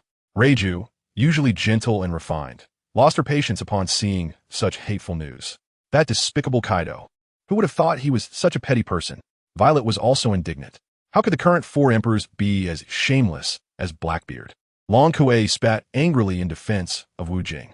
Seeing everyone so indignant for him, Wu Jing appeared calm and unconcerned about the matter. Chapter 230, Naval Headquarters. Just surviving has already embarrassed Kaido enough, so considering he treated me to fine wine, I'll let him have a little advantage. Wu Jing laughed off this fake news. Such news seemed commonplace to Wu Jing. Back on Earth, he had already realized the nature of such falsehoods. Many so-called great figures had done plenty of despicable things behind the scenes. Their unsavory deeds could only be described as outrageous. Some news agencies also reported recklessly or even spread rumors, affecting the public's judgment. Of course, regarding Wu Jing's disastrous defeat at the hands of Kaido, Wu Jing believed it was a trick played by Kaido and his crew. The false reputation of being the strongest in land, sea, and air could not be so easily tarnished. They would certainly do their best to protect it. This was the Beast Pirates, a powerful foundation standing in the pirate world. Wu Jing also cared about this false reputation. His previous efforts were precisely to establish a name in the pirate world. He understood Kaido's feelings. And regarding the impact of this slanderous news, Wu Jing felt it had no effect. This young man had caused a ruckus in the country and was still alive. And now he had stormed Ghost Island again and left alive once more. Wu Jing's astonishing actions have already shocked the entire pirate world. If it is known that Wu Jing holds a dominant advantage in combat power, what would the pirate world think? They would probably push him directly as the Pirate King, a supreme position that the world's pirates dream of. Big Mom has embarrassed herself this time, constantly claiming that she is missing Wu Jing. But now, this kid is living more spiritedly than anyone else and has left Kaido safely. Carp is enjoying a big bag of senbei. What a terrifying young man. Fortunately, Kaido can still keep him in check, or else he would be uncontrollable. The Marine Headquarters Chief of Staff, Tsuru, sips her delicious coffee, a hint of enjoyment flickering on her aged face. According to the intelligence provided by our informants, the criterion for victory or defeat was who made the other bleed first, and the result was that Kaido lost. Momonosuke also finds it hard to believe that Wu Jing could be more fearsome than Kaido. To think he could injure Kaido. Our artillery couldn't even make Kaido bleed. As long as Wu Jing is around, It's fortunate that the Gorosei have subdued this kid. Otherwise, we would be on edge every day, as this kid is capable of anything. Sengoku strokes the little goat. Meanwhile, Akainu remains silent, but his expression is heavier than anyone else's. The hatred accumulated against Wu Jing during the Marineford War is something a narrow-minded person like Akainu will definitely not forget. He has already had the Marine headquarters scientist, Dr. Vegapunk, who is said to be 500 years ahead of humanity, modify his body. Akainu believes he can now defeat the Wu Jing from the Marineford War. However, the increasing strength of this kid has caused the once confident Akainu to show signs of instability, indicating that he still needs to continuously strengthen himself. Chapter 231. The first person in mind, damn Wu Jing, he is still alive. I must kill him. Big Mom Lin Lin is raging in her palace, frightening her children. Ever since she publicly claimed to have killed Wu Jing, Big Mom Lin Lin has been receiving support, naturally from Wu Jing's opposing forces. Blackbeard was the first to call Big Mom Lin Lin to express his admiration for her, and he is very skilled at flattering. As a fellow emperor, Blackbeard's praise is certainly appreciated by Big Mom Lin Lin. Several royal families from different nations also praised Big Mom Lin Lin. Of course, the world government also called Big Mom Lin Lin, reminding her to be more restrained. They neither affirmed nor denied her claim of killing Wu Jing. The existence of Wu Jing is inherently an uncertain factor. If Wu Jing truly intends to align himself with the world government, then the world government will strongly support him, ensuring that he does not suffer suppression from the Marine headquarters in the pirate world. However, if Wu Jing harbors rebellious intentions, like Blackbeard teach, who is scheming and eager for power, then the world government would have to expend significant manpower and resources to suppress and eliminate him. Dying early would also be a way for them to keep the peace, as he wouldn't cause any loss to the world government anyway. I'm truly excited to know that Lord Wu Jing is still alive. Brynn was alone in her room, tears streaming down her face. During this time, she had been crying daily, secretly mourning Wu Jing's death. Haha, I didn't expect Wu Jing to still be alive. This kid really has a strong life force. Old Lady Lin Lin must be furious, Blackbeard Teach said with a sinister smile, casually downing a large glass of red wine. Big Mom must be really angry. Your previous flattering words definitely made her feel good. Rain Shiryu was puffing on a cigar, as he had a heavy smoking habit, nearly even smoking while sleeping. That fool Lin Lin needs to cultivate her feelings well. After all, I stand on the same front as her, both wanting to eliminate Wu Jing, this stumbling block. Blackbeard is very adept at using interpersonal relationships. He will do his best to get close to those who are useful to him. If someone cannot be of use to him and poses a threat to himself, he will ruthlessly destroy them, just like with Ace, whom Blackbeard mercilessly eliminated. Hearing that Wu Jing is still safe and sound in the world made Blackbeard sweat profusely. Facing the attacks from the various nations, with his current strength, he would basically be unable to preserve his own life. In the past, Blackbeard considered Whitebeard Newgate as the #1 pirate in the world, but after Whitebeard's death, his #1 became Kaido, the Beast King. However, after Wu Jing's rampages in the nations and Onigashima, he is still unscathed. The title of a #1 pirate in Blackbeard's heart has now transferred to Wu Jing. In Blackbeard's mind, these figures are all beings he wishes to surpass. He aims to exceed them and become the #1 pirate in the world, ascending to the supreme throne of the Pirate King. Now, Blackbeard must find a way to kill Wu Jing and replace him as the #1 pirate in the world. Chapter 232. Welcome, Lord. Welcome, Lord Wu Jing, to your grand arrival. A well-dressed, strong man, accompanied by a group of similarly attired subordinates, was waiting for Wu Jing's arrival. Wu Jing stayed in Wano for a few days, and Kaido also fulfilled his promise by withdrawing the polluted arms factories from Wano, which excited the people of Wano immensely. At Wu Jing's suggestion, Kazuki Oden showed no mercy and executed all of Orochi's remaining supporters. This is the struggle for power. The losers must pay for their crimes. For these deeply sinful people, a moment of mercy could very well be digging a grave for oneself, as exemplified by Kazuki Oden's grandfather. He sheltered the insane Orochi, which plunged Wano into a national disaster for over 20 years. After all related matters were properly handled, Wu Jing and his group bid farewell to Kazuki Oden. Wu Jing did not choose to return directly to Do Island. He wanted to visit Jinlilai, a place he had never been to and always wanted to make time for. Jinlilai, long time no see. I'm here to check on you, Wu Jing said. Thank you, Lord Wu Jing, for your concern for your subordinate. I am truly touched. Oh, expressing gratitude with just a few words seems a bit insincere, doesn't it? I have already prepared a feast. Please follow me, my lord. Jing Li had arranged for a rickshaw puller. But these were not ordinary rickshaw pullers you would find on Earth. These seemingly ordinary pullers were all capable individuals. If they exerted their full strength, they could reach speeds of 300 yards. Jing Li's unusual attitude towards outsiders also intrigued his subordinates. Their lord, Jing Li, was the king of usury in the pirate world, and his status was not inferior to that of the kings of various kingdoms, as he controlled an underground bank with assets worth over 1 trillion berries. With Wu Jing, the mastermind behind the scenes, taking control, the industrial chain of the underground bank had become much richer than before. It was no longer just about high-interest loans. Low-interest loan businesses had also begun to thrive. Although high-interest loans had good returns, they also carried significant risks, and the population base was small compared to the much larger population for low-interest loans. As the saying goes, many a little makes a mickle. The profits generated from a vast population of low-interest loans could be quite impressive and would not be much worse than high-interest loans. If personal loans were to be made, then group loans would naturally not be absent either. Wu Jing also had Jing Li lend money to the kings of those countries, not fearing that they wouldn't be able to repay.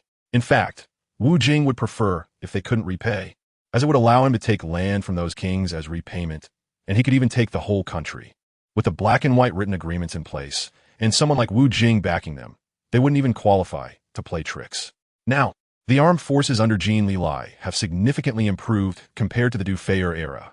Usury is undoubtedly a highly profitable industry. As a business with no capital and high returns, it is most sought after in the underworld. As long as one has the strength to collect debts, they can almost control the entire underground world. The downside is the risk of bad debts, as only a few can afford the high interest rates in the underworld. Therefore, Wu Jing deliberately enhanced the combat strength of this gang, so when they encounter clients with bad debts, they can only use strength to collect. If they can't pay, I won't ask for their lives in repayment, but rather for their labor to repay debts that could never be cleared in a lifetime. Chapter 233. No pursuit of annual salary, my lord. According to your instructions, our underground bank's business is growing rapidly, with daily earnings reaching 500 million bellies. Jing Li reported the performance to Wu Jing, which was previously not even 50 million bellies a day. Now, the income of the underground bank has undergone a dramatic change. This is thanks to Wu Jing's excellent management, and he is also glad that he has good research in this area. Back on Earth, Wu Jing had indeed enhanced his knowledge significantly because he worked in insurance.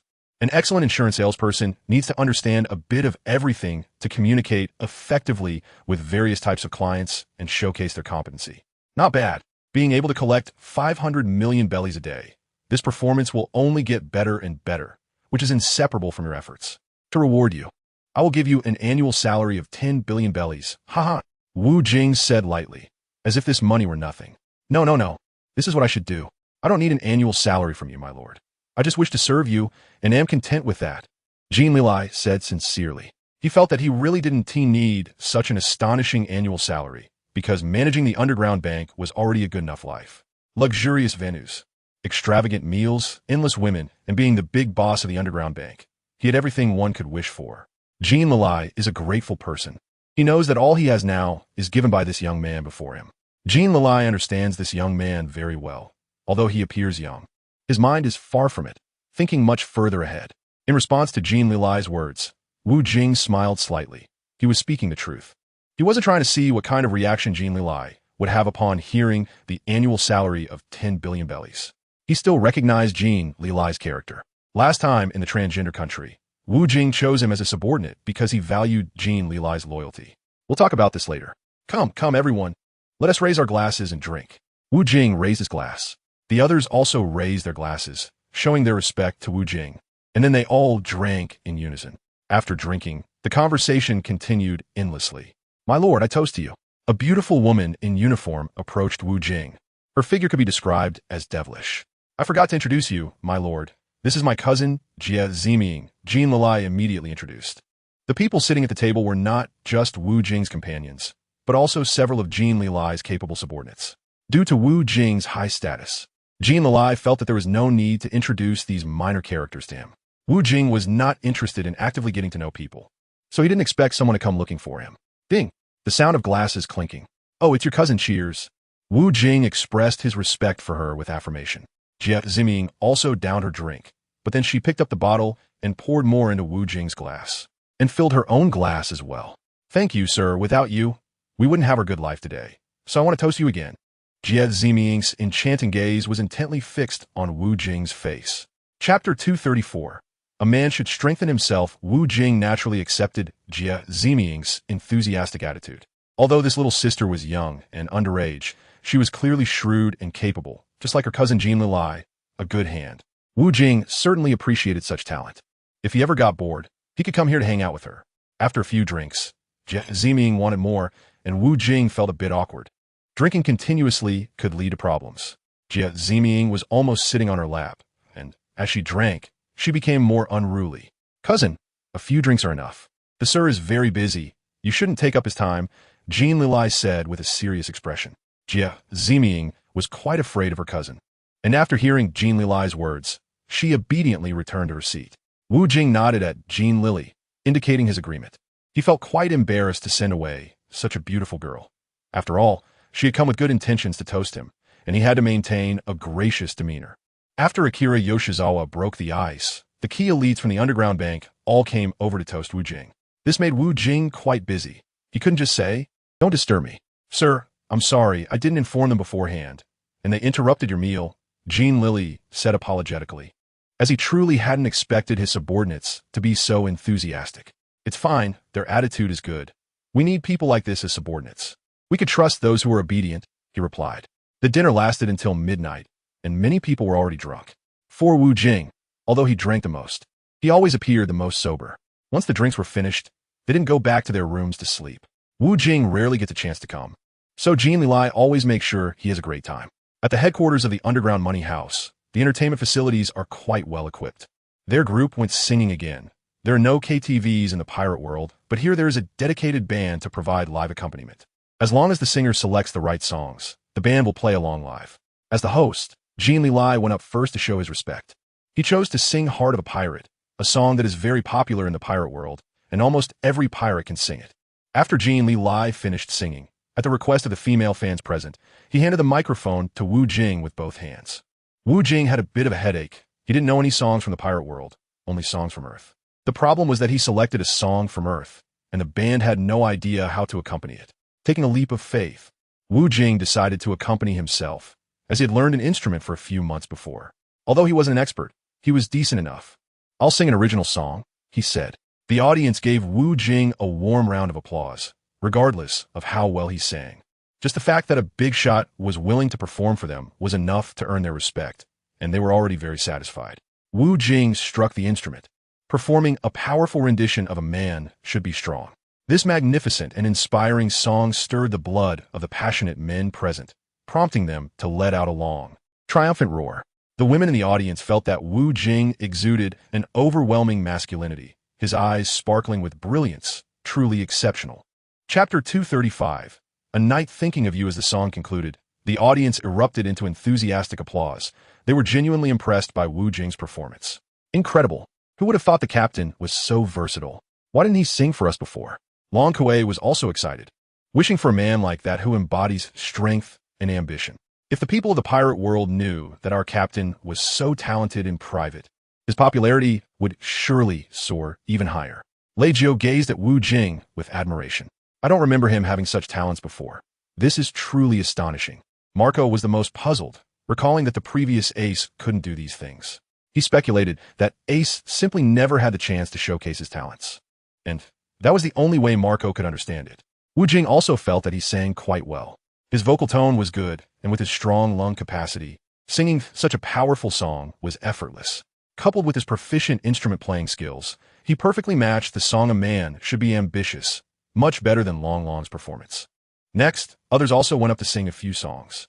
Several women around Wu Jing sang very well. After Wu Jing created a high tide, Jing Lili's cousin went up to perform a song, which sparked another high tide. It was mainly Wu Jing who caused this. The song that Ji Ziming performed was Thinking of You Tonight. Thinking of you tonight. I hope you can be by my side. I don't know if you have my presence in your heart. Oh, thinking of you tonight. I beg you. Let me love you once more. I dedicate this song to our Lord Wu Jing, thanking him for bringing us a wonderful life. I really appreciate him. Such an obvious song, so targeted at a certain person. Violet, Lei Jiu, Long Kuei, and Robin all looked at Jing with hostile eyes. This woman was simply too much, seducing their captain every moment. Although Jing was very interested in Wu Jing, she had already heard some of Wu Jing's glorious deeds from her cousin, a young god among the 5 emperors of the pirate world. Which girl wouldn't have a crush? However, Wu Jing didn't indulge himself like that. He already had many excellent women. In the pirate world, there are countless girls like Jing who are infatuated with Wu Jing. If live streaming like on Douyin were possible, Wu Jing's fan count would be at least 5 billion, if not 10 billion. After resting for a night, Wu Jing, under Jean Lily's guidance, visited the headquarters of the Underground Bank. The Underground Bank has always existed in the pirate world, so its operational system is quite complete. But there are also many loopholes in this area. Some people take this opportunity to lend out their money and earn high interest. Therefore, some strong regulations are needed to suppress and prevent the free breeding of parasites. As the saying goes, a 1,000-mile dike is destroyed by an anthole. The high-risk industry of usury definitely requires a unique management system. With a tough character like Jean Lily helping Wu Jing manage it, Wu Jing felt quite at ease. A good ruler needs a group of reliable confidants. Only then can there be a more long-term future and a bank of one's own, ensuring that money can be endless.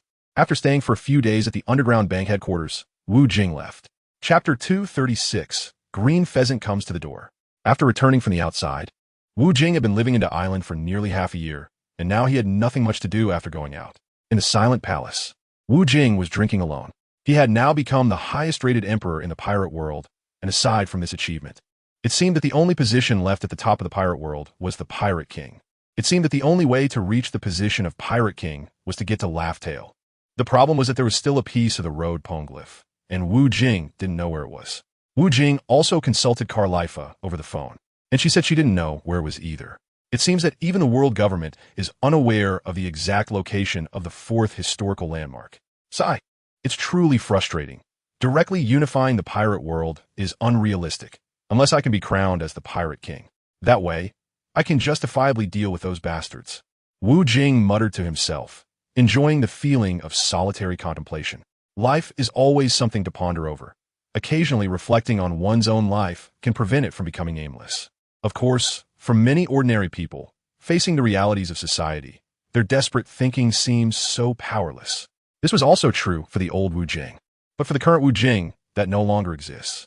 As long as he thinks about it, he has the opportunity to achieve it. To change the order of the pirate world, he can only unify the pirate gangs. Those who do not cooperate will be killed, while those who do will be spared. For the now successful Wu Jing, his methods are naturally much more ruthless than before. In the past, he still left some reputation.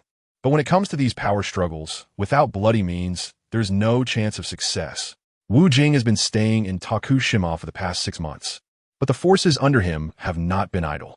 Under Wu Jing's orders, the group of adopted sons led by Whitebeard secretly bloodied the royal palace and eliminated the lewd King Sterry in the East Sea, Goa Kingdom, Windmill Village, where Luffy lived as a child. They supported a new king, and from then on, the Goa Kingdom submitted to Wu Jing, although this was all done in secret. On the surface, the Goa Kingdom still submitted to the world government and continued to pay their annual tribute. These forces that can be accumulated are being developed steadily and orderly, but it's only a matter of time before the world government discovers them. Time is money, and within a controllable range, efforts can be made to expand one's influence as much as possible. Master Wu Jing, there is something to report. What is it? There's a person named Kuzan outside who wants to meet with you. A sword-bearing guard hurriedly ran to Wu Jing, kneeling on one knee to report. Only matters that Wu Jing must personally handle are reported to him. Kazan? Why is he here to see me? Wu Jing murmured to himself. He was quite interested in the news reported by the sword-bearing guard. You can leave for now. I will come shortly. Make sure to properly entertain the guest. Wu Jing gestured for him to withdraw. He was still in his pajamas and needed to tidy up a bit before welcoming his guest. Wu Jing had a deep impression of Akiji, a person whose thoughts were in stark contrast to those of Akainu. In the end, after 10 days and nights of fierce battles and a struggle for the position of Marine Admiral against Akainu, he was ultimately defeated by him. Chapter 237, Shared Ideals under the guidance of a sword-bearing escort. A tall man dressed in a white waistcoat and a dark blue shirt appeared before Wu Jing. Akiji, welcome. Please take a seat. Wu Jing made a friendly gesture for him to sit down. Akiji graciously sat in the chair, and soon someone brought him a fragrant cup of red tea. How did you know I love red tea? As a guest, Akiji was not surprised by Wu Jing's hospitality. The problem was that the tea the maid served him was exactly the red tea he loved the most, which came from the Sabati archipelago. Well, you're a notable figure in the pirate world, so it's quite normal to know a little about your personal preferences. Wu Jing replied with a faint smile, unaware of Akiji's preference. It was actually Violet who knew about Akiji's taste, and she had instructed the maid to bring it. Akiji picked up the teacup and took a sip, closing his eyes to savor the delicious red tea. Many people in the pirate world love to drink alcohol, cherishing it dearly. For Akiji, tea was as precious as fine wine. Truly a legendary super rookie, you are indeed quite different. Your reputation in the pirate world is already on par with Kaido and the others. After enjoying the tea, Akiji initiated the conversation. After all, he was the one who had come to seek out Wu Jing.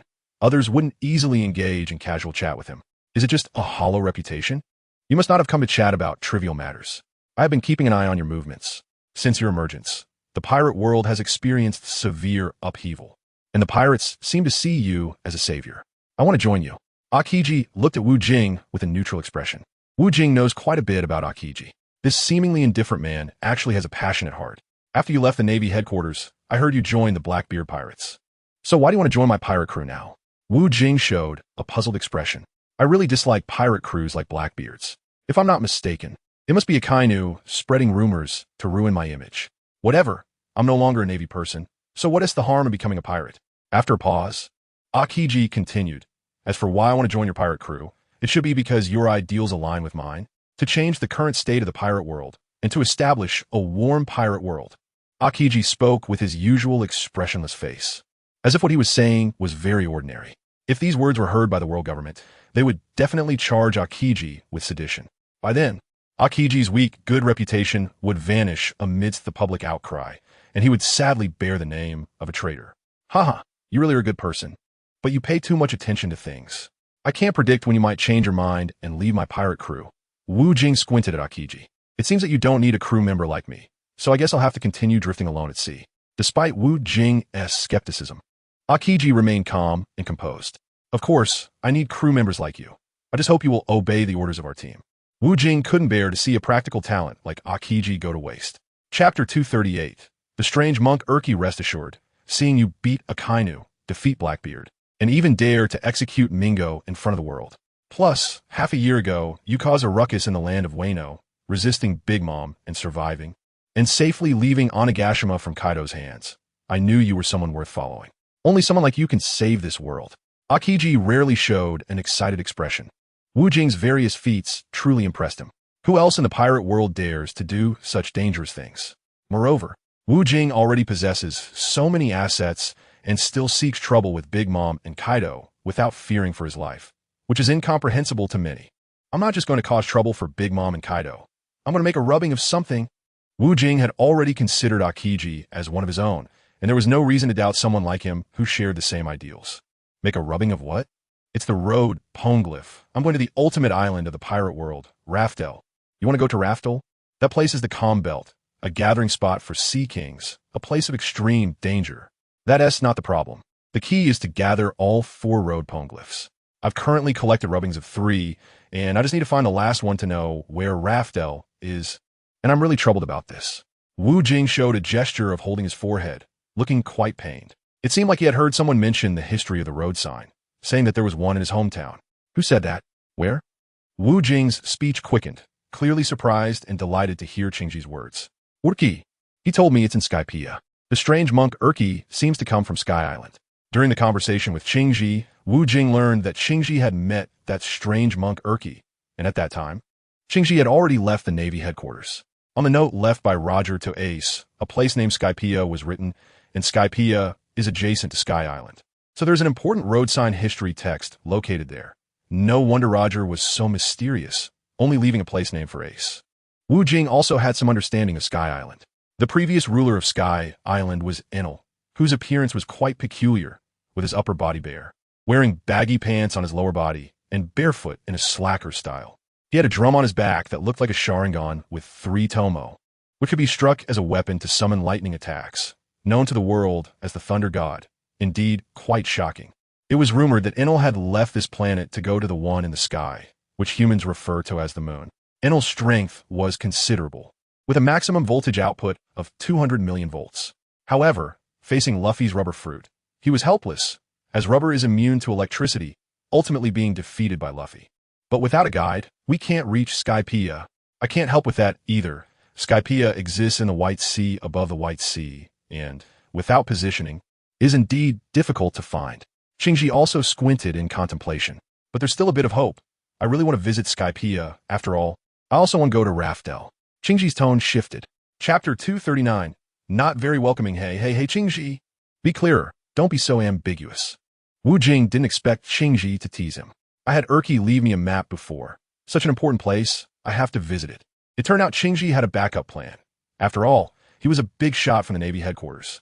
Skypiea is such a famous place. Shinji naturally wanted to investigate it. Well, that sounds promising. It seems I can reach Raftel soon.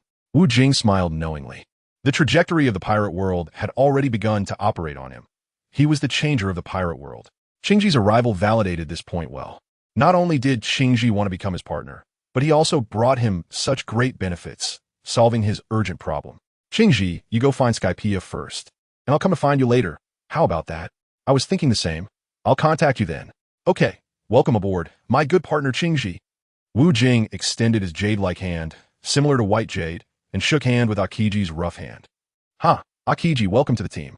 I never expected that one day I could become partners with the Navy. It feels quite different. Marco was the first to break the ice. Law, Hancock, Violet, Long Kuei. They were not pleased with the Navy joining their ranks. What if the other party was an undercover agent? It would be over. Except for Marco's response to Akiji's joining, the others did not express their feelings. Marco and Akiji had fought against each other during the Marineford War, but that was due to standing on different sides. However, Akiji had shown mercy. Otherwise, Marco would have been seriously injured. Marco knew Akiji's character well after years of wandering in the pirate world, and he could describe Akiji as having benevolent justice, unlike Akainu, who advocated absolute justice, completely disregarding the lives and safety of his own people, let alone considering others. Wu Jing felt quite helpless about his companion's stern hospitality, but after all, Akiji used to be a big shot in the Navy, and he was quite ruthless toward pirates. During his time as an admiral, Akiji had captured many ruthless pirates. In the eyes of pirates, Akiji was an extremely dangerous figure because he despised the pillaging and killing of pirates. Under Wu Jing's meaningful gaze, his companions compromised. Welcome aboard. Welcome aboard. Welcome aboard. These companions expressed their feelings one after another. They trusted Wu Jing's decision rather than Akiji. Akiji remained indifferent to the welcome from this new group of companions, maintaining a blank expression. To show politeness, he simply nodded. Long Kuei was very dissatisfied. She felt Akiji was too self-important.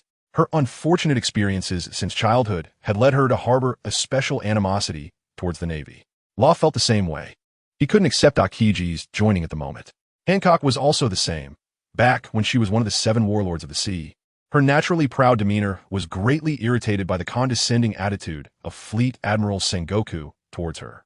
Chapter 240. Fear of alcohol after a brief welcome ceremony for Akiji's joining. Wu Jing, still following his old habits, hosted a banquet to welcome everyone. For Wu Jing, it was a feast, but for Akiji, it was a tea party. This made Wu Jing's companions unhappy. How could a strong man like Akiji not drink alcohol, but instead drink tea? Moreover, in the pirate world, a man who doesn't drink is often ridiculed. Akiji, I toast you. Long Kuei raised a large wine glass. Usually, she didn't like drinking alcohol, but preferred sweet drinks. However, upon discovering that Akiji wasn't drinking, she decided to make things difficult for him. Thank you. Akiji raised his teacup. You can't use tea, right, Reiju? Pour him a glass of wine. Reiju diligently poured a large glass of wine and placed it in front of Akiji, knowing that Long Kuei was intentionally making things hard for him and actively cooperating. I don't drink. Haha. How can you be a pirate like this? Pirates definitely need to be able to drink. Long Kuei unceremoniously retorted. This left Akiji momentarily speechless. Normally, he would have frozen this mischievous girl by now.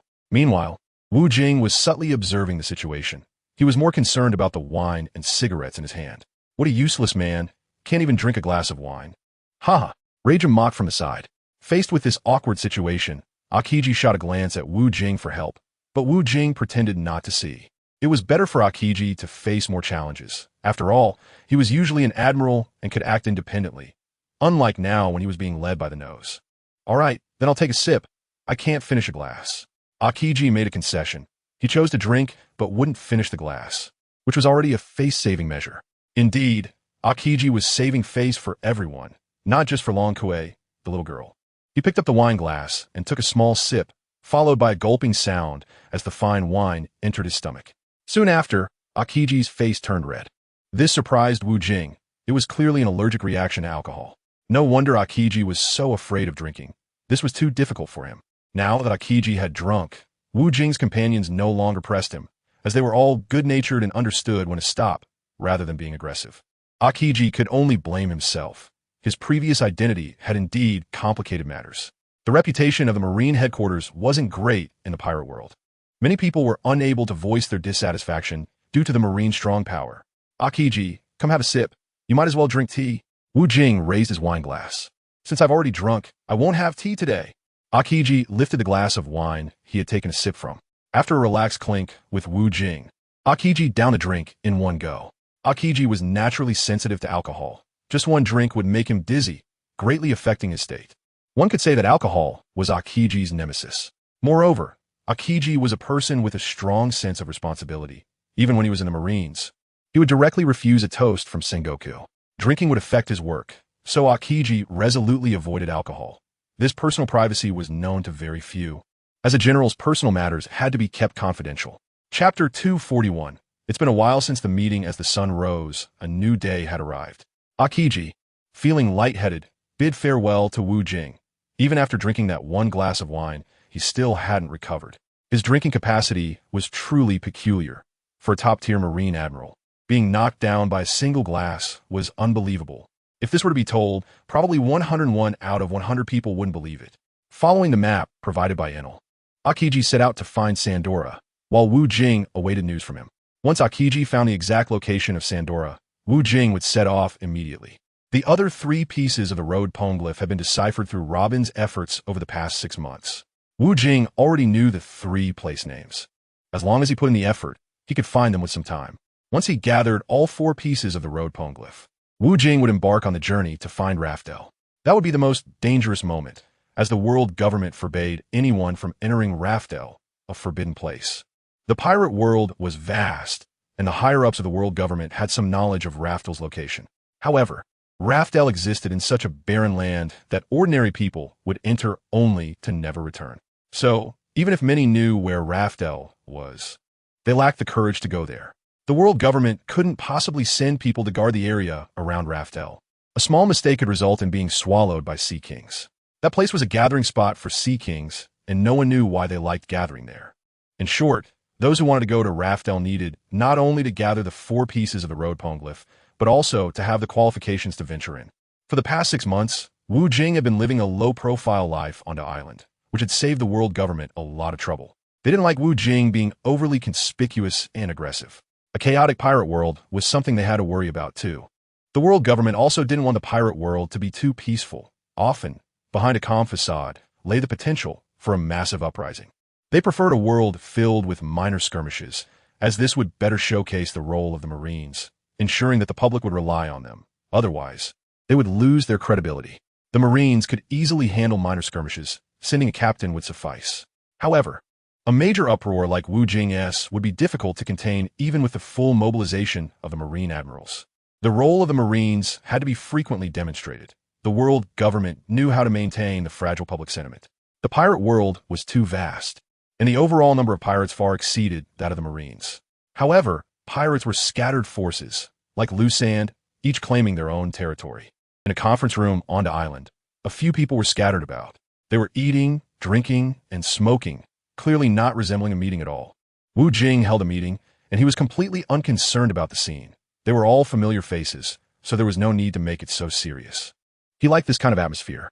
It had been a long time since they last held a meeting, and in the past 6 months, they had been quite idle. Wu Jing took a puff from his cigarette and slowly exhaled heart-shaped smoke rings towards everyone.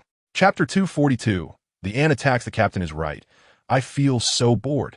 I really want to go out and have fun with the captain. Long Kue was munching on snacks and occasionally sipping on delicious drinks. Idiot. Going out doesn't mean going to have fun. We are going out to do business. Luo had a serious expression, which was in line with his usual style. It seemed that our Captain Wu Jing had some plans again. This cigarette is nice. Ma Gao also learned to smoke. He thought smoking could make him more manly. Listening to his subordinates, Wu Jing smiled and said, "There's a reason why I'm not going out." "Your Majesty, what is the reason?"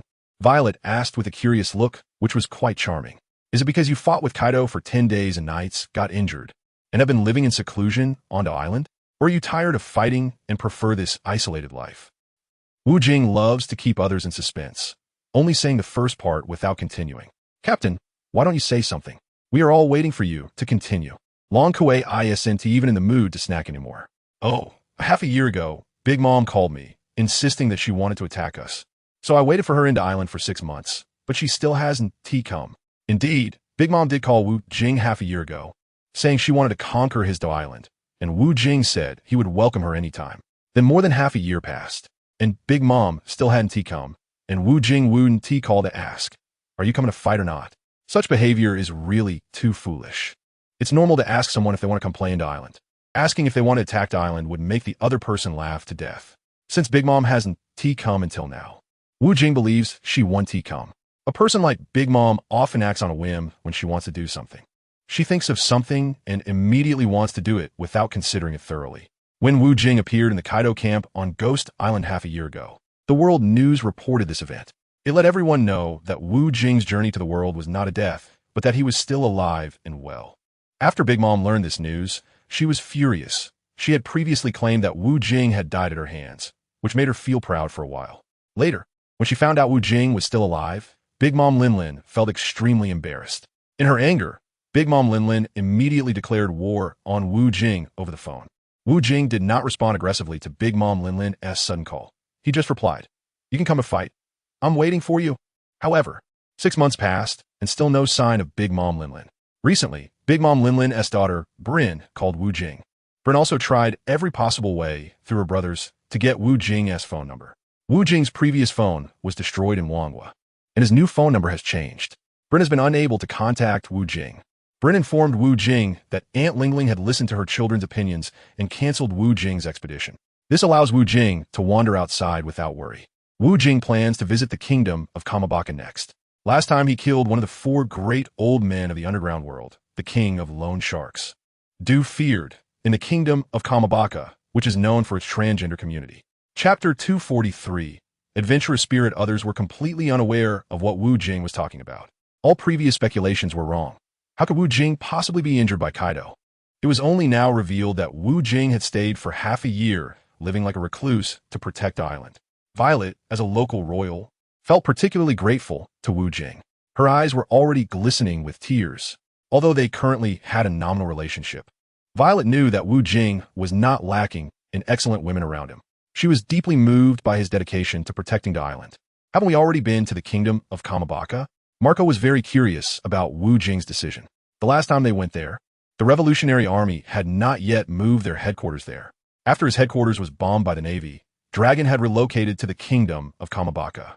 The kingdom of Kamabaka is the hometown of Revolutionary Army officer Emporio Ivankov, who is the queen there. This information was provided to him by the clown Buggy, who is now an ally of Wu Jing and provides him with important intelligence. Wu Jing also treats the red-nosed Buggy fairly, giving him the rewards he deserves, even more than expected. Buggy's clownish character means that as long as he feels satisfied, he won't turn against them, but if he feels unsatisfied, he could turn hostile at any moment. Buggy perfectly demonstrates how quickly one can change sides, embodying the unpredictability of character. Are you going to find Dragon? That guy has always been a lone wolf in the pirate world. He doesn't like any interaction with pirates. If we go looking for him, we might be turned away. Marco pondered, unable to understand why Wu Jing would want to meet Dragon. If we're not welcomed, we could just fight. I've wanted to meet him for a long time. Wu Jing shrugged, appearing completely unafraid. The strength of Revolutionary Army leader Dragon is above that of a Marine Admiral and is likely close to that of the 4 Emperors. All right, anyway, you're always calm during adventures while we are trembling in fear. Luo rubbed his forehead in pain. He preferred a steady approach and did not like Wu Jing's thrilling adventures. Meeting Big Mom Linlin and Wanghua had made Luo so nervous he was sweating profusely. When confronted by everyone, Wu Jing unexpectedly managed to escape. Meeting the Beast King Kaido on Ghost Island had also left Luo anxious for 10 days and nights. And in the end, he was surprised that Wu Jing actually won the bet and caused Kaido to bleed. The women around Wu Jing were very worried about his safety. Fortunately, their idol Wu Jing always ended up smiling as the victor.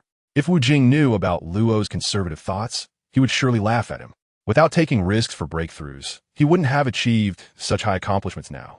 In this world, one must have an adventurous spirit to seize opportunities. However, Wu Jing also understood Luo's conservative mindset. After all, Luo did not possess the same strong combat abilities as he did.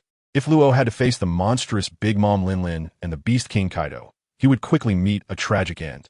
Only in the face of absolute strength can one have absolute confidence. Everyone should go back and prepare.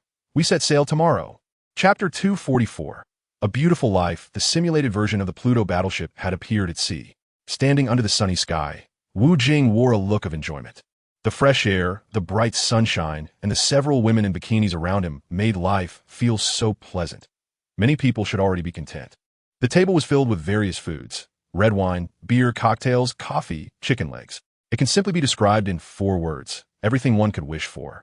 Wu Jing's ship is always the most lively, unlike other pirate crews that are rather dull, which is largely related to Wu Jing's down-to-earth style.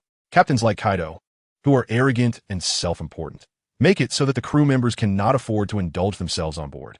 They must keep a low profile, as any sign of discontent could lead to being ruthlessly thrown into the sea by Kaido at any moment. Wu Jing modified the warship, and now there are speakers playing beautiful dance music on board. The crew members have started to twist their arms and shake their heads, fully relaxing themselves. They are very grateful to Wu Jing.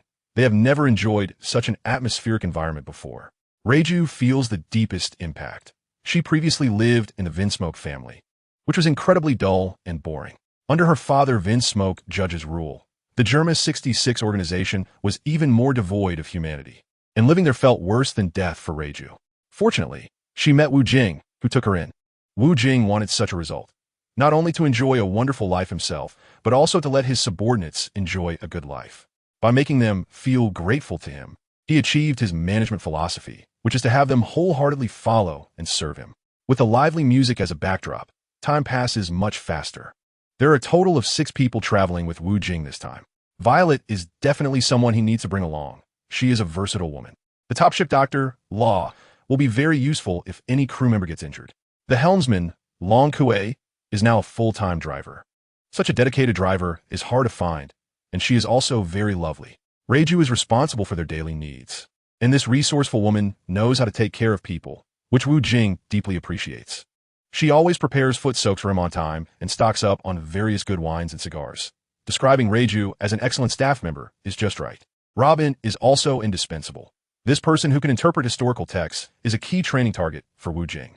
His capable aide, Marco, naturally has to come along as well. Marco is considerate of his partners and understands others well, which Wu Jing greatly admires. As for Hancock, Wu Jing did not bring her along. Having the Empress by his side would restrict his freedom.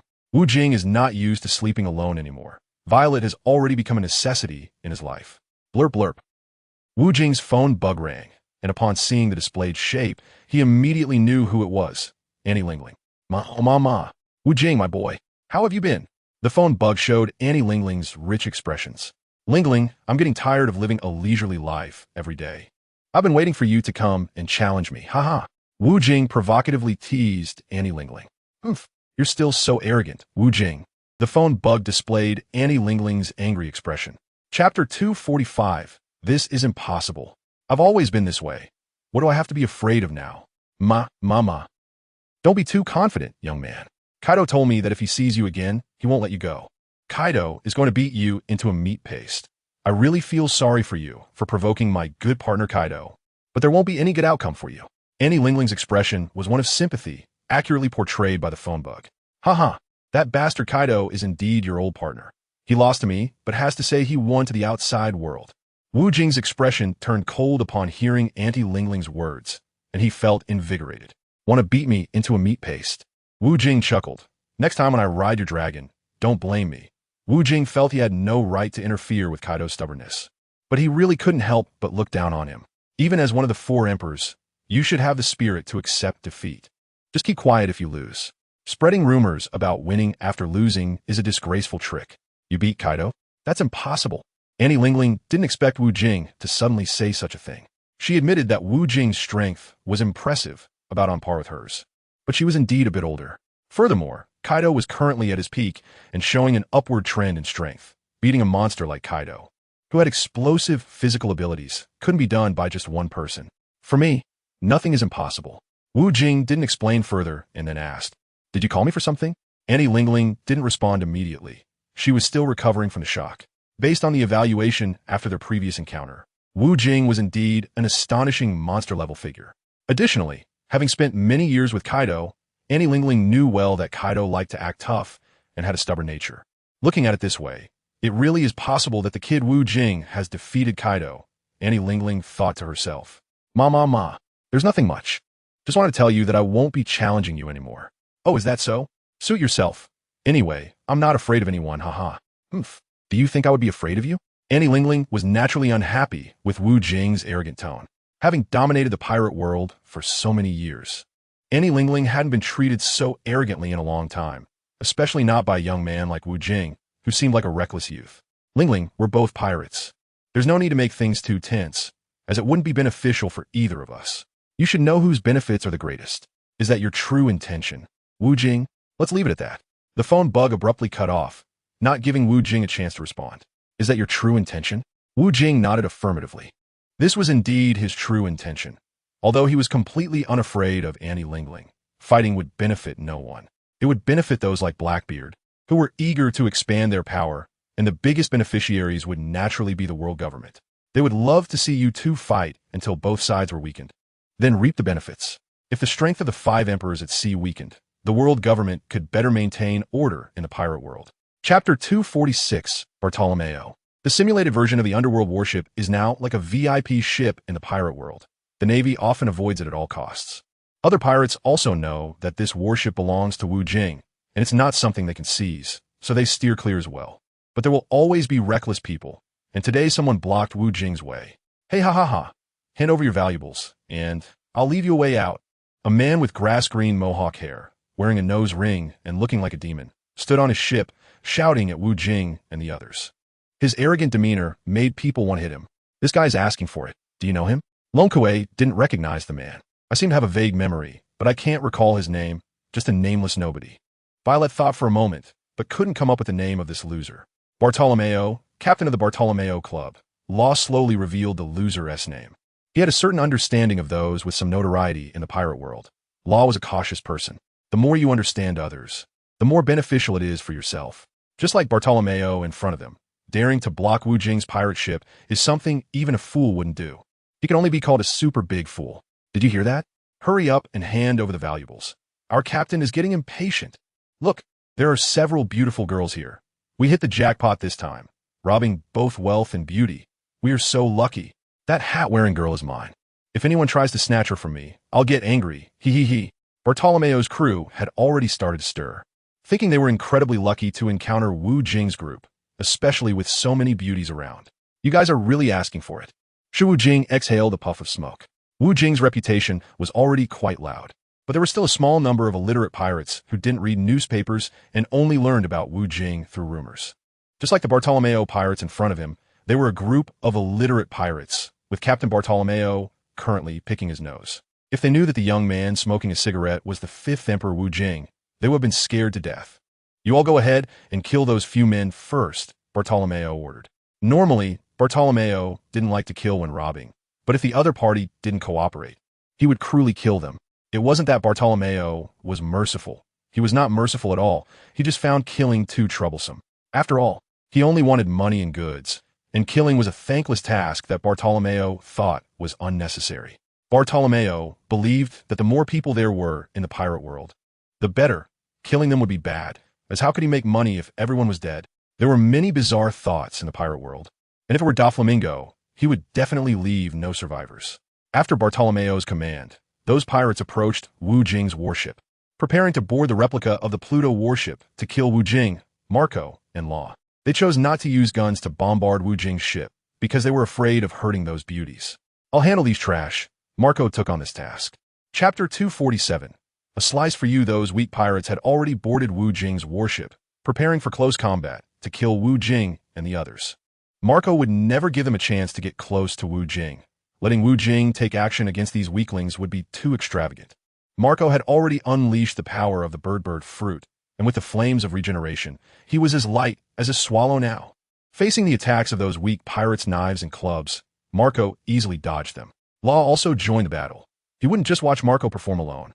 This was a perfect opportunity to show off, and Law wouldn't let it go to waste. The sword in Law's hand, the oath of the devil, was wielded skillfully, drawing blood with every strike. In the blink of an eye, Bartolomeo's more than 30 crew members were swiftly taken care of by Law and Marco. As the captain, Bartolomeo's face turned pale. This was the first time he encountered such a tricky situation. Originally, he had planned to kill Wu Jing and the others as a robber. But now he was the one being taken down in an instant. Who are you? Bartolomeo, who couldn't read newspapers, had no idea what the names of the people in front of him were. Ignorant child, this is our Captain Wu Jing, one of the 5 emperors at sea, the Lord of the Island and the Lord of Daughter Island. Long Kuei smoothly introduced Wu Jing. This is Marco, this is Law, and I am Long Kuei, a good partner of Lord Wu Jing. After introducing everyone else, Long Kuei didn't forget to introduce himself last. Bartolomeo had no idea who this so-called Long Kuei was, but he had long heard of Wu Jing's name and was stunned when he realized that the person in front of him was the 5th Emperor Wu Jing. My God, I'm so unlucky today. How can I survive after provoking such a monster? Bartolomeo's mind was racing, thinking about what to do. It was my fault. I offended Lord Wu Jing. I really deserve to die. Please spare me, my lord. Bartolomeo's large mouth, filled with sharp teeth, showed a crying and laughing expression. Wu Jing revealed a playful smile. Just a moment ago, he was more arrogant than anyone else, but now he was behaving more obediently than a grandson.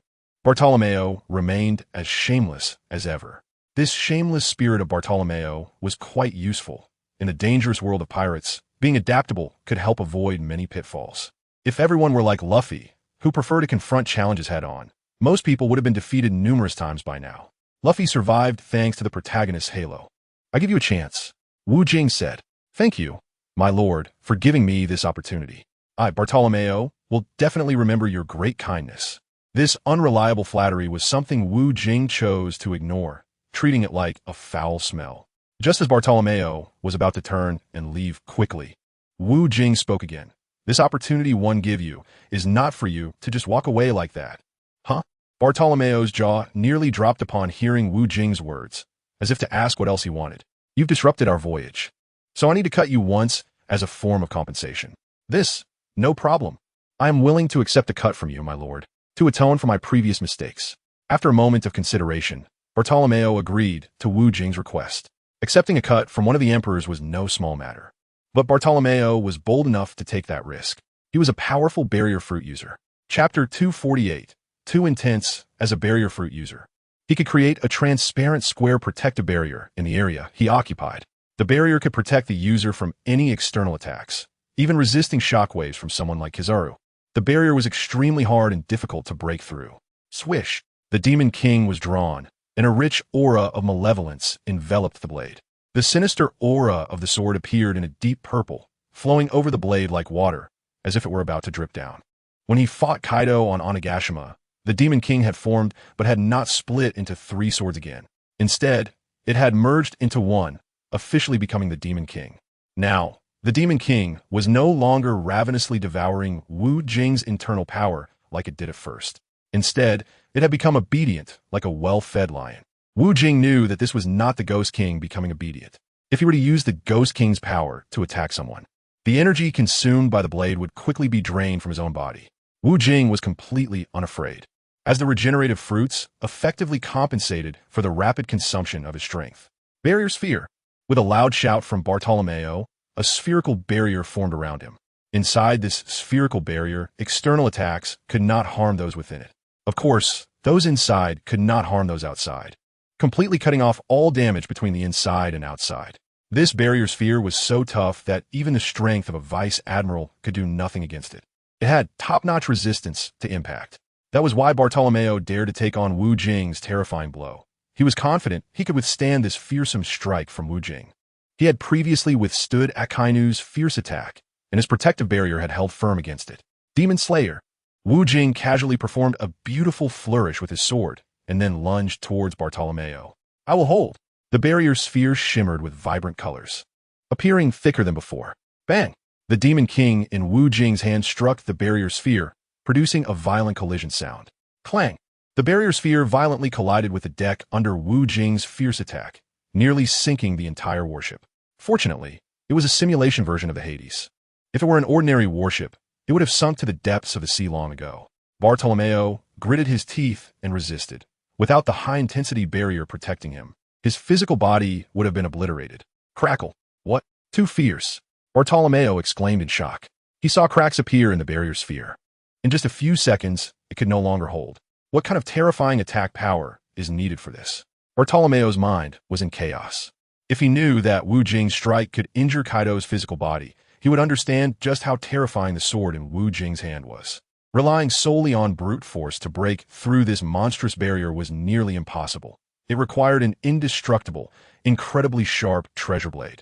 Therefore, Wu Jing thought of using Bartolomeo's barrier fruit ability to further verify the terrifying nature of the Demon King.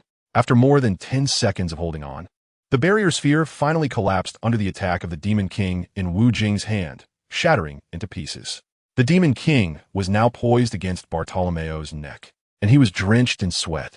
Chapter 249. Philosophy. Not fun. I thought it could hold for a minute, but unfortunately, it only held for 15 seconds before your barrier was broken. Wu Jing said with a teasing expression. Hi. This is all because you are too powerful. My lord, I am willing to follow you and serve you forever. Bartolomeo began to express his loyalty. I'll think about it. Generally, ordinary people can't join my pirate crew, so you can leave now. After Wu Jing spoke, he lay back on the lounge chair and enjoyed a delicious cigar. Bartolomeo could only leave awkwardly. He felt fortunate to leave alive, and since the other party didn't want him, he couldn't cling to them. Why don't they want him? I think his strength is pretty good. He can protect us in dangerous times. Marco said with confusion. If we let him join easily, it will make him think our organization is easy to get into. We're trying to build our pirate crew to a certain height in the pirate world. It's not something that just anyone can join. Do you think what I said makes sense? It makes quite a bit of sense. After encountering these minor incidents along the way, Wu Jing had a smooth journey and arrived at his destination, the Kamabaka Kingdom.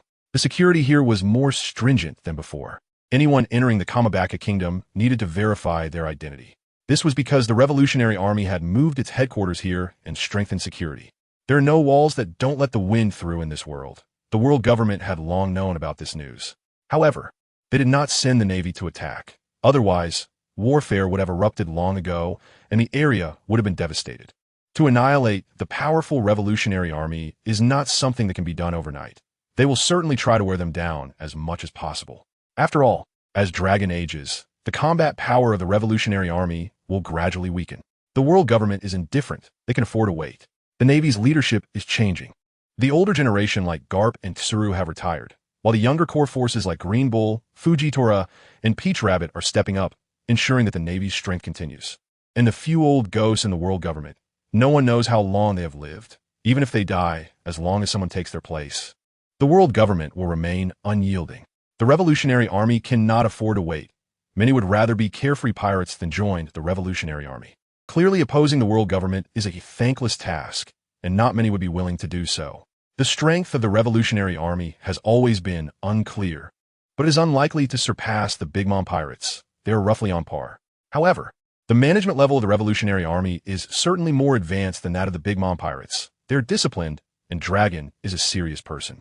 The establishment of the Revolutionary Army was due to many people's dissatisfaction with the current regime. They were unwilling to submit to such rule, and even knowing the hope was slim, they still wanted to give it a try. Wu Jing understood this mentality. Even if the hope was very slim, it was better than not trying at all, though the hope was indeed very slim. Even Roger back in the day only dominated the seas, and against the powerful world government, the Roger pirates were like eggs hitting stones. What Wu Jing wants to do is similar to what Dragon wants to do, but Wu Jing's philosophy is more far-reaching than Dragon's. Chapter 250. Consumption vouchers. The Revolutionary Army has not always been idle. Dragon upholds the banner of freedom, which is what the vast majority of the people in the pirate world need. Dragon has grasped the freedom that the people yearn for. In the past 20 years, the Revolutionary Army, led by Dragon, has continuously overthrown dozens of kingdoms, constantly expanding its ranks, and Dragon has become a #1 criminal in the world government. However, the Revolutionary Army has only been doing things behind the scenes and has not officially declared war on the world government. Dragon is a calm and composed person.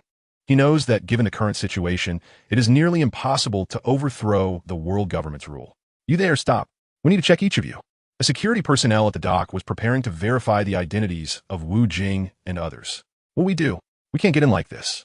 Seeing the security personnel about to check him, Long Kue panicked. Oh, dear brother, these are our VIP customers from the Golden Bathhouse. Please don't make things difficult for them. Just then, a stunning woman appeared at the dock. This beautiful woman is the charming maid Xiao Hong from 2 years ago. Originally still having a baby face, she has now blossomed into a young maiden, and her body has developed quite nicely. Her curves are already quite prominent, and one hand can no longer cover them. Even if they're VIP customers of the Golden Bathhouse, we can't just let them in, the security personnel said with a troubled expression. The information on these VIP customers from the Golden Bathhouse has been filed by dedicated personnel, and theoretically, these customers are absolutely safe. That's right. So I specifically came to pick them up. Here are our bathhouse consumption vouchers. You should come and have fun sometime. Xiao Hong handed over several beautifully made consumption vouchers. Upon seeing the vouchers, the security personnel's eyes lit up. He really needed these excellent services. Since you're here to pick them up, I'll let them in, but otherwise, I definitely wouldn't let them through. He spoke steadily while securely taking the consumption vouchers. Thank you, brother. I'll bring you more next time. I only brought this many today. Xiao Hong's small, delicate mouth spoke more smoothly than anyone else. No one could have guessed that Xiao Hong is only 15 years old this year. But her social experience is comparable to that of someone who is 35. This is thanks to her clever mind and her life in a place filled with romance and beauty. Wu Jing and others safely entered the Karmabaka kingdom. Wu Jing has always had contact information for Xiao Hong. Back then, he felt that this child was reliable and enthusiastic, so he deliberately kept in touch with her. This time, it just happened to come in handy, and for some reliable and useful people, Wu Jing would not hesitate to maintain contact with them. As the saying goes, the more friends you have, the more paths you have. Wu Jing's current status is very high, and if it were an ordinary person, they would naturally disdain to have any connections with someone like Xiao Hong, an unknown junior.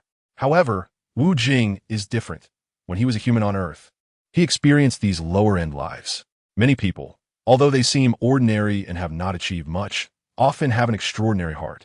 Just because these individuals cannot shine brightly at the moment does not mean they won't in the future. They are simply waiting. For those with weak backgrounds, success is not something that can be easily attained, because they're not like Si Kong Chapter 251, a few days of idleness. Xiao Hong, you've worked hard. Wu Jing put on his sunglasses, a cigarette in hand. Oh no, I was so happy to know you were coming.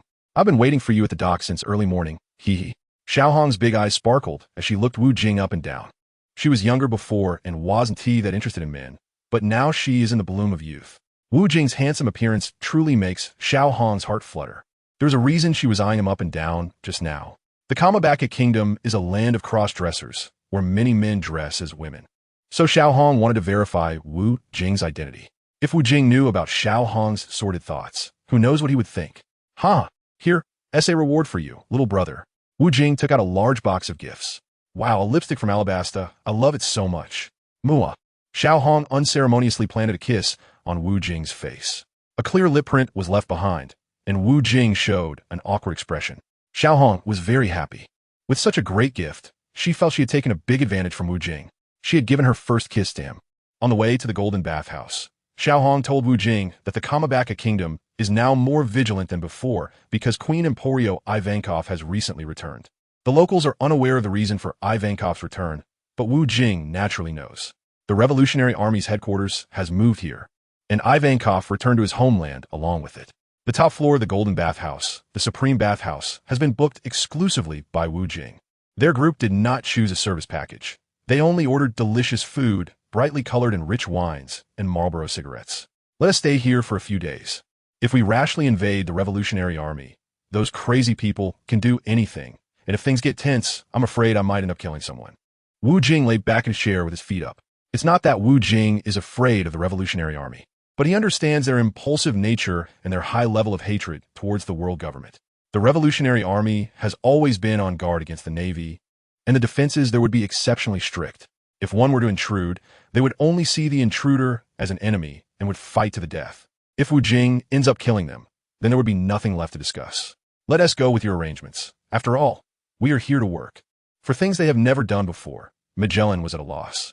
This matter indeed cannot be rushed, Waiting a few days is not too late. Luo also expressed agreement. As long as there is food and drink, I wouldn't mind staying here a few more days, he. The gluttonous Long Kuei hasn't stopped eating, with both hands already full of delicacies. The other women had no objections either. They followed Wu Jing's lead. However, this time Wu Jing's actions were different from the past. He did not rashly head into enemy territory. Different enemies required different approaches. When meeting Ant Lingling, Wu Jing didn't need to be so low-key. After all, they could speak openly, as they were all pirates and there was no need to keep a distance. Meeting the Revolutionary Army was completely different. They were not of the same type, and they wouldn't discuss things with pirates. Now, the Golden Bathhouse can sit idle for a few days while waiting for an opportunity to act. Chapter 252. The Beauty Trap. When is there a time of calm and ease, idly breaking branches without a care? The back and forth of affection, enjoying the moment, blissfully content. Wu Jing suddenly felt inspired and began to compose poetry. He was lying on a recliner, drinking, enjoying life these past few days. No one believed he was here to find the Revolutionary Army. Has everything been taken care of? Wu Jing said to Lei Jiao. It's all set. The revolutionary soldier Barney Zhou told me that their leader Long is currently in the kingdom of Kamabaka. All right, since we VE confirmed that Long is staying here, we can go find him. Wu Jing was trying to confirm whether Long was here. If Long wasn't here, then it would be pointless for him to go. The decision-making power of the Revolutionary Army still lay with Long, and Wu Jing just needed to have a few words with him. Then let's go now, and bring you along, Barney Zhou. Wu Jing stood up and shook off his body, as if to loosen up his muscles. All right, Barney Zhou had now been placed under house arrest by Reiju, who had been frequenting the Golden Bathhouse these days. She had been waiting for the Revolutionary Army members to come here to spend money, and with the help of Xiao Hong, Reiju soon targeted revolutionary soldier Barney Zhou. After a brief period of contact, Barney Zhou became infatuated with Reiju. Reiju was a naturally charming and beautiful woman. Through her wiles, after a bit of effort, she managed to extract a lot of information from Barney Zhou. The Revolutionary Army was no longer as united as before, and there were signs of morale decline. This stemmed from their inability to see any hope. At the beginning, Long had made a solemn vow to them, promising to lead them to create a new situation in the pirate world.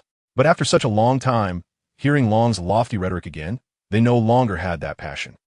Under the night sky, the Kamabaka kingdom was still beautiful with dazzling lights. Barney Zhou, you're back in style. Hurry up and get on duty. I also want to go have some fun over there. Hee. A bald soldier greeted Barney Zhou, who was strolling over. Ever since arriving in the Kamabaka kingdom, these soldiers had become enamored with the Golden Bathhouse. Their usually lonely lives made their wandering hearts restless. Now that they were in the Kamabaka kingdom, they felt finally liberated, with such great places to enjoy. Tony, aren't you tired every day? Besides, if you get caught, you won't be able to escape. Barney Zhou said irritably. Don't worry, the chief understands us. As men, while we remain on duty, we need to relax during our free time. Otherwise, in a few years, we'll be completely worn out. Hee. Tony said bluntly. Then you can just wear yourself out now. What did you say? Before Tony could finish, he collapsed to the ground. Following that, a group appeared. They were Wu Jing's companions, and the man wearing Barney Zhou's clothes was Wu Jing. The headquarters of the Revolutionary Army had now relocated to the Kamabaka kingdom, and through her efforts, Reiju had helped Barney Zhou draw a map of the office location. Long's location was clearly marked on the map, and with Violet's clairvoyance, it would be much easier to find him. As long as they found Long, it wouldn't matter if they were discovered later. The key was to keep the initial movements low-key. That would make things easier later on. Chapter 253. Save your son. Once a fight breaks out, it's hard to talk. Therefore, Wu Jing wanted to meet Long in the most peaceful way possible. The revolutionary leader Long had not yet rested. His resting place was small, but he had a complete office setup since he sometimes had a workday and night. Knock. Knock, knock. A crisp knocking sound. Come in. The knocker entered calmly, and Long put down his pen, already sensing something was off. Who are you? Seeing the leisurely footsteps of the visitor, Long realized something was wrong. His subordinates did not have such a commanding presence. The visitor slowly lowered his hood, revealing an extraordinary handsome face. Wu Jing's index finger ignited with flames, lighting the cigarette in his hand. Wu Jing, as a pirate, you've intruded here. What do you want? Long recognized Wu Jing at a glance. He had been paying close attention to him. I just came to chat with you, huh? Wu Jing casually crossed his legs, as if this were his own home. Long's heart was somewhat chaotic at Wu Jing's calm demeanor. The enemy had entered his sanctuary so easily. Was the front already compromised? It shouldn't be. If the front had fallen, there would have been battles raging long ago. Facing Long's gloomy expression, Wu Jing was indeed unfazed. His companions were already stationed outside. Any movement outside would not escape their eyes, and they would report to him at any moment. After a few moments of silence, Long stood up. He wasn't preparing to fight Wu Jing. In his own territory, just a casual fight could shatter mountains and rivers. Long offered Wu Jing tea, which would normally be unlikely. Luffy was sent to the Navy headquarters by Big Mom. I suppose you know this, right? Wu Jing said. That brat is always so reckless, daring to cause trouble even at Big Mom's place. Long was annoyed when this was brought up. Although Long normally had little interaction with Luffy, he still cared about his son. Long had previously met with Luffy alone, something that had not occurred in the original plot. Long wanted his son Luffy to join his revolutionary army, but Luffy was unwilling to live such a lifeless existence. Luffy was an impatient person. He loved great adventures. He didn't become a pirate to plunder gold and treasures, but to fulfill his childhood dream of becoming the Pirate King. As for what being the Pirate King entailed, Luffy had a vague understanding and no clear concept. This led to their family of 3 generations going down different paths. Garp had always worked for the Navy. Long was with the Revolutionary Army, and Luffy became a pirate. I plan to take a trip to Impel Down to rescue your son Luffy. Thank you so much. I've been worried about this. Long did not worry about Luffy dying. As Garp was around, the Navy wouldn't kill Luffy. He was just afraid that if Luffy was imprisoned for too long, he would be ruined. Long knew how harsh the environment of Impel Down was. Back when he had not yet established the Revolutionary Army, he had accompanied his father Garp there a few times. Garp was considered the most humane Navy officer. He had visited those formidable figures who were both enemies and friends in Impel Down. Garp had visited Roger, the Golden Lion, Zephyr. Chapter 254. You can't just come whenever you want. I definitely want to find a way to rescue that good brother Luffy, but you have to promise me one condition.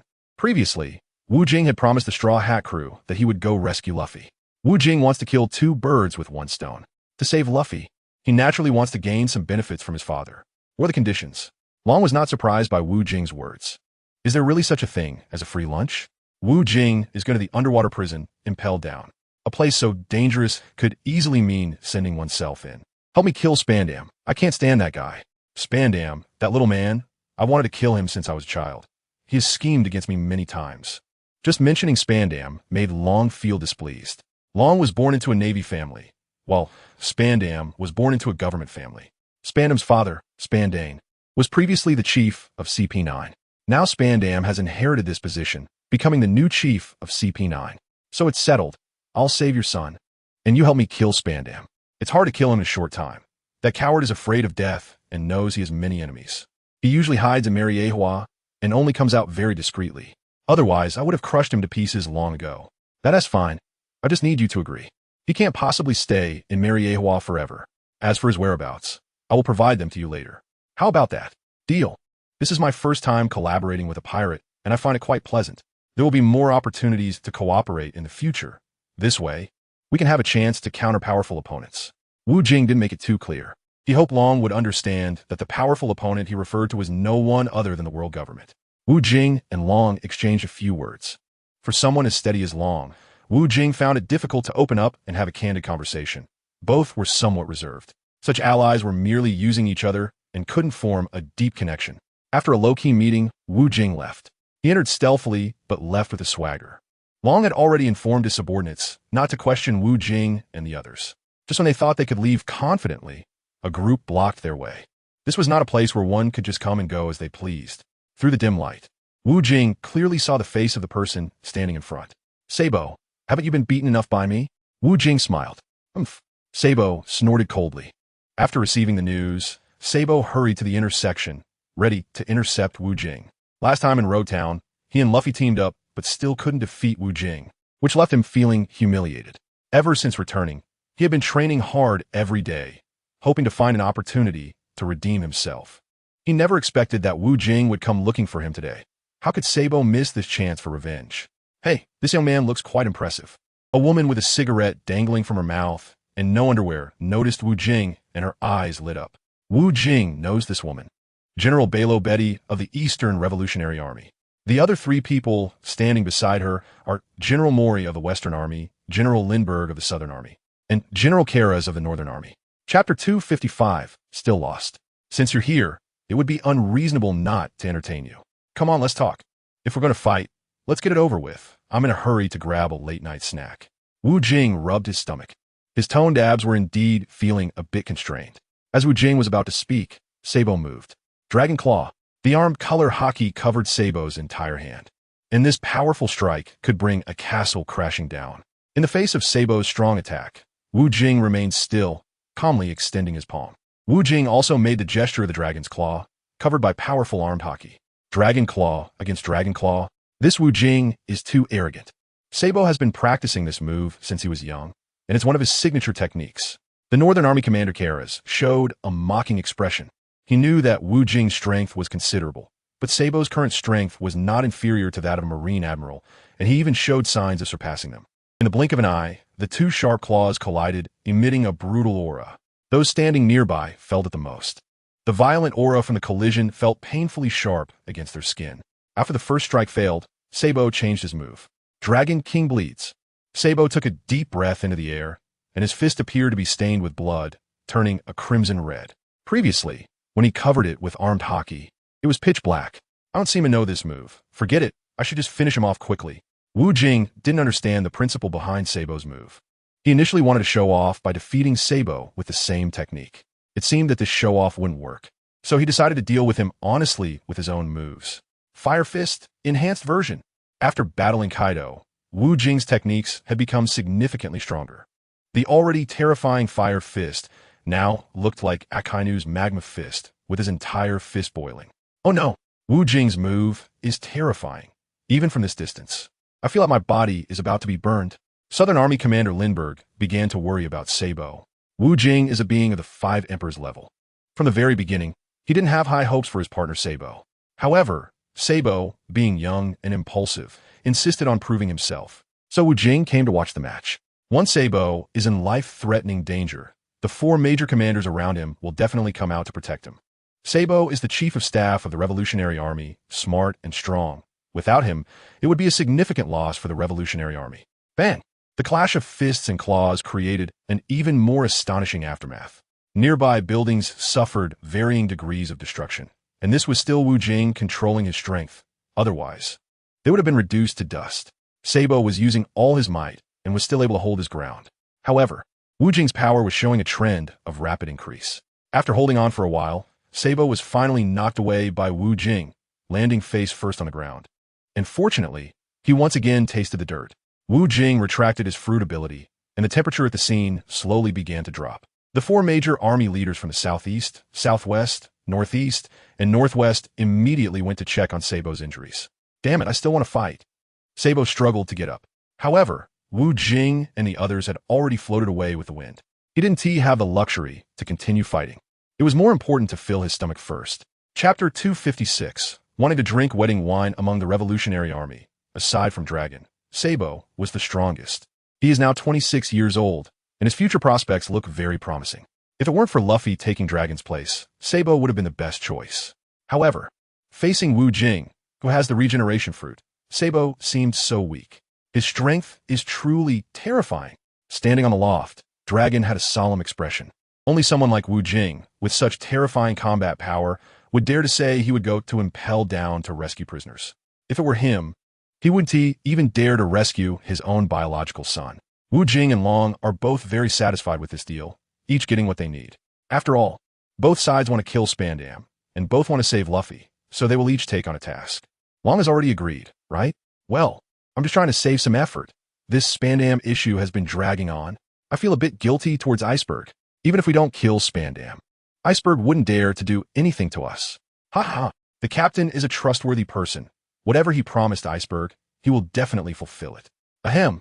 Of course I have to keep my word. In a pirate world, credibility is very important. Spandam's next mission will be his death date. Wu Jing is very concerned about his image. The promise made to Iceberg does need to be fulfilled. Using someone else's replica of Pluton for free all this time has made Wu Jing feel a bit embarrassed. As for the prison break and impel down, Wu Jing still needs to postpone it for a while. At the highest level of the Golden Bathhouse, the Supreme Bathhouse, Wu Jing and the others began their delicious late-night snacks. Cheers to you, Xiaohong. Long time no see. You've become more handsome again.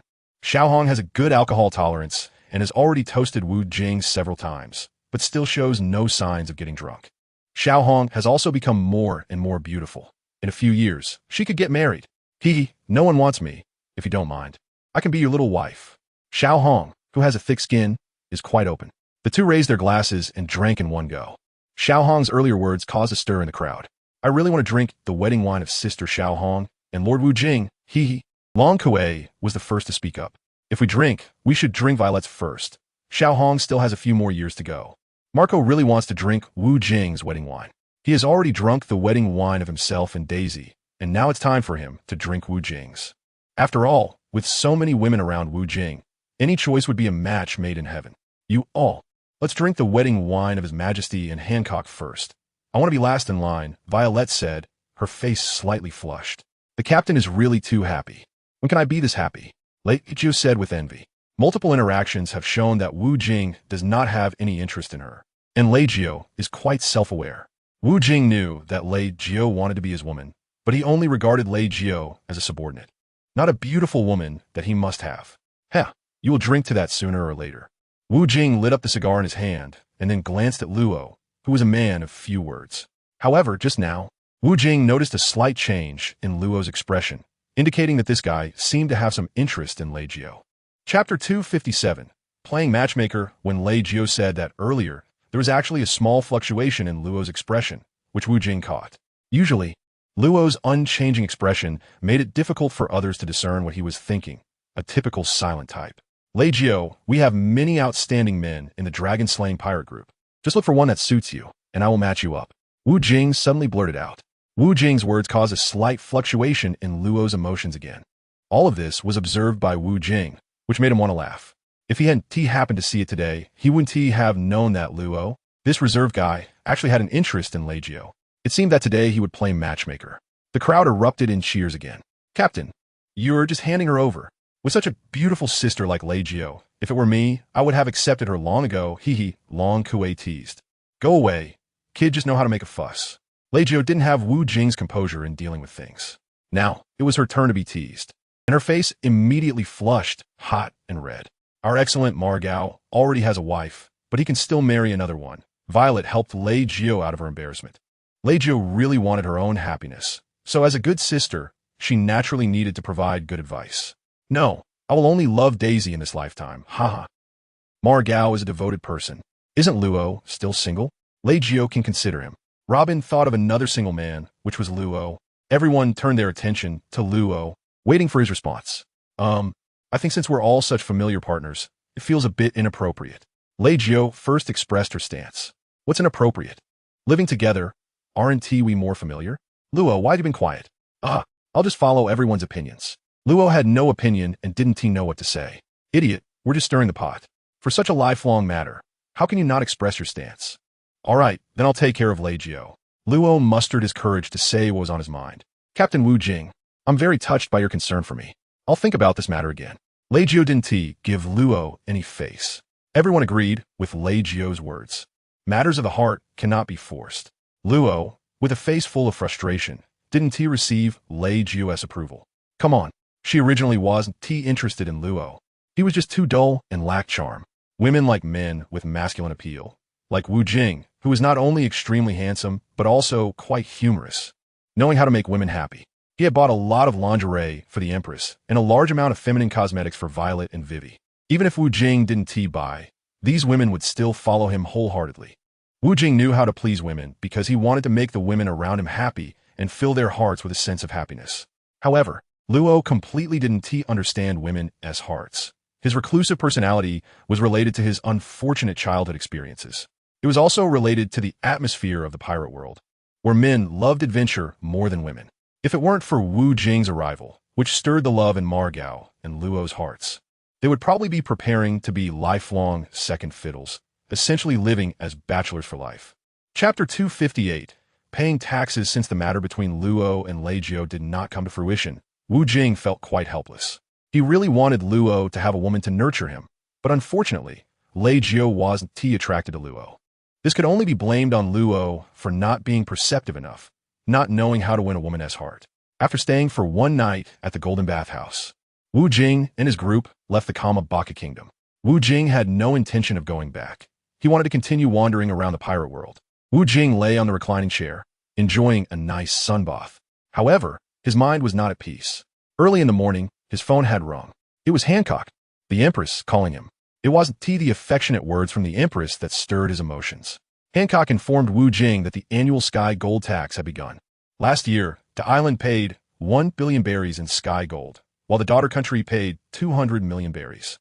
This year, the Sky Gold price had increased significantly. The island was required to pay 10 billion berries, a tenfold increase. Meanwhile, the daughter country had to pay 4 billion berries, a 20-fold increase.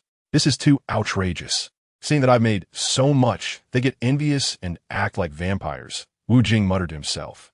He could only keep his dissatisfaction to himself, since expressing it wouldn't help with his companions around. It would only make them think he was distressed over the money. The total tax to be paid by the island and the daughter country amounted to 14 billion berries in Sky Gold. Wu Jing didn't mind the amount, but he felt very uncomfortable with the sense of exploitation. Will Wu Jing still be short of money? The income of underground banks is over $1 trillion a year, so he really is not short of money. Blah blah. Wu Jing's phone bug rang again while he was about to take a sip from his wine glass. Looking at the face displayed on the phone bug, Wu Jing recognized who was calling. Xiao, what's the matter? Sir, the World Securities Bureau just called me. They're asking for the share. Gene Deli's voice trembled as he spoke. The underground bank refers to it as a share, not heavenly gold. This means the underground bank gives you Gene Li, but the World Securities Bureau must receive a certain share every year. Otherwise, you won't be allowed to continue operating. Is it a lot? You seem really nervous. Wu Jing said calmly. You're right, sir. Last year, the World Securities Bureau asked me for a 10 billion berry share, and this year, it's 100 billion berries. Damn it, Gene Li cursed. Normally, he wouldn't dare to speak like this, but he was just too angry right now. It's fine, just give them whatever they ask for. Sir, you won't blame me? I'm planning to go to the World Securities Bureau to get some clarity. Just listen to me, give them whatever they ask for, understood? Understood. Gene Li paused slightly, but chose to obey Wu Jing's instructions. 100 billion berries was an amount that the underground bank couldn't even reach in net profit a few years ago, and it was simply unacceptable for Gene Li. Let's leave it at that. Wu Jing directly hung up the phone. Crack. Wu Jing crushed the wine glass in his hand. This is clearly bullying, but he endured it. Wu Jing could only endure this anger for now. It's not that he wouldn't seek revenge, but the time wasn't right. Chapter 259, King of Maritime Trade. This is too much bullying. It's simply a massive exploitation. How infuriating. Bilo was really pained by such a large sum of money. Originally, under Wu Jing's management, the income of the island this year had increased by more than 10 times compared to previous years, but now, with the world government's interference, nearly a year's effort was wasted. This feeling was the hardest for her, a native of the island, to accept. Sister Hancock must be furious as well. Sigh.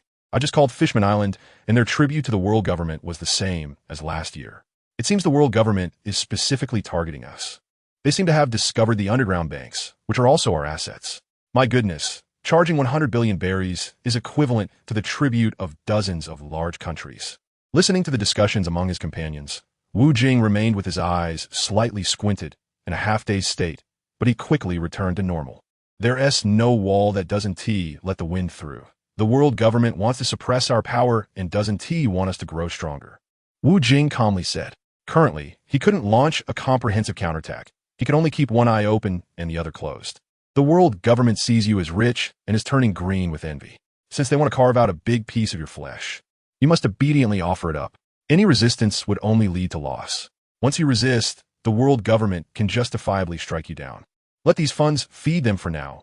Wu Jing could afford it, and one day he would get it back. Where are we going next? Marco shifted the heavy topic. Being oppressed by the world government, everyone was feeling down, but Marco understood how to alleviate their worries. Well, our next stop is the kingdom of Balkiemoya. I want to find Amit. Amit is one of the 4 major figures in the dark world, known as the king of maritime trade. These big shots in the underground world are usually elusive, partly because they make too much money, which attracts envy. Another reason is that they have too many enemies, and foes may come to their door, so they choose to keep a low profile. Among the 4 major figures in the dark world, Stussy is the most high profile. Her identity is dual. One is the queen of Pleasure Street, and the other is one of the members of the world government CP0, with a strong backing. Stussy doesn't have to fear the Navy, and the key is that her strength is formidable. Now let's talk about Amit. Wu Jing didn't know much about this king of maritime trade, but he analyzed the information provided by Khalifa. Umit is a more stable person than the former king of usury, Duffield, with almost no personal life leaks. Unlike Duffield, who enjoyed the pleasures of life, Umit's personality is much more composed. Nowadays, in the world of the Pirate King, we are in the age of exploration, and the number of pirates is at an all-time high. Whether they're doing business in the name of pirates or mixing in the pirate world, they are all dangerous individuals. The pressure on the world government is also unprecedented, but the pirate forces are dispersed. If they were to unite, their manpower would exceed that of the Navy. At the same time, those in the pirate world who do business are more anxious than before. Under normal circumstances, maritime trade should be the hardest to operate. At this time, they wouldn't dare to let their own people escort the goods directly, but would instead rely on maritime trade to complete it. Chapter 260. Let's see. After half a month of sailing, Wu Jing and his companions finally found the kingdom of Balkiemoya. The kingdom of Balkiemoya is located on the island of Mechanism in the pirate world, a land where geniuses are born.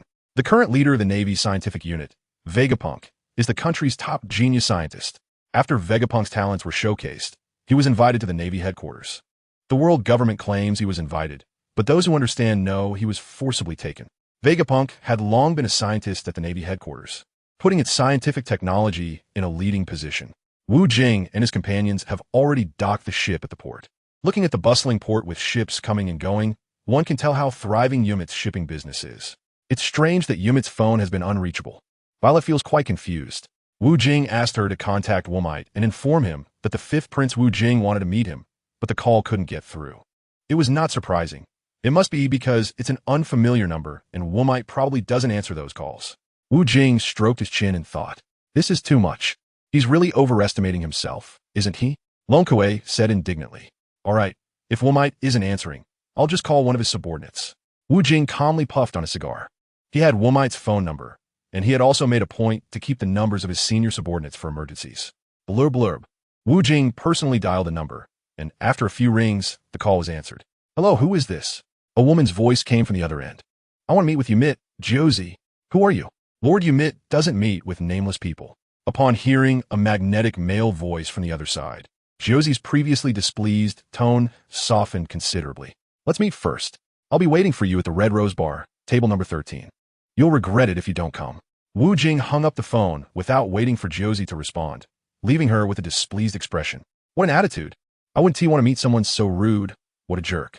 Josie was Umit's personal secretary and held a high status in Balkiemoya. Umit's son had pursued Josie many times, but had always been rejected. Josie didn't like such spoiled rich kids, always preening and idling around. And she was a person with aspirations. Just because someone had money didn't mean she would be infatuated. Josie was not materialistic. After feeling extremely annoyed, her mood gradually calmed down. I might as well go see what kind of idiot he is. I'm quite free right now. I'm curious to see what that man who called me looks like. Josie couldn't suppress her curiosity and wanted to find out who the man that called her was. The last sentence spoken by Wu Jing piqued Josie's curiosity. She wanted to see what was special about this unfamiliar man. The Red Rose Bar is a very atmospheric place, filled with bright lights and flowing wine, making it a great spot for picking up girls. Wu Jing had already arrived here, and his table was filled with red wine. In the blink of an eye, he had already drunk 6 or 7 bottles. Mao Gao and the others were not sitting with Wu Jing. They were at a nearby table, enjoying their drinks leisurely. They left Wu Jing some space to have a good chat with Umite's secretary, Josie. An hour had passed, and the Josie Wu Jing was waiting for had not yet appeared at table 13. Chapter 261. The origin of feelings. Mao Gao and the others seemed to be chatting at the nearby table, but in reality, they were closely watching the changes on Wu Jing's side. That person named Josie probably won't come, right? It's possible, it's been so long. It seems we can only barge in. After all, they can't stop us. Don't underestimate the captain's strength. That woman has come, hasn't she? Mao Gao firmly believed in Wu Jing. Others might not have the strength to deal with a beauty, but Wu Jing was more than capable.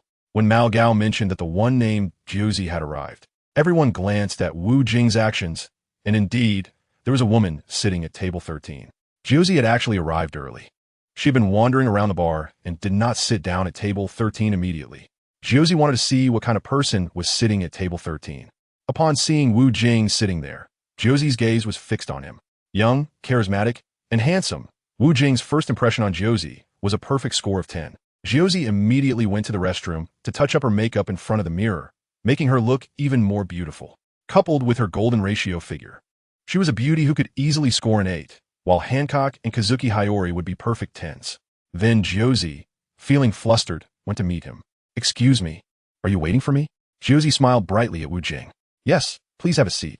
Wu Jing did not stand up to greet her upon her arrival. He simply made a gesture for her to sit, not out of arrogance, but because he preferred this natural way of communication. "Thank you." Josie was much more polite than Wu Jing, nodding in return. Mao Gao and the others nearby could tell that Josie had already been captivated by Wu Jing's looks. Wu Jing poured a full glass of red wine for Josie and personally handed it to her. "Thank you."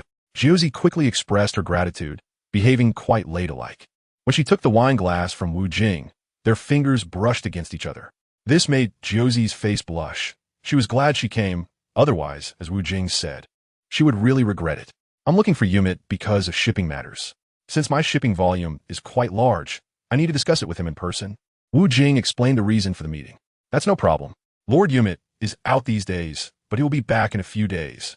And I will contact you immediately," Josie replied. Thank you, Josie. It's my duty. You bring us business. I should be the one thanking you. By the way, what is your honorable name, sir?" "My name is Wu Jing." "Wu Jing?" Upon hearing the name Wu Jing, Josie carefully scrutinized his face. This made Wu Jing feel as if his face was being painfully examined. She was looking too seriously. "I'm sorry. It turns out to be Lord Wu Jing. My apologies." Josie realized that the handsome young man in front of her was actually one of the 5 emperors of the maritime world, which stirred feelings of admiration in her heart. "It's nothing. I'm not particular about such trivial matters. Of course, if others are polite to me, I'll accept it too." "Ha." Wu Jing casually scratched his head. After discussing business, the two continued to drink. Josie genuinely felt that this big shot in front of her was quite approachable, and soon she became less restrained. Chapter 262. Don't disturb my drinking. Just as Wu Jing and Josie were enjoying their drinks, a chubby young man with a big head and ears appeared at an opportune moment. "Josie, what are you doing here? You didn't come when I invited you last time. Don't bother me while I'm chatting with my guest, Spire." "Guest? From the shy look you had just now? Is this how you chat with clients?" Spire was already filled with jealousy. He was the son of Yumit. He had a strong liking for Josie, and even after she had rejected him multiple times, he still was not discouraged. "You." Josie's face turned even redder at Spire's words. Wu Jing observed everything quietly. He had grown accustomed to seeing women act shy in front of him. "Who the hell are you? How dare you steal my woman?" Spear pointed at Wu Jing and questioned. "Idiot he is. Who I am doesn't matter. If you continue to interfere with my drinking here, I'll kill you." Before Josie could finish speaking, Wu Jing took over the conversation. Dealing with such weaklings didn't require revealing his identity. Just exuding his presence was enough. Wu Jing was drinking his wine, completely ignoring Spear. The aura he exuded made Spear feel as if the young man before him was a towering mountain, suffocating him.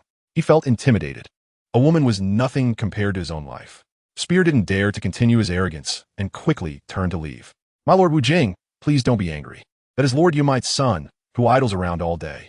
Lord Yumite is also very disappointed in him." "Oh, I won't be angry. I just can't stand such parasites. If he makes me feel uncomfortable, I might just kill him," Wu Jing said casually. Although Wu Jing didn't often kill, he wouldn't hesitate when it came to it. The king of loan sharks, Wu Jing, dared to kill, and he wouldn't hesitate to deal with someone like Minggu, a celestial dragon, let alone a mere young master. If Yumite refused to cooperate with Wu Jing because he killed his son, then Wu Jing could just kill Yumite instead and find another puppet, which would be even easier. 5 days had passed since Wu Jing last met with Josie, and he still hadn't received a call from her, which made his companions a bit impatient. Just as everyone was feeling the strain, they finally received news from Josie. Instead of calling, Josie came in person to welcome Wu Jing, which was a privilege only he enjoyed. She wouldn't do that for anyone else. At most, she would just call to inform clients, which was already generous. "My Lord Wu Jing, Lord Yumite has just returned. Let's go now. He is very eager to welcome you." Josie had missed Wu Jing after not seeing him for several days. "Sure, let's go." With Josie leading the way, the process became much simpler. With Yumite's personal secretary guiding them, no one would stop Wu Jing and his party as they moved along smoothly. Josie brought them to a large banquet hall, which was spacious, but only a large round table set up to receive Wu Jing. Wu Jing immediately spotted Yumite, who was smiling and waiting for him. "My Lord Wu Jing, welcome to the kingdom of Barkamoya. I hurried back as soon as I heard you were coming. I apologize for the delay," Yumite said, full of merchant's manners. Merchants are known to speak sweetly to anyone and everyone. After all, There's no business without deceit. You might, having become the king of maritime trade, naturally had a share of bloody means behind him. It's fine. I wasn't in a hurry anyway, Wu Jing replied, taking out 5 Marlboro cigarettes and approaching Yumite. I wonder if there's anything you need my help with? Yumite only heard from Josie that Wu Jing would take care of his business, but he wasn't sure what specific business it involved. As the king of maritime trade, I'm here for maritime matters. No problem. We handle all kinds of maritime trade.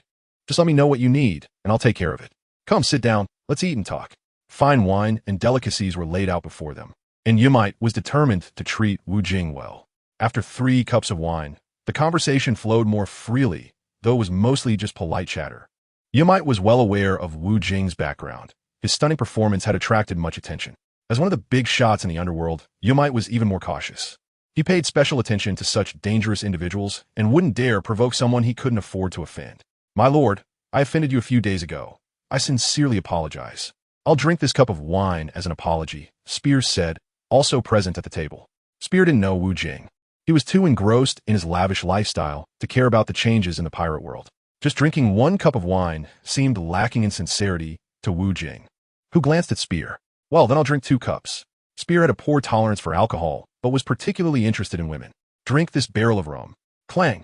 A large barrel of rum was placed before Spear, who looked at the offering with trembling legs. Drinking so much at once could cost him his life. I'll drink. Spear had no choice. After all, he had put on airs in front of the 5 emperors that day. Gulp, gulp. Spear managed to finish the barrel of rum intermittently, then bowed slightly to Wu Jing, swaying unsteadily. Yumite quickly signaled to a guard, who stepped forward to support Spear and help him leave. If they didn't leave soon, the alcohol would hit him, and there would be a mess in the banquet hall, which would be quite embarrassing for him. Thank you, my lord, for teaching my son a lesson. I wish you would teach him well. Yumite had no intention of blaming Wu Jing. This was merely a small effort, and this young man was actually a good candidate. With proper guidance, he could become quite capable. Yumite genuinely appreciated Wu Jing. Normally, Spear roamed freely in the kingdom of Barkamoya. Raised in luxury, he had never considered others. Aside from fearing Yumite, no one else in Barkamoya intimidated him. This time, encountering a figure like Wu Jing, Spear finally learned to behave. Spear was somewhat capable of restraint. After all, his father was a shrewd businessman. He had learned a thing or two, and facing someone like Wu Jing, a 5 emperor, he knew he had to behave or he might end up dead before he realized it. Chapter 264. What about maritime trade? Spear was taken away, but it didn't affect the drinking party. Everyone continued to enjoy themselves. My lord, Josie also raises a glass to you. All right, cheers. Wu Jing raised a large cup of wine and swiftly drank it all in one go. With his unbeatable capacity for alcohol, such a small amount of wine was hardly worth mentioning. Wu Jing noticed that Josie looked even more beautiful today than before, probably because he hadn't paid much attention before. In fact, it wasn't that. Josie had carefully dressed up today just to impress Wu Jing. Wu Jing was indeed stunning for a moment, but that moment was fleeting. This was all because there were simply too many stunning women around him. Even when the Empress Hancock was barefaced, she was still more beautiful than Josie. The confidants of Amit were all toasting to Wu Jing repeatedly. For them, being able to toast to Wu Jing up close was truly a stroke of luck. The Sea Transport King Amit was the closest to Wu Jing, and he had toasted him no less than 10 times. Sir, I don't know what you want us to transport by sea. Wu Jing had not yet told Amit specifically what he needed him to transport. Amit was curious and could only ask proactively. My team is getting bigger and bigger, and the things I need are increasing, so I want you to help me transport food, weapons, raw materials. If this work were on land, Wu Jing could have his own people do it. However, in the unpredictable pirate world, where pirates are everywhere, it could easily result in losing both people and ship. It was still safer to have this seasoned sea transport team, who were familiar with the pirate world, assist him. Once his own team stabilizes, Wu Jing would consider building a sea transport team that could rival others. As for why Wu Jing needed to transport these items by sea, he was just preparing for the near future. Sooner or later, he would have to compete with the world government, and it would undoubtedly be a costly endeavor. Only by being well prepared could he win from a distance. It perfectly matched that saying, all is ready, only the east wind is lacking. Amit felt very relaxed about the items Wu Jing wanted to transport. Normally, he helped those countries transport these things. The Navy didn't need people like Amit. The Navy had a mature sea transport system of its own, and it was always safer to transport valuable items themselves. I will have someone give you a list, and everything I want to transport will be clearly listed on it. Wu Jing would soon start working on these matters. It was best to take care of these things while the situation was still stable. Once things escalated, it wouldn't be so convenient. Always at your service, sir. You can contact me directly or reach out to my secretary, Josie. We will make sure to handle whatever you instruct us to do, Umid assured, patting his chest. For him, these matters were incredibly easy. With your words, I can rest assured. For such trivial matters, I can just contact Josie later. After understanding what Wu Jing wanted him to do, Umid began to toast to Wu Jing again. If Umid knew that the items Wu Jing wanted him to transport were for preparing for war, his mood would not be as relaxed as it was now. Chapter 265. Enlightenment. During his trip to the kingdom of Bakamoya, Wu Jing successfully completed his tasks. Since the matters had been resolved, he no longer felt inclined to stay. Sir Wu Jing, why not stay a few more days? I can take you to the tourist attractions in the kingdom of Bakamoya. It's really fun there.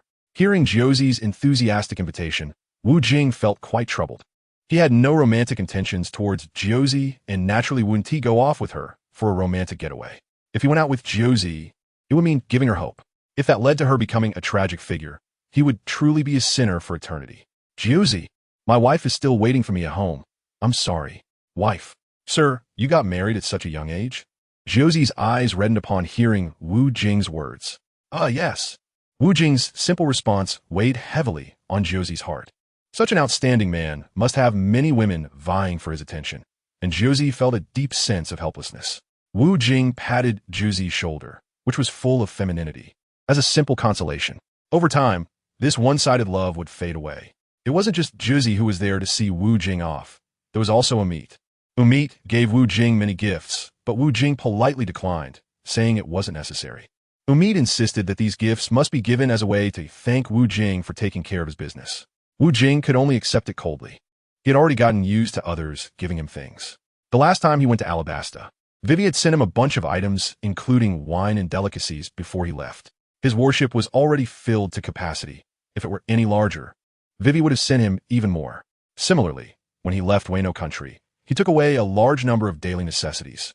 The replica of the Pluto worship was also piled up to the brim, and if Wu Jing hadn't stopped them, Kazuki Odin would have loved to send more ships to deliver those necessities directly to Wu Jing's territory. This time, the items that Umid sent to Wu Jing were also packed to the limit. For the Sea Emperor Wu Jing, Umid naturally wanted to curry favor with him. After all, he was a significant ally. If he built a good relationship, he could request assistance in case of any future issues. Umid's son, Spear, also came to the port to bid farewell to Wu Jing. As Wu Jing said, Spear was a potential talent that could be cultivated. However, he had been living a life of privilege, which made him lose his ambition. The blow that Wu Jing dealt him finally made Spear realize how weak he truly was. While he could still be considered above others in the kingdom of Balchemia, in the pirate world, he was nothing.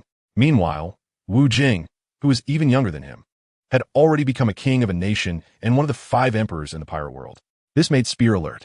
He no longer wanted to continue in a state of aimlessness.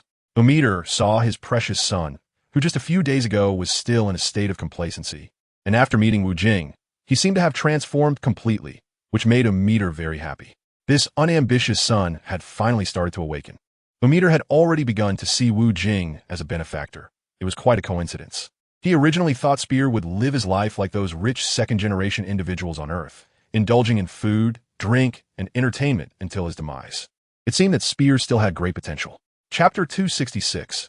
Bad news. While Wu Jing was busy running around for his own matters, there were also others doing what they wanted to do. In the pirate world, a place filled with unexpected events, many unforeseen things are bound to happen. Wu Jing is doing quite well in the pirate world, but no one can always have smooth sailing. Unexpected things are bound to happen. Blurp blurp. Wu Jing's phone bug rang urgently. The phone bug could change the ringing rhythm based on the caller's mood. It was easy to imagine how anxious the person calling was. Hello, Cook, what's so urgent? Wu Jing recognized at a glance that it was Empress Hancock calling him. If the Empress was anxious, it must be something extraordinary to tell Wu Jing. Wu Jing had a bad premonition, and Hancock's next words confirmed that Wu Jing's intuition was spot on. Sir, our Amazon lily has been attacked by that damned Blackbeard, Hancock said with a choked voice. The bad news left Wu Jing's face icy, and the sound of his teeth grinding could be heard. When did this happen? Just now. I've already left Amazon Lily and am on my way. All right. You go ahead. I'm also getting ready to return. After hanging up the phone, Wu Jing still appeared calm. The event had already occurred. and all he could do now was hurry back to provide reassurance. Blackbeard must have fled, as he wouldn't dare confront Wu Jing directly at this moment. Wu Jing regretted not doing everything he could to eliminate a cancer like Blackbeard during the New World War. Leaving such a hidden danger means more worries. Subsequently, Wu Jing also alerted the people on the island to be on guard against a surprise attack from Blackbeard. Additionally, Wu Jing contacted Jing Li, the head of the underground bank, to discuss matters concerning Blackbeard. He also communicated with Kazuki Hiyori from Wano and other countries related to his interests. Blackbeard had already begun to invade Wu Jing's territory, feeling envious of Wu Jing's growing power. Blackbeard's malicious heart was stirring. He wanted to destroy Wu Jing's lands. Ha ha ha. This time I've really hit the jackpot, stealing so much wealth and capturing so many beautiful women. Blackbeard looked at the bound female captives, feeling overjoyed. Not only was Blackbeard happy, but his subordinates were also thrilled. Just thinking about enjoying so many women made them smile widely. I bet that Wu Jing must be furious right now. Haha. Reign of Shiryu, with a cigar in his mouth, savored the pleasant taste. Ha ha. I really want to see that kid's angry face. It must be very entertaining. Blackbeard casually grabbed a woman, but the women of Amazon Lily would never submit to him. She cursed at Blackbeard, berating him mercilessly. Blackbeard was no longer the same as before, playing the role of submissive. He was now arrogant and domineering. He directly crushed the woman's head, blood splattering onto his black hand. He licked the blood off his hand with a look of endless enjoyment. Chapter 267. I will take your life. Blackbeard continued to grab another woman, eager to enjoy these fine ladies. The Blackbeard pirates were also busy, having drunk enough fine wine. They began to pick their favorites. The women of Amazon Lily were all crying, looking like rain-soaked pear blossoms. Normally, they were very interested in men, but faced with these ruthless brutes, they felt nothing but disdain. With the speed of flying Ling, Wu Jing arrived at Amazon Lily first. Hancock had already arrived earlier and was busy with the aftermath. The once beautiful and prosperous Amazon Lily was now in ruins. Hancock's two sisters fought desperately to defend their homeland against the attacks of the Blackbeard pirates, ultimately dying tragically at Blackbeard's hands, while Grandma Za escaped faster than anyone. Upon seeing Blackbeard approaching, Grandma Za had long found a place to hide. Thus, her long survival in the pirate world was not due to her strength, but her understanding of how to preserve her life. When Wu Jing arrived, tears streamed down Hancock's resolute face. Wu Jing jumped a few times and arrived beside Hancock. Seeing Hancock's pitiful state, Wu Jing felt very heartbroken. Woo-woo, Blackbeard and his crew captured 50 of our sisters on the island and killed my two sisters. Please, Great One, take revenge for them. Hancock cried bitterly. Fortunately, Wu Jing had come. Without someone to rely on, she would have almost been unable to hold on. Don't worry, Hancock, I will definitely take Blackbeard's life sooner or later. Wu Jing patted Hancock's smooth back to comfort her. Hancock, where's Nico Robin? Marco is really worried about her. As a brother in arms, Wu Jing was naturally particularly concerned about her. Robin is fine. My two sisters took her and the child to hide in the secret room. As soon as Hancock mentioned her two deceased sisters, she felt especially heartbroken. I thank them for sacrificing themselves to protect the safety of Amazon Lily. Damn Blackbeard. Killing my two sisters and capturing so many women from Amazon Lily. I must find Blackbeard as soon as possible and rescue my sisters. I will have someone search for them. Once I have their whereabouts, I will ensure their complete annihilation. Wu Jing rarely showed such a fierce expression. I thank you on behalf of my deceased sisters. Their spirits will find peace. Hancock could no longer hold back her tears. The last time Hancock cried like this was when she was branded with the mark of slavery by the celestial dragons. Blackbeard's actions were too cruel, killing so many people from Amazon Lily, stealing so many valuables, and capturing so many women for his enjoyment. Such behavior is outrageous. Yet the world government has not amplified this matter. If the people of the pirate world were to know about these events, it would damage the credibility of the world government. Allowing Blackbeard to commit such unforgivable crimes without issuing an arrest warrant is unacceptable. If Wu Jing was not mistaken, Blackbeard's actions had the tacit approval of the world government. Otherwise, he wouldn't dare to act so recklessly, especially considering the esteemed status of the four emperors. Once the world government also turns against him, it would be difficult for the Blackbeard pirates to maintain their footing at sea. These signs indicate that Blackbeard and the world government are on the same side, just not openly displaying it. Chapter 268. The attitude of the Gorosei from the heavenly gold collected from Wu Jing's previous territories, combined with Blackbeard's blatant attack on Amazon Lily. It is clear that the world government has started to suppress Wu Jing. They no longer dare to let him grow stronger unchecked. They just Haven T said it outright. They realized that this young man, Wu Jing, is even more terrifying than the previous pirate king, Roger. Not only is he strong in combat, but he also understands social interactions and is very skilled in business. Wu Jing's industries were initially able to deceive the world government, but as they grew larger, they quickly came under the Navy's scrutiny. The five elders specifically convened a small meeting with personnel above the rank of Navy Admiral to discuss this matter concerning Wu Jing. Wu Jing is causing a stir in the pirate world, and they have deemed him a dangerous individual. Blackbeard is indeed a good pawn.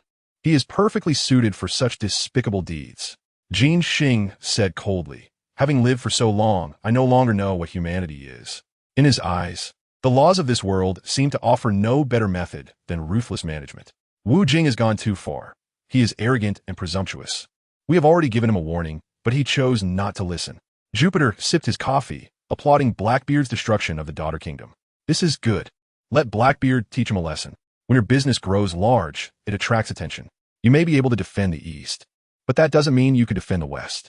Mercury wore a gloating expression, wishing for Blackbeard to kill all the women in the daughter kingdom without leaving a trace. Next, Wu Jing will surely be furious. If Blackbeard doesn't hide well and ends up getting killed, we can't be blamed. Haha. Mars stroked his white beard. Indifferent to Blackbeard's life or death. I want to see what kind of trick Wu Jing is playing. I'm becoming increasingly interested in this kid. Saturn adjusted his glasses, eager to see what kind of commotion Wu Jing would cause next. The five elders were already aware of the situation in the daughter kingdom before it happened. Even if Blackbeard hated Wu Jing, he wouldn't dare do anything unspeakable under the watchful eyes of the world government. Before attacking the daughter kingdom, Blackbeard had already contacted the five elders, who supported his actions. With their backing, Blackbeard acted recklessly, engaging in arson, murder, and the oppression of women. The five elders would never allow the emergence of a pirate king in the pirate world. Even if someone like Roger emerged, they would feel unstable. The deity above them may not usually concern himself with these trivial matters, but that doesn't mean he doesn't care about the stability of the pirate world. If there were great turmoil in the pirate world that the world government couldn't suppress, they too would be in danger of losing their heads. On the surface, the five elders seem powerful, but in front of him, they are like grandchildren. Every time they meet, these five men kneel before him. In front of him, the five elders dare not even breathe. Each time they pay their respects to him, his overwhelming presence silences them. Chapter 269.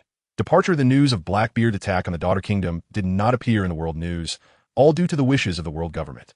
However, you can't hide fire with paper. News spread from 1 to 10, 10 to 100. Many people in various countries became aware of the incident, and they had already harbored strong dislike for Blackbeard. Coupled with the heinous crimes committed against the daughter kingdom, Blackbeard's reputation has gone beyond being infamous. It has reached a point where everyone criticizes him. Meanwhile, Wu Jing has not made any statement regarding this, acting as if such an event never occurred. But the people of the world know that things are not so simple. Wu Jing's silence is even more terrifying. Wu Jing and Blackbeard will definitely not coexist. Either you die, or I die. Wu Jing will never let it go easily. They're just waiting for this good show to unfold. Several days have passed, and Wu Jing naturally will not dwell on it. The world of pirates is just that cruel, and besides, the dead cannot be revived. The best way is to take revenge for those fallen heroes. Wu Jing will do it, but not now. Wu Jing has returned to their island, and he has relocated those who survived from the Kingdom of Women to the island. This does not mean that Wu Jing has given up on the Kingdom of Women. How could he bear to lose this precious land? He has ordered Malgao to start construction in the Kingdom of Women, intending to make it more solid and beautiful. He wants to ensure that enemies cannot easily invade, while also allowing the residents to enjoy a noble life in splendid palaces. Wu Jing is currently leisurely sipping drinks at the heights of Wang, and so far he knows nothing about Blackbeard's whereabouts. He has instructed the clown buggy to fully track Blackbeard's movements, and once Blackbeard is spotted, he should report to him immediately. Blurp blurp. Wu Jing saw the phone bug ringing. Could it be that Bucky has found Blackbeard's whereabouts? Wu Jing picked up the phone bug. Mr. Wu Jing, it's me, Khalifa. Ha! Khalifa, I've missed you quite a bit. With so many women around you now, it's hard to believe you'd miss me. Khalifa knew about the women Wu Jing had met. If it weren't for being in such a dangerous place as the world government, she would really want to call Wu Jing every day. I swear, you're the one I miss the most. Cook and the others don't understand romance like you do. Wu Jing pondered to himself. Khalifa was indeed a charming goddess. with a wild exterior and a coy, feminine allure. She was like a rich cup of coffee that left you wanting more after the first sip. All right, I believe you. Little Jing. I called you this time to tell you something important. After a moment of warmth, Khalifa was ready to get down to business. She knew that chatting too long on the phone bug was dangerous. If it got compromised, their conversation would be discovered. Luckily, the phone bug she used was the office phone of the world government, and usually, intelligence agencies wouldn't listen on their own unless someone was suspected. As a top intelligence officer, Khalifa naturally understood how to avoid these risks. The intelligence department wouldn't suspect her. What do you need to tell me? The spandam you wanted me to keep an eye on is set out. He's going to Drum Island for 3 days. Chapter 270. Sabo receives orders. What does spandam want with Drum Island? Wu Jing asked curiously. Wanted to learn more so he could inform Dragon and give him a heads up. Even a kill doctor. Kureha. After Wu Jing and Khalifa exchanged a few flirtatious words, they hung up the phone, as talking for too long posed more risks. Wu Jing had a deep understanding of Kureha. Kureha was the teacher of Chopper, the doctor of the Straw Hat Pirates, and had taught him the medical skills he would use for a lifetime. From the information Khalifa provided, Wu Jing learned that Spandam killed Kureha out of personal dissatisfaction. Kureha's medical skills were not very famous in the pirate world, but they were certainly not weak. She simply preferred to stay low profile. Chopper's remarkable medical skills were the result of Kureha's careful training. Kureha's catchphrase is, "Do you want to know my secret to staying youthful?" This is because Kureha is already 145 years old, yet still very energetic. Only the lines on her face reveal her age, while her skin is as smooth as a young girl's, which is extremely rare for a normal person in the pirate world. No matter how strong a person's individual power is, they cannot withstand the passage of time. The lifespan of these people in the pirate world is roughly similar to that of normal people on Earth, unless there are some special methods. Spandam, the CP9 chief, sought Kureha's help because he knew about this. He wanted Kureha to help him prolong his life, but Kureha was unwilling to assist, which led him to harbor resentment and desire to eliminate her as a way to vent his anger. Kureha is a very strong-willed person and would certainly not help Spandam. Like Blackbeard, Spandam is also notorious in the pirate world. The incident where he framed Tom, the strongest designer of Water 7, made Kureha detest Spandam. As Tom was a good friend of hers, Blackbeard can live so well because of his formidable strength. In contrast, the relatively ordinary Spandam has lived so long due to his status as a world government official, which deters ordinary people from moving against him. Furthermore, Spandam is very low-key when he goes out. He is a coward who dares to commit heinous acts. After finishing the call with Khalifa, Wu Jing immediately dialed the phone of Dragon, the leader of the Revolutionary Army. Wu Jing conveyed the message he received from Khalifa to Dragon, telling him to deal with Spandam as soon as possible so that Kureha could live a few more years. Dragon planned to send Sabo to carry out this task. With Sabo's intervention, even if Spandam brought his subordinates, he would be trapped. After receiving the order from Dragon, Sabo immediately went to Drum Island, which is quite close to Kamabaka Kingdom, arriving ahead of time to wait for Spandam's arrival. A day later, Spandam showed up, leading several capable subordinates, ready to kill Kureha in one fell swoop. Since he couldn't use her, he believed keeping her alive was pointless. Spandam was indeed a petty man. That old woman isn't very powerful, but just to be safe, when I chat with her later, you all can take her by surprise and kill her. Got it? Spandam revealed a sinister smile. Got it. Chapter 271.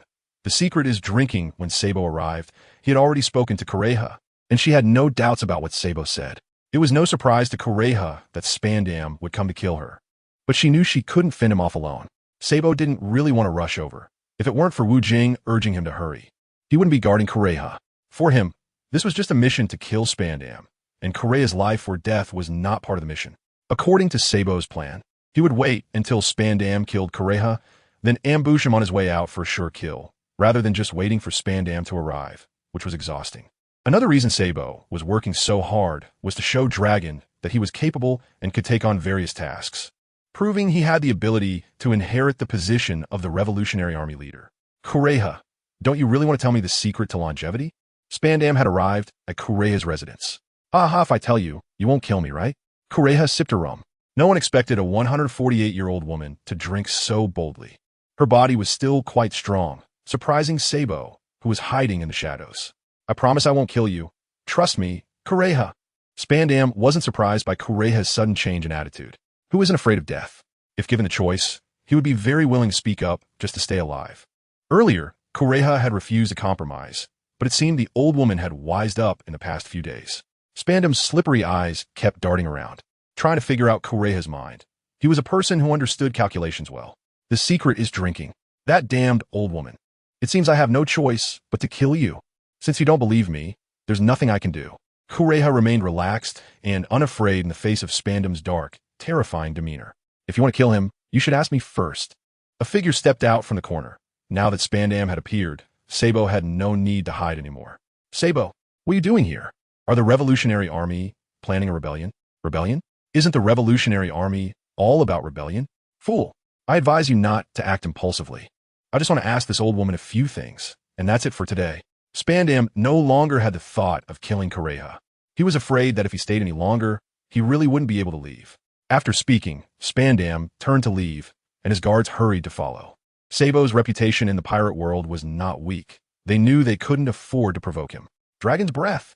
Sabo's arms instantly wrapped in armament hockey. Then he thrust his fists downwards, striking the ground at high speed. The ground shook violently as if it was collapsing, rapidly fracturing around Sabo.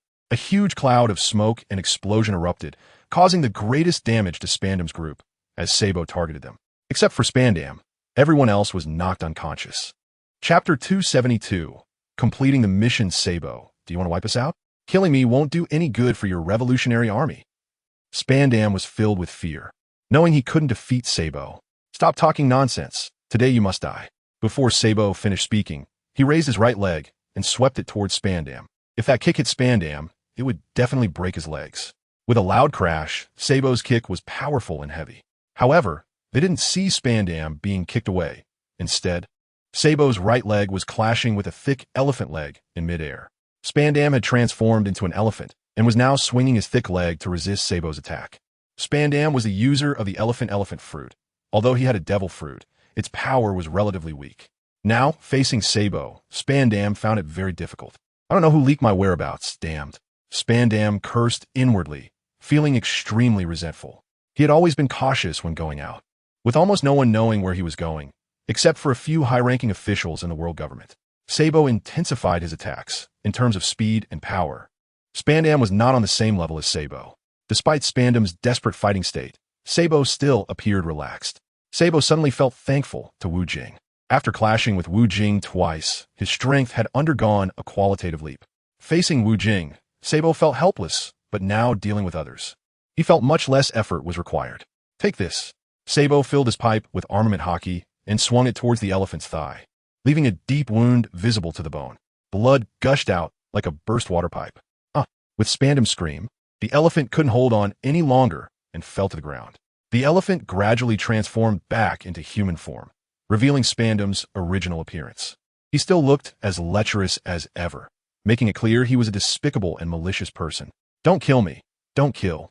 Seeing Sabo rushing towards him, Spandam struggled violently. Now injured, he couldn't run away. Spandam felt like his heart was being cut. He really didn't want to die. A heavy metallic sound emanated from Spandam's body. Since it wasn't the sharp edge of a blade, the sound was so heavy. If it were Wu Jing's ghost slash, it would definitely be crisp. In the face of Spandam's pleas for mercy, Sabo had no interest in paying attention. This was just a task for him, and he wouldn't care about Spandam's begging, especially for a vermin that deserved to die. Completing the mission would allow Sabo to leave here quickly and report back, after which he would continue to strengthen his combat power. Sabo wouldn't just give up like this. He wanted to battle Wu Jing again. This spirit of fighting was very similar among the three brothers, Luffy, Ace, and Sabo. They would not yield easily, regardless of whether they could win or lose. They would fight until the last moment. This passionate spirit inspired many pirates to emulate them. If Wu Jing knew about Sabo's indomitable spirit, he would shrug and express his speechlessness. Chapter 273, Living so long, seeing Sabo effortlessly kill Spandam, Kureha revealed a knowing smile. How she wished to live a few more years. Thank you so much, Sabo. If you hadn't come to rescue me, I would have died at Spandam's hands by now.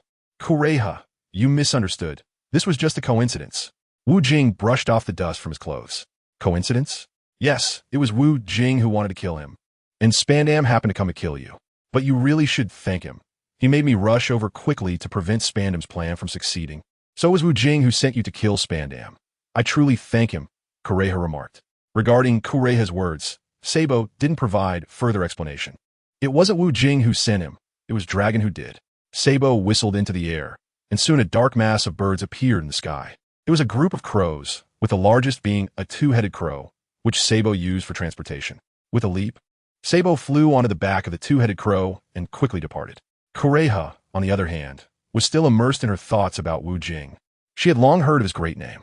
The appearance of Wu Jing has created a situation where there are 5 emperors coexisting in the originally 4-emperor pirate world. Kureha initially thought that newcomers like Wu Jing would not last long in the pirate world. What he didn't expect was that Wu Jing not only stabilized his position, but also became even more famous. This is all proven by Wu Jing's repeated actions. The fact that Big Mom and Kaido couldn't do anything to him is enough to demonstrate his extraordinary capabilities. Brillialu. Wu Jing's snail phone rang at an opportune moment while he was savoring fine wine. Hello, this is Dragon. Sabo has killed Spandam, and Kureha's life is secured. A steady voice came from the other end of the phone. Okay. Sabo performed well. He's getting stronger, and that's thanks to your training. I should thank you for that. Hee. I hope next time we meet, you won't cause me any trouble. Dragon's words sounded nice, but Wu Jing didn't appreciate them. He wasn't fond of such boring fights. Hey, I'll tell him, but I wonder if this kid will listen. After a brief chat, Wu Jing hung up the phone. He felt a headache from Dragon's words. If Sabo wanted to fight again next time they met, he would have to make a contract with Sabo. If he lost, he shouldn't come looking for him to spar anymore, as he didn't have that much time to spare for practice. Sabo had great potential, but Wu Jing really didn't take Sabo seriously. Wu Jing also liked to fight, but that was a real fight, one where he didn't have to consider the opponent's life or death. The urgency for Sabo to go to Drum Island was something Wu Jing had specifically arranged. This was because Spandam's target was Kureha. If he were targeting someone else, Wu Jing wouldn't be in such a hurry. Wu Jing was also curious about how Kureha had managed to live so long. He had always wanted to ask her for clarification, but had been putting it off. When he had the time, Wu Jing would make a special visit to Kureha. The news of Spandam's death would soon spread throughout the pirate world, causing another uproar. Wu Jing sipped his fine wine. Chapter 274. No one cares what? Spandam is dead? Who killed him? The commander-in-chief of the world government, Kong, received this news with an incredulous expression. Spandam was dead, and according to intelligence analysis, a certain individual was spotted near Drum Island during that time frame. Who? The chief of staff of the Revolutionary Army, Sabo. How dare they kill even our world government personnel? They must be tired of living. The death of Spandam did not cause significant losses to the world government. They only felt that they had lost face. Even an emperor of the sea like Big Mom wouldn't dare to touch someone from the world government. The world government was above the Marine headquarters. It was self-evident. The position of CP0 Chief Spandam was not inferior to that of a Marine admiral. It was just a matter of different positions. The role of a Marine admiral was more apparent than that of Spandam. The Marines represented the justice of the world government. And those underhanded dealings were exactly what someone like Spandam was best suited for. The news was already out. Sabo had been listed as a key suspect, and the world government intensified its crackdown on the Revolutionary Army. Marco looked at the newspaper in his hand with great interest. This is exactly what I wanted to see. If we can draw Dragon into this, we will have another ally, since our enemies are all the same. Wu Jing also held a newspaper, noting that Sabo's bounty had increased to 1.5 billion. However, someone as anxious and deep as Dragon wouldn't just be aiming to overthrow the world government. That would have to wait for another time. For now, to overthrow the world government, our group alone was still not enough. Regarding this cooperation with Dragon, it was a case of mutual benefit. You help me kill, I save your precious son. Killing Spandam was nothing for the Revolutionary Army. On the surface, they were opposed to the world government. However, big shots like Big Mom, Kaido, and Shanks among the Sea Emperors were not directly opposing the world government. These few emperors operated within the limits allowed by the world government and maintained a peaceful relationship with them. They had not done anything to make the world government dissatisfied. Unlike the Revolutionary Army, which constantly opposed them and often interfered with their decisions, Dragon ignored the existence of the world government and was determined to topple its rule. Other sea emperors did not seem too concerned about the Revolutionary Army sending Sabo to assassinate Spandam. Kaido and Big Mom didn't even know who Spandam was. This hidden character within the world government lived and died like a clown, and no one would care about him. The Marine headquarters also did not show much concern for Spandam's tragic death. They had always been at odds with Spandam and had repeatedly had conflicting opinions during world government meetings. No one was willing to back down. On the surface, The Marine headquarters held significant power, but they could not manage CP9, the intelligence agency. Only the commander-in-chief Kong could control them, and of course the Gorosei could too. But the Gorosei would not meet with lower-ranking personnel. They only needed to see Commander Kong. Chapter 275. Build some ships. Spandam's death quickly became a settled matter in the pirate world, as no one cared about his demise. What everyone was concerned about was the stance of the world government. This was what they cared about the most. Of course, there was one person who was very concerned about Spandam's death, and that was Iceberg, the mayor of Water 7. Wu Jing has already spoken to him on the phone. Before Spandam died, Wu Jing had informed Iceberg. He had already sent someone to kill Spandam and told him to wait for the results. The result was that just a few days later, news of Spandam's death on Sabeti Archipelago spread. Others thought it was the Revolutionary Army trying to kill someone from the world government, but the real culprit behind it was Wu Jing. As soon as the news of Spandam's death came out, Wu Jing's phone bug rang. Iceberg was the first to excitedly call. He had finally avenged his master, Tom. Thank you so much, Master Wu Jing. In the future, if you need anything, Iceberg will do everything possible to help you. Iceberg expressed his deep gratitude to Wu Jing. No need to mention such a great favor, Iceberg. I actually have something I need your help with. Wu Jing was in a hurry to avenge Iceberg, but it wasn't out of guilt for not avenging him for so long. He really needed Iceberg's help. Help me build a few warships. I have use for them. No problem. Just a few warships, right? I'll have my people get them ready for you soon, and I'll have them use the best craftsmanship. Iceberg readily agreed, thinking that Wu Jing's request was not high, just a few. It seemed he forgot to ask how many exactly. Master Wu Jing, how many warships do you need? And what type? 50 super battleships, 60 medium battleships, and 150 small battleships. Just start making them for me. I'm short on funds right now, but I'll pay you later. Wu Jing said without hesitation, leaving it up to Iceberg's attitude whether he would get paid or not later. If he said no, then Wu Jing would naturally not give him anything. Iceberg was at a loss for words. This was not just a few. It should be called a few hundred. Manufacturing that many warships would bankrupt Water 7. I'll have the wood transported over. And I'll also send a large group of apprentices to help. You guys shouldn't be stingy with your skills. Teach them well. Wu Jing had already made plans. It was impossible to have Iceberg make so many warships for him directly. It wasn't that Iceberg was unwilling, but he simply couldn't afford it. Moreover, even if all the shipwrights of Water 7 worked together, it would take a long time to produce that many warships. So Wu Jing thought of sending his own people to help, which would speed up the process and allow them to learn the strongest shipbuilding techniques in the pirate world. No problem, Master Wu Jing, but I have a request. I wonder if you could agree to it? Iceberg thought for a long time before finally speaking up. A request? What kind of request? Let me hear it. A trace of displeasure flashed through Wu Jing's heart. Iceberg was actually negotiating terms with him. He was quite calculating. I want to come under your command. Water 7 needs you to lead. Since Wu Jing became the king of the German kingdom, Iceberg had been paying close attention to the German island. Chapter 276. The power fruit. Wu Jing's current attention in the pirate world is at an all-time high. For example, if Kaido's attention level is 100, then Wu Jing's attention level is 1,000. Ever since Wu Jing became the king of their island, the overall strength of the island has undergone rapid changes. Its economic power ranks among the top, even surpassing Alabasta. This has drawn the keen attention of the world government, which has attempted to suppress Wu Jing with unreasonable amounts of heavenly gold. Iceberg has also noticed the rapid rise of the island and wants to bring Water 7 under Wu Jing's jurisdiction. Well, let me think about it. My territories are not just island.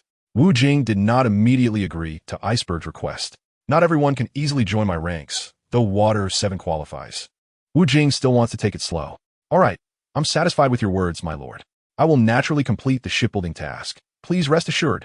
Iceberg was not displeased by Wu Jing's hesitation. Perhaps my lord is testing him. Once the task is completed, Water 7 can be under Wu Jing's control.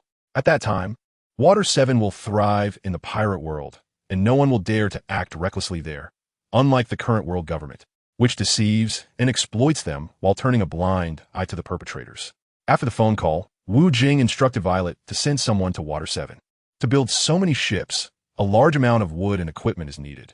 This is not something that can be achieved overnight. Wu Jing will ensure a continuous supply of these items to Water 7. He no longer needs to worry about shipping.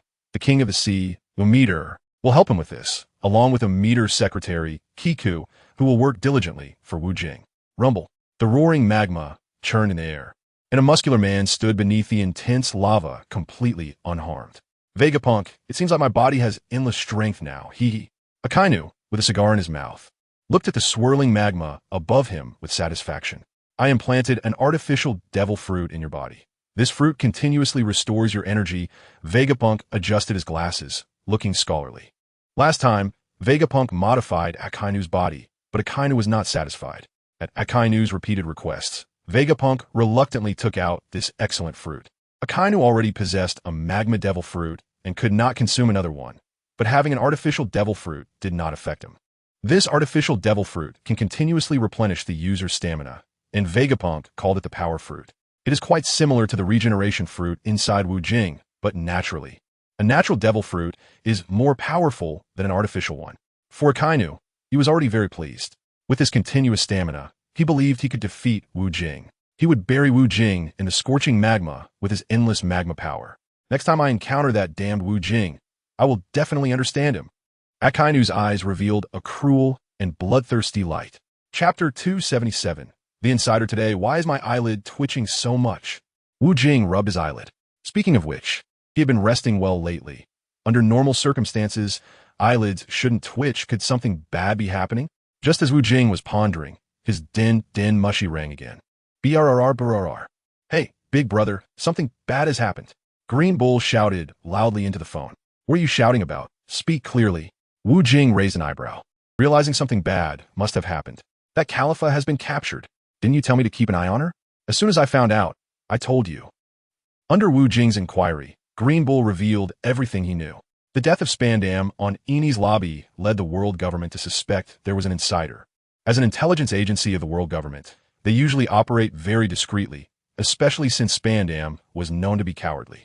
Moreover, the Revolutionary Army's chief of staff, Sabo, coincidentally appeared on Eni's lobby in advance, which can only be explained by the fact that Sabo already knew Spandam would go there. How can an outsider like Sabo know in advance? This basically indicates there is an insider within the world government. Through various technological means and meticulous investigation, they ultimately discovered that the usually aloof Califa was the insider. Let's leave it at that for now. We won't be in contact for a while to avoid being discovered, Wu Jing said with concern. Thank you for your concern, big brother. Green Bull indeed had a lot of guts. Califa was tracked by someone through her phone and was discovered because of her calls with Wu Jing. And he still dared to call Wu Jing. Truly impressive. Things seem to be quite unlucky lately. Damn it. Wu Jing rarely swore. First, there was the invasion of the Amazon lily by Blackbeard. And now his old friend has been captured. The conflict between him and the world government has escalated significantly, but no one has yet broken the ice. Once that happens, there will definitely be a fierce battle between Wu Jing and the world government. It wouldn't be like the previous small-scale conflicts. Even the Marineford War cannot compare.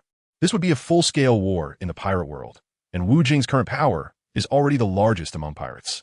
Califa's situation troubled Wu Jing. She was a woman he deeply cared about. It wasn't just because Califa was stunningly beautiful, but also because she had infiltrated the enemy camp for him. Califa had helped Wu Jing immensely during his difficult times. He must save this woman. He might not save Luffy, but he would absolutely save Califa. However, there were too many coincidences. Green Bull informed Wu Jing that Califa had already been imprisoned and impelled down. In that case, the next time he went to impel down, he would have to save 2 people. Just like before, Wu Jing's first choice would be to rescue Califa, followed by Luffy. Wu Jing has well adhered to the principle of ladies first. With Karifa in prison, it will make Wu Jing's journey to Advanced City even more difficult. The guards at Advanced City are now more vigilant than before, and Wu Jing has done so many unbelievable things. For the Navy headquarters, there is nothing Wu Jing would shy away from. They're on high alert day and night for the possibility of Wu Jing coming to rescue prisoners. Chapter 278. A Call from Aokiji. Wu Jing didn't plan to break into the prison right now. Califa, as a former member of the world government, wouldn't easily carry out the death sentence. Just like the former Navy hero Zephyr, the Navy didn't execute him. They just kept him imprisoned. Later, when Zephyr escaped from prison, the Navy still didn't want to kill him. However, Zephyr had a proud personality and would rather die than submit. In the end, during a fierce battle with the Navy, he ultimately died under their gunfire. Blurb blurb. Damn it, why are there so many calls lately? Wu Jing is too lazy to answer the phone. If it's another bad news, then his head will really hurt too much.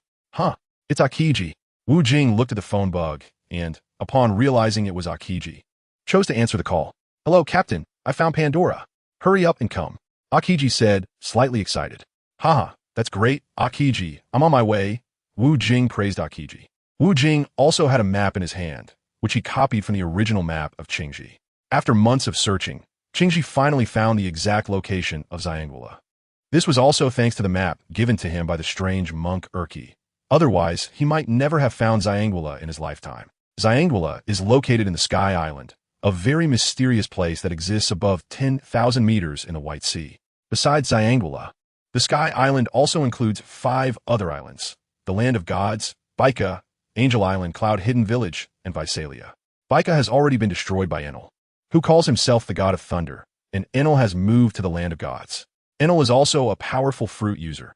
He possesses the natural type Rumble fruit ability. He can move at lightning speed in the form of electricity through conductors in air and can directly release electric attacks, with a maximum voltage reaching 200 million volts. 200 million volts. This number is more powerful than lightning on Earth. Similarly, in the world of pirates, it is equally frightening. According to the original plot development, the Straw Hat crew arrived at the Sky Island. Since Luffy is a rubber fruit user, he is immune to Enel's abnormal lightning strikes. Enel was ultimately defeated by Luffy, which greatly undermined his confidence. If even a weak Luffy could defeat him, Enel felt embarrassed to call himself the god of thunder. Feeling ashamed, Enel left the Sky Island. He told others that he was going to leave the pirate world and head to a star in the sky, which is similar to the moon. As for whether he actually went, no one knows. To reach the distant moon, even fruit users cannot withstand the brutal air currents up there. As for whether there are dangers in space, no one in the pirate world knows. This time go to Xiangula. It is also unknown how dangerous it is there. How about this? Let the women stay on our island, and the 3 of us men can go. Wu Jing rarely considered the safety of women to this extent, which made Long Kuei feel incredulous. It was also because of Karifa's situation that Wu Jing felt quite guilty and didn't want to see the women around him in danger. I want to go. Who will navigate your warship without me? Long Kuei wanted to go out and adventure. Chapter 279. Arriving in one day, of course you have to go. Captain Wu Jing, doesn't he see you as just a woman? Bastard Luo, are you looking for a fight? Long Kuei prepared to punch Luo to teach him a lesson for his sharp tongue. Stop messing around. I'm serious. This time, just the 3 of us should go, and you all stay on our island. Wu Jing had an expression that brooked no argument. When he was serious, Wu Jing was more serious than anyone else. Seeing Wu Jing's unusually serious expression, the others quickly chose to remain silent. Since the captain said so, they had no choice but to comply. Wu Jing set off overnight with Mao Gao and Luo to the location of Qingji. According to Qingji, Wu Jing would now head to the place where the red Earth continent meets the reverse mountain, and Qingji would be waiting for him there. Xiangula was not there. Qingji chose to gather there simply to make it easier for Wu Jing to find him. Wu Jing still followed his old habit and chose to travel on the simulated version of the Pluto battleship. The battleship was stocked with abundant goods, enough for these men to enjoy to their heart's content. Wu Jing also brought Fei Ling along to reach Qingji's location more quickly. Fei Ling has lived in the pirate world for hundreds of years, and its familiarity with the pirate world is certainly stronger than that of humans, not weaker. As the Sea King, Fei Ling also has the ability to communicate with marine creatures. It can command marine creatures to do many things, and even in unfamiliar places, it can quickly understand the local conditions. This allows Wu Jing to travel not only faster, but also to avoid getting lost. After Wu Jing briefly stated a few sentences to Fei Ling opened her huge mouth and swallowed the simulated version of the underworld warship in one gulp. Those who didn't know would surely scream, thinking it was an attack from the Sea Kings. With Fei Ling's terrifying speed like a torpedo, Wu Jing and his group met up with Akiji in just one day's time. Seeing Wu Jing arrive so quickly, Akiji rarely showed a look of fear. Captain Wu Jing, what's going on? Didn't you say you were coming from the island? It's not even been a day and you've made it here. That's impossible, Akiji said with a face full of surprise. Under normal circumstances, it would take Wu Jing at least 7 or 8 days to reach here. Haha, there are many things you didn't expect, Wu Jing replied with a mysterious expression. There is no need to waste words explaining to Akiji how he got here. Once Akiji experienced the speed of his vehicle, he would naturally understand. Captain, I've already found the Sky Island. Great, finding the Sky Island is equivalent to finding Skypiea? Haha, finally, there was something exciting happening. During this time, Wu Jing felt quite unlucky. This should be the principle of extremes turning into opposites. Not long ago, everything was going well, and there were always people who couldn't stand to see you succeed and sought trouble. Akiji, have you been up there? I've been up to confirm, but I haven't checked in depth to avoid causing panic. Akiji, a former Marine admiral, was very efficient and reasonable. As expected of my crew, what you're doing is right. Haha, thank you for the compliment, Captain. Akiji now felt that after leaving the Marines, his mood had become much brighter, especially after interacting with Wu Jing. He felt like he had seen a glimmer of hope in his life. No longer was he accepting missions every day and doing things he didn't like. Chapter 280. Ascending the Sky Island. The Sky Island is located at the southernmost tip of the Red Land, but many who arrive here still find it difficult to discover the Sky Island. The Sky Island is over 10,000 meters above the White Sea, shrouded in clouds and mist, not visible to the naked eye. With a map given by the strange monk Ulki, Akiji climbed along the cloud-wreathed ridge for over 10,000 meters before finally seeing a series of islands. These islands made up the legendary Sky Island of the pirate world. In those days, Roger loved to adventure in the pirate world, taking his crew to explore everywhere. Roger accidentally discovered the Sky Island and left a message under the golden bell of the Golden City Skypiea. Known only to a few of the big shots of the Roger pirates, others were unaware of this. For men stood at the foot of the mountain, preparing to ascend the Sky Island. Do we need to disguise ourselves first? Marco, a master of disguise, had helped everyone with makeup for many operations. I don't think that's necessary. The people on these islands of the Sky Island don't have much contact with each other. We can just say we're from the nearby area. Wu Jing didn't want to put on makeup. To him, it didn't matter even if he was recognized. After all, they wouldn't know him. So it made no difference whether he was disguised or not. Akiji agreed with Wu Jing's opinion. Meanwhile, Luo silently held his sword, adopting a stance of indifference. As if to say everyone can do as they please, he had no objections. Then let's set off. I've been up there once. I'll lead the way, Akiji volunteered. Sage. A broad white road appeared before everyone. Akiji easily created a path similar to a staircase using his natural ice fruit ability. The road that was originally impassable was now much easier to walk. Of course, even without Akiji's help, these few people could easily step onto the Sky Island with their own abilities. Since Akiji had paved the way for them, they saved a bit of effort. The four powerful climbers reached the Sky Island in less than 5 minutes. This was still due to their deliberate low profile. Otherwise, they could have arrived in less than a minute. Wu Jing's destination on this journey is the golden city of Xianguila. But Xianguila is not at the forefront of the Sky Islands. It requires navigating around several islands to reach it. The nearest island to Wu Jing right now is called Waishalia, which is a nice name, but it is the smallest island in the Sky Islands. Waishalia is the most comprehensive weather science island in the pirate world, meaning it specializes in the study of weather science. Nami once trained here for 2 years, and her mastery of weather can be said to have reached a superb level. Looking at the island in front of him, which is 3 to 4 times larger than a soccer field, Wu Jing took the lead. As the captain of the Dragon Slayer Pirates, he must play the role of a leader charging into battle, which would earn him greater admiration and respect from his crew.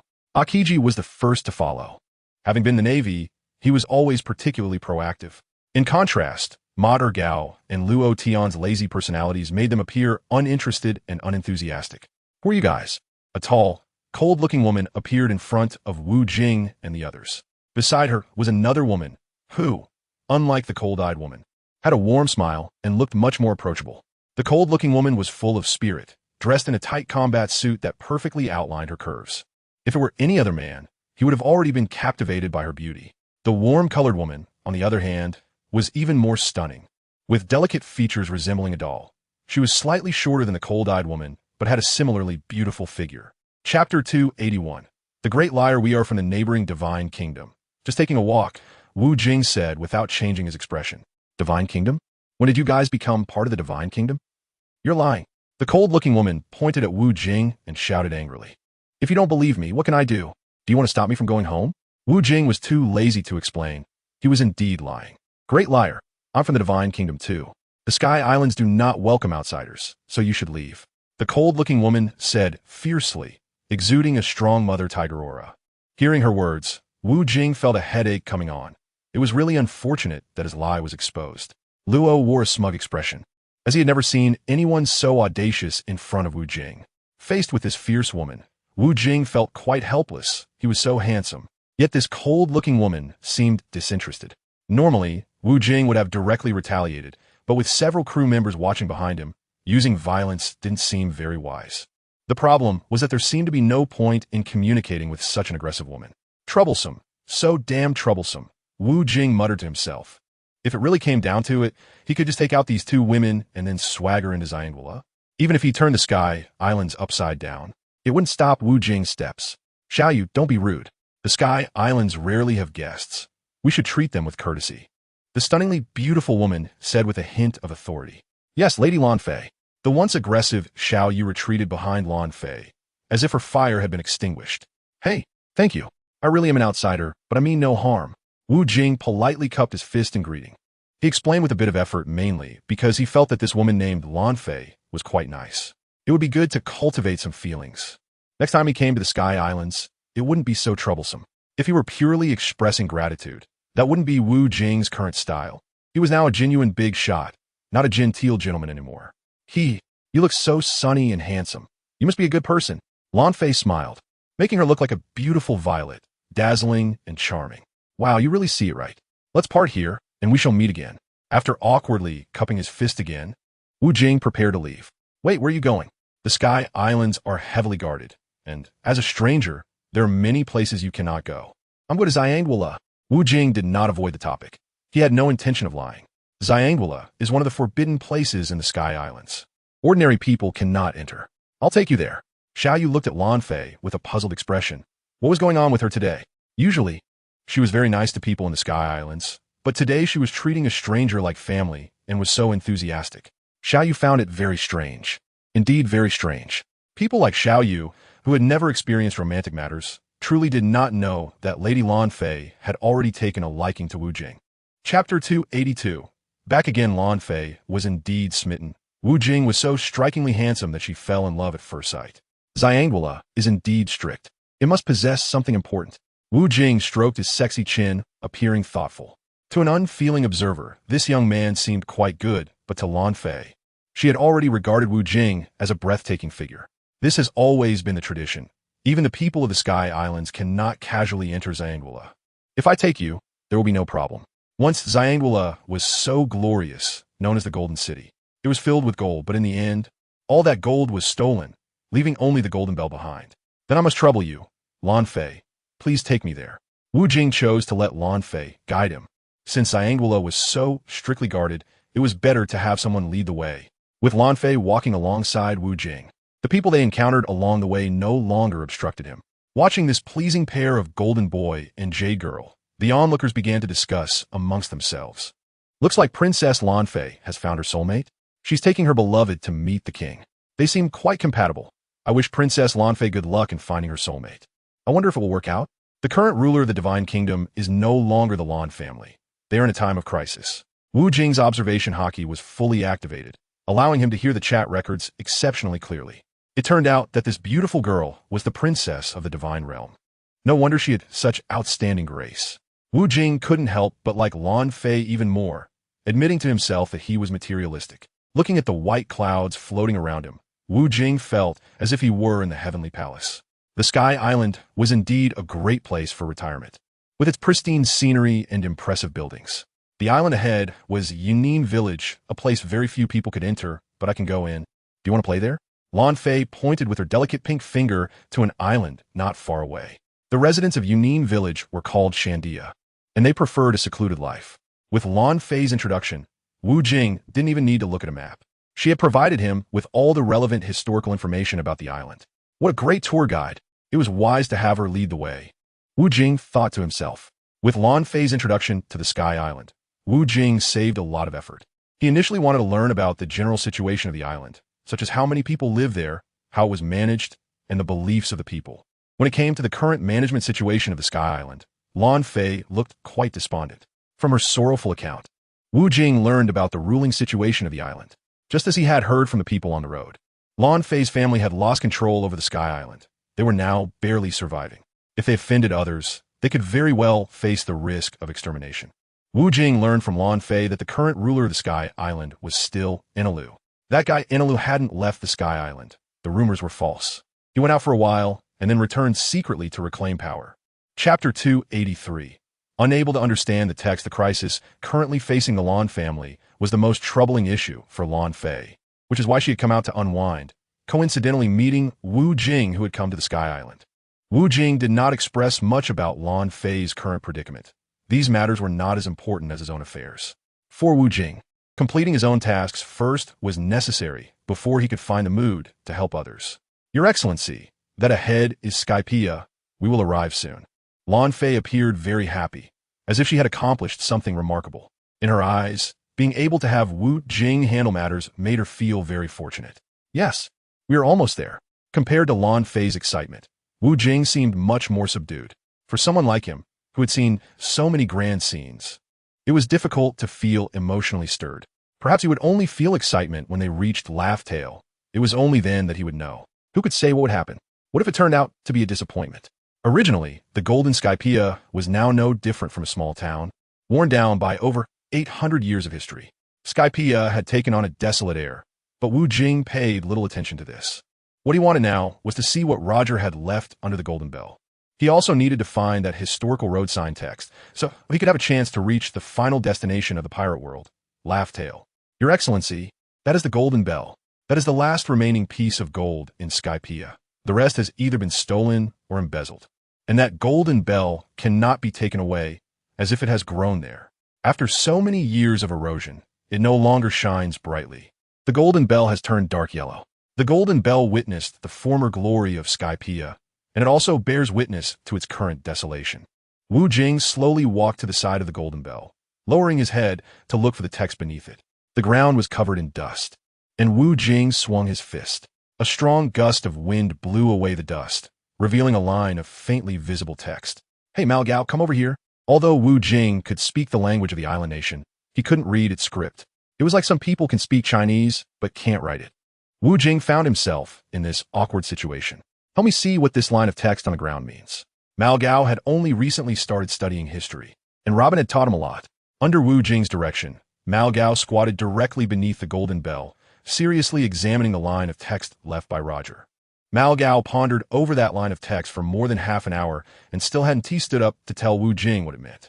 Just that one line of text had taken so long to decipher. Wu Jing was also quite puzzled.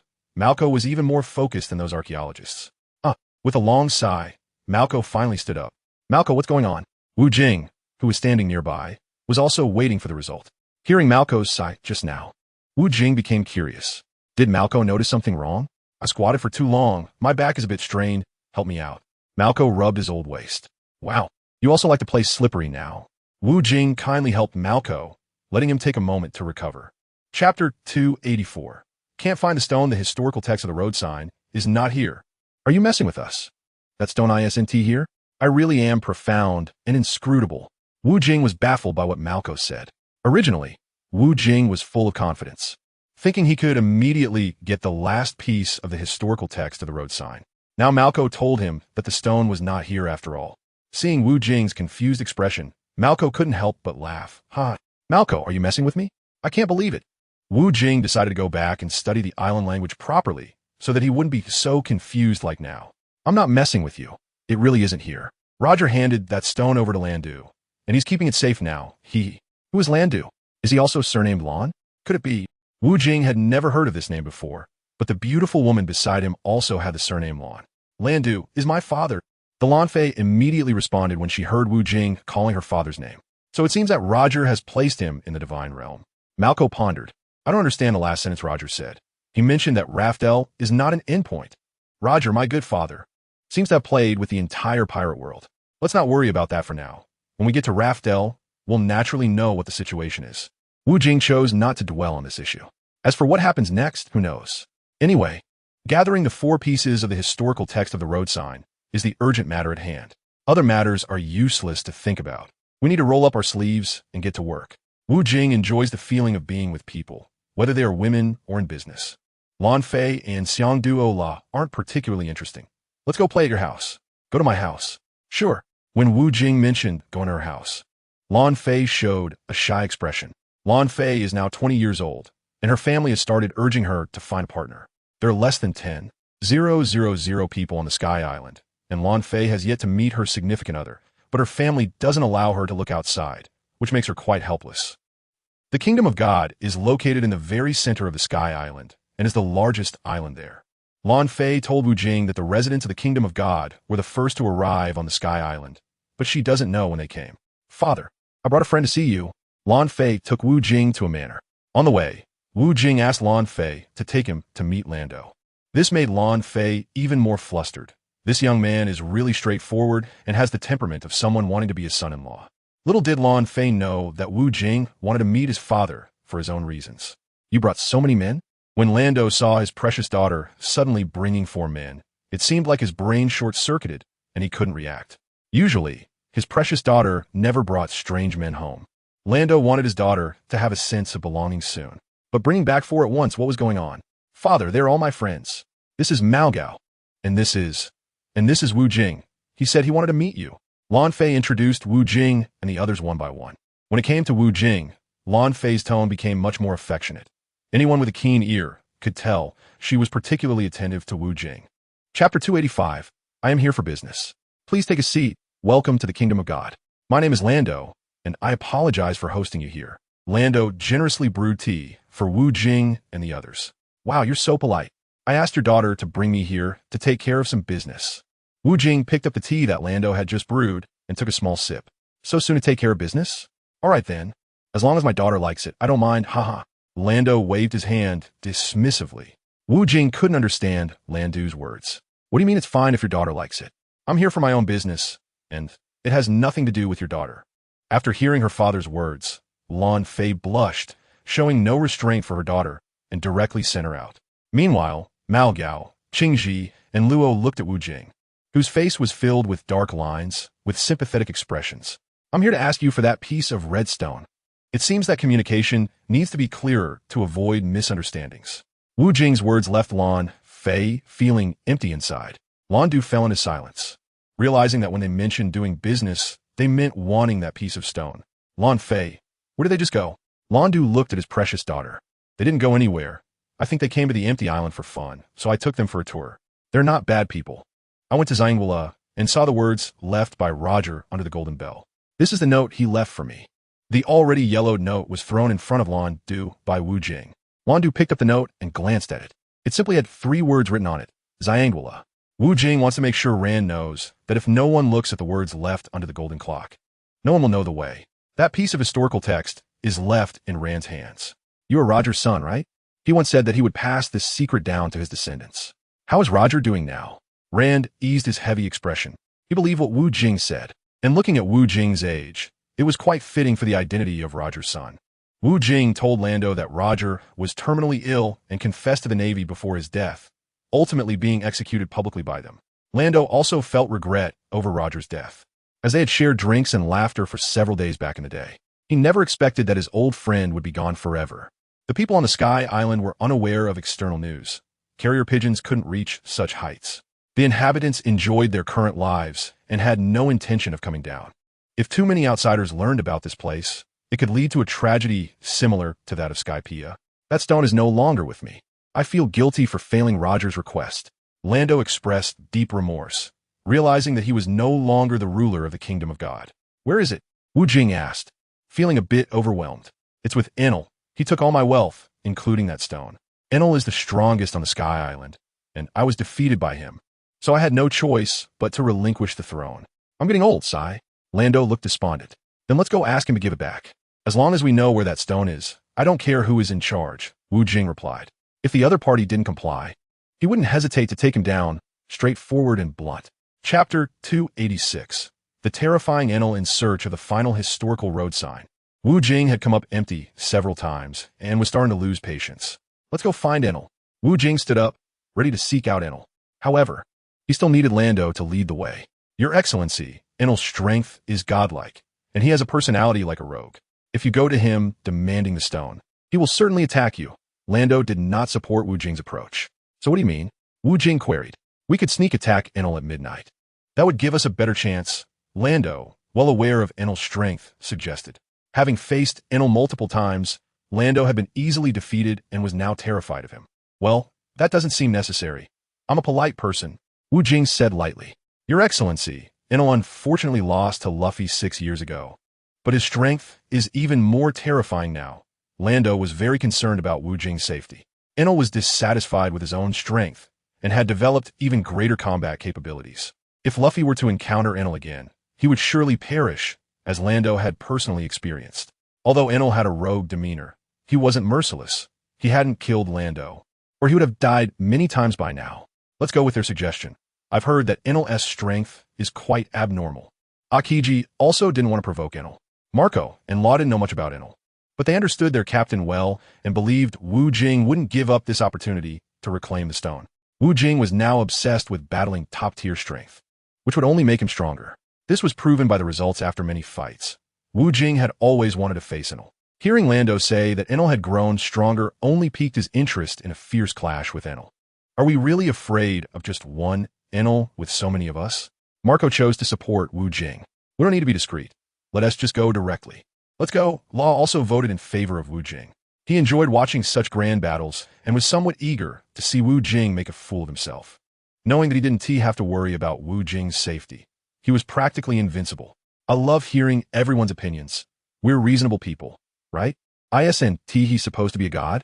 Gods should at least have some reason. Wu Jing said, holding 5 Marlboro cigarettes and taking a deep drag. His handsome demeanor made Lando's daughter, Lan Fei, unconsciously develop a crush on him, though she still worried about his safety.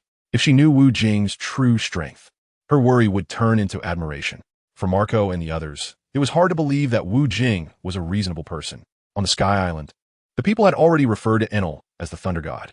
Enel possessed the Rumble fruit, which allowed him to move at lightning speed in the air and unleash electric attacks. He could even stimulate thunderclouds to strike specific areas with lightning.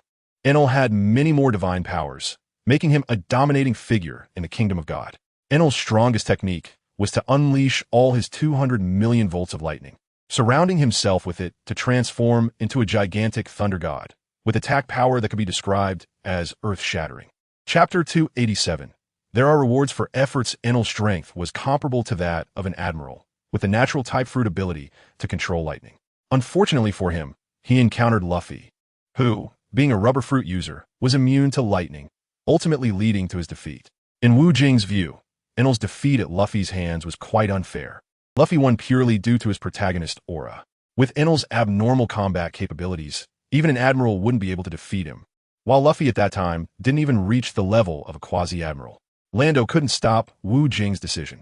Although he was no longer the king of the kingdom of God, he still held a good position there. Enel had taken Lando's wealth, but could not take away the reputation Lando had built over many years in the kingdom of God. Lando still held a high status in the hearts of the people. Now, Lando lived in seclusion, having retreated to a corner. Since Wu Jing insisted on meeting Enel, Lando could only accompany him. If the need arose for him to help, he wouldn't hesitate to assist Wu Jing, just hoping that Wu Jing wouldn't anger Enel, as that could lead to dire consequences. Lando could tell that his precious daughter Lan Fei was quite fond of the young man before them. The palace, shrouded in mist, was located at the highest point of the kingdom of God. From a distance, it appeared ethereal and alluring. Ordinary people could not enter the palace, as it belonged to the divine. Enel did not welcome visitors to his palace. He enjoyed the feeling of being high above others. He considered himself a god and disliked interacting with those he deemed inferior. Wu Jing and his group are currently blocked outside the door by a group of guards who dare not let them in. Although they respect the former king, Randu, they fear the current king, Ainalu, even more. Just as Wu Jing is about to unleash his conqueror's haki to deal with these scoundrels, a man with a sly grin appears. Lord Randu, where are you planning to go? Alabasis asks, feigning concern with a smirk. I've already come this far. Where else could I go? I'm going to see Lord Ainalu. So step aside, Randu says with an imposing expression, a feeling he hasn't had in a long time. Our thunder god doesn't want to see you, so you might as well turn back. You dog's servant. Now that you see me, you no longer regard me with respect. It was I who promoted you back then. I've long forgotten about the past. Alabasis boasts, perfectly embodying the arrogance of a petty man who has gained some power. Randu's beard bristles with anger, but he no longer has the power of life and death, and cannot kill Alabasis. Only in times of downfall can one see who is truly sincere. Lord Randu, what brings you here? Please come in. Wei Qing exclaims. Wei Qing, long time no see, but I'm being blocked by a dog. Randu glares at Alabasis in anger. Wei Qing, being a smart person, quickly realizes that Alabasis is preventing Randu from entering. Alabasis, this is too much. Lord Randu is also an important figure in our divine kingdom. He has chosen to live in seclusion, but if he wishes to enter the palace, I don't think the Thunder God would turn him away. Wei Qing, if you're not afraid of the Thunder God's wrath, just let him in. You can bear the responsibility alone later. ofAce's says before leaving. Aren't you going to open the gate? Wei Qing, who has also received great kindness from Randu, is a grateful person. Chapter 288. Finally meet you. Wu Jing and his group finally entered the palace of the Kingdom of God, and with Lando leading the way. It saved him a lot of trouble. Lord Lando, who are these people beside you? These are my trusted aides. They hold great admiration for the Thunder God and have come with me to pay their respects. I see. Then please follow me. The Thunder God should be drinking right now. It was noon, and Enel usually had his meals at that time. He never went without alcohol during his 3 meals. Lord Thunder God, Lando wishes to pay his respects to you. Wei Qing knelt before Enel at the table, as everyone from Sky Island had to show such grand respect upon seeing Enel. That old ghost, what do I have to see him for? I won't see him. Enel slumped his head, picking his nose. He brought a few people to pay their respects to you. Wei Qing tried to make a last-ditch effort. If Enel didn't want to meet them, there was nothing he could do. And he brought a few people. Are they male or female? If female, then I want to see them. They are male. Then bring them to see me. I want to see what kind of weaklings they are, he. Paying respects to Lord Thunder God, Lando knelt before Enel. Lando, long time no see. You've aged a lot. Facing Enel's mockery, Lando chose to remain silent. You all see me and still not kneel? With your attitude, do you think you can pay your respects to me? Enel noticed that Wu Jing and the others were still standing, and he felt extremely displeased. Haha, Enel, finally meet you. I want to ask you for a piece of stone. Wu Jing raised an eyebrow, sitting casually at the table. Everyone was stunned by Wu Jing's speed.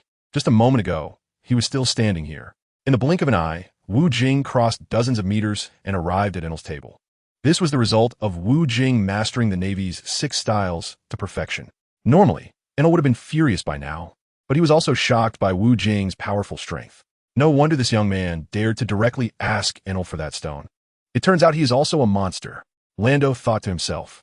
Lando hoped that Enel would give that stone to Wu Jing, since it was of no use to Enel anyway.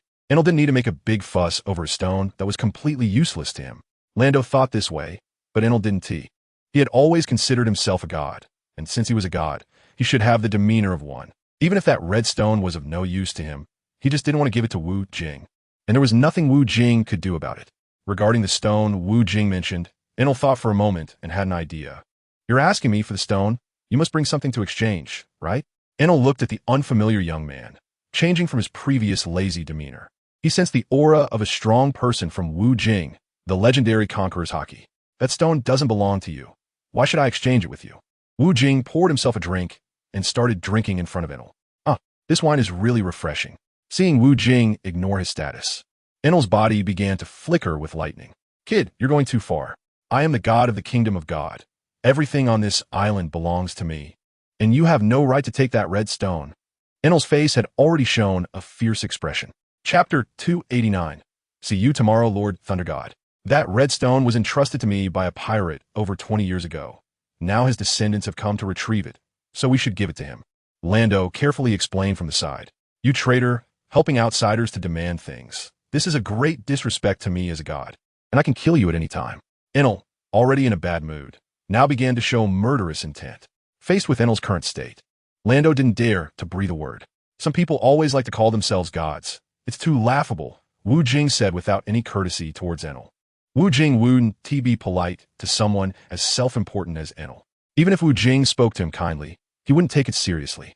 It was better to lay out the stakes directly. You bastard dare to question our Thunder God. I really regret letting you in. Please get out of our Kingdom of God immediately. Wei Qing jumped out to accuse Wu Jing. He wouldn't be polite to Wu Jing. He had let them in only because of Lando's face. Now he regretted letting them in at all. If he didn't seize the opportunity to perform well, when Enel held him accountable, he would surely lose his head. You step down first. Enel waved his hand. Enel raised his cup and drank it all down, then stood up, stretching his body dramatically. No one has the right to despise me. I am the supreme Thunder God. You will pay a heavy price for what you just said. Today I will knock you down. Enel glared at Wu Jing with murderous intent. What an interesting statement. What if I knock you down? Wu Jing also raised his cup and started drinking. Knock me down, ha ha ha. Enel laughed in a strange tone. Wake up, kid. That situation won't happen. I have changed my mind. I want to kill you, this ignorant guy. I hate seeing you.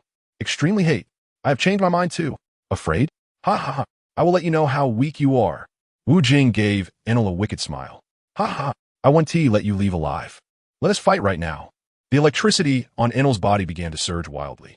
Wait, let us spar in the arena tomorrow. Spar? I'm not here to spar. I will make you bleed on the spot. Ha ha. Enel had an extremely arrogant and crazy expression, the aura of a destined winner. Wu Jing chuckled lightly and turned away, dismissing Ainalu's words as if they were nothing. Ainalu indeed had the capital to be proud. But so did Wu Jing. Let strength testify to everything. Tomorrow is your last day. Cherish this brief moment. You idiot. Ainalu had truly become a stubborn person. Watching Wu Jing's departing figure, he seemed to see a younger version of himself, so fond of arrogance. After experiencing repeated setbacks, Ainalu began to tone it down. No longer the person who acted without thinking. Chapter 290. The battle tomorrow. Ainalu thought that the current Wu Jing was someone who acted completely without using his brain. Tomorrow, I will make him suffer greatly. It had been a long time since anyone dared to speak to me like that. Ainalu did not take tomorrow's battle to heart. Lord Jing, that kid should not be weak either. I didn't even see how he got in front of you just now. Wei Qing reminded Ainalu, wanted to make up for his previous mistakes. Stupid, what's the use of speed? Can it be faster than my lightning? Ainalu was not worried about that. His released lightning was instantaneous, and no one could dodge it. Lord Jing is right? Hurry and notify others to come and watch my spectacular performance tomorrow. Yeha. Sir Wu Jing, you were too impulsive just now. Challenging Lord Jing Ainalu to a life-and-death struggle. Lando began to complain about Wu Jing's impulsiveness as soon as he stepped out of the palace. Lando, didn't you say that in the kingdom of gods, whoever is the strongest becomes the king? Sir Wu Jing, I think you're overthinking it. Ainalu is much stronger than before, Sai. Lando did not expect the matter to escalate. He thought that by trying his luck, he could get Ainalu to return that red stone to him. What he did not expect was for Wu Jing to confront Ainalu like this, blinding his presbyopic eyes. When he first saw Wu Jing, it was not like this. At that time, Lando saw Wu Jing as gentle and refined, so he was willing to help him plead with Ainalu. Now Lando regretted it, but it was too late. Things had escalated to this point. It seemed that his precious daughter would lose her beloved. If his daughter lost her beloved, it would be hard to find another excellent young man like Wu Jing. Regarding Lando's worries, Wu Jing did not provide much explanation. Sir Wu Jing, you are out. Lady Lan has been waiting outside, anxious, as if afraid something might happen to you. Seeing his precious daughter's happy appearance, Lando found it hard to speak. He originally wanted his precious daughter to know about this matter, but now he could not bring himself to say it. If Lady Lan knew about this, she would definitely cry her eyes out. Let her find out tomorrow instead. Lady Lan held Wu Jing's hand, sweetly walking through the kingdom of gods. The two's outstanding looks made them appear like a pair of divine lovers, very well matched. This made Lando feel even more uneasy, but he could not change the outcome tomorrow. He could only kneel and plead for Ainalu to show mercy at that time. What? Someone is challenging Lord Ainalu tomorrow? Which idiot is that? Simply asking for trouble. I will be there to support Lord Jing in person. All right, I will be on time to the arena tomorrow to support Lord Jing. Haha. Seeing that ignorant kid die miserably tomorrow, I am so excited. I will be there on time. Wei Qing followed Ainalu's orders and conveyed the information to those of status on the Sky Island. Everyone was shocked by this news. They could hardly believe that someone dared to challenge Lord Jing Ainalu. In their view, Ainalu's ability to control lightning was something beyond human capability. In the hearts of many citizens of Sky Island, Ainalu had already become a supreme, godlike existence. Chapter 291.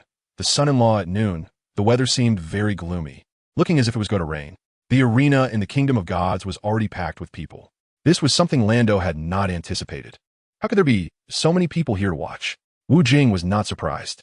It was definitely Enel who spread this news to make him look bad in front of everyone. Lord Lando, it's been a while. How have you been lately? I thought you were gone. Ha ha ha. Oh, Lando, I heard your son-in-law is going to challenge Lord Jing. Your son-in-law doesn't he have long to live? Your precious daughter really has good taste. She picked a decent-looking son-in-law, but unfortunately, he is too brainless. The audience present, seeing Lando with Wu Jing and others, greeted Lando one after another. They were all former loyal subjects of Lando, and facing these sharp remarks made Lando's expression fluctuate between innocence and guilt. When one is doing poorly, people start to kick them when they're down. That's the fear of human nature. Meanwhile, Lan Fei's delicate face was flushed red. She felt a wave of shyness at the mention of her son-in-law, and she was also furious at the former subject's taunts. The mix of shyness and anger made Lan Fei appear even more charming and beautiful.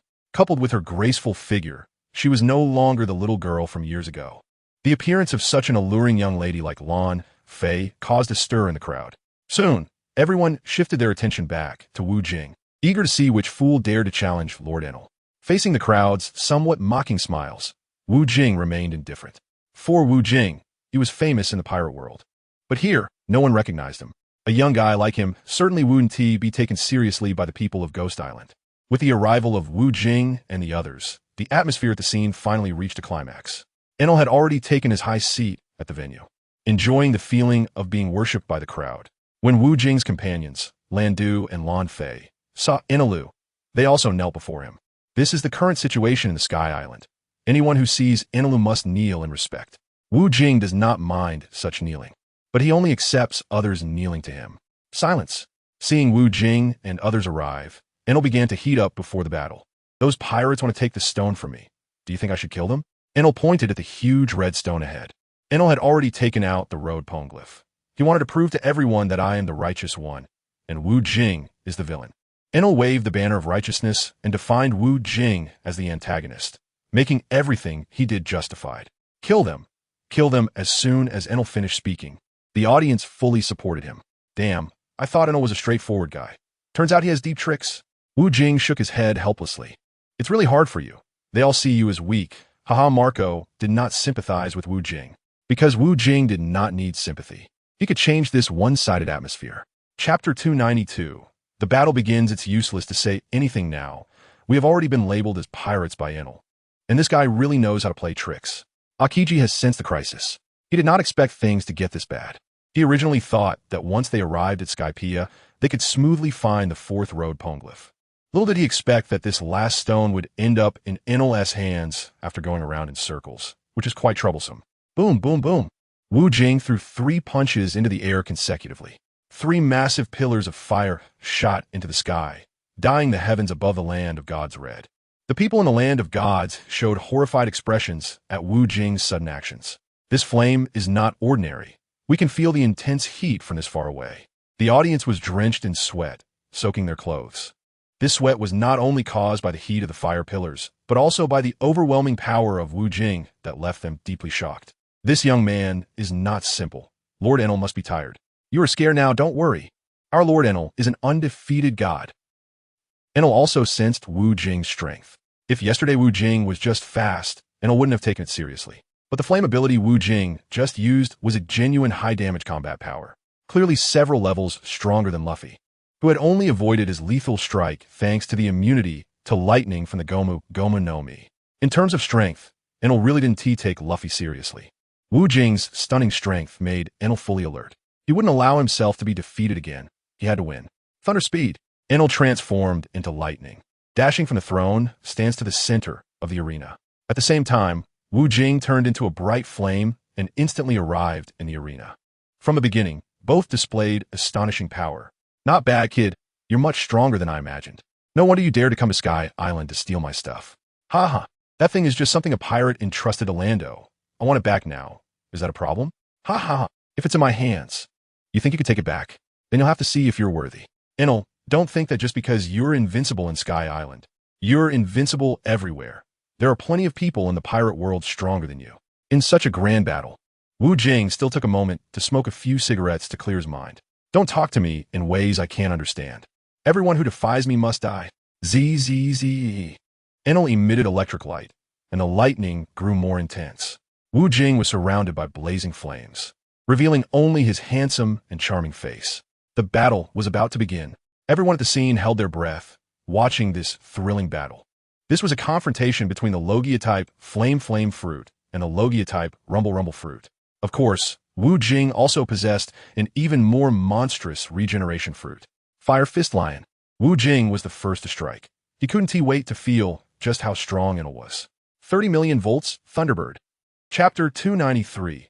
Animal Battle. The towering flames emitted by Wu Jing's Fire Fist formed a massive lion in midair. The lion, engulfed in raging flames, charged towards Enelu as if it wanted to devour him completely. Enelu, wielding a golden stick, struck the large drum behind him. A powerful bolt of lightning shot out from the drum, forming a phoenix-shaped thunderbird that sped towards the lion made of flames. The two forces of nature collided, not immediately dissolving into nothingness. The thunderbird and the lion seemed to have gained intelligence, tearing at each other in the air. The continuous biting caused both forces to gradually deplete. Wu Jing and Enelu were completely focused on the fierce battle between the two powers, each hoping to gain an edge. After a few minutes of combat, both the thunderbird and the lion dissolved into nothingness. Neither side gained an advantage in the first clash. It ended in a draw. However, for Enelu, this result was considered a loss, and he was quite dissatisfied. He wanted to overwhelm Wu Jing with every move, not settling for a tie. Only wanted to win. On the other hand, Lan Fei felt extremely satisfied with Wu Jing's performance in his first direct confrontation with Enelu, achieving an equal result. Wu Jing's performance has far exceeded her expectations. Similarly, Lan Du has begun to look at Wu Jing's formidable strength with new eyes. Perhaps Wu Jing will not suffer a tragic end. Damn, 90 million volts. Thunder Dragon. Enel quickly struck the taiko drums on his shoulders, and lightning erupted from the drums, transforming into a massive purple-blue thunder dragon that charged toward Wu Jing. At the same time, Wu Jing did not just wait for Enel's attack. Great Flame Ring. Emperor Flame Dragon. Circles of flames spun rapidly around Wu Jing, ultimately transforming into a gigantic fireball that was hurled forward. The enormous fireball turned into a massive fire dragon in the air, and this was not the end. The continuous flow of fiery power from Wu Jing was constantly being infused into the fire dragon, causing it to emit an even more terrifying heat. The fire dragon let out a dragon's roar towards the thunder dragon, as if it had gained life. Wu Jing has already been able to use the power of the flame fruit to create deadly attacks in animal form, which is an upgrade after the awakening of the flame fruit. Look, the two giant dragons are already entangled together. It's terrifying. Enelu's lightning dragon has improved significantly compared to before. That young man is even more frightening. The fire dragon he releases can burn through the power of lightning. Wu Jing and Enelu had no time to pay attention to others' discussions. They were focused on fueling their own dragons. Enelu was like a professional drummer, constantly beating the large drum behind him. With each strike of the drum, a continuous stream of lightning power would shoot out, supplying the lightning dragon battling in the sky. Wu Jing, on the other hand, had it much easier than Enelu. He didn't need to beat the drum. The ability of the revival fruit allowed Wu Jing to quickly recover the energy he expended. The fire dragon released by Wu Jing grew in power rather than diminishing. In the battle against the thunder dragon, both sides were evenly matched, and Wu Jing was definitely not at a disadvantage. Damn, where did this monster come from? How can each one be more abnormal than the last? Enel was already sweating coldly on his forehead.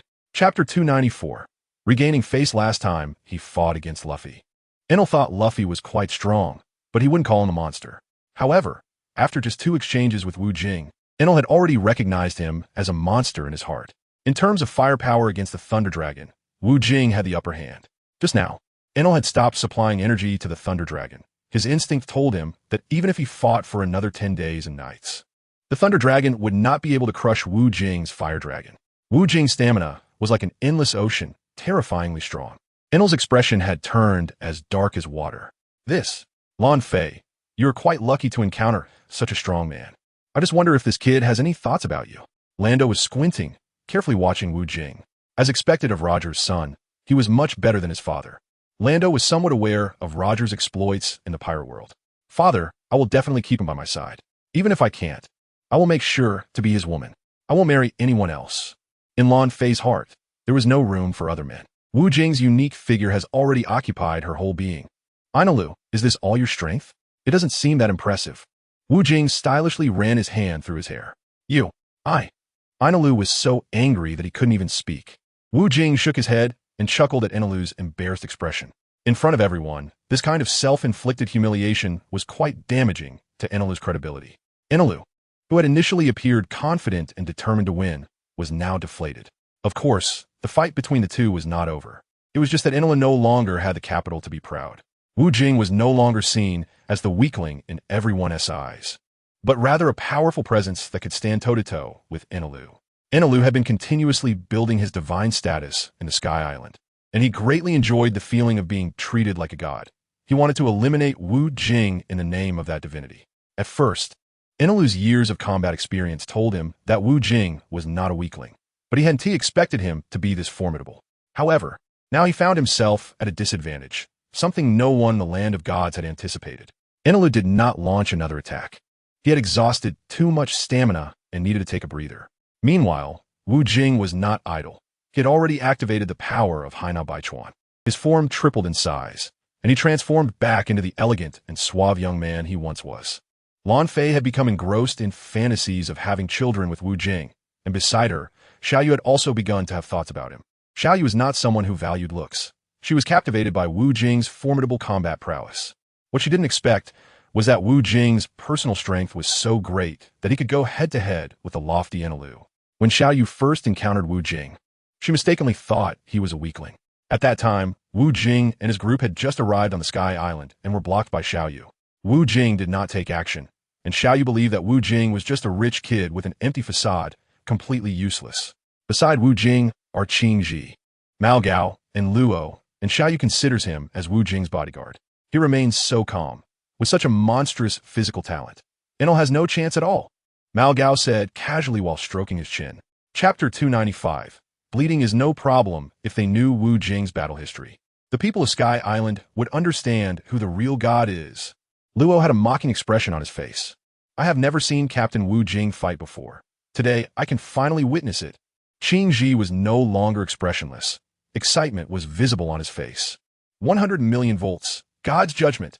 A massive thunderbolt descended from the sky, a gigantic pillar of lightning striking directly above Wu Jing's head. This time, Enlil did not beat the drum. He usually does that to unleash his animal form attacks. Demon King, slaughtering the demons. A towering wave-like blade aura shot into the sky. The three ghostly blades in Wu Jing's hands had merged, transforming into the fearsome Ghost King that could alter the color of the heavens and earth. The blade energy resisted the mighty thunder, but the force of the thunder was greater, and Wu Jing's blade energy could not withstand Enlil's move, the judgment of God. The residual thunder struck directly at Wu Jing. Hiss, the crowd gasped in shock. It wasn't that they were worried Wu Jing would be killed, but seeing the thunder strike flesh so closely was terrifying, making them feel as if they might be hit by the thunder themselves. Lord Wu Jing. Seeing the devastation where Wu Jing stood, Lan Fei's heart shattered. Just a moment ago, Wu Jing had the upper hand, but in the blink of an eye, he was overwhelmed by Enlil. Lan Fei couldn't bear it and collapsed to the ground. Lan Du hurried over to support his precious daughter. He is fine, don't worry. What? He is fine? As soon as Lan Fei heard that Wu Jing was okay, she immediately stood up.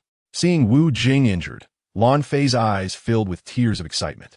Her heart had nearly shattered just now, but there was nothing she could do to stop this battle. Lord of Thunder, you will win. Lord of Thunder, you will win. Lord of Thunder, you will win. All the spectators on site cheered for Enlil.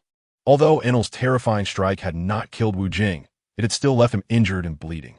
Wu Jing's shoulder has already been marked by a shocking wound, with blood blurring the area.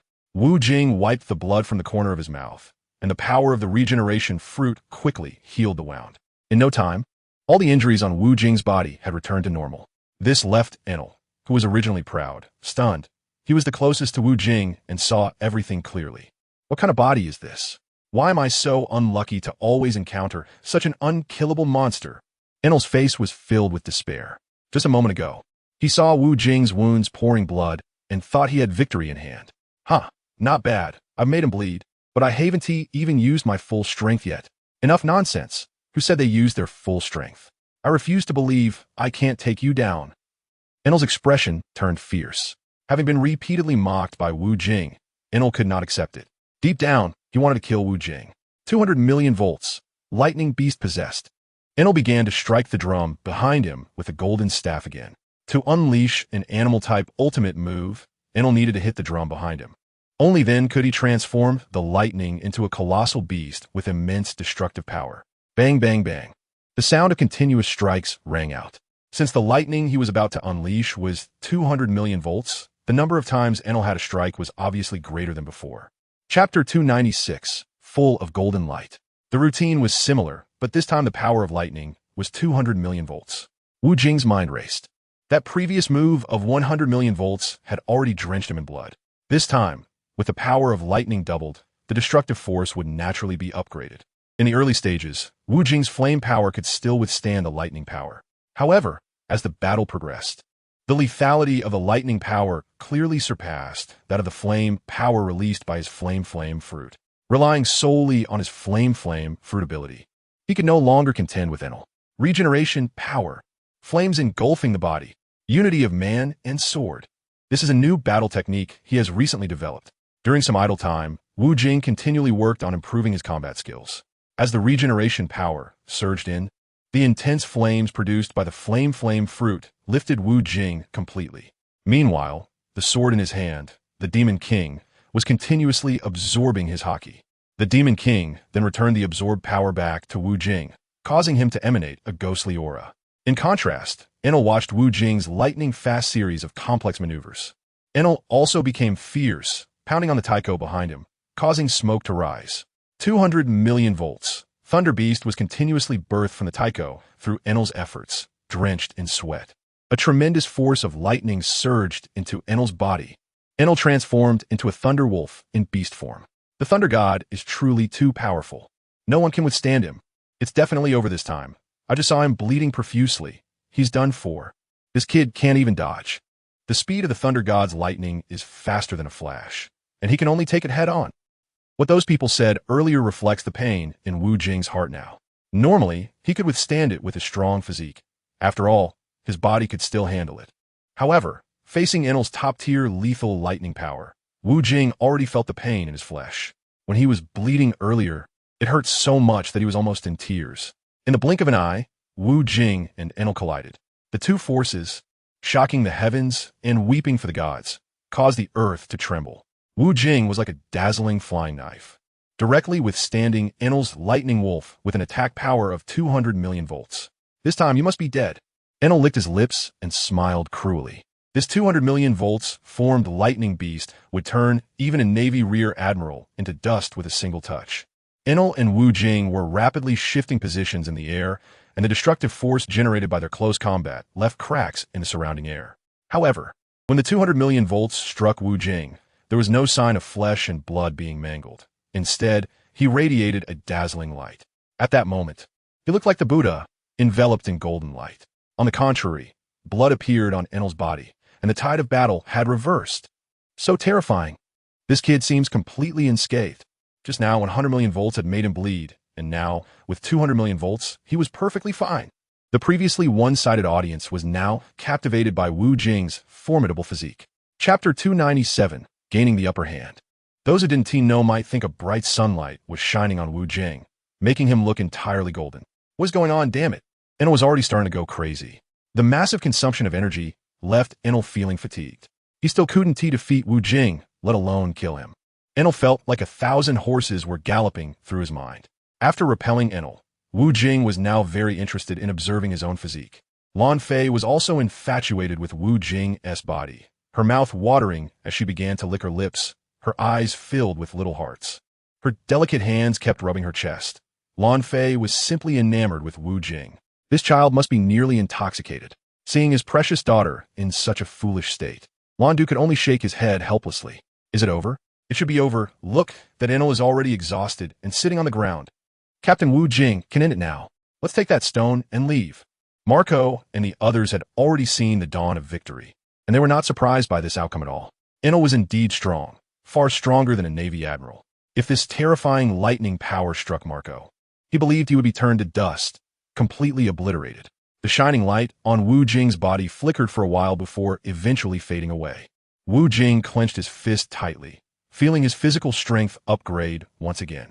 Only in adversity can one continuously level up, and Wu Jing was savoring the thrill of upgrading as depicted in novels. Although this trope was quite cliché, experiencing it firsthand still excited him. Everyone wants to become stronger. The onlookers in the audience were already whispering among themselves, their faith beginning to waver. As the god of Sky Island, Enel actually showed signs of defeat again. This time, the visual effects were several levels higher than his last confrontation with Luffy. Enel's strength had reached the level of a sovereign, and his moves were more furious and astonishing than ever. Wu Jing could easily overpower the current Luffy, far surpassing the Luffy from 6 or 7 years ago. Cough, cough, cough. Enel was breathing heavily, having expended a considerable amount of energy. He had thought he could defeat Wu Jing just now, but to his surprise, Wu Jing grew more formidable with each blow, becoming more spirited. The battle wasn't over yet. I will make you see my power. Enel staggered to his feet, seeing the panic among the audience. Enel realized that these fair-weather fans were ready to switch sides. His bare body was already covered in blood, lacking the abnormal recovery ability that Wu Jing possessed. The previously wavering audience began to cheer again upon seeing Enel stand up. They would support whoever seemed stronger. The outcome was still uncertain, so they chose to back Enel. Wow, this guy really has a strong will. Wu Jing felt a bit of admiration for Enel. Enel's combat power was indeed impressive. If he had a physique like Kaido's, Wu Jing couldn't guarantee that he could still stand here so steadily now. The sea can hold 100 rivers 5 times. Wu Jing had never stopped absorbing the power around him. He wouldn't hold back until he had completely overpowered Enelu. Chapter 298. Everyone shows their skills. Wu Jing's body transformed from a 3-fold form to a 5-fold form. He stood like a perfect male deity in the center of the arena. At the same time, Wu Jing's conqueror's haki began to emanate. Usually, Wu Jing did not use his conqueror's haki much. While it was indeed powerful, it was not very effective against opponents with formidable strength. However, the conqueror's haki that Wu Jing was now displaying was not just directed at Enel, but also intended for the spectators in the arena, allowing them to truly experience what it means to possess the aura of a king. What's happening? I seem to feel that kid's king-like aura. Me too. I feel like my legs would go weak standing in front of him. Such a dominating presence. Even our Lord of Thunder doesn't have this kind of aura. Could he be the deity we have been waiting for in Skypiea? Just as everyone was discussing, 500 million volts. Thunder God! Enel roared towards the sky, and a tremendous thunderclap echoed in the heavens. The lightning in the sky moved like a giant dragon. What the hell is going on? I don't know, it's so terrifying. Enel is too scary. Even after expending so much energy, he can still fight. His physique is truly monstrous. Marco and the others continued to play the role of spectators, each expressing their opinions on the battle situation. Drawing lightning down from the sky, this kid really has some ideas. Wu Jing's expression grew serious as he stared at the lightning-filled sky. At that moment, Enel was completely bathed in lightning, and the power of the thunder in the sky poured down on him like a waterfall. He continuously absorbed the lightning, and as he absorbed more and more of it, Enel's body underwent a dramatic transformation. Just like Wu Jing, his body increased 5-fold. You can also let me possess you, turning you into the true Ghost King. Hey, hey, hey. The Ghost King in Wu Jing's hand emitted a chilling voice. You possess me? You wouldn't have any ideas, would you? Humph. Nonsense. You are my master now. If you die, where would I find a monster like you? The Ghost King expressed its displeasure. Then let's go. If we don't hurry, it will be too late. Wu Jing heeded the Ghost King's advice. Faced with Enel's monstrous ultimate move, Wu Jing also broke into a sweat. Enel's rumble fruit ability had awakened significantly, allowing him to manipulate the power of thunder and lightning in the world. This was somewhat akin to what Wu Jing had read in fantasy novels. Of course, in fantasy, manipulating thunder and lightning was merely a minor skill. In the world of One Piece, where flesh and blood exist, Enel's actions could be deemed astonishing.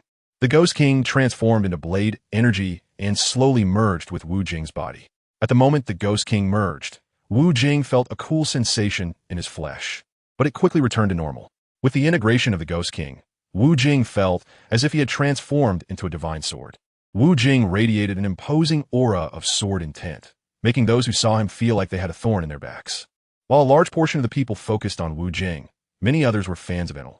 Chapter 299. Is 500 million volts really that impressive? Enel was still immersed in his continuous growth, manipulating the power of lightning in the air. As the endless lightning energy flowed into his body, Enel's physique had become even more majestic and powerful than Wu Jing's. This was Enel's Thunder God state, his ultimate move, which had improved several levels compared to when he fought Luffy back in the day. In the Thunder God state, at 500 million volts, every movement was catastrophic, and Enel was giving it his all. Previously, the maximum he could achieve during practice was only the 300 million volts Thunder God state. But this time, Enel had completely thrown caution to the wind. Wu Jing's strength was simply too formidable. If he didn't push himself, Enel would just repeat his past mistakes. At that point, he really wouldn't be able to stay on Onigashima anymore, so he could only win and not lose. Sizzle, sizzle, sizzle. Enel was filled with the sound of thunder and had entered a state of readiness. After Wu Jing was possessed by the King of Ghosts, his appearance seemed to be covered by a layer of protective film. The aura he emitted was even stronger, as if he were the supreme ruler. This kingly presence, which proclaimed that he was the only one worthy, arose naturally, rather than being deliberately released like when Wu Jing used his conqueror's haki before. Yaha, I didn't expect you to hold out for so long. It truly surprises me. Enel's cold laughter echoed across the arena. Haha, I also didn't expect you to become this strong now. Wu Jing's eyes shone brightly like light bulbs, a result of the excessive power accumulating within him. I am at a height you cannot reach. To die in my hands would be a source of pride for you. Stop talking nonsense. That outdated line of yours is no longer relevant. There is no one who can kill me. I allow you to be so arrogant in front of me. But you should cherish this fleeting time, yahaha. Enel's manic expression made it seem as if he were the ruler. Wu Jing's hard power is undeniably strong, which has pushed Enelu to his limits. For such an evenly matched opponent, Enelu now wants to gain an advantage in the war of words. This is the crucial moment to determine the victor, and Enelu aims to deliver a psychological blow to Wu Jing. For him, having even a slight edge translates to a greater hope for victory. Enelu is leaving no stone unturned. For the sake of victory, any means are justified.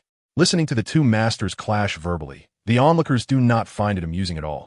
The realm of the masters is something they cannot yet comprehend, nor the brutality of this battle. When experts face off, the outcome often hinges on minute details. Enelu must ensure his victory, but for Wu Jing, who prides himself as the king of tactics, Enelu's so-called psychological tactics are utterly pathetic. Bang! Wu Jing shot up from the ground, not relying too much on the force of the ground. With the flying and diving abilities bestowed upon him by the Ghost King, Wu Jing's speed was even faster than lightning. In the blink of an eye, Wu Jing appeared in front of Enel and directly punched towards Enel's head. Enel didn't have time to block and was sent flying by Wu Jing. This speed is just too fast, right? The Thunder God was so easily knocked away. Is it really over just like that?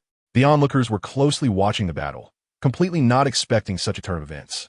Chapter 300. Active attack. Wu Jing's previous domineering strike left Enel stunned. He had just regained his senses from his daze. How is this possible? I am now in the 500 million volt Thunder God state, and both my speed and strength have increased several times. Enel couldn't believe that he had been knocked away so easily by Wu Jing. As he watched Enel get back up, Wu Jing continued to shoot towards Enel like a flying knife. He aimed to maintain the momentum and was not going to give Enel a chance to catch his breath. The longer the fight dragged on, the more his body couldn't handle it. This Ghost King possession was like playing with his life, and there was a real possibility of being taken over by this Ghost King. Ghost King kills. Wu Jing threw a punch at Enel. 500 million volts, stab. Enel's fist transformed into a sharp spike, stabbing towards Wu Jing. Punch against punch. The collision of the two strongest strikes seemed to freeze time. The attack power of 500 million volts made Wu Jing feel a life-threatening crisis. This caused Wu Jing's body to emit a golden halo once again, and with the intensity of the battle, his regeneration fruit ability was significantly enhanced. Watching Wu Jing and Enel fiercely exchanging punches and kicks in the air, the spectators were so tense they nearly stopped breathing. This seemingly simple fight would have been unbearable for anyone else. But with these two deities on stage, it represented the highest standard of martial spirit. They had already sensed how terrifying this fight was from the shock waves generated by their fierce collisions. Those who were close had long since run far away. The shock waves from the battle had already affected the audience. This fight was very spectacular, but life is always more important. The intense consumption made Enel feel like his body was about to burst. Normally, he was immune to lightning, as the power of lightning was not fierce and strong enough. However, the lightning power borrowed from between heaven and earth now had destructive force. Enel's body was not as strong as Wu Jing's, and the intense pain caused Enel to show a face full of grimacing agony. The previously stalemated battle situation began to change. Enel's once rock-hard fist showed signs of being torn and broken. The 500 million volts of attack power still couldn't penetrate Wu Jing's body, but he could no longer withstand it.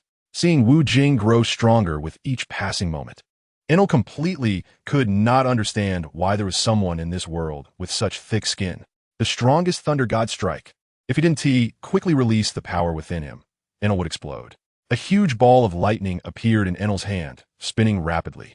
The lightning power absorbed within Enel continuously transferred to this rapidly rotating sphere. While the sphere was still growing larger, Enel charged towards the rushing Wu Jing.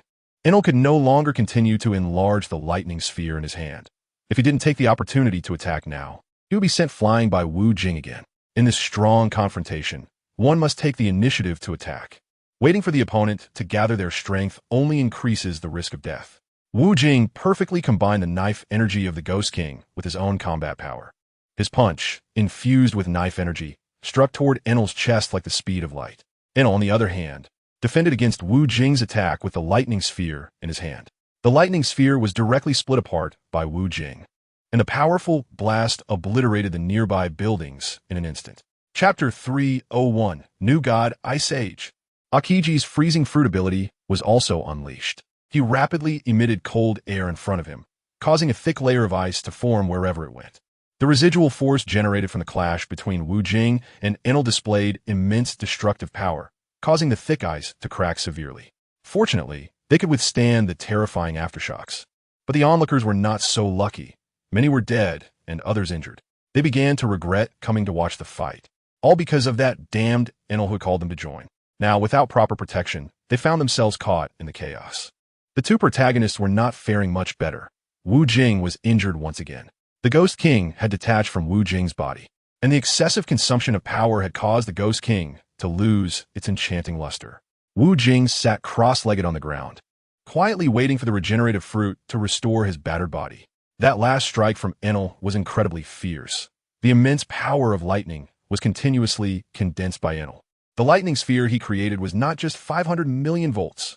Wu Jing could not determine exactly how many billions of volts it was, but he conservatively estimated the destructive power to be at least 800 million volts. This was the most serious injury Wu Jing had suffered since arriving in the pirate world, and the creator, Enel, was in a far worse state. Enel was not only cut open by Wu Jing's palm, leaving a deep wound down to the bone, but he was also severely injured by the shockwave produced when the lightning sphere exploded. Enel had already fainted in a pile of mud far away, and no one knew if he was dead or alive.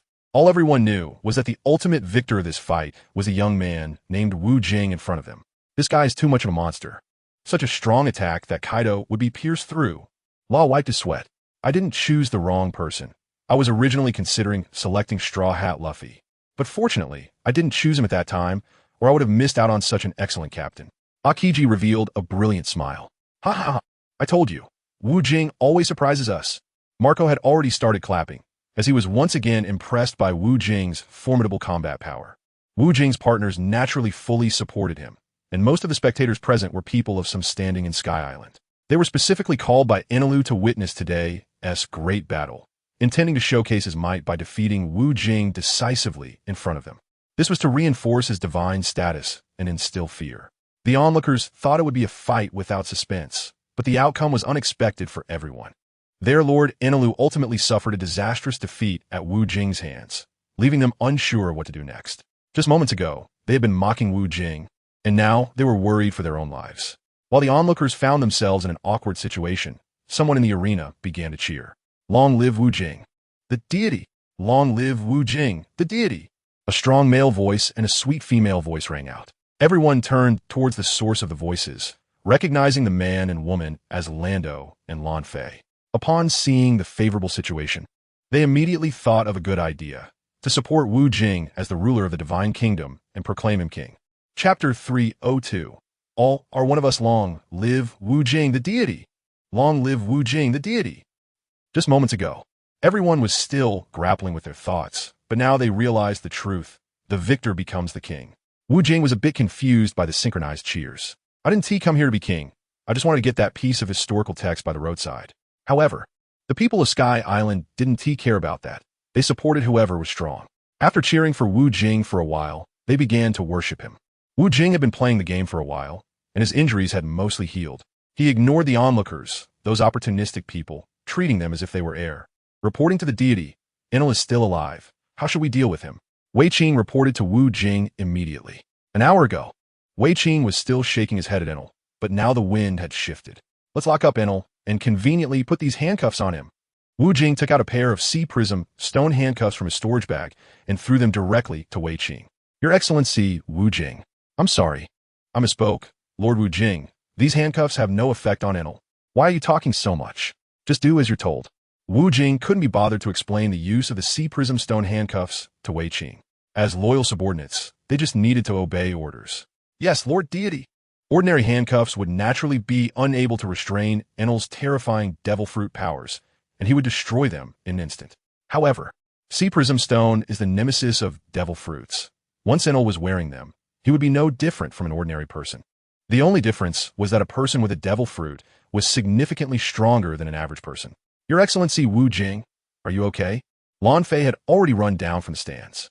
If it weren't for Akiji and others guiding her, Lan Fei would have been injured by the fierce aftermath. Lan Fei, you can't call him your excellency anymore. He is our deity. The arriving Lan Du scolded his precious daughter. Huh, we are all on the same side. Why are you being so formal? Wu Jing naturally replied casually. Now being called that way, Wu Jing was indeed not used to it. This feeling of being called a deity seemed so distant to him. He still needed some time to adapt. One of us? He has already regarded me as one of his own. Sob, sob, sob. Lan Fei was already emotionally crying inside. Wu Jing's casual remark about being one of us had made Lan Fei think deeply. Lan Du, arrange dinner. I'm really hungry. Wu Jing touched his well-defined abs. Although he could still see his beautiful 8-pack abs, he was really starving. This high-consumption battle was the most physically exhausting. Without enough stamina, things like Conqueror's Haki, Armament Haki, Observation Haki, and other devil fruit abilities couldn't be fully exerted or even activated. In the pirate world, stamina is fundamental. Wu Jing relies on the enhanced body granted by the regeneration fruit, allowing him to fight intensely without worrying about his stamina running out. Boom! The sky rumbled with thunder. Rain began to pour down, as it had been clear just moments ago. The people at the scene were startled, thinking Enel was making his move again. Chapter 303, The New Deity. The raindrops grew larger, quickly washing away the bloodstains on the ground. Feeling the large raindrops hitting him, Wu Jing did not dodge. Let the storm come even fiercer, for there are storms even more intense ahead. In the grand and majestic dining hall of the Kingdom of Gods, Wu Jing was feasting heartily. His crew and the Lando father-daughter pair were much more refined in comparison. They understood this. After all, Wu Jing had been fighting for so long and was starving. After a hearty meal, the gathering quickly dispersed as it was getting late. The palace of the Kingdom of Gods had changed ownership, and Wu Jing was now the master here. Ah, so comfortable. My lord, let me massage you a bit more. No need. I've already felt great just now. Lando, you're amazing. Wu Jing is now soaking in a large bathtub, and Lan Fei just gave him a back massage. I have to say, Lan Fei's massage skills are even better than those of the therapists on Earth. If it weren't for knowing Lan Fei's identity, Wu Jing would think she was in that line of work. My lord here. Lan Fei poured him a glass of red wine. Wow, you're really good to me. Wu Jing took a small sip and savored it. The red wine is exquisite. In this place with the purest air, the wine produced is top-notch. My lord here. Seeing Wu Jing finish his wine, Lan Fei handed him a cigarette. This care is so timely. Wu Jing is really enjoying it. Lan Fei, thank you for your hard work. Wu Jing is always particularly gentle with women. It's what I should do, my lord. You are our deity now. I will be leaving here in a few days. Huh? I want to go with you. Ha! You stay here and help me take care of this place. I will come to see you often. Wah, my lord.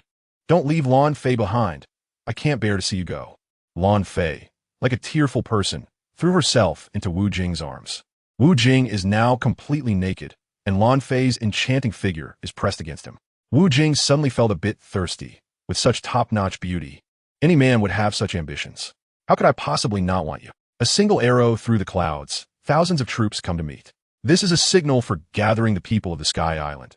Upon hearing the continuous explosions in the air, they knew something significant was about to happen. The gathering place was the Grand Square of the Divine Kingdom. There were not many people on the Sky Island, only about 30 to 40,000. According to Wu Jing's understanding over the past few days, the Sky Island was originally deserted. Over 800 years ago, some people migrated here to escape the war, and gradually the population grew. Various signs indicate that the predecessors of the Sky Island had significant ties to the world of pirates. The blank 100 years of history from over 800 years ago must have witnessed some earth-shattering battles. Wu Jing could not find out what exactly happened during those blank 100 years in the historical records of the Sky Island. With the release of the signal, the Grand Square of the Divine Kingdom quickly became crowded. People from other islands on the Sky Island, such as Angel Island, Cloud Hidden Village, and Visalia, all came, and many had an inkling of what was about to happen. They had already heard of the battle between Wu Jing and Enel yesterday. A new deity was born in the Sky Island.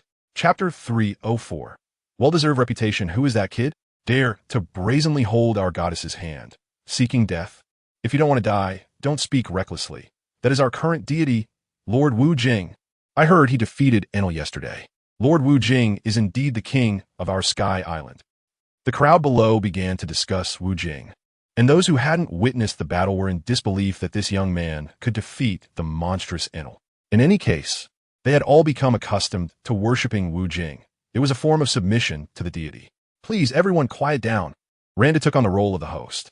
This was something he had never done before. Usually, Randa lived a life of comfort. He was eager to do this exhausting task, also to encourage his future son-in-law. He could already see Wu Jing holding Lady Lan's hand, sitting on a leadership platform, enjoying the wonderful time under everyone's gaze. Lady Lan was a goddess-level existence on the Sky Island, and naturally, many pursued her, but she simply did not look at them. The venue quickly quieted down. I believe everyone should know what happened yesterday. Enel has ruled the Sky Island for 12 years, constantly oppressing and exploiting us. Although on the surface we always submitted to Enel, in our hearts, we have been resisting. During these torturous days, our Lord Wu Jing appeared. He defeated the evil Enel. Lord Wu Jing is our new deity, and this is well-deserved. I gathered you all here today just to let you know. After hearing Randa's words, the crowd was stirred with passion. They were indeed very dissatisfied with Enel's rule. Enel's eccentric personality and exceptionally cruel methods instilled fear in the people of the Sky Island. However, they had no capacity to resist and could only survive in hardship. Deity. Deity. The crowd began to worship Wu Jing again, to which Wu Jing did not respond. This was not Earth, so there was no need to express any thoughts. His arrival did indeed change the plight of the Sky Island, but he came for his own personal matters. Wu Jing did not feel he had done anything great. However, the people felt that Wu Jing had done something truly great. He was indeed great. This is the difference in perspectives. Many great people are built up by others. Those so-called great deeds are merely what they did to achieve their own success. After accepting the adoration of the Sky Island's people, Wu Jing raised his hand to signal and then left the grand square. His name had already been established on the Sky Island. The Sky Island now belonged to him. Wu Jing went to prison to see his defeated subordinate, Enelu. Creak. The cell door was opened. Hearing the sound, Enelu weakly opened his eyes. The fight yesterday nearly took his life, and Enelu did not have the same recovery ability as Wu Jing. It would take him several months before he could be lively again. Ha! He! Cough! Cough! Seeing Wu Jing's arrival, Enelu had a bitter smile on his face. He covered his wound and slowly sat up. Chapter 305. The Rise and Fall of Kings. Wu Jing sat in the rocking chair, leisurely smoking a cigarette, and the feeling was quite enjoyable. Did you come here to mock me? Enel said weakly. Am I that boring? I'm here to say goodbye. The pirate world is the life I love. This is just my stopping point. What does that have to do with me? If you leave, you won't let me go. Enel didn't believe Wu Jing would let him go so easily. Haha, I won't let you go now, but I might in the future. What do you mean by might in the future? I can leave any time I want. Enel, you can't blame me for that. If you had given me that stone back then, I wouldn't have acted so decisively now. Who knew you would be this strong? Come on, what are your conditions? I really need my freedom right now. Enel looked troubled, thinking to himself, if only he had known it would come to this. Let's talk about it later. I don't need your help right now. Just think things over here for a while. Wu Jing stood up, ready to leave. No, Wu Jing, I beg you. I really can't get used to staying in a place like this. I will agree to any conditions, as long as you give me my freedom. Enelu quickly pleaded, feeling desperate. It was unimaginable for such a proud person to be stuck in such a foul-smelling prison. Enelu never thought that such a thing would happen to him. In the end, the victor and the vanquished are determined. It is already very merciful of me not to kill you. If I need your help, then you might be fortunate enough to gain your freedom. But if I don't need your help, then you will be forever imprisoned. I can agree to anything. I will leave Sky Island and never set foot here again. Seeing Wu Jing leave quickly, Enelu immediately pledged his loyalty. Wu Jing is not interested in listening to Enelu's loyalty. Such loyalty is unreliable. The more powerful a person is, the more likely they are to say unreliable things. Reliable people are unable to reach the peak. Long before they reach halfway up the mountain, they are already conspired against by those with deep schemes. In a world of deceit and treachery, it's a matter of survival. If you don't die, I will. This situation is the same in any world. Wu Jing and his companions were ready to leave the Sky Island, but this news had not spread widely. He did not need the crowds to send him off. He only wanted Lan Fei to know. Lan Fei was already in Wu Jing's arms, crying like a child, unable to bear the thought of her beloved leaving. Lan Fei was not someone who cried easily. She was usually independent and self-sufficient on the Sky Island. But in front of Wu Jing, Lan Fei felt like a little girl, forever unable to grow up. Wu Jing gently stroked Lan Fei's head. The daughter of Sky Island was very different from the women of the pirate world. Women in the pirate world are beautiful, and some are even more beautiful than Lan Fei, but they all carry a fierce aura. For example, the Empress Hancock behaves like a delicate woman in front of Wu Jing, yet she cannot hide her strong woman demeanor. Violet is a bit softer than Hancock, but when facing her subordinates, she is just as iron-willed and decisive. This must be because the environment of the pirate world influences a person's character.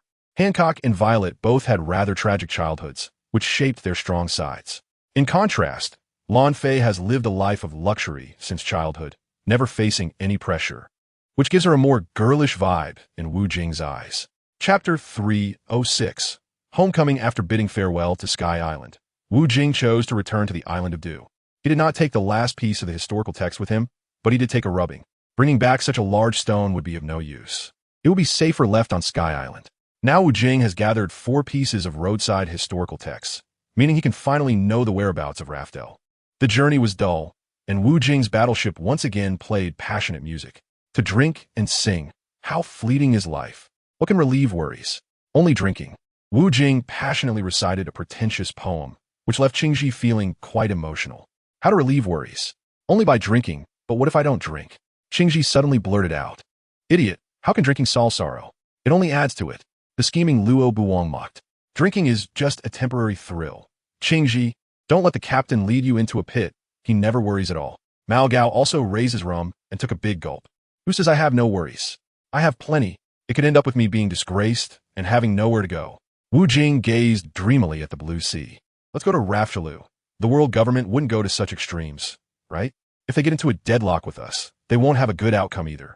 Luo said with a serious expression. One cannot tolerate 2 tigers. Luo, you're still too inexperienced. Qingji had been in the Navy headquarters for decades and was quite clear about the world government's attitude. Wu Jing did not continue to discuss this topic. Everyone has worries, unless they are not human. The journey there took a lot of time, but returning saved more than half of it. Wu Jing and his companions returned to their island in less than 5 days. Upon seeing Wu Jing back, Hancock and Violet, 2 of Wu Jing's women, were more excited than anyone else. They were afraid that Wu Jing might run off with someone else. As such a great man, walking in the pirate world would undoubtedly attract many women. Another woman who was very excited to see Wu Jing was Robin. Captain, did you get that road sign poneglyph? Robin's first question was about that. This was something Robin had longed for. Her lifelong wish was to decipher the messages on the poneglyphs. I got it, Where is it? I didn't bring it back. What? Why didn't you bring it back? It would be more convenient to have a rubbing. Marco would give Robin the rubbing of the road sign poneglyph. As soon as Robin received the rubbing, she immediately began to decipher it. This feeling was simply wonderful for her. Seeing Robin so happy and immersed in her reading, Wu Jing chose not to disturb her. However, he didn't leave immediately. Instead, he stood by and chatted warmly with Hancock and the others. After not seeing each other for a long time, there were always endless topics to discuss. Time passed quickly, and it was over an hour later that Robin finally came back to her senses. Overthinking had made Robin feel a terrible headache. She was swaying and barely able to stand. Wu Jing appeared beside Robin, just in time. Such an outstanding talent deserved his special care. Thank you, Captain, Robin giggled innocently. How's it going? Wu Jing asked with a concerned expression, which deeply touched Robin. Chapter 307. Good subordinates, I've finished reading it. Once I interpret the 4 historical texts again, we will know where Laugh-Tale really is. Thank you for your hard work. Robin. Robin felt a deep sense of happiness in being able to serve the captain, giggling again. She never expected that in less than a year of following Wu Jing, she would have already fulfilled her lifelong wish. Since she was a child, Robin had longed to go to Laugh-Tale. Her O'Hara people had always wanted to see the truth of Laugh-Tale. O'Hara was a nation capable of understanding historical texts. Yet the world government had always wanted to keep the erased blank century of history a secret from the world. When Robin was 8 years old, O'Hara was brutally destroyed by the Navy's Buster Call. The following year, the name O'Hara completely disappeared from maps, and the great O'Hara and the archaeologists on the island were erased from the world in this disaster. Robin was a survivor. She lived in hiding, keeping a low profile. Her lifelong pursuit was to interpret historical texts and fulfill the wishes of the O'Hara people. Wu Jing's return has sparked enthusiastic welcome from the people of Tokushima. For the welcome ceremony here, Wu Jing responded with a smile. Tokushima is the starting point of his life, and he is quite familiar with many of the locals. The people here genuinely adore Wu Jing. The rule of Doflamingo is far more bloody and cruel than that of Ainalu. A sumptuous dinner has been prepared for Wu Jing, with Hancock pouring wine for him and Violet serving dishes, almost ready to feed him directly. Reiju is also busy. While Wu Jing enjoys the delicious dinner, Reiju, as a capable subordinate, reports some recent matters under her jurisdiction to Wu Jing, whether it's related to the economy, personnel changes, or management issues. Reiju highlights the key points and explains them to Wu Jing in detail. Wu Jing was nodding repeatedly, thinking that Lei Jiu was really capable. Now, he didn't have to worry about these matters under his command at all. The management regulations set by Wu Jing, as well as some business plans and the reward and punishment mechanism, have all been perfectly implemented by Lei Jiu. Wu Jing decided to promote Lei Jiu to a position similar to that of Chancellor. This way, he only needed to give orders to Lei Jiu, which was much more convenient than before. Choosing the right person not only benefited others, but also benefited himself. It gave Lei Jiu a strong sense of presence and saved Wu Jing a lot of valuable time. As soon as Lei Jiu finished speaking, many people rushed forward to toast Wu Jing. They were eager to show their respect to him, but Wu Jing found it troublesome. They were already so familiar with each other, yet they still engaged in such meaningless formalities. Cough, cough, cough. Everyone, please don't come up to toast. Let's just have a drink together now, Wu Jing said, standing up. In response to Wu Jing's request, everyone complied without hesitation. After finishing the drink in his hand, Wu Jing did not sit down, and the others felt even less daring to sit. Wu Jing did not sit down because he still had something to say, and a group of people stood awkwardly with him. The island is now our headquarters, and we have more and more branches under us. The things you all have to do are increasing. Do you feel it's tough? Not tough. Haha, saying it's not tough is deceiving. I will give you rewards. Chapter 308. Robin's Call. Thank you, Your Majesty. A group of people sincerely thanked Wu Jing. Everyone please sit down. After Wu Jing sat down, he saw that these people were still standing obediently. Only upon hearing him say sit down did they all finally take their seats. The atmosphere of the dinner party was quite pleasant. Back at his own home, Wu Jing also felt a warm affection.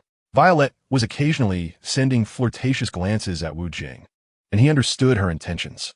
As for Hancock, Wu Jing still hadn't taken care of her. She insisted on getting married first, so he could only endure for now. After a satisfying meal, the gathering ended, and everyone returned to their own places. Wu Jing also needed to go back and rest. However, Hancock would not let him go to his own bedroom. She wanted to take Wu Jing back to her place to rest. Cook, what do you mean by this? You're not. The implication was that if he went to her place, he wouldn't be able to do anything to her. Isn't it nice to just sleep together like this?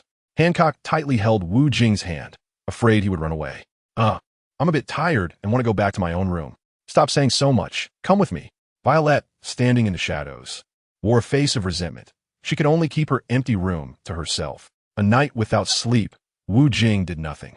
With Hancock holding him tightly, how could he calm down and sleep peacefully? This sleep was more exhausting than fighting. Wu Jing lamented in his heart. He decided he needed to find an opportunity to marry Hancock quickly. If this continued, he would inevitably suffer from exhaustion. With no intention of sleeping, Wu Jing got up early. Early in the morning, Robin called him. She had deciphered 4 pieces of historical texts about the road signs overnight. She wanted to tell Wu Jing the results of reading the historical texts about the road signs, and as soon as Wu Jing heard this news, his mood became immensely bright. After much calling, she finally appeared, like thousands of pear trees in bloom. Wu Jing didn't call anyone else. He went to Robin's room alone. Knock, knock, knock. Creak. Robin, looking energetic, opened the door. After studying all night, she still felt no sleepiness. Robin had finally finished reading the historical texts on the 4 road signs, and one can imagine how excited she was at that moment. These 4 road signs pointed to 4 islands, and the next step was to find those 4 islands, as RebootLife was located at the intersection of these 4 islands in an X shape. Any pirate would want to go to RebootLife because the great treasure that Roger mentioned is said to be there. As for the great treasure that Roger spoke of, Wu Jing was really not interested. He had already run out of ways to spend his money.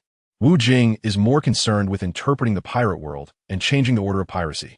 He also doesn't really believe that Roger's so-called great treasure could be more than what he currently has. Roger lured these pirates to that place. Ordinary pirates would never be able to reach it. Only great pirates like Roger could safely arrive at RebootLife. In Wu Jing's view, Roger's words on the execution platform in Lowtown seemed more like a setup. Captain, I've already figured out the exact locations of those 4 islands. There are detailed descriptions on those stones. The landmark historical texts tell us how dangerous that area really is. First, we need to cross the doldrums. And those 4 islands aren't true islands, but rather submerged below sea level. Chapter 309. Most grateful, since these islands aren't above sea level. Finding them will be much more troublesome. Jing felt a bit of headache. He initially thought that gathering the 4 pieces of the landmark historical text would help him easily find the final island, RebootLife. Unexpectedly, it wasn't that simple. No wonder those pirates tried every means to get there, but still couldn't. Right? Even though they're submerged, we will definitely find them. By then, I will mark their positions on the map, and we can confirm the final location of RebootLife. So my next step is to hurry and find these 4 islands. Jing stroked his chin deep in thought. Each stone has detailed trail descriptions. If we follow those instructions, I believe it won't take long for me to pinpoint the exact locations of these 4 islands. Robin was full of confidence. Haha, then you can lead everyone when the time comes, and we will set foot on RebootLife together. The ultimate purpose of the landmark historical text is to provide detailed island introductions and route descriptions, which saves seekers a lot of effort. After all, no one can find islands submerged below sea level. Robin told Jing the names of the 4 islands: Karaikana Island, Greenbit Island, Bonero Island, and Cactus Island. Jing was hearing these names for the first time in the pirate world.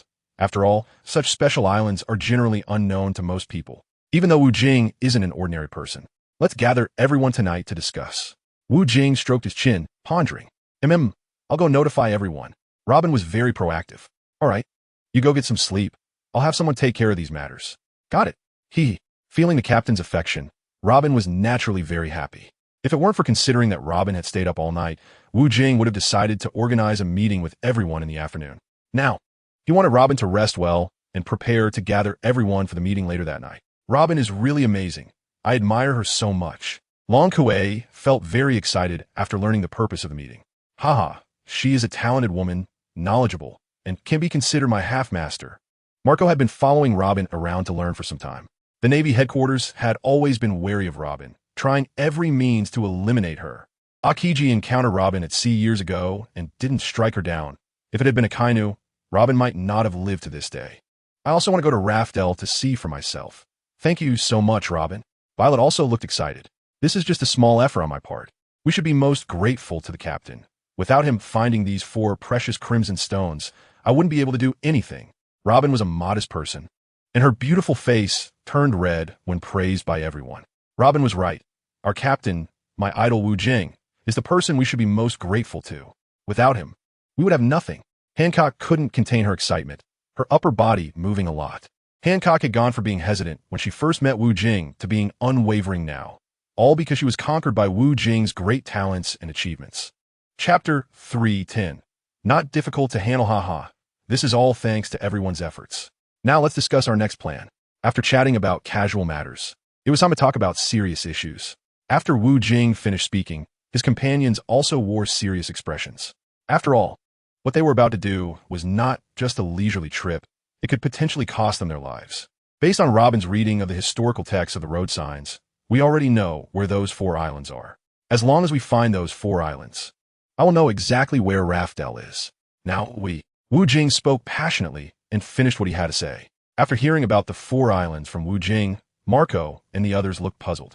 Even Akiji, a seasoned retired Navy officer with extensive knowledge of the pirate world, did not know where those 4 islands were. The islands of Karaikana, Greenbit, Bonero, and Cactus had never appeared on any world map because they were not floating on the sea. It was nearly impossible for ordinary people to find them, as it would require enormous manpower, financial resources, and time. All 4 islands are underwater. How are we supposed to find them? This is so difficult. Long Kuei's frowning expression was quite adorable. This is indeed a tough problem. Can't we let Flying Spirit take us to search? Legio, you're thinking too simply. The pirate world is so vast. Even with Flying Spirit's help, we won't find them in a few years. We have enough manpower. We just need to dive deep into the sea to search. But the difficulty is really too great. Most of them were devil fruit users, and generally, they wouldn't dare to venture deep underwater. If their submarine were destroyed by sea kings, they would be doomed, and just thinking about it scared them. Marco and the others lost their initial excitement. They were thrilled when they first learned that Robin had deciphered the 4 pieces of historical text. Now, after hearing Jing's specific situation, they all looked worried again. Wow, you guys are really stumped. Jing enjoyed his leisure time, casually chewing on 5 Marlboro cigarettes. Captain, seeing you like this, it seems you have a winning strategy. Do you have a plan? That's right. His Majesty must have a good plan. We don't need to worry about this at all. I think so too. Just by looking at him, I know we don't have to worry. The enthusiastic discussion continued, and Wu Jing did not respond immediately. It was rare for them to gather for a meeting, and he wanted to encourage his companions to think actively. When they encountered pressing problems in the future, they would be better able to solve the difficulties at hand. He could always be there with them. I thought a good idea. We should go to the sea and find someone good at swimming to help us. Wu Jing said casually. Oh, why didn't I think of that? As expected of our captain, huh? Long Kuei, be more specific. I still don't understand what the captain means. Quick, tell us. Some people had already grasped what Wu Jing was saying, but Akiji and Reiju did not understand. Tomorrow, I'll go to Fishman Island. We need their help with this, haha. As soon as Wu Jing finished speaking, those who were unaware suddenly understood. With the help of Fishman Island, this matter would indeed be much easier to handle. Chapter 311, Reducing Numbers. With Princess White Star's assistance, this matter truly became simpler. Our captain is indeed amazing. White Star is quite infatuated with our captain, so she will definitely help us. In the world of pirates, there really isn't anything our captain can't do. There's simply too many women who are captivated by him. Listening to a group of chatterboxes rambling on, Wu Jing felt a headache coming on. Is this my fault? He possesses such great strength, has a godlike appearance, and usually engages in heroic deeds. Which woman wouldn't be infatuated with him? Once the matter was settled, the meeting quickly came to an end. As soon as Wu Jing returned to his chamber, he received a phone call. Bururu. Iceberg, what do you want? Wu Jing glanced at the phone and knew who it was. Lord Wu Jing, the battleships you asked us to build are progressing smoothly. But yesterday, the Navy sent people to inspect. So, the Navy has taken notice. Yes. The Navy questioned me about the situation, asking why anyone would want so many battleships. Well, reduce the number of battleships being built. Just make 1/3 of them. Understood. After hanging up the phone, Wu Jing rubbed his face vigorously with both hands. The Navy has been particularly attentive to the situation in the pirate world lately, so the matter of battleships must be kept low-key for now. A small quantity can still cover up the lie. If suddenly hundreds of battleships are produced, very few in the pirate world could afford them, which would easily raise the suspicion of the world government. In that case, Iceberg would be held accountable, which would be counterproductive. Those sent to Water 7 to learn will be arranged to manufacture a batch of battleships on Dock Island when they return. Wu Jing had long been mentally prepared for the impending comprehensive collision. Ever since he arrived in this pirate world, his dream has been the vast sea and stars. Not just a trickle. It was already late at night, and Wu Jing was feeling a bit tired. As the sun rose, it was another beautiful day. The simulated version of the King of Hell had already left Dock Island, heading for the Holy Land, Miraculously. Wu Jing and his companions are not going to attack Miraculously. They are heading to Fishman Island. Fishman Island is located over 10,000 meters below the sea level of Miraculously, so Wu Jing needs to dive into the depths of the ocean in advance. They cannot wait until they reach Miraculously to dive down to Fishman Island, as that would attract the attention of the guards at Miraculously. Accompanying Wu Jing are 3 men and 4 women: La, Marco, Akiji, Violetta, Long Kuei, Reiju, and Robin. Wu Jing successfully completed the style of pairing men and women, making work feel effortless. Luo's infatuation with Lei Jio has also become increasingly evident, as he sends her a bouquet of red flowers every day, along with many nice gifts. This thoughtful charm has greatly changed Lei Jio's impression of Luo. She no longer sees him as just a dull scumbag. If Lei Jio knew that all of this was taught by Wu Jing, I wonder what her thoughts would be. The journey to Miraculously went smoothly, and after 5 days of sailing, Wu Jing and his group finally spotted the distant Miraculously. Aside from the celestial dragons, no one else is qualified to go there. Only during the World Conference held every 4 years do those royal nobles have the opportunity to step foot in Miraculously. Chapter 312. Countless gifts. When Wu Jing's battleship was still over 10 kilometers away from Miraculously, it sank to the bottom of the sea. The simulated Pluto battleship was fully functional, capable of roaming freely underwater, except for flying. After a creaking transformation, it became a majestic submarine. Under Long Kuei's splendid operation, the submarine steadily advanced toward the seabed. Watching the fish come and go in the stunning underwater scenery, Wu Jing felt a deep sense of enjoyment. Here, he experienced a wonderful feeling of being entranced, allowing his soul to travel. The fishmen in the distance had already noticed Wu Jing's battleship, but they did not raise the alarm. Instead, they directly opened the protective barrier of Fishman Island, allowing Wu Jing's battleship to enter without any hindrance. Before arriving, Wu Jing had already spoken with Shirahoshi on the phone, and upon knowing that he was coming to find her, Shirahoshi was overjoyed. She eagerly welcomed him, asking if he had brought her any gifts. Her innocent and adorable words made Wu Jing unable to help but smile. The Dragon Palace city was now in sight, and Wu Jing could see Shirahoshi, Neptune, and others welcoming him. "Welcome, Lord Wu Jing." Neptune expressed his respect. Wu Jing smiled slightly. "Little brother, what gift did you bring for Bai Xing?" Bai Xing's sparkling big eyes were fixed on Wu Jing, looking him up and down. "Wow, I brought you a lot of gifts." As soon as Wu Jing finished speaking, Margot, Luo, and Xingji took out a large pile of items from the warship. With such a big size, White Star's gift must also be several sizes larger than others. "This is a dress I had made for you, tailored specifically to the measurements you gave me. Do you like it?" Looking at the lace top in Wu Jing's hands, White Star's eyes sparkled with excitement. "I love it. I absolutely love it. You're just perfect for me." White Star kept examining it in her hands. If it weren't for the crowd, she would have wanted to try on these beautiful clothes right then and there. "And I also bought you some hairpins. Let's see if they fit."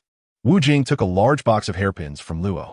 These are produced into island and sold to various places in the pirate world. Hairpins are a type of jewelry that many girls in the pirate world love, as they help to secure and adorn their hair beautifully. They fit perfectly. These hairpins are so beautiful. White Star immediately tried one on and gave Wu Jing a kiss to express her deep gratitude. After giving the clothes and accessories, Wu Jing still wanted to offer some food. Wu Jing knew that Bai Xing didn't eat meat, so he gave her a lot of snacks. For example, rice crackers, chocolates, desserts. "Thank you so much, big brother. I don't even know how to thank you." Receiving so many wonderful gifts that she liked made Bai Xing so happy that she couldn't stop smiling. Bai Xing had never received such good gifts before. Her family wasn't as thoughtful as Wu Jing. Wu Jing understands girls far better than they do themselves. Girls simply love to shop, and the things they buy are usually clothing, personal items, and food. As long as you satisfy these needs, you can win the heart of a beauty, unless the man is truly hideous. For someone like Wu Jing, who has superior conditions, even if he were to try to take advantage of situations, there would still be a large group of girls lined up waiting for him. Chapter 313. Task Plan. Thank you, Lord Wu Jing, for your care for Bai Xing. Is there anything you would like me to do? Neptune, having lived half a lifetime, knows that Wu Jing wouldn't come here for no reason. Neptune also understands that Wu Jing giving so many gifts to Bai Xing to win her favor and gain her approval. A person of Wu Jing's stature has no need for such petty tactics. Wu Jing just perfectly satisfied Bai Xing's needs, meeting the romantic expectations of this big girl. And for Wu Jing, even if Bai Xing didn't say anything, he would still bring her gifts. Fishman Island was now his ally, and since he needed their help, it was only friendly to bring some gifts as well. "There are indeed some matters I need to trouble you with. How many soldiers can you mobilize from Fishman Island?" "Excluding the guards, we can mobilize 5,000 soldiers." Neptune's heart sank. Could it be that Wu Jing was going to war? "That's enough. These are the 4 islands I need you to help me locate. The note has detailed routes and addresses." "No problem. We'll take care of it." Neptune readily agreed. Searching for islands at sea is quite safe. As long as it's not a battle, Neptune doesn't have to worry about losing soldiers. After receiving the note, Neptune read it carefully. His brows quickly furrowed. Things were not as simple as he had imagined. As the king of the Fishman race, Neptune had been through life and death situations many times in the underwater world, and he was quite knowledgeable about those islands at sea. "Sir, I don't know about the islands of Calais Canner, Greenbeat, and Bonero, but I have been to Cactus Island 30 years ago." "Oh, tell me more." Hearing that Neptune had been to one of the islands, Wu Jing was quite interested. "I was just passing by at the time and nearly got swallowed by sea kings. There were several sea kings guarding the area, not allowing anyone to pass by." "How can you be sure it's Cactus Island?" "The island has the characters for cactus carved on it. I think that should be Cactus Island. Moreover, this island does not rise above the sea surface." Neptune recalled in shock. "Yes, that is undoubtedly Cactus Island," Wu Jing affirmed. However, Neptune now did not know the exact location of Cactus Island, so they still had to start searching from scratch. For this operation, Wu Jing made a plan with Neptune. "Send people to find these 4 islands according to the routes on the note, but do not approach them yet. Wait until Bai Xing goes to subdue those sea kings. As the Neptune Poseidon, it will only take her moments to tame them. Once those sea kings are subdued, they can safely station people in the vicinity, and at that time, they can mark the specific locations on the map. The key to this matter still relies on Bai Xing to suppress the sea kings. Wu Jing himself would not participate in these affairs. And with the capable allies from Fishman Island, he could just wait for the results. This time, Bai Xing is your umbrella. Then I'll do as you say, sir. I'll arrange it right away. Neptune fully agreed with Wu Jing's plan. It ensured the safety of the Fishman soldiers and would successfully complete the task.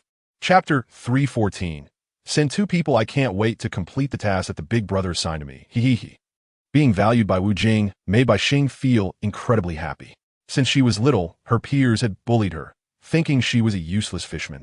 Bai Xing's fragile heart had suffered quite a few blows. The tears she gathered could drown an ordinary person. This made Bai Xing believe deep down that she was a very useless person. And now, Wu Jing actually publicly called her everyone's umbrella. Bai Xing was so moved she was about to cry.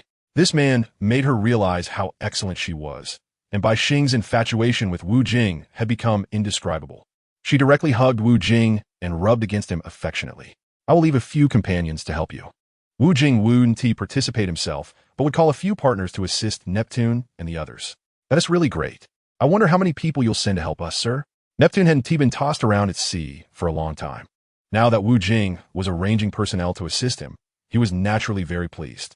With someone as excellent as Wu Jing, his companions must also be equally outstanding. 2 people. 2 people? Originally full of expectations, Neptune dropped his jaw upon hearing Wu Jing's words. Should you send around 100 people? Sending only 2 is so meager.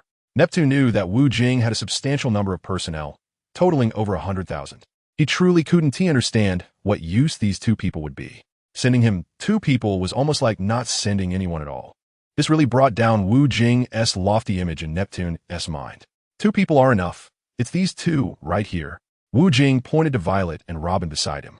Sister Violet, you're also helping. That's great. I have company now. Bai Xing had known Violet since childhood. The royal families had interactions with each other. The foresight of Violet is really needed. She can spot crises in advance. Neptune didn't expect Wu Jing would be willing to send such capable aides. Don't underestimate Robin. She can read historical texts and was the one who deciphered the routes to these 4 islands. Wu Jing wouldn't neglect Robin, as expected of Sir Wu Jing. He sent only elite corps members. This will make our task much easier. Knowing how useful these 2 were, Neptune felt excited. This saved them a lot of effort and reduced many dangers in completing the task assigned by Wu Jing. Being cautious is always correct. Neptune is a very benevolent monarch, well loved by the people of Fishman Island. Haha, the captain has already considered everything comprehensively for everyone. Don't worry. If anything happens, just contact the captain right away. Generally, there won't be any bad situations, and this plan is foolproof. After Wu Jing finished speaking, the companions also began to discuss the matter. For them, with such good personnel configuration, finding the hidden islands wouldn't be difficult. After discussing the important matters, Wu Jing didn't leave directly. Chapter 315. A warm feast. Wu Jing wanted to leave Fishman Island, but Neptune's eldest son, Sharkstar, strongly insisted on keeping him there. He wanted to host a grand banquet for Wu Jing, arguing that it was rare for him to visit. Wu Jing had to show some respect for Sharkstar's invitation, especially since he was there on business for Fishman Island. However, Sharkstar's intentions were not limited to simply treating Wu Jing. He had noticed that his precious sister, Bai Xing, had developed feelings for Wu Jing. To bring Bai Xing and Wu Jing closer together, he needed to extend Wu Jing's stay on Fishman Island. As time often fosters affection, Bai Xing was indeed very proactive in chatting with Wu Jing, and he genuinely liked her, but due to his physical limitations, he didn't have many thoughts beyond that. However, Bai Xing, who was as innocent as a blank sheet of paper, didn't understand these matters between men and women. In her view, love between a man and a woman was simply about emotional exchange. She had no idea about the physical aspects. Big brother, when are you going to take Bai Xing out to play? You've never taken me out before. Bai Xing pouted adorably. Oh, it won't be long before I take little Bai Xing out to play, wherever you want. That's great. I believe big brother will take me out soon. Bai Xing smiled brightly and gave Wu Jing another big hug. Feeling Bai Xing's warm embrace, Wu Jing realized he no longer had feelings for Z. He was content focusing on A. Big brother, didn't you bring Fei Ling this time? Bai Xing was very concerned about this sea king creature. It didn't want to come. There's nothing I can do. Wu Jing wore a helpless expression. Usually, Bai Xing would occasionally call Wu Jing, partly because she wanted to chat with him and partly to remind Bai Ling to listen to Wu Jing.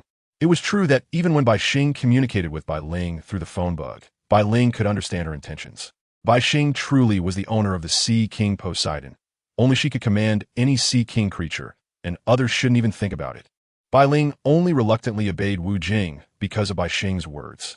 Normally, Bai Ling was not obedient to Wu Jing and had quite a temper. For Wu Jing, it was already very good that Bai Ling could help him so much. If it were an ordinary person, they would have been devoured by the Sea King, Bai Ling, long ago. After a simple and warm meal, the banquet came to an end. It was not yet time to drink freely, and Wu Jing was still very measured. Leaving Violet and Robin behind, Wu Jing and his group prepared to leave. Watching the departure of the replica of the underworld battleship, Bai Xing felt very reluctant, and Neptune could only shake his head helplessly. The battleship soon rose above the sea and continued on its way. Looking at the blue sky and white clouds, Wu Jing felt that although the underwater world was beautiful, he would definitely not be able to endure staying down there for long. It was better to stay on the surface and enjoy the freedom of the vast sea and sky. Neptune had once told Wu Jing that the Fishman people originally lived on land, but were driven to the seabed by humans. He had always wanted to lead his people back to living on land, rather than being confined to the sea as they were now. Neptune found this life to be extremely suffocating, and Wu Jing promised him that the Fishman tribe would soon be able to return to living on land. As long as they wanted, they could freely choose between the sea and land. Chapter 316. Heading to Impel Down. No one knew where Wu Jing was going this time, not even his companions. For Marco and the others, they just had to wait and see. They didn't need to worry, as their captain Wu Jing would naturally have it all planned out. And Wu Jing was indeed planning, as his current relationship with the world government had already become quite strained. Wu Jing's industries have developed too rapidly, causing his group to grow swiftly and making it impossible for him to remain low-key. Not only does the world government know that these are controlled by Wu Jing, but many pirates at sea are also well aware of this. This has brought Wu Jing considerable pressure. The recent invasion of the Daughter Kingdom by Blackbeard was just one example. During this time, Wu Jing calculated that there had been over 10 incidents of trouble caused by various parties. Just 3 days ago, someone even bombarded Wu Jing's underground bank, and the perpetrator was directly caught by Jing and fed to the fish. There have also been significant riots in Alabasta, sparked by rumors that Vivi is not the king's biological daughter, causing a large negative impact. These incidents are merely due to Wu Jing's close associations, raising various suspicions from the world government, which aims to suppress these influential groups. The world government wants to curb Wu Jing's rising trend. If this development continues, Wu Jing could become a figure similar to Roger in the pirate world. Many believe that Wu Jing is already far more influential than Roger. How can this not worry the world government? Furthermore, after the previous call between Green Bull and Wu Jing felt that the paper could no longer contain the fire. Instead of passively waiting for trouble to come to them, it is better to take the initiative. There is no need to endure much longer. A direct confrontation is bound to come soon. Wu Jing cannot imagine what the scene will be like then. Even the phrase "a storm is brewing" may not suffice to describe it. You all don't seem worried at all? Seeing his companions looking calm, Wu Jing casually remarked, "What is there to panic about? If soldiers come, we'll fight. If generals come, we'll defend. It seems like we won't need to get involved." Margao picked at his earwax, looking more relaxed than anyone else. "You can't say that. As crew members, we should share some pressure for the captain. Akiji, once a good general, is now an excellent soldier. You don't usually say such things. This matter seems unusual." Law was pondering, being particularly polite to Wu Jing now, as he relied on Wu Jing to help him attract girls. Haha, as expected of Law. Just now, when Wu Jing told them he was going to handle something, his companions merely responded with simple affirmations, showing little interest. After all, there are people who have seen many grand scenes and would not be easily stirred up. Margao, Akiji, and Law have all participated in the Marine Forward War twice, making them seasoned veterans. "Just tell me where we're going. I have a stomach condition, so don't keep me in suspense," Margao said with a pleading expression. Akiji and Law also showed the same expression. Since Wu Jing was hesitating to speak, it must be something extraordinary. "Let us take a trip to Impel Down." "What? Impel Down?" The few of them seemed to have rehearsed it, speaking in unison. Chapter 317. Structure of Impel Down. Upon hearing that Wu Jing wanted to go to Impel Down, Margao's expression shifted from relaxed to clouded. Nobody in the pirate world wants to go to Impel Down. It is known as the hell of the pirate world. Wu Jing has already obtained the map of Impel Down, which Green Bull faxed to him through a phone bug. This saves Wu Jing a lot of effort, as he doesn't have to ask anyone for directions anymore. Without this map, Wu Jing would have to capture someone to inquire about the whereabouts of Luffy and others. The map of Impel Down provided by Green Bull clearly marks the locations of the prisoners held in the underground levels. For example, Luffy is imprisoned on level 6. while Khalifa is on level 5. Impel Down is located in the calm belt of the first half of the Grand Line, with exceptionally tight security, and is a man-made structure built at a huge cost. Impel Down has a total of 7 levels, only one of which is above sea level, referred to as the first floor above the sea. This floor is not a prison. It contains the offices of the staff and some rooms for verifying the identities of incoming prisoners. The other 6 levels are built below sea level and represent a true hell on Earth. Level 1 below ground is called the Red Lotus Hell. The prisoners here are generally weaker but have committed numerous crimes. Outside the cells is a vast area resembling a forest, filled with sword trees that have leaves as sharp as blades and needle grass that can pierce human flesh. These weaker prisoners dare not escape, as even if they managed to get out, they would be cut to shreds by these terrifying plants and suffer agonizing deaths. Level 2 is known as the Beast Hell. It houses various ferocious monsters, including chicken snakes, human-faced lions, and poisonous scorpions, with the leader being the Sphinx. Prisoners on this level will eventually become food for these beasts, who delight in devouring them. Level 3 is called the Hunger Hell. It primarily holds vicious criminals with bounties exceeding 50 million. The heat rising from the level below makes this level unbearably hot, compounded by the torment of starvation and dehydration, leaving the prisoners in a state of near death.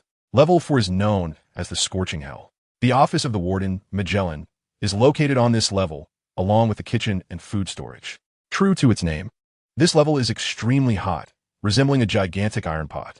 It is filled with boiling blood pools and seas of fire, and one can leap directly from the 3rd to the 4th level through the exhaust vent.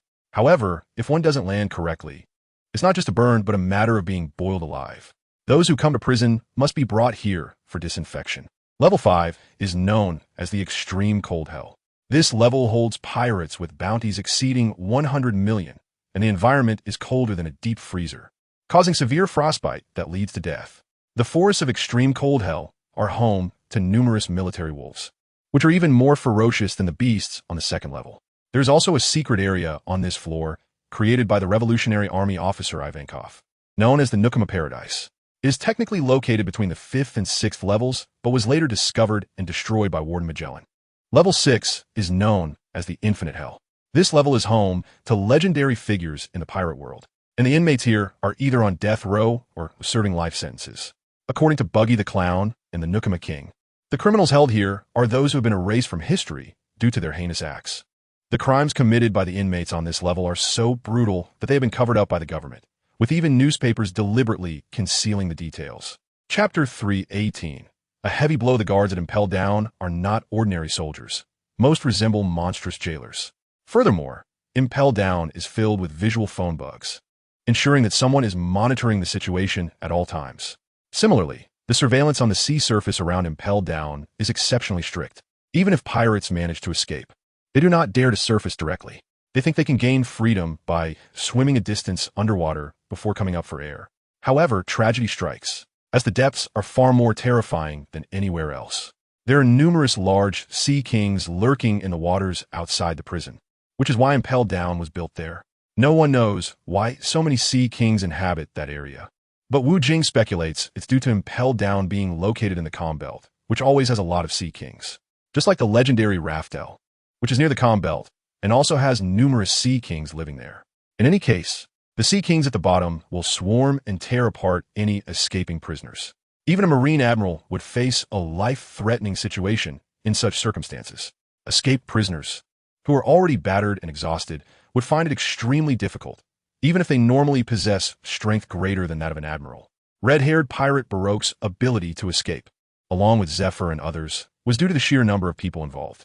Nearly 100 pirates managed to escape from Impel Down during that incident, leading to widespread panic within the Navy. Blackbeard and Buggy also successfully fled during that prison break. Wu Jing explained the map of the advancing city in detail to Malgo and the others. It is unrealistic to enter the advancing city by sneaking in.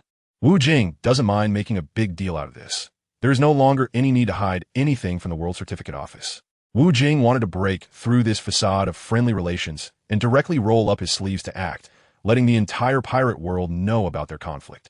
This would also allow Wu Jing to understand the attitudes of the big shots in the pirate world. Are they neutral, critical, or supportive?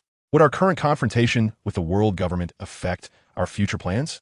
Marco expressed his opinion. It won't have any impact. No one can stop us from going to Laughtail, and they don't even know that route. Wu Jing took a sip of rum, which made him think more deeply. All right, we fully support your decision. Marco and the others were a bit worried about Wu Jing's surprising decision, but Wu Jing thought further and more comprehensively than they did. For Wu Jing, causing a stir and impel down could be seen as their response to the world government. Continuously passively accepting the blows from the world government without retaliating seemed too cowardly. Wu Jing needs to lay a good foundation for the upcoming full-scale war against the world government. He wants the pirate world to see that he, Wu Jing, can go anywhere and leave whenever he wants. He wants the world government to understand that he will not be bullied by them and that he can fight back. Wu Jing has endured the retaliations from the world government for a long time. Wu Jing had been waiting to strike hard after collecting all 4 pieces of the historical road signs. Finally, the day had come. Chapter 319, Waiting for the Signal. In the dead of night, the originally calm Advanced City had rare fluctuations nearby today. Sometimes, the Sea Kings would feel restless at the bottom of the sea and would come up for air. However, this disturbance was not caused by the Sea Kings, but by Wu Jing and his group arriving. An antique-colored warship slowly surfaced from the seabed. Although this was a calm zone, the simulated version of the King of the Underworld had its ways to get here even without wind, combining the highest technology from the 7 water islands with the best battleship design. The power source of the simulated King of the Underworld battleship was not solely dependent on wind power. You all stay here and wait for my signal. Before starting the operation, Wu Jing didn't forget to have a smoke. No problem. We will wait here for your signal. Once we receive it, we will come to support you immediately. Long Kuei was quite enthusiastic. You and Lei Jiu stay here. If you go, I'll have to take care of you. Wu Jing unceremoniously denied Long Kuei's enthusiasm. All right. Before Long Kuei could finish, Wu Jing disappeared from the spot. The battle on Sky Island had elevated Wu Jing's combat skills to another level. If you were to fight Kaido now, Wu Jing was confident he could defeat him completely. It wouldn't be like last time, where the battle was indecisive and he had to exploit Kaido's weak point in the abdomen to inflict damage. On the first floor of Advanced City, Wu Jing had easily entered the interior. Following the old routine, he killed a prison guard and put on his uniform to make things easier. There were many staff members among the prison guards, and it was impossible to fully control them. Wu Jing only needed to rescue 2 people. One was Luffy, and the other was the one he couldn't stop thinking about, Califa. As for the others, Wu Jing wouldn't bother saving them. Originally, Wu Jing had a bold idea to rescue all the prisoners in Advanced City and use them for his own purposes, but later he realized that this was too unreliable. These ruthless sea pirates didn't understand the nonsense of gratitude and repayment. If they felt displeased, they might even kill their savior. Hello, Xiaofinfen, I miss you so much. Oh, Xiaofinfen, I'll be off work in a few days. I've been especially busy lately and can't find time to see you. All right, I promise to come see you the day after tomorrow and bring you a gift. What gift? You'll know when we meet. It's a secret for now. Let's leave it at that. I'll call you during work hours. If the warden finds out, I won't get a single cent of my salary this month. Wu Jing had already arrived outside a guard room, and he heard a prison guard talking on the phone. From the sound of it, he could tell that the guard was sweet-talking some girl. Today was his unlucky day. Encountering Wu Jing, his life was in danger. Knock, knock, knock. A crisp and rapid knocking sound. The guard inside hurriedly hung up. If his supervisor found out he was slacking off during work hours, he would be in big trouble. Working in a place like this was high risk, and there was no room for carelessness. Who is it? Accompanied by the sound of footsteps, the guard stepped out to open the door. As soon as the door opened, the guard was caught off guard. Before he could even see who was knocking, the guard was already dead. Chapter 320, The Action Begins. This time, Wu Jing wasn't feeling merciful. He had never been soft-hearted towards the people from the world government. Killing Minggu, killing Virgo.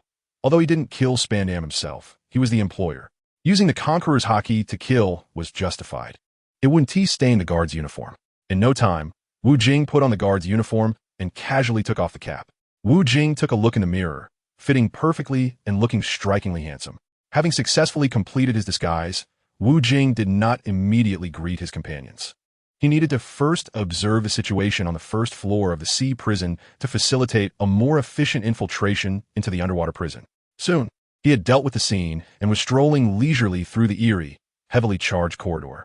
After a quick survey, Wu Jing had a general understanding of the situation here. There were a total of 33 rooms on the first floor of the sea prison, and the staff was relatively few, under 20. This was a significant discrepancy from the number Green Bull had previously informed him about. Green Bull had told Wu Jing that there were a total of 306 staff members in Impel Down.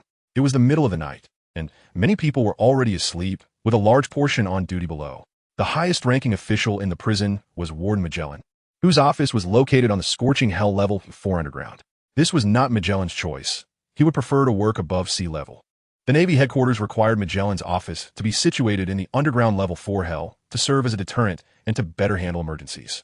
These 3 levels of the prison were of utmost concern to the world government, especially level 6. As for levels 1 to 3, the world government did not worry about them. As the prisoners there posed no significant threat. A sharp whistle suddenly sounded over the sea. What was that sound? It should be a whale, just getting some fresh air. I'm so sleepy. I'll just take a quick nap. You keep an eye out. Hearing Wu Jing's whistle, Marco and the others disappeared from the replica of the Phantom ship. They utilized Law's spatial transferability to teleport to the first floor of Impel Down. Just as I said earlier, you help me create a distraction, and I'll handle the rest. Marco and the others nodded in agreement, and then appeared openly under the surveillance cameras. They followed Wu Jing's plan to create chaos and induce panic within Impel Down. Then, Wu Jing would take the opportunity to directly enter the underground prison to find Magellan. The cells for the serious criminals in Impel Down were made of precious sea prism stone, and the prisoners wore sea prism stone handcuffs. To rescue Luffy and Califa, Wu Jing needed the keys to the handcuffs and the cell doors. These keys were usually personally kept by Magellan, so Wu Jing had to find Magellan. Report. Someone has broken into Impel Down. The guard monitoring the surveillance discovered Marco and the others. He immediately reported to Chief Warden Domino, who was the charming beauty of Impel Down. Useless. I don't need to be awake in the middle of the night. What good are you if you report everything to me? Domino's alluring voice revealed a hint of anger. Ma'am, Chief Domino, the intruder. Is someone significant? The guard stammered. Who? It's Admiral Akiji Kazan. He's here to break into the prison. Immediately activate level 2 alert. Yes. The guard quickly pressed the red alert button. The alarms placed in various corners began to blare. Domino quickly put on a fitted dress. She usually slept in the nude. Damn it. Someone who doesn't want to live is causing trouble in the middle of the night. Warden Magellan was jolted awake from his sleep. With a level 2 alert, there was no need for Magellan to personally handle it. The Deputy Warden Hannibal could take charge. If it were a level 1 alert, Magellan would have to intervene personally. Upon hearing the alarm, the staff at Impel Down scrambled around in a panic, rushing to their posts to unite and resist the invading intruders. Those daring to cause trouble at Impel Down were undoubtedly dangerous figures. Recently, there had been an influx of serious offenders, and the Navy was concerned about potential prison breaks. This scene was exactly what Wu Jing wanted to see. The staff at Impel Down were busy dealing with the intruders, leaving no time to suspect the person in work attire. Normally, they would stop to chat if they encountered a colleague, but now they had no time for idle chatter. Their primary task was to eliminate the intruders quickly. Domino, do you know who the intruders are? Magellan asked, unable to fall back asleep. As the warden, it was his duty to be concerned about the situation at Impel Down. Report, Warden, it's Akiji along with Marco and Law. Domino's breathless voice came through the phone. It seemed she was quite busy and out of breath, indicating that Marco and the others were causing quite a ruckus. Oh, Akiji is here too. I'll go check on him, Magellan said before hanging up. Originally, Magellan wasn't going to go, but upon hearing that Akiji was there, he wanted to see his old friend in person. In the past, both Magellan and Akiji were favored students of Zephyr, but Akiji had risen to greater heights, becoming an admiral in the Navy headquarters, a position of great renown. On the other hand, while the position of Warden of Impel Down was also significant in the Navy, it was often associated with infamy. No one ever thanked Warden Magellan. There was only hatred and disgust. The prisoners in the cells wished nothing more than for Magellan to meet a grim fate. After Akiji and the others entered the first floor of the sea prison, it didn't take long for them to burst into the underground level 1 hell. Just a few minutes after the alarm sounded, the guards surrounded the 3 of them. Among them were Deputy Warden Hannibal, Chief Warden Domino, and Senior Guard Suddy. There were also 2 powerful guard beasts, Minotaur and Amino Koala. The other guards were relatively weaker. Akiji had already engaged in a fierce battle with Hannibal, who was struggling against Akiji's fruit abilities. Meanwhile, Marco was dealing with the 2 alluring female guards, Domino and Suddy. Compared to the others, Law was having the toughest time. Law did not confront the guard beasts head-on, as their attack power was formidable. If Law were to face multiple guard beasts at once, it would exceed his body's capacity to endure. He chose to evade, knowing that as long as he could stall for time, they would fulfill their mission. The underground level 1 hell was suddenly filled with the sounds of battle, and the prisoners were unusually excited, thinking that Marco and the others were there to rescue them. Marco has come to save us. He truly is a hero. And Akiji is here too. It seems heaven is on our side. I thought I would rot in this prison forever. By the way, what about that fifth emperor, Wu Jing? He was renowned in the pirate world before I got captured. The words of those prisoners left Magellan and the others with a gloomy expression. Who would come to rescue you useless cowards? We are here to divert attention. As time passed, the flames of war grew fiercer, and more people came to provide support. Why hasn't Lord Magellan arrived yet? Domino muttered to himself. If the powerful Magellan came, they would clearly have the upper hand and wouldn't be stuck in a stalemate like now. Magellan didn't want to come, but he was in big trouble now. In the scorching hell on the 4th floor of the underwater prison, 2 people were currently at a standoff. Who are you? Looking at the young stranger in prison guard uniform before him, Magellan felt a surge of horror. The poisonous gas he had just released was ineffective against this young stranger. Magellan is a superhuman-type devil fruit user with the ability of the venom fruit, capable of producing deep purple venom from any part of his body. This includes toxic gas from sweat, saliva, breath, and sighs, and the potency of the venom can dissolve stone in a single strike. However, after the venom Magellan released sprayed onto this stranger, it caused corrosion on his body, just when Magellan was proud of himself. The parts of the stranger's body that had corroded miraculously returned to normal. This venom is something that even Magellan, the one who releases it, would not want to touch lightly. Prolonged contact would corrode and damage his own body. Take me to rescue Luffy and Califa, and I'll spare your life. Wu Jing raised his head. Wu Jing. Magellan immediately recognized who had come. Wu Jing had already been marked as the world's #1 dangerous person. Since you've entered, don't even think about leaving. Huh, you have quite the bravado. Wu Jing's expression turned cold. He didn't know where Magellan got the courage to speak to him like this.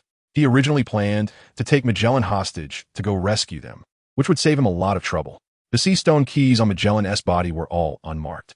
Wu Jing needed to test it out to know, while Magellan was very clear about which key targeted which prisoner. I had long predicted you would come, The air suddenly became hot. Akainu? Wu Jing's observation hockey had been activated all along, yet he had not noticed that there was a third person present. A man in a naval coat stepped out from behind Magellan, dressed in a dark red suit. Without needing to see the person's appearance, it was clear that this person was Akainu without a doubt. Long time no see. You seem to have become much stronger, Akainu. Chapter 323, Arrogant Magellan. This is all your fault. I've been waiting for this day for a long time, Akainu smiled cruelly. Haha, I didn't force you. You just can't handle losing, so you can't blame me. Humph. Today, I will make you stay here permanently, and let you taste the feeling of wishing for death. Wu Jing despised Akainu from the bottom of his heart for being so petty. Akainu, let me first experience Wu Jing's strength. Magellan licked his lips, having already regarded Wu Jing as a turtle in a jar. Idiot, let's team up. This kid's strength is far scarier than you imagine. TSK. It's rare to find someone who can make our Admiral Akainu feel concerned. Listening to Akainu is the right choice. Otherwise, you'll be the one suffering. Wu Jing was unfazed by Magellan's arrogance. Don't think that just because you're doing well in the pirate world, you're something great. Here, you're nothing. I'm the boss here. Magellan's killing intent was evident, as if he had already secured victory. Magellan was used to this arrogant lifestyle. He often boasted in the Infinite Hell on the 6th underground floor. In Infinite Hell, Magellan had humiliated the Golden Lion Shiki, who was once incredibly glorious. Now that Shiki had become a prisoner, how could Magellan miss this rare opportunity to flaunt his power in front of him? Infuriating Shiki? Later, when Shiki escaped from prison, he almost beat Magellan to death. Magellan had also whipped Zifa, who was once his mentor. However, Magellan did not repay kindness with gratitude. Instead, he publicly whipped Zifa in a very excessive manner. This made Zifa very disappointed with the current navy, and later, after Zifa escaped, the riots he caused were greatly related to his unbearable life in prison. What was most despicable was that Magellan enjoyed torturing female prisoners. For those female prisoners who looked decent, Magellan had unusually cruel methods of torture. These appalling methods would strip those female prisoners of the courage to live. The world government strongly supported Magellan's actions, believing that this was the best punishment for the prisoners. With the support of the world government, Magellan became even more arrogant. This made Impel Down resemble a hell on earth. Many notorious pirates would rather face execution than live long in Impel Down. These matters are lengthy to discuss, and Wu Jing was not concerned about them. He would not become a prisoner of impelled down. Wu Jing lit 5 Marlboro cigarettes, and smoking made him feel more energetic. His observation hockey had just passed through layers of obstacles and was continuously spreading out, now covering the entire impelled down.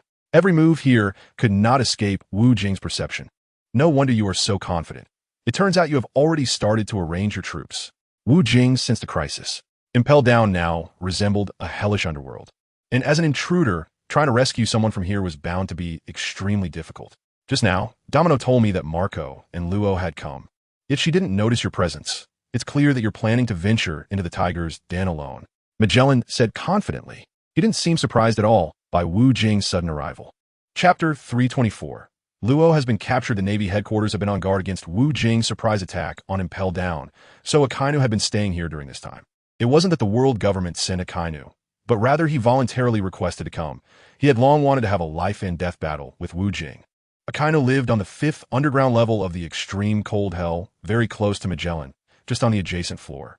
Just now, Magellan informed Akainu that after Marco and the others launched a night raid on Impelled Down, Akainu immediately rushed over to join Magellan. With Marco's presence, Wu Jing's presence was inevitable. For those who have experienced various life-and-death battles, they naturally understand the tactic of feinting an attack. Upon discovering that Wu Jing was not with Marco and the others, they suspected that Wu Jing had already infiltrated. That defeated subordinate of Akiji actually defected to you. This time I will ensure he remains here permanently. Akainu harbored endless thoughts about this old rival. I also miss Akiji, thinking back to the days when he bullied me. I feel itchy all over now. Magellan had quite a few grievances with Akiji in his youth. Akiji took the righteous path, while Magellan leaned towards the hawkish approach, leading to many intense conflicts between the two during work. To minimize their clashes, Fleet Admiral Sengoku separated the two from management, sending Magellan to Impel Down while keeping Akiji stationed at the Navy headquarters. This made Magellan harbor even more resentment towards Akiji, who wanted to stay at the Navy headquarters. Being a Navy admiral at the headquarters was far more glamorous than being the warden of Impel Down. Bloop, bloop. At the moment when Magellan faced off against Wu Jing, his din mushy rang at an opportune time. Hello, Domino, what's the situation? Warden, we have captured Luo, but Akiji and Marco have already escaped towards your direction. We are currently in pursuit. Domino urgently reported to Magellan. All right, keep Luo locked on the 1st underground floor. When the time comes for sentencing, we will transfer him down. Magellan was quite satisfied with this outcome. At least they had captured a major pirate. Received. After hanging up the phone, Magellan's proud expression seemed to float into the sky. Bang, bang, bang. The hallway echoed with the sound of fierce clashes. And as expected, it was Marco and the others, who were escaping, fighting with the guards. Don't let them get away. If we succeed this time, we will definitely receive great rewards. Ha ha, I've already caught one. If I catch another, I will be a meritorious figure. I must capture Akiji. That will definitely be a top achievement, and then I can directly get a high position at the Navy headquarters. Listening to that group of guards discussing their rewards, Akainu's brows naturally knitted into a large frown. These damned idiots, they haven't even captured these major criminals, and they're discussing bounties here. Do they not know how to write death? Akainu scolded. Although he wasn't the direct leader of Impelled Down, his reputation in the Navy was much higher than Magellan's. These guards have been working in such a mindless place for years, and their intelligence was indeed much lower than normal people. Magellan was already used to it. Chapter 325. Sharing Difficulties, Ice Block Bird. A bird of ice shot out from Akiji's right arm, rapidly flying towards the guards, freezing everything it touched in a thick layer of ice. This ice was not ordinary. Even if the guards tried their hardest to chop it, they couldn't break it. Save! A guard who couldn't dodge in time was immediately frozen, quickly turning into an ice statue. Bird, flame leg. Marco kicked fiercely at a strong guard beast. Marco's left leg, engulfed in blue flames, struck the guard beast's head. The guard beast was kicked away by Marco, but it quickly stood up again. The guard beasts were much stronger than the regular guards, aside from their low intelligence. Their combat power was not inferior to that of a Navy rear admiral. Currently, it seemed that Akiji and Marco had the upper hand. However, after Luo was captured by the guards, Akiji and Marco felt a significant increase in pressure. They had been entangled with many opponents and were already showing signs of fatigue. Therefore, they quickly dove down, seeking Wu Jing's help. Moreover, there were also personnel from the Navy headquarters among the guards. Vice Admiral Doberman and others had once been Akiji subordinates. Now that Akiji had left the Navy headquarters, Doberman would not show any old loyalties. This unfavorable situation was unexpected for Wu Jing. He did not anticipate that the Navy headquarters had laid down heavy troops in Impel Down, waiting for his arrival. It seems someone had calculated that Wu Jing would definitely come to rescue Khalifa, planning to trap him like a turtle in a jar. Poochie. Marco's shoulder was bleeding profusely. Hannibal had ambushed Marco, piercing Marco's left shoulder with his naginata. Huff, huff. The pain, combined with exhaustion, nearly left Marco, gasping for breath. Akiji saw his good partner Marco in crisis and hurriedly rushed to support him. However, he was soon blocked by little Suddy and Domino, and, at that moment, Marco was in grave danger. Shave. Wu Jing finally moved. Originally, he wanted to let Akainu and Magellan revel in their victory. But now, seeing that his good brother Marco was in danger, Wu Jing could no longer remain calm. Fire Fist, Lion. Wu Jing's Fire Fist emitted a raging flame, shooting angrily towards Hannibal. The flames seemed alive in midair, directly forming a massive, tangible flame lion. The roaring flame lion bared its teeth and charged at Hannibal, as if it wanted to tear him apart completely. Hannibal, watch out! Magellan immediately reminded him. Hannibal was preparing to continue his sneak attack on Marco and had no energy to pay attention to what was behind him. Upon hearing Magellan shout, Hannibal instantly felt the intense heat behind him, as if his back was about to catch fire. He hurriedly dodged, knowing that he wouldn't foolishly turn around to look. It was clear someone was delivering a fatal blow from behind. Seeing Hannibal swiftly dodge and avoid the deadly strike from the flame lion, Magellan's heart, which had been hanging in suspense, did not ease. After the massive flame lion missed its strike at Hannibal, it did not immediately vanish into thin air. Wu Jing combined the abilities of the burning fruit and the regeneration fruit to create this flame lion, which can maintain its vitality for a long time. Chapter 326, Astonishing Skills. The speed of the flame lion is faster than Hannibal's. Before Hannibal could stabilize his stance, the flame lion had already arrived. It was already lucky for Hannibal to dodge the previous deadly strike. This time, however, Hannibal wasn't so fortunate. The lion bit down hard on Hannibal's head and then violently swung it. Crack! A pitch-black head rolled directly onto the ground, and Hannibal's ugly head was burnt to a crisp by the searing flames. Everyone at the scene was stunned, whether it was Magellan, Akiji, or Akainu, along with other top figures from the Navy. They all stared blankly at what had just happened. In the blink of an eye, the powerful deputy warden, Hannibal, was eliminated. The guards involuntarily trembled. This young man was too monstrous. Drip! The formerly proud and arrogant Magellan could not help but break out in a cold sweat. Hannibal was one of his most capable subordinates, and his strength had already surpassed that of a Navy rear admiral, not far from the highest combat power of an admiral. Yet in just one encounter, he was dealt with by Wu Jing as easily as slicing a watermelon. How could they fight now? Didn't the Navy's information say that Wu Jing's combat power was just slightly stronger than that of an admiral? Is this combat power really only slightly stronger than that of an admiral? It should be a bit stronger than other sea emperors. Similarly, Akainu's expression was even uglier than Magellan's. Damn it, how is this bastard getting stronger by the day? A million angry thoughts raced through Akainu's mind. Like Magellan, Akainu was well aware of Hannibal's strength. In their youth, internal competitions in the Navy were common. Akainu clearly remembered that in his matches against Hannibal, he had an absolute advantage with 30 wins and 2 losses. However, he recognized Hannibal's strength. Every time he defeated Hannibal, it was a hard-fought victory. Yet Wu Jing killed Hannibal with just a simple move. From a monstrous strength Wu Jing displayed earlier, Akainu's heart felt like ashes. Previously, at the Navy headquarters, Akainu had insisted that he would surpass Wu Jing. Now he was completely disheartened. The belief that he could surpass Wu Jing seemed utterly laughable to him. Wu Jing is more than 20 years younger than him, and his strength is far superior to his. One has to ask, what chance does he have to surpass others? Malgao, are you okay? Wu Jing suddenly appeared beside Marco. It's okay. Thanks to you for acting in time. Marco showed a pained expression. Although he had the healing ability of the bird fruit, he couldn't recover from such severe injuries in a short time.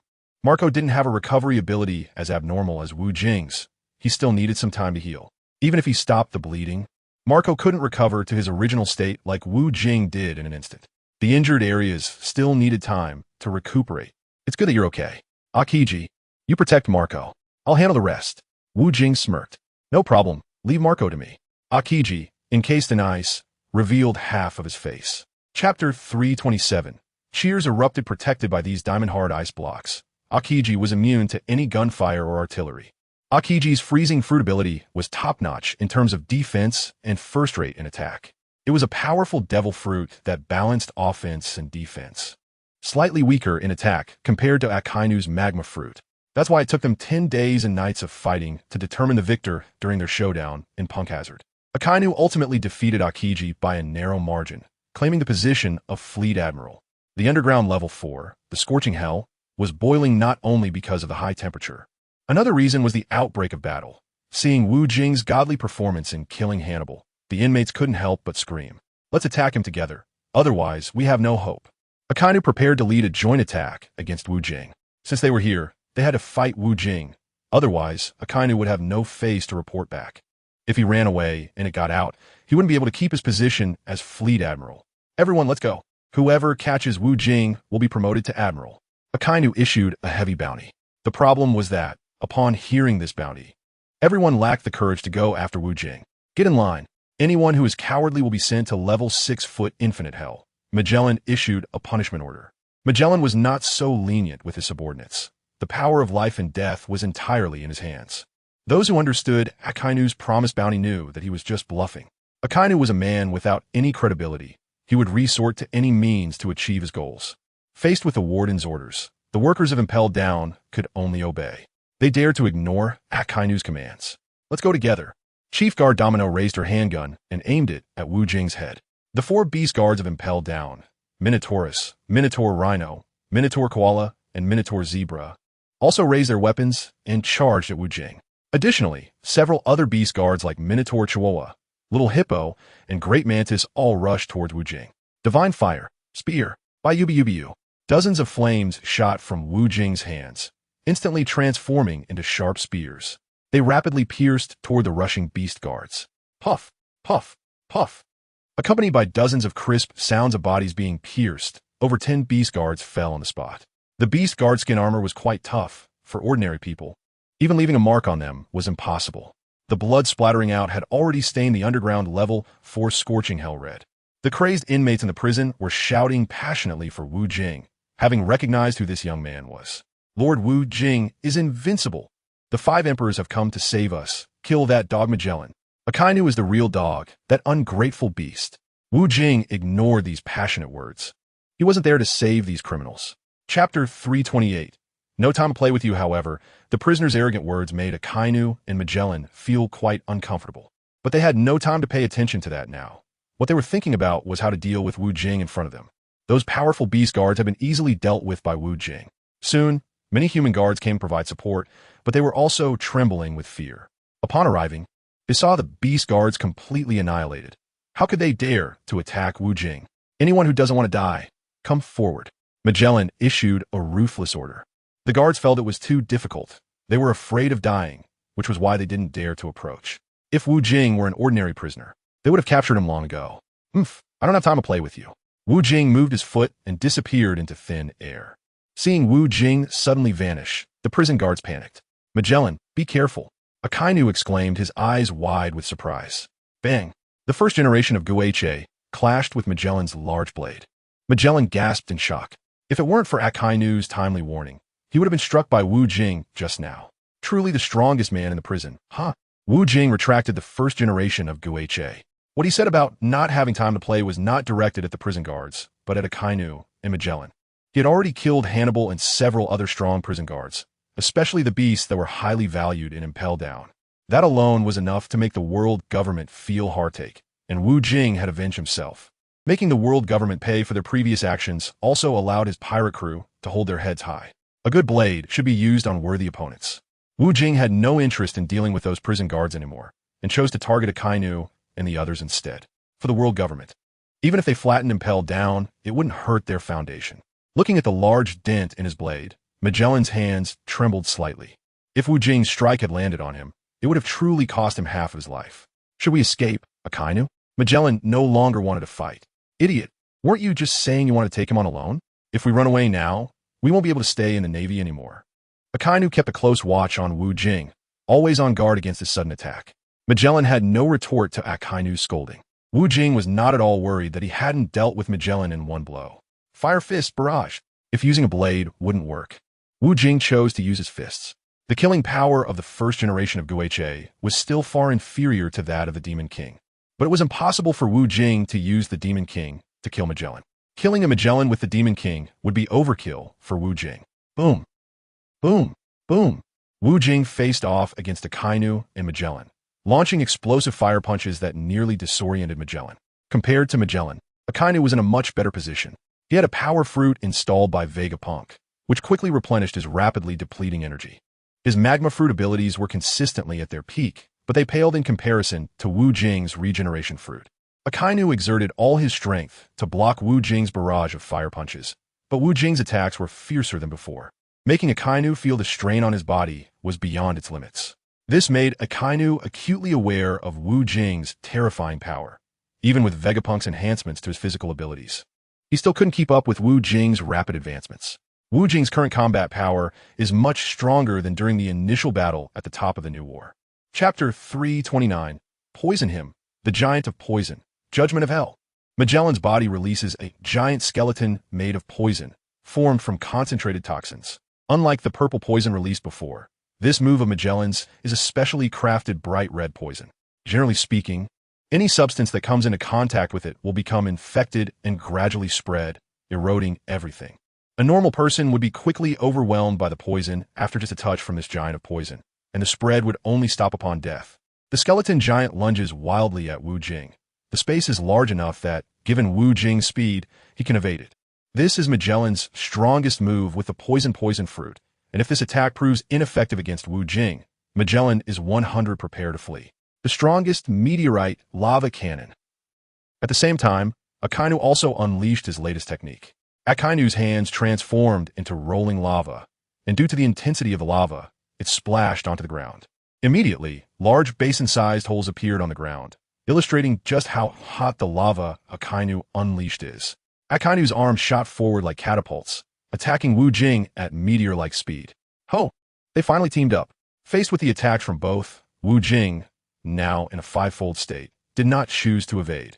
Instead, he opted for a head-on confrontation. Wu Jing easily blocked Akainu's strongest meteor lava cannon with his fists. Compared to last time, Akainu's magma heat had indeed increased significantly. However, unfortunately for Akainu, Wu Jing's rate of improvement was like a galloping horse compared to Akainu's snail's pace. Meanwhile, the giant poisonous soldier released by Magellan chose to self-destruct as it approached Wu Jing. The blood-red toxin splattered onto the ice blocks in front of Akiji, quickly dissolving them. Akiji hurriedly held onto Marco and retreated. The toxin was too terrifying. It could corrode the ice created by the ice fruit, and Akiji couldn't believe he could withstand it if it touched him. Similarly, the blood-red toxin was aimed at Wu Jing, who endured the most toxic attacks. The blood-red toxin quickly covered Wu Jing's body, causing a rare look of surprise on Magellan's bitter face. Akainu, he has been corroded by my toxin. He is not as scary as he said. Magellan's expression turned fierce. The Navy had been reporting that Wu Jing's physique was quite abnormal. And while Magellan admitted that Wu Jing's physical quality was indeed frightening, he was not immune to all poisons. As a paramecia-type user of the poison fruit, Magellan was filled with toxins, which meant he had to endure the various torments of the devil fruit himself. People with relatively weak strength had to wear gas masks when meeting Magellan because the air he exhaled was toxic. This led to the food he brought to his mouth also being contaminated with toxins. These toxins wouldn't kill Magellan himself, but they often caused him to have diarrhea. He could be constipated dozens of times a day. Many people couldn't engage in close combat with Magellan because they would be poisoned upon contact. If Magellan released enough venom, even the best doctors in the pirate world wouldn't be able to save them. Chapter 330. Who runs faster? You underestimate him too much. Akainu was not in the least bit pleased. Hearing Akainu's heavy tone, Magellan, who had been reveling in his own satisfaction, felt that something was off. What? He can't be poisoned to death? Magellan glanced at Wu Jing, and his face immediately turned as pale as paper. Just moments ago, Wu Jing was surrounded by blood-red venom, but now his body was emanating a golden light. The blood-red venom was gradually washed away by this golden light, revealing Wu Jing's smooth, jade-like skin. This made Wu Jing, who had already grown 5 times larger, look even more imposing. Magellan had not held much confidence in the powerful move he had just unleashed, as Wu Jing's speed was simply too fast. The giant poisonous soldier could not keep up with Wu Jing's elusive movements. What no one expected was that Wu Jing was so easily sprayed with venom by his giant poisonous soldier. Magellan thought this was a stroke of luck. As long as the giant poisonous soldier could leave traces of venom on Wu Jing, he believed Wu Jing would surely die from poisoning. However, Wu Jing's abnormal body did not show any signs of poisoning. Instead, he looked even more radiant. This result caused Magellan to gasp in shock, and he unconsciously felt constipated dozens of times. Magellan slowly began to retreat. In his view, this battle was no longer winnable, and continuing would mean death. Want to run? Magellan. Wu Jing was most concerned about Magellan. Without those few keys on him, he wouldn't be able to rescue Khalifa from prison. Akainu, you hold him off first, I'll protect the keys. Magellan turned to speak to Akainu. Magellan noticed that Akainu had already vanished from his side. This was what it meant to tell someone not to run while running faster than anyone else. He truly was a dog. Akainu had run off just now, idiot. Wu Jing chuckled, holding his forehead. Wu Jing watched as Akainu ran away, but he didn't pursue him. Now he was more concerned about Khalifa in the prison. Poison gas bomb.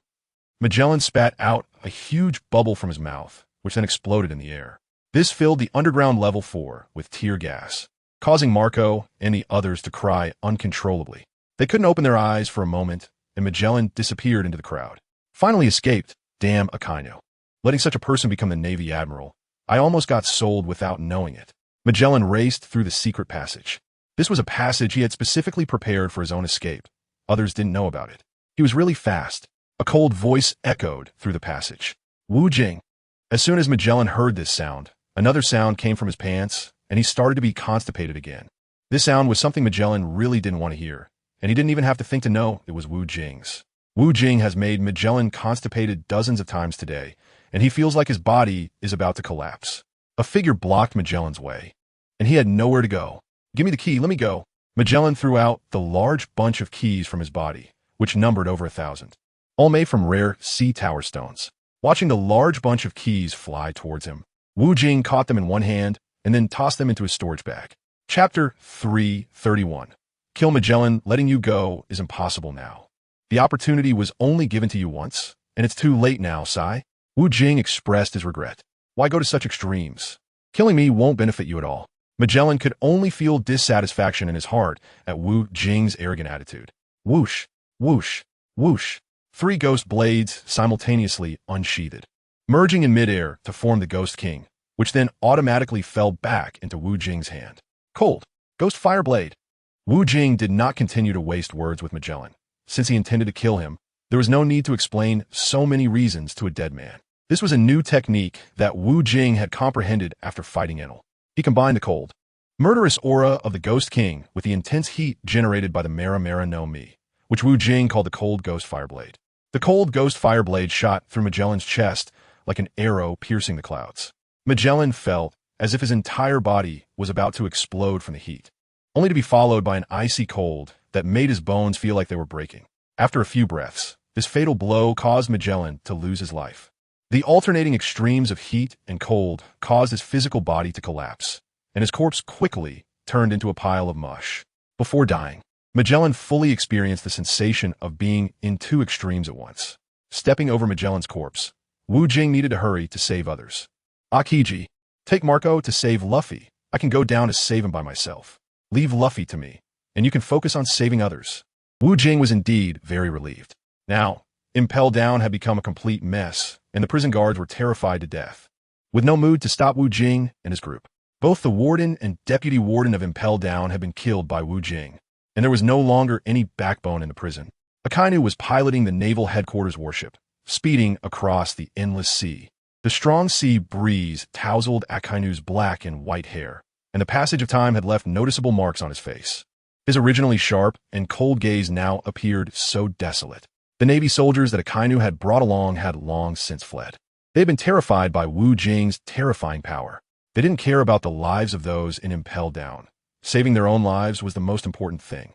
Just now, these Navy soldiers were secretly grateful for Akainu's wise choice to run away. If Akainu hadn't fled, they wouldn't have dared to run in front of him. How could Wu Jing be this strong? I don't want to participate in the mission to kill him anymore. I told you this kid was invincible, and you didn't believe me. Now you should believe it, right? Let's run faster. The admiral has already taken the ship we came on and left. Having such a useless admiral in the naval headquarters, is truly our misfortune. From a distance, this group of Navy soldiers looked like wild dogs fleeing in panic. Akainu had already taken their naval super battleship and left, leaving them with no ship to use. They were frantically searching for usable warships at the port of Impel Down, hoping to find one to escape. Originally, they had followed Admiral Akainu with great confidence to capture people, but now they were fleeing for their lives. They would definitely face a storm of scolding when they returned, and if they were even more unfortunate, they might get slapped and used as human punching bags. Chapter 332. Concern for Khalifa. Wu Jing is currently walking in the extremely cold hell on the 5th floor underground of Advanced City. And the first person he needs to save is Khalifa, who was very worried about Khalifa. After their brief meeting at the world government's Miraculously 2 years ago, he had not seen Khalifa again. He wondered if Khalifa had suffered severe torture here. He wondered if Khalifa had been bullied by Magellan and the others. He wondered if Khalifa had been deprived of food and water. Wu Jing was filled with worries. Khalifa had done too much for him.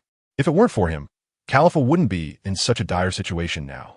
She was an important staff member of the world government with a high status. She was similar to a ministerial figure in a country on Earth and would be received with great honor at the Navy headquarters. As Wu Jing walked while thinking about Khalifa, he had already reached the prison gate. Looking at the rows of stinking prisons, one can imagine how poor the treatment of these prisoners was. Many prisoners were directly starved to death here, as Magellan had absolute power over life and death for any pirate. Wu Jing took out the map that Green Bull gave him. The map showed that Khalifa was imprisoned in the innermost room on the 5th underground floor of the extreme cold hell, numbered 5999. Wu Jing leisurely walked along the road, with prisons on either side. Upon seeing Wu Jing's appearance, the prisoners seemed to come alive. "Hey, you must be new here. Hurry up and bring me something to eat. I'm starving. Hurry and get me some water. I haven't had any for months. Please, handsome. Quickly treat my illness. My body is falling apart. Damn Magellan. I used to call him brother. Just kill me. It's better than living here every day. I don't want to live anymore. You must be new. If you take good care of me, I'll have someone send you a large sum of money. I have a lot of businesses outside." Regarding the appearance of this stranger, the group of prisoners unanimously believed Wu Jing was a new guard, because Wu Jing was still wearing the guard's uniform. They vented their feelings of pain to him. Wu Jing ignored them, as he wasn't in the mood to pay attention. Despite Wu Jing's indifference, these once prominent prisoners did not express dissatisfaction. They had grown accustomed to being ignored, for this was Impel Down. Magellan had killed many prisoners here, and they occasionally heard desperate struggles coming from the cells. That was Magellan's abuse of the prisoners, especially the beautiful women. Magellan was like a demon king here. When he first saw Wu Jing, he appeared arrogant, as if he was the most powerful here. But when Wu Jing revealed his true strength, Magellan became as fearful as a worm. It was clear he was a bully who feared the strong and oppressed the weak. Magellan's methods were incredibly cruel towards these prisoners in Impel Down. Room 5999 was right in front of them. The cell was pitch dark, and Wu Jing could not see anyone inside. Through his observation hockey, Wu Jing sensed the faint sound of breathing coming from within. Wu Jing quickly took out the large bunch of high-loose stone keys. Chapter 333. Rescued. Damn it. I should have asked clearly before killing him. Wu Jing regretted it. He should have clarified things before killing Magellan. Now he didn't even know which key opened the prison 5999. With thousands of keys, even if Wu Jing was incredibly fast, it would take at least half an hour to try them all. These high-loose stone keys were not marked or numbered, so an ordinary person wouldn't be able to release anyone from the prison immediately. Magellan designed this system to prevent anyone from stealing these keys and releasing the prisoners. However, Magellan was quite familiar with these keys. He could tell which prisoner each key was for just by looking at the shape of the high-loose stone key. This was because Magellan had been in charge of these keys for over 20 years, and for him, there was no need to label the keys with room numbers. Wu Jing could only honestly try to get through, and now there was no turning back. Hearing the sound of someone opening the door outside, the people in the prison began to stir.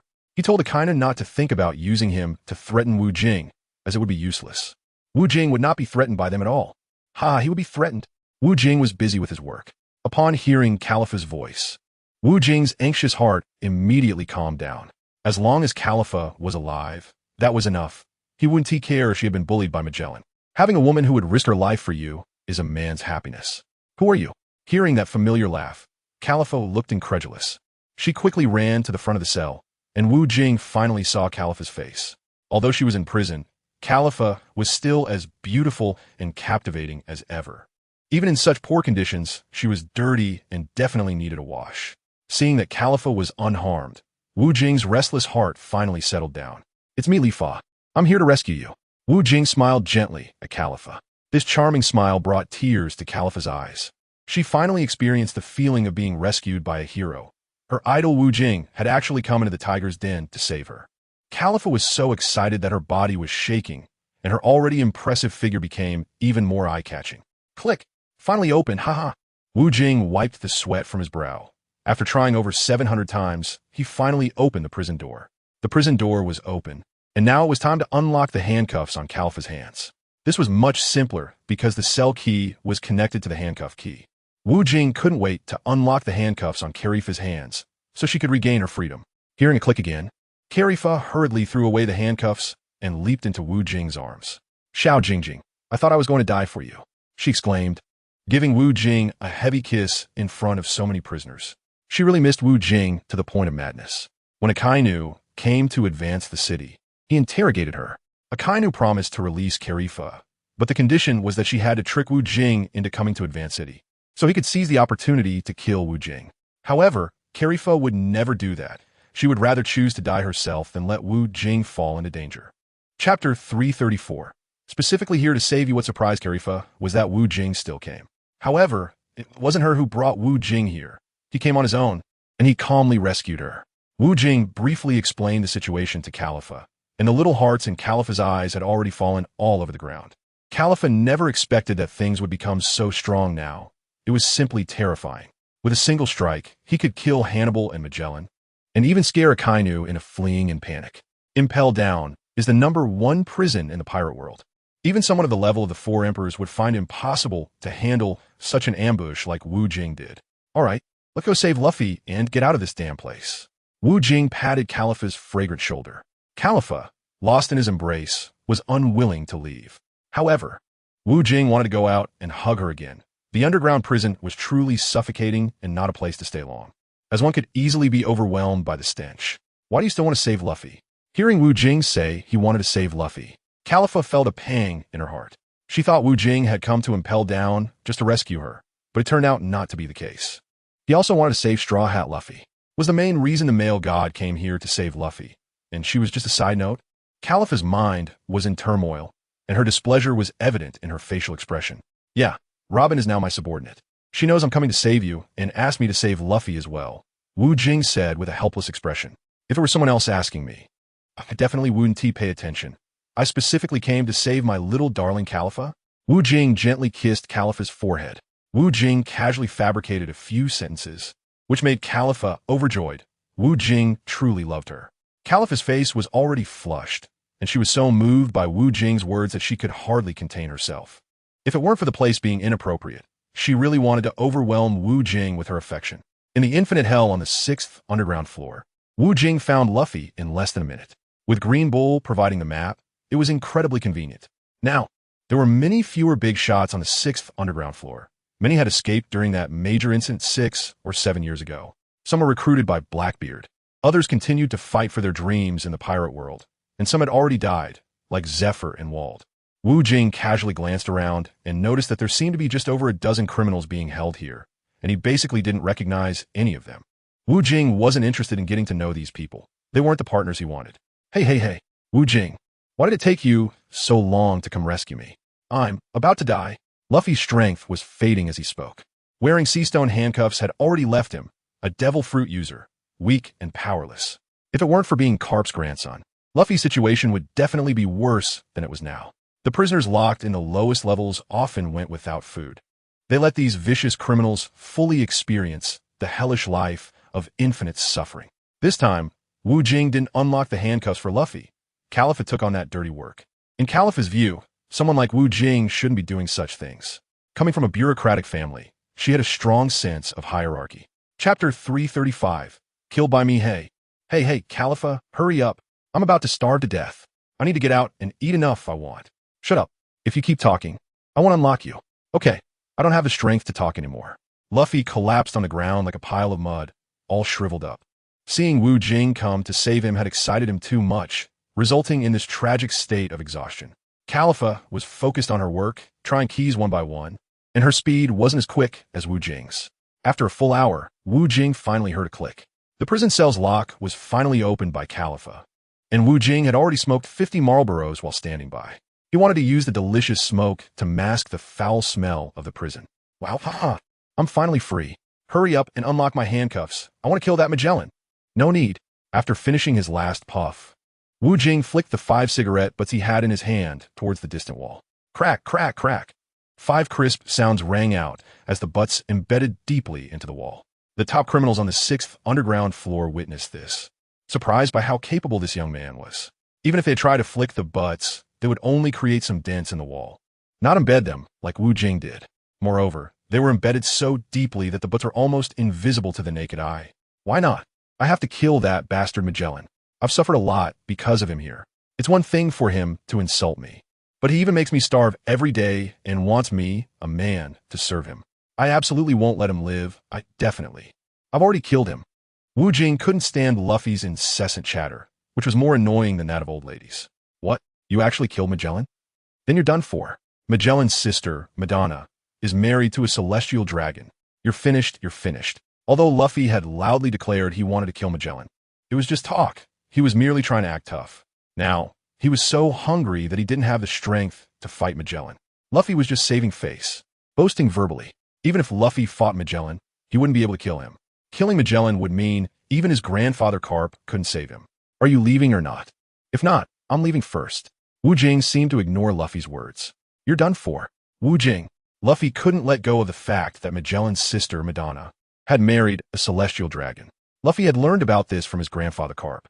That was 15 years ago when Luffy was still a child in split pants. Carp had taken him to Miraculously for that wedding banquet, and he ended up sitting next to Magellan. It was during that banquet that Luffy clashed with Magellan. Luffy ate a lot at the banquet, and while Carp was off toasting at another table, Luffy sneaked drinks. Drunk, Luffy started to act mischievously, smashing a chicken leg at Magellan. Magellan, in light of the special occasion, refrained from retaliating against Luffy. Chapter 336, Prison Break, completed. Seeing that Magellan didn't show any signs of anger, Luffy became even bolder, directly poking at Magellan with props. In such a grand setting, Magellan couldn't care less that Luffy was just a kid. He wanted to blow Luffy's head off. Fortunately, Carp appeared in time to block Magellan's violent action and even slapped him. Many of the big shots present witnessed this embarrassing moment for Magellan and supported Carp's action. Carp was a naval hero with a high status in the world government, far beyond what Magellan could compare to. Magellan could only swallow his anger, but the hatred he felt was something he never forgot. Later, when Luffy was sent to impel down, Magellan was so excited that he couldn't sleep for 3 days and nights. He wanted to torture Luffy, his sworn enemy, as much as possible. The Constipation Pro Magellan had done a lot of nasty things to Luffy, but he had never thought about killing him. This was because the higher-ups had ordered him not to do anything that could endanger Luffy's life. Magellan understood that this was Carp's face-saving measure, which he had to comply with. Not killing Luffy didn't dampen Magellan's mood. He could still enjoy the inhumane torments he inflicted. Having rescued Luffy, Wu Jing felt he had accomplished his goal and was ready to leave with a cool stride. Hey, young hero, save me too. I'm someone who can rival Roger. I will serve you for life. Save me too. I have a lot of wealth left outside. I'll give it all to you, and I will serve you for life. I have a large crew outside. If you save me, I will help you unify the entire pirate world. Wu Jing yawned at the promises from the big pirates on the 6th underground floor. I don't need you prisoners. Looking at the handsome figure of Wu Jing leaving, the aging big pirates cursed at him. Although they were now old and weak, a dying camel is still bigger than a horse. If Wu Jing saves them, the rewards they can offer are still quite substantial. However, Wu Jing looks down on those rewards. Saving these people would actually be a burden for him. These ruthless pirates have a terrible reputation in the pirate world.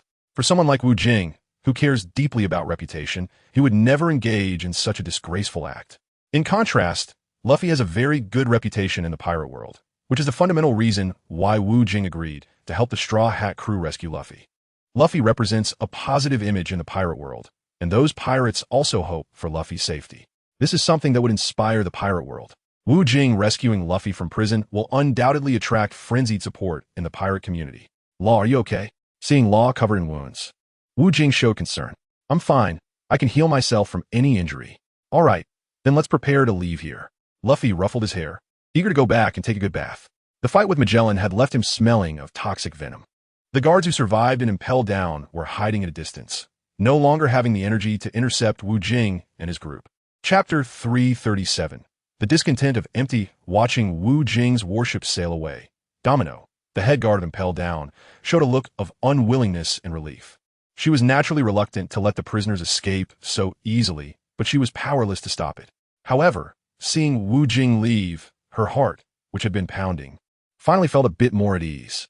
For Domino, this was a perfect relief. At least she was fortunate to be alive. Otherwise, if Wu Jing stayed here for another minute, all the guards would face greater danger. If Wu Jing decided to massacre the place, then Impelled Down would indeed be left with nothing.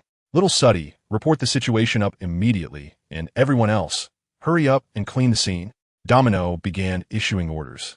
Now she was the highest-ranking official in Impelled Down, and perhaps this time she would even be promoted. In a luxurious office of the world government. What? Hannibal is dead? What? Magellan is also dead? Upon hearing Little Suddy's report, Admiral Sengoku showed an expression of disbelief. I understand. Keep a close watch on Impelled Down. I'll come to visit you tomorrow. After finishing his words, Sengoku directly hung up the transponder snail. Rubbing his scalp, Sengoku's hair had become increasingly sparse over the years. At this rate, it wouldn't be long before he became bald. The world government had too many matters to attend to, and the Gorosei were not involved in many issues. They only cared about the current stability of the pirate world. This is getting more and more outrageous. Even high-ranking naval officers are being slaughtered. After hearing Little Suddy's report, Sengoku was so furious that steam seemed to be coming out his nostrils. He smashed the desk in front of him, tea splattering everywhere. Sengoku would immediately report this matter to the Gorosei. The occurrence of this incident indicated that there was no room for discussion between the world government and Wu Jing. If Wu Jing had only killed some minor naval personnel, the world government would not have cared too much. But Wu Jing not only killed Vice Warden Hannibal, but also Warden Magellan. Such actions completely disregarded the authority of the world government. Such acts of slapping the world government in the face could not be tolerated. If it happened, the world government would definitely make a statement. Standing on a replica of the Merman battleship, Wu Jing was not idle either. Normally, he would be lounging in a recliner, but now he was bandaging the wounds of 2 injured crew members, even though both were top ship doctors in the pirate world. However, after sustaining such serious internal injuries, Marco and Law wouldn't recover anytime soon. Khalifa had already dressed up, changing into a gorgeous miniskirt. Her figure was so explosive that it could no longer be described with the golden ratio. It was more appropriate to describe it with the diamond ratio. Let me handle this. How can I let you do it yourself? Khalifa snatched the bandage from Wu Jing's hand and skillfully bandaged Marco's wounds. As Wu Jing inhaled the pheromone perfume emanating from Khalifa, his body naturally reacted. The scent of this perfume was like a hormone. It greatly influenced the behavior, emotions, psychological, or physiological mechanisms of those who smelled it. It wasn't just Wu Jing who felt it. Even Marco showed signs of accelerated breathing. Chapter 338. Too terrifying. This Wu Jing is too terrifying. He actually went alone to Impelled Down to rescue prisoners. Haven't you read the newspaper? He brought Marco, Akiji, and Law with him. Without their help, how could Wu Jing possibly rescue Luffy and Khalifa? Just based on his killing of Hannibal and Magellan, I totally respect him now. I want to join Wu Jing's pirate crew. If you don't want to live, go ahead and join. The world government will definitely not let him go.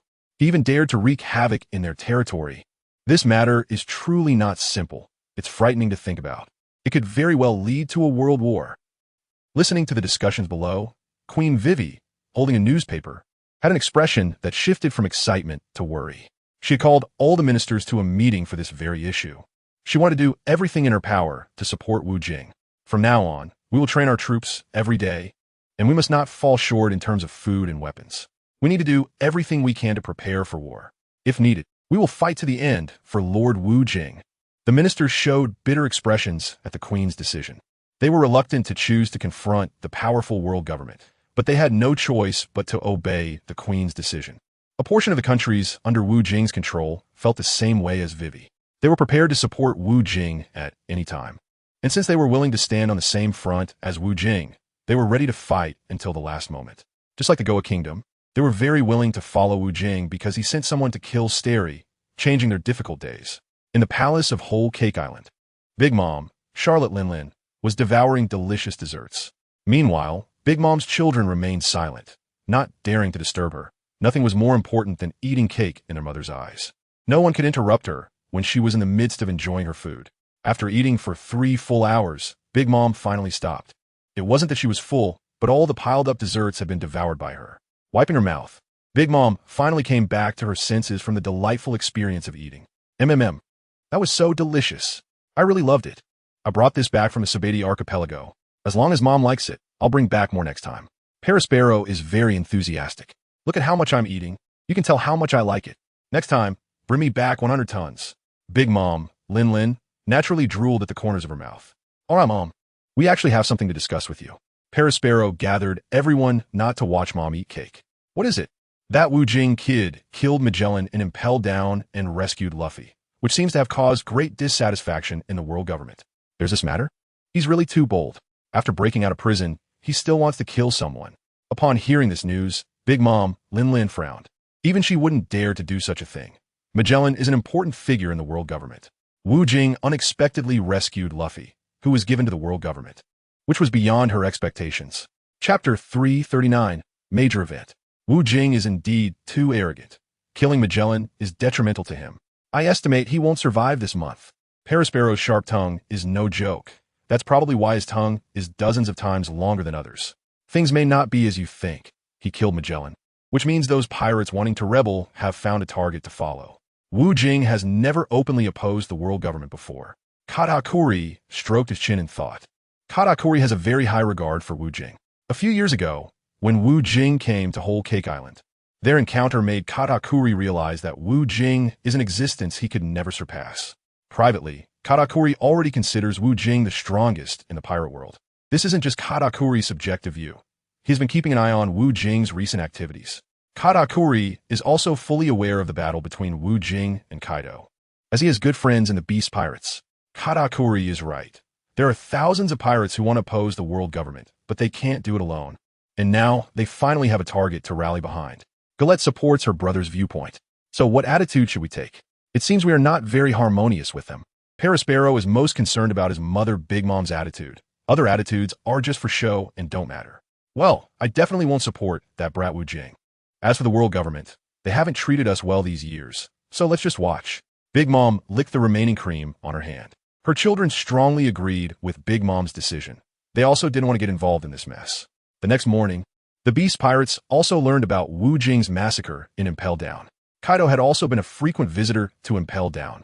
He didn't escape, but survived every time he was brought out for execution, thanks to his indestructible body. Hee. This kid really can do anything. I had the chance to kill Magellan too, but I didn't have the guts. Kaido had also been attacked by Magellan when he was in Impel Down. When Kaido seized an opportunity to escape, Magellan was right next to him. With Kaido's strength, he could have killed Magellan in 3 full power moves. However, Kaido didn't do that. If he killed Magellan, his Beast Pirates wouldn't be able to stand in the pirate world, as nobody wants to completely fall out with the world government. Wu Jing is the first pirate in the new era to openly oppose the world government, and he did it thoroughly, unlike Roger, who was so soft. I think that kid is finished. The world government won't be polite to him anymore. Jack is very eager for Wu Jing to say goodbye to this world. Not necessarily. Wu Jing has a solid foundation, not something that can be easily shaken. Jin didn't underestimate Wu Jing. Even the hardest tree has no power to resist in front of executioners like the world government. Queen is also very hostile towards Wu Jing. He was played badly by Wu Jing last time, and his goddess Kazuki Hiyori is infatuated with Wu Jing. Chapter 340. Brother, I'll get her back for you. Why don't we stir up this world together?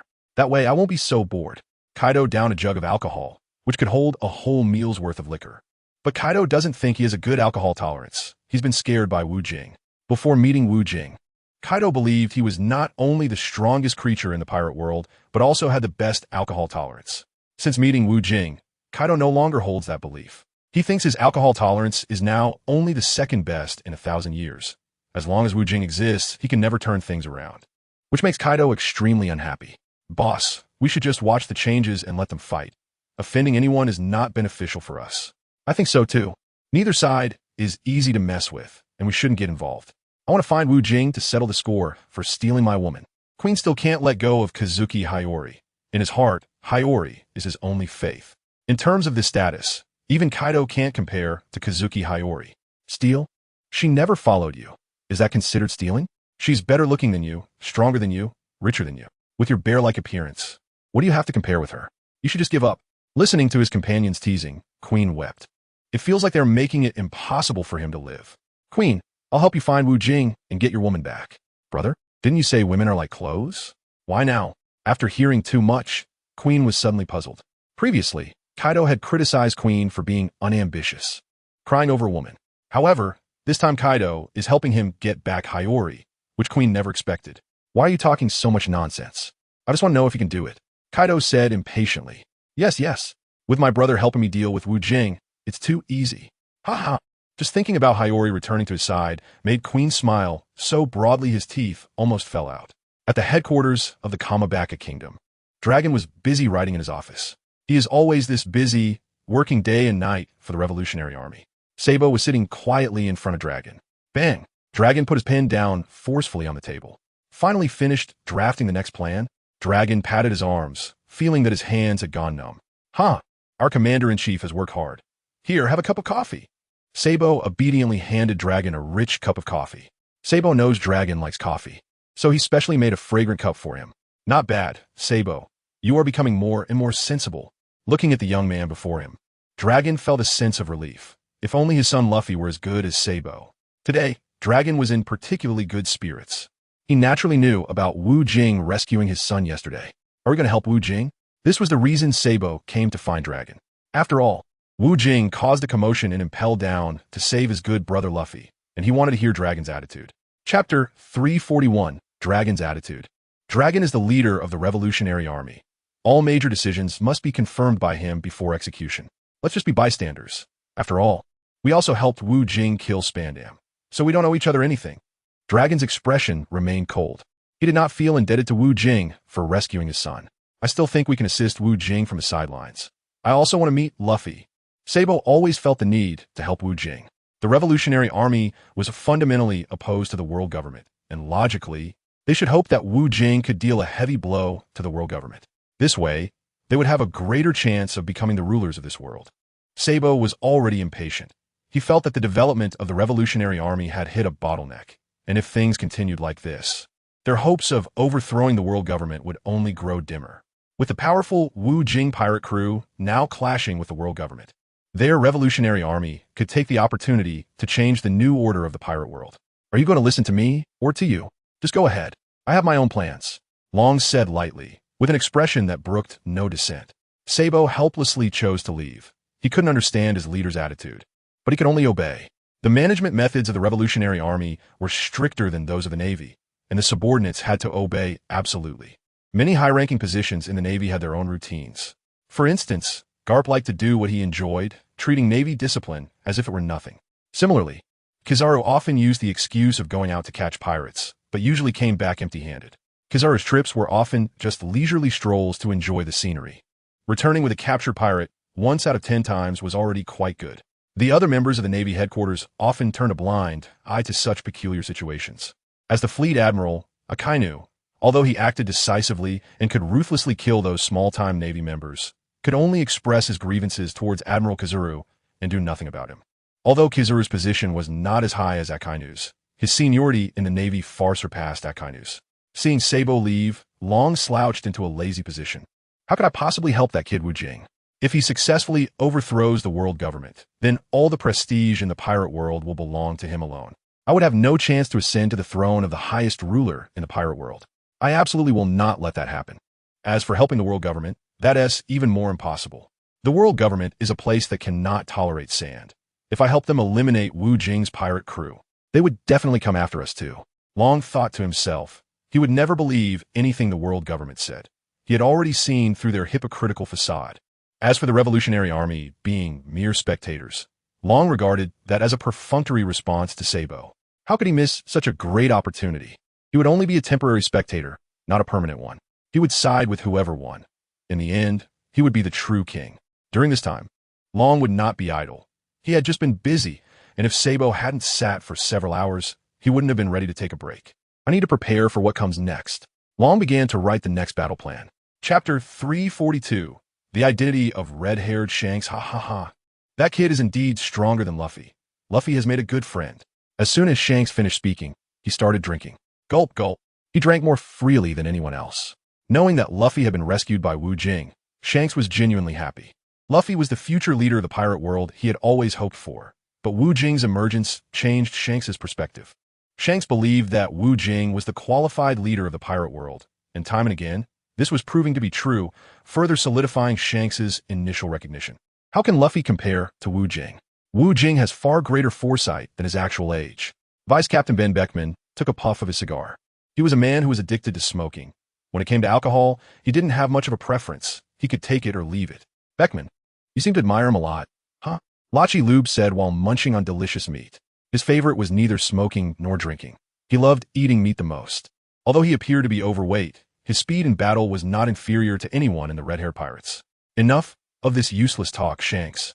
Do you want to help that kid Wu Jing? Beckman quickly lit another cigar after finishing one. I won't get involved in these matters. After all, I'm also from Mary Geos.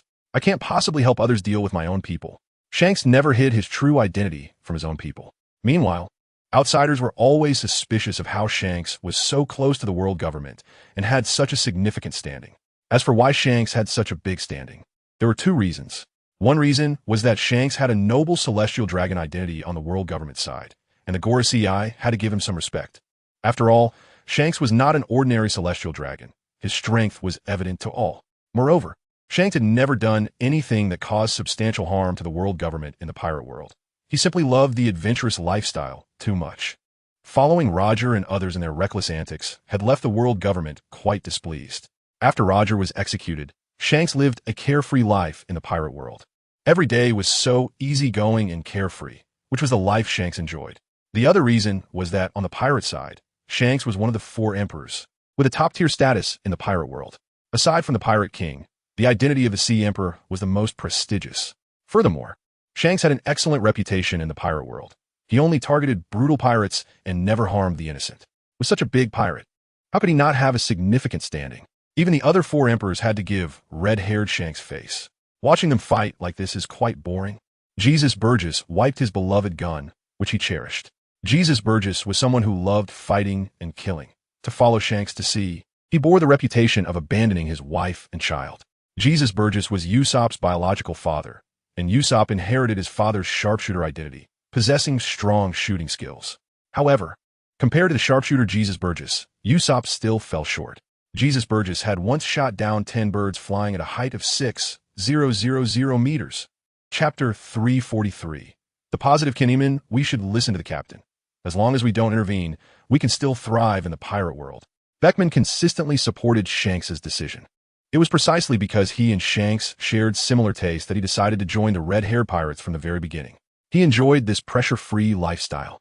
Not many people in the pirate world could live as carefree as the red-haired pirates. This was indeed thanks to Shanks' immense standing and ability to navigate both the underworld and the legitimate world. Ha ha ha, it's up to them. Whoever wins or loses won't affect our wonderful days. Shanks squinted and smiled.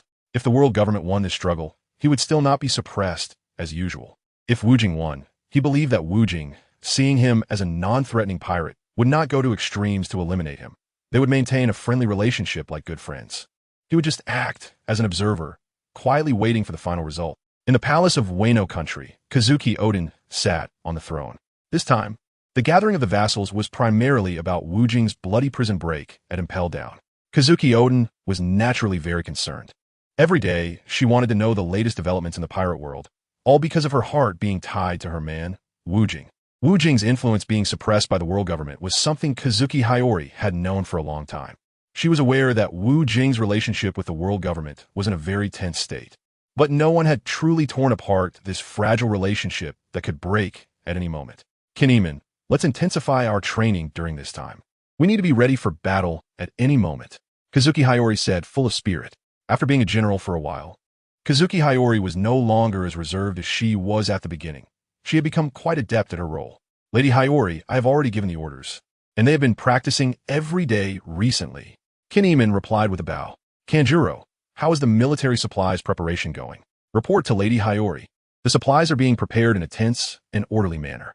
Within 3 days, we will have enough provisions for half a year of battle. Kanjuro bowed. Inuyarashi, have the notifications to the mink tribe been completed? The notifications have been completed. I have already detailed everything to the cat viper, and he will be in charge of managing the mink tribe. ready to be dispatched by Lady Hiyori at any time. Inuarashi represented the Mink tribe stationed in Wano country. Under Kazuki Hiyori's inquiries, her subjects provided her with satisfactory responses. If things continued at this pace, they would soon be able to meet Lord Wu Jing. And just thinking about it made Kazuki Hiyori blush. She was more than willing to fight alongside Wu Jing, even if it meant risking her life. Hiyori was not surprised by the current situation. Wu Jing had already informed her of the prison break plan when he was in Wano. She was also aware that Wu Jing wanted to challenge the world government, but she didn't expect that day to come so soon. Then let's maintain this state. I believe it won't be long before we can meet Lord Wu Jing and let him lead us to create a new situation in the pirate world. At that time, we will also open up to the outside world. Chapter 344. Going home after hearing Kazuki Hiyori's words, Kinemon and the others were filled with enthusiasm. Wano country had a tradition of samurai, and they possessed the spirit of fighting to the death for their master. To them, Kazuki Hiyori was their general, but the true person they wanted to follow was the man who could defeat Kaido. In their hearts, they had already regarded Wu Jing as their master, just as they had regarded Kazuki Oden as their master 22 years ago. On the walls of Dejima, a group of beautifully dressed women was anxiously waiting. At the forefront was Hancock, followed by Violet. Wu Jing told them that he would return to the island today, but it was almost evening, and the warship they were waiting for still hadn't appeared. If it got dark, they would have to call Wu Jing. Look, there's a black dot in that direction. Someone pointed into the distance. The black dot was racing toward the island, and it was getting larger and larger, indicating how powerful the warship's firepower was. It's them, Your Majesty. It's them. Violet's eyes sparkled with joy, a mix of happiness and the glow emitted by her staring fruit ability. With her clairvoyance, Violet had already seen that the black dot was the replica of the Pluto warship. Not long ago, Wu Jing had sent Violet to assist the Fishman tribe in finding 4 islands, but Violet, concerned about Wu Jing, returned first. Great, they're finally back. Hancock was also excited, her body bouncing up and down. Once the others realized Wu Jing was back, they too cheered with joy. In less than 3 minutes, Wu Jing and the others arrived at the Portado Island. Our king has finally returned. I haven't seen him in so long. I wish I could see him every day. Yes, I miss him so much. He seems to be getting even more handsome.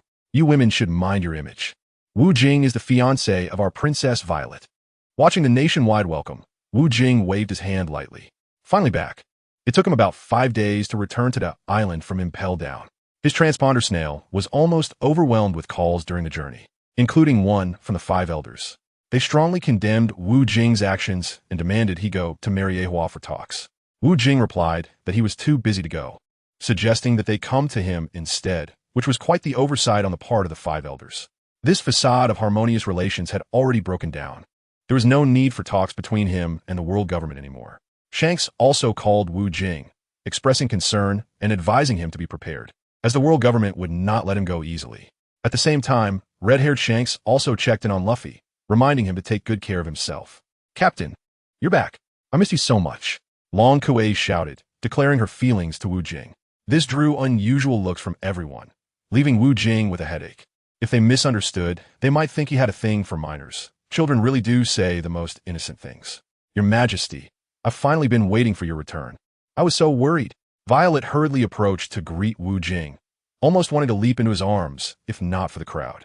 My lord, I'm truly useless. I couldn't help you bear the pressure. I should be punished.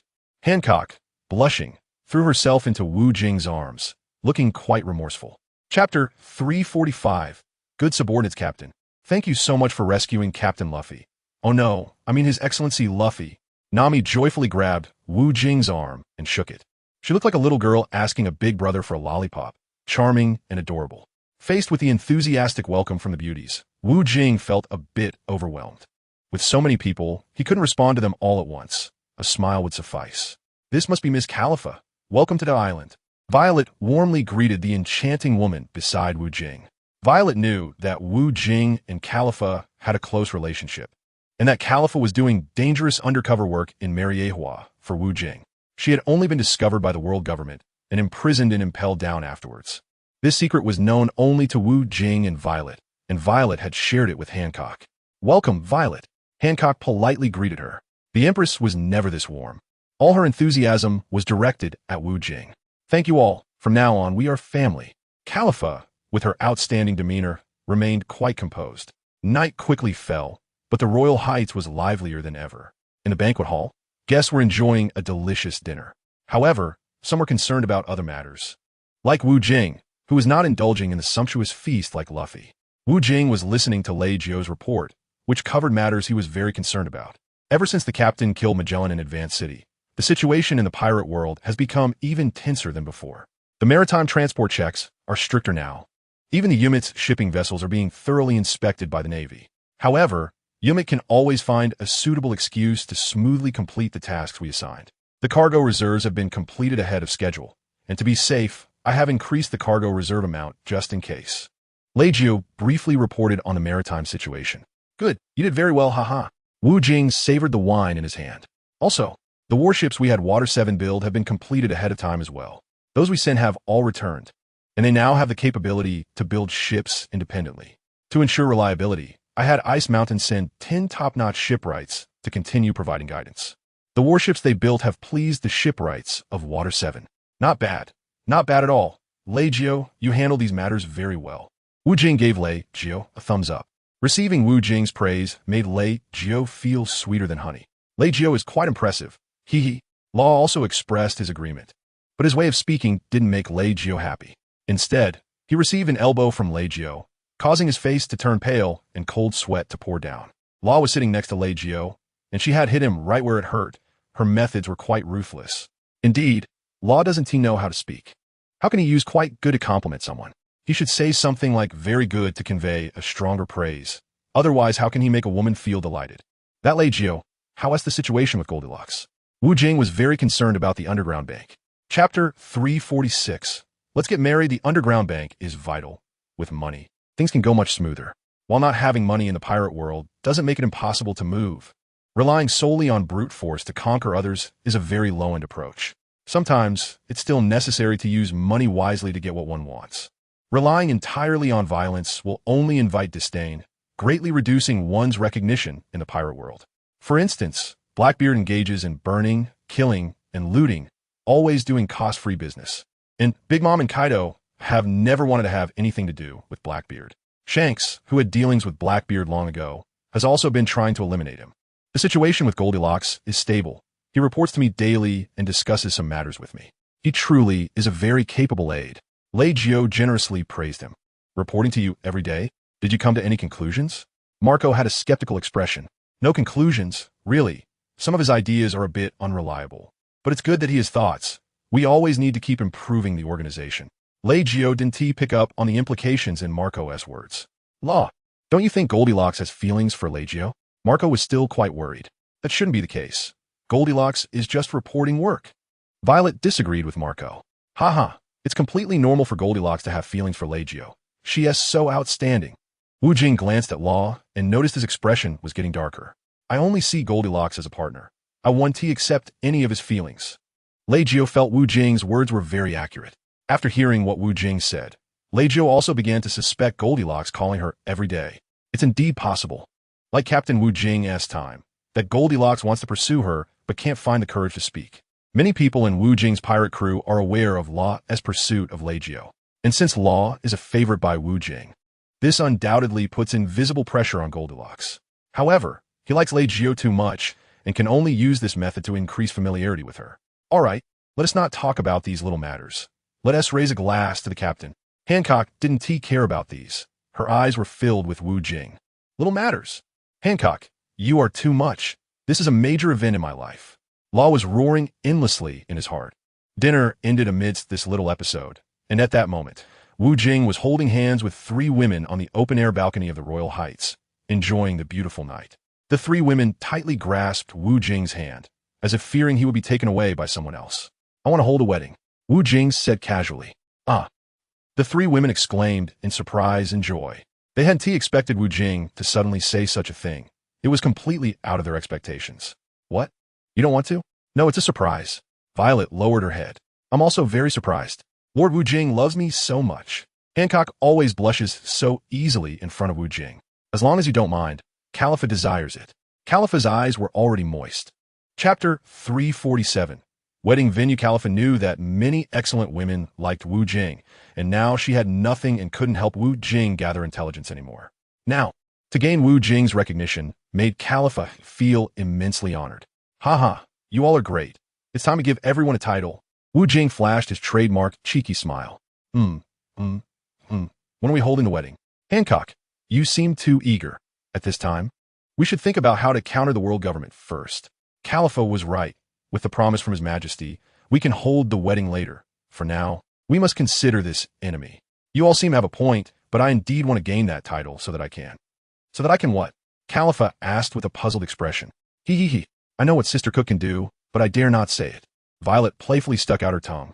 Hancock turned red for what Violet said, and Wu Jing shot a glare at Violet, really needing to teach Violet a lesson. Wu Jing's decision to do this is to downplay the attention on the pirate world. Right now, the pirate world is all about his irreconcilable conflict with the world government. It will be better to add a bit of spice to the pirate world. He wants them to witness what it means to be fearless, what it means to have manly spirit, and what it means to have beautiful women everywhere. At this critical moment, the fifth Emperor Wu Jing still dares to think about winning over a beauty. And not just one beauty, nor just the three beside him. Wu Jing plans to embrace 5 women at once, besides Hancock, Violet, and Khalifa who are currently with him. He also wants to bring back 2 queens, Kazuki Hayori and Vivi. The world government has always been watching us closely, but that won't deter my decision. We'll just set the wedding date for November 11th, which is exactly 1 month from now, Wu Jing said while smoking, as it helps him think better. Since His Majesty has decided this way, we will certainly obey. I'm so excited. I have finally waited for this day. As the daughter of the number 1 person in the pirate world, no one will dare to disrespect me again. Listening to the heartfelt sentiments of these 3 top beauties, Wu Jing also felt a bit excited. He wants to create a groundbreaking wedding banquet, one that has never existed in the pirate world before and will never exist again, a royal wedding banquet. As for the location, Wu Jing hasn't thought it through yet. Location? Wu Jing thought a location and then thought of a woman. Lan Fei. It seemed that this wedding banquet would involve 6 women. And Wu Jing couldn't help but hold his forehead in pain. It wasn't that he was fickle. It was just that they were all so infatuated with him. And then he also felt his heart fluttering. With such top-tier goddesses, even if immortals descended, he wouldn't be able to resist. Why not hold the wedding banquet on the Sky Island? It was detached from the mundane world, and the air was so pure. Being high above, everything would be in full view. No matter what schemes the World Verification Department had, they wouldn't pose any substantial threat to them. If he hadn't thought of the wedding banquet location, Wu Jing might have momentarily forgotten about Lan Fei. She was so affectionate towards him, and he couldn't let her down, especially since he was also a deity of the Sky Island. Chapter 348, A Unique Wedding Banquet. And Lan Fei was very suitable to help him manage the Sky Island. So Wu Jing decided to give her a title. Let's hold the wedding banquet on the Sky Island. It's a perfect place for a wedding. I've been to the Sky Island, and it truly is as beautiful as a fairyland. Darling, you really know how to pick a location. Karifa clicked with Wu Jing the most. Her way of speaking was full of enthusiasm. I don't even know where the Sky Island is. I really want to go see it. I don't know either, but after hearing Karifa say that, I really long to visit the Sky Island.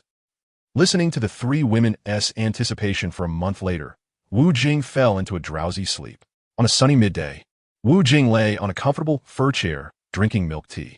For a man like Wu Jing, the number 1 wine god in the pirate world, this scene of drinking milk tea was quite rare. It was all for the sake of the child. After all, drinking alcohol affected the quality of life. Wu Jing picked up the telephone bug and swiftly dialed a number with his index finger like lightning. Beep beep. The telephone bug rang a few times before being answered quickly. My lord, I really miss you.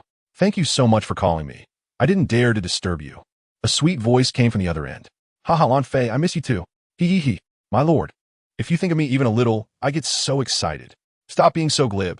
I have something to tell you. Please go ahead, my lord. I will take notes on everything you say to me. I want to hold a wedding on Sky Island. The date is November 11th, Wu Jing said calmly. Huh? I didn't hear you clearly. Could you please say it again? Lan Fei's excited and trembling voice made the telephone bug tremble as well. I want to hold a wedding on Sky Island, my dear. Woo. My lord, you want to hold a wedding with me? I'm just so excited. Lan Fei started crying. The telephone bug mirrored its owner's expression, beginning to shed tears as well. In the world of pirates, telephone bugs seem to be alive. For instance, when they see something terrifying, they will curl up like a turtle. Moreover, they accurately reflect the expressions of the other party to the receiver. Haha, it's not just with you, my dear. Hee. That's okay. As long as I have a share, I'm good. That's doable. We'll talk about it later. I'll arrange for someone to decorate it for you, my dear. All right. I will make Sky Island a fairyland. After making the arrangements, Wu Jing and Lan Fei chatted for a bit before hanging up. Lan Fei was reluctant to part, but she understood that Wu Jing had a lot on his plate. Wu Jing indeed has a lot on his plate. He needs to start preparing for this major event. He plans to reveal this news in a few days. Regarding the guests he intends to invite, Wu Jing still needs to carefully consider this. It is impossible for Wu Jing to send out invitations from the world government. You wouldn't invite someone who is your enemy to your wedding. No one would come. This wedding banquet is truly a wedding for Wu Jing and is also a unique one. At this moment, the best reason Wu Jing can think of to gather a group of people from the pirate world is his own wedding banquet. Chapter 349, Gathering. Moreover, he doesn't have time to visit them one by one.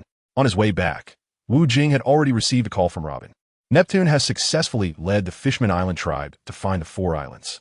Based on the locations of these islands, Robin has pinpointed the exact location of RebootLife. This news made Wu Jing happy for several days, as this place he has been looking forward to visiting finally has a lead. Wu Jing chose to return to D Island for a few days first. He needed to design the scene for the wedding banquet and to take Hancock and the others to Laughtail to see it for themselves. Ever since Roger mentioned before his death that Laughtail held great treasures, it has become the most desired destination for pirates. Whenever a big shot goes there, everyone subconsciously believes that person is the Pirate King. Everyone knows how difficult it is to reach Laughtail. It's harder than climbing a mountain of knives or crossing a sea of fire. Anyone who can make it there represents how powerful they are. Gathering all 4 road poneglyphs is already an extraordinary feat. Moreover, there are the windless zones filled with many sea kings to cross. Many people find Laughtail but never return. These challenges that seem difficult for others do not appear to be so for Wu Jing. As long as he finds the exact location of Laughtail, everything else will be manageable.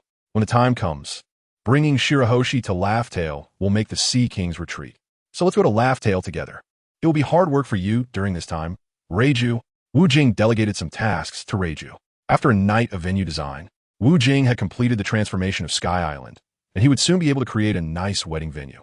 The urgent matter now was for Wu Jing to head to Fishman Island to meet up with Robin. Wu Jing Shun brought Failing along, but at first, Failing was unwilling to ride with Wu Jing and the others. When Wu Jing told Failing they were going to see Hoshi, Failing became excited and directly swallowed Wu Jing and the others along with the ship.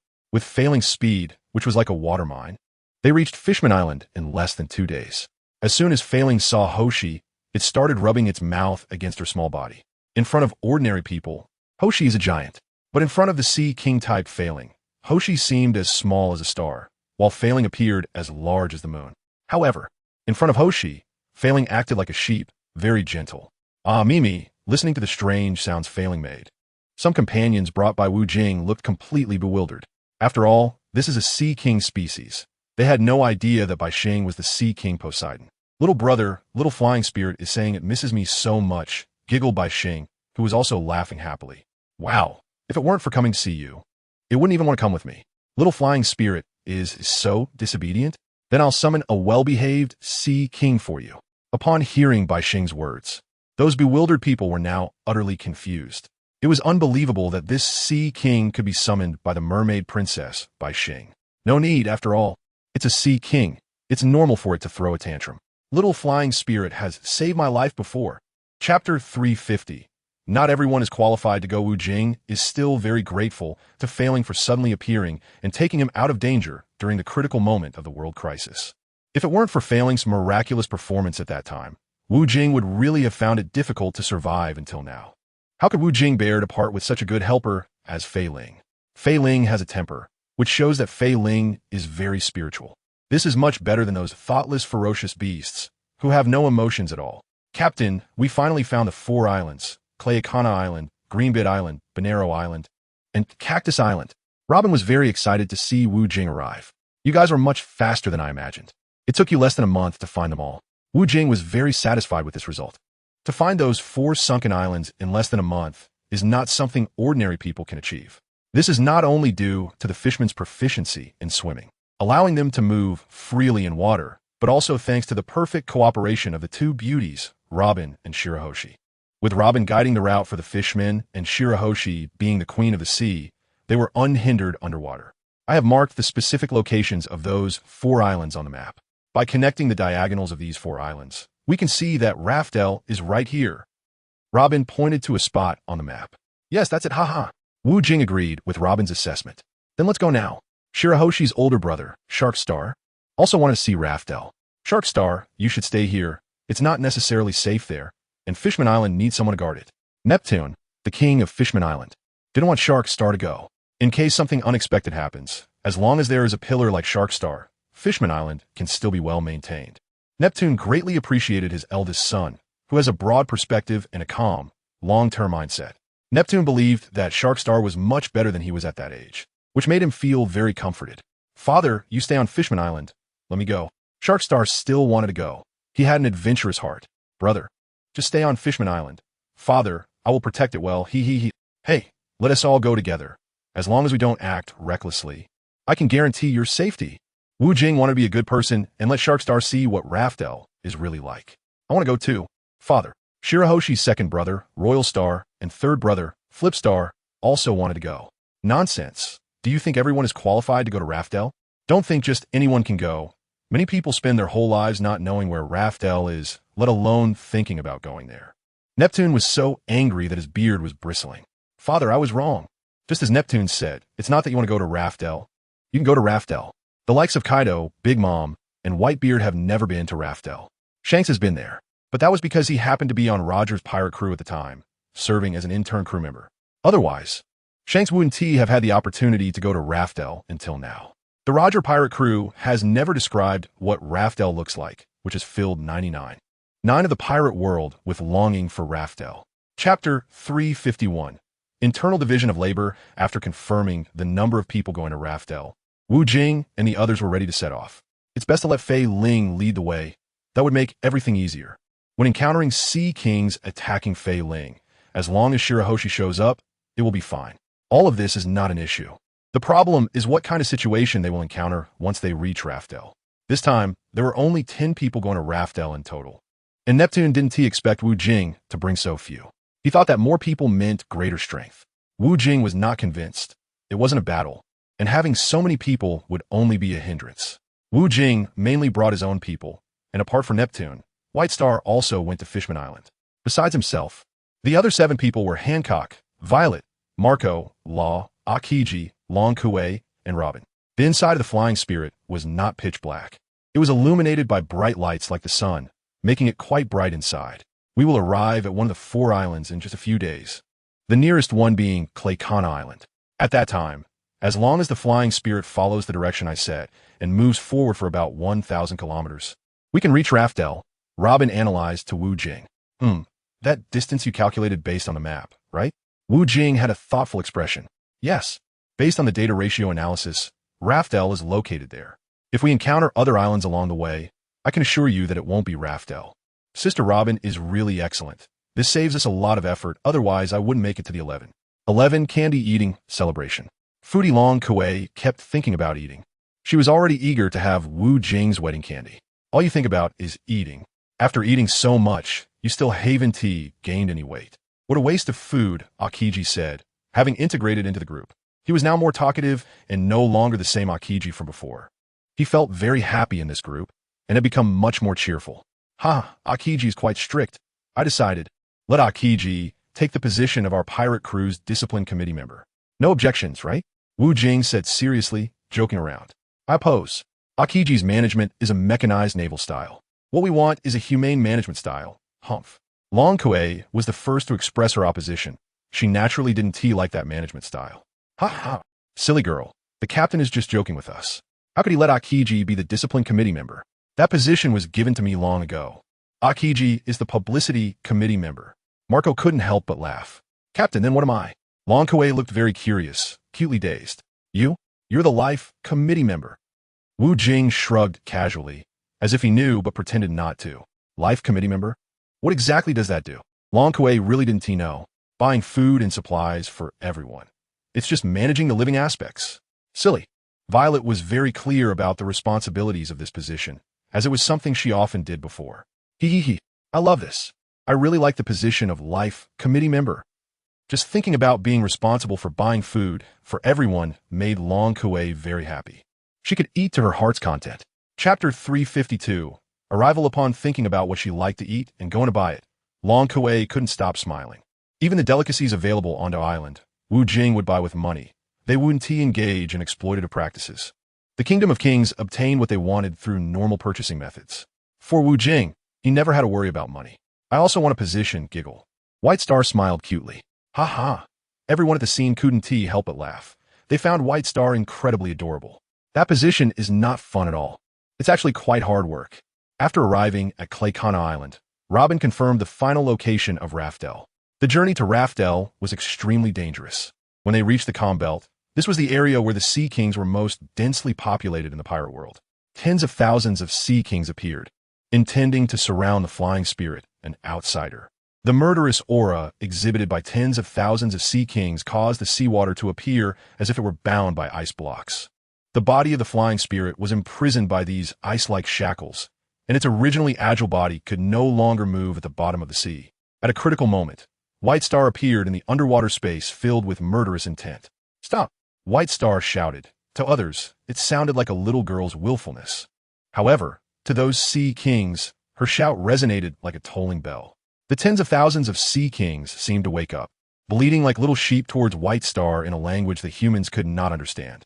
With so many Sea Kings, even if Big Mom and Kaido came together, they would surely perish. No one had that much strength to kill so many Sea Kings.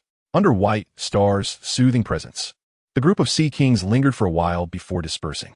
"Little brother, those Sea Kings just told me that 24 years ago, a group of people came here, and one of them could understand their words, which is why the Sea Kings allowed them to enter." Who was that person? White Star relayed the conversation she had with the Sea Kings to Wu Jing. 24 years ago, and able to understand the words of the Sea Kings. That must have been Roger. He had the ability to hear the voices of all things, Wu Jing said calmly. If it weren't for Roger having this ability, Wu Jing felt that it would have been very difficult for Roger's pirate crew to bypass so many Sea Kings and reach RebootLife. There was such a strange person. I really want to meet him, White Star thought. She had no idea that Roger had already left this world before she was born. With no interference from the Sea Kings, the Flying Spirit sped through the water for 2 days and finally brought Wu Jing and his group to RebootLife. Is that RebootLife? Long Kuei pointed at the small island ahead. Looking at the unremarkable little island in front of them, everyone showed expressions of disbelief. Everyone looked expectantly at Robin, waiting for her response. That is indeed RebootLife. It's much more dilapidated than I imagined. Robin also found it hard to believe that the so-called final island of the pirate world would be so ordinary. This place looks plain and normal. After all, if the treasure is placed here, if this island is too conspicuous, it would be even less safe. Wu Jing thought this made sense. Chapter 353. Sentence Wall. Everyone felt that Wu Jing's words were very reasonable. If a place looks very conspicuous, it would naturally attract a lot of attention. This would undoubtedly increase the risk of being discovered. Roger placed the treasure in RebootLife, which seemed ordinary and was extremely difficult to reach, greatly increasing the safety factor. None of Wu Jing's companions expected that after crossing over 10,000 Sea Kings, they would find RebootLife to be so ordinary. Are we being played by Roger? Does he want to fool the entire pirate world? I feel the same way. The ultimate end of the pirate world is too mundane. I don't even feel like going up there. No wonder the surviving members of Roger's pirate crew never mentioned RebootLife. I guess they lost interest in this place too. They must be very disappointed. Wu Jing, however, did not take his companion's frustrations to heart. To him, RebootLife was just a place name, not a legendary location like his companions thought. He didn't come to RebootLife just for the sake of coming. Someone like Long Kuei, a little girl, simply wanted to see what it was all about, but she didn't understand what her purpose for coming here was. Wu Jing clearly understood that he came here to find out what secret RebootLife was hiding. Wu Jing believes that Roger, in front of everyone in the pirate world, is not just trying to tell everyone that RebootLife has his buried treasure. There must be some unspeakable secret behind Roger's temptation for pirates to come here.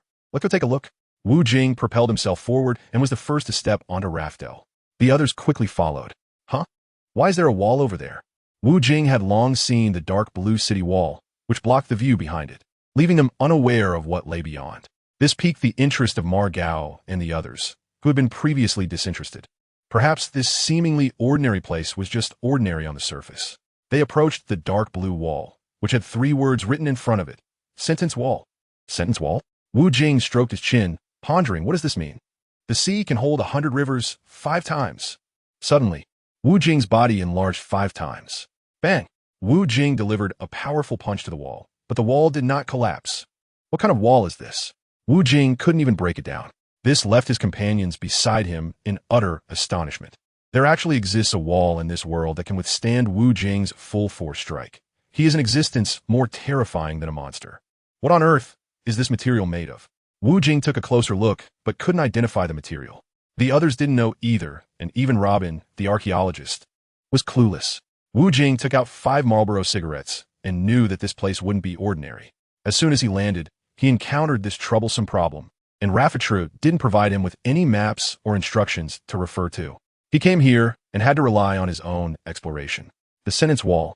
Isn't it just about saying sentences? Wu Jing slapped his forehead, as if inspiration had struck him. Smoking really did give him inspiration. He remembered that when he went to Sky Island, there was a plain and unremarkable sentence left under the golden bell of Shandora. Chapter 354. Unable to sense. The D clan will surely rise again. Wu Jing shouted at the sentence wall. Crack, crack, crack. Suddenly, a crack appeared on the sentence wall, revealing a flat path, a pebble road with no visible end. Wu Jing and Mao Gao thought that sentence was useless, but now it seems to have a great effect. They had been walking straight for almost half an hour, and Wu Jing and the others still hadn't reached the end. Does this road even have an end? We've walked about 40 kilometers, and my legs are numb. Long Kuei looked miserable. She was starting to regret coming here. There wasn't much to see. There was nothing good to eat, and that's the key point, good food. Long Kuei, being a foodie, was most concerned about the food. As for the secret of Rafetru, it didn't matter if she didn't see it. Anyway, Wu Jing and the others would tell her. Besides food, isn't there anything else you care about? Wu Jing unceremoniously gave Long Kuei a light hit on the head. It hurt so much that Long Kuei's eyes turned red, looking 100 times more pathetic than anyone else. After about 10 more minutes of walking, they finally saw a manor ahead. What? There are people here? Luo had a look of disbelief. Similarly, the other companions quickly wore the same expression. Wu Jingwei squinted at the large manor in front of him, observing the plants and the goats, and he knew that someone must be living here. Let's be careful. It's safer to stand behind the captain. Hancock instructed everyone not to stand too close to the front. After hearing Hancock's words, the group obediently stood behind Wu Jing. They were indeed very scared. Just thinking about the kind of people who could survive in this isolated place was daunting. However, Wu Jing's frown deepened as he noticed something unusual about this place. Wu Jing's observation hockey had covered a radius of 10 kilometers. Yet he did not sense the presence of any living beings in the manor. Welcome, everyone. Hee. An old yet powerful voice came from within the Grand Manor. Splash. Wu Jing unusually broke into a cold sweat. Damn it, there are indeed people here. Even with observation hockey, I can't sense any living beings inside the house. As for Mao Gao and the others, they couldn't sense any living beings inside either. Wu Jing pushed open the small gate of the manor's fence and walked steadily towards the room where the sound was coming from. The sweat that had dripped from Wu Jing was not due to fear, but because he had not expected such a terrifying existence in the pirate world. It was astonishing that it could evade his powerful observation hockey sensing, even though the other party had just made a sound. Wu Jing vaguely sensed the presence of that person through his observation and color domineering, but as the voice faded away, he quickly lost the ability to perceive the owner of the voice. He could only follow the source of the sound to see what kind of existence it was. Upon entering the manor, Wu Jing headed straight toward the large wooden house, as the sound originated from there. Creak! Wu Jing pushed the door open and saw an old man smiling at him. With white hair and a youthful face, he looked very well, full of vitality, and was indeed a lively person. Even standing this close, Wu Jing still couldn't sense any life force from the old man. Chapter 355. Roger is a pawn. This is too strange. Only the dead can make Wu Jing unable to feel their presence, because the dead have no life force. There is another possibility. The old man in front of him might be much stronger than him, having suppressed his own life force. As a result, even a monster-level figure like Wu Jing couldn't sense his presence. Wu Jing gasped several times, shocked that such a terrifying person existed. Raftel indeed seemed simple from the outside, but held extraordinary and unknown secrets within. Such an existence in the new world would be invincible. Wu Jing's face was serious. There truly are heavens beyond heavens, and people beyond people. This old man must have seen Roger. However, Wu Jing really didn't find anything resembling the so-called One Piece here. What treasure could this place possibly have? Aside from the endless desolation, it was just endless desolation. There was a manor right in front of him. Could the great treasure be hidden underground? Wu Jing's mind spun hundreds of times. The white-haired old man smiled and watched Wu Jing and his group, lounging comfortably in a recliner with his legs crossed. "Old man, what are you doing here?" Long Kuei broke the silence. "I've been here for 808 years. This." Long Kuei was left speechless by this response. Wu Jing and the others were also stunned by this statement. This old man claimed he had been in RebootLife for 808 years. Was he even human? Wu Jing has done extensive research on the plot of One Piece. "So, this old man is from that blank 100 years? Huh. And it must be from the same era, right?" Wu Jing calmed down from his earlier shock. His astonishment wasn't due to fear, but because he didn't expect this old man to have lived here for so long. The old man looked at Wu Jing with bright eyes. "Kid, you know about him? It seems you're the person I've been waiting for." "Old man, why do you say that?" Wu Jing predicted correctly. This old man knew and seemed to be quite familiar with him. Ha ha. Anyone who can enter the sentence wall definitely knows that phrase. For 24 years. That kid Roger kept shouting outside the sentence wall for 3 days and nights. I was so annoyed by him. Considering he managed to come here through the comm belt, I let him alone. Roger has a big heart, but him has the strongest weapon, Uranus. He is still far from being able to confront him. Roger is also suffering from a terminal illness. It's impossible for him to turn the tide. I had him try according to my plan. That fruit and the original blade were given to him by me, and I also told him the secret language of the sentence wall. I didn't expect that after waiting for 24 years, I would finally see an outsider again. Ha. It seems that you're much stronger than that kid, Roger. The destructive power you caused when you struck that sentence wall was something I could clearly feel. It's more than 3 times stronger than Roger back in the day. Wu Jing's regeneration fruit had long awakened, and the ability to absorb everything greatly increased his combat power. Wu Jing listened to the old man narrate, stroking his chin in contemplation. "So the great treasure that Roger mentioned must be fake, right?" Wu Jing looked at the old man with a calm expression. Chapter 356, Blank History of 100 Years. It's not entirely false. There are trillions of berries worth of wealth here. But what the ambitious care about is not wealth, but the power to control the world. The old man seemed to recall something, his expression turning fierce. "I'll let that brat Roger say this to the outside world. Even if everyone knows about RebootLife, what does it matter? Collecting those 4 historical road sign texts is not something just anyone can accomplish. Moreover, without the sentence wall's secret language, they can't come here at all. Roger letting everyone in the pirate world know that there's treasure here undoubtedly raises the difficulty of coming to RebootLife, and that's the result I want. I need a monster-level existence to help me realize my wish. Ultimately, whether anyone can come here depends on how exceptional the person Roger selects is. If they can't even make it here, my wish cannot be fulfilled." After hearing the old man's words, Wu Jing and his group suddenly understood. It turns out Roger was just a pawn, and the mastermind behind it all is this old man before them. So it seems that the great treasure Roger spread to the outside world is not a lie after all. Wu Jing still thought Roger was lying, but Roger wasn't lying. He just didn't reveal the whole truth. "So who are you?" Wu Jing was very curious about the person in front of him. "I am Joy Boy." Neptune gasped. Joy Boy had been to Fishman Island over 800 years ago and borrowed the first generation of the Sword of the Sea. He thought Joy Boy had died 800 years ago, but he didn't expect him to be alive, and for so long too. Shirahoshi and the others knew nothing about Joy Boy, but Neptune had some understanding. Joy Boy was a significant figure in the blank 100 years of pirate history. Wu Jing wanted to know what happened during that 100 years. The world government had been forcefully erasing that history, and there must be some unspeakable secrets. "Old Joy, can you tell us about that blank 100 years of history?" Wu Jing politely addressed him. Looking at Wu Jing, who had his arms crossed and an expectant expression, Joy Boy closed his eyes and remained silent. After a moment, "After so long, I almost forgot about those things until you brought them up," Joy Boy said lightly. Through Joy Boy's account, Wu Jing gained a preliminary understanding of the blank 100 years of history. The pirate world 900 years ago was darker than it is now. The ruler at that time was Im. Under Joy Boy's leadership, they overthrew Im's tyrannical rule. Joy Boy founded the D Kingdom, which is the origin of the D family today. They're descendants of the D Kingdom. The 5 high-ranking officials of the D Kingdom had code names: Gold, Wood, Water, Fire, and Earth, known as the 5 Elders. The D Kingdom had a tree called the Devil Tree, which bore hundreds of fruits. And within a 10-kilometer radius of the tree was Sea Stone. This tree was something that the entire nation jointly protected, and no one knew the secrets of this tree. The D Kingdom also had a powerful military force, including the Pluto, Poseidon, Uranus, and other weapons with great destructive power. These weapons were very useful during the overthrow of Im's rule, but they had not been used since.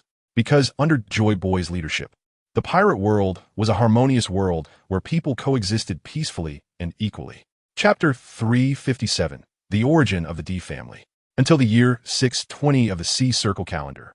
One day, the five elders accidentally discovered an animal that underwent changes after eating a devil fruit, so they conspired to start researching devil fruits. They used animals to study the largest devil fruit on the tree and found that it was a fruit that could extend life. Joy Boy had lived until now because he ate a part of that devil fruit, while the five elders consumed the rest of those devil fruits. As for how him could live until now, he must have also eaten that magical devil fruit. Joy Boy referred to this largest devil fruit as the eternal fruit. It was also the only devil fruit that could be consumed by multiple people. It was the soul of the devil tree. The five elders were not satisfied with Joy Boy's way of ruling. Because they could live for a long time, they were unwilling to live such a plain life. They tried to persuade Joy Boy to change his governance strategy, but Joy Boy opposed their opinions. The five elders pursued a high position. They enjoyed the wonderful feeling that power brought and wanted to be the rulers of the world, with the whole world under their control. In the end, they made a deal with him, releasing him to regain his freedom. With him's power, they defeated the powerful Joy Boy and finally reached the pinnacle of power. However, the throne was still occupied by him, as his strength was the greatest. If it weren't for Joy Boy possessing powerful ancient weapons, he wouldn't have been able to overthrow Im's rule. Im usually didn't interfere with the affairs of the pirate world. He entrusted this world to the five elders to manage, letting them enjoy the feeling of being at the peak of power. Unless something happened that even the five elders couldn't control, Im rarely made an appearance. The powerful internal strife of the D Kingdom led to its collapse. The devil tree was also destroyed in the battle, and the devil fruits were thrown into the sea, carried away by the currents. Accompanying this was the mutation of living beings. Many marine creatures in the underwater world became sea beasts, growing exceptionally large. The offspring of marine creatures that had eaten the devil fruits were no longer ordinary. After so many years, many sea kings appeared nearby, which was a significant reason for the emergence of sea kings. Some people also became enormous, turning into fishmen or growing white wings on their backs. And Raftel was once the D Kingdom. Such intense fighting created a wide windless zone on both sides of the sea area, where mutated marine creatures that were attacked migrated to the windless zone. From then on, the attacked area formed a demonic sea, which was named the Grand Line. No wonder there are so many devil fruits in the pirate world. Now I finally understand. Wu Jing nodded. The devil fruit on you is not an ordinary devil fruit. It is a part one took from the eternal fruit. It seems that the name eternal fruit isn't very good, considering you are so old now. Ha! Wu Jing showed no mercy to Joy Boy. Ha ha! You are too rude. Indeed, I will age, but I can live thousands of years longer than ordinary people. I am still very energetic. Joy Boy stretched out with a big yawn. Chapter 358, Ninja. But why do I feel like you have lost your life force? Wu Jing crossed his arms in front of his chest, looking incredulous. Did you just not sense my existence? Yes, what is the situation? This is what Wu Jing was puzzled about. You still don't know the wonders of the eternal fruit. It allows me not to breathe anymore. How can you sense the aura of someone who doesn't need to breathe? Joy Boy stroked his silver-white beard, looking like a sage from outside the world. After hearing Joy Boy's words, Wu Jing resolved the doubts in his heart. Then you can still fight now? Let's go kill him together. Wu Jing wanted to bring Joy Boy along to deal with him. After all, with unpredictable beings like the world government and the five elders, having one more powerful helper would give him more assurance. Haha, you think too much. Don't look at me being energetic now. But I actually have no combat power left. If it weren't for me escaping with Pluto, I wouldn't be here now. Back then, I was severely injured, and all my meridians were broken. I thought I was doomed. The eternal fruit is indeed the most powerful devil fruit. It saved me. But I was too severely injured, and him used Uranus to deal a devastating blow to me, plus the erosion of time. My body can no longer withstand that kind of intense battle. Fighting with you would cause my body to explode. Haha, that's a problem. Facing him, who possesses Uranus, where do you put Pluto? Wu Jing curiously asked.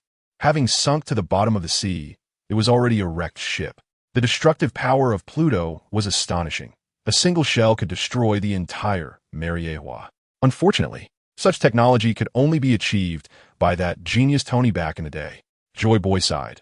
Tony had been dead for over 900 years. Long gone and forgotten countless times. Time is merciless, and the past is hard to look back on. Under the bright moon, the carved railings and jade structures should still be there, but the beautiful face has changed. How did the Sea King Poseidon come to be? Wu Jing was preparing to ask plenty of questions. His companions had never seen the captain so full of questions. Today, Wu Jing seemed like a primary school student. This was natural, as Joy Boy was essentially a heavy history book. Wu Jing only understood the current pirate world, and when facing Joy Boy, he was still a blank slate. The existence of the Sea King Poseidon was unknown to anyone. It was not something that could be manufactured. It was the crystallization of the ocean's soul, capable of summoning any creature in the sea, shrouded in many mysteries. The Sea King Poseidon chose the Fishman as its host. Back then, it chose the Fishman Island Queen, Nemea, as its master. This was another reason I am still alive today, facing the powerful attacks of him and the Five Elders. For me, it was a certain death situation, but the Sea King's host, Nemea, helped me block the terrifying blow from Uranus at the last moment, allowing me to escape. I don't even know how my friend Nemea is doing now. Joy Boy would never forget Nemea. She was his beloved. Lord Joy Boy. After Lady Nemea returned to Fishman Island gravely injured, she passed away shortly after. I am Neptune, the current king of Fishman Island, Neptune respectfully said. Chapter 359. Together I am sorry, Nemea.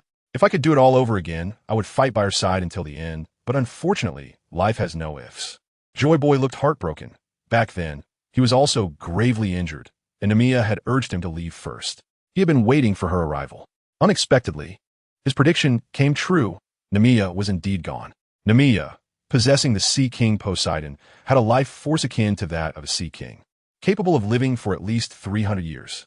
If Nemea were still alive, she would have come to find him long ago. That was their promise in life. After Joy Boy healed from his injuries, he no longer had the ability to leave RebootLife. He couldn't get past that group of Sea Kings. Old man, don't be sad. I am now the heir of the Sea King Poseidon, Shirahoshi said, seeing Joy Boy's sad expression, showing her concern. You are the heir of the Sea King? Joy Boy was excited upon hearing Shirahoshi's words. No wonder I felt you resembled Nemea so much. So that's it. He. Am I as pretty as Queen Nemea? Shirahoshi asked adorably. Ha ha ha. You are prettier than her, but in my heart, she will always be the most beautiful. Joy Boy chatted with the cute Shirahoshi for a few moments, feeling rejuvenated. After all, he was a monster who had lived for over 1,000 years. If it weren't for Shirahoshi carrying Nemea's shadow, he wouldn't have been so moved. Now, we finally know what happened during that blank 100-year history. Akiji came to RebootLife wanting to know this the most. I came here to find out what secrets lie here. As for treasure, I'm not interested. Marco, with the spirit of little Marco, said he wasn't interested in money. He. I came here to see what delicious food there is. It seems like I see something tasty. Dragon Shio stared at the large leg of lamb on the dining table, saliva almost dripping from her lips. Listening to everyone share their thoughts, Joy Boy rubbed his forehead, feeling a headache. This group of people was indeed likable, like a refreshing stream flowing through Joy Boy's withered heart. Old Joy, since I already know that piece of history, it seems like there's no point for me to stay here any longer. I'm preparing to leave. I'll come see you again when I have the chance. Wu Jing elegantly took a big puff of smoke. I plan to leave with you. Joy Boy stood up. His strong body made it easy to imagine how majestic Joy Boy must have been back in the day. Just now, when Joy Boy was lying down, it was hard to tell how tall he was. Now, standing, he was taller than Akiji, nearly 5 meters tall. Leaving with us? The problem is that you can't fight right now. Going back with us will be very dangerous. Wu Jing didn't hold back just because Joy Boy was an elder. If Joy Boy were discovered by the 5 elders, the world government would go crazy and a great battle would break out immediately, leaving no room for negotiation. Moreover, Joy Boy himself had said he couldn't fight. If he followed Wu Jing back, Wu Jing wouldn't have the energy to protect him. Ha. Not being able to fight doesn't mean I can't escape. My immortal fruit has awakened. Joy Boy confidently stroked his silver-white beard. Chapter 360. Can't waste it, haha. I worried for nothing. How could you, an old monster, lack the means to protect yourself? But let me clarify. If I take you back, you must follow my plan. Otherwise, we won't team up again. Wu Jing said seriously. In this serious matter, Wu Jing was more serious than anyone else. He didn't want Joy Boy to become a ticking time bomb by his side. He wanted to keep the initiative in his own hands. Ha. No wonder you were chosen by Roger. You were so meticulous. I'll follow your lead, Joy Boy said with satisfaction. He was not angry about Wu Jing's conditions. Instead, he felt relieved. To fight against him and the 5 elders, one needed considerable strength, or else it was futile. Joy Boy didn't want to rely on age. If he lost an ally like Wu Jing, he wouldn't even be able to leave RebootLife. Joy Boy also wanted to go out and see. He wanted to see what the pirate world looked like 800 years later. He also wanted to see what his old rival Im looked like now. And he wanted to see the expressions of the traders, the 5 elders, when they discovered he was still alive. Then before we leave, let's have a hearty meal here. Otherwise, the cattle and sheep you raised will go to waste. And let's take the treasure with us too, to avoid it being taken away. Wu Jing can now assert himself independently. They have already reached an agreement, and now Joy Boy has to listen to him. Joy Boy was taken aback, not expecting Wu Jing to be so excessive, constantly thinking about his treasure. Lafitte staged a lively scene of slaughtering sheep and cows. With so many strong laborers, those dozens of cows and sheep were dealt with in no time. The steaks were perfectly cut by Luo, who, as a top chef, demonstrated exceptional knife skills when angry. After sprinkling delicious seasonings, the steaks were set aside, waiting to be grilled. Meanwhile, the sheep were made into large skewers by Robin and Violet. Each skewer weighed about 10 pounds, as people in the pirate world have particularly large appetites. The small skewers found on Earth wouldn't even suffice for them. Akiji and Marco were also busy, responsible for catching seafood. They caught tons of big fish, a crab as large as an elephant, and many other seafood items that Wu Jing didn't recognize. Akiji and Marco perfectly handled them, and under Wu Jing's suggestion, Akiji's ice fruit ability was utilized effectively. The processed seafood was placed on ice, which is what Earthlings enjoy eating raw. Paired with soy sauce and vinegar, the raw seafood on the ice was simply delicious. Hancock had already taken out the fine wines treasured by Joy Boy, which had been aged for over 1,000 years. Joy Boy felt a pang of regret. Wu Jing opened a cup and drank a glass of the most exquisite wine. No wonderful words could describe these fine wines. Who? A brilliant flame ignited before Wu Jing. The steaks, beef skewers, and lamb skewers were perfectly grilled by the flames released from Wu Jing. Soon, the delicious aroma of meat wafted throughout the entire estate, followed by the clinking of glasses. A mouthful of warm, fragrant lamb skewers and a bite of ice-cold, delicious seafood made Wu Jing feel the wonderful taste of contrasting sensations. Chapter 361. Returning with abundance, why do the seafood here taste so exceptionally fresh? I want to stay here longer. Long Kuei was eating heartily. It was truly delicious. All right, then you can stay here by yourself. We are leaving once we finish eating. Wu Jing didn't want to stay here any longer. He still had to handle his wedding preparations. There were only half a month left until the wedding banquet, and time waits for no one. When the time comes, if he wanted to come to Rafshaloo for a vacation, all he had to do was call by Xing, and everything would go smoothly. Oh, Captain, I don't want to stay here. You can't leave me behind. Long Kuei was very afraid of Wu Jing. In her eyes, Wu Jing was a monstrous figure capable of anything. All right, the captain is not that cruel. This wine is truly delicious. Mao Gao comforted Long Kuei, as he was now experiencing a feeling of drunkenness and dreaminess. This wine should be sipped sparingly. If one drinks like Wu Jing, it would be finished in one sitting. Today, I raise a toast to everyone. I am so grateful for your coming to Rafshaloo. Here, I especially thank Captain Wu Jing. His presence has shown me the hope for the revival of our D family. I represent the D family and vow here that we are willing to serve Captain Wu Jing forever. Joy Boy made an impassioned vow. Wu Jing listened with growing impatience. He was not impressed by the old tricks of Joy Boy, a seasoned figure in the underworld. Cough, cough, cough. The D clan has indeed caused quite a stir in the pirate world, but it hasn't impacted the foundation of the world government. I am one of the D clan.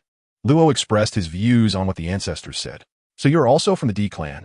After such a long passage of time, the decline of the D clan was inevitable. Joy Boy was unconcerned. As long as the D clan could survive in this world, he was already very satisfied. The powerful D clan naturally possesses a combat talent that is different from ordinary people. With the addition of Old Joy, I feel much more confident in this confrontation with the world government. Wu Jing also complimented him, as this kind of mutual flattery is quite common in the workplace on Earth. With delicious food and a 1,000-year-old wine, everyone enjoyed the lunch very much. After all, the food here in Raftel is unavailable in the pirate world. Each region nurtures its own life forms, and the water here is so sweet and delicious. The replica of the Hades battleship returned satisfied, and the 1,000-year-old fine wine stored underground. There were also thousands of bottles, which Wu Jing took away entirely. These are treasures. On Earth, even a single bottle is worth millions. Wu Jing took away all the treasures of LaFuture worth trillions of berries in one go. This is not robbery. It is taking them openly and justly. Wu Jing's reasoning is that this money is sponsorship, and to oppose a giant like the world government. A massive amount of funds is definitely needed. Joy Boy couldn't refute Wu Jing's opinion because the reasoning indeed left him with no room for rebuttal. Looking at RebootLife, which had been inhabited for 800 years, Joy Boy still felt a sense of reluctance. RebootLife was a trap he had set. Joy Boy had Roger spread this maddening news in the pirate world. Chapter 362, The Inhospitable Waters. The one piece that Roger mentioned during his execution in Lowtown was specifically stated by Joy Boy. For everyone in the pirate world, reaching the One Piece is a tremendous challenge. What Joy Boy wanted was exactly such challengers. Those who could withstand all the pressure of the pirate world and safely reach RebootLife must be exceptionally outstanding challengers. In the end, Wu Jing became that most outstanding challenger. And the great treasure that Roger spoke of was ultimately claimed by Wu Jing. This was not the result Wu Jing desired the most. He did not come for money, but if money was offered to him, he would not turn it down. Arriving at RebootLife and meeting Joy Boy, who had lived for over 1,000 years, was Wu Jing's most unexpected gain. Communicating with such an ancient figure is a wealth that cannot be measured in monetary terms. Wu Jing originally wanted Bai Xing to summon a few powerful Sea Kings to go back, but the Sea Kings did not accept Bai Xing's invitation. Bai Xing told Wu Jing that if the Sea Kings here leave the doldrums, they will face death after a while. Only the water quality of the doldrums is suitable for the survival of the Sea Kings in this area. If they went to the pirate world.'s waters, they would not be able to adapt to the water quality there. It seems that different water areas nurture different Sea Kings. If the Sea Kings from the pirate world came here, they would also be unable to survive in the doldrums. After Fei Ling arrived in this sea area with them, it felt very uncomfortable in this environment, which Bai Xing communicated to Wu Jing afterward. At first, Bai Xing thought it was due to Fei Ling being unfamiliar with the environment, but now it seems that different regions' waters nurture different kinds of Sea Kings. Wu Jing calmly accepted that he could not take the Sea Kings from here. This is fate. If so many Sea Kings were summoned by Bai Xing to help, they could easily wipe out the Navy. But the environmental conditions do not allow it, which limits Wu Jing's good idea. Wu Jing not only feels that the favorable timing, geographical advantages, and human connections cannot always be on his side. If it weren't for the world's trajectory revolving around him, he wouldn't be able to enjoy such glorious moments as he does now. Wu Jing has now become an object of envy and worship for many in the pirate world. One must learn to be content in life, and Wu Jing remains calm about this outcome. The journey there was difficult, but the return was easy. In less than 5 days, Wu Jing and his group arrived at Fishman Island, where Wu Jing first sent Shirahoshi and Neptune back. Big brother, I want to go with you to attend your wedding, Shirahoshi said reluctantly. Although she really liked Wu Jing, she also wished him well. You can come to Sky Island with your family then, and I will send someone to pick you up. Wu Jing still didn't want to take Shirahoshi with him, as she distracted him too much. All right, then you quickly send someone to pick me up. Okay? Don't lie to me. Shirahoshi obediently followed Wu Jing's words, although she still thought about going with him. Lord Wu Jing, then you all stay here for dinner, Neptune said enthusiastically, to give others a chance to stay here. We can have dinner before we leave. Wu Jing glanced at Joy Boy beside him. He saw Joy Boy gazing nostalgically at the sights and objects within the Fishman Island Palace. Chapter 363. Sending invitations. The scene here remains unchanged. Back in the day, I met Nyonya because I wanted to gather the Ghost King to serve as my personal weapon. Joy Boy revealed a sad expression. Although Joy Boy now looked older, he still maintained a fit posture, completely unlike those frail elderly people. From Joy Boy's features, it was evident that he was a standard handsome man back then, having caught the eye of the Mermaid Island Queen, Nyonya. The coup in Country D occurred during the grand wedding ceremony of Joy Boy and Nyonya. On this joyous day in Country D, no one expected such a bloody event to unfold. Suddenly appeared at the wedding banquet. Joy Boy was stronger than him, but with Uranus in hand, Joy Boy could still hold his own against him.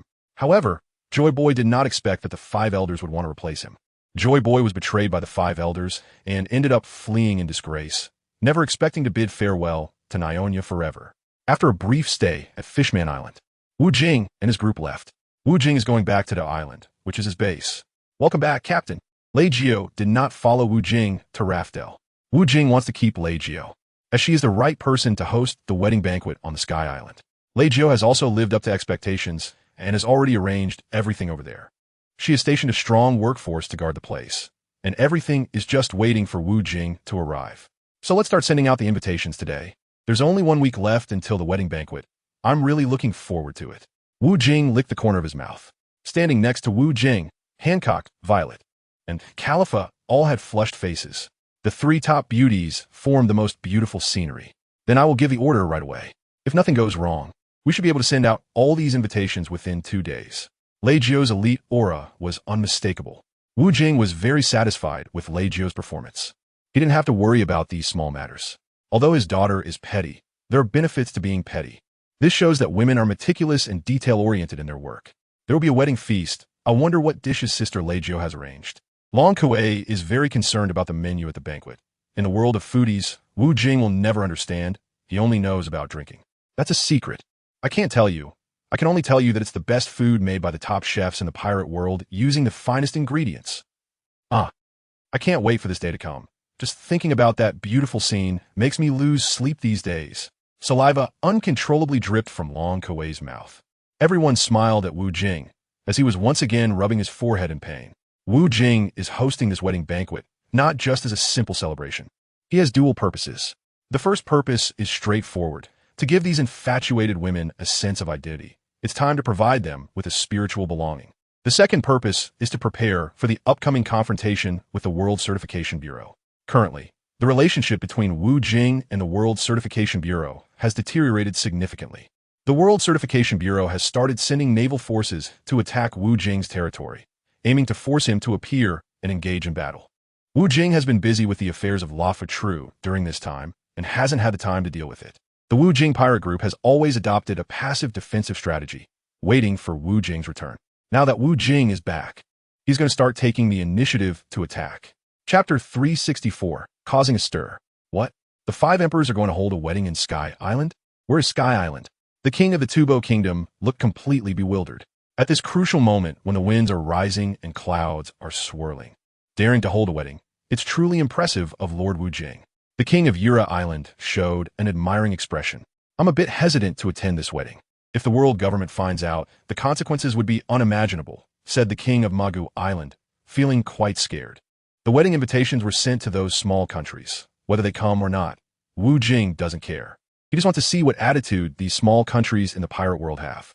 What he cares more about is the attitude of those big pirates, as they are the key figures in the pirate world. On Cake Island, Big Mom Lin Lin was not in the mood to enjoy the food this time. This guy is so heartless, ignoring Brin's existence, and still having the audacity to invite me to the wedding. Big Mom Lin Lin's face twisted in anger, exuding a menacing aura. Mama, perhaps Lord Wu Jing doesn't want to drag us into this. He won't abandon me. I believe in him. Brin defended Wu Jing. Previously, Brin had already told Big Mom Lin Lin that Wu Jing had once promised her that he would marry her. However, this time Wu Jing is holding a wedding banquet in Sky Island, and Brin's name is not on the guest list. Has Wu Jing turned over a new leaf? Does he not want to be criticized by others? This seems unlikely. In the pirate world, having multiple wives is quite common. Regardless, I will take you with me when the time comes. I want him to give me an explanation. Big Mom Lin Lin couldn't contain her inner rage. She had already made up her mind to make Wu Jing her son-in-law. Yet this time Wu Jing didn't give her the opportunity. She wouldn't give up easily. In the main hall of Onigashima, Kaido was still following his old habit, always having a wine jug by his side, 24 hours a day. Kaido was currently drinking to his heart's content, wanting to settle scores with Wu Jing. His subordinate, Jack the Drought, had been killed, but the murderer had not been found. However, Kaido was convinced that it was Wu Jing's doing. No one else had the guts to touch his subordinates. Let me ruin your wedding banquet. Haha. Kaido crushed the invitation in his hand. On an unnamed island, a group of people was having fun, accompanied by beautiful women, enjoying themselves immensely. Hello. Are you Mr. Shanks? Isn't that a silly question? Is there anyone as handsome as me in the pirate world? Is there anyone with such beautiful red hair? Red-haired Shanks was too busy to notice who it was. He was currently surrounded by 2 fans who were eagerly nibbling on his body, and Shanks had a look of enjoyment on his face. It's like this. I'm here to deliver the wedding invitation on behalf of our king, Wu Jing. Wu Jing's invitation? Shanks perked up.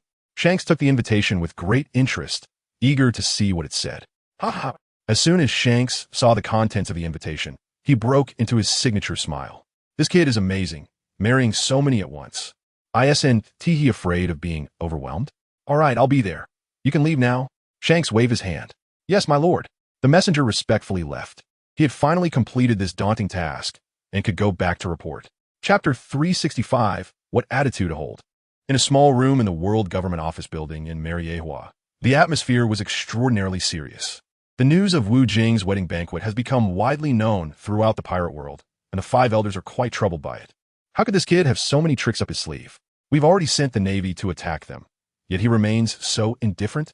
Venus appeared inscrutable. I thought Wu Jing would be pushed to his limits, but unexpectedly, he isn't anxious at all and even has the mood to plan his lifelong event. It's truly unexpected. Jupiter's gaze always carried a cold glint, like a ruthless executioner. What does it matter? We can just wipe them out directly. I propose we send the Navy to attack Sky Island, Mars said fiercely. Let's stick to our agreement. The founder of Sky Island was also our old friend. We should leave a place for his descendants to survive. We can kill him after Wu Jing leaves. It's not too late then. Mercury recalled the old agreement. That agreement has been in place for 830 years. Besides a few of us, no one else knows about it. It could have been nullified long ago. Saturn didn't care about that agreement anymore. The original owner of Sky Island was also a capable subordinate of Joy Boy. But later the five elders betrayed him and overthrew Joy Boy's rule. The original owner of Sky Island was still loyal to Joy Boy and ultimately begged the five elders to spare his life, allowing him to lead his descendants to live in seclusion on Sky Island, promising that they would never step into the pirate world again. The original owner established a clan rule on Sky Island, forbidding anyone from leaving. Otherwise, they would face the death penalty. The residents of Sky Island adhered to this rule, and very few knew that Sky Island existed in the pirate world. Only a few, including the five elders and Joy Boy, knew of Sky Island's existence. Sky Island is situated high above, and Wu Jing's choice of venue for his wedding banquet is just perfect. This kid really knows how to pick a place. He's been on guard against our sneak attacks. I won't underestimate him. Everything he's done has been meticulously planned.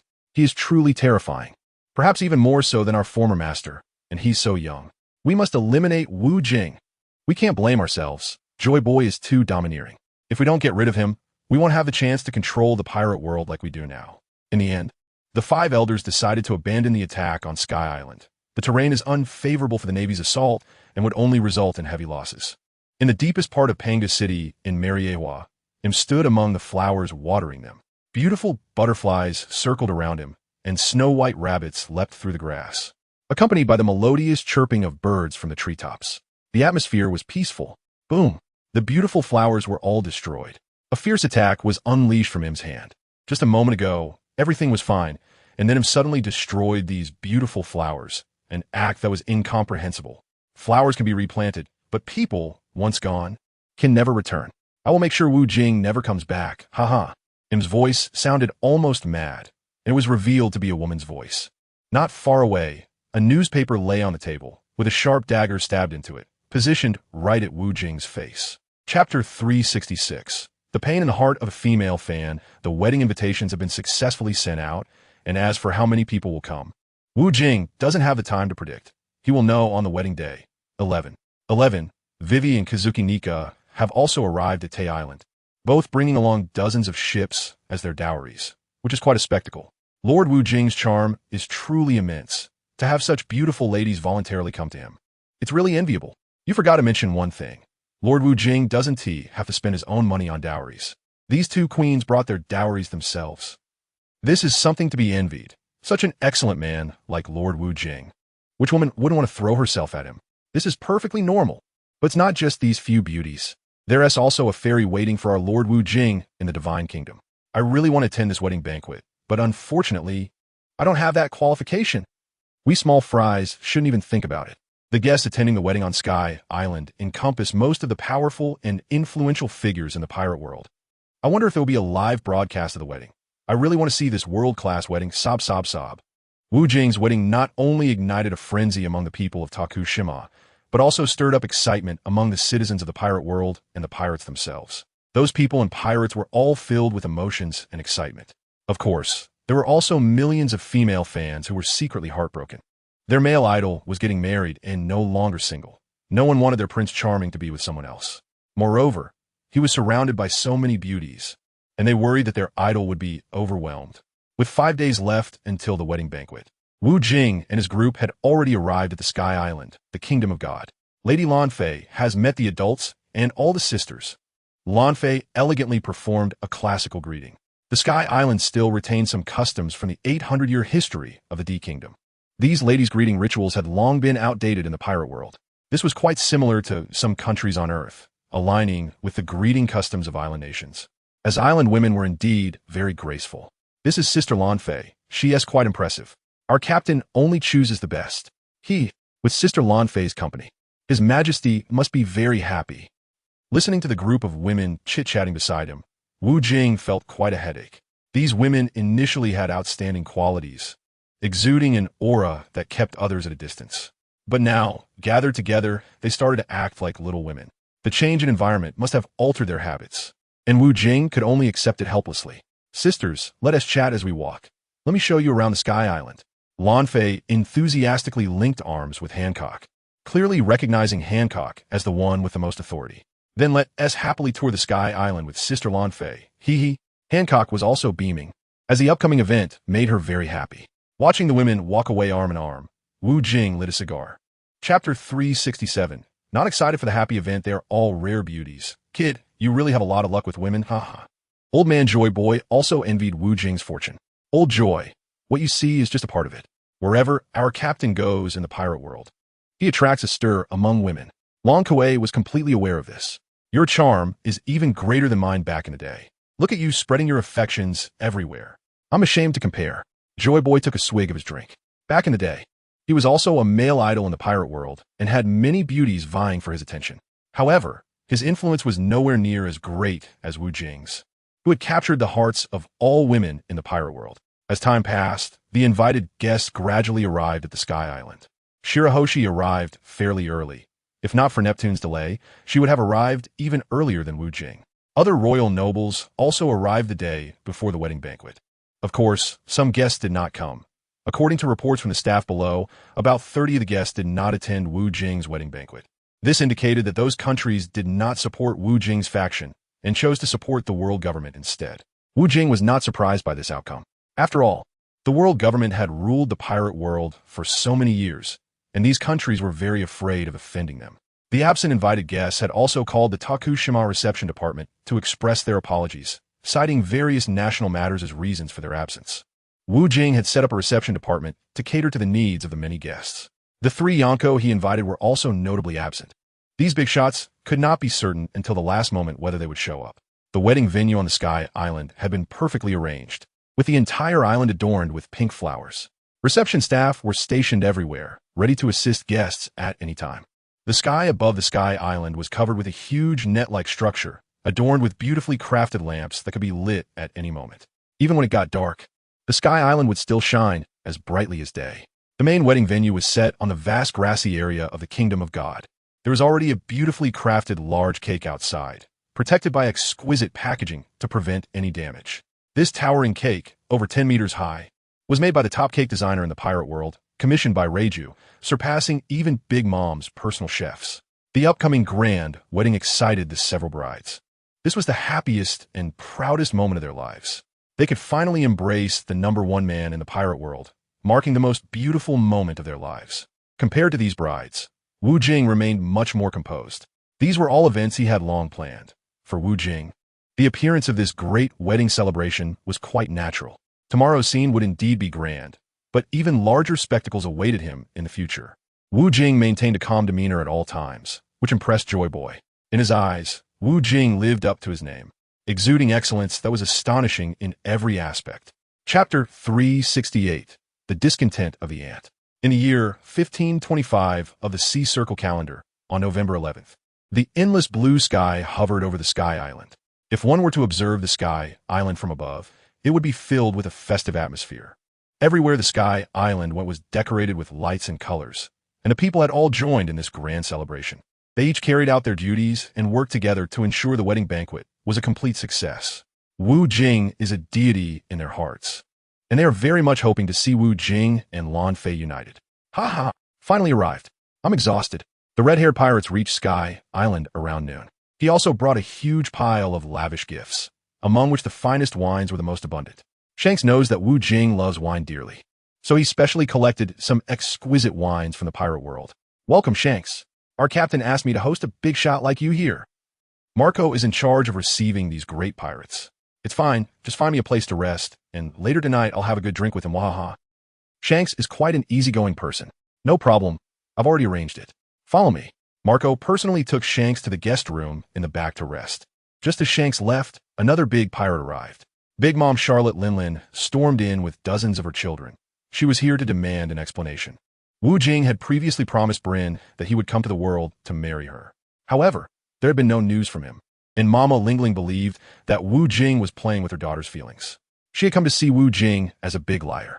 She wanted to ruin this big liar's wedding, otherwise she couldn't swallow the anger in her heart. Bryn was also feeling upset. She really wanted to be with Wu Jing. However, Wu Jing had only sent an invitation to Mama and did not invite her to be the bride. Bryn did not support her mother in ruining Wu Jing's wedding. But she was very curious as to why Wu Jing wouldn't give her a title. Lingling, you're here. Welcome. Akiji was responsible for receiving Mama Lingling. Akiji, you've also sided with this kid, huh? Mama Lingling was quite surprised by Akiji's appearance. Joining such a pirate crew was indeed a good choice. This is a tragic choice. Today, I will kill all the members of Wu Jing's pirate crew. Mama Lingling glared at Akiji with a terrifying expression. The captain's prediction was correct. You would come with killing intent. Let me take you to meet him. Akiji remained unaffected by Mama Lingling's harsh words. Bryn, you're here. Huh. Wu Jing looked warmly at Bryn, ignoring Lingling's presence. Master Wu Jing, I came to see you, Bryn said softly, her face blushing.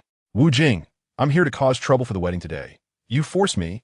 Mama Lingling glared at Wu Jing with killing intent. Mama's children were no longer as arrogant as usual. Faced with someone like Wu Jing, who had a strong presence, they did not dare to express their dissatisfaction with words. Only their eyes revealed their discontent. Haha, what I say I will do, no one can stop me, but no one can force me either. Wu Jing's aura suddenly reached its peak. Chapter 369, Fiancé.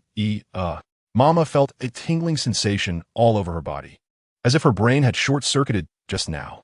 Wu Jing used his conqueror's haki solely against Big Mom, leaving her momentarily stunned. So powerful. Big Mom's children were shocked by Wu Jing's immense strength upon witnessing this scene. A year ago, when Wu Jing came to the world, he was evenly matched with Big Mom. Now, with just his conqueror's haki, he could inflict such significant damage on her. If a real fight were to break out, during that brief moment when Big Mom was dazed, Wu Jing could have delivered a fatal blow to her. Since you don't want my daughter, Bryn, it can only be blamed on her being too unattractive, right? Am I being too harsh? Big Mom Linlin chose to back down. She now realized how terrifying Wu Jing's power was. Facing a being more fearsome than a monster, Big Mom Linlin acknowledged that she would suffer a crushing defeat. Linlin, don't speak ill of my fiancé, Wu Jing said lightly. Fiancé? The members of Big Mom's pirate crew were left dumbfounded. Wu Jing's words implied that Bryn is his fiancé. Well, second brother, what did the adult just say? Bryn's 3 eyes shed glistening tears. Silly sister, he just said you were his fiancé. Katakuri looked at his sister with a face full of affection. The sibling bond in Big Mom's crew was indeed deep. Katakuri and the others came to the Sky Island not to celebrate Wu Jing's wedding, but to seek an explanation for their sister Bryn. I've already prepared a wedding dress for you, Bryn. You could go with Robin. Big Mom was once again stunned. She didn't expect Wu Jing to pull such a move. Why didn't he say it earlier? It made her deceive herself. That troublesome brat really likes to toy with my feelings, Big Mom Linlin thought to herself, feeling a mix of emotions. Wu Jingkin wanted her daughter, and she was already very content. At this moment, Aunt Lingling felt that this wedding banquet was no longer so disgusting, but rather so beautiful. Aunt's children also put away their tense expressions and were now smiling brightly at this prospective brother-in-law and sister-in-law. Meanwhile, at the reception ahead, another maritime emperor arrived. Wu Jing has invited 3 sea emperors in total. Red-haired Shanks and Big Mom Charlotte Linlin have already arrived, and the last one to come is Kaido, the Beast King. Captain, Kaido is here and has injured Law and Akiji. A panicked swordsman rushed to Wu Jing. That bastard Kaido is here to cause trouble. I'll take him down. Big Mom Charlotte Linlin was furious upon hearing that Kaido was causing a ruckus. This wedding is important for her daughter, and she won't allow anyone to disrupt it. It's fine, I'll just meet him myself. Wu Jing didn't want Big Mom to take action. He could handle it himself. At the reception area in front of the Sky Island, a fierce battle was currently taking place. Fortunately, this reception area was not set on the Sky Island, or it would have caused significant damage. If it weren't for Akiji and Law fighting desperately, Kaido would have already made it to the Sky Island. Let me take care of you two first, as a gift for Wu Jing. Kaido's face revealed a demonic madness. Chapter 370, I have good wine, damn it. Hasn't the captain arrived yet? Law, already fearful of Kaido's terrifying power, had multiple injuries on him. He should be here soon. Let's hold on a little longer. Aokiji gritted his teeth, blood already flowing from his mouth. Fighting against a monster like Kaido, the ice blocks released by Aokiji's freezing fruit would be shattered by Kaido. Just now, Aokiji used a diamond-hard ice block to block his chest, but it shattered with one blow from Kaido, making him spit out several mouthfuls of blood. Dragon's Breath. This is one of Kaido's trump cards. If Law gets hit, his life would be in danger. Transforming into a dragon, Kaido unleashed a powerful breath directed at both Law and Aokiji. Boom! Boom! Two loud sounds. Kaido's dragon's breath was abruptly cut short midway. A figure appeared in the sky. Wu Jing had just blocked that monstrous strike from Kaido. Finally here, Aokiji and Law, who had been tense, finally relaxed. If Wu Jing doesn't come soon, they won't have any information about Kaido's deadly trump card right now. The breath released by the dragon's breath can directly turn a person into dust, and its lethality is much stronger than that of Conqueror's Haki. However, while Conqueror's Haki can stun opponents over a wide area, it cannot inflict substantial damage against top-tier enemies. Haha, Kaido, I invited you here to enjoy fine wine, not to cause trouble. Wu Jing appeared calm and unbothered. You sent someone to kill Jack. I'm here to get revenge for him. As for your wedding wine, I'm not interested in drinking it. Kaido vowed to avenge Jack. Although his best brother is Quinn, Jack had followed him for many years. And Kaido still cared about this younger brother. You blame me for Jack's death? It was I who sent someone to kill him. He revealed to Blackbeard that I wasn't at Amazon Lily, which is why Blackbeard dared to launch a surprise attack on Amazon Lily. Jack is implicated in what happened to Amazon Lily, so I must kill Jack, and when the time comes, I'll take Blackbeard's life too. I don't have time to discuss this with you. I brought you here specifically to talk about this matter. And this matter? Damn Jack, colluding with that treacherous Blackbeard. I'll trust you once. Let's call it even, and I'm leaving. Kaido didn't intend to continue the entanglement. He still believed Wu Jing's words. Jack was not trustworthy. And Quinn had told him several times. I have fine wine. Don't you want to drink it? Wu Jing said with interest. No matter how good the wine is, can it compare to my Sea King class wine? Kaido showed a disdainful expression. Last time, he lost sleep for several nights after Wu Jing drank so much Sea King wine. Haha, if you don't want to drink, then get lost. I'm already paying to drink this 1,000-year-old fine wine myself. Wu Jing did not give Kaido a good look. 1,000-year-old wine? I don't believe it. I want to take a sip, Kaido said in disbelief. This made Wu Jing's subordinates feel encouraged. They were terrified when Kaido was showing off earlier. However, with Wu Jing's appearance, the situation turned around instantly, and Kaido was directly suppressed by Wu Jing. Chapter 371. The wedding begins. Go to the banquet hall and wait. This wine is not something everyone is qualified to drink. If the wine runs out, you won't even have the chance to drink. What? Am I not qualified to drink? That's ridiculous. If you don't let me drink this wine, I'll stay on Sky Island and not leave. Kaido absolutely refused to accept being without wine. He could pretend nothing happened with his little brother Jack being killed, but he wouldn't stand for not being able to drink this 1,000-year-old fine wine. Hurry up and go. Stop wasting time. Wu Jing said impatiently, still daring to threaten me. Kaido left under the escort of the guards. Kaido came alone. He felt that having his subordinates with him was more of a hindrance, and it was much more enjoyable to go out alone. Night had fallen, and the starry sky was adorned with bright stars. Because Sky Island is high up, the stars seen here are much larger than those seen over the sea.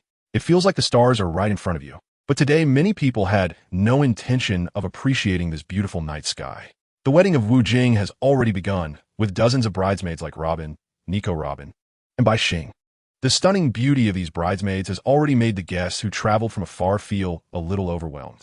They can't imagine how they will hold themselves together when the brides make their appearance. It's likely that they won't even need to eat at the banquet. Just the sight of these beauties is enough to fill them up. The brides are coming out. A gasp drew everyone's attention. At this moment, the lights focused on the beautiful brides, and the atmosphere instantly became electrifying. Hancock is truly breathtaking. She will always be the goddess in my heart, and I can't bear to see her marry Wu Jing. When I see Violet's enchanting big eyes, I can't control my wild heart. I really don't want to see her get married. Sob, sob, sob. Our sister Bryn looks so beautiful today. Seeing her happy makes me, as her brother, very content. Queen Weiwei has finally fulfilled her wish. Alabasta no longer has to fear the world government, with Lord Wu Jing around. No one can bully us anymore. Califa had been in contact with Lord Wu Jing all along. Back in Water 7, I was quite infatuated with her. And now I won't have another chance to pursue her, sigh. The day that General Rai has always dreamed of has finally arrived. Lord Wu Jing saved Wano country. He is the deity we will forever follow. Princess Lan Fei has become the woman of the deity. This is a fortunate event for our divine kingdom. With the guidance of Lord Wu Jing, perhaps we can finally leave this sky island. 7 graceful figures, each more stunning than the last, slowly walked towards the center of the lawn. Dressed in white wedding gowns, they looked even more enchanting than usual today. Happiness radiated from their faces. This is the happiest moment of their lives, and they feel immensely joyful. Today is the happiest day for our sky island, and also a day of great significance. We have gathered the top figures of the pirate world. Their arrival is all for one reason, to congratulate our Lord Wu Jing. And I thank you all on behalf of our Lord Wu Jing. The host excitedly stated. Chapter 372. The meal begins after the host exchanged a few polite words with the guests and paused for a moment. The main event was about to begin. Now is the time for our Lord Wu Jing to make his entrance, so let's cheer and shout. As soon as the host finished speaking, beautiful and melodious music filled the banquet hall.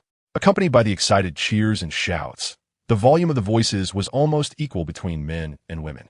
The men were those pirates filled with envy and jealousy towards Wu Jing, while the women were his devoted female fans.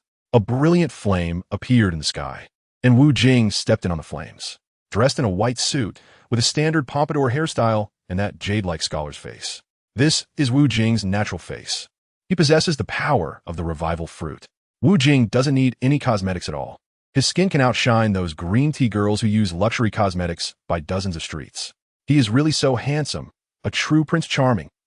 But he's not that handsome. He's just 100 times more handsome than me. Ha ha. You shameless person, he's probably 1,000 times more handsome than you. Those loser guys are in awe of Wu Jing, wondering why such a handsome man exists in the world of pirates, and his strength is simply unrivaled. Wu Jing slowly walked towards Hancock and the others. The volume of the live music increased, perfectly complementing the current scene. Wu Jing stood in the center of the 7 brides and then elegantly tossed a bouquet. A delicate large box magically appeared in his hand. With a flick of his finger, Wu Jing opened the box. The spotlight focused on the box, and dazzling light radiated from within. These were the rings that Wu Jing had meticulously prepared for today. How stunning! These rings are so beautiful. The guests at the scene were astonished by the rings inside the box. The brilliance they emitted clearly indicated they were made of extraordinary materials. Wu Jing personally put the rings on them, and each ring fit perfectly.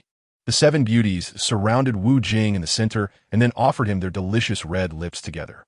Applause erupted on sight, expressing their sincere blessings to Wu Jing. He deserved these beauties. Boom, boom, boom, bang, bang, bang, beep, beep, beep. Various fireworks appeared in the sky above the floating island. The wedding ceremony had begun. Everyone please enjoy the feast.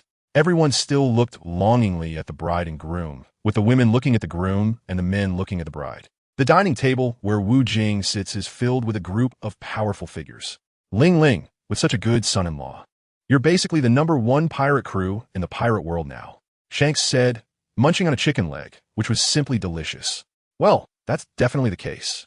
From now on, I'll be the #1 wealthy family in the pirate world. Big Mom enjoyed what Shanks said. Ling Ling, don't think too much of it. With someone as strong as Wu Jing, do you really think you can control him? Kaido disagreed with Shanks' viewpoint. Also seated at the table were Akiji, Marco, Law, and others, who did not participate in the discussion. Today is a joyous occasion for Wu Jing, and they chose not to interfere, but they agreed with Kaido's statement. Although their captain Wu Jing married Bryn and is nominally Big Mom's son-in-law, no one can control Wu Jing. Chapter 373. The importance of a glass of wine, everyone. Please enjoy your meal. Wu Jing, surrounded by the new brides, arrived at the most dazzling table among the guests. Many people's attention was drawn here, as they rarely had the chance to see epic figures like Shanks, Ling Ling, and Kaido. I'm here to drink wine, if it's not the wine you mentioned. I have no interest in eating any delicious food. Kaido couldn't stop thinking about the Millennium wine that Wu Jing mentioned. Look, I brought it. Wu Jing magically produced a jar of wine. Quick, give it to me. From now on, we are good brothers. As soon as Kaido saw the jar of wine in Wu Jing's hand, he seemed to realize just how extraordinary it was. That jar of Millennium wine is just for you? What about the others? Wu Jing was not so easy to negotiate with. Millennium wine? I want half of it too. Shanks was not going to be polite with Kaido. Although I love desserts the most, today is my daughter Bryn's big day. Am I not going to drink this wine? Big Mom Ling Ling didn't care much about drinking. Now that both Kaido and Shanks, the two emperors, wanted the wine, if she didn't have a drink too, she would feel too embarrassed. Wu Jing looked at the jar of good wine in his hands with a pained expression. All three of the 5 emperors wanted to drink it, and there wasn't much left. It was really awkward. Fortunately, he had only taken out 1 jar, and he still had over 1,000 jars stored away. Let's all pour some, Wu Jing said. Il pour you. If anyone has a problem with that, I won't pour a single drop for them. Wu Jing prepared to do it himself. He had to do it himself. If he let Marco or someone else do it, it might cause him trouble. Kaido and the others wouldn't give Marco any face if they felt they were served less. They wouldn't be polite to the person pouring the wine. Now, that Wu Jing was pouring the wine himself. Even if these people were dissatisfied, they wouldn't dare to express it openly. Wu Jing opened the wine cap, and a visible aroma of wine wafted out from the jar. Kaido and Shanks, sitting beside him, took a deep breath, wondering how there could be such an intoxicating fragrance. Both of them couldn't help but lick the corners of their mouths. When Wu Jing first smelled this wine aroma, he also licked his lips just like them. Wu Jing calmly poured a glass of wine for everyone, making sure each glass was filled just right, neither too much nor too little. He did not pour more for the 5 emperors just because of their high status. The 5 emperors had no objections to Wu Jing's behavior. Gulp, gulp. Kaido was more eager than anyone else. He was the first to raise his glass and down it in one go. This is a shooting wine. It was simply too delicious, so good that he was almost in tears. Tears were indeed welling up in the corners of Kaido's eyes. For this man who loved wine as if it were his life, nothing was more important than wine, not even his own life. Ling Ling, you don't drink. Give me your glass of wine. Kaido reached for the glass of wine in front of Big Mom. If you don't follow the rules, I might make you uncomfortable, Wu Jing said. Kaido retracted his outstretched hand. He couldn't take Big Mom's good wine, and he ground his teeth in frustration. Big Mom surprisingly remained silent. Usually, she would have exploded at anyone daring to touch her things, not even if it was Kaido. Chapter 374. Strong Alliance. Big Mom was currently wearing a broad smile, quite pleased with Wu Jing's earlier performance. Everyone drank the wine Wu Jing poured, and those who understood wine, like Kaido, felt a lingering aftertaste. However, those who didn't understand wine only noticed the fragrance, and after the feeling after drinking, they thought it was nothing special. This made Kaido feel a pang of regret. For him, it was truly a waste of good wine. How could Wu Jing, who didn't drink, pour a glass for them? After finishing the 1,000-year-old good wine, other good wines started to come out one by one. Since drinking that glass of 1,000-year-old good wine, Kaido found that these usually quite good wines had become tasteless in comparison. The wedding banquet had already concluded, and the guests had all been arranged for accommodation. However, the banquet hall was still brightly lit, and a few people were sitting there socializing. Wu Jing, Kaido, Shanks, and Big Mom Ling Ling were sitting on the sofa, each busy with their own things. The fine wine that Wu Jing brought out at the wedding banquet was now each in the hands of Kaido and Shanks. Big Mom Ling Ling had no wine in her hands. Instead, she had her favorite delicious desserts. You really are something. I knew you wouldn't just have 1 jar of such good wine. Can you send me 10 jars? Kaido was thrilled as he drank the wine. Don't go overboard. This wine is over 1,000 years old, and I'm the only one in the pirate world who has it. Where did this wine come from? Shanks was very curious about it. Raftel, you've been there? Why didn't you take me with you? Idiot. Would I share the wine with you if I took you? Since you've been there, I have nothing to hide. We did reach Raftel, but that sentence wall blocked our way. In the end, only Captain Roger went in, and he didn't say a word about what happened after he went in. Shanks had been to Raftel with Roger when he was an apprentice crew member. Wu Jing, what did you discover when you went in? Big Mom was also extremely interested in Raftel. Haha, for now, I won't tell you too much. I'll let you know after I reach Mary Geos. What are you all planning to do at Mary Geos? After a brief exchange, the 4 emperors understood Wu Jing's thoughts. Wu Jing plans to join forces with them to overthrow the world and aims to take control of the pirate world. However, Shanks states that he will remain neutral because he is from the Celestial Dragons and will not act against them. As for Kaido, he agreed to Wu Jing's request, which is quite simple. He just wants 10 jars of 1,000-year-old fine wine when the time comes. Finally, Big Mom Lin Lin has no reason not to help Wu Jing since he is her son-in-law. Thus, 2 of the 4 emperors in the pirate world support Wu Jing, while the nobles attending the wedding banquet were not consulted by Wu Jing. These individuals are irrelevant to the battle situation, and Wu Jing does not intend to involve them. He invited them just to gauge the attitudes of these powerful figures in the pirate world towards him. So far, the number of guests at the wedding banquet looks quite optimistic, with about 70 attendees. As for the confrontation with the world government, Wu Jing has set the timeline for 1 month later. The battle plan will be discussed with him at that time. Chapter 375. Initiating the Great War. Wu Jing's wedding banquet held in Sky Island, with so many big shots invited, is quite obvious in its intention. Is there any need to say more? It is nothing less than wanting to unite against us. We must be on guard for their counterattack at any time. The higher-ups have already given instructions. We can mobilize troops to attack Wu Jing's camp at any moment. Why not try to recruit Wu Jing instead? Losing such an outstanding young man would be a great loss for the pirate world. Green Bull, why do you keep defending Wu Jing? I'm really not satisfied with your attitude. The Navy headquarters is holding a regular meeting, an important monthly event. The main purpose is to enable the Navy headquarters to better execute the tasks conveyed from above, and the most crucial task currently is to eliminate Wu Jing's pirate crew. The several admirals at the Navy headquarters expressed their opinions, but most support Akainu's decision to prepare for an imminent attack on Wu Jing's main base, the island of D. They plan to eliminate Wu Jing's forces one by one, although they do not support attacking Wu Jing himself. With the end of Wu Jing's wedding banquet, the pirate world seems to have fallen into a brief period of calm. But everyone knows this is just surface level. The world government will not allow Wu Jing to develop any further. Just when everyone thought there would be more time for peace, Wu Jing initiated a great war. Crises erupted in the 4 Navy branches, East Sea, West Sea, North Sea, and South Sea. Quickly come to support. The East Sea is under enemy attack. Marco has led people for a surprise attack. The East Sea base commander, Baschu, immediately reported to the Navy headquarters. Not good.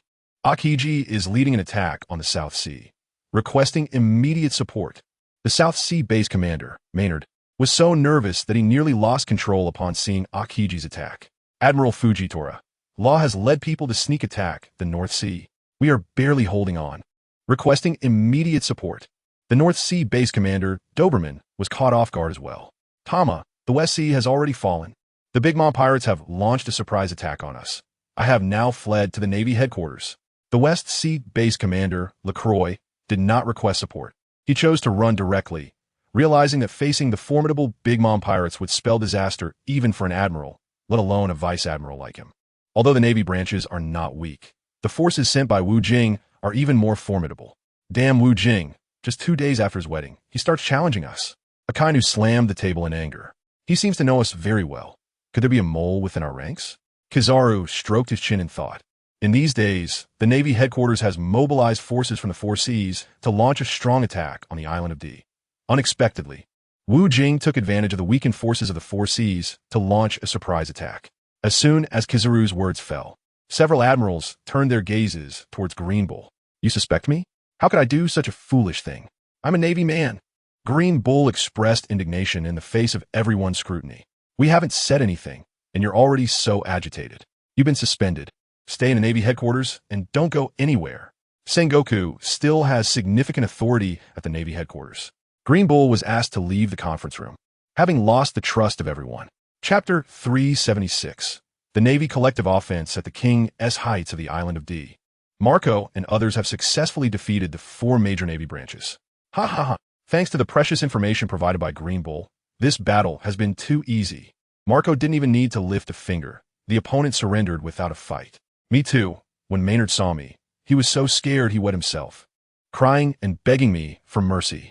Akiji's reputation at the Navy headquarters is quite significant, and these lower-ranking Navy officers naturally feared him greatly. You may find it easy, but it can't compare to Big Mom's ease. When she attacked the West Sea, it was already deserted. Wu Jing did not expect that occupying the 4 major sea branches would be this effortless. He first took control of the 4 sea branches, not just to show the world government, but more importantly, to show everyone in the pirate world. Let everyone know that Wu Jing's pirate crew is about to launch a major counterattack, and their first move has already yielded great rewards. News came from the front that the Navy headquarters is coming to attack our island of D. Violetta rushed in from outside in a panic. Wow, the day has finally come, but I will not wait for them to come. Otherwise, the island of D will be destroyed in the flames of war. With so many powerful monsters gathered here, the island of D will become the second marine fort, doomed to destruction. At the front of the island of D, a large number of troops have appeared. These troops are not from the Navy, but from Wu Jing's pirate crew, ready to engage the Navy in battle to better protect the integrity of the island of D. The simulated version of the King of Hell leads the charge, followed by around 100 ships of various sizes. Many of these battleships were produced in Water 7, specifically prepared for the upcoming battles. The Navy has appeared, Wu Jing said calmly. Looking at the vast number of troops ahead, the Navy outnumbered them significantly. There are nearly 200 battleships, with the lead ship being the largest, 5 times bigger than an aircraft carrier on Earth, resembling a small county town. On the highest point of the ship stands a large group of people, with the Kainu in the center, flanked by Kizu, Fujitora, Sengoku, and Garp. High-ranking Navy officers above the rank of Rear Admiral are present in this great war. And on Wu Jing's side, his allies, Kaido, Big Mom, and others are not always by his side. They also have their territories to protect. Wow, Akainu, you're back again? Are you the one who runs the fastest this time? Wu Jing looked at him with a playful expression. You are so arrogant now. Such pride in a young man is a foolish behavior. Akainu elevated his status, taking on a tone of an elder to admonish Wu Jing. Wu Jing smiled handsomely, while Akainu's mouth seemed to be quite good at spewing words. It seems Green Bull hasn't come. Marco whispered softly in Wu Jing's ear. He must have been suspected, but it's okay. We'll rescue him when the time comes. Wu Jing had already noticed that Green Bull was not among the crowd, and he remained calm about it. Many carrier pigeons had already taken to the sky. These pigeons were not sent by the World News Agency. The Navy's surprise attack on the island was known only within the Navy itself. The World News Agency had no idea about it. So they wouldn't randomly release so many carrier pigeons to monitor the situation here. Chapter 377. Live broadcast connection. These carrier pigeons were all released by Wu Jing's arrangements, intending to live broadcast this powerful confrontation in the pirate world. Each pigeon was equipped with a live broadcast camera, which could present the scene well to the audience. At the same time, the live broadcast screens in the pirate world lit up. What is going on? Why are there so many Navy personnel? No one told us there would be a live broadcast. What exactly is happening today? The crowds across the pirate world were all surprised by this sudden situation, but they were still very happy to have a live broadcast to watch. The live video was still intermittently connecting, and the onlookers had already flocked in droves, spreading the news quickly. They were eagerly waiting to see what kind of live broadcast would unfold today. Every live broadcast stirred their emotions. For example, the live broadcast from over 20 years ago in Lowtown made them weep bitterly. Watching the Pirate King Roger being executed marked the end of an era of heroes in the pirate world. Over the years, no pirate as great as Roger had emerged in the pirate world. The appearance of Wu Jing has once again stirred up a great wave in the pirate world. They have witnessed the emergence of a new generation of pirate leaders, a powerful and charismatic hero, Wu Jing, even stronger and more charming than Roger. The live broadcast video flickered for a while before finally stabilizing. The live footage was clearly presented in front of the onlookers, showing a sea filled with warships. There were numerous naval warships as well as pirate ships, and it was clear that a fierce battle was about to unfold. I recognized the location. It was the mark of the island. Sengoku, Akainu, Fujitora, and my goddess Peach Rabbit. The entire Navy was deployed. Wu Jing, Akiji, Marco Law, Hancock. The whole crew from the island was also on the move. Is this a full-scale engagement? The Navy clearly has the upper hand in terms of manpower. What does having more people matter? Master Wu Jing is not afraid of numbers. If he takes down those admirals, the Navy will collapse without a fight. The onlookers finally understood what the live broadcast was about. In the hall of Onigashima, a group of people sat in front of a huge live broadcast screen. Kaido sat at the front, with his subordinates standing behind him. Boss, should we go support him now? No need. These people can't do anything to Wu Jing. Let's just learn from him how to fight. Kaido was not worried about Wu Jing at all. He wanted to see Wu Jing's combat power. If it were any other broadcast, Kaido wouldn't be interested in watching. He'd rather drink alone in peace. The hall of Whole Cake Island was already packed with people gathered around Big Mom, standing in front of a large screen suspended in the air. Mama, the Navy has launched a full-scale attack. Let's go support son-in-law Wu Jing. No. There's no need. Wu Jing's son-in-law has already called. He doesn't need our support. He can handle it with his own crew. Big Mom Linlin was not worried about Wu Jing at all and was currently enjoying delicious cake. However, we can gather our forces. Soon, I will be heading to Miraculously. I've never been there before. Chapter 378. How are we supposed to fight this? Boom, boom, boom. Boom, boom, boom. Boom, boom, boom. The cannon fire erupted everywhere, and the sea was stirred up by this fierce bombardment. Many fruit users also began to engage in battle, and the scene became increasingly intense. Fighting at sea level was disadvantageous for some fruit users who did not possess the ability to float in the air. Once a devil fruit user falls into the water, they sink to the bottom. For example, Kizaru's Pika Pika, Nomi allows him to move freely in the air. Fujitori's gravity fruit also allows him to float. However, Sengoku's Hito Nomi does not grant him the same freedom. On Wu Jing's side, Marco Akiji and others were not afraid of the sea. Their fruit abilities allowed them to easily avoid sinking to the bottom. I'll go kill Akainu, you all hold on. Wu Jing revealed his Demon King. Normally, Wu Jing wouldn't think much of Akainu. He would play around with him since Akainu couldn't pose an effective threat. But now that it was a full-scale conflict, he had to consider the safety of his comrades. Ocean embracing all rivers 5 times. Wu Jing's body shone with golden light. His combat power had increased several times compared to during the last Marineford War. Back then, Wu Jing could already easily defeat Akainu, and later Akainu had his body modified by Vegapunk. However, during their last encounter in Impel Down, Akainu felt it was much harder to fight Wu Jing. Although his strength had increased significantly, Wu Jing's power had increased even more.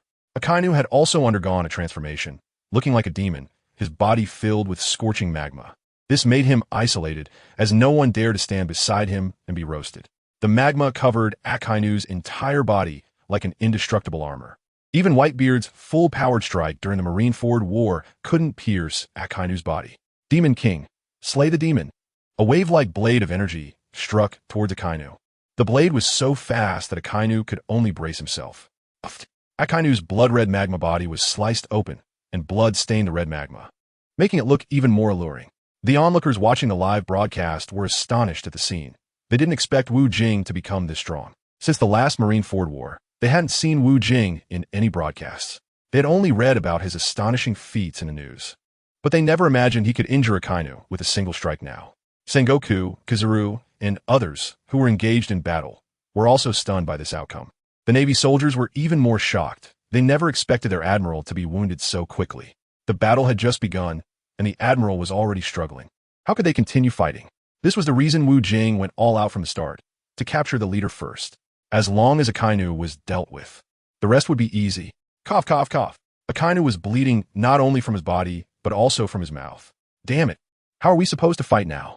Sengoku, Kizaru, hurry and assist me. Akainu had lost the courage to continue fighting alone. Chapter 379. The arrival of a new era. Sengoku and Kizaru rushed to provide support. If they didn't help resist Wu Jing, Akainu would be finished. Kizaru's palms glowed with dazzling light. Shichishitsu Kei Gyoku. Countless brilliant light bullets shot towards Wu Jing.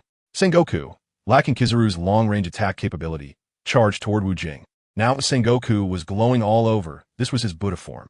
Facing the attacks from both, Wu Jing remained calm, his entire being also shimmering with golden light. Compared to Kizaru's dazzling attack and Sengoku's radiant form, Wu Jing's dazzling golden light appeared even more brilliant. Ghost Fire Devour. Wu Jing unleashed a fierce blade aura towards those dazzling light balls. The blade aura directly devoured Huang Yuan's attack, and it did not stop, continuing to chase after Huang Yuan. Although Huang Yuan's speed was quick, and he dodged the blade aura strike, the blade aura, combined with the abilities of the Ghost King and the Flame fruit, seemed to have a life of its own. It kept pursuing Huang Yuan, and in the end, he was burned down to just a pair of pants, his body scorched and emitting a foul, burnt smell. Meanwhile, Sengoku had already charged in front of Wu Jing. Hey! Sengoku's fist slammed into Wu Jing's chest. Clang! The golden glowing fist hit the flesh, but the sound was like striking a steel plate. Wow! Aging like fine wine, Sengoku. Wu Jing could have dodged Sengoku's powerful strike. However, he chose to withstand it. He could even endure Enel's 500 million volts of lightning attack. So what could Sengoku's mere punch do to him? Damn it! Sengoku's face showed a look of horror. His fist was already bleeding profusely, while Wu Jing's chest was completely unharmed. Usually he was the one making others bleed, but now it was the opposite. Others were fine while his fist was bleeding. This was Sengoku's first experience of such bad luck. 10 years ago, when he used his fist to strike Kaido's body, he had caused Kaido pain. Sengoku felt that he was truly getting old, experiencing a sense of being past his prime. The 3 admirals of the Navy and Wu Jing had each exchanged blows, all sustaining injuries. Yet Wu Jing appeared so relaxed and carefree. This left those watching in awe. Wu Jing was simply monstrous. The crowd watching the live broadcast erupted again. Ha ha, so satisfying, kill that old dog Akainu. I almost died at his fruit ability back then. Sengoku can go home and farm now. He treats us pirates as if we are nothing, having killed so many pirates to climb to the rank of admiral.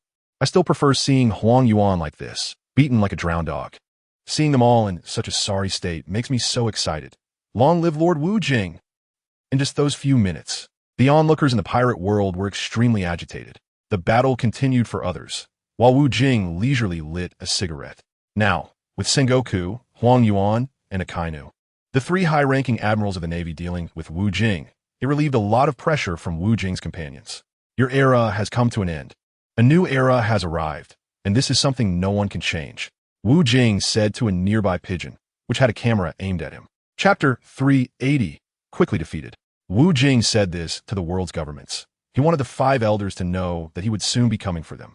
The five elders were indeed watching the live broadcast with heavy expressions, feeling an unprecedented weight in their hearts for the first time in over 800 years.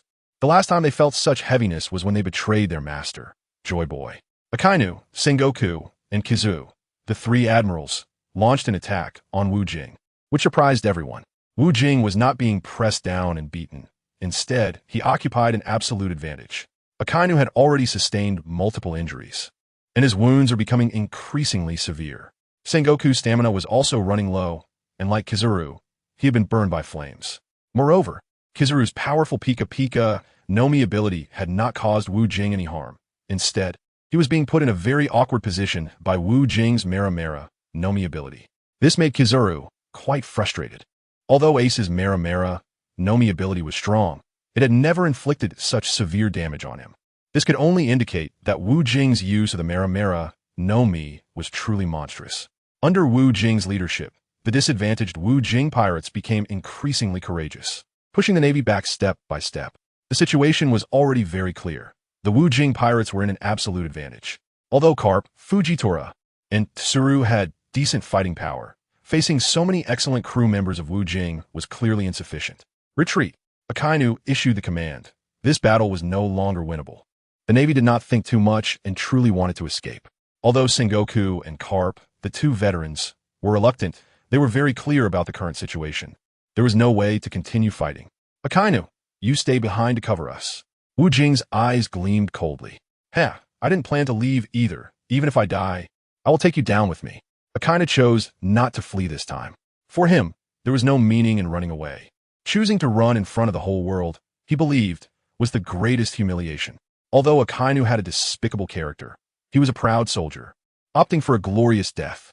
Akainu, you should come with us. You can't win against him. Carp urged. I'll take the blame for you back home. Hurry up and run. Sengoku, as the older brother, understood that the position of Fleet Admiral, despite its seemingly glorious appearance, was actually quite tricky. Therefore, after the Marineford War, he chose to resign from that position. Let's go together. We are all comrades. We should face difficulties together.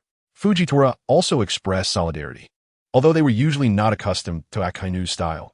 After all, they were comrades, and they still harbored feelings for each other. Hurry up and leave. This is my last order. I hope you will obey. Akainu's eyes were already wet. For the first time, he felt what comrade warmth meant. Usually, he liked to act independently, disregarding the feelings of his comrades. Sengoku and the others did not say anything further. They turned the battleship around and prepared to escape quickly. Chase them. We can't let them escape. Mard-Geo wanted to pursue the victory. Stop the pursuit. Wu Jing also issued the command. Wu Jing's orders left them bewildered, but they had no objections and obediently followed his instructions. I won't feel grateful to you for your mercy. Hee. Akainu's expression turned fierce. Chapter 381. Akainu's death. All I need to do is kill you. Killing others is harmful and useless to me. In the blink of an eye, the Navy had vanished from the surface of the sea. From an army of tens of thousands, only Akainu remained. Everyone looked at Akainu with sympathetic eyes, which was not what he wanted. What he needed were looks of respect and fear, not these sympathetic gazes. To him, it was the weak who deserved sympathy, and he would never need it. Damn it, I will kill you pirates. Akainu prepared for a desperate fight. Magma, great eruption. The intense magma surged on Akainu's fist. Wu Jing felt the terrifying aura emanating from Akainu, something he had never experienced before. It seemed that Akainu's final strike would be quite terrifying. Not good. You all leave first. Wu Jing ordered his crew to retreat. Just as Wu Jing's pirate crew began to take action, Akainu also started his final performance. Akainu punched his own heart, and in an instant, a brutal and terrifying power spread out. Boom! A thunderous explosion rang out, piercing the sky. A massive mushroom cloud rose over the sea, and those pirates who escaped slowly were instantly turned to nothingness by the surging magma. Sengoku and the others also heard the explosion behind them and turned to see the fiery red flames rippling in the sky. Their faces were filled with grief and anger. They knew it was the result of Akainu's suicide attack. Then they were helpless. If it weren't for Wu Jing giving them a way out, they wouldn't have been able to escape either. Let's go. Relying on our navy to deal with Wu Jing is no longer possible. It all depends on how the world government will handle it.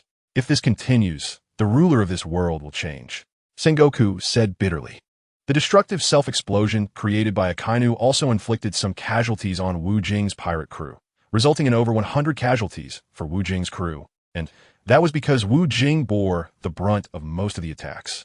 If Wu Jing hadn't been at the forefront, the casualties would have exceeded 1,000, and many would have been killed on the spot by the terrifying power generated by Akainu's self-detonation.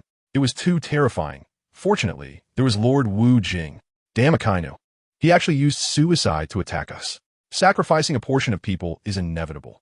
At least we achieved victory in this great battle. Long live Lord Wu Jing. Although a small number of crew members died, it did not affect the mood of Wu Jing's pirate crew as they raised their fists in celebration. For them, achieving such a great victory meant that sacrificing a few soldiers was unavoidable.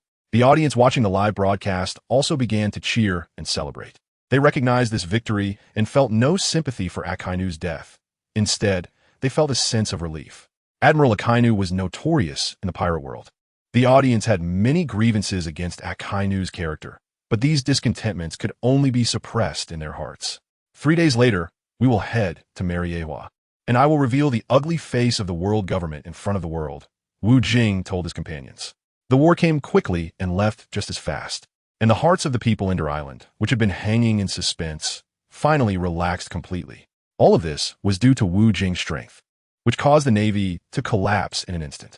The Wu Jing pirate group achieved a great victory, successfully safeguarding the safety of Do Island. These feats will surely be recorded in history. Chapter 382. The lives of all beings. The content reported by the World News was entirely dominated by yesterday's battle. The twin masts of the Kurokas were enjoying reading the newspaper, as there was no live broadcast in his location. Roger's son is too strong. I even have some doubts about whether Ace is really Roger's son. Back in the day, Kurokas often scolded Roger. Roger had a powerful charm, but he often acted carelessly. This drove Kurokas crazy. Such a big person still made him worry so much. Compared to the revived Ace, he was quite different. Wu Jing is a source of great concern for Kurokas. The thrilling things he has done in the pirate world have shocked even someone as brave as Kurokas time and again. However, Wu Jing has come out on top, relying solely on his own strength, which is something Roger lacked. If it weren't for the support of his teammates in times of crisis, Roger probably wouldn't have made it to his surrender and would have ended up revealing himself in the pirate world. It's time to meet Wu Jing. Hawkeye Mihawk glanced at the newspaper. He wasn't looking for Wu Jing because of the world government's issues, but simply because Wu Jing is also a swordsman. Since Shanks lost an arm, Mihawk hasn't encountered a worthy opponent in over 10 years. Although Zoro has become much stronger, he is still not enough to make Mihawk unleash his full power. Mihawk is not afraid of losing to Wu Jing.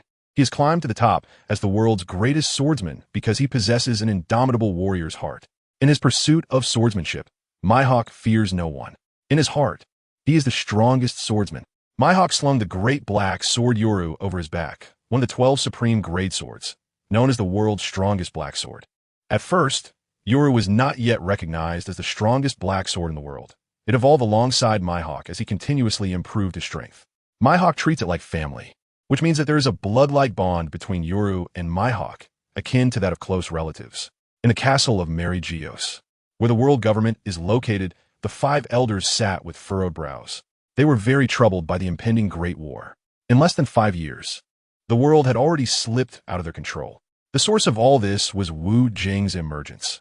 His presence changed the trajectory of the pirate world's operation.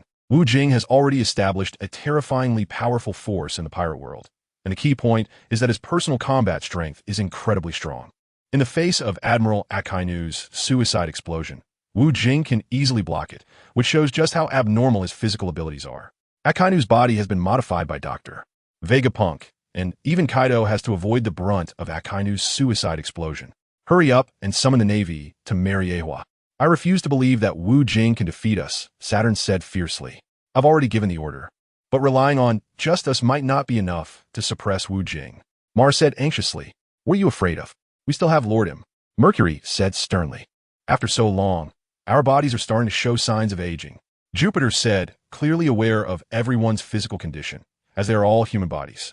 Until the very end, we will never know who the victor is, Venus said calmly. Chapter 383.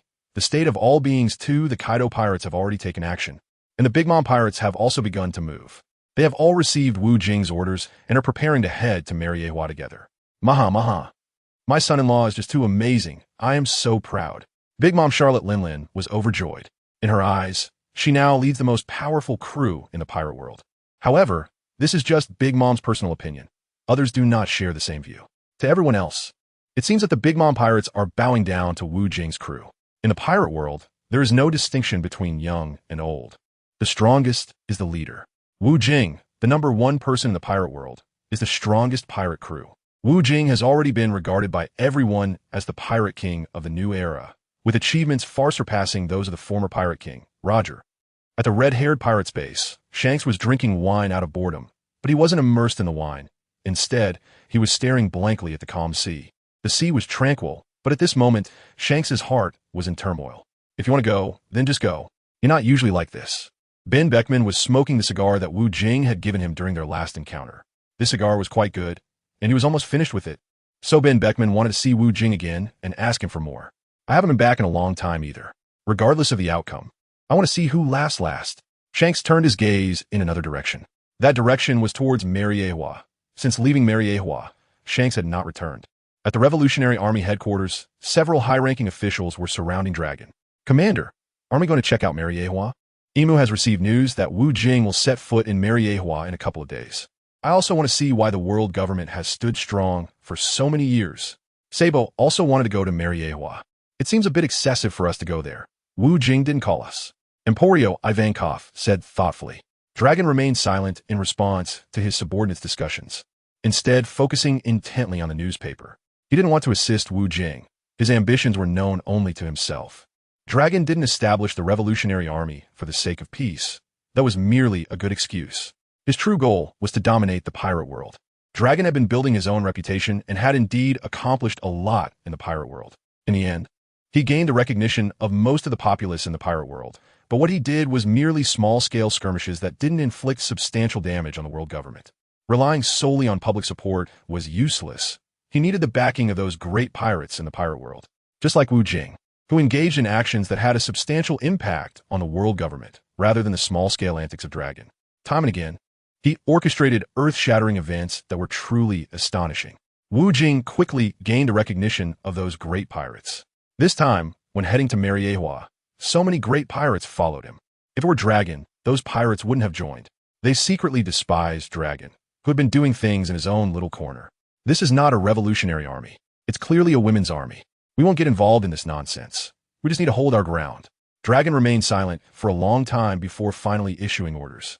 His subordinates shook their heads and their hearts, wondering why their leader always acted cowardly at critical moments, lacking any of Wu Jing's momentum.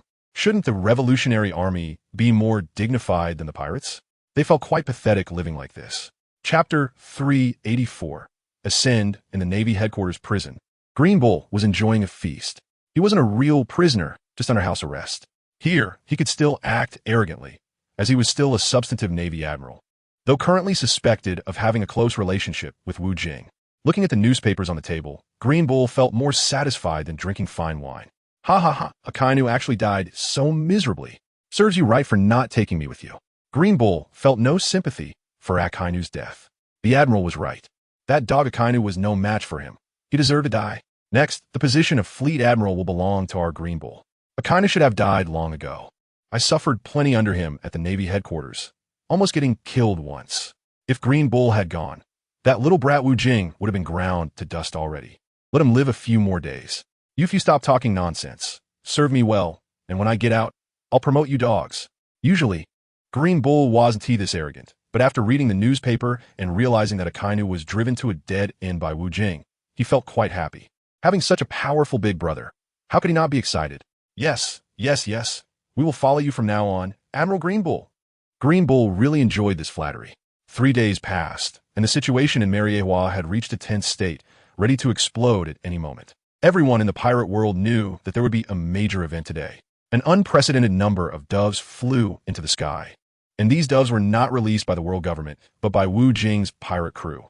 The 5 elders stood coldly in the Miraculously square, facing the strongest fighting force in the pirate world. The world government's military strength was also formidable, and no one knew the true strength of the 5 elders.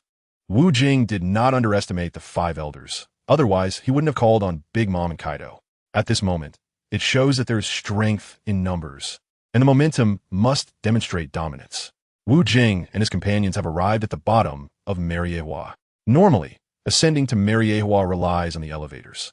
Knowing that Wu Jing is coming, the elevators here have already stopped operating. If they want to go up, Wu Jing will have to find a way himself. Wu visited Miraculously 4 years ago to attend the World Conference, so he is quite familiar with the situation here. He had long prepared how to get up, and with so many fruit users present, ascending Miraculously was not a problem. Robin's paramecia-type flower fruit ability allowed her to create many hands, which appeared on the stone walls of Miraculously. This enabled others to step on the arms and climb up directly. Additionally, Akiji's ice fruit ability was also very helpful. Akiji created several ice staircases, allowing others to step on them and steadily ascend to Miraculously. As for those with flying abilities, they simply use their powers to fly directly to Miraculously. Wu Jing relies on his devil fruit ability, the burn fruit, which emits fierce flames that propel him skyward. From a distance, Wu Jing looks like a mini rocket shooting into the clouds, magnificent and dazzling. Chapter 385. Everyone is here above Marie Joy's, their guards, and they continuously fire bullets and cannons at Wu Jing and his group of invaders. But in the blink of an eye, over 200,000 members of Wu Jing's pirate crew have landed on Marie Joy's. These individuals are formidable pirates, as Wu Jing did not bring along those of weaker strength. However, those weaker pirates longed to come, dreaming of setting foot in such a sacred place, but their strength did not permit it. Among them are the Kaido pirates, Big Mom pirates, and the Fishman from Fishman Island. How could the shrimp and crab soldiers of Marie Joy's withstand this? Finally landing on the Holy Land. I have finally fulfilled my dream. Long live Lord Wu Jing. I thought I would never have the chance to come here in my lifetime. I am so grateful to Lord Wu Jing for leading us to this sacred land. Lord Wu Jing is not just the pirate king. He is the king of the world, the leader of the new world, and I shall worship at his feet forever. For these people, reaching Marie Joy's is a point of pride. This place is not accessible to just anyone, only the noble families of countries that pay taxes annually. And those who attend the world meetings every 4 years have the opportunity to step foot in the holy land of Marie Joy's. Big Mom and Kaido are also very excited, as their warriors usually have no chance to set foot in Marie Joy's. They are considered dangerous individuals, and the world government would not allow such dangerous people to enter here. Seeing the excitement of those around him, Wu Jing felt a headache coming on. What others consider sacred, Wu Jing sees as ordinary. Marie Joy's appears solemn and holy on the surface, but its construction reveals the cruelty of the world government. The moving transfer grasslands are all pulled up by a group of slaves underground, laboring themselves to death. The clear and pure waters are also produced by countless human efforts. These seemingly beautiful landscapes are backed by heaps of bones. The world government does not care about the lives or deaths of these slaves, and the celestial dragons care even less. They see this as a matter of course. I am quite familiar with this place, just follow me, Wu Jing said as he puffed on his cigarette. At this moment of world attention, there is no one else but Wu Jing who would smoke. Previously, when Wu Jing attended the world meeting, one of his purposes was to display his strength, and another was to familiarize himself with the terrain here, preparing for today's assault on the world government. Originally, the celestial dragons could be seen everywhere, but now not a single one can be found. As soon as they learned that Wu Jing was coming to attack Marie Joy's, they collectively fled into the castle, which is the headquarters of the world government. Shanks and Mihawk also arrived, but they did not join Wu Jing's camp. Instead, they remained as spectators. The vast crowd, led by Wu Jing, charged towards the Grand Castle. How we fight this? The Navy has also arrived at Marie Joy's, standing on the castle with a feeling of despair. We will not lose. Let us go and eliminate Wu Jing's pirate crew. The 5 elders took the lead in resisting Wu Jing's pirate crew. Since betraying Joy Boy over 800 years ago, the 5 elders had not taken action again. This time, being attacked by Wu Jing and Marie Joyce, they had no choice but to act. Seeing the five elders approach, Wu Jing remained calm. He felt their strength, but also sensed a hint of death about them. Chapter 386. The Five Elders Strike. Ha. Dying struggles can be quite miserable. If you choose to surrender, I can grant you a complete corpse, Wu Jing said with a cruel smile. Dream on. You are the first and the last to dare speak to us five elders this way. Today, we will bury you in Marie Joyce, and that will be your honor. I don't believe that the five of us cannot kill you. The five elders berated Wu Jing, their arrogance apparent, but in truth, they were weak on the inside. If they did not stand firm, then the world government could not hold on either. Are you old fools ignoring my existence? I alone can smash you. Oomph. Kaido was very displeased to be ignored. Mama, let me finish off these old fools. They annoy me just by being here. Big Mom also could not stand being ignored. These five old fools have lived for 900 years. You should be careful, Wu Jing said lightly. Nanny, how do you know that? You will find out soon enough, knowing that the five elders are such monstrous figures. Kaido and Big Mom no longer dared to underestimate them. They knew nothing about the five elders, if it weren't for the live broadcast. People in the pirate world wouldn't even know that such beings existed. They were also very curious about the masterminds behind the world government. And now they finally saw them. So it turns out it's these five elders, their presence not inferior to that of the four emperors. The scene fell into a brief stalemate, with no one taking the initiative to attack, quietly observing the situation. You won't know until you fight. Kaido had already transformed into a dragon. Kaido is not someone who can sit idle. His personality is that domineering, but in front of Wu Jing. He cannot be domineering because Wu Jing can be even more domineering than him. Dragon's Breath. Kaido's terrifying aura swept towards the five elders. Water and Fire Fusion Technique. Water Star and Fire Star teamed up to unleash an attack wave. Water and fire merged with tremendous power, directly extinguishing Kaido's Dragon's Breath.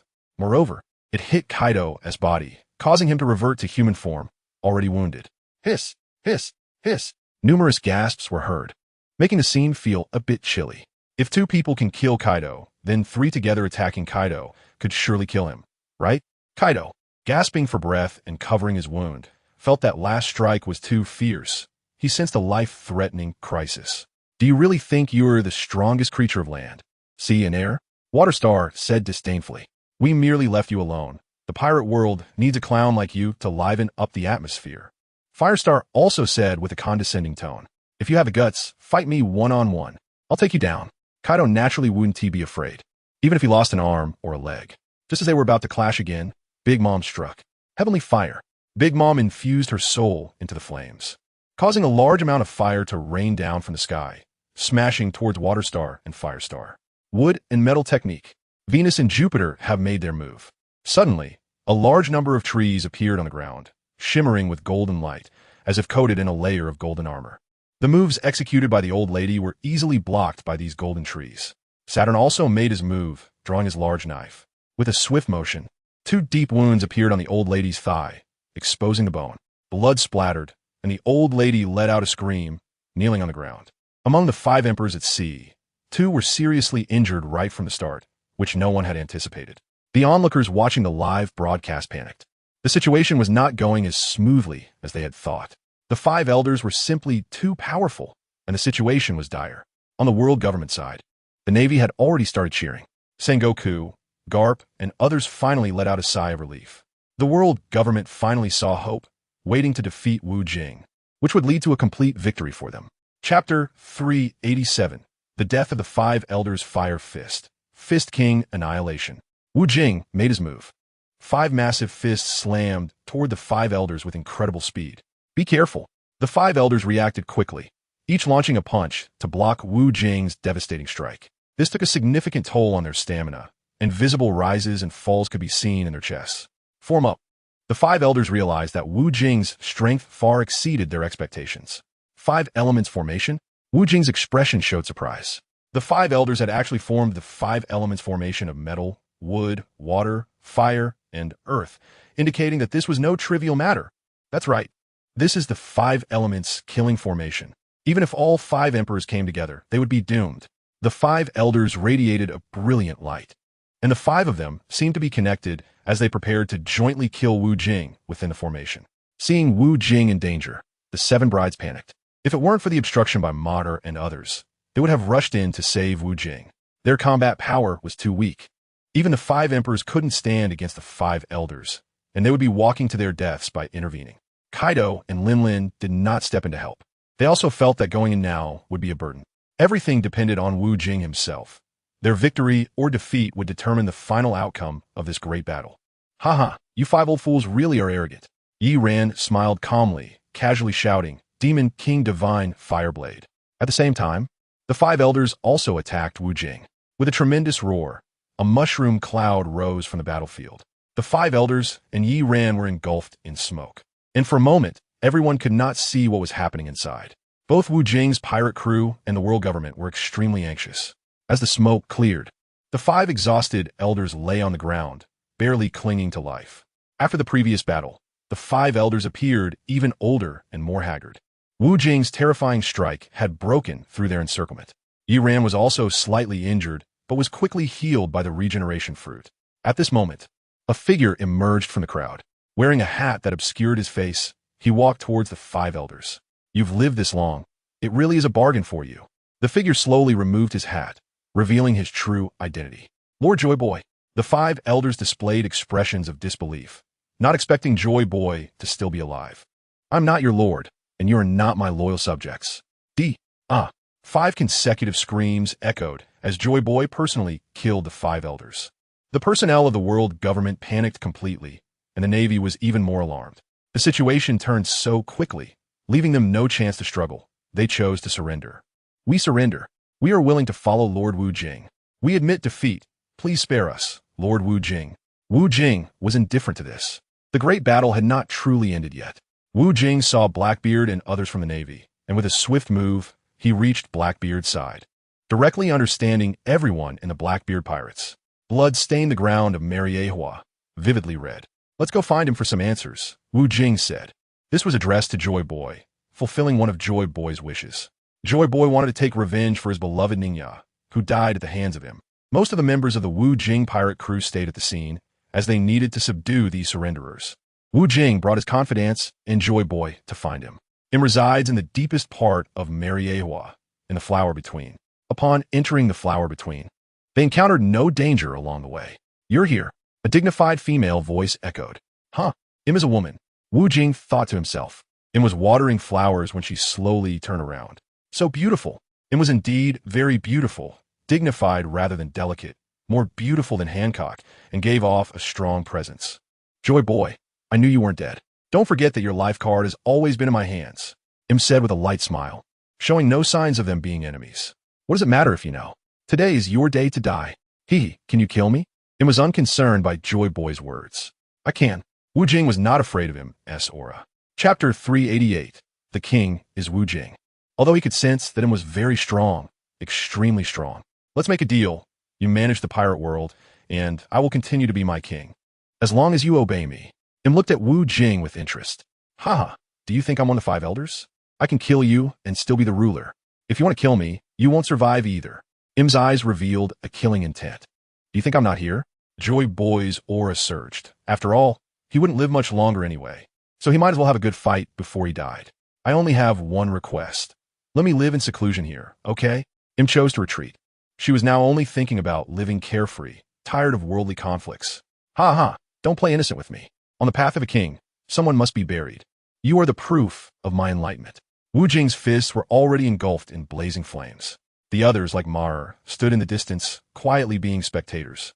The Heavenly King appeared under Im's control, but it wasn't as terrifying as Wu Jing had imagined. It looked like a castle in the air, under Im's manipulation. It continuously attacked Wu Jing and Joy Boy. The original Heavenly King was 10 times larger than Earth's spacecraft, and after the Great Battle 800 years ago, the Heavenly King suffered significant damage. But the Heavenly King was still quite terrifying. Even Wu Jing's Ghost King couldn't withstand it. The Ghost King back then was crushed by the Heavenly King, and now the Ghost King could hold on for so long thanks to Wu Jing's strength. Emperor Yin, Blade of Destruction. Wu Jing suddenly appeared in front of him. He struck powerfully at Im's neck, but Im blocked his attack with her sword. However, her face turned pale. This strike drained a lot of her energy. Im had already acknowledged that Wu Jing was more terrifying than her, and she chose to flee. Just as Im was about to escape on the Heavenly King, Joy Boy, like a ghost, appeared beside Im and hugged her tightly. Wu Jing, quickly stab her in the heart. That's her vital spot. Joy Boy shouted loudly. Struggled desperately, but Joy Boy's hands were tightly wrapped around her. Then let us die together. You abandoned me back then, forcing me to overthrow your kingdom. Im stabbed a sword into her own chest. The sword moved quickly, piercing through Im's body and directly stabbing towards Joy Boy behind her. A single sword connected the bodies of the two, and Joy Boy showed a bitter smile. He said nothing but continued to hold him tightly. Im's strange sword quickly absorbed the blood of both, and soon they both fell to the ground. After absorbing their blood, the sword became even more radiant. No one knew the name of that sword because it had never appeared in the pirate world.